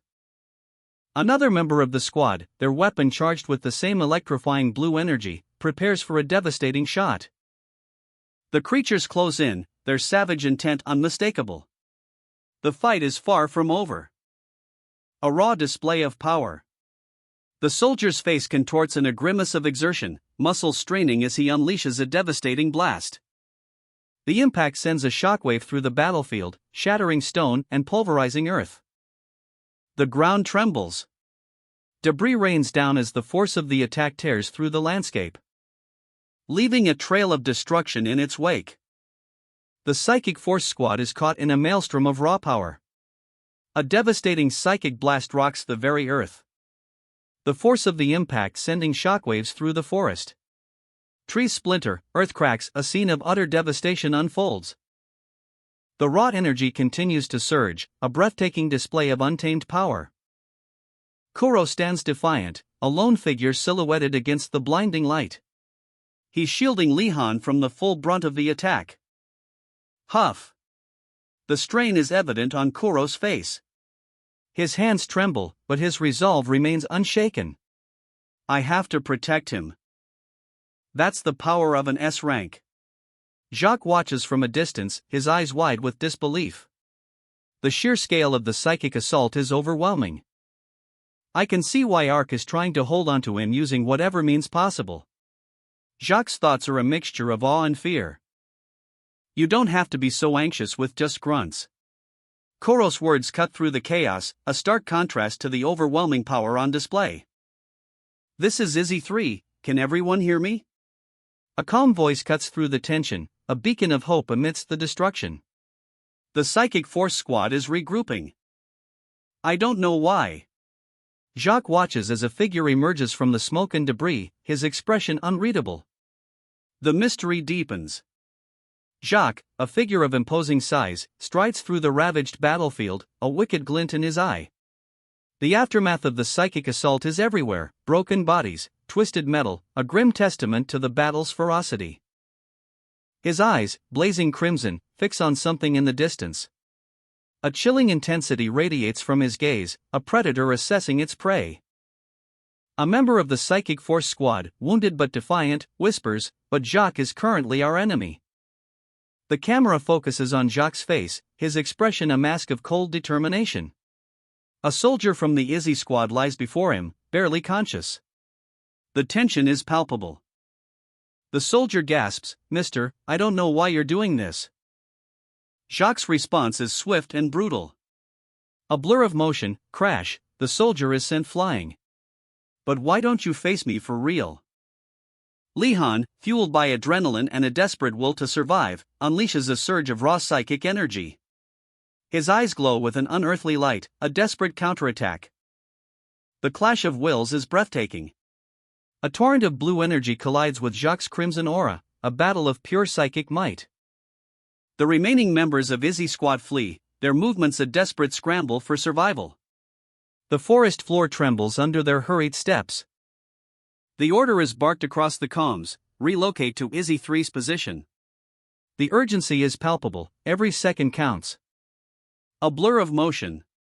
A fierce clash of steel against energy. The blue energy of the spear clashes with the opponent's blade, sparks erupting in a blinding flash. Eyes blazing with crimson fury, Jacques unleashes a brutal counterattack. A whirlwind of blows. Each strike is precise, each parry a testament to Jacques' skill. The opponent is overwhelmed. A guttural cry of pain escapes the Izzy squad member as he is sent sprawling. The impact reverberates through the forest. A spray of blood marks the end of another encounter. Jacques stands over his fallen foe, his expression cold and resolute. The forest floor is a battleground. A blur of motion as Jacques lunges, his blade a silver streak. And another Izzy squad member falls, his body crumpling to the earth. The fight is brutal, relentless. Jacques' blade drips with blood, his face a mask of grim determination. He is unstoppable. His next target is within reach, the final member of the Izzy squad. His eyes gleam with a predatory intensity. A sudden burst of energy. A blinding flash of light erupts from the fallen soldier. Eyes of pure, searing green energy pierce the darkness, a power unlike anything seen before. Jacques stares, stunned. The remaining Izzy squad member rises, his body crackling with raw power. He attacks with blinding speed. His hand a blur as he disarms Jacques, sending his knife flying. "Sorry, mister." A devastating counterattack. The force of the blow sends Jacques flying, a crimson explosion marking his defeat.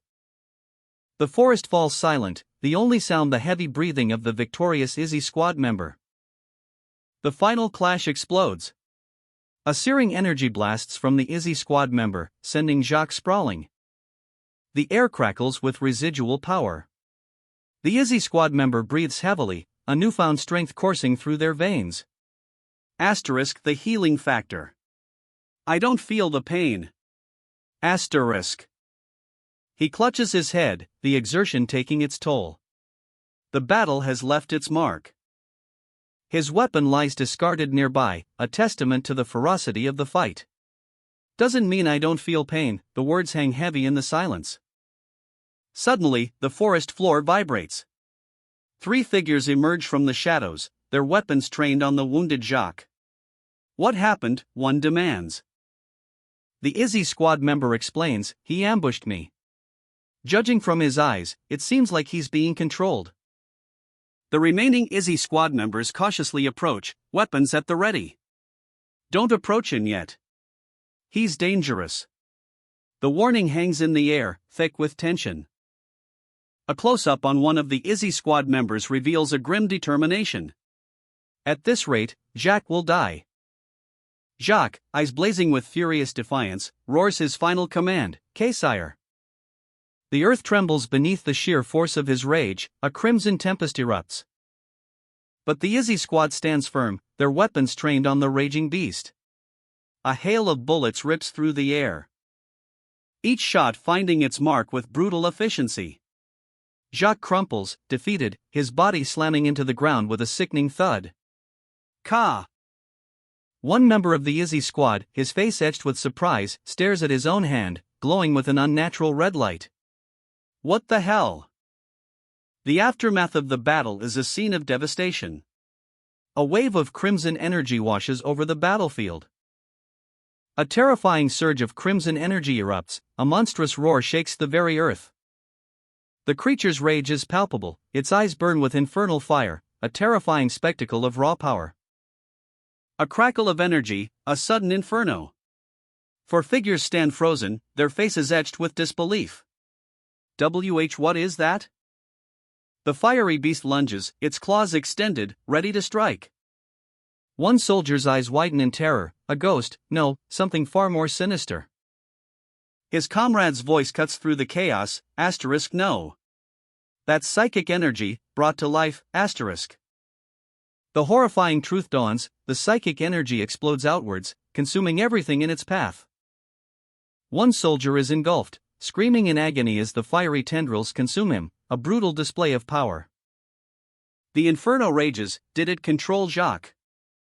A surge of crimson energy erupts, bathing the forest in an ominous glow, the very air crackles with unseen power. One soldier, eyes narrowed in grim determination, grips his weapon, a staff humming with golden light, a dragon weapon, ready to unleash its might. A plan is forged in the heat of battle. Let's deal with it by attacking from two sides. But one soldier stands apart, his resolve unwavering. His eyes blaze with an eerie blue fire, a terrifying power taking hold, a psychic phenomenon of immense destructive potential. Koro, cloaked in shadows and wielding twin blades, moves with lethal grace, a silent guardian against the encroaching darkness. A quiet resolve. If anyone should be at risk, it's me, who has the worst fighting ability. A command is given, sharp and decisive, go and take care of Jacques. While I face this thing, a fiery golden fist clenches, ready to meet the oncoming threat head-on. The soldier charges, his weapon a blazing comet against the encroaching darkness, a desperate stand against overwhelming odds. The battle rages, a chaotic ballet of light and shadow in the heart of the forest, a desperate fight for survival. A wave of psychic energy explodes outwards. The sheer force of it is terrifying. The soldier, eyes wide with determination, braces himself against the onslaught, a crimson tide washes over him. He swings his weapon, a blur of motion, deflecting the psychic attack, but the pressure is immense. With incredible speed and skill, he parries the relentless assault, each strike a desperate dance with death, a whirlwind of red and steel. Kuro's eyes blaze with power, a surge of blue energy erupting from within, he's ready to intervene. A protective shield of energy forms around the soldier, deflecting the psychic attack, a brilliant blue counter to the crimson tide.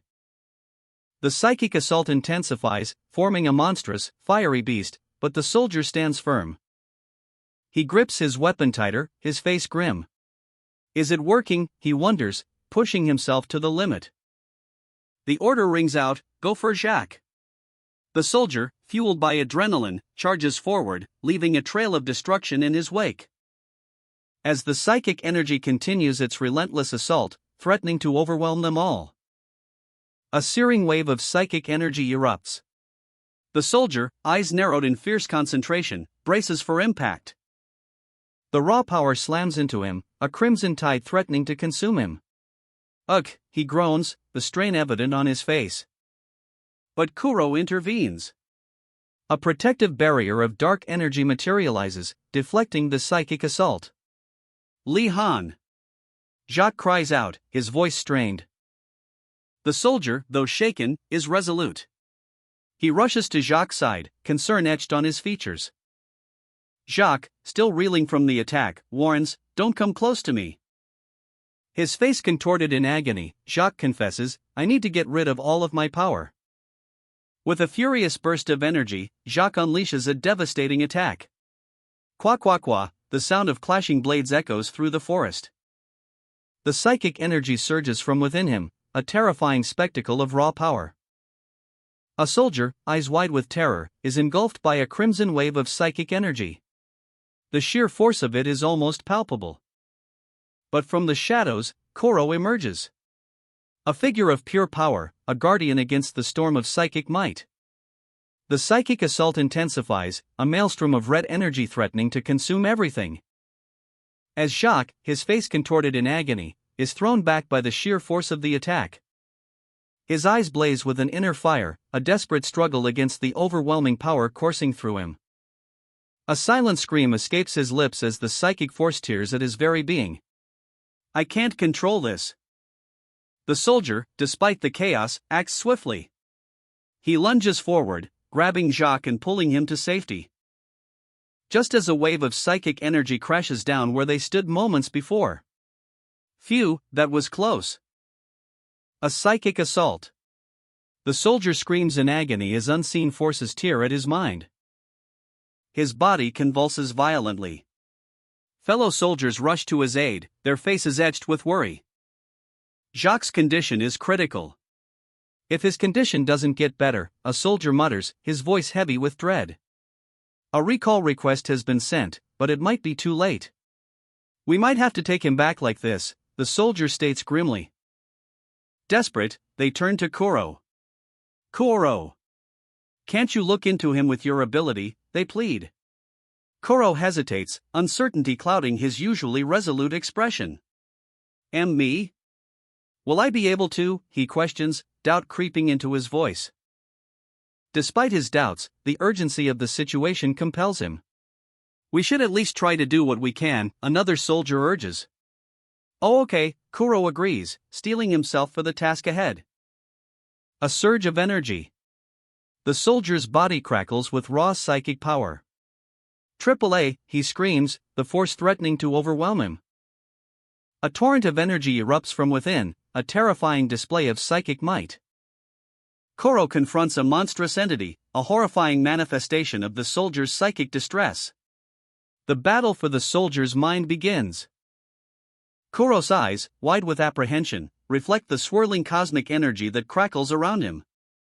A crimson aura erupts from within, a raw power threatening to consume him. The energy surges, a terrifying display of latent potential. He stands before a nightmarish entity, a psychic horror born from the depths of his own mind. The grid-like landscape of his inner world pulses with malevolent energy. This is it, the place within me. A chilling realization dawns on Kuro as he confronts the source of the psychic attack. It seems to be deeper than before. A sense of dread washes over him as he senses the immense power of the entity before him. The monstrous form rides, its crimson flesh pulsating with dark energy. A terrifying battle of wills is about to begin. Your ego still remains. The entity speaks, its voice a chilling whisper that echoes in Kuro's mind. A wave of psychic energy crashes over Kuro, threatening to shatter his resolve. His face contorts in pain, but his eyes remain defiant. Kuro's eyes widen, a horrifying vision flashing before him, a crimson blade dripping with an unnatural glow. A psychic entity, monstrous and powerful, materializes within his mind. The air crackles with energy. The entity looms, a terrifying titan of pure psychic energy, towering over a cowering Kuro. I shall get rid of you for good, it hisses, its voice a venomous whisper in Kuro's mind. But Kuro's defiance burns brighter than ever. A grim smile spreads across his face. Those are my words, he counters, his voice echoing with newfound resolve. The psychic battle begins. Meanwhile, outside Kuro's mind, a desperate struggle unfolds.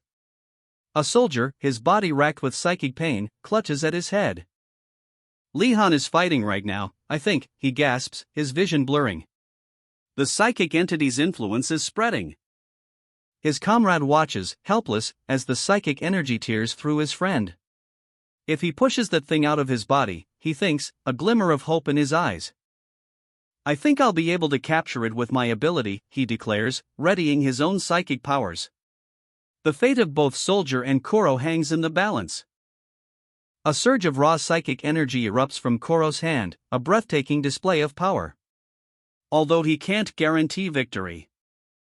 Jacques, his face etched with agony, grits his teeth. The psychic assault continues, relentless and brutal. Despair claws at Jacques' resolve. Damn it! Win, Li-Han, he screams, his voice strained with desperation. Soldiers rush to Jacques' side, their faces grim. The psychic entity's tendrils writhe, a horrifying spectacle of crimson energy. Like you always do, one of them shouts, a mixture of encouragement and grim determination. Kuro's eyes blaze with furious intensity as he fights back against the psychic invasion. The struggle is tearing him apart, but he refuses to yield. A soldier raises his weapon, a dark energy crackling around the blade. This is your end, he growls, his voice cold and devoid of emotion.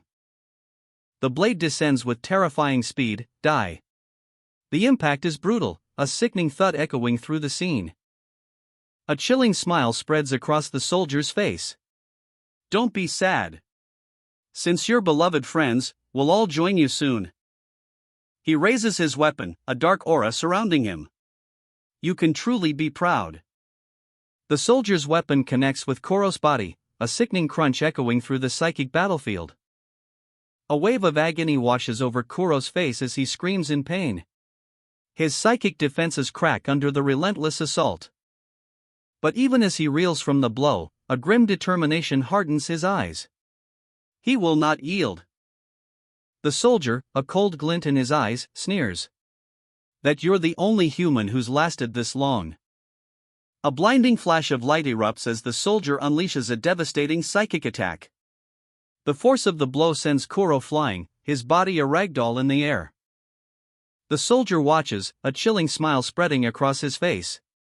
This is the end, he thinks. Kuro, barely conscious, struggles to comprehend the overwhelming power. What is this? With a final, desperate surge of energy, Kuro attempts a counterattack. But it's too late. The soldier's power is overwhelming. The fight is over. He resisted my psychic power? The shockwave of disbelief is almost as powerful as the psychic assault itself. Resisted? Impossible. This changes everything. Li-Han, there has never been an instance like yours before. A hushed whisper, heavy with the weight of a momentous discovery. This is the first time we have seen a case where a psyker displays resistance to psychic abilities. The words hang in the air, sharp and precise, like a surgeon's scalpel dissecting a mystery. The crimson energy crackles, a silent promise of raw power, and then, a confrontation. The air crackles with anticipation. Is it because of that special case? A question hangs in the air, a seed of doubt planted in the heart of the soldier. The soldier lunges, a blur of motion. That's enough of copying me. The words are a growl, a declaration of dominance. A brutal counterattack. The impact sends a shockwave through the very air itself. Li-Han, eyes blazing with defiance, grits his teeth. The psychic assault, it nearly broke him. But he endures. That's enough of your pathetic imitations. The rage boils over, a crimson tide threatening to consume him. Be gone! The command echoes, a raw burst of power. He explodes into motion, a blur of dark energy. And connects with a devastating blow. The impact sends a shockwave through the very fabric of reality. His opponent is sent flying, a broken marionette. Coughing up blood, his body racked with pain. I need to get out of here. The fury hasn't subsided, it fuels his desperate escape. You bastard. His power is dangerous. The very air crackles with volatile energy. A wave of searing heat erupts from his mouth, a terrifying inferno unleashed. Ugh! The shockwave throws his opponents back, their faces contorted in pain and disbelief. The battle is far from over. Kag! Another devastating blow. The force of the impact sends tremors through the ground. And the enemy is left reeling, vulnerable. The tide has turned. Up there! Koro, can you capture it? A crimson entity, a terrifying manifestation of raw power, floats in the air. I'll try. Koro focuses, his eyes blazing with determination. He channels his own energy, unleashing a torrent of raw power, a blue tempest that crackles with immense energy. With a surge of power, he ensnares the entity within a sphere of energy and secures the dangerous being within his grasp. The threat is neutralized. A blinding flash of blue energy erupts. Koro, eyes blazing with determination, unleashes a devastating power, trapping the monstrous entity within a cage of pure energy. The air crackles with residual power. The creature writhes, a furious storm of crimson and blue, desperately fighting against its confinement. But Koro's grip is unwavering. The struggle intensifies, a maelstrom of raw energy threatening to overwhelm them both. Is it trying to escape? The entity begins to shift, its form flickering and distorting. A desperate gamble. Li-han, battered but unbowed, steps forward. I'll take care of it. His voice is a low growl, filled with grim resolve. Li-han's concern is evident as he approaches his comrade. Are you all right? More than a little worse for wear, Li-han breathes heavily, huff, huff, more or less. With a determined grunt, Li-han activates his advanced combat gear. A golden gauntlet materializes, glowing with an otherworldly light. And with a final surge of power, he crushes the escaping entity. The threat is neutralized. Li-han's eyes blaze with fierce determination. A surge of raw power courses through his veins, unleashing a devastating electrical assault. The air crackles with energy as he confronts the monstrous entity. The creature roars in agony as searing bolts of lightning tear through its flesh, a terrifying shriek echoes through the forest. The impact of Li-han's attack sends shockwaves through the very ground itself. The creature is reeling, its power faltering. With a final, explosive burst of energy, the creature is obliterated in a fiery maelstrom, leaving only scorched earth and the lingering scent of ozone in its wake. The battle is won, but the cost is clear. Li-han collapses, his breath ragged, his body screaming in protest. This was too close. His comrades rush to his side, their faces etched with concern. Li-han. What was that? A chilling answer hangs in the air, Octo's newest experimental piece. The skeletal remains of a colossal dragon lie before them, a grim testament to the power they faced. A chilling discovery. A shadowy figure, cloaked in mystery, holds a fragment of the beast's remains, a grim trophy from a battle won. Li-han's golden gauntlet glows, a beacon of power in the deepening twilight. A new weapon, perhaps, to even the odds against future threats. The forest floor, a somber scene. Jacques lies wounded, surrounded by his team. His eyes wide with a mixture of pain and resignation. Jacques, cries a comrade, his voice filled with urgency. A close-up on Jacques' pained face, a single tear escapes. His breath ragged, his body ravaged by the battle. Are you awake? Despite the pain, Jacques' resolve remains unshaken. Hold on a bit longer. Ark's transport and medical team will arrive soon, his comrade urges. Jacques' voice is weak, but his words carry the weight of finality. No. It's too late for me. But I have no regrets. A wave of jubilation washes over the liberated village. Faces, etched with hardship, now beam with newfound hope. The air crackles with the energy of a community reborn. A single hand reaches out from the shadows, a silent testament to the resilience of the human spirit. I will be able to see my friends again, a whispered vow, filled with quiet determination. Li-han, his body battered but his spirit unbroken, rests beside the fallen Jacques. The weight of sacrifice settles heavily upon him. Don't harbor any guilt towards me, Jacques' final words, a poignant echo in the stillness. Tears well in Li-han's eyes, a silent tribute to his fallen comrade. The burden of survival, now heavier than ever, settles upon his shoulders. Gasping for breath, Jacques struggles to speak. Now. I have to rest a little, his voice barely a whisper, fading into the quiet of the forest. The whirring of helicopter blades cuts through the somber atmosphere. A beacon of hope, arriving just in time. As remaining members of the psychic force gather around Jacques, their faces etched with grief and respect. The sun sets, casting long shadows as they pay their final respects to their fallen friend. A single word, whispered in the gathering dusk: specter. The chilling image of the parasitic psychic ghost, a terrifying specter of the battle just fought, is revealed. Its form, a swirling vortex of dark energy, leaves an unsettling reminder of the horrors faced. A high-stakes meeting unfolds. The air crackles with tension as the assembled officers discuss a threat unlike any they've faced before.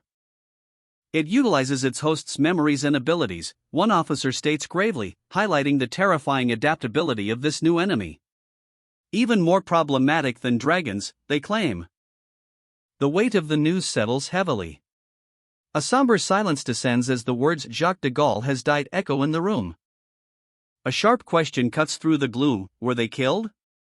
The unspoken fear hangs heavy in the air. The camera focuses on a tense exchange. A superior officer stands, his back to us, a storm brewing within him. The mention of the children from the initial project sends a chill down our spines. The past, it seems, is about to catch up. The question hangs in the air, heavy with dread: were they all killed? The uncertainty is palpable. A grim flashback. The brutal reality of the mission is revealed. They tried to capture them alive, but the enemy proved too strong. The desperate measures taken are laid bare. We ultimately had to resort to using psycho frames in order to apprehend them. The cost of victory is clear. That's insane. The sheer scale of the operation is breathtaking. A few were lost, but the majority are alive. The cost of victory is always high. A stark interrogation room. The tension is palpable as the blue-haired agent presses for answers. To be honest, I don't know where those children are. His response is met with disbelief. You don't know? Do you expect me to believe that? He stands firm. I won't lie to you. Only the chief of staff and his inner circle know the truth. A chilling possibility dawns on her. Perhaps they did kill them all, like you said. The question hangs heavy in the air: what did you do to those children? The agent's steely gaze intensifies. Below, a glimpse of Alexander Recker. The blue-haired agent emerges from the shadows, her eyes narrowed. A chilling presence fills the sterile room. A robotic skull with glowing red eyes observes her every move. A young woman lies in bed, her face hidden. Unease hangs heavy in the air. A sudden memory jolts her awake. She sits up, eyes wide with shock. Why did I remember him all of a sudden, she wonders, a wave of confusion washing over her. A flashback: his calm manner of speaking, his intelligence, a captivating presence. And his uncanny ability to convince people. The memory is vivid, unsettlingly clear. A sinister smile spreads across his face. He's back. The young woman lies on her bed, a whirlwind of emotions swirling within her. A sudden, sharp memory pierces through the haze. His face, a ghost from the past, flashes before her eyes. He reminds me of Li Han. A stark room. Rows of identical black jackets hang silently, awaiting their purpose. Then, a sudden burst of energy. One jacket glows with an ethereal blue light, crackling with raw power. The same energy flows into a matching black jacket, a surge of power that seems to defy the laws of physics. With a determined stride, he slips into the jacket, the psychic force logo emblazoned on the back a symbol of his newfound strength. A strange device hums, its tip glowing as it touches his temple. A surge of energy courses through him. Pages of an ancient tome flare with the same vibrant blue energy, revealing secrets long forgotten. And with a determined gaze, he prepares to face whatever challenges lie ahead. Since the Dimensional Gate's appearance in Paris, we have received numerous dispatch requests from all over Europe. Izzy's squad intercepts 5 Elo warriors attempting a daring escape. And the chase is on. A desperate flight across the open field. Kuro springs into action, his comrade's voice a battle cry echoing in the air. Psychic force activated. A surge of energy, a brilliant blue aura enveloping him, unleashing a devastating blast of raw power. The yellow warriors, caught in the crossfire, are thrown back. Their escape route shattered by a force beyond their comprehension. With a roar, the yellow warriors charge, blades glinting menacingly. But they are met with unwavering resolve. Let's go, Canute, silence. A blinding flash. Raw power erupts as the soldier unleashes a devastating energy blast. The sheer force of the attack sends shockwaves through the battlefield. His eyes blaze with determination, a fierce battle cry escaping his lips. He moves like lightning, a blur of motion as he cuts through his enemies, each strike precise and deadly. But even amidst the chaos, a new threat emerges from the shadows. A monstrous figure, its eyes burning with malevolent intent, rises to challenge him. A surge of dark energy. A mysterious figure descends, cloaked in shadows and crackling with forbidden power. Revealing a terrifying visage, a creature of nightmare made manifest. The air crackles with anticipation. With a silent grace, the shadowy warrior leaps into the fray, two blades of pure energy slicing through the air. A whirlwind of purple energy surrounds him as he confronts the monstrous foe. The clash of titans is upon us. A purple energy wave explodes outwards. The sheer force of the blast is breathtaking. The scene shifts to a clearing in a dark forest. A monstrous, shadowy mass lies inert on the ground, surrounded by a strange, ethereal mist. Four figures of the psychic force stand around the monstrous form, their expressions a mixture of exhaustion and grim determination. Silence, one of them speaks, "You really are a monster." Another adds, "How can you even slice something like this with a sword?" A soldier observes the scene, his voice laced with grim understanding. The real monster is the one that's making these things sprout from the ground. Another soldier, Kuro, lies wounded but alive. A comrade kneels beside him. "You did great, Kuro." Two soldiers exchange a look of mutual respect. "Your sense of judgment has gotten noticeably better," one comments, a hint of pride in his tone. A hand gently touches the shoulder of the soldier who made the observation. He turns, a look of surprise on his face. His gaze falls upon a strange device, a skull-like symbol glowing faintly on its surface. "What is it?" The soldier's eyes widen in alarm as he stares at the mysterious device, a sense of unease washing over him. A golden gauntlet, pulsating with raw power, rests in the soldier's hands, a relic of unimaginable might. The soldier's comrade cautions him, "I don't think you need this. You'll end up wasting psychic energy reserved for blinking." But the soldier, his face hidden behind a skull-like mask, insists, "Give it here anyway." A tense struggle ensues. The soldier's grip tightens on the gauntlet, a desperate grab for power. Suddenly, a blinding flash. The masked soldier is thrown back, a surge of energy rips through the air. The mask is gone, revealing a young man's shocked face, his eyes wide with disbelief and a hint of fear. His comrade looks on, concern etched on his features, the weight of the situation settling upon them both. The soldier, defeated but resolute, mutters, "I can't do it, this is my identity." His comrade offers a comforting word, "That's exactly why I said it, don't be too hard on yourself." A moment of quiet understanding passes between them, a promise hangs in the air. "You have to. You promised." The words ring out, a desperate plea against the backdrop of a stormy sky.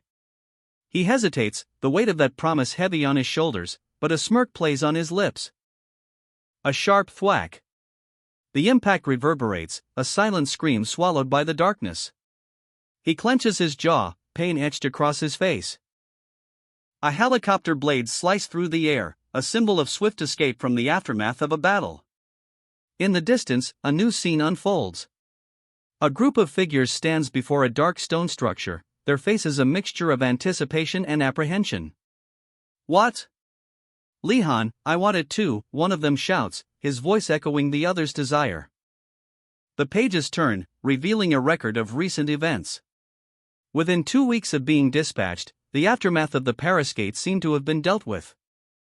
The words are stark, yet they belie the true toll. A heavy sigh escapes his lips. It was only 2 weeks, but it felt like we were training for years. His eyes blaze with an inner light, a surge of raw power coursing through his veins. A silent promise, a silent determination. Beep. A notification on a smartwatch. 11 new units are ready. The implications are clear. A scientist gestures towards a line of advanced androids, each one a testament to his power. All of them have been created using your prototype data. The words hang in the air, heavy with expectation. So you want me to test them out? The question hangs in the air, a mixture of apprehension and curiosity. The scientist smiles, his eyes gleaming with anticipation. A maniacal laugh echoes through the lab, a symphony of pure, unadulterated glee. Behold! The new android prototype stands ready, a gleaming testament to technological prowess. Its boots strike the ground, sending tremors through the facility, a silent promise of power unleashed. The trial run begins, and with it, a surge of raw energy. A sharp intake of breath, a woman in a sharp suit watches, her eyes narrowed in intense focus.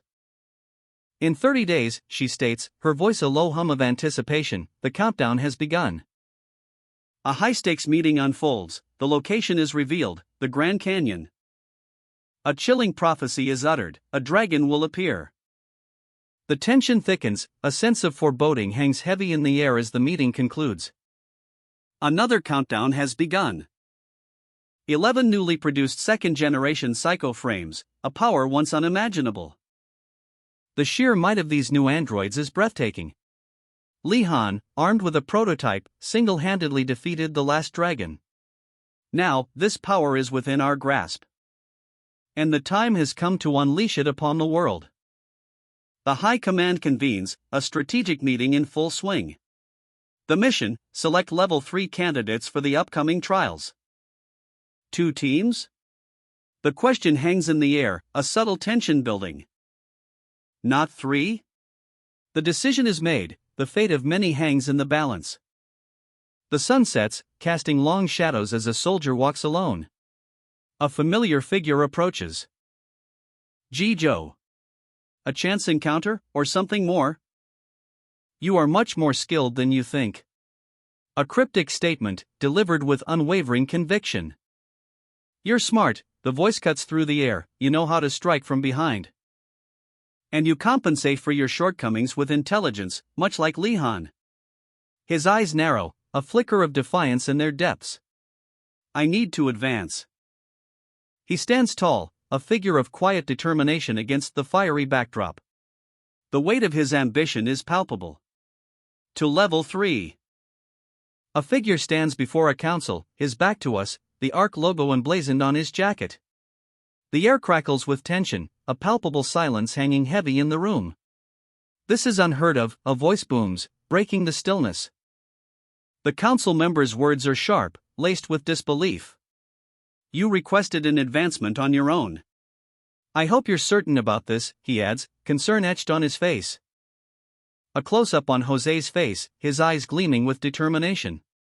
He's ready. The weight of the decision rests heavily on his shoulders. His hand clenches into a fist, a silent declaration of resolve. The tension ratchets up another notch. Suddenly, a voice cuts through the tension, a chilling proposal: does your child have a psychic ability? The council member's smile is predatory, his words dripping with sinister intent. Enlist them in ARC right now. You will be eligible for various national benefits. A man watches the broadcast on television, a flicker of doubt crossing his face. Just one of our children could change our lives. A sudden burst of energy, a powerful psychic wave. The implications are earth-shattering. A playful shove. Ouch, the impact reverberates. But the domestic chaos continues. If you have time to say such nonsense, watch the kids, shouts the mother, exasperated. Ah, all right, the father grumbles, clearly overwhelmed. A brief respite. Jose's mother asks, Jose, are you going outside to play? He nods, a quiet yes. His mother's request follows, would you mind running an errand for me on your way back? Pick up some produce for dinner. The boy accepts, already heading out the door. Pedaling his bike through the sun-drenched streets of his impoverished neighborhood. His expression is serious, almost pensive, as he navigates the familiar, yet harsh, landscape. A wide shot reveals the extent of the urban decay. Jose's journey is perilous, a constant dance between dilapidated buildings and discarded debris. He weaves expertly through the obstacles, his focus unwavering. The speed increases, a blur of motion. A sudden burst of speed as he pushes his bike to its limits. The wind whips past his face as he navigates a narrow alleyway. A billboard catches his eye. A striking image of a young woman, a stark contrast to the gritty reality surrounding him. A desolate landscape unfolds, a grim, dust-choked town sprawls beneath a bruised sky. Children play soccer in a sun-baked square, oblivious to the shadows lurking nearby. A sudden flash of power. One boy's foot connects with the ball, sending it soaring with impossible force. Whispers spread like wildfire, "Psyker?" The word hangs heavy in the air. It's when you have superpowers. The implications are clear: immense power, and a hefty price. The game continues, but now, each kick carries a new weight, a potential for something more. A young boy, eyes wide with wonder and doubt, asks, "Is that true?" The harsh reality cuts through the fantasy: it's a lie. He carries his meager groceries home, a heavy burden in more ways than one. A chilling revelation: those bastards will take the children, and make them fight monsters for their stead. The weight of this truth crushes him. A sinister offer, whispered in the shadows: "If you have any special powers?" A shadowy figure looms over a young boy, his face obscured by darkness. The air crackles with unspoken tension. A chilling warning hangs heavy in the air: don't ever let anyone else discover them. Otherwise, you could die. The boy, alone now, pedals his bicycle through a sun-drenched town, a basket of groceries swaying gently. A sudden, sharp pain. He clutches his head, a silent scream trapped behind his eyes. Is that? A surge of energy, a brilliant blue orb forming in his hands. Is this what they meant? This power, His eyes widen, reflecting the ethereal glow.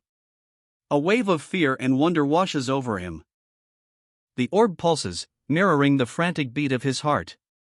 He tries to hide it, quickly placing it in his basket. A silent struggle plays out in his eyes. The orb glows faintly within the groceries. A whispered resolve: let's not tell anyone. He rides on, the setting sun casting long shadows. The weight of his secret, a heavy burden on his young shoulders. Jose bursts through the door, groceries in hand, shouting, "I'm home." The sound echoes through the modest house. A chaotic scene unfolds before him. His younger brothers are wrestling, a baby gurgles in its crib, and his mother is busy in the kitchen, a picture of controlled chaos. His mother smiles, "Welcome back. You're right on time." But her words are quickly followed by a sharp command: stop fooling around. The brothers' playful tussle intensifies, a whirlwind of flailing limbs and childish laughter. And Jose's mother sighs, "Would you mind putting it down over there?" Jose, weary from his day, starts to unload the groceries, his shoulders slumping under the weight of his secret. When suddenly, one brother lunges at the other. A surge of energy erupts from Jose, an uncontrolled power he can't contain. A terrified cry escapes his lips: "Wah!" Jose, eyes wide with fear and a dawning understanding, calls out to his brothers, "Guys! I told you to stop." Chaos erupts. A wave of pure energy explodes from within Jose, sending his family into a frenzy of fear and confusion. The baby's crib shakes violently. As a nearby vase is hurled across the room with the force of a small explosion. This is happening, Jose thinks, eyes wide with disbelief. Terror grips Jose's face. His eyes, wide and filled with a dawning horror, reflect the unfolding chaos. He desperately tries to stop the surge of power, but it's too late. The vase crashes, narrowly missing the baby. A blue energy crackles and surges from his hand, a raw, untamed power. His parents and siblings stare, mouths agape, as the room fills with an otherworldly glow. Fear warps their faces, their eyes reflect the raw power Jose is unleashing. Jose struggles to control the energy, his brow furrowed in concentration. The power surges again, this time lifting a heavy object. A small, but powerful display of his newfound abilities. The baby, surprisingly, seems amused by the spectacle. The kitchen is a mess, but Jose manages to contain the energy surge, leaving a glowing vase floating in midair. His mother's face is a mask of disbelief and fear. "You were always brought up as one of the candidates for advancement." The words hang heavy in the air, a chilling revelation. The file sits on the desk, a stark reminder of Jose's exclusion from the final exam. A shortfall in psychic ability, they claim. But a seasoned officer observes Jose, a glint of understanding in his eye. Asterisk, he's not weak, he's holding back. Asterisk, the order is given, show us everything you have. Three figures stand before Jose, their expressions serious, anticipating a display of power. Jose's eyes narrow, a surge of defiance coursing through him. A raw energy erupts from his hand. A fiery aura ignites, expanding rapidly. The shockwave hits. UGH, the officers are thrown back, stunned by the unexpected power unleashed. The room is engulfed in flames. The inferno rages, consuming everything in its path. Even the hardened soldiers are forced to retreat before the overwhelming force. From the heart of the blaze, a hand reaches out, raw power still crackling around it. Hey, Red. A nervous tremor in the voice, a flicker of fear in the eyes. The room is thick with tension. Isn't this too dangerous? The flames, they're fueled by psychic energy. The very air crackles with raw power. He will only burn what he wants. A calm, almost chilling assertion in the face of the inferno. John Red, a man of unwavering resolve. Eyes lock. A clash of wills, a silent battle of power. One, scarred and steely-eyed, the other, burning with an inner fire. That's under the assumption that he can fully control his powers.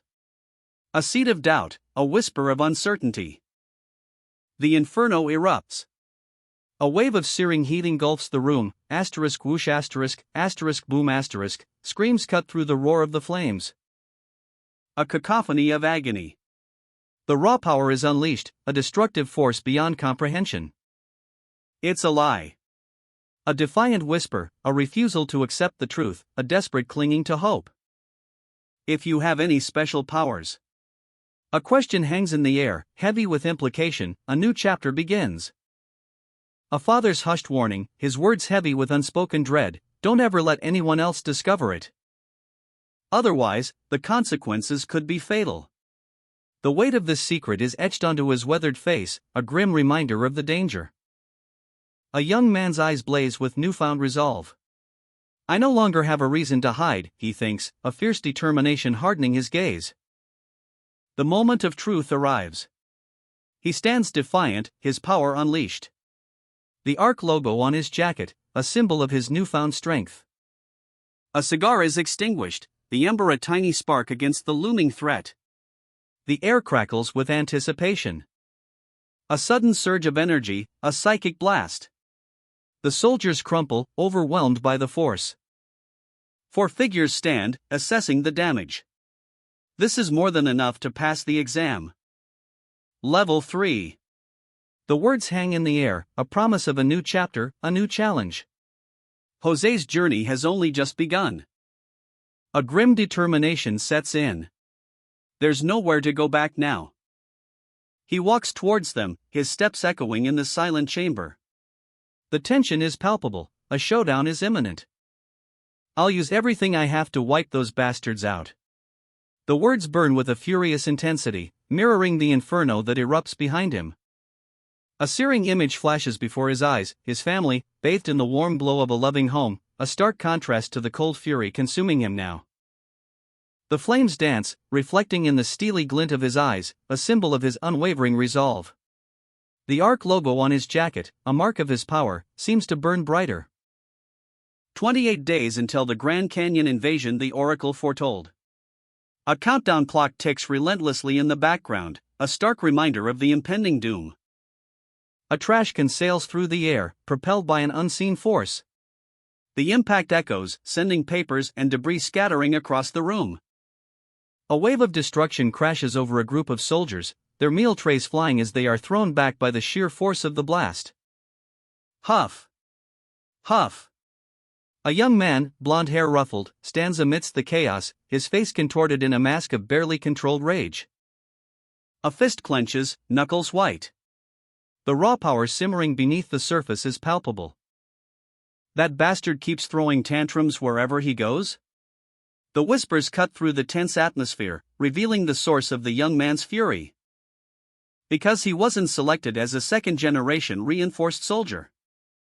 I heard they only selected those who have been level 3 for more than a year.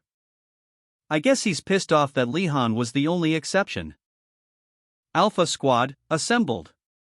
The mission briefing begins, the air thick with anticipation. The official objective, eliminate the minions. But the real goal? Teamwork training amidst the chaos.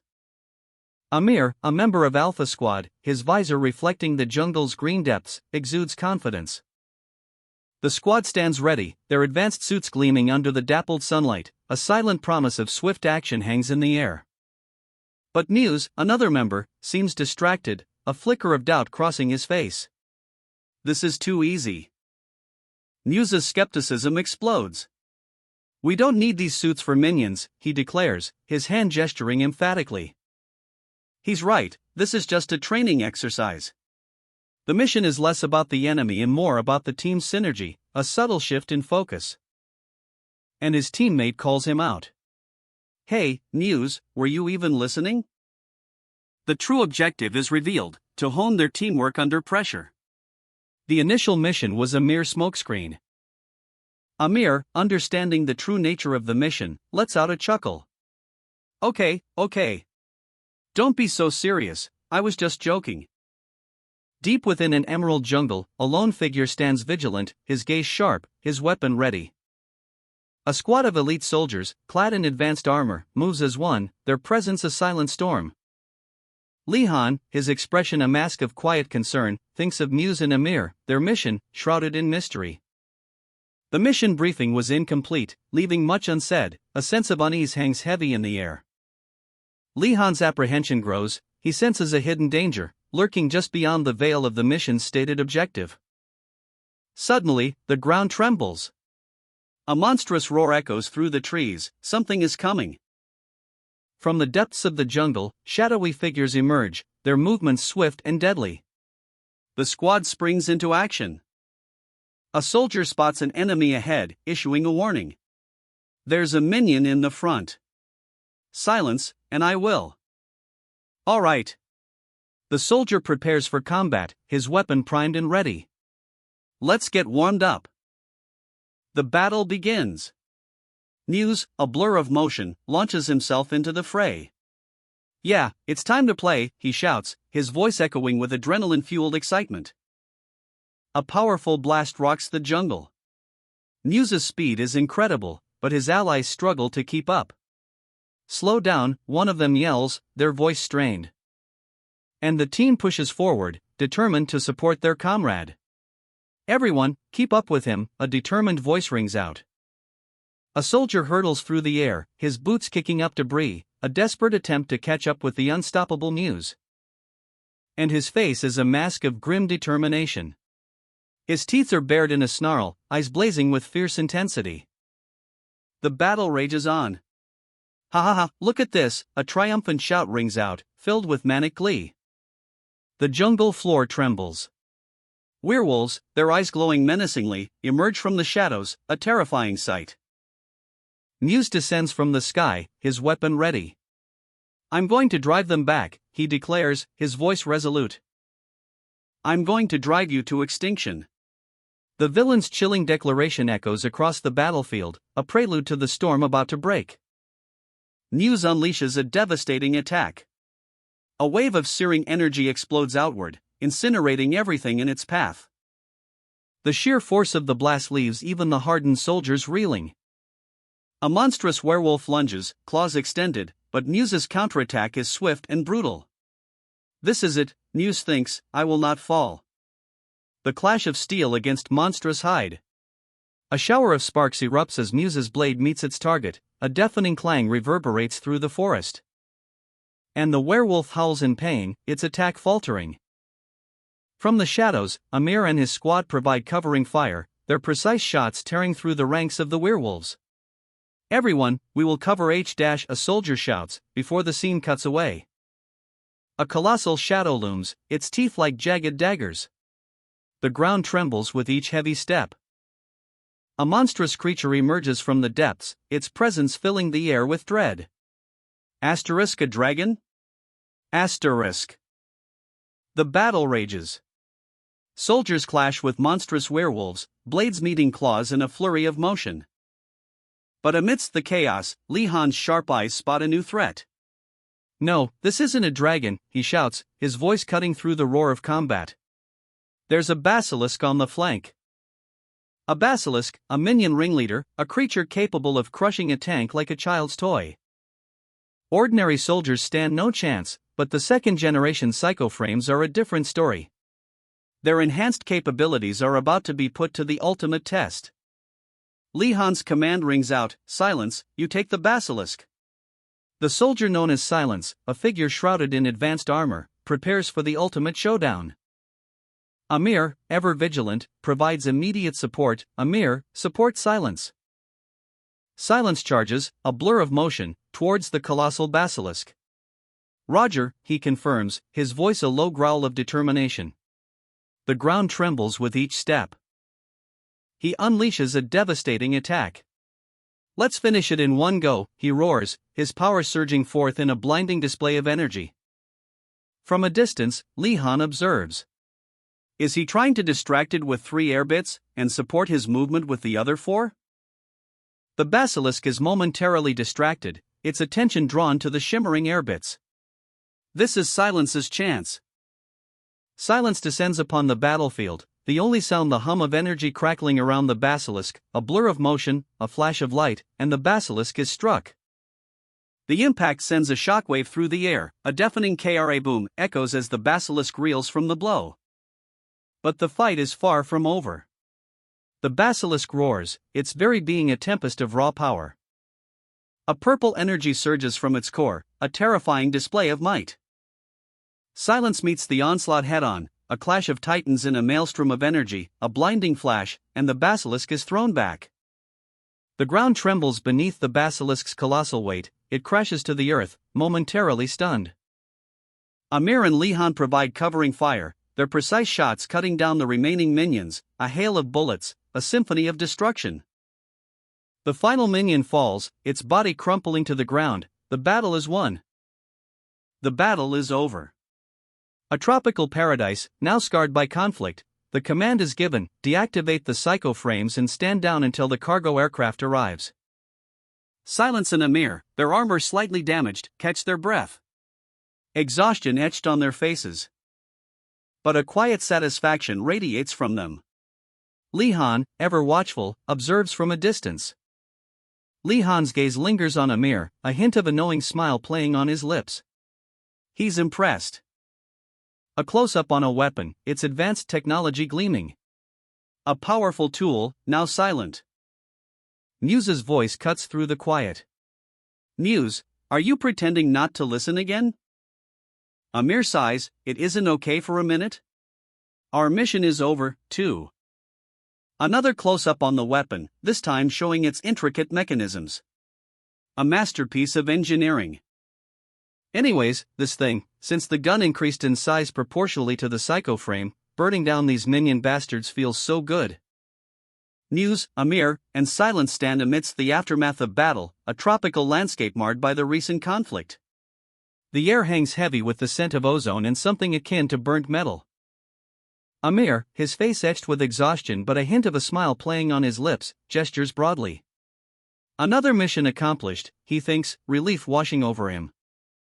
Li Han observes, his expression unreadable. The amount of dragon material recovered, significantly less than anticipated. But everyone seems to be adapting well to the new model. He acknowledges their skill in battle, a silent nod to their prowess. They are elite warriors, he thinks, a flicker of approval in his eyes. A helicopter roars overhead, its powerful engines a stark contrast to the quiet satisfaction of the moment. The mission is over, but for Li Han, the work is far from done. His gaze hardens, focusing on the task ahead. The task he must complete before time runs out is to learn how to control the immense power he now wields. The weight of responsibility settles upon his shoulders. Sire. The words ring out, sharp and clear, a testament to unwavering loyalty. A figure, cloaked in shadow, unleashes a torrent of power. A monstrous, shadowy dragon erupts from his grasp. Its eyes burning with malevolent energy, a terrifying roar shaking the very ground. A squad of armored soldiers stands ready, facing the oncoming horror. Their faces are grim, determined. The ground trembles as the dragon's shadow falls upon them. The creatures move with terrifying speed and precision. One soldier raises a massive weapon, its barrel gleaming ominously, a weapon of immense power. The soldier fires. A devastating blast rips through the air. The impact sends a shockwave through the forest, obliterating one of the monstrous beasts. A satisfying crunch.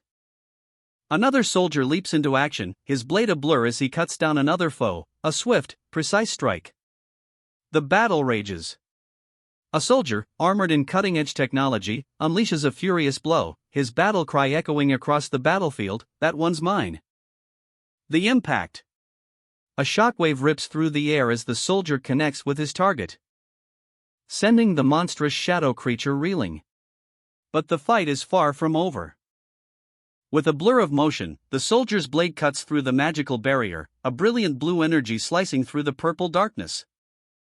The clash of steel against magic echoing in the aftermath. He stands victorious, his breath ragged, but his eyes burning with determination.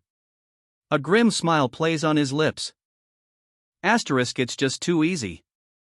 I don't feel nervous at all. The aftermath. 3 soldiers survey the scene, their faces grim as they assess the fallen foes. The air hangs heavy with the scent of battle and magic. Situation clear. Amir, a supporter in this grand battle, is questioned about the monotony of his role. Is it truly so dull to stand on the sidelines? The armored soldiers, weary from their recent victory, gather in a forest clearing. A challenge is issued, a contest to see who can slay the most shadow minions. One soldier's disbelief is palpable, his jaw drops, a single tear escaping his eye. The weight of the proposition hangs heavy in the air. As the challenger, Silence, reveals his reasoning, he's only making the offer because they're no match for him. A bold statement, indeed. Silence's confident gaze speaks volumes. His strategy is clear, it makes sense to act this way. A calculated risk, perhaps? The scene shifts to a brutal display of power. Silence effortlessly decimates the shadow creatures, it's a massacre of epic proportions. We're constantly pressuring the minions. It's easy enough to massacre them without feeling threatened in the slightest. A stark contrast, the sheer ease of Silence's victory is juxtaposed with the perilous struggle of another warrior, who barely escaped with his life against a single werewolf. It seems like a lie that I had to risk my life to defeat a werewolf. Muse and Amir exchange knowing glances. The unspoken understanding between them is heavy with meaning. As Silence acknowledges their elite status. But this acknowledgement is tinged with a subtle warning. Silence's words carry a weight of unspoken truth. Because of that, you do not trust me enough.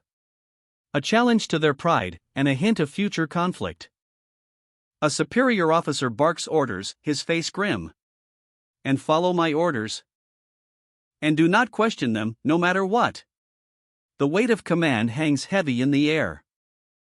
A soldier's hand clenches into a fist. The unspoken fear is palpable. The rhythmic thud of boots echoes through the corridor, a silent tension hangs in the air. 2 soldiers stride confidently, their their words a stark contrast to their worried expressions. We have 8 second-generation psychoframes in operation. What's there to worry about? One soldier scoffs. I doubt it'd pose a threat even if we had 3 to 4 dragons appear. But his companion's unease remains. I don't like how he acts bossy either. It's not like our abilities are lacking. The second soldier sighs, a hint of resignation in his voice. But Li Han is the squad leader. It's not like he's wrong. The armored soldiers exchange uneasy glances, a palpable tension hangs in the air as they discuss their leader's orders. Their apprehension is clear, each step echoing in the sterile corridor. Suddenly, a blur of motion. A figure drops from the ceiling, skull mask gleaming menacingly. And with terrifying speed, he strikes. A psychic force slams into one soldier, sending him reeling. The masked assailant moves like a phantom, a whirlwind of deadly grace, his blade a silver streak. The impact is brutal. Blood splatters as the soldier is thrown back, defeated. A moment of hesitation crosses the killer's face, a flicker of doubt in his cold eyes. I shouldn't kill him. But there's no time for mercy. It's not like we can switch members now, or fight as a 3-member squad. A cruel laugh echoes through the corridor. I'm only letting this slide because of Li Han. 5 days until the foretold invasion. The countdown has begun. A vast military encampment stretches across the desolate landscape. Armored soldiers prepare for the impending conflict. A hushed discussion unfolds within the command tent. A nuclear missile? Since we won't be fighting in the streets of a city here, I think they'll be using tactical nuclear missiles to clear out the minions. The grim reality of their mission sinks in. Aren't we going to die at the same time? A soldier's apprehension is palpable. They're going to provide us with something called environmental shield suits. A glimmer of hope, however faint. And that's not going to turn us into monsters, is it? With horns and furry tails?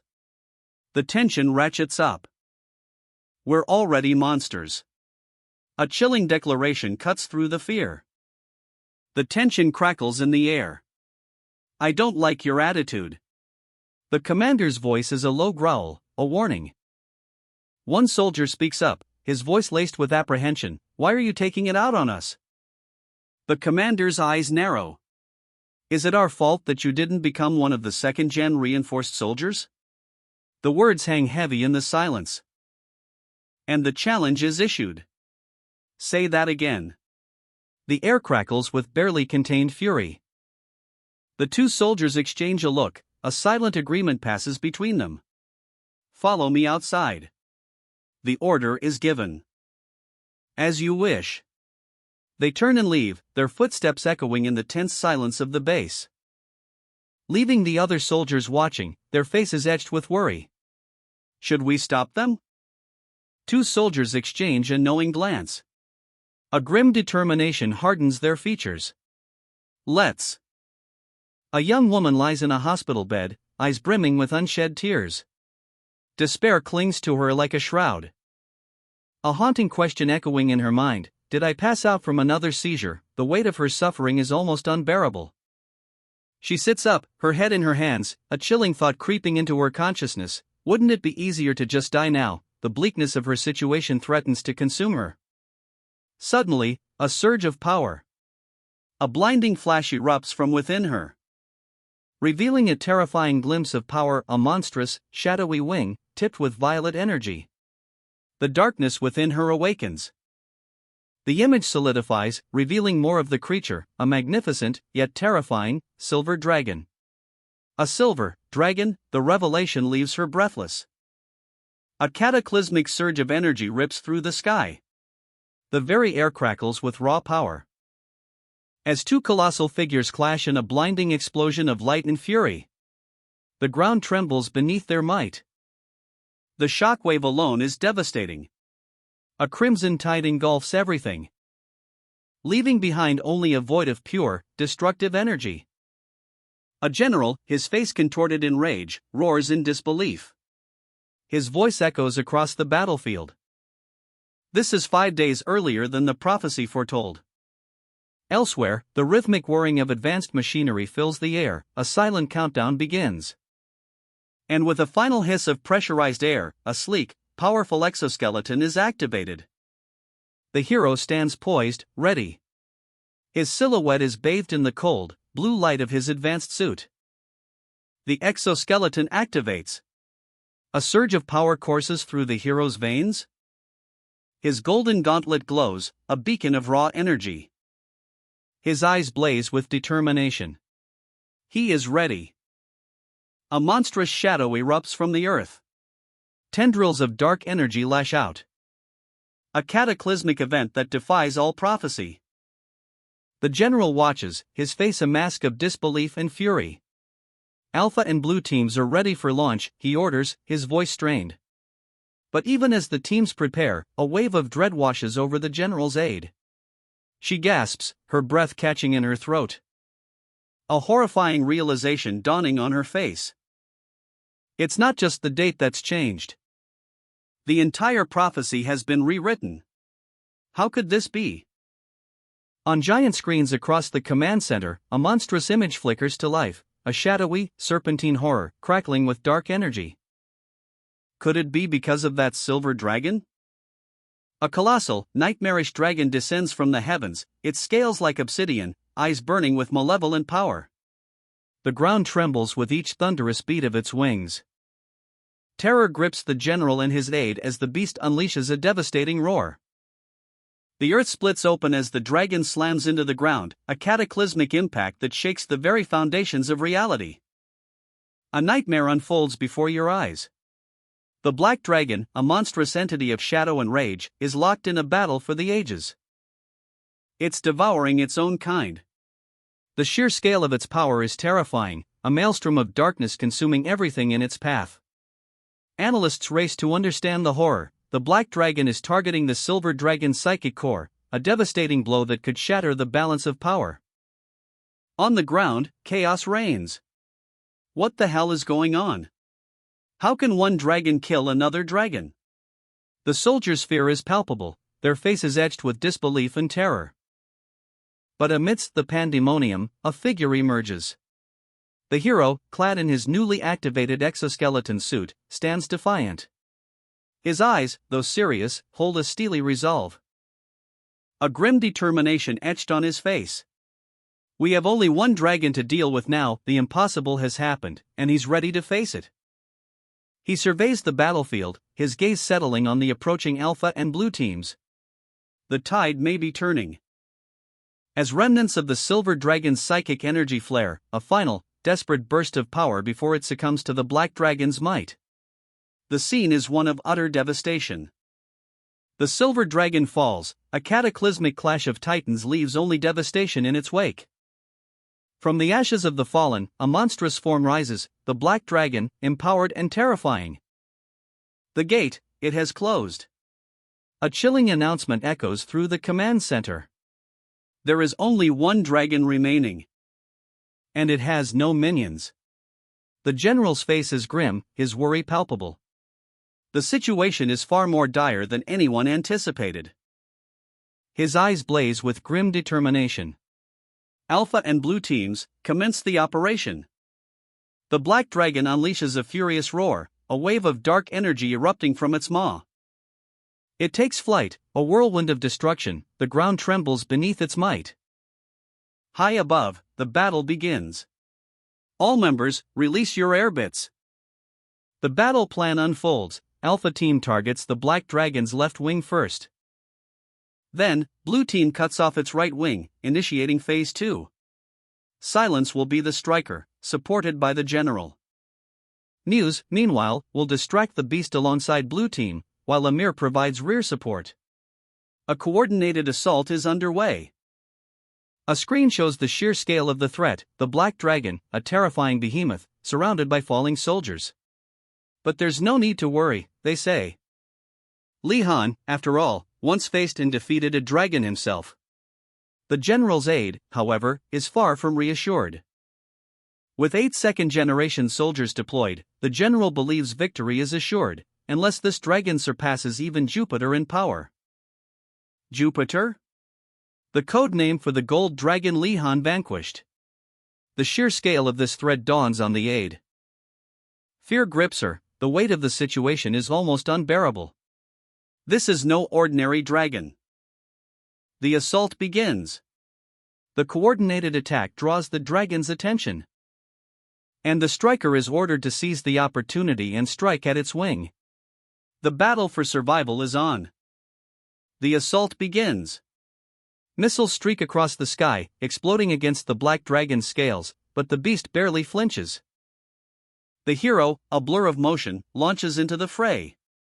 A powerful energy surge erupts as he collides with the dragon. With a mighty leap, he delivers a devastating blow, his blade slicing through the air. A searing energy blast tearing through the dragon's wing. The impact sends shockwaves through the air. The dragon roars in pain and fury. He spins, a whirlwind of motion, his blade a blur. And unleashes another devastating attack. The ground trembles beneath the force of the clash. A desperate grab for support. Li Han, another soldier, reaches out to the hero. But the strain is too much. Li Han groans, falling from the sky. Li Han, plummeting from the sky, a trail of blood marking his descent, a desperate gamble, a final, defiant strike. His visor cracks, revealing a skull-like digital display, a surge of raw power, a final burst of energy. Thank you. The words echo, a testament to sacrifice, a wave of purple energy erupts, a blinding flash. The black dragon roars, but its shriek is cut short, a searing purple energy lances through its scales, leaving a gaping wound. Now!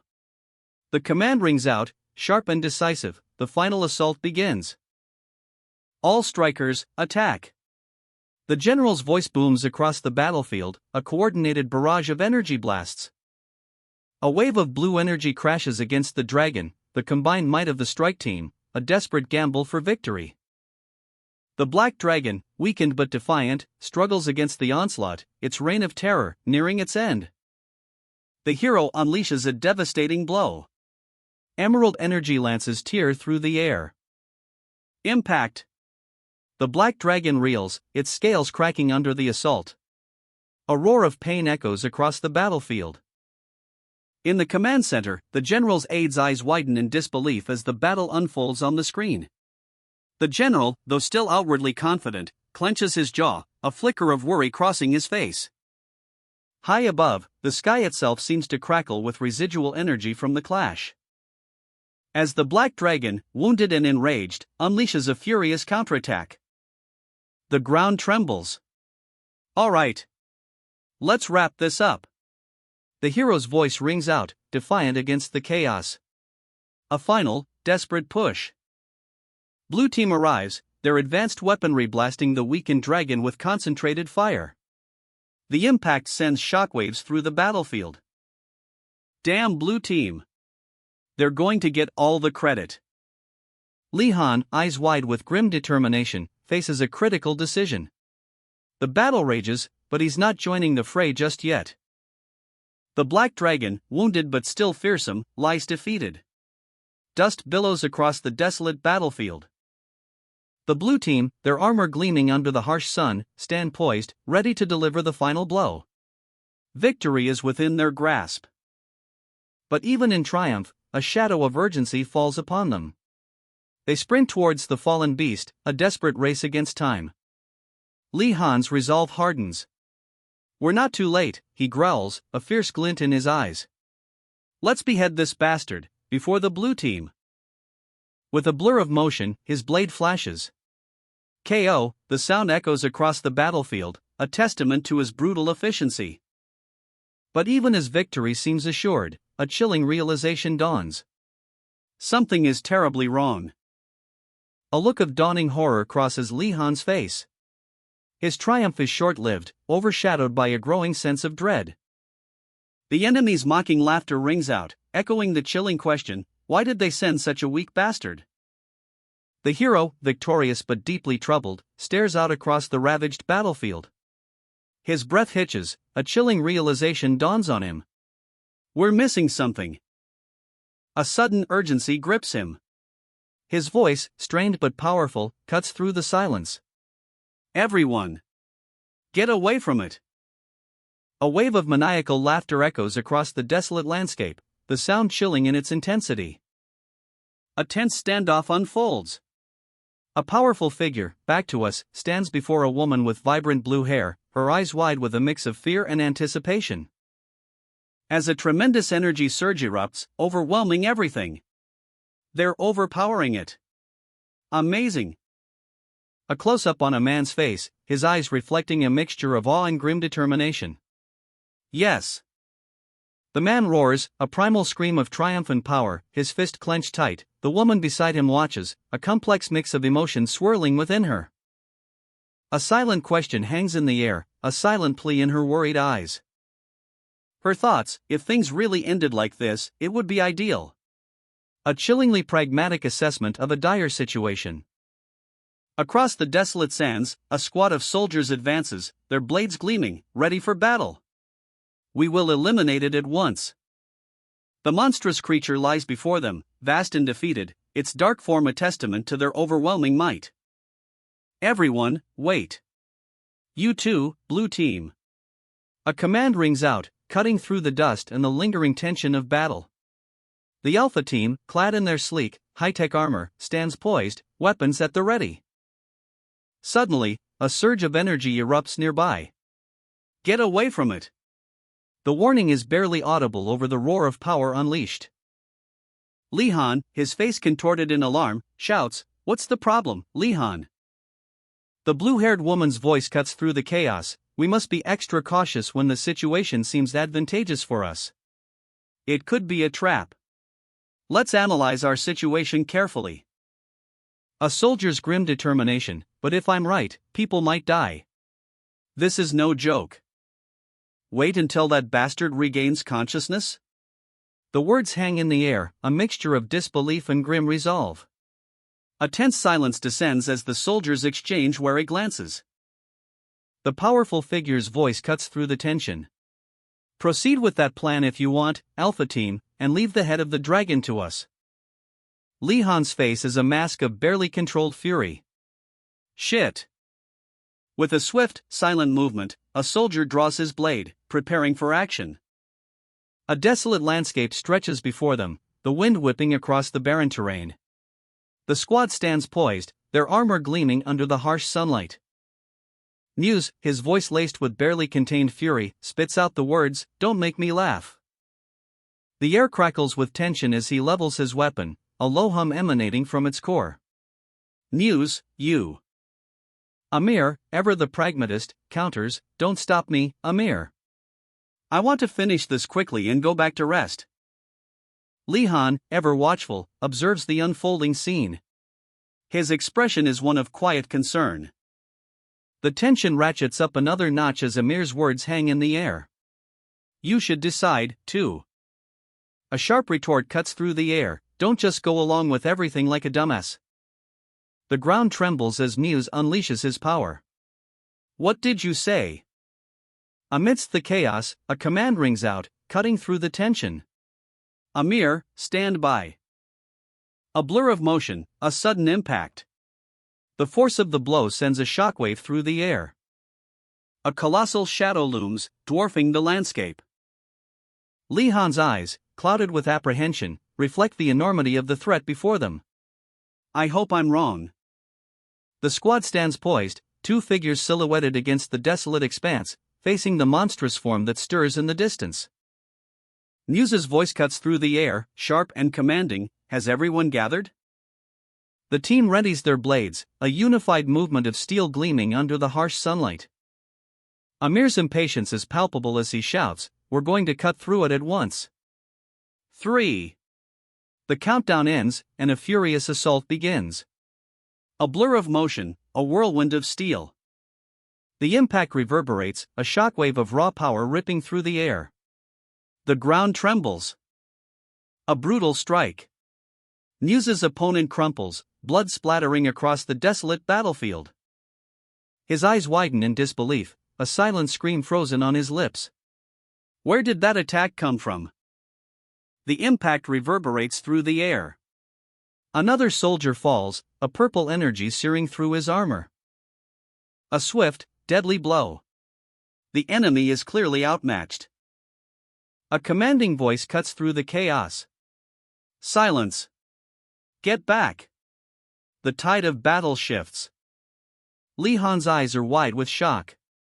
What was that? Amir watches the carnage unfold, a grim determination etched on his face. What is everyone being attacked by? Another soldier is thrown back, the ground trembling from the force of the unseen attack.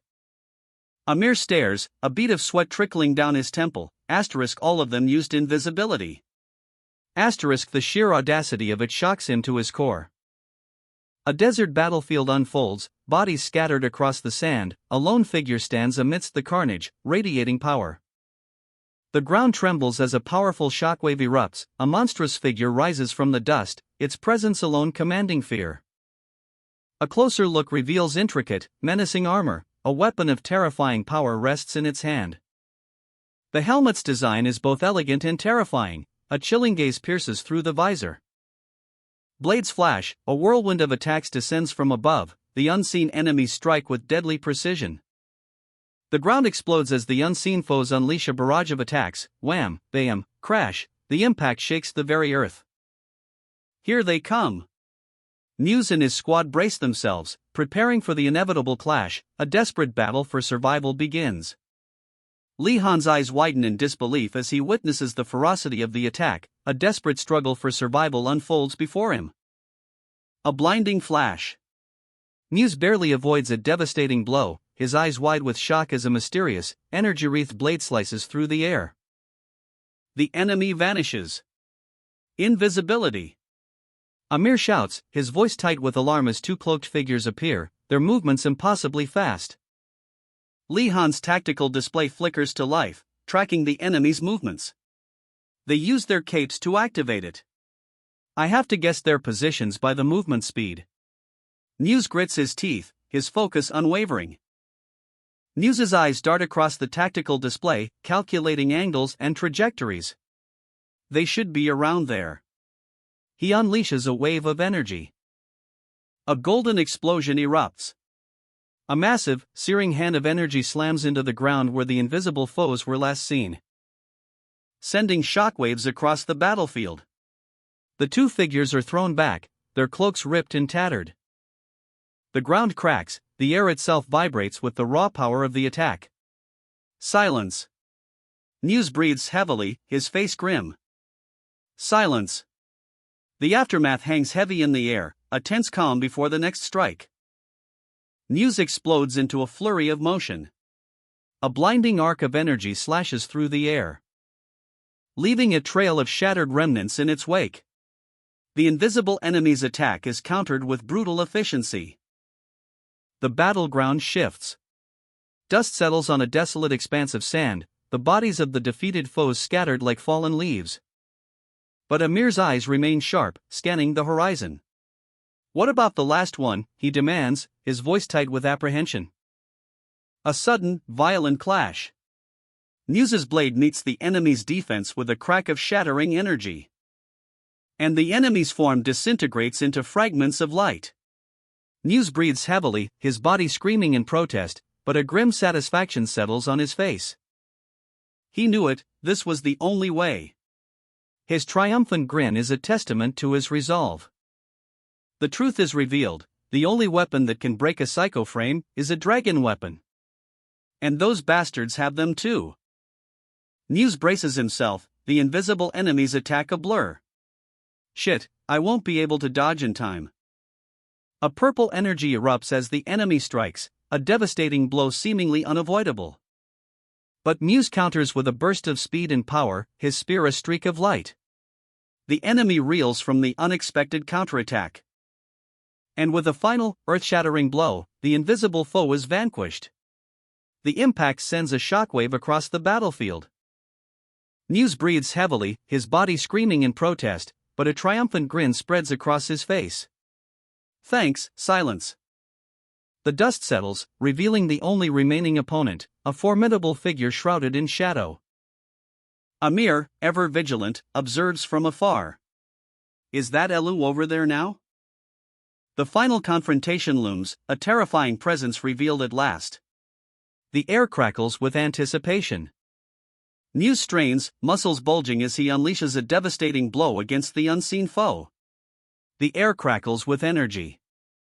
A purple shockwave erupts, radiating outward in a furious display of power. His face contorts in exertion, sweat beading on his brow.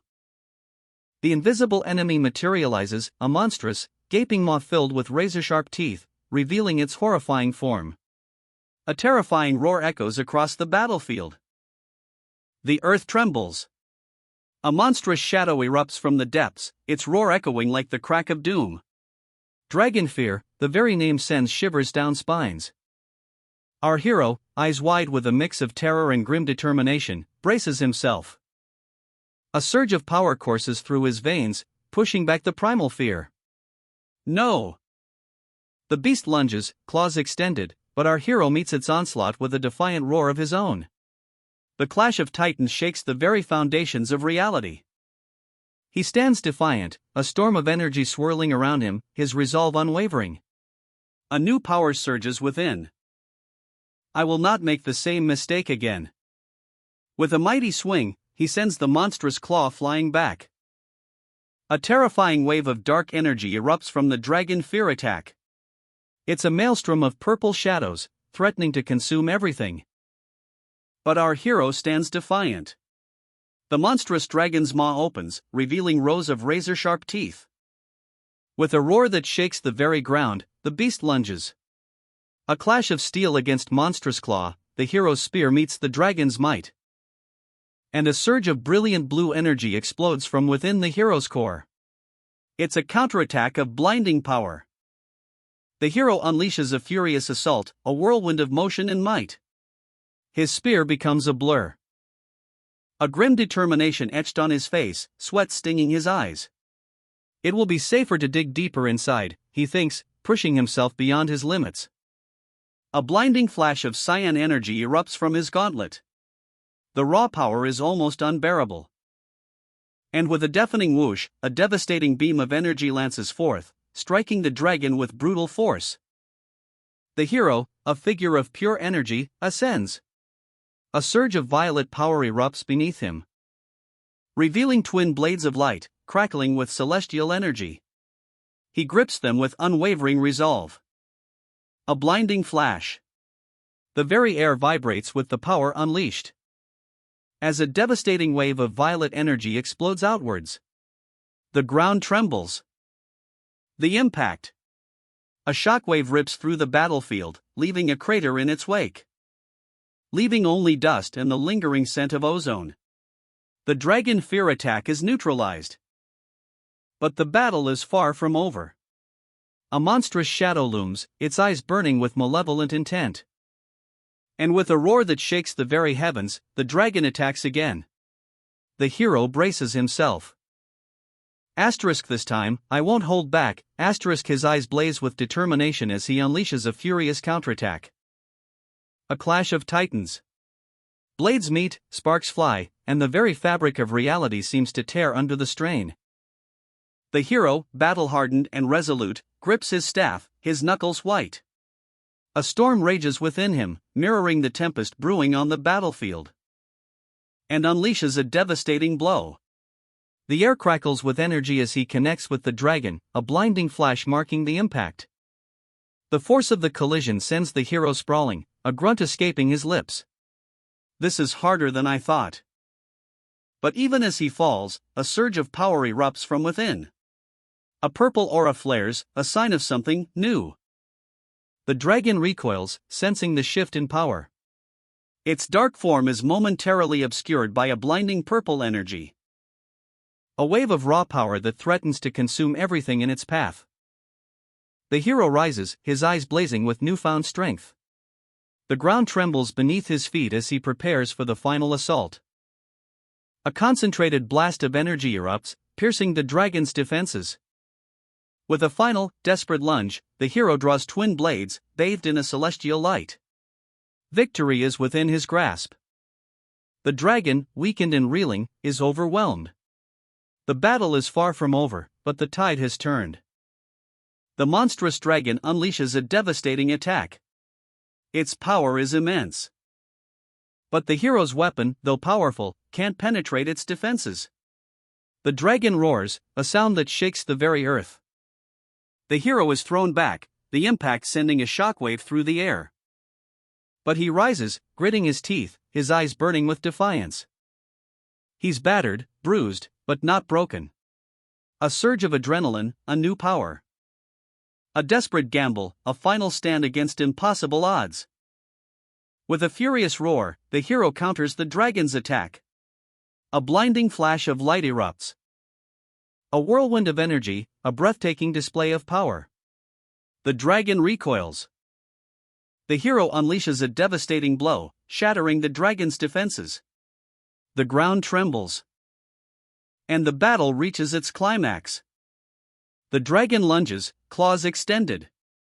A terrifying display of raw power. But the hero is ready. A blinding flash of energy erupts as he counters the attack. His eyes blaze with newfound power, a fierce determination etched on his face. The impact. A shockwave rips through the air as the dragon is sent reeling.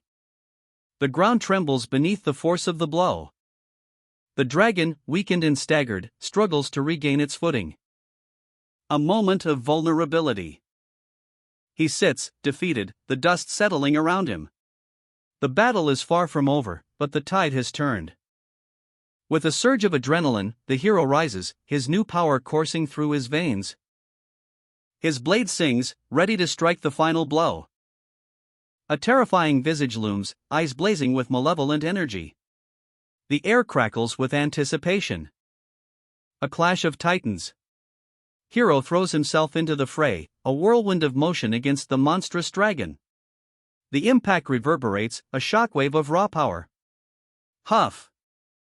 He staggers, but his resolve is unshaken. A fierce determination burns in his eyes as he grips his weapon tighter. The dragon roars, a sound that shakes the very earth. And with a guttural scream, the beast unleashes a devastating blow.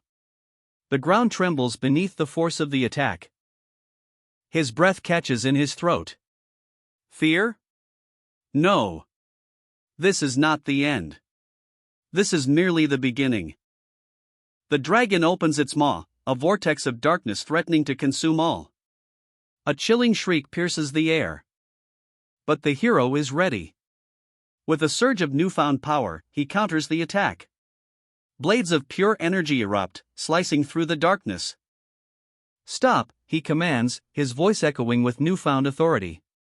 The dragon recoils, its form flickering as the energy strikes true.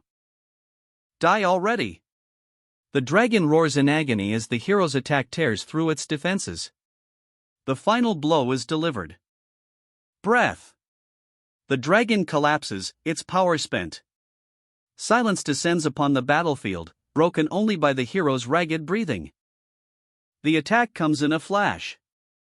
I need to dodge, the hero cries, his body already reacting instinctively. But will he be fast enough?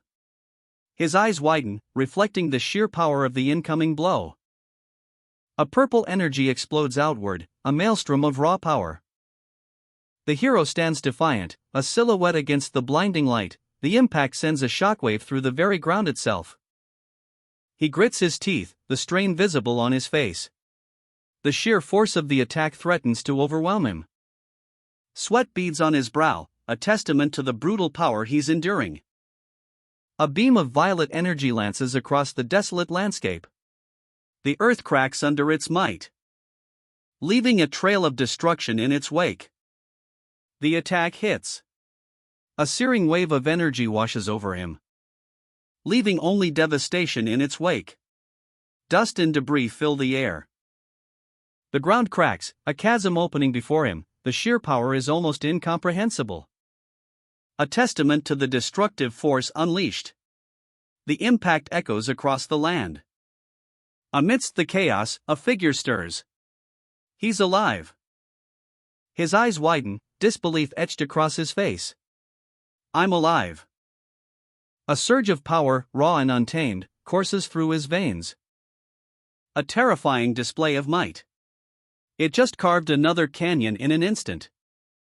A shadowy figure, cloaked in purple energy, stands defiant. His weapon, a long, dark spear, crackles with the same ominous power. A brutal blow lands. The hero staggers, but a smirk plays on his lips. "You've done well," the dark figure rasps, his voice echoing with ancient power. But the fight is far from over. "It's too early for you to die," the dark figure declares, his grip tightening on his spear. Suddenly, the hero's eyes blaze with an unearthly light. Starting now. A transformation unfolds. His form shifts, his power surging. The Omega Squad will take over. The hero's face is a mask of determination, his new power radiating outwards. His opponent watches, a flicker of surprise in his eyes. A blinding flash of purple energy erupts as the two figures clash. The impact reverberates through the very ground and leaves our protagonist reeling, his eyes wide with a mixture of shock and dawning dread. What new threat has emerged? A chilling question hangs in the air: what will become of the remaining psycho frames? The scene shifts. A tense standoff unfolds in a city street. Two figures face each other, the air thick with unspoken tension. John Red, a man etched with the scars of countless battles, eyes his opponent with cold suspicion. His words are a warning, reserved for emergencies. But his opponent remains unconvinced. "Actually, I don't think this sounds convincing at all." As you've probably guessed, there's another squad. The warning is sharp, immediate: don't try to dig into it too much. Curiosity killed the cat.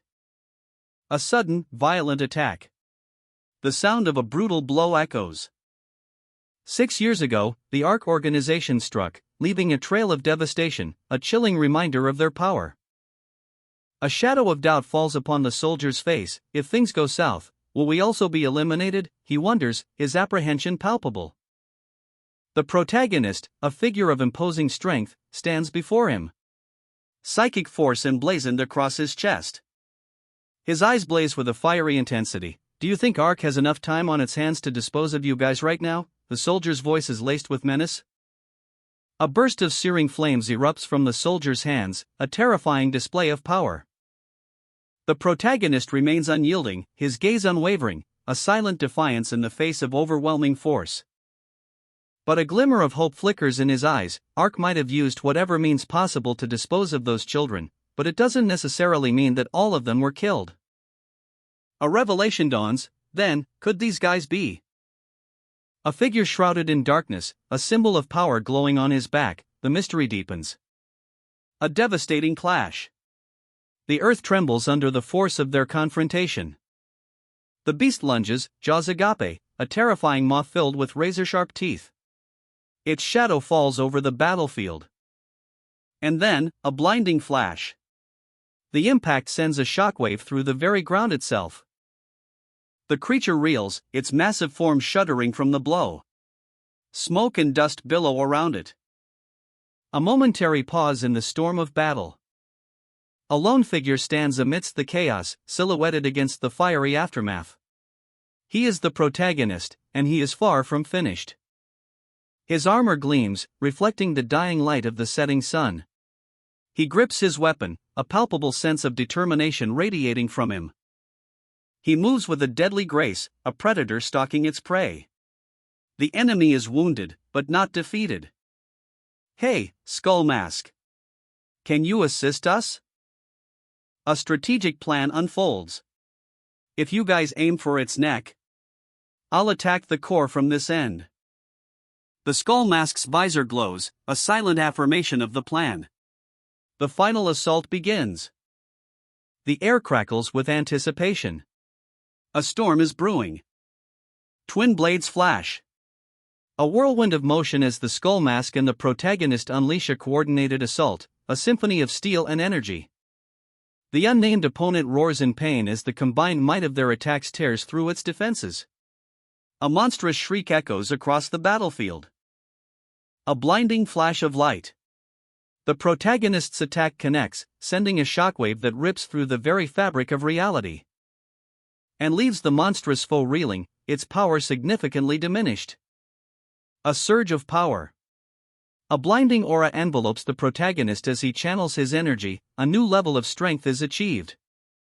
He stands, defiant, a warrior reborn. His eyes burn with determination. John Red watches, a mixture of apprehension and hope etched on his face.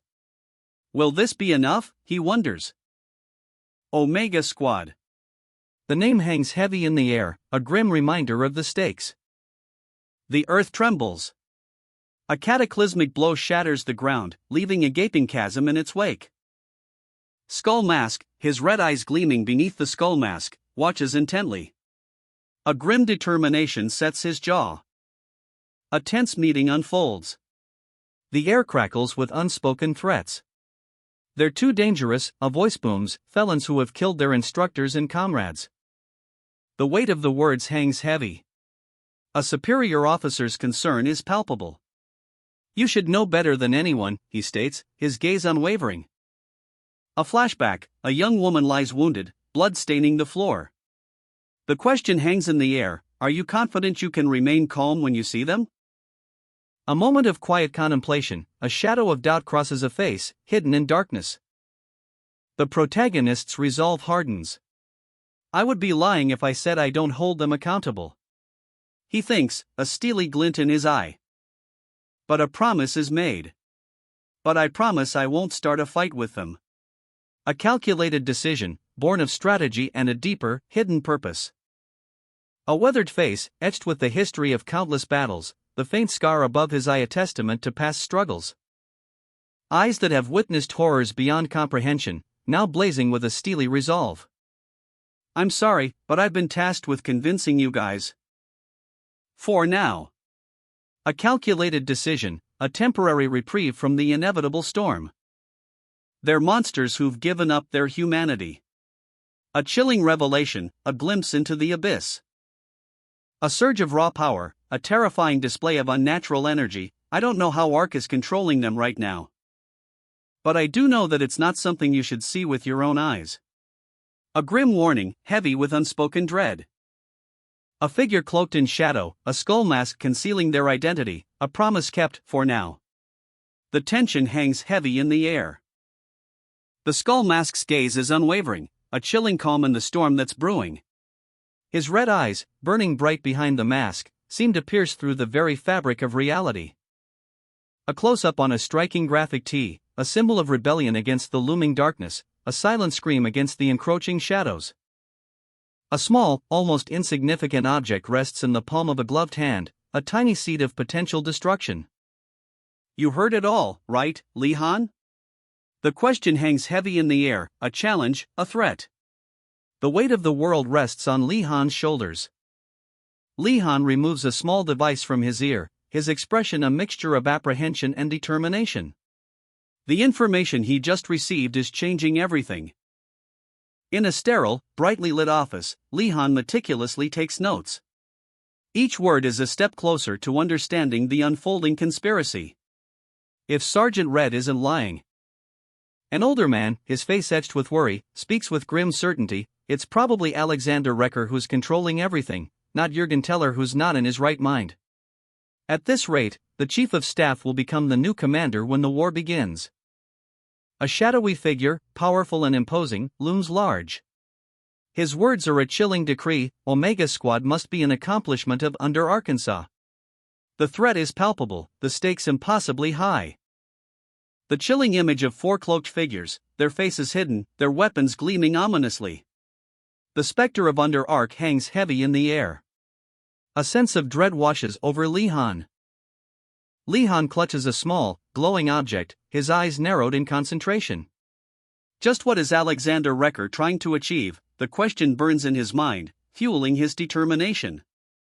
John Red, his face etched with weariness, stares into the mirror, the weight of the world pressing down on his shoulders. The words hang heavy in the air, I feel ashamed even saying it out loud. A confession of guilt, a burden he carries alone. His inner turmoil spills out, monsters who've given up on their humanity. But a flicker of defiance ignites within him. It's not their fault. His gaze hardens, a steely resolve replacing the previous despair. Sweat beads on his brow, a testament to the internal struggle. A reflection appears, a ghostly double, mirroring his own tormented features. The truth shatters his composure, its arcs, and my own fault. He slams his fist against the mirror, shattering the glass, a desperate act of self-recrimination. A wave of nausea washes over him, the taste of betrayal lingers, bitter and acrid. His hands clench into fists, knuckles white with suppressed fury, the memories claw at him, relentless. A fire ignites within his eyes, a burning resolve: this war, this cycle of violence, must end. He will make it end. A figure emerges from the inferno, silhouetted against a backdrop of roaring flames, his eyes, burning with an inner fire, unwavering in their intensity. He grips his weapon, a sleek, futuristic blade humming with barely contained power, the heat of the battle still clinging to his armor. Mission complete. The words blaze across the screen, a stark contrast to the devastation surrounding him, the echoes of battle fading into an eerie silence. A monstrous shadow dissipates into green particles, leaving behind only the ruins of a once mighty beast, the air thick with the lingering scent of ozone and destruction. It's turned into complete ruins. A grim assessment, spoken with a weary sigh, the weight of the battle settling heavily on his shoulders. I don't think anyone can live here anymore. Despair etched onto his face, a stark reminder of the battle's brutal cost. Alpha Squad, mission complete. The announcement rings out, sharp and clear, a testament to their unwavering resolve. A seasoned officer, his face etched with the weight of countless battles, speaks. His gaze is intense, unwavering. However, this also marks the third time. A young woman with vibrant blue hair, her expression clouded with doubt, delivers a stark revelation: the prophecy was wrong. A quiet moment of reflection, then, a new theory emerges: I believe this is because of silver dragons. The scene shifts to a tense briefing. The weight of the situation hangs heavy in the air. Every face reflects the gravity of the situation. The blue-haired woman continues, her voice low but firm: every time one of them appears, I feel as if the future changes. It's similar to how the railway changes directions with the pull of a lever. A fiery image flashes across the screen, depicting a brutal conflict.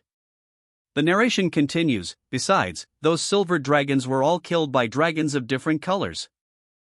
The implications are clear: it seems as if the other species of their kind might be their enemies. The officer's voice booms, his words carrying the weight of a shocking revelation, and the ones possessing silver may have something to do with the dimensional gates opening. In addition, they seem to have turned their backs on their own kind for some reason. A female scientist, her expression sharp and focused, adds another piece to the puzzle: we've managed to do a lot of research from the Ellis we managed to capture alive in the past. The digital screen glows, a stark blue against the muted tones of the briefing room. A critical report unfolds, detailing the lack of prior information on silver dragons. The seasoned officer's face is etched with grim determination. His words carry the weight of a heavy decision: in any case, we have no alternatives to the Oracle's prophecies. Around a futuristic oval table, a council of strategists gathers.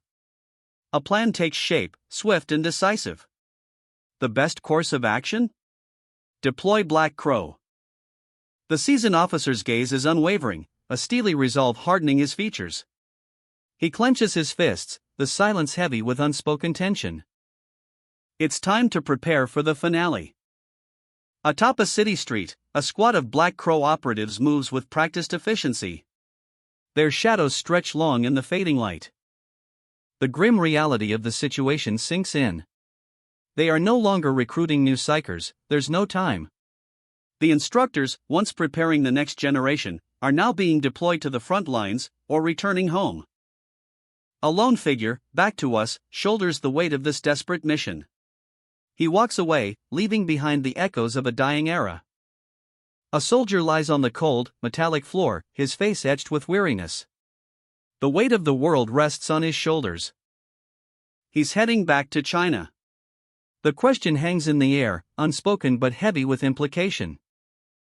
A fiery spark ignites a cigar, a brief moment of defiance against the encroaching gloom. Two figures stand face to face, the air crackling with unspoken tension. A silent exchange, heavy with years of shared history. A farewell, perhaps? The blonde soldier's expression is unreadable. Although you only accepted the instructor position, a voice cuts through the silence. I thought you might change your mind once the children grew to love you. A simple, weary sigh. Take care. The roar of a helicopter's engines cuts through the quiet. Departure. A new chapter begins. A lingering gaze, filled with a complex mix of emotions. What secrets does he hold? The blonde soldier watches the departing transport, a single tear tracing a path down his weathered cheek, a silent farewell to a comrade lost to the vastness of the world. He feels a pang of something akin to grief, a dull ache in his chest. The weight of their shared experiences settles upon him. A doctor, her face etched with worry, stands before a window, her own silent sorrow mirroring his. Though she tries to maintain composure, the pain is evident in her eyes. A guttural roar echoes through the desolate landscape. A monstrous creature, eyes blazing with malevolent fire, rises from the shadows. Its terrifying presence sends shockwaves through the very ground itself. The earth trembles under its wrath. A lone figure, silhouetted against the encroaching darkness, stands defiant. This is Red 2, and he's about to make a move. A strategic maneuver unfolds. The minions, drawn by a cunning trap, march towards their doom. Red 2 charges headfirst into a horde of grotesque creatures. The ground trembles under his armored boots, a storm of gunfire erupts. A chilling report cuts through the chaos. Red 3, approaching the target. The enemy is closing in from all sides. Red 2 assesses the situation, his voice grim. I think I have around 300 on this side. Another voice, equally resolute, Red 4, same here. I'm bringing back 500. The numbers are overwhelming. A blur of motion. Red 2 unleashes a devastating attack, sending the creatures flying. This is it, this is the moment of truth. Don't make me laugh. Stop fooling around. Take this seriously. Seriously. The stakes couldn't be higher. Red 2's resolve hardens. It doesn't matter how many there are. Let's just gather them all. A figure looms large, they're back to us. A silent promise hangs in the air. Our squad leader will take care of them all at once. A wave of fire engulfs the battlefield. The sheer power is breathtaking. A surge of fiery energy. The air crackles with power. As Red 2 unleashes a devastating inferno. The blast sends shockwaves through the battlefield. A cataclysmic eruption of pure, raw power. The horde is obliterated. A wave of destruction washes over the land, leaving only ashen silence in its wake. The aftermath, a quiet settles over the scorched earth. The air is thick with the smell of burnt flesh and ozone. A testament to the sheer might of Red 2's attack. The aftermath of battle. Red Squad sits amidst the charred remains of their foes, the air thick with the scent of burnt earth and ozone. How does that make sense? One of them mutters. Not only is the firepower insane, but the flames consumed only the enemy, leaving their allies unscathed. A testament to Red 2's incredible precision. A figure emerges from the shadows, his eyes fixed on the scene. Is that the leader of the Red Squad, he thinks, a mixture of awe and suspicion in his gaze? Another soldier, equally stunned, whispers, I can't believe he eliminated all those minions at once. Amazing. The scene shifts. High-ranking officers observe a tactical display, their faces a mixture of intrigue and concern. Combustion is certainly a skill that is quite advantageous during large-scale battles against minions, one states, his voice low and measured. And that bastard is the best I've seen out of everyone with the same ability. But above all, he was best at concealing his true power. The focus returns to Red 2. He was enrolled in Class D, yet he mastered combustion, a skill usually reserved for far more advanced ranks. He deliberately hid his strength, maintaining a low profile, even staying at level 2 for an extended period. A calculated strategy, a masterclass in deception. Yet, in the face of overwhelming odds, he chose to unleash his full potential. A decision born of necessity, perhaps, but also of unwavering resolve. A worried whisper hangs in the air, I hope he's not in a dangerous state. The weight of uncertainty presses down. The scene shifts to a high-stakes briefing. A stern-faced officer demands updates. Are there any updates? A young officer, her eyes wide with a mixture of apprehension and grim determination, processes the information. She steels herself, delivering the news with chilling calm. Yes, the next attack will be on Ireland's Dingle Peninsula. The map reveals a lush, coastal region, seemingly peaceful, but a storm is brewing. A fiery cataclysm unfolds. A monstrous dragon descends, its shadow engulfing the town. Buildings crumble, flames erupt, and chaos reigns. The devastation is widespread. I can see a large army of minions and a dragon. The high-ranking officer's face hardens. His decision is made. For this operation, we will send out Alpha and Red squads. The elite forces prepare for deployment, their faces grim but resolute. The Red squad stands ready, a force to be reckoned with. Their mission, to confront the unimaginable. A metallic hand, gleaming with an otherworldly light, reaches out, a wave of searing heat erupts, engulfing figures in fiery chaos. The squad leader's eyes blaze with fierce determination. I won't let anyone die this time. His resolve hardens into a steely glare as he vows, I'll make sure to send all of those bastards back to hell. I don't know whether my surname was Lee and my given name was Han, or if I was just Leon without a surname. A chilling wind whispers through the snow-covered streets of an orphanage. A basket sits abandoned outside the Hope Orphanage. A tiny, crying infant lies within, utterly alone. The sound of his cries pierces the silence. A note attached to his bassinet, the only clue to his identity, Leon. The note didn't specify a surname. Years later, huff, huff. A chase unfolds in the city streets. He runs, his ragged breath a testament to the exertion. Asterisk, I have to get away, asterisk. Asterisk, and in the next instant asterisk, a gruff voice bellows, stop right there, you goddamn rascal. The scene shifts. A formal setting. Hello, everyone. Today we are hosting the director of ARC Korea, Major Kang Baehan. The high-ranking officers of ARC Korea are in a serious discussion.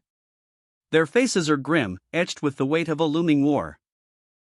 And the focus is on psychers, individuals with extraordinary abilities. And the very first Korean psycher, Mr. Jong Jijo, booms one officer, highlighting their strategic importance. The implications are clear. Once the Dragon War ends, psychers will become a vital military asset. A crucial turning point in the conflict. The officer's determination is palpable, they'll use any means necessary to increase their ranks. The urgency is suffocating. But a shadow of doubt lingers. What if a psycher war erupts in the future? The question hangs heavy in the air. Suddenly, the scene shifts. Leon, breathless and desperate, is seen fleeing through a dark alleyway. His pursuers are unseen, but their presence is a palpable threat. He stumbles, his body racked with exhaustion. The weight of his situation is crushing him. And collapses, gasping for air. His pursuers are closing in. A figure emerges from the shadows, their face obscured. I'll kill you if I ever see you again, a voice snarls, filled with cold fury. The attacker unleashes a devastating blow, sending Leon sprawling. The impact echoes through the alleyway. Leon, clutching his side, stumbles through the grimy back alleys. A figure emerges from the shadows, a cruel smile playing on his lips. The man's voice is a chilling whisper, laced with menace. Your name is Lee Han, right? He demands the bag, his hand outstretched, a clear threat in his eyes. The alley is silent except for the pounding of Leon's heart. Leon grits his teeth, defiance flickering in his eyes. What if I refuse? The man laughs, a sound like stones grinding together. He stands over Leon, a towering figure of menace in the claustrophobic alleyway. Hee, you sure have guts, kid. It makes sense considering you survived by yourself when you're so young. I think you could be useful somehow. The air crackles with unspoken threats, the man's words hang heavy, a chilling revelation. His voice drops to a sinister whisper, I know where you kids are hiding. The man's face contorts into a mask of rage, his hand reaching out like a predator's claw. You may be able to run away, but are you sure your siblings will be able to do the same? Hey. 1 month later. Leon, alone and vulnerable, navigates the desolate backstreets. The city's shadows seem to cling to him, mirroring the weight on his young shoulders. He walks with a purpose, though his steps are hesitant, each footfall echoing in the stillness. A sudden sound. He whirls around, eyes wide with fear, a chilling presence materializes from the gloom. An old man, his face etched with a grim determination, approaches, a heavy bag clutched in his trembling hands. The air crackles with unspoken tension. Leon's breath hitches, he knows that look. The old man's eyes hold a terrifying knowledge. A desperate attempt to flee, but the old man's grip is swift and merciless. He's caught. The old man's hand closes around something within the bag, a sickening crunch echoes in the alleyway. Leon's eyes widen in horror.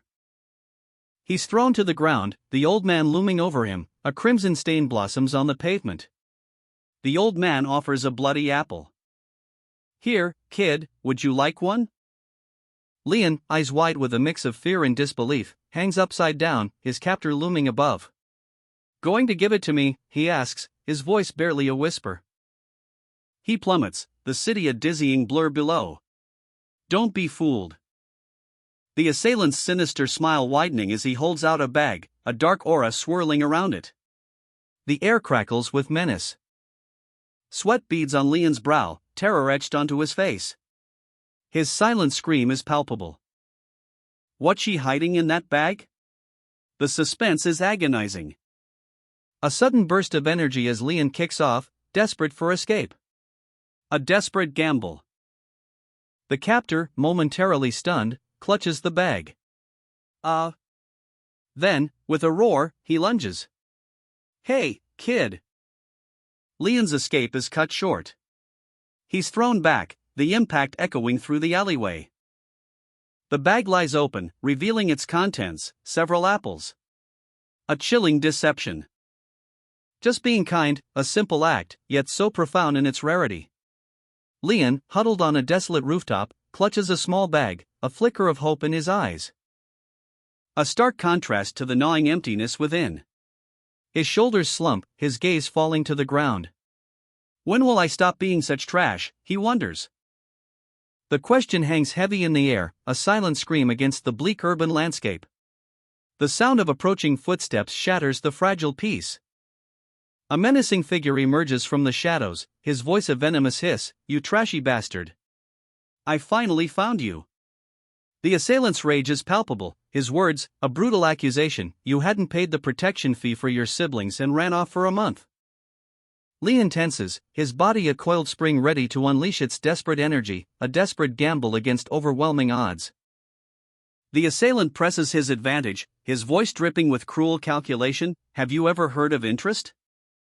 His eyes gleam with a predatory hunger. The weight of his threat hangs heavy, a chilling ultimatum. Will Leon's resolve crumble under the pressure? The answer is swift and defiant, I already moved them to a safe location. A defiant glare, a silent challenge. The tension ratchets up, a dangerous game of cat and mouse. Leon, clutching a package close, glances back at his pursuer. The man's face is a mask of rage, a chilling question hangs in the air, should I really kill you today? He runs, the pursuer hot on his heels, a desperate scramble through the labyrinthine corridors. Each footfall echoing in the oppressive silence. The weight of the package seems to grow heavier with every step. A desperate leap across a chasm, a desperate attempt to escape. The pursuer's roar echoes, I won't lose you today, you son of a bitch. Rain lashes down as Leon bursts into the city streets, the relentless pursuit continues. A desperate flight through the downpour, each splash of water a reminder of the danger closing in. The pursuer's voice cuts through the storm, stop right there, you shithead. Leon, a blur of motion in the relentless downpour, pushes his limits. Each footfall sends sprays of water flying as he desperately tries to put distance between himself and his pursuer. His breath comes in ragged gasps, a testament to the brutal chase. Ha! He stumbles, pain lancing through his side, HIA. But the relentless pursuit continues. Huff, huff. The rhythmic clang of the railroad crossing gates echoes in the rain-soaked alleyway. A symphony of metallic percussion accompanying Leon's desperate flight. Clang, clang. The rhythmic clang of the railroad crossing gates echoes in the rain-soaked alleyway. His pursuer, a relentless shadow, is gaining ground. The distance between them shrinks with every desperate stride. A final, desperate lunge. The assailant's hand reaches out, grabbing Leon by the collar. The chase is far from over. Leon, cornered and bleeding, grits his teeth, eyes blazing with defiance as his assailant looms, a monstrous grin splitting his face. A brutal blow connects. The impact sends a shockwave through the air. Leon is sent sprawling, the force of the hit nearly knocking the wind out of him. He crashes against the cold, unforgiving metal of a nearby structure. His assailant advances, a predator closing in on its prey, a thunderous blow aimed at Leon's head. But with a burst of adrenaline, Leon counters with a desperate kick, buying himself a precious moment. He's buying time, but it's a desperate gamble. The sounds of his ragged breathing fill the air. A desperate scramble for escape as he flees into the shadows, leaving his attacker momentarily stunned. The alley is dark and slick with rain, the only light coming from a distant street lamp.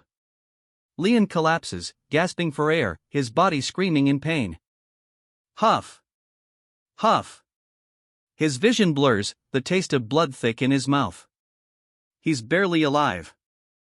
A single, crimson plum lies abandoned on a rain-slicked street, glistening under the dim city lights. A stark contrast to the bleak, gray interior of a small, barred cell where a young boy cowers, his shoulders hunched in fear. What's with that kid? We brought him here since he was at the crime scene. You think such a small kid could be able to push a fully grown man onto the railway to kill him? No, he's here, because the sensor went off. The psychic sensor on the west entrance. The boy flinches, eyes wide with terror as the weight of suspicion settles upon him. Kid, I'm sorry. A heavy sigh escapes the officer's lips as he speaks, just give us some time. Said you might be a psyker. The boy's eyes widen, reflecting the harsh reality of his situation. Fear morphs into dawning understanding. Major Kang's face is etched with worry. The weight of the situation is heavy on his shoulders. A subordinate officer relays urgent instructions, tell Major Kang Behan to come here personally. The urgency in his voice is palpable. Behan, defiant and resolute, declares, I have nothing to say to anyone but the highest person in charge. His gaze is unwavering, his resolve unshakable.